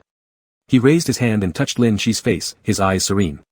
It has nothing to do with you, I deliberately collided with him. Jiling lowered his head and rubbed against Lin Shi. Weren't you bored staying in the house? Now, you can come out and wander around properly. Lin Shi's pupils trembled slightly. Just to let me walk freely? Not entirely. Jiling's gaze swept toward the frightened players. A faint smile curved at the corner of his lips. Now, no one will dare to have ideas about you, and we won't be separated for the time being, isn't that good? The little monster cared about him, the troublesome ones had no threat, the rest were extremely fearful of them and kept their distance. Even the black box couldn't intervene temporarily. All these perfect results came at the cost of his injury, but it was worthwhile. I still don't like this way. Lin Shi couldn't clearly express his emotions. He felt some kind of dislike for it. A human should have defense mechanisms, fear, escape, and self-protection. But Jiling didn't show any of them. How could he put his own safety in the balance of interests? This would accelerate his death. Are you angry? Or do you feel heartache? Jiling couldn't make out which budding emotion was etched on Lin Shi's furrowed face, so he consoled him like this, with a weak voice that sounded incredibly feeble, if you want to comfort me, just give me a hug. Lin Shi huffed, extremely annoyed yet extremely heartbroken, as he rushed over, carefully avoiding any part of Jiling's body that was injured, being extraordinarily cautious. It seemed as if all his previous vigor and audacity had vanished instantly, there was nothing left but an untroubled little monster who had suddenly learned caution. Jiling wrinkled his brows and gently stroked the little monster's back. Although it made him seem more human-like, it also caused some negative effects. Next time, they should be more careful. Several steps away, Xia Yan silently stared at those two figures and the mess on the ground. People with self-destructive tendencies were probably like this. But there were plenty of such people in the black box, and this one was merely more severe. He lazily raised his gaze toward the other players around him. Alas, it looked like finding the black box monster would remain a distant hope. Not seeing a glimpse of their future, they were a group like this, feeling their way forward in the dark, devoid of any hope for survival. Thinking about this, Xia Yan took a few steps closer, arriving beside Lin Shi, and struggled to curve his lips into a smile for social courtesy. My name is Xia Yan. Let's be friends. A team of humans and monsters doesn't mind having one more person, right? Ling continued winding the bandage without responding. Lin Shi raised his head to look at him, his eyes still gleaming with gratitude. Thank you for helping me earlier. You're a good person. Different from them, a good person. Xia Yan's hands were in his pockets as he lowered his gaze and fixed it on Lin Shi. There are no good people in the black box, only those whose interests align. I'm an intelligence-type player and could be useful to you as well. Can you help me? After today's farce, the player community probably wouldn't accept his existence anymore. Standing on the opposite side would be a better choice. That was all he thought. The monster, however, seemed to have a different idea, shaking his head firmly. You're just a bit different from them. I can't say why, but you're different. Perhaps it was based on the monster's intuition, or something like that. Xia Yan fell silent, not knowing what to say. It was good that the monster accepted him. On the side, Ling remained quiet, pressing his lips together. He knew very well that people who stayed too long in the darkness always got drawn to someone who shone brightly. Just that this happened faster than expected. Chapter 198, I don't need to be healed, just blow on it and the pain will go away. Ling silently leaned closer to Lin Shi, his voice suddenly becoming faint. The wound seems to be hurting more now. Though he had appeared indifferent just moments ago with no reaction to the pain, suddenly he looked weak, his brows furrowed in discomfort. His pale cheeks, due to excessive blood loss, made him look like he might faint and die at any moment. Lin Shi, aware of how fragile humans could be, immediately became anxious, helplessly holding Ling who was collapsing into his arms, flustered. Is there anything I can do to help you? Does it hurt a lot? Are you very uncomfortable? Should I blow on it for you? He remembered that Ling had said before that blowing on the wound would make the pain go away. Blow on it then. Ling leaned against Lin Shi's shoulder, his voice light and carrying no extra emotion, making it hard to fathom. Lin Shi assumed that the human leaning in his arms was quite weak, hurriedly lifting his wrist. Where does it hurt? Where should I blow? Let me blow on all of it. In the chaotic copy hall, the two sat in a pool of blood relying on each other. Lin Shi asked while helping to blow on the wound, their close scene observed by all the players in the hall. That monster really cares about that player, so after that, they must not rush into doing anything. Xia Yan stood quietly nearby, watching the two embracing on the ground. He wasn't sure if it was his imagination, but he seemed to sense a subtle hint of hostility from this player. However, feeling hostile towards a newly met stranger is normal. Thinking this, Xia Yan squatted down, smiling gently as he said softly, I have healing items that can help treat him, ensuring that he won't feel pain anymore. Really? Lin Shi, who had been frowning with worry, immediately cheered up upon hearing this. Thank you. Xia Yan, you're really nice. Xia Yan smiled faintly without replying, realizing how easily deceived this monster was compared to what he had imagined. Winning someone over was effortless. But suddenly, the player in the monster's arms raised his head, his brows knitted, appearing even more uncomfortable than when he was in full body pain earlier. No thanks. But why? You're in so much pain, aren't you? Lin Shi clutched his bandaged hand and blew on it twice. If you get healed quickly, the pain will stop. If it hurts too much, it could ruin you. Lowering his gaze, Ling replied, I don't need to be healed. Your blowing on it is enough to relieve the pain. Lin Shi looked puzzled and worried again, unsure of what to do if the fragile human didn't want to be treated. He sneaked a glance at Xia Yan, who remained silent. Given such obvious refusal, it must be because he didn't want to accept him, disliking his involvement between him and the monster. After pondering, Xia Yan added, this is the cost we should pay for mutual assistance. Besides, we won't get involved deeply in your affairs, you can rest assured. He had already stated his position clearly, he wouldn't interfere in their relationship. Ling still shook his head and rephrased his statement carefully, I don't need the treatment from any items. This minor injury, Lin Shi's blowing on it will heal it soon enough. Xia Yan calmly redirected his focus elsewhere. Alright, he understood now, this person wanted to stay wounded so the monster would continue pampering him and regard him as a patient in need of delicate care. Should the injury be cured instantly by an item, he'd rather not. I understand, keep blowing on it then. I have some matters to deal with, I'll come back and find you later. Understanding now, Xia Yan wouldn't stay as a third wheel any longer, turning around and walking away without hesitation. Lin Shi watched Xia Yan's retreating figure, hesitating anxiously, do you dislike him? Why did he leave? No, Ling leaned heavily on Lin Shi's shoulder again, I think he's pretty good. We can get along. Yes. You also find him great, right? There's something special about his scent. Lin Shi smiled brightly as he held Ling and gently patted his back, let me take you back to your room to rest. There are too many people here. Okay, Ji Ling responded in a low voice, indeed finding it inconvenient to stay in this crowded and mixed place, going back was inevitable. However, Ji Ling seemed absent-minded, having noticed a particular word Lin she mentioned earlier. Special scent. It caught his attention. Why hadn't the little monster ever mentioned that he himself possessed a special scent? With Ji Ling leaving accompanied by Lin Shi, the copy hall was left a mess, with the players looking at each other in silence, hesitant to speak. They had barely dared to breathe before, fearing that the monster would realize that they were behind all this, and come looking for them. But fortunately, the main damage dealer was already dead, so there wasn't much left to worry about. The person who lived across the door and had killed many players, when Lin Shi broke the prison imbued with black box power, his own black box power was erased as well. He struggled in the blood pool and soon passed away. The players who used to fear him sighed with relief now, gathered around to scorn him, and even trample on him a few times. What should we do with this corpse? I don't want to see it here in the hall over the next few days. Same here. The blood needs cleaning too, it's all messy. These two really went all out. On closer inspection, he looks quite different from before. Why does his face look familiar? Players crowded their heads near the body to study it, then suddenly made an astonishing discovery: they had seen his original appearance. This player originally was just a frail and weak one without much strength or any use, completely lacking presence. Without anyone noticing, somehow he obtained such formidable power, grew incredibly towering, became twisted, enjoyed torturing players, relishing their screams, considering himself superior. None of them had recognized him before. Now seeing his original self restored, they realized he was one of the players they once bullied. Looks kind of creepy. I understand now why he specifically targeted those offensive type players, it was for revenge. At least he's dead now, otherwise we'd be in trouble later. Spit. A worm like you dare to take revenge on us. The players rejoiced at his death but still felt very disgruntled, couldn't help kicking the corpse twice, spitting heavily. It annoyed everyone more and more that such a dangerous person's body still had to be dealt with by them after his death. Despite their displeasure, the players still needed time to clean up the bloodstains scattered everywhere. So everyone went to the restroom, preparing to grab cleaning tools and come back to tidy up the mess before handling the corpse. Grumbling complaints echoed as they walked out. However, when they returned with items in hand, they suddenly noticed only bloodstains remained. And the person lying in the blood was gone. Chapter 199, Lin should never have given you a human appearance. Where are the people? Did you see any corpses here just now? In an instant, several players' faces turned pale, and they anxiously turned around to ask others still in the hall. But those people just shook their heads. We only looked away for a moment, and suddenly he was gone. I did too. I guarantee I absolutely didn't see him get up. He really disappeared in the blink of an eye. The players swallowed hard, their faces ashen. Dead people couldn't possibly disappear and then return, right? If the corpse moves, what's the difference between it and a monster? If he really comes back, the first ones he'll kill will be them. Thinking about their previous actions, several players became even more frightened, screaming as they threw down their cleaning tools and ran back into the house to hide.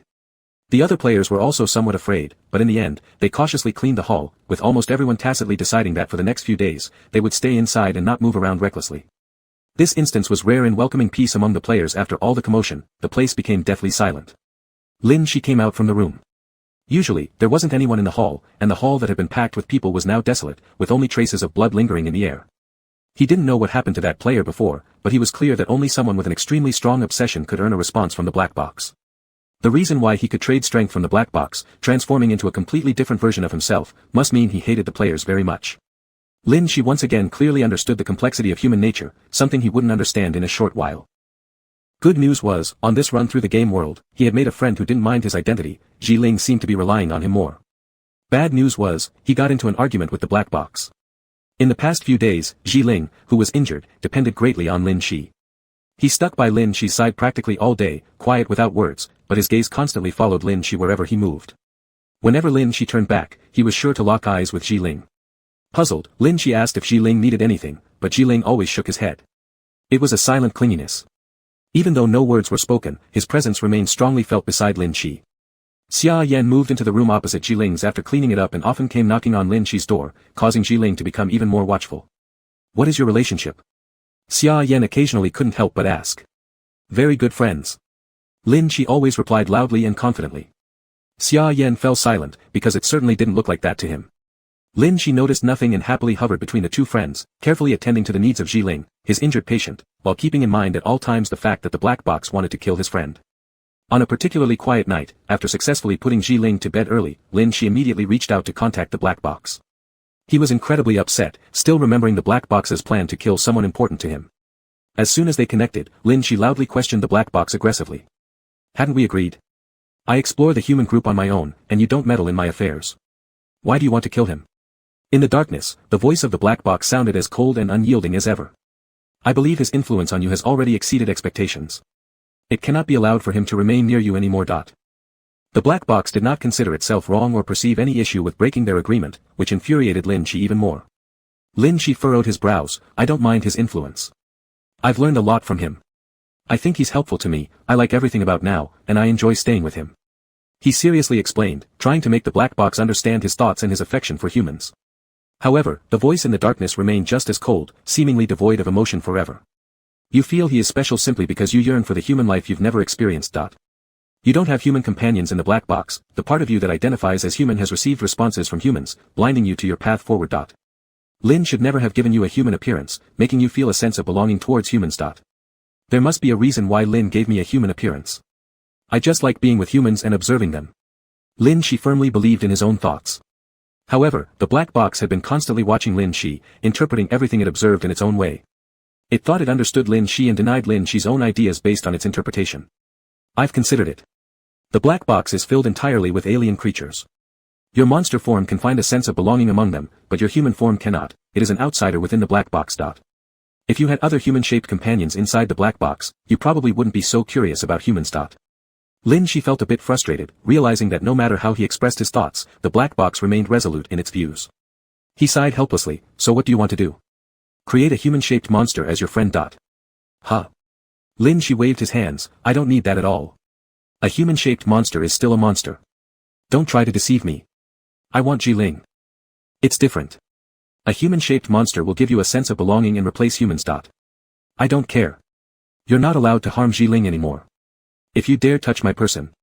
Lin Shi paused slightly, his red eyes full of threats. Our relationship may have to change a little.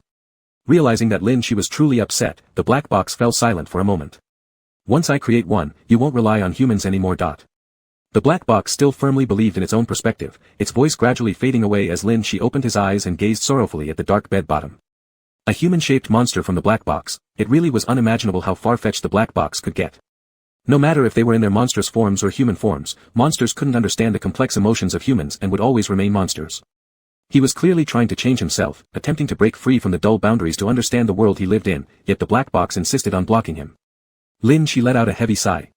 He didn't care. He refused to stay forever in that vast but empty world. He had to come out and explore, even if it meant getting hurt. He would never be confined to that boring place. Perhaps, deep down, he inherited Lin's heart to explore the unknown world. A small black box.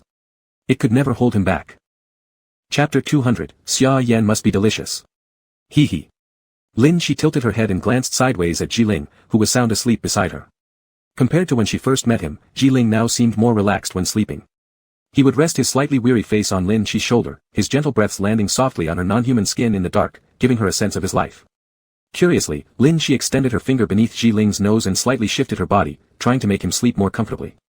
But even the slightest movement caused the person next to her to frown, appearing uneasy, as his fingers unconsciously tightened their grip on her.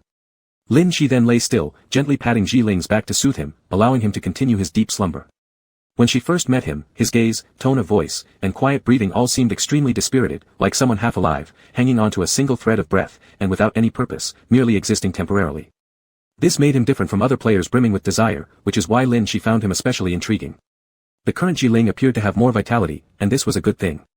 In her perception, humans should always be full of vitality and hope for the future, something she had firmly believed in.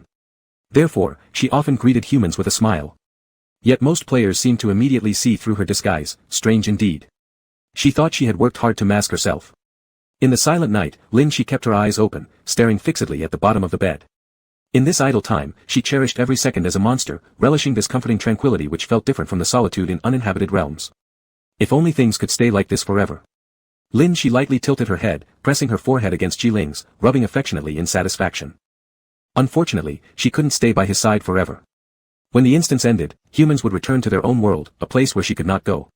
With many complex thoughts swirling in her mind, Lin Shi closed her eyes, attempting to imitate Jiling's sleep. At the break of dawn, she heard the door opening across the hallway in the quiet player resting area. It seemed Xia Yan had awoken. These past few days, the player resting area had been unusually peaceful.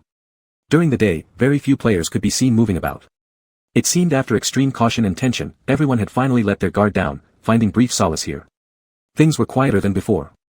To avoid Xia Yan knocking on the door and waking Ji-Ling, Lin Shi got out of bed silently, tiptoeing towards the door to open it. Xia Yan stood at the entrance, wearing that loose hooded jacket, looking somewhat tired. He casually glanced inside, then looked at Lin Shi, asking quietly, "Where's that player?" Lin Shi gestured for silence and pointed toward the bed. Nodding in understanding, Xia Yan motioned outside. "I need to ask you something. Let's talk out there." Lin Shi, puzzled, knew Xia Yan had come to chat these last 2 days, but rarely at such quiet times with barely anyone around. It must be something no one else should know, so she nodded and carefully shut the door behind her. They crossed the silent player resting area, heading towards the nearly deserted instance hall. Just a few days ago, this place was bustling with noise and commotion. After the dried blood stains left their marks, everyone seemed to behave better. "They've all disappeared," Lin Shi muttered, looking around. She quite enjoyed liveliness. "Wouldn't you prefer being with those players?" Xia Yan asked, glancing at her. "Yes." Lin Shi nodded enthusiastically, smiling. "I love the sound of many people talking." "Ah. You enjoy the lively atmosphere. But enjoying the excitement within an instance isn't necessarily a good thing. Here, the hustle represents disputes and danger. The more players gather, the more scheming occurs. Better to keep away, Xia Yan calmly advised. He seemed quite laid back. Feeling cheerful, Lin Shi realized Xia Yan was warning her. He truly cared about her well-being. Xia Yan is a really nice person. A great person. No wonder I feel comfortable around you. There's a familiar sensation. As she spoke, Lin Shi moved closer to Xia Yan, sniffing. There's also a faintly familiar smell coming from you. Though it's very subtle. This peculiar scent inexplicably made Lin Shi feel close to him, sensing he wasn't bad-hearted. In fact, Xia Yan was a good person. Smell. Xia Yan pulled his collar to take a whiff. What kind of smell could we players have in an instance? Blood. Everyone probably has that. Or food. Lin Shi also began to think, grinning as she said, it's not that kind of smell. However, if Xia Yan has the scent of food, then Xia Yan must be delicious. Hee hee. The way a monster says this will only make people feel afraid. Xia Yan's fingers nonchalantly hooked the brim of his hood as he thought, is it the smell of a black box monster? Ah. Lin Shi suddenly exclaimed as if enlightened, if you say so, then it really is. Defying disbelief, he leaned in close to sniff Xia Yan, really, you do have the scent of a black box monster. It's completely different from other players or Ji-Ling's smell. After receiving confirmation from Lin Shi's mouth, Xia Yan just smiled, with an air of helplessness amidst his soft gaze, I knew it. Lin Shi was still curiously sniffing, bringing her nose close to his clothes and making an effort to discern, it seems it's not emanating from your clothes, but from you. He stared at Xia Yan with surprise, are you a black box monster? No, you're clearly human. I am human, there's no doubt about that. The smell of the black box monster was left by a monster. Xia Yan stood by the window of the hall, gazing at the white expanse outside where there was no scenery, only a source of light. Recently, I've been unable to hear her voice anymore, and I'm getting worried. Lin Shi curiously inspected Xia Yan, patting him down, the scent left by a monster must be a mark, right? I know some black box monsters leave marks on those they intend to kill. These marks allow black box monsters to locate the marked ones and let them hear their voices, though the marks gradually fade with time until they disappear completely. Xia Yan, did you provoke a black box monster? Kind of. Xia Yan's answer was ambiguous, I'm looking for a black box monster, and I thought if you were one, you might be able to help me find her. What kind of black box monster is it? I'll work hard to help you find her. Lin Shi nodded her head vigorously, fully committed. Xia Yan quietly gazed at Lin Shi, staring at his seemingly very innocent appearance for a long moment before finally speaking with helplessness, don't you wonder why I got involved with a black box monster, or why I want to find one? Don't you think I'm a suspicious person? Chapter 201, by then, will there still be a place for him by my side? This monster wasn't the least bit guarded against players. It said it was going to look for its own kind, and without hesitation, nodded. Then, why are you looking for the monsters? Lin Shi thought carefully, generally players marked by black box monsters were scrambling to avoid them, there was no way they would rush to commit suicide. He paused for a moment, and with a look of confusion on his face, looked towards Xia Yan, Xia Yan, do you want to die? Xia Yan sighed lightly, and looked down at the ground. His fine lashes blocked the light coming in from the window, gathering a shadow of gloom in his eyes, life is hard won, better now, so I don't think about committing suicide. But if I can't find her, I probably will never leave that house.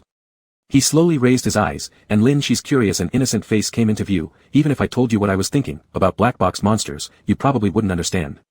Lin Shi frowned hesitantly, I'll try to understand.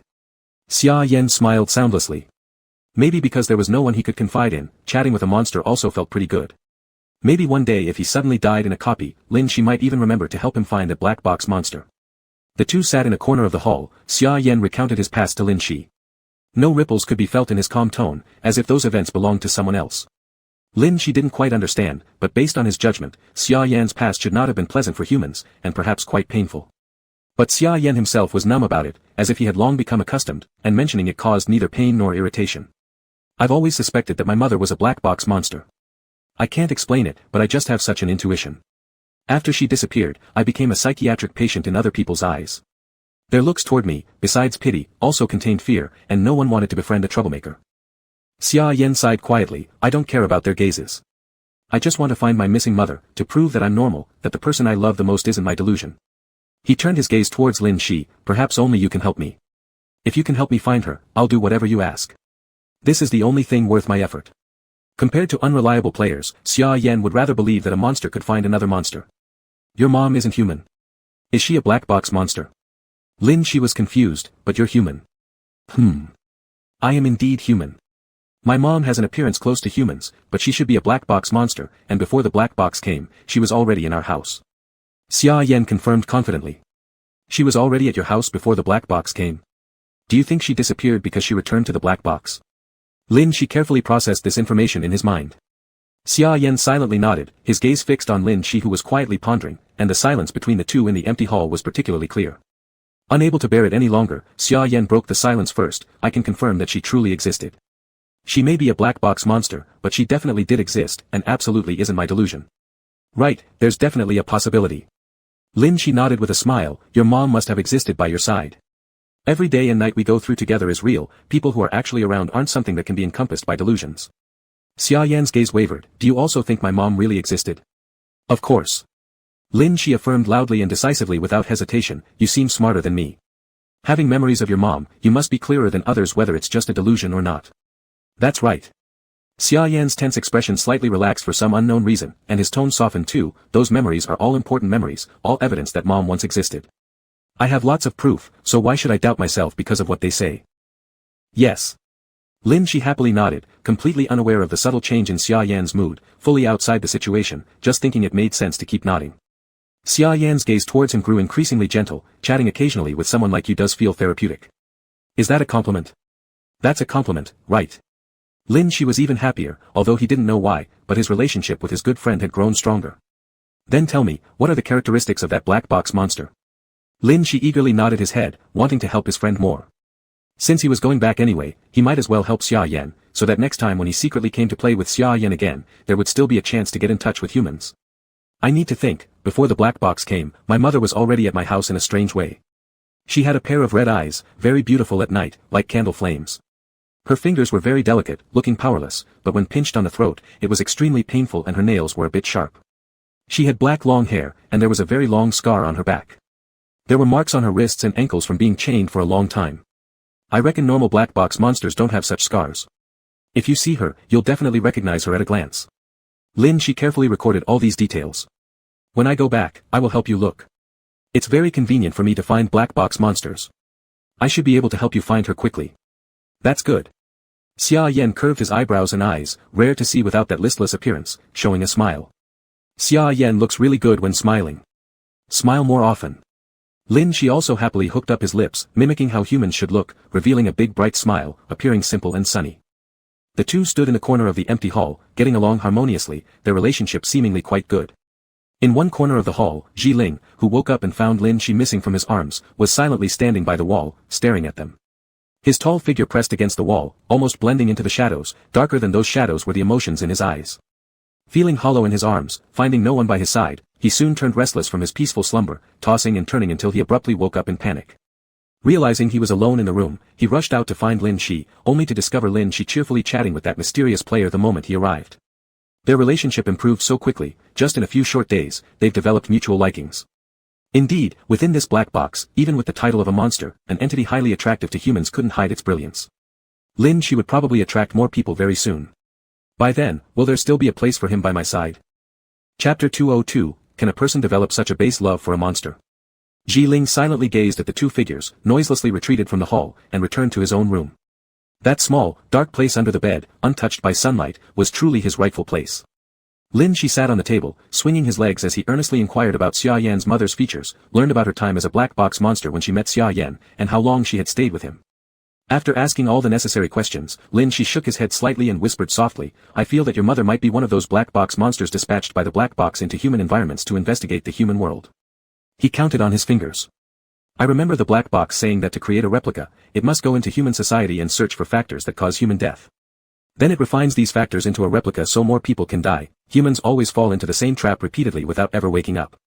At that time, it seemed to send some black box monsters into human society, gathering useful information from many worlds and bringing back valuable data.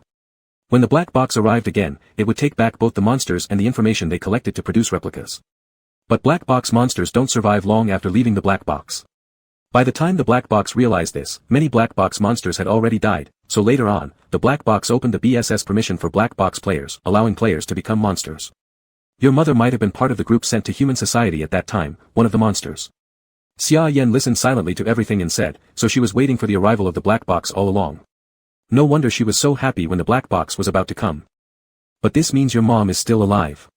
Living inside the black box is far better than those black box monsters who died. Lin Shi nodded happily. There are very few monsters that could persist in the human world until the black box came. You'll meet again. Xia Yan nodded. As long as she is living well, I can relax a little more. Seeing Xia Yan's steady and reassured demeanor, Lin Shi finally understood why he could approach himself so naturally, completely indifferent to his identity as a monster. After all, Xia Yan was someone who grew up around monsters. It was clear that players who could get close to black box monsters were always a special part of the player community. And Jiling should be no different. Thinking of this, Lin Shi turned his head. By the way, Jiling should wake up soon, I'd better go back and check. He jumped off the table and waved happily, I'm going back. Xia Yan, stay alive. Live until I bring you good news. This light-hearted sentence was like a sudden injection of new strength into Xia Yan, who nodded vigorously. Yes. I will stay alive. I'll wait for you to bring me news about my mother. The two parted ways hurriedly, and Lin Shi ran back to his small room.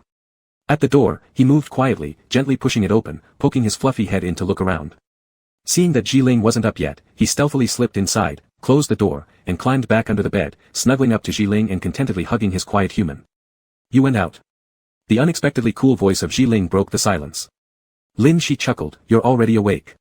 Yeah, I went out to chat with Xia Yan. Jiling didn't say anything, just tightened his arms around the icy cold body in his embrace. Staying outside too long made your body lose its warmth. Hugging you warms me up immediately, Lin Shi smiled as he burrowed deeper into the blankets, wriggling closer to the person he liked. His happiness was almost impossible to hide when near his favorite human. Even though his mood had been somewhat low before, Jiling unknowingly relaxed a bit being with this perpetually cheerful person whose mood tended to influence those around them. That's why dark people always favored the sun.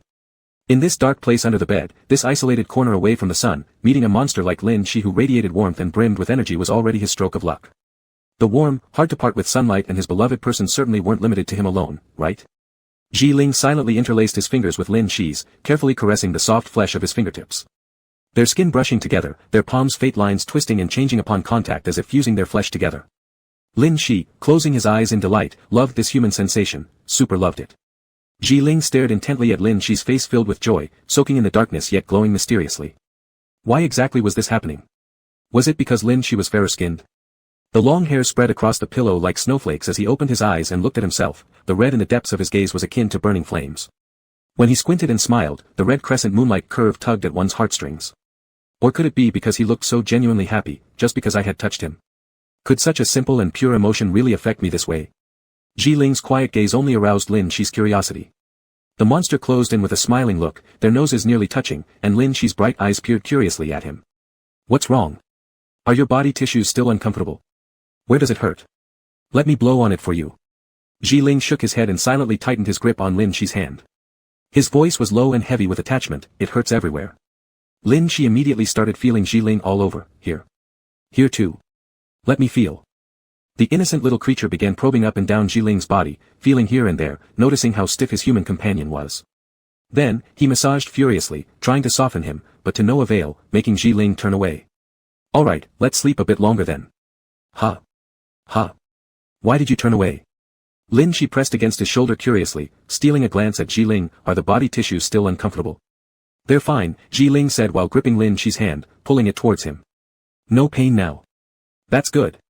Lin Shi grinned broadly, nodding, and then hugged Jiling from behind, rubbing affectionately before relaxing against him and closing his eyes. In the dark, only Jiling's breathing grew rapid, his emotions seemingly hard to calm down. Why was his heart racing so fast due to this monster? And why did he feel down when the monster was interacting with someone else? Could a person develop such base love for a monster? Or was it just because he disliked the idea of others coveting the treasure he had found? That tangled, complicated mood was entirely different from the carefree one belonging to the monster behind him who slept soundly. After an hour of this conflicting emotion, suddenly every player in the game received a new mission update. Current task complete. The instance dungeon is about to enter a new phase. New task, kill discovered monsters. Chapter 203, You Are Lin Shi's Friend, the Monster of Black Box. The moment the announcement boomed through everyone's minds, everyone was dumbfounded. In the last phase of the mission, they had given up after realizing it was impossible to complete. Who would have thought that Black Box would suddenly announce their success? Did Black Box think they couldn't accomplish it and simply help them pass? But the new task issued by Black Box was even harder.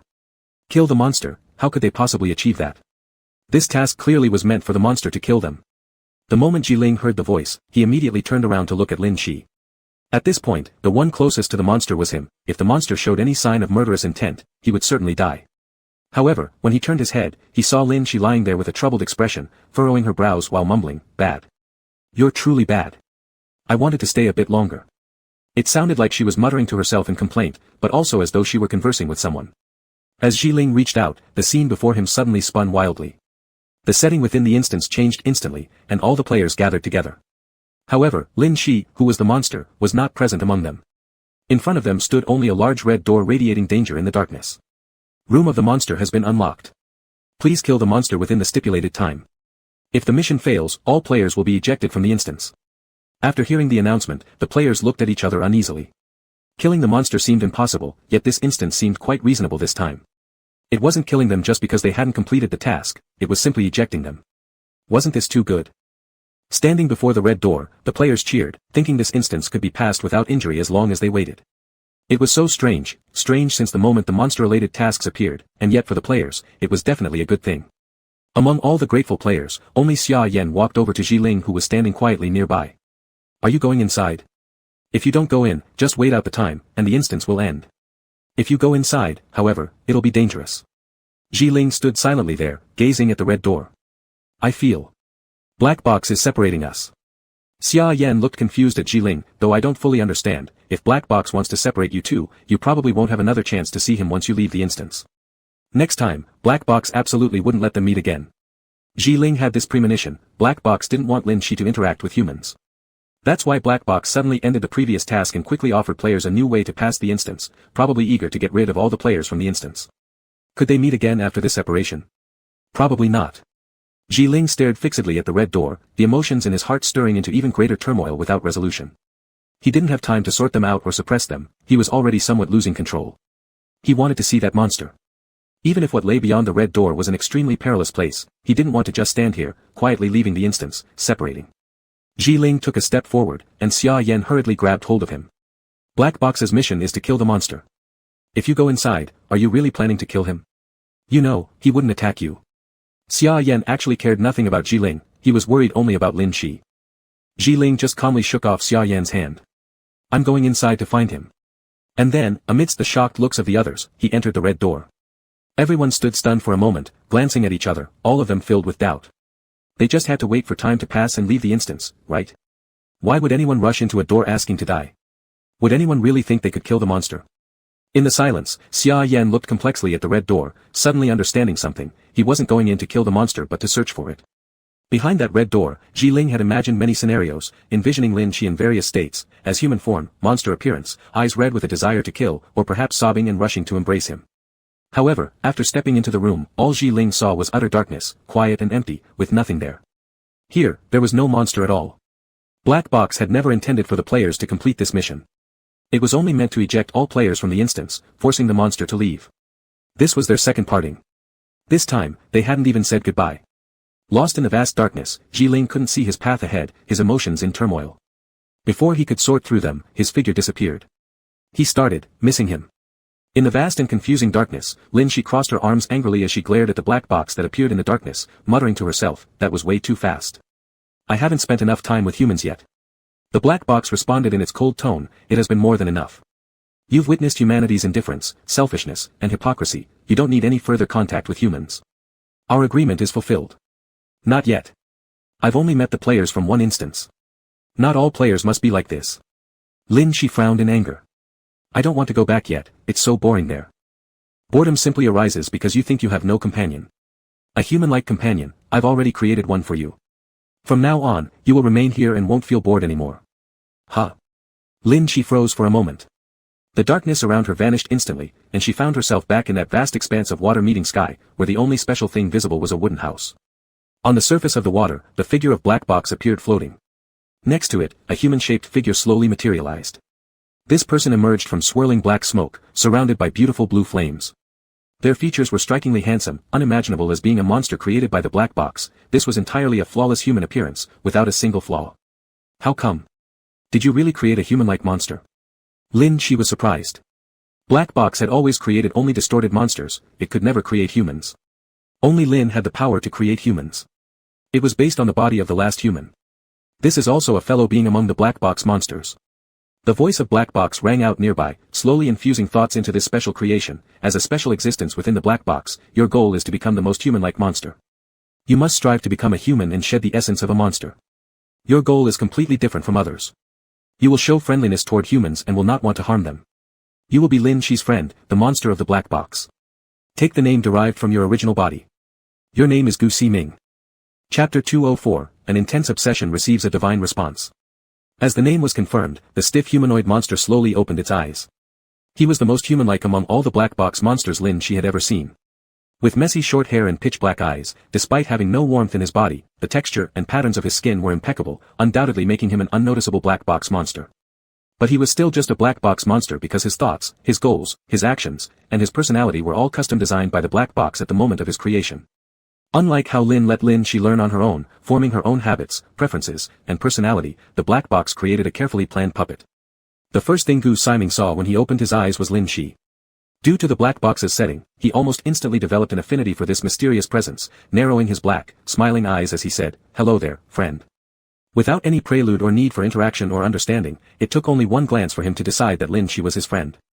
Lin Shi paused, showing no joy over having gained a new friend but instead gazing somewhat complicatedly at the Black Box beside her. Does it have to be like this? Can't I get closer to humans? It's not possible, the Black Box replied coldly.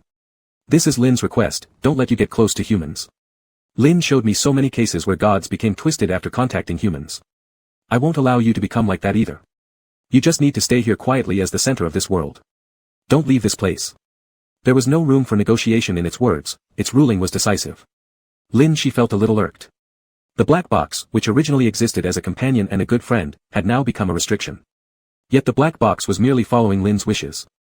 To rebel against it over this wasn't enough justification. That human, did you kill them? No, they've been sent out of the dimension. Humph, fine. Lin Shi muttered, dissatisfied but unable to do much. For now, the Black Box's role was merely obstructionist. Lin Shi hadn't truly killed a human to go beyond the relationship set between them. So she could only sulk. The Black Box seemed to sense Lin Shi's unhappiness but didn't say anything more. It left Gu Si-ming behind and disappeared once again, just as it had done for countless years. However, its gaze remained fixed on the area. Somewhere along the way, the Black Box spent more time observing her and restraining her than actually being her companion. After the Black Box vanished, Lin Shi looked up at Gu Si-ming, this newly born humanoid creature brimming with curiosity about everything around him.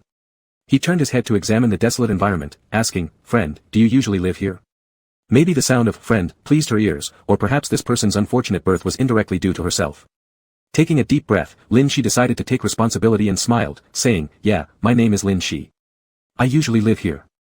Following Gu Si-ming's gaze, all she could see was the vast, unending, and utterly boring surface of water, plus the lone wooden house standing on the water. This place looks so monotonous. It's rare that I return here.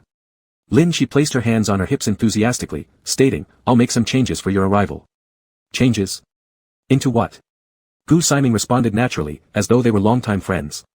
Into a human city, Lin Shi nodded confidently, recalling the descriptions of human society she'd heard from Ling. She lifted her hand, and the entire space began to change accordingly. Skyscrapers rose layer upon layer, crisscrossing streets stretched through the shadows of buildings, lights illuminated the bustling crossroads, and dark human silhouettes moved back and forth. People conversed, chatted, and leisurely walked away down the roads. Standing at the crossroads, Lin Shi gazed at the moving figures and the towering skyscrapers underfoot. She thought that perhaps her recreation of a human city wasn't off. However, for some reason, those far-off figures wandering around weren't real humans, and the towering skyscrapers were mere illusions. Standing amidst this seemingly vibrant fantasy, Lin Shi found herself missing that actual human even more. Would he praise her if he saw this, saying her recreation was authentic? Is this what a human city looks like? Contrasting Lin Shi's quiet contemplation, Gu Siming was clearly more excited. This is the first time I've ever seen one. Turning cheerfully toward Lin Shi, he asked, have you been to a human city before? Is it fun? Lin Shi grinned and replied, I haven't been there. But I've heard humans describe it, it should look something like this. With her command, the whole area transformed into a city. Rows of high-rise buildings appeared, streets wove between them, and streetlights flickered, creating a bustling yet illusory version of life. Though it seemed lifelike, Lin Shi felt an ache inside, a longing for the human she'd met. Oh. You've had contact with humans? Gu Siming appeared very interested in this topic, as his programming included an affinity for humans. He was the least monstrous-looking among all the monsters. So, let me tell you about the humans I've encountered. With someone to talk to, Lin Shi's urge to confide was instantly fulfilled. Seated amidst the illusion of a near-human city, she earnestly explained to Gu Siming the various humans she had met. Two creatures who yearned for and desired contact with humans chatted there, clad in human-like exteriors. The black box's gaze had never once wavered or disappeared. With Gu Siming around, Lin Shi seemed to have become much more well-behaved, though her strong interest in humans remained undiminished. In this space, she appeared much happier than usual. Apparently, she could derive a sense of belonging from this humanoid monster. She just needed a creature similar to herself, there was no need for real humans. As for that human outside who kept searching tirelessly for Lin Shi, he was irrelevant, as long as Lin Shi forgot him, no one would be able to find her here. But an intense obsession received a divine response. Can't you go into the instances? Gu Siming looked at Lin Shi with confusion lately as she seemed somewhat disinterested. It seems like they're a lot of fun. What a pity that you can't go. Lin Shi sat on the balcony, supporting her cheek while swinging her legs idly. I can't go. The black box won't let me. It said it's Lin's request, that staying away from humans will prevent me from changing, and also spare the human world from trouble. She sighed deeply. What a hassle. Being the center of a world, her existence is the source of an entire world. Nothing could ever affect her. She didn't fully understand but could still feel something. In this divine realm, she could hear so many voices, some pleading, some exuberant, some melancholic. Many forces surrounded her, radiating outward from her, forming a complex environment. As the center, the most stable option for her was to stay right here and go nowhere. But Lin, is keeping me confined in this tiny place really your request? Chapter 205, This kind of relationship with a monster. Gu Siming gazed at Lin Shi's worried expression. He usually looked very happy, but occasionally there were still some troubles. So he secretly leaned close to Lin Shi's ear and whispered softly, then should we sneak out? As a friend, for the sake of his friend's happiness, it was natural to come up with ideas. Lin Shi leaned back and whispered, we can't sneak out. The black box's gaze had been constantly observing the entire area.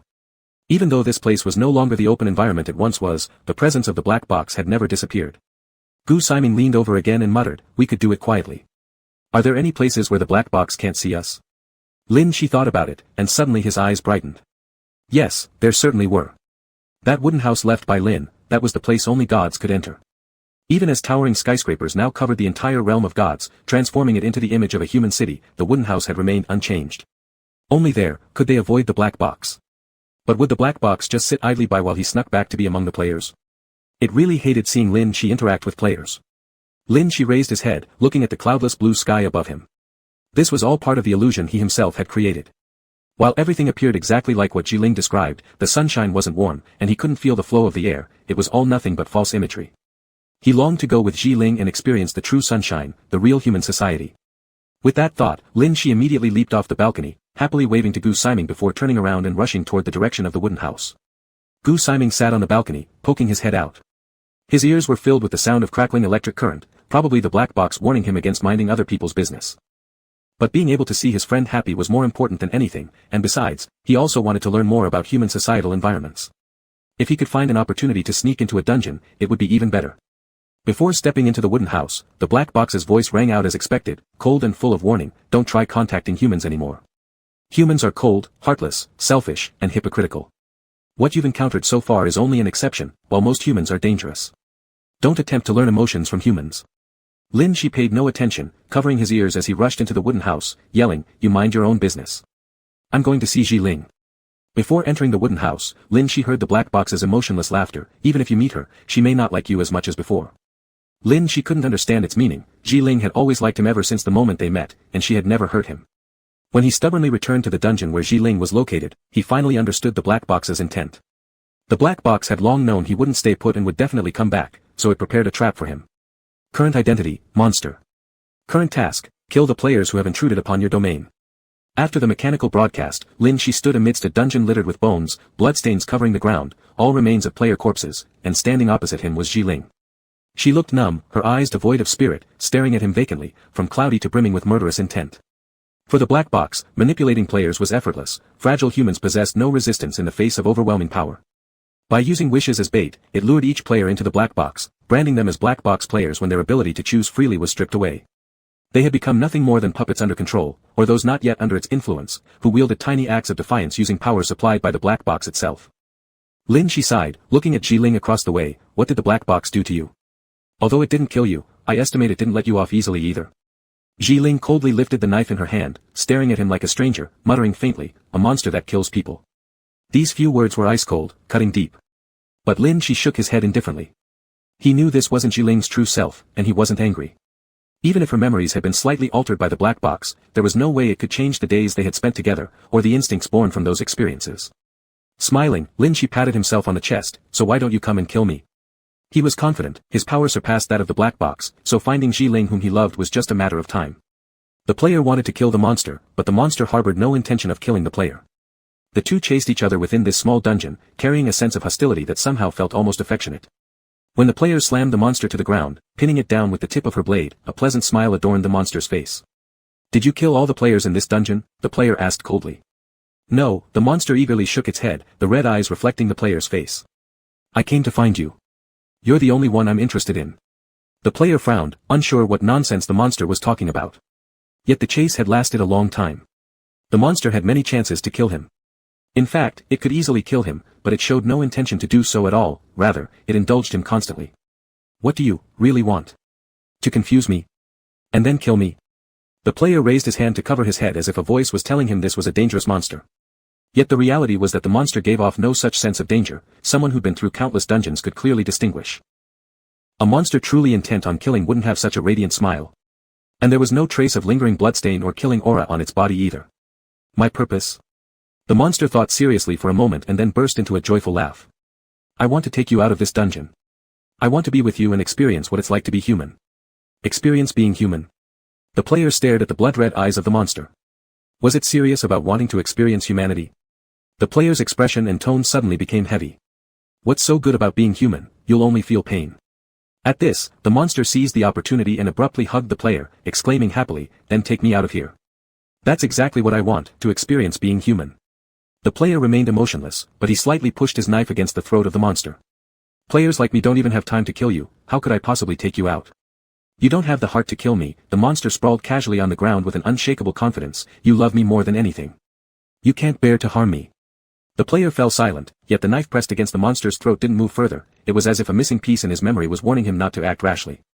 The monster grinned confidently from where it lay, looking almost smug. See? I told you you'd love me so much. Then it joyfully wrapped itself around the player's neck, rubbing close against him. Its action suggested an extraordinary intimacy, perhaps even bordering on something inappropriate. Could it be, was he, as a player, in this kind of relationship with a monster? Chapter 206, sounds like, running away together. Wait a moment. The player seemed dazed for an instant, but quickly regained clarity. They hastily pushed the monster off their body and stared at its bloodshot eyes. Did we know each other before? The monster nodded, yet was unsure how to explain further. It hesitated, struggling to find the right words. We had a very good relationship before. You liked me a lot. But I don't know what the black box did to you. It seems you've forgotten everything about me. The monster raised its gaze toward the person in front of it, its eyes shimmering with flickering lights. Becoming a black box player is roughly equivalent to surrendering one's soul to the black box. Every wish comes at an equal cost. If my memory serves me correctly, human memories constitute everything that defines who we are, our personalities, preferences, thoughts. They're essentially our souls. You've lost the memories related to me, maybe due to part of your soul being taken by the black box. Did you recently make a new deal with the black box? The player suddenly froze. He didn't remember what kind of deal he'd made with the black box, but faintly recalled, he seemed to be here looking for someone. If the person he came to look for was this monster, and if his memory of the monster was exactly what the black box had taken from him, did that mean the black box had successfully completed the trade? Yes, they had indeed met, but in such a hostile way. The black box itself was a colossal sacrifice, enticing people into exchanging their souls for any wish, while subtly robbing them of something else in return. That's where they stood now.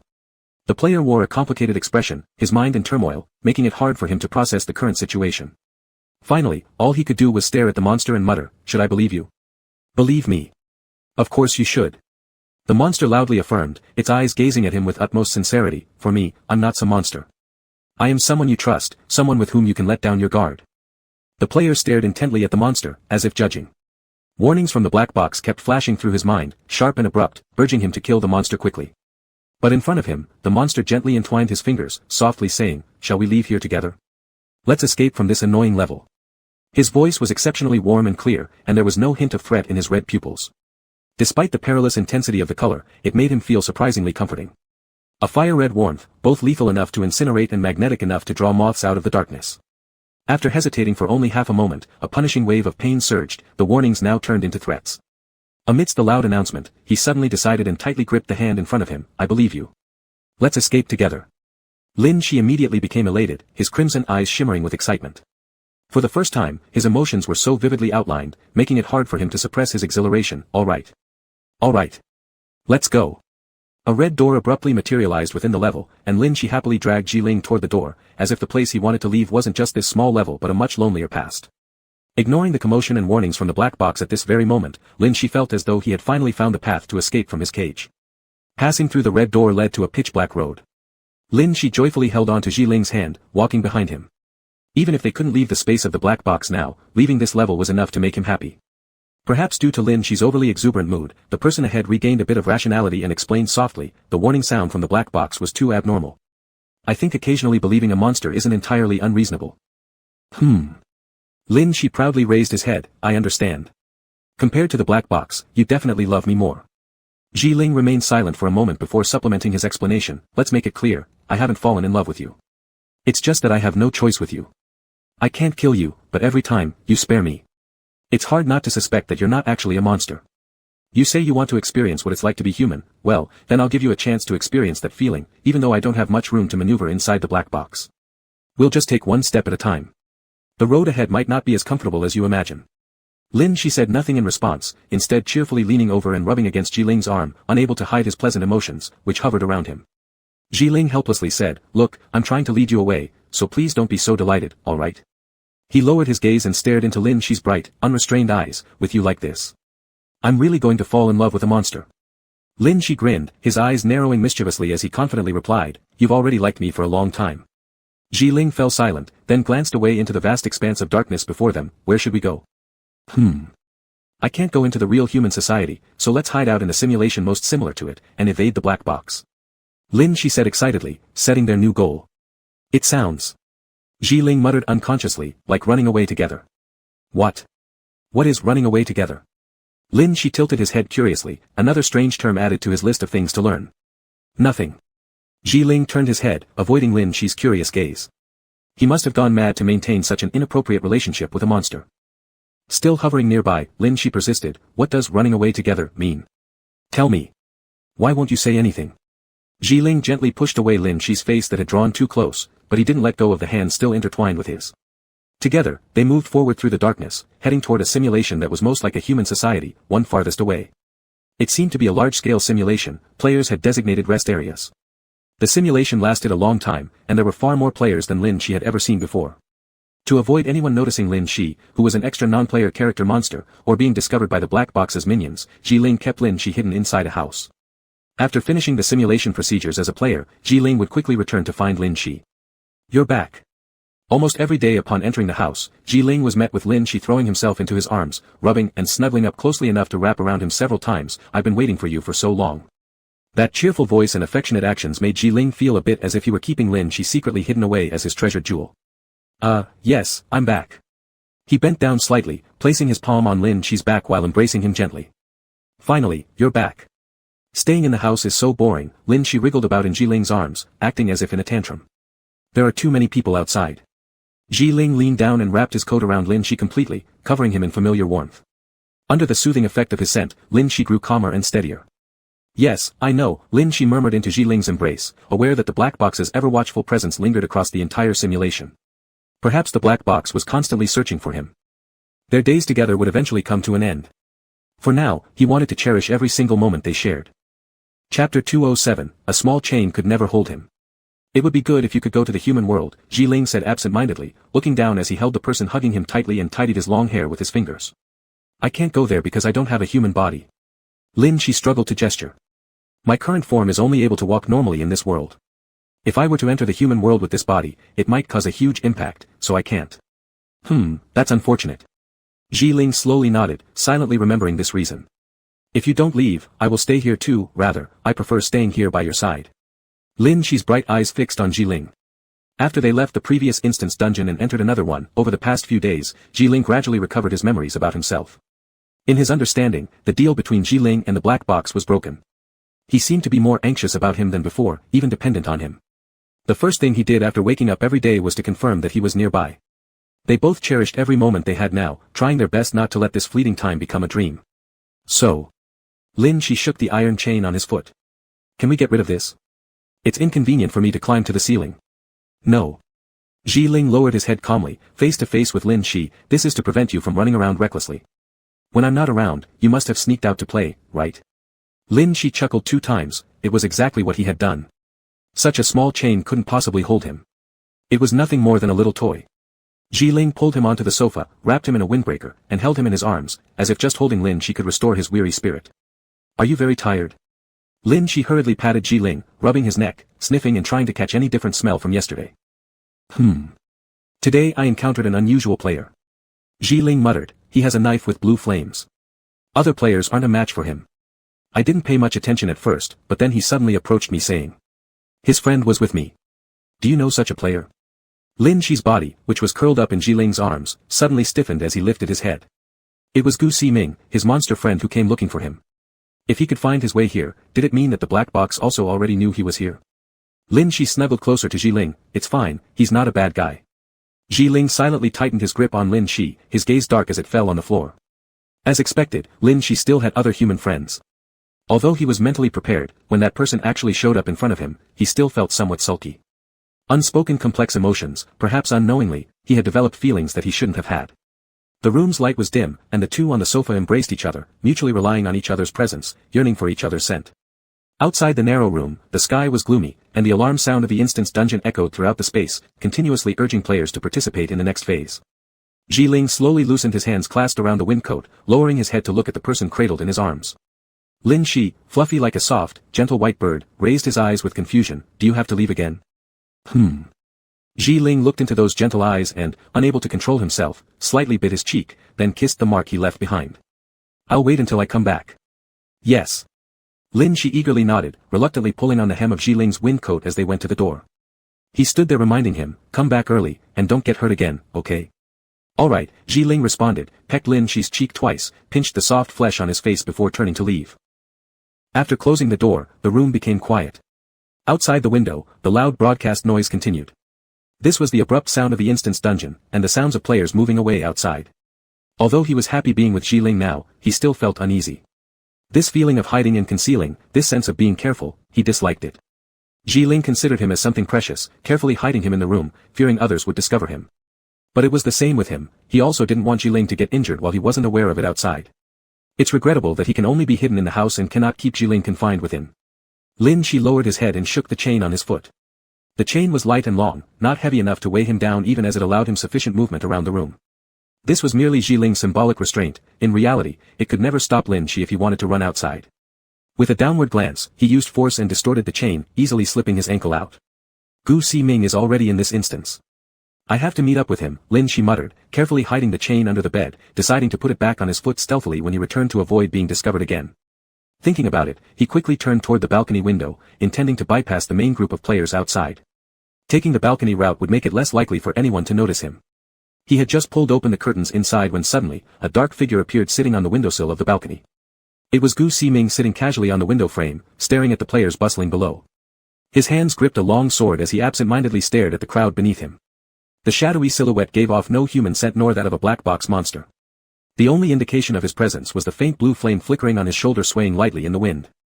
Upon hearing movement, he turned around and smiled, we haven't seen each other in days, friend. How's it going outside? Lin Shi nodded and opened the balcony window. The peculiar bloody smell unique to the instance dungeon floated into the air, entering through the window with the light breeze. Finally found you. I've been so bored without you around, Gu Si-ming whispered, sounding less lively than before. Sorry. The player I need to find is in a special place where I can't bring you along, Lin Shi apologized quietly. And I'm also worried about being found by the black box. I know. The black box is definitely looking for you, Gu Si-ming cast his eyes downward, fingers trailing over the sword placed neatly on his knees. Lin Shi noticed, he hadn't carried this sword before because Lin Shi's friends usually didn't need weapons. The barely visible blue flames emanating from the cracks of the sheath made one feel uneasy. After you left, I went to hang out with other black box monsters, Gu Si-ming tapped lightly on the black sheath with his fingers. But I realized that unlike you, they don't accept me as one of them. They say my humanoid form makes me an anomaly among the black box monsters. Of course, Lin Shi understood because Gu Si-ming was a specially created black box monster made for him, completely different from the originally existing ones. It doesn't matter, you can be like me, not a monster. Be human. Lin Shi encouraged enthusiastically. Human. Gu Si-ming's gaze upon the crowd darkened slightly, his voice distant as if it dissolved in the wind. I don't know why, but while I used to like humans a lot, seeing them now doesn't stir much interest anymore. Rejected by the black box monsters, yet not truly human myself, I'm confused about my own existence. Chapter 208, as soon as he heard it, he knew for sure this person was jealous. Gu Si-ming's low murmur made Lin Shi suddenly realize that Gu Si-ming's thoughts had changed a little. It was unclear whether it was due to the influence of the black box or if he himself had developed thoughts beyond the influence of the black box. But after losing his original preference for humans, he now lost his own liking and became confused. Gu Si-ming glanced at Lin Shi, his dark and bewildered eyes making his pitch-black pupils seem even closer to being human. Do you know? Before you left, I clearly liked humans. My flames were different from other harmful black box monsters, they wouldn't hurt people, and could even become guiding lights in the black box, illuminating the way forward for players.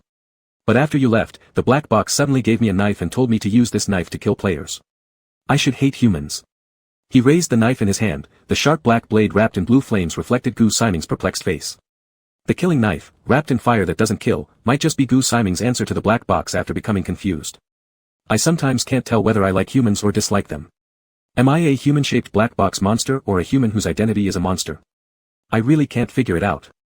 Gu Si-ming sighed, sheathing the sword. I can illuminate the way forward for players, but why can't I illuminate my own path? It seemed that in just a few short days, Gu Si-ming had already been adjusted by the black box, adjusted to some confusion. Lin Shi patted his shoulder, trying to dispel the gloom and confusion, and smiled. You are freer than me, and you can go find it out yourself. Humans like Lin Shi's smile, pure and clean.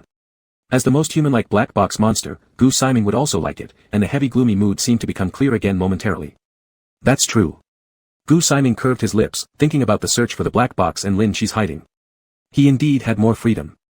Whether a person or a monster, what to become, that road only he could explore. By the way, I saw the human you came out to meet. Gu Si-ming smiled slyly. In the crowd, I smelled your scent on him right away. So that's the human you like. He seems to be one of the quieter types among humans, but he doesn't seem to like me much.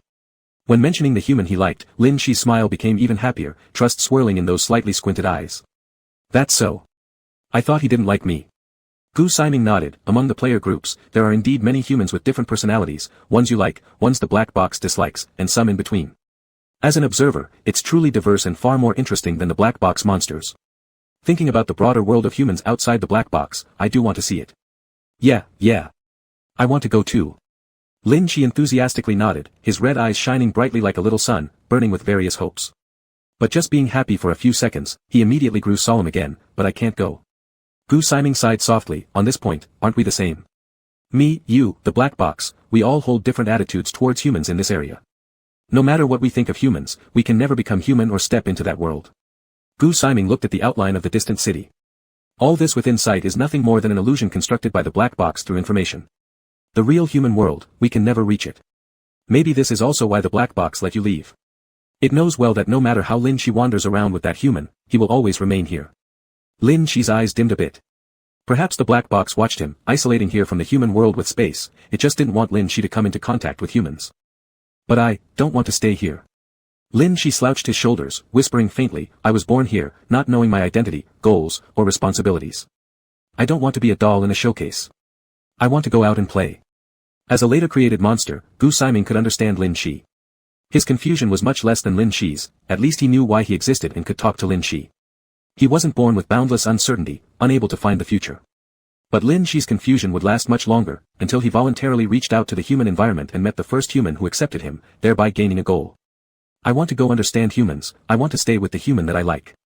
His eyes shimmered with a bright gaze like candlelight. wanting to accomplish his small goal but unable to complete it.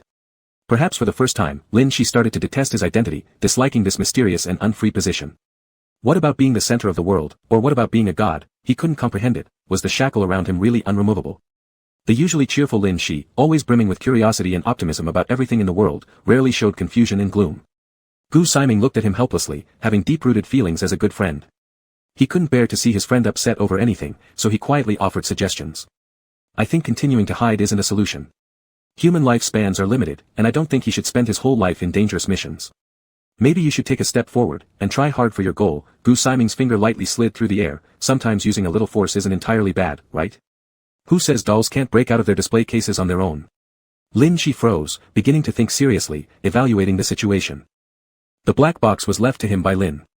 Lin had said it was his good friend. He had always believed that, but it seemed the black box didn't think the same way. Their relationship gradually grew distant during slow development. Before, the black box was just a small toy he could hold in his hand and chew on. Now this toy had grown larger, following Lin's words and becoming a lock on Lin Shi's activities, firmly locking him inside. Should he break this lock? Should he hurt his friend? After brief deliberation, Lin Shi made a new decision. I'll go talk things over with the black box again. He still cherished every friend around him very much. Gu Siming smiled gently. I hope you two can reach a good result. He hoped Lin Shi would be slightly firmer towards the black box, since the black box itself was pretty strict. But it seemed Lin Shi cared deeply for his companions, so Gu Siming didn't push too hard to worsen their relationship. He was quite looking forward to how things would unfold next. Ah, your favorite human has returned. I'd better leave quickly, so he doesn't dislike me even more. Gu Siming grinned, waved his hand, then turned around and leapt down from the balcony.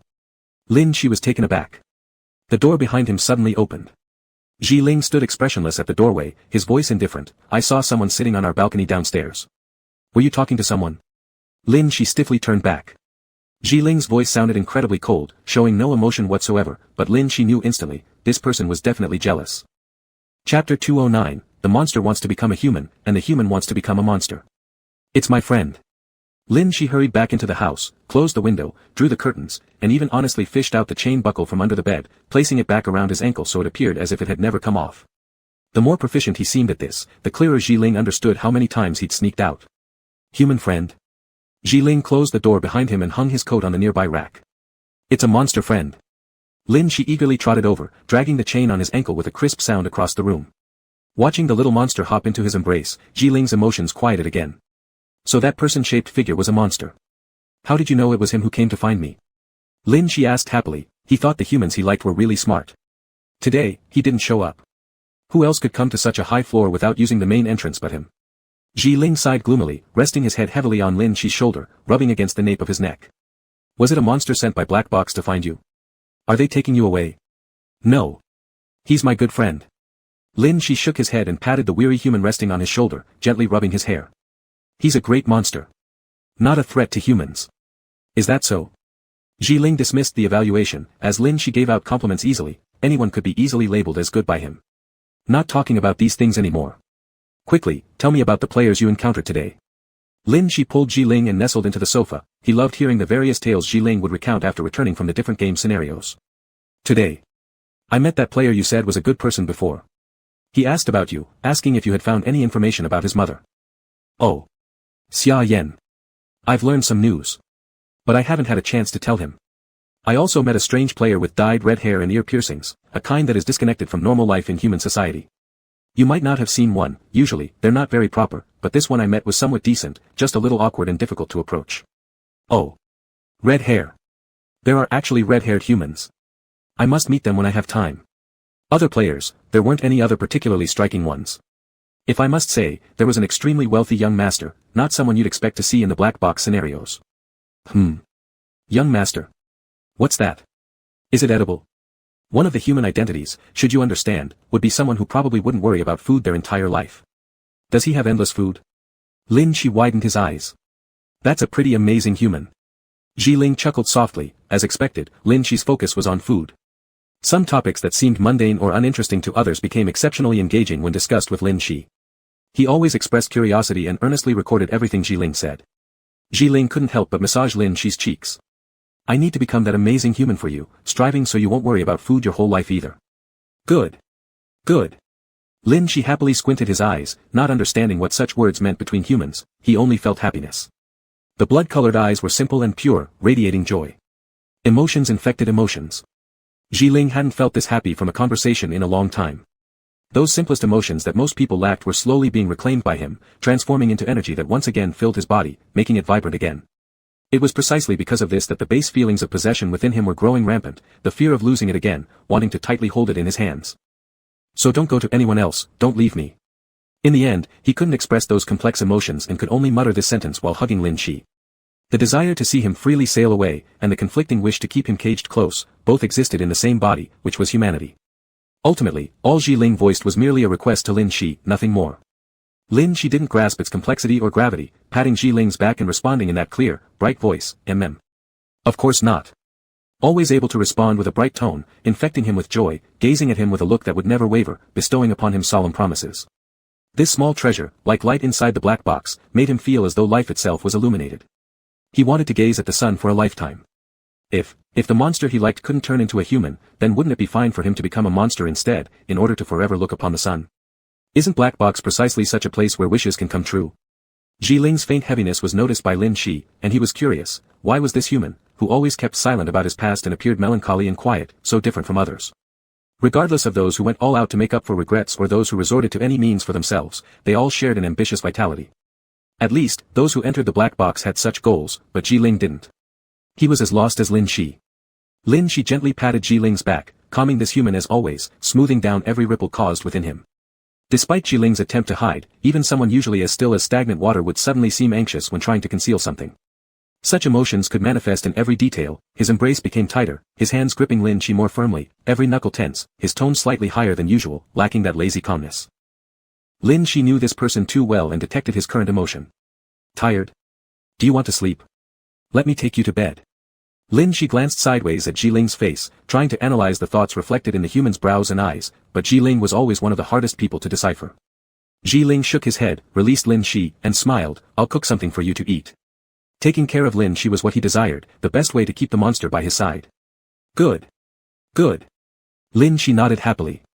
Making this human feel happy was the best way Lin Shi cared for him. The two hooked their fingers and went into the kitchen, enveloped in warmth as they carefully explored each other's minds. There was always a barrier between humans and monsters when it came to communication, neither could fully understand the other's thoughts. They were both striving hard to close the gap between them. Monsters want to become humans, and humans want to become monsters. Chapter 210, It's fine, we'll have nightmares together. Before bedtime at night, Jiling rarely pulled the quilt that had been placed under the bed onto the bed surface. He turned his head and gazed at Lin Shi, who looked confused, muttering softly, I've made up my mind. In the future, I want to live more like a human for you.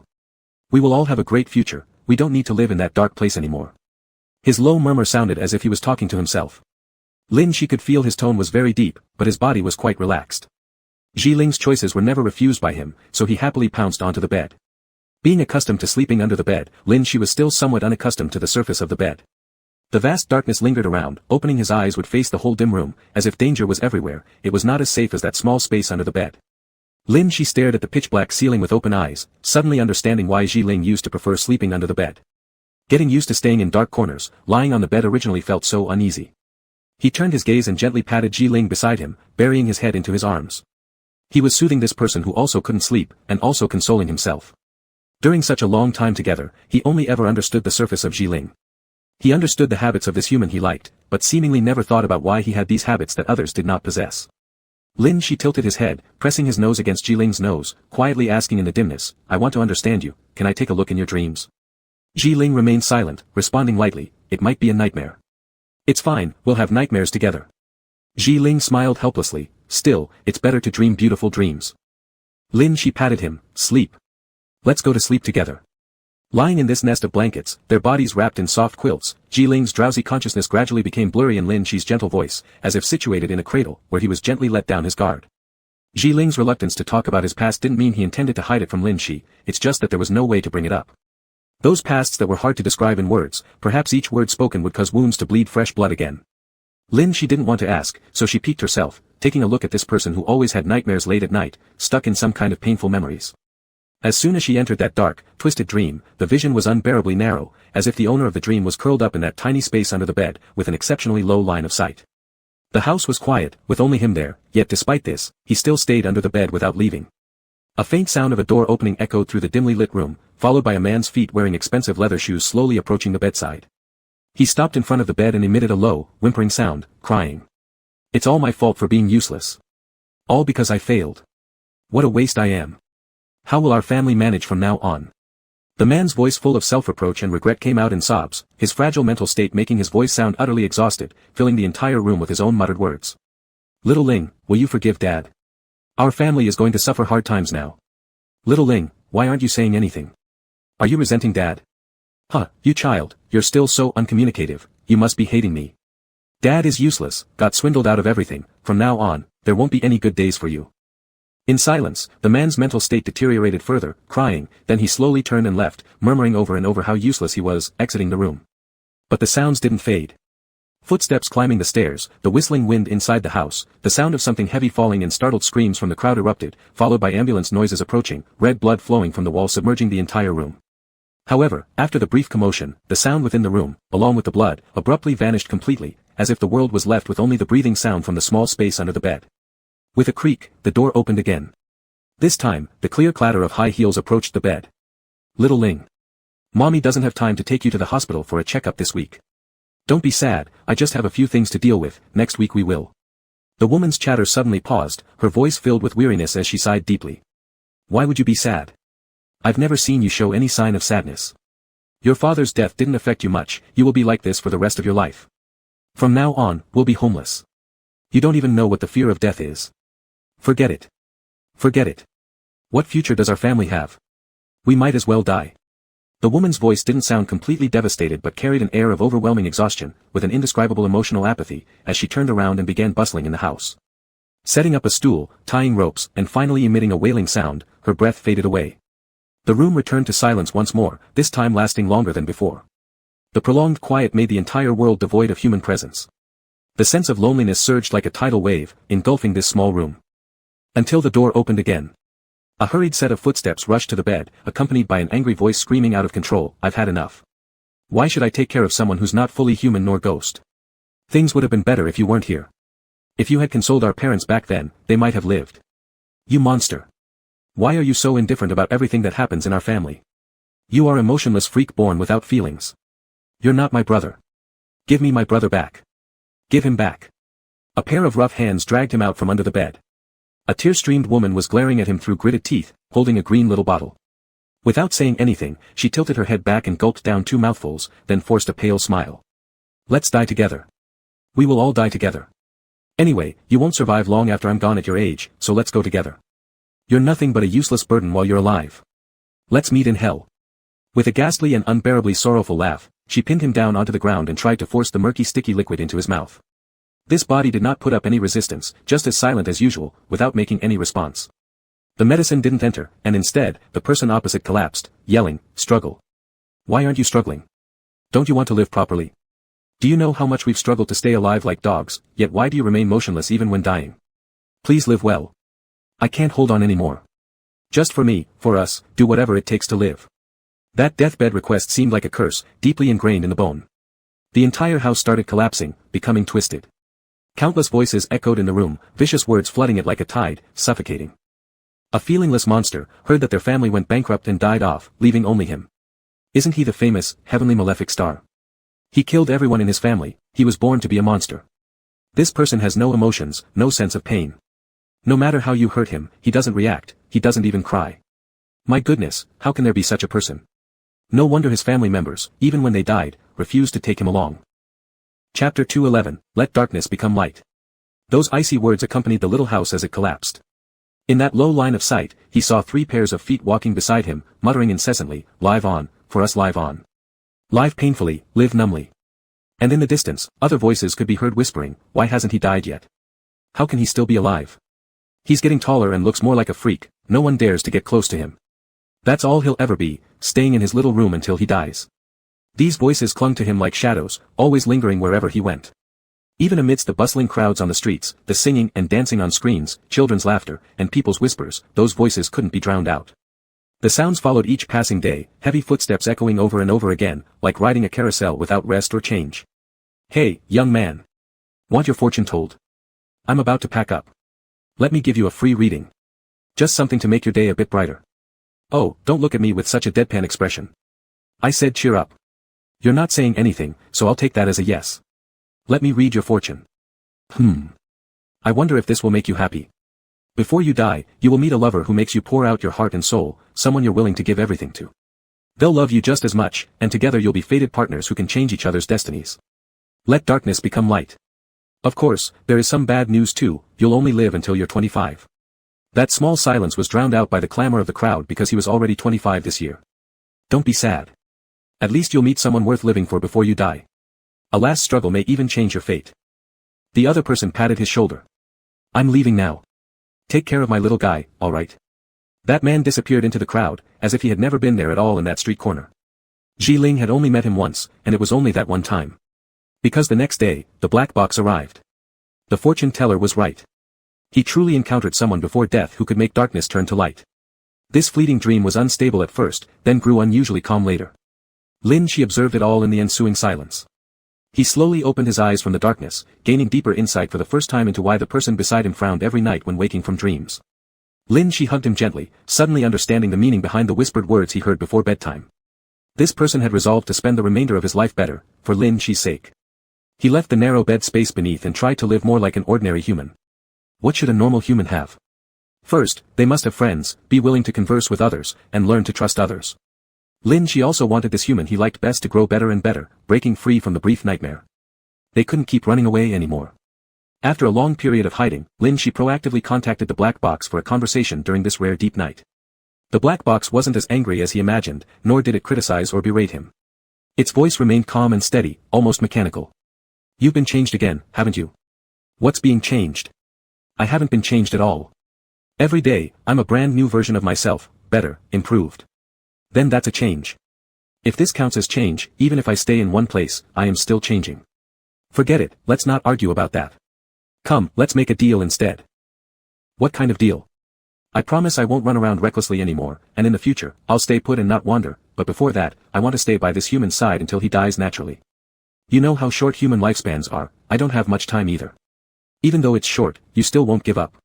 For me, it's short, but for him, it's long.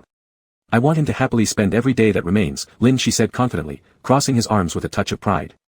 You might not know, but this human likes me so much. I'm important to him. It's the first time I've experienced being important to someone. I'll help him step out of that little room.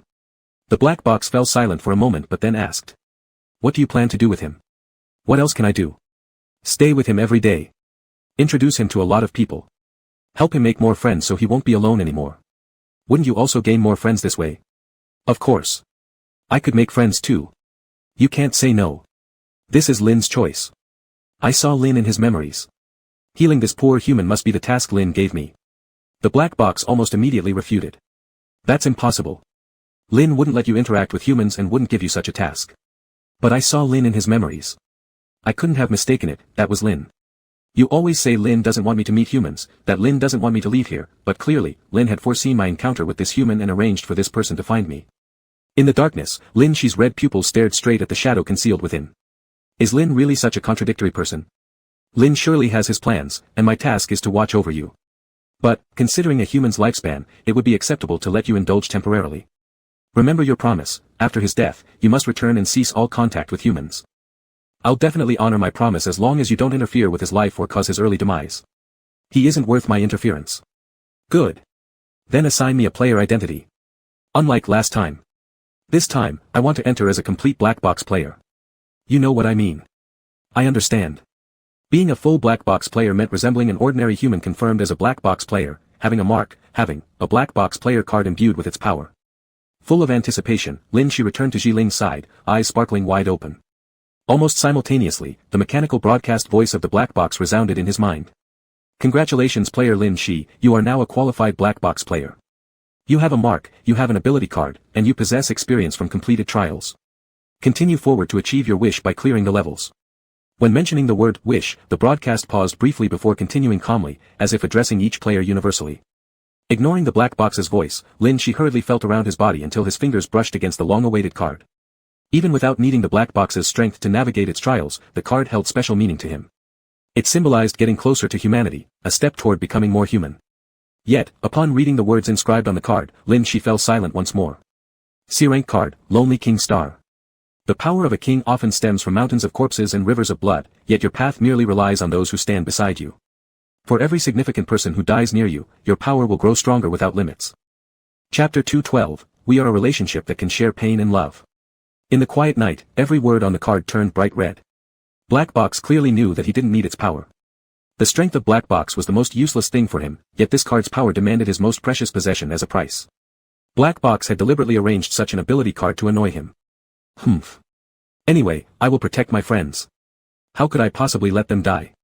Annoyed, Lin Shi shoved the card into his pocket and turned around, hugging Ji Ling who was sleeping soundly. Though slightly unsettled by Black Box's antics, he managed to negotiate a change in circumstances. He still looked forward to tomorrow with anticipation. In his imagination, he would accompany Ji Ling through the dungeon, meeting many good people, making friends, and transforming a quiet life into one filled with excitement. Just imagining it made the days seem brilliant and bright, awakening from sleep. His pitiful and fragile human self would surely like such a future, right? Lin Shi rejoiced in his heart, looking forward to the arrival of tomorrow, but when he opened his eyes again, he found himself outside the red door. In a place where the water meets the sky, there was a small area with a large white bed hiding an egg underneath it. Several unopened red doors brought Lin Shi back to reality, that segment of memory had ended. Realizing instantly, Lin Shi hurried back to the bedside. He understood now, he shouldn't have hidden the egg under the bed, it should have been placed on the bed surface. Now he also comprehended why sleeping under the bed was something Ji Ling had taught him, and countless times afterward, Ji Ling tried to lift him out from beneath the bed so he could sleep properly on top. After placing the egg on the bed, Lin Shi tilted his head, pressing his ear against the eggshell, muttering, I've remembered more about us. Although there were some twists and turns, things seemed to be moving in a positive direction. Would the memories behind the remaining door be good ones? Surely in those memories, he must have met Xia Yan, Fu Xiang, and even more people. Like any normal human being, he would possess many happy memories. But inside the egg, Ji Ling's voice came through, just as low and gentle as it was in those memories, saying, Happy memories, you've already recalled them all. Startled, Lin Shi frowned, tapping the eggshell, does that mean the upcoming memories won't be good ones? They should have been wonderful memories, right? The Black Box had fulfilled his request. He became a player and accompanied Ji Ling among the group of players. They met so many people, it should have been the beginning of a beautiful story. Silence enveloped within the egg. Ji Ling no longer replied. Grumbling, Lin Shi embraced the egg tightly and wrapped it layer upon layer in blankets. In this vast space, he needed a little time to digest the memories that had been restored so far. So, he remained motionless, contemplating while lying next to Ji Ling's egg. He was eagerly awaiting the remaining memories. He assumed they would feel like a beautiful dream, but would these unseen memories surpass the sadness experienced thus far? Suddenly, he hesitated to face the rest. Was that long, pitch-black road truly paved only with the blood of his comrades, as the Black Box had claimed? Lost in thought, Lin Shi picked up his phone, desperate to see how Xia Yan and the others were doing.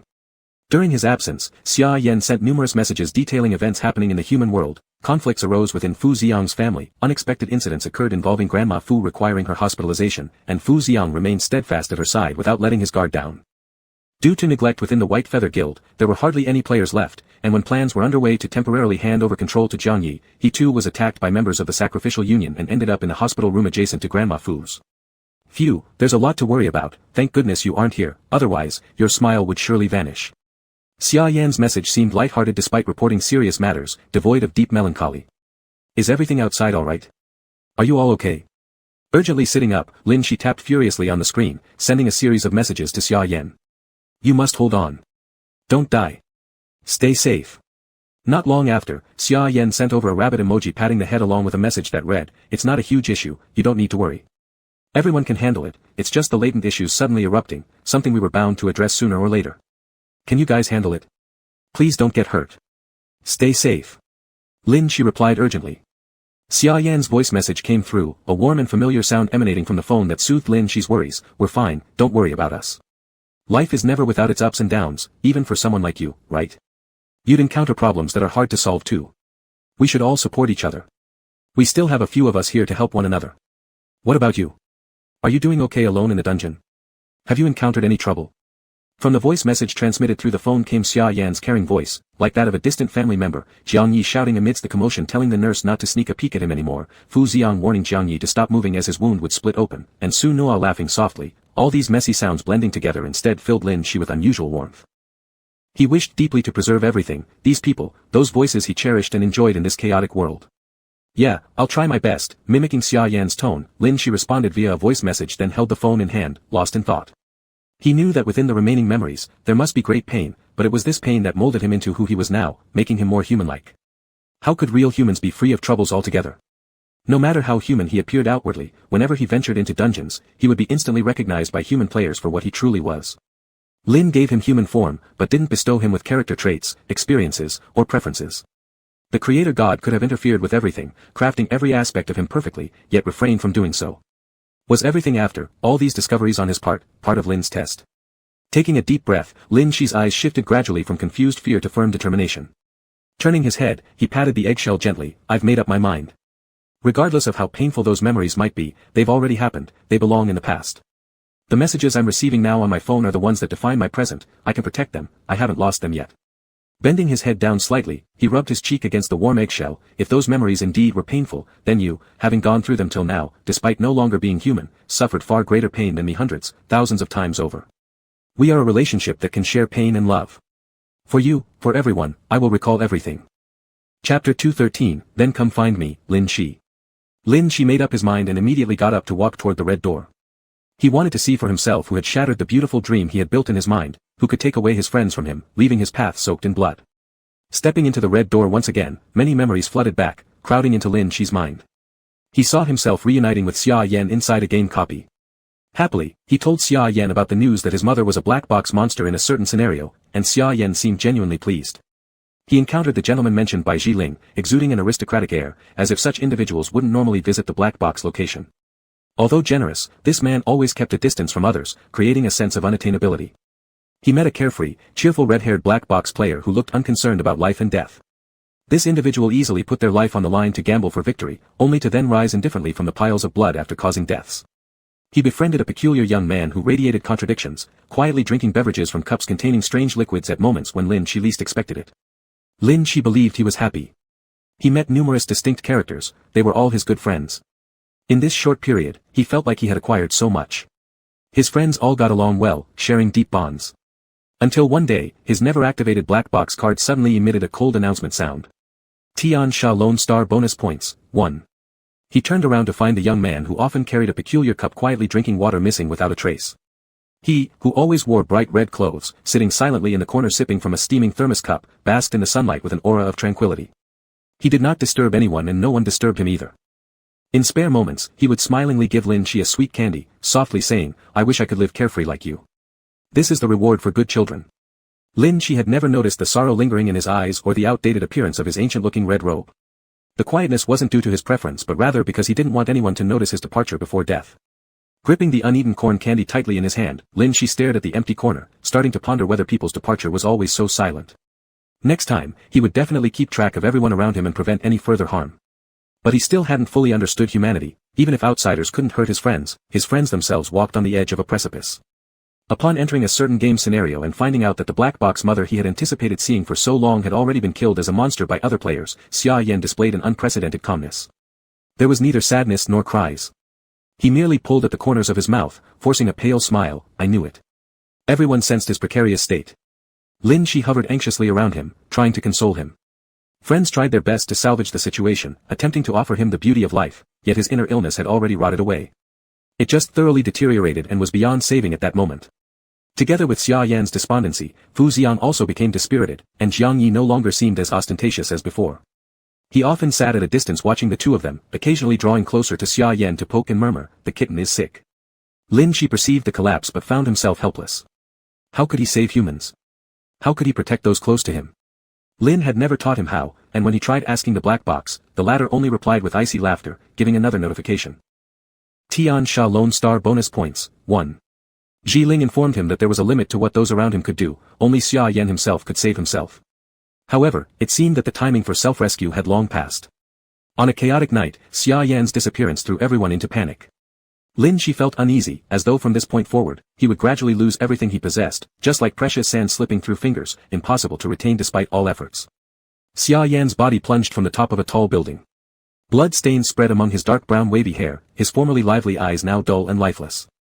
He had never mentioned anything about his family matters. All everyone knew was that he harbored an extreme obsession with the monster mother, as if she was his spiritual pillar, supporting him up to that very moment. Like a stray cat, he grew up wandering alone, relying solely on his tenacious willpower which then collapsed instantly. Under the cover of night, Jiang Yi helplessly gripped the black box card. The black surface of the card glowed red, reflecting in his eyes. The person in the team who loved to laugh the most, aside from Lin Shi, had now become quiet. His gaze wasn't fixed on the black box card or death, but rather on the person lying on the ground. He didn't utter a single unnecessary word. In the moment he activated the card, he left what he believed was a dignified last will and testament. Xia Yan, become a house cat, don't wander like me. A vibrant life awakened a soulless body, and Fu Xiang became increasingly distraught. He had lost 2 friends. Lin Shi was at a loss, his hands capable of easily killing many attackers, whether players or black box monsters, but nothing in the game could harm his friends. Yet, he had no idea how to save a friend seeking death. And the black box merely repeated the notification of the card's talent over and over again in his mind. As if mocking him, or as if urging him to let go of everything. Lin Shi stared at the text on the black card and looked back. In the endless darkness behind him, there was truly nothing but the blood of his companions. Is it because of my card that they died? Lin Shi couldn't help but ask Jiling. Is it because staying near the monster makes humans disappear so easily? Of course not, Jiling gently embraced him. People who can enter the black box are mostly those suffering from severe conditions, physically or mentally. Healthy and happy people would never come to the black box to meet you. They just couldn't get over that hurdle. If I had met them earlier and helped them sooner, would things have gotten better? Perhaps. But Lin Shi, I still say the same thing, your ability to help them is limited. The only ones who can save them are themselves. I don't understand. I don't understand.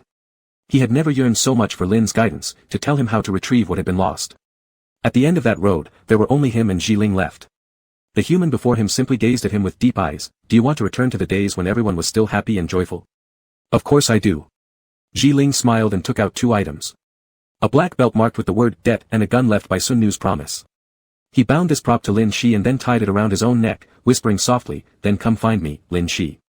No matter where I appear, you must come to me while there's still time to prevent everything from becoming irreversible. Perhaps we can change things together. Lost in confusion, Lin Shi watched as he placed the gun's muzzle against his heart and ended his 25-year-old life with a bang. Chapter 214, How many times has he died for you? The person who had just been smiling before him suddenly disappeared, and Lin Shi didn't even have time to grieve when the scene in front of him sharply distorted. His consciousness was constantly being dragged, as if he was pulled into another space. When he opened his eyes again, Lin Shi found himself back in that small punishment room, waking up from a sofa piled with various weapons emanating a bloody stench. The warmth inside the room made him confused, only the cool notification from the black box in his mind woke him up, reminding him of Jiling's death moments ago. But the next second, a familiar voice came from beside him, gently laughing, you really did follow. Lin Shi quickly turned his head and saw Jiling sitting intact beside him. He was still wearing his all-black windbreaker, sitting silently there like merging with the shadow, serene and mysterious. Unlike their first meeting, there was a black band around his neck marked with the word debt. What happened? I just clearly saw you. Lin Shi immediately rushed forward and felt all over Jiling's body to confirm he had no wounds before regaining his senses. After Jiling shot the gun, they returned to this punishment room which should have already been closed. We've gone back to the past, Lin Shi. Jiling took out his black box card from his pocket, placed it in Lin Shi's hand, then tapped the black band on his own neck. Do you understand? C-class item, debt collector. Wherever Jiling went, Lin Shi could find his way there, but after Jiling fired the gun. He looked down at the card in his hand. S-class card, regret pill.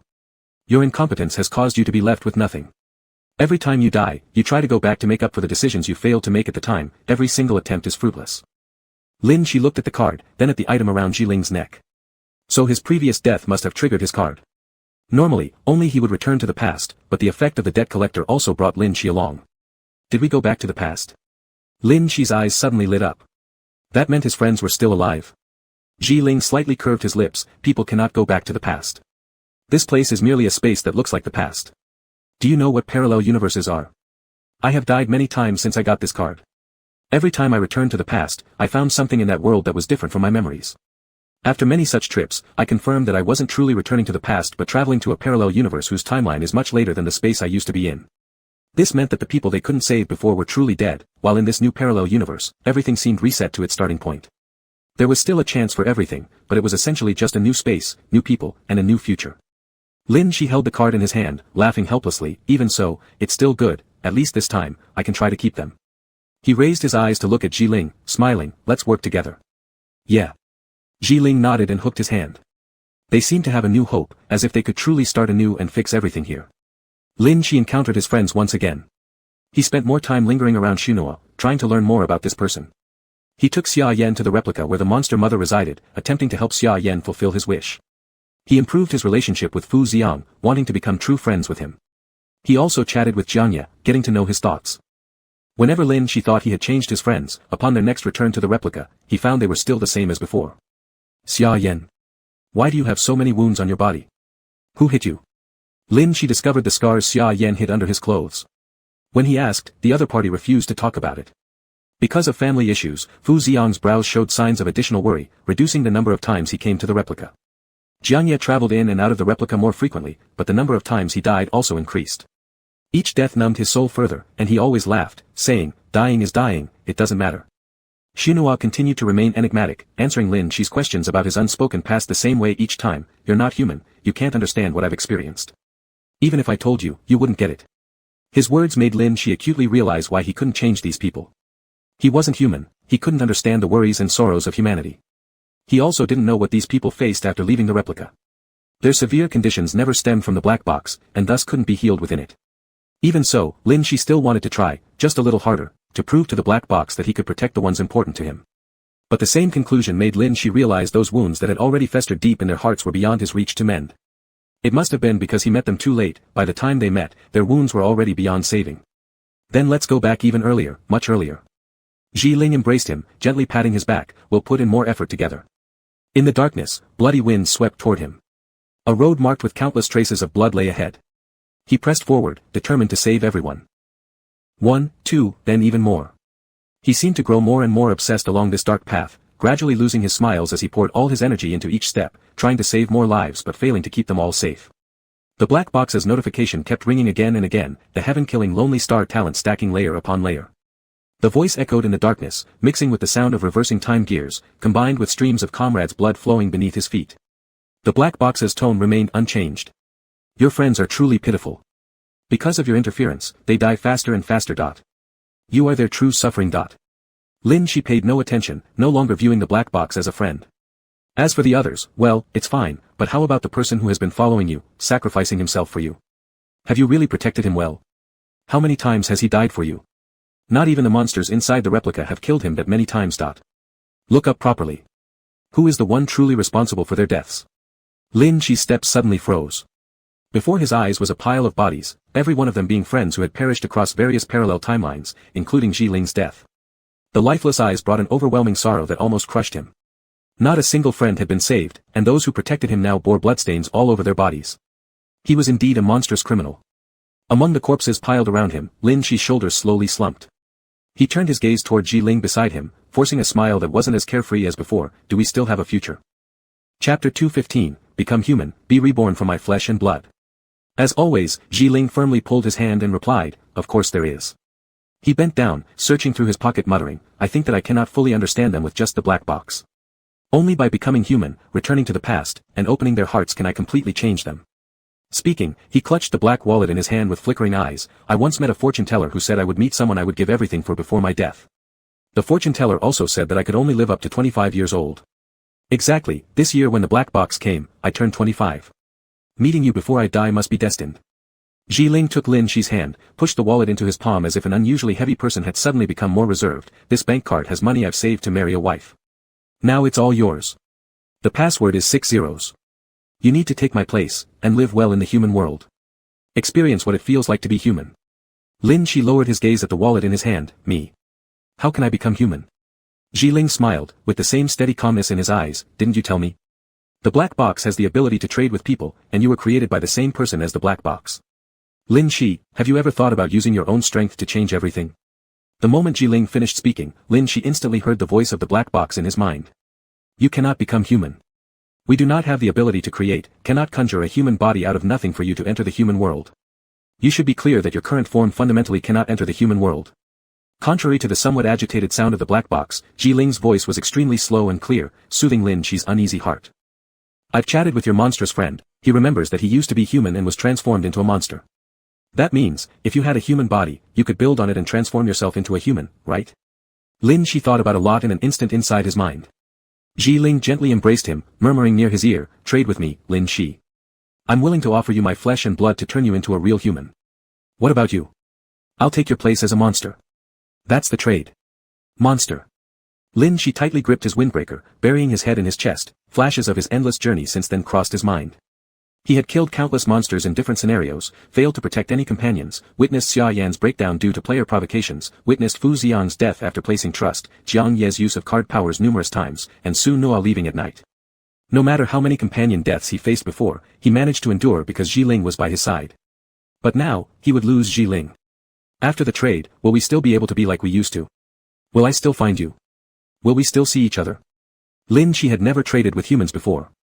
Due to the black box, he had even never envisioned trading with a human, or using his own powers. What would happen if he became human? What would happen to Ji Ling if he turned into a monster? He couldn't imagine, and he feared things would get worse in the future. On top of his unrest, there was the black box's warning. You can't truly become human. Don't waste this human life. Even if he turns into a monster, it won't end well either. Do you really want to watch the last bit of you disappear? Different from the black box's hurried warnings, Ji Ling patted his back firmly with a pair of calm eyes fixed on Lin Shi. Trust me, we will meet again in a beautiful future. His fingertips lightly brushed over Lin Shi's cheek, leaned down, and softly placed a kiss on his cheek. Let this be our promise. I guarantee there will be a good future ahead. Then, he moved his kiss to Lin Shi's lips, imprinting it gently. Lin Shi dazedly touched his lips. What agreement is this? This. Ji Ling slightly curved his mouth upwards. It's just because I wanted to kiss you. Lin Shi, in a haze, said, then, the next time we meet, you have to kiss me again as proof of our reunion. All right. Ji Ling responded. No matter how the black box warned or explained the dangers, Lin Shi remained wrapped in Ji Ling's stable emotions. The monster residing at the center of the world was deceived by 2 kisses from a human. Once again, Ji Ling pressed the gun against his chest, gazing at Lin Shi as he murmured, become human, be reborn from my flesh and blood. Let's escape together. From that vast, empty space, from that narrow, dim space beneath the bed. In the instant the gunshot rang out, the trade was complete. Lin Shi's monster form melted into Ji Ling's corpse, reweaving within the blood and flesh a new body. It still looked the same as before, except now he no longer bore the white hair symbolic of a monster, nor the blood-red eyes, but rather possessed long black hair and dark eyes like a human being. A newly created human, a human infused with the blood of a monster. After emitting an unusual warning, the black box once again lapsed into a prolonged silence. Looking at this person who was almost indistinguishable from a regular human, it finally issued its invitation slowly. To become a black box player is to enter the black box game. You're human now, so you can't enter or exit the black box game as freely as you did before. If you want to save your friends, you need to become a black box player. Those eyes, which were always crimson red, now turned pitch black after the transformation, revealing a touch of cold detachment. It's fine, let's make the trade. The black box might deceive players, but it couldn't deceive him. Becoming a black box player and bearing the black box's mark amounted to signing a contract through trade. Human memories are equivalent to the soul, constructing everything about a human being. Before making the deal with Ji Ling, Lin Shi had stored all of his memories deep within Ji Ling's soul.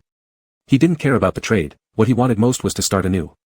After the inverted black triangle imprint landed on the back of this human neck, Lin Shi clearly perceived himself losing the memory of someone specific. As he stared at the black box with those inky eyes, they were immeasurably dark and icy. The final sentence he whispered lightly made the black box feel as if all their connections had vanished. You'd better not make me remember everything. That indifferent tone was something that had never appeared in Lin Shi's voice before. It seemed that once he became human and gained emotions, he immediately began to loathe himself.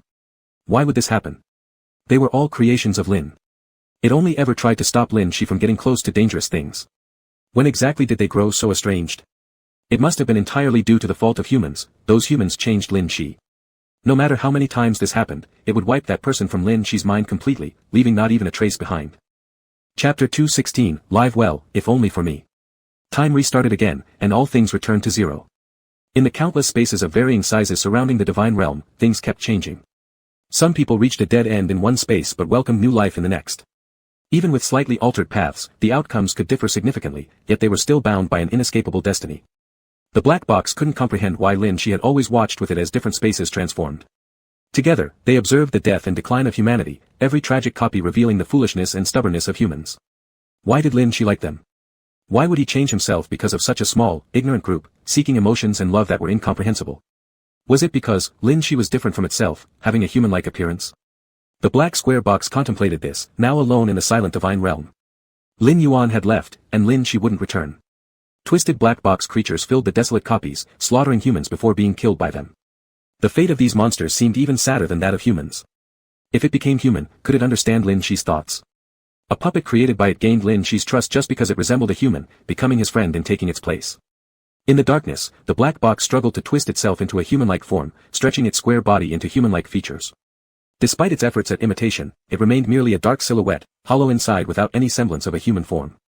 It remembered, Lin had never granted it a human shape. Unable to become human or understand Lin Shi, the distorted human figure reverted back to its original square form.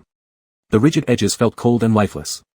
It understood now, it and Lin Shi would never fully understand each other. It could no longer be Lin Shi's friend. The black-haired Lin Shi grew more human-like, existing in the era of human rebirth, learning various human emotions. During this period of weak consciousness, which was what little remained of his monstrous nature, this was also the last chance for the black box. He had forgotten the human who taught him emotions, losing everything contained within those memories. This half-human, half-monster existence remembered only its single purpose. And that purpose was to rescue his friend. Like a real human, he stumbled among player groups, experiencing rejection, controversy, and hostility. Without emotional restraint or understanding, he became frenzied and monstrous, laughing heartily while killing others, a monster devoid of empathy. Yes, by killing everyone, he acted like a truly cold-hearted player, disregarding everything within the copies and achieving his goal regardless. In the end of Day's apartment, blood flowed in the corridors. Lin Shi effortlessly killed the overseer, whose desire to protect was ignored, and under the woman's mournful gaze, the apocalypse finally came. At the Jiang family compound, he paid no heed to the cries of the yard filled with statues, slaying the young master turned ghost and burning the estate in the elder son's quietness. He slaughtered players in the terror arena, killed black box monsters, and in a non-human hospital, he ended the lives of two brothers willing to die for each other. The blood stains on the walls were no longer those of his companions, but rather laid by all that transpired within the copies. He would become the most human-like monster in the black box, the most emotionless human. Until, that person reappeared. No, rather, reappeared as a monster. That person kissed his bloody cheek affectionately and asked teasingly, "Why are you killing here? Didn't we agree to protect our friends?" The line that should have broken was reconnected. "I know you." Lin Shi hesitated, the missing memories in his mind began to take shape again. "Can you tell me about our past?" Just before, he had been indiscriminately killing humans and monsters, his hands covered in blood. But now, all he wanted was to grasp this faint memory in front of him. "Tell what?" The other person moved closer to Lin Shi, as though they were already deeply familiar and intimately close. "Should I tell you how I fell in love with a monster?" The word monster clearly surfaced in Lin Shi's mind, and the locked-away memories started to loosen. The lost emotions suddenly returned. "I'm not a monster. I'm angry." If it were anyone else, they would have already become a dead soul under his blade. But for the person standing before him, he had no intention to kill. Instead, he let the other party laugh and said, "You're not human, do you even know what anger is?" "I'm full of emotions, I'm angry right now." "Are you really angry?" "I am angry." The other person seemed very satisfied with this and gently patted his face. "Don't be angry, it's my fault." As his emotions and temper returned, it meant his memories were coming back soon. The blood-soaked human was embraced by the monster, and the warm sensation made him confused. All he knew was that at first sight, he instinctively felt that the person in front of him was exceptionally good. Why had he forgotten such a wonderful person? The black box was telling him that the person before him was dangerous and should be killed. But his feelings told him that this was a very good person. Amidst the chaos, the person in front kissed him and said, "Sorry, I'm late, letting you walk so far alone and making things here go awry. But it doesn't matter, we can start over." He pressed Lin Shi's hand holding the red knife against his own chest, his soft voice sounding like a gentle comfort. "From now on, you are just a human, not belonging to the black box, not belonging to the copies, not even to me. You will be an independent, whole human being. Live well, if only for me." His tender words completely contradicted the act of guiding Lin Shi's knife into himself. Lin Shi couldn't comprehend it, simply could not understand it, because just moments ago, he met a warm person who now died right before his eyes, leaving behind nothing but those fleeting words. "Come find me, Lin Shi. Come find me." The scene in front of him grew increasingly blurry and distorted. It seemed as if he was traveling to an earlier space, a time much earlier when none of the tragedies had yet occurred, a place so early that not even the black box could reach or interfere with. This marked the beginning of a new journey. At the entrance of the psychiatric hospital, the nurses gathered anxiously around, checking the man who had collapsed there. After confirming that he had no wounds, they looked perplexed at this sudden arrival. Why did he faint here? Did he escape from another hospital? It doesn't seem like it. Let's take him back and see while we contact the police. I wonder if he has anything that could identify him. I'll check. There's his wallet. There's an ID card inside. Great, this way we can contact his family easily. Let me see. This ID doesn't seem to belong to him, the photo looks different. Someone else's ID. Let me see. This ID belongs to someone named Jiling. Chapter 217, Congratulations to Lin Shi for completing the instance, Monsters Love Nest. This long stretch of memory ended here, also marking their final recollection. Lin Shi slowly opened his eyes in front of the red door. He had remembered everything, his journey before he became human, one fraught with hardships and storms. The bitterness of the past would make him cherish all the more what he guarded now. He looked down at his phone, where there was still a message from Xia Yan, reporting on everyone's current situation. Although the danger had not yet completely passed, at least they were all getting back on track. And behind him, in the cracked eggshell, was someone even more important to him. Thank goodness. I've remembered everything. Lin Shi exhaled deeply, feeling an unprecedented relief that he had recalled these painful memories, so that he wouldn't continue wandering in confusion, unaware of what he'd lost. Lin Shi quickly turned and returned to the bedside.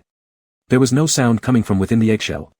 He thought it over. Ever since Ji Ling had changed for his sake, he was among all players the most special after having made a deal with him. His initial power was granted by the black box, but later he made a deal with Lin Shi. He bore 2 contracts on his body, trying to discard the black box contract etched into his soul and transform into someone entirely new who belonged solely to Lin Shi. This transformation process was incredibly long. From a twisted monster to becoming human, it took a long time. But fortunately, he had always been by Lin Shi's side. Can you hear me?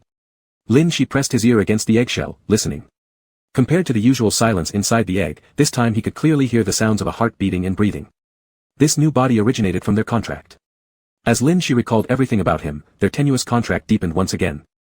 Cracks began extending across the pristine surface of the eggshell, showing clear signs of breaking. Lin Shi carefully crouched in front of the egg, waiting for and welcoming this new human being. A small piece of the shell broke off lightly, and Lin Shi carefully picked it up, cradling it in his palm. The crack emitted a crisp sound, shattering the shell into fragments. A small hand emerged through the cracks, its frail fingers twitching twice in the air. Lin Shi immediately extended his hand, catching hold of this little one. He stared intently at the egg, feeling unusually tense for the first time. Every sound from within the eggshell caught his attention. The hand grasping used his strength to try and break free of the eggshell, moving outwards, struggling until finally the eggshell completely shattered, revealing the small person inside who met Lin Shi's eyes. Upon seeing the appearance of the person in front of him, Lin Shi couldn't help but curve his lips upward, feeling both happiness and a certain indescribable complexity. Just as they had agreed upon initially, at this moment, Lin Shi, with his black hair, sat on the bed, facing the broken eggshell scattered all over the bed, as well as the smaller person replacing him as the monster, a person possessing all the red eyes he had when he was a monster, and snow-white hair. The only familiar features, the facial details and the mole under his chin when he was human, matched the face on his ID. While things remained, people weren't people anymore, and monsters weren't purely monsters anymore. We've finally met again. Lin Shi extended his hand and embraced this tiny body.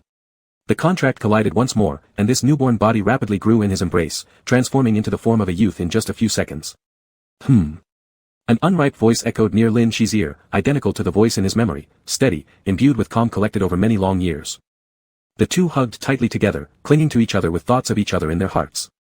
Although all the memories within the red door belonged to the past, it felt as though they had gone through a rebirth anew, making them rely on each other even more. I missed you so much.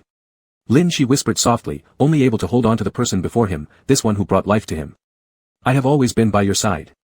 Ji Ling gently patted his back, closed his eyes, and hugged Lin Shi again in his human form, finding the sensation indeed different from the monstrous figure with a vastly disproportionate body.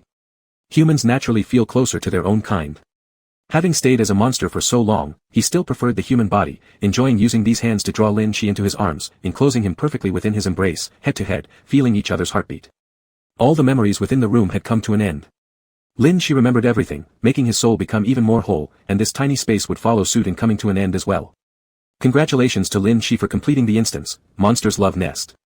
As the gentle female voice announced the end, Lin Shi tightly held Ji Ling's hand, staring at him, unwilling to let him disappear from his sight even for a moment when the instance ended. Not until he confirmed that they had both returned to reality, back to human society, did he slightly breathe a sigh of relief. I am the only one who made a deal with you, and I carry some of your power. How should I say this?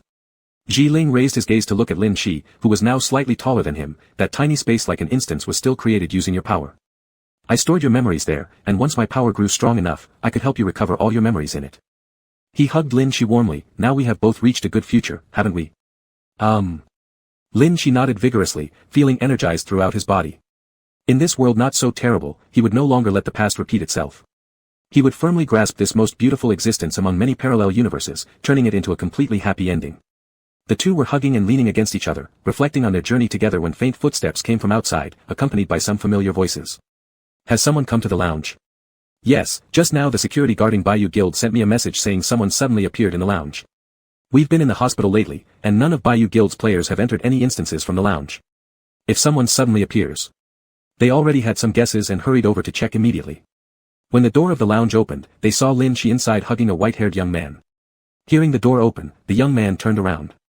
The group at the door paused momentarily upon seeing the familiar white hair and red eyes, sensing something meaningful. Lin Shi, if you're leaving an instance, fine, but did you kidnap a child out of the instance too? Is this your younger brother, or a monster child you brought out? This face looks somewhat familiar. After scrutinizing him up and down for a while, they suddenly noticed the familiar eyes and the mole on the chin and froze. Isn't this the monster who used to stick around you all the time? Chapter 218, The Stubbornest Mouth. Faced with the scrutinizing gazes of several people, Lin Shi introduced with composure and a hint of pride, this is my Ji Ling. Ji Ling turned around and nodded at them, hello. To him, these were all familiar faces who had seen him die in various ways. But for those opposite, this was the first time seeing Ji Ling in this entirely new form, so they all curiously examined him. From the strange and terrifying potted plant to the pitch-black yet nimble little black snake, then to the gigantic and eerie monster, and after that into an egg, finally, what hatched out of the egg was actually a child with white hair and red eyes just like Lin Shi. Jiang Yi looked thoughtful, dude, are you some kind of shapeshifter? Indeed, I am a monster, Ji Ling calmly nodded. Every form was for the ultimate goal of transforming into a human, right? Xia Yan thought so. He remembered Lin Shi saying that this individual was originally a human, no matter how much the body changed, the end goal was always to return to being human, and it seemed he indeed succeeded. Ji Ling nodded, it took quite a long time. His fragile fingertips grazed his fine, snow-like white hair as a faint smile tugged at the corner of his lips, seemingly satisfied with this extraordinary appearance, just like the former Lin Shi. That was better, it was proof of their life-exchanging deal, something ordinary people couldn't match. Something no human friend by Lin Shi's side could ever replace. Xia Yan failed to grasp the oddness behind his twisted smile. He just felt that this person seemed pretty happy, rather fond of this current form. In any case, as long as he liked it, that was good. Fu Xiang paced nearby, observing Ji Ling with skeptical eyes. Are you sure this is the same monster that usually stays by your side? Can we trust him? Of course. Lin Shi answered decisively. Fu Xiang nodded and said no more. Su Noa peeked from the back, smiling warmly as she examined Ji Ling's form. She extended her hand and offered him a piece of candy. Do you want one? Ji Ling nodded in thanks and accepted the candy, but then handed it over to Lin Shi's palm. It seems he's not really a kid anymore, Su Noa smirked, this must be the monster who always revolves around Lin Shi. Only then did everyone relax, crowding around Lin Shi to ask concerned questions about his state. Must be exhausted after just coming out, right? Want to rest a bit? You're probably hungry, let me call the restaurant staff from Baiyu Union to come cook for you. How about we go somewhere else and have a proper chat? Everyone proposed going to the restaurant to eat together and chat casually. Fu Xiang made a call to summon all Baiyu Union employees who were currently on leave. Jiang Yi, just released from the hospital and leaning on a cane, didn't hesitate to crowd close to Lin Shi, feeding him snacks. Xia Yan glanced at Jiang Yi for a moment before Fu Xiang hurriedly hung up the phone and returned, scolding Jiang Yi for having ulterior motives. Jiang Yi smiled innocently and shrugged while Fu Xiang frowned darkly. Amidst the bustling scene, only Su Noa remained calm. Now, within the team, there was another person besides Su Noa who exuded calmness and tranquility, Ji Ling. Regardless of how chaotic or noisy the surroundings became, as long as Lin Shi held Ji Ling's hand tightly without letting go, Ji Ling maintained his serene demeanor. Even if they moved away from the crowd, remaining unfamiliar with everyone, as long as Lin Shi's grip stayed firm, Ji Ling would continue in his composed silence. When everyone sat down, Lin Shi happily enjoyed another meal prepared by Baiyu Union. This lively atmosphere from human society was what he cherished most, far warmer than the silence in the divine realm. After devouring copious amounts of food, Lin Shi wiped his mouth, set down his chopsticks, and donned a rare serious expression on his face as he stood up. Everyone. Now I have something important to tell you, which might seem incomprehensible, but it's my memory. He tapped his head lightly. In the space I entered earlier, I recalled all my lost memories, including many related to you guys. He slightly curved his lips, although none of them are particularly good memories, they've made me grow and learn a lot. In order to prevent past tragedies from happening again, I need to tell all of you about these experiences. Xia Yan had already heard a glimpse of this from Lin Shi previously regarding their deaths, so he was the first to nod. Go ahead, I'm listening. Judging by the description alone, he knew it wouldn't be a pleasant memory. Lin Shi wanted to share it for certain reasons. Others weren't aware of as much information. Seeing Lin Shi unusually solemn, they all listened attentively. In this quiet restaurant, with only a few of them present, Lin Shi vividly described an extremely tragic past. In that bleak and shadowy memory, they all died many times in the scenarios for various reasons. Each time, Lin Shi tried his utmost to save them. Looking back from their current perspectives, he seemed utterly clumsy back then, mainly because as a monster, he couldn't comprehend human tragedies. Born without ever being part of human society, he couldn't grasp the pressure of debt, domestic violence, nor the cannibalistic customs in remote villages, let alone the fact that humans could betray one another. In those memories, no matter how hard he struggled, he could never understand his companion's true pain until he made a pact with Ji Ling, truly coming into human society as a human being.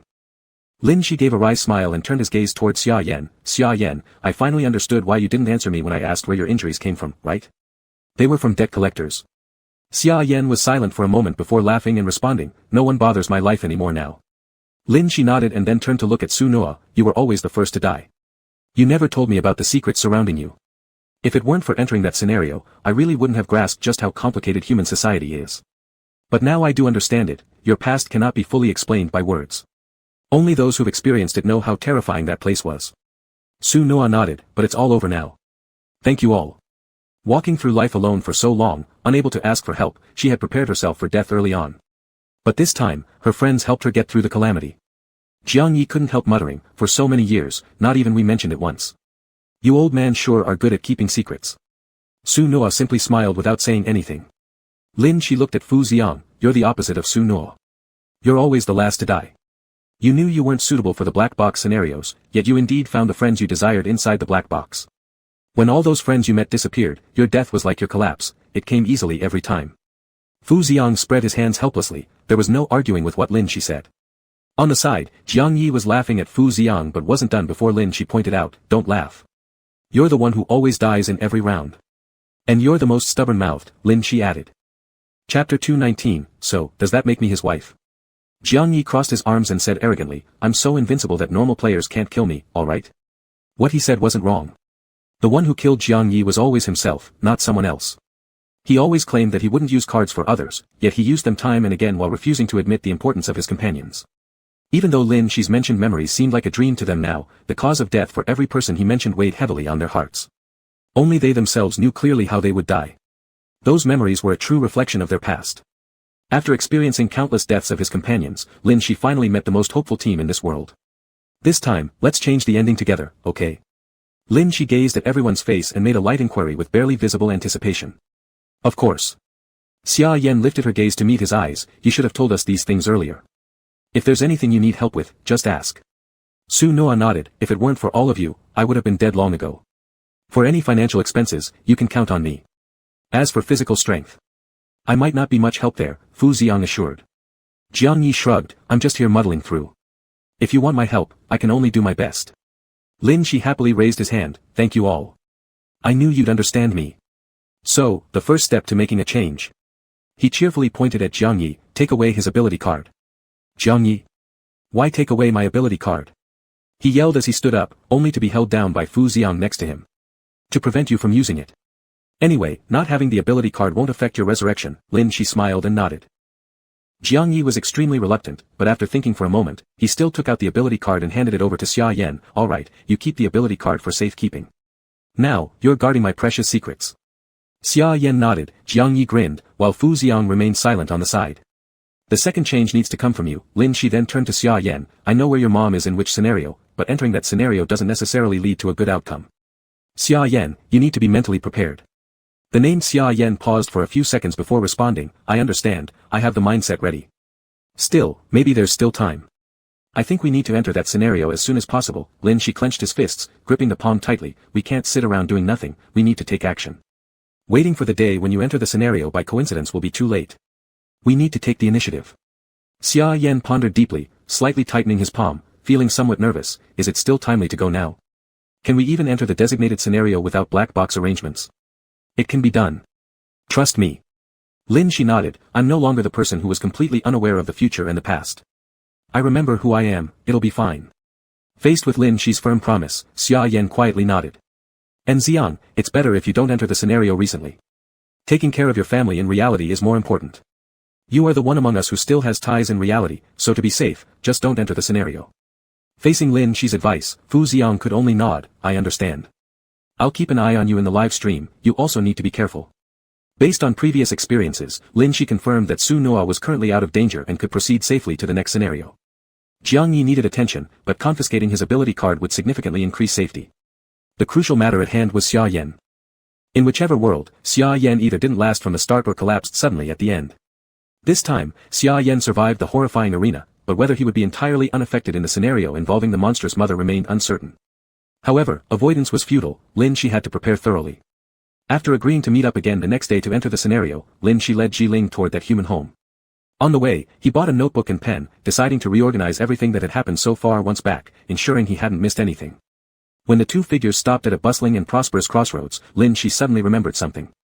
He hurriedly bent down to rummage through his little bag and handed a wallet to Ji-ling. "Oh right, this belongs to you. Since you're here now, I'll return your human belongings." Ji-ling took it with a raised hand, drew out the ID card inside, and then pushed the wallet back into Lin Shi's palm. "You can keep the bank card inside. I can't use it anyway." Lin Shi looked at the bank card tucked in the wallet. "I eat and drink at Fu Xiang's place every day, and inside the game replicas, I won't need it either. I don't have any use for it. Even if you can't use it, keep it." Ji-ling stared quietly at him. "You know the meaning behind that bank card?" Lin Shi pondered for a moment. He remembered. This was the money he had saved up to marry a wife. Before the transaction contract was formed, before he was about to no longer be human, he had entrusted this human sentiment to Lin Shi. If the money to marry a wife was given to him, did that mean he was now his wife? What a novel identity. He realized he also had a role in the human world now. Lin Shi's ears flushed slightly as he mumbled softly, tucking the wallet into his pocket and turning his head toward Ji-ling. "Is there anything else you want to do before going home?" Ji-ling nodded and stroked his long hair. "I want to cut it short. Long hair is not very convenient for me." "Touching long hair is your thing." He liked the sensation of carrying a little bit of Lin Shi's characteristics on himself but disliked being completely similar. Even if he became a monster, he would still be himself. Good idea, good idea." Lin Shi happily nodded and dragged Ji-ling toward a nearby barber shop.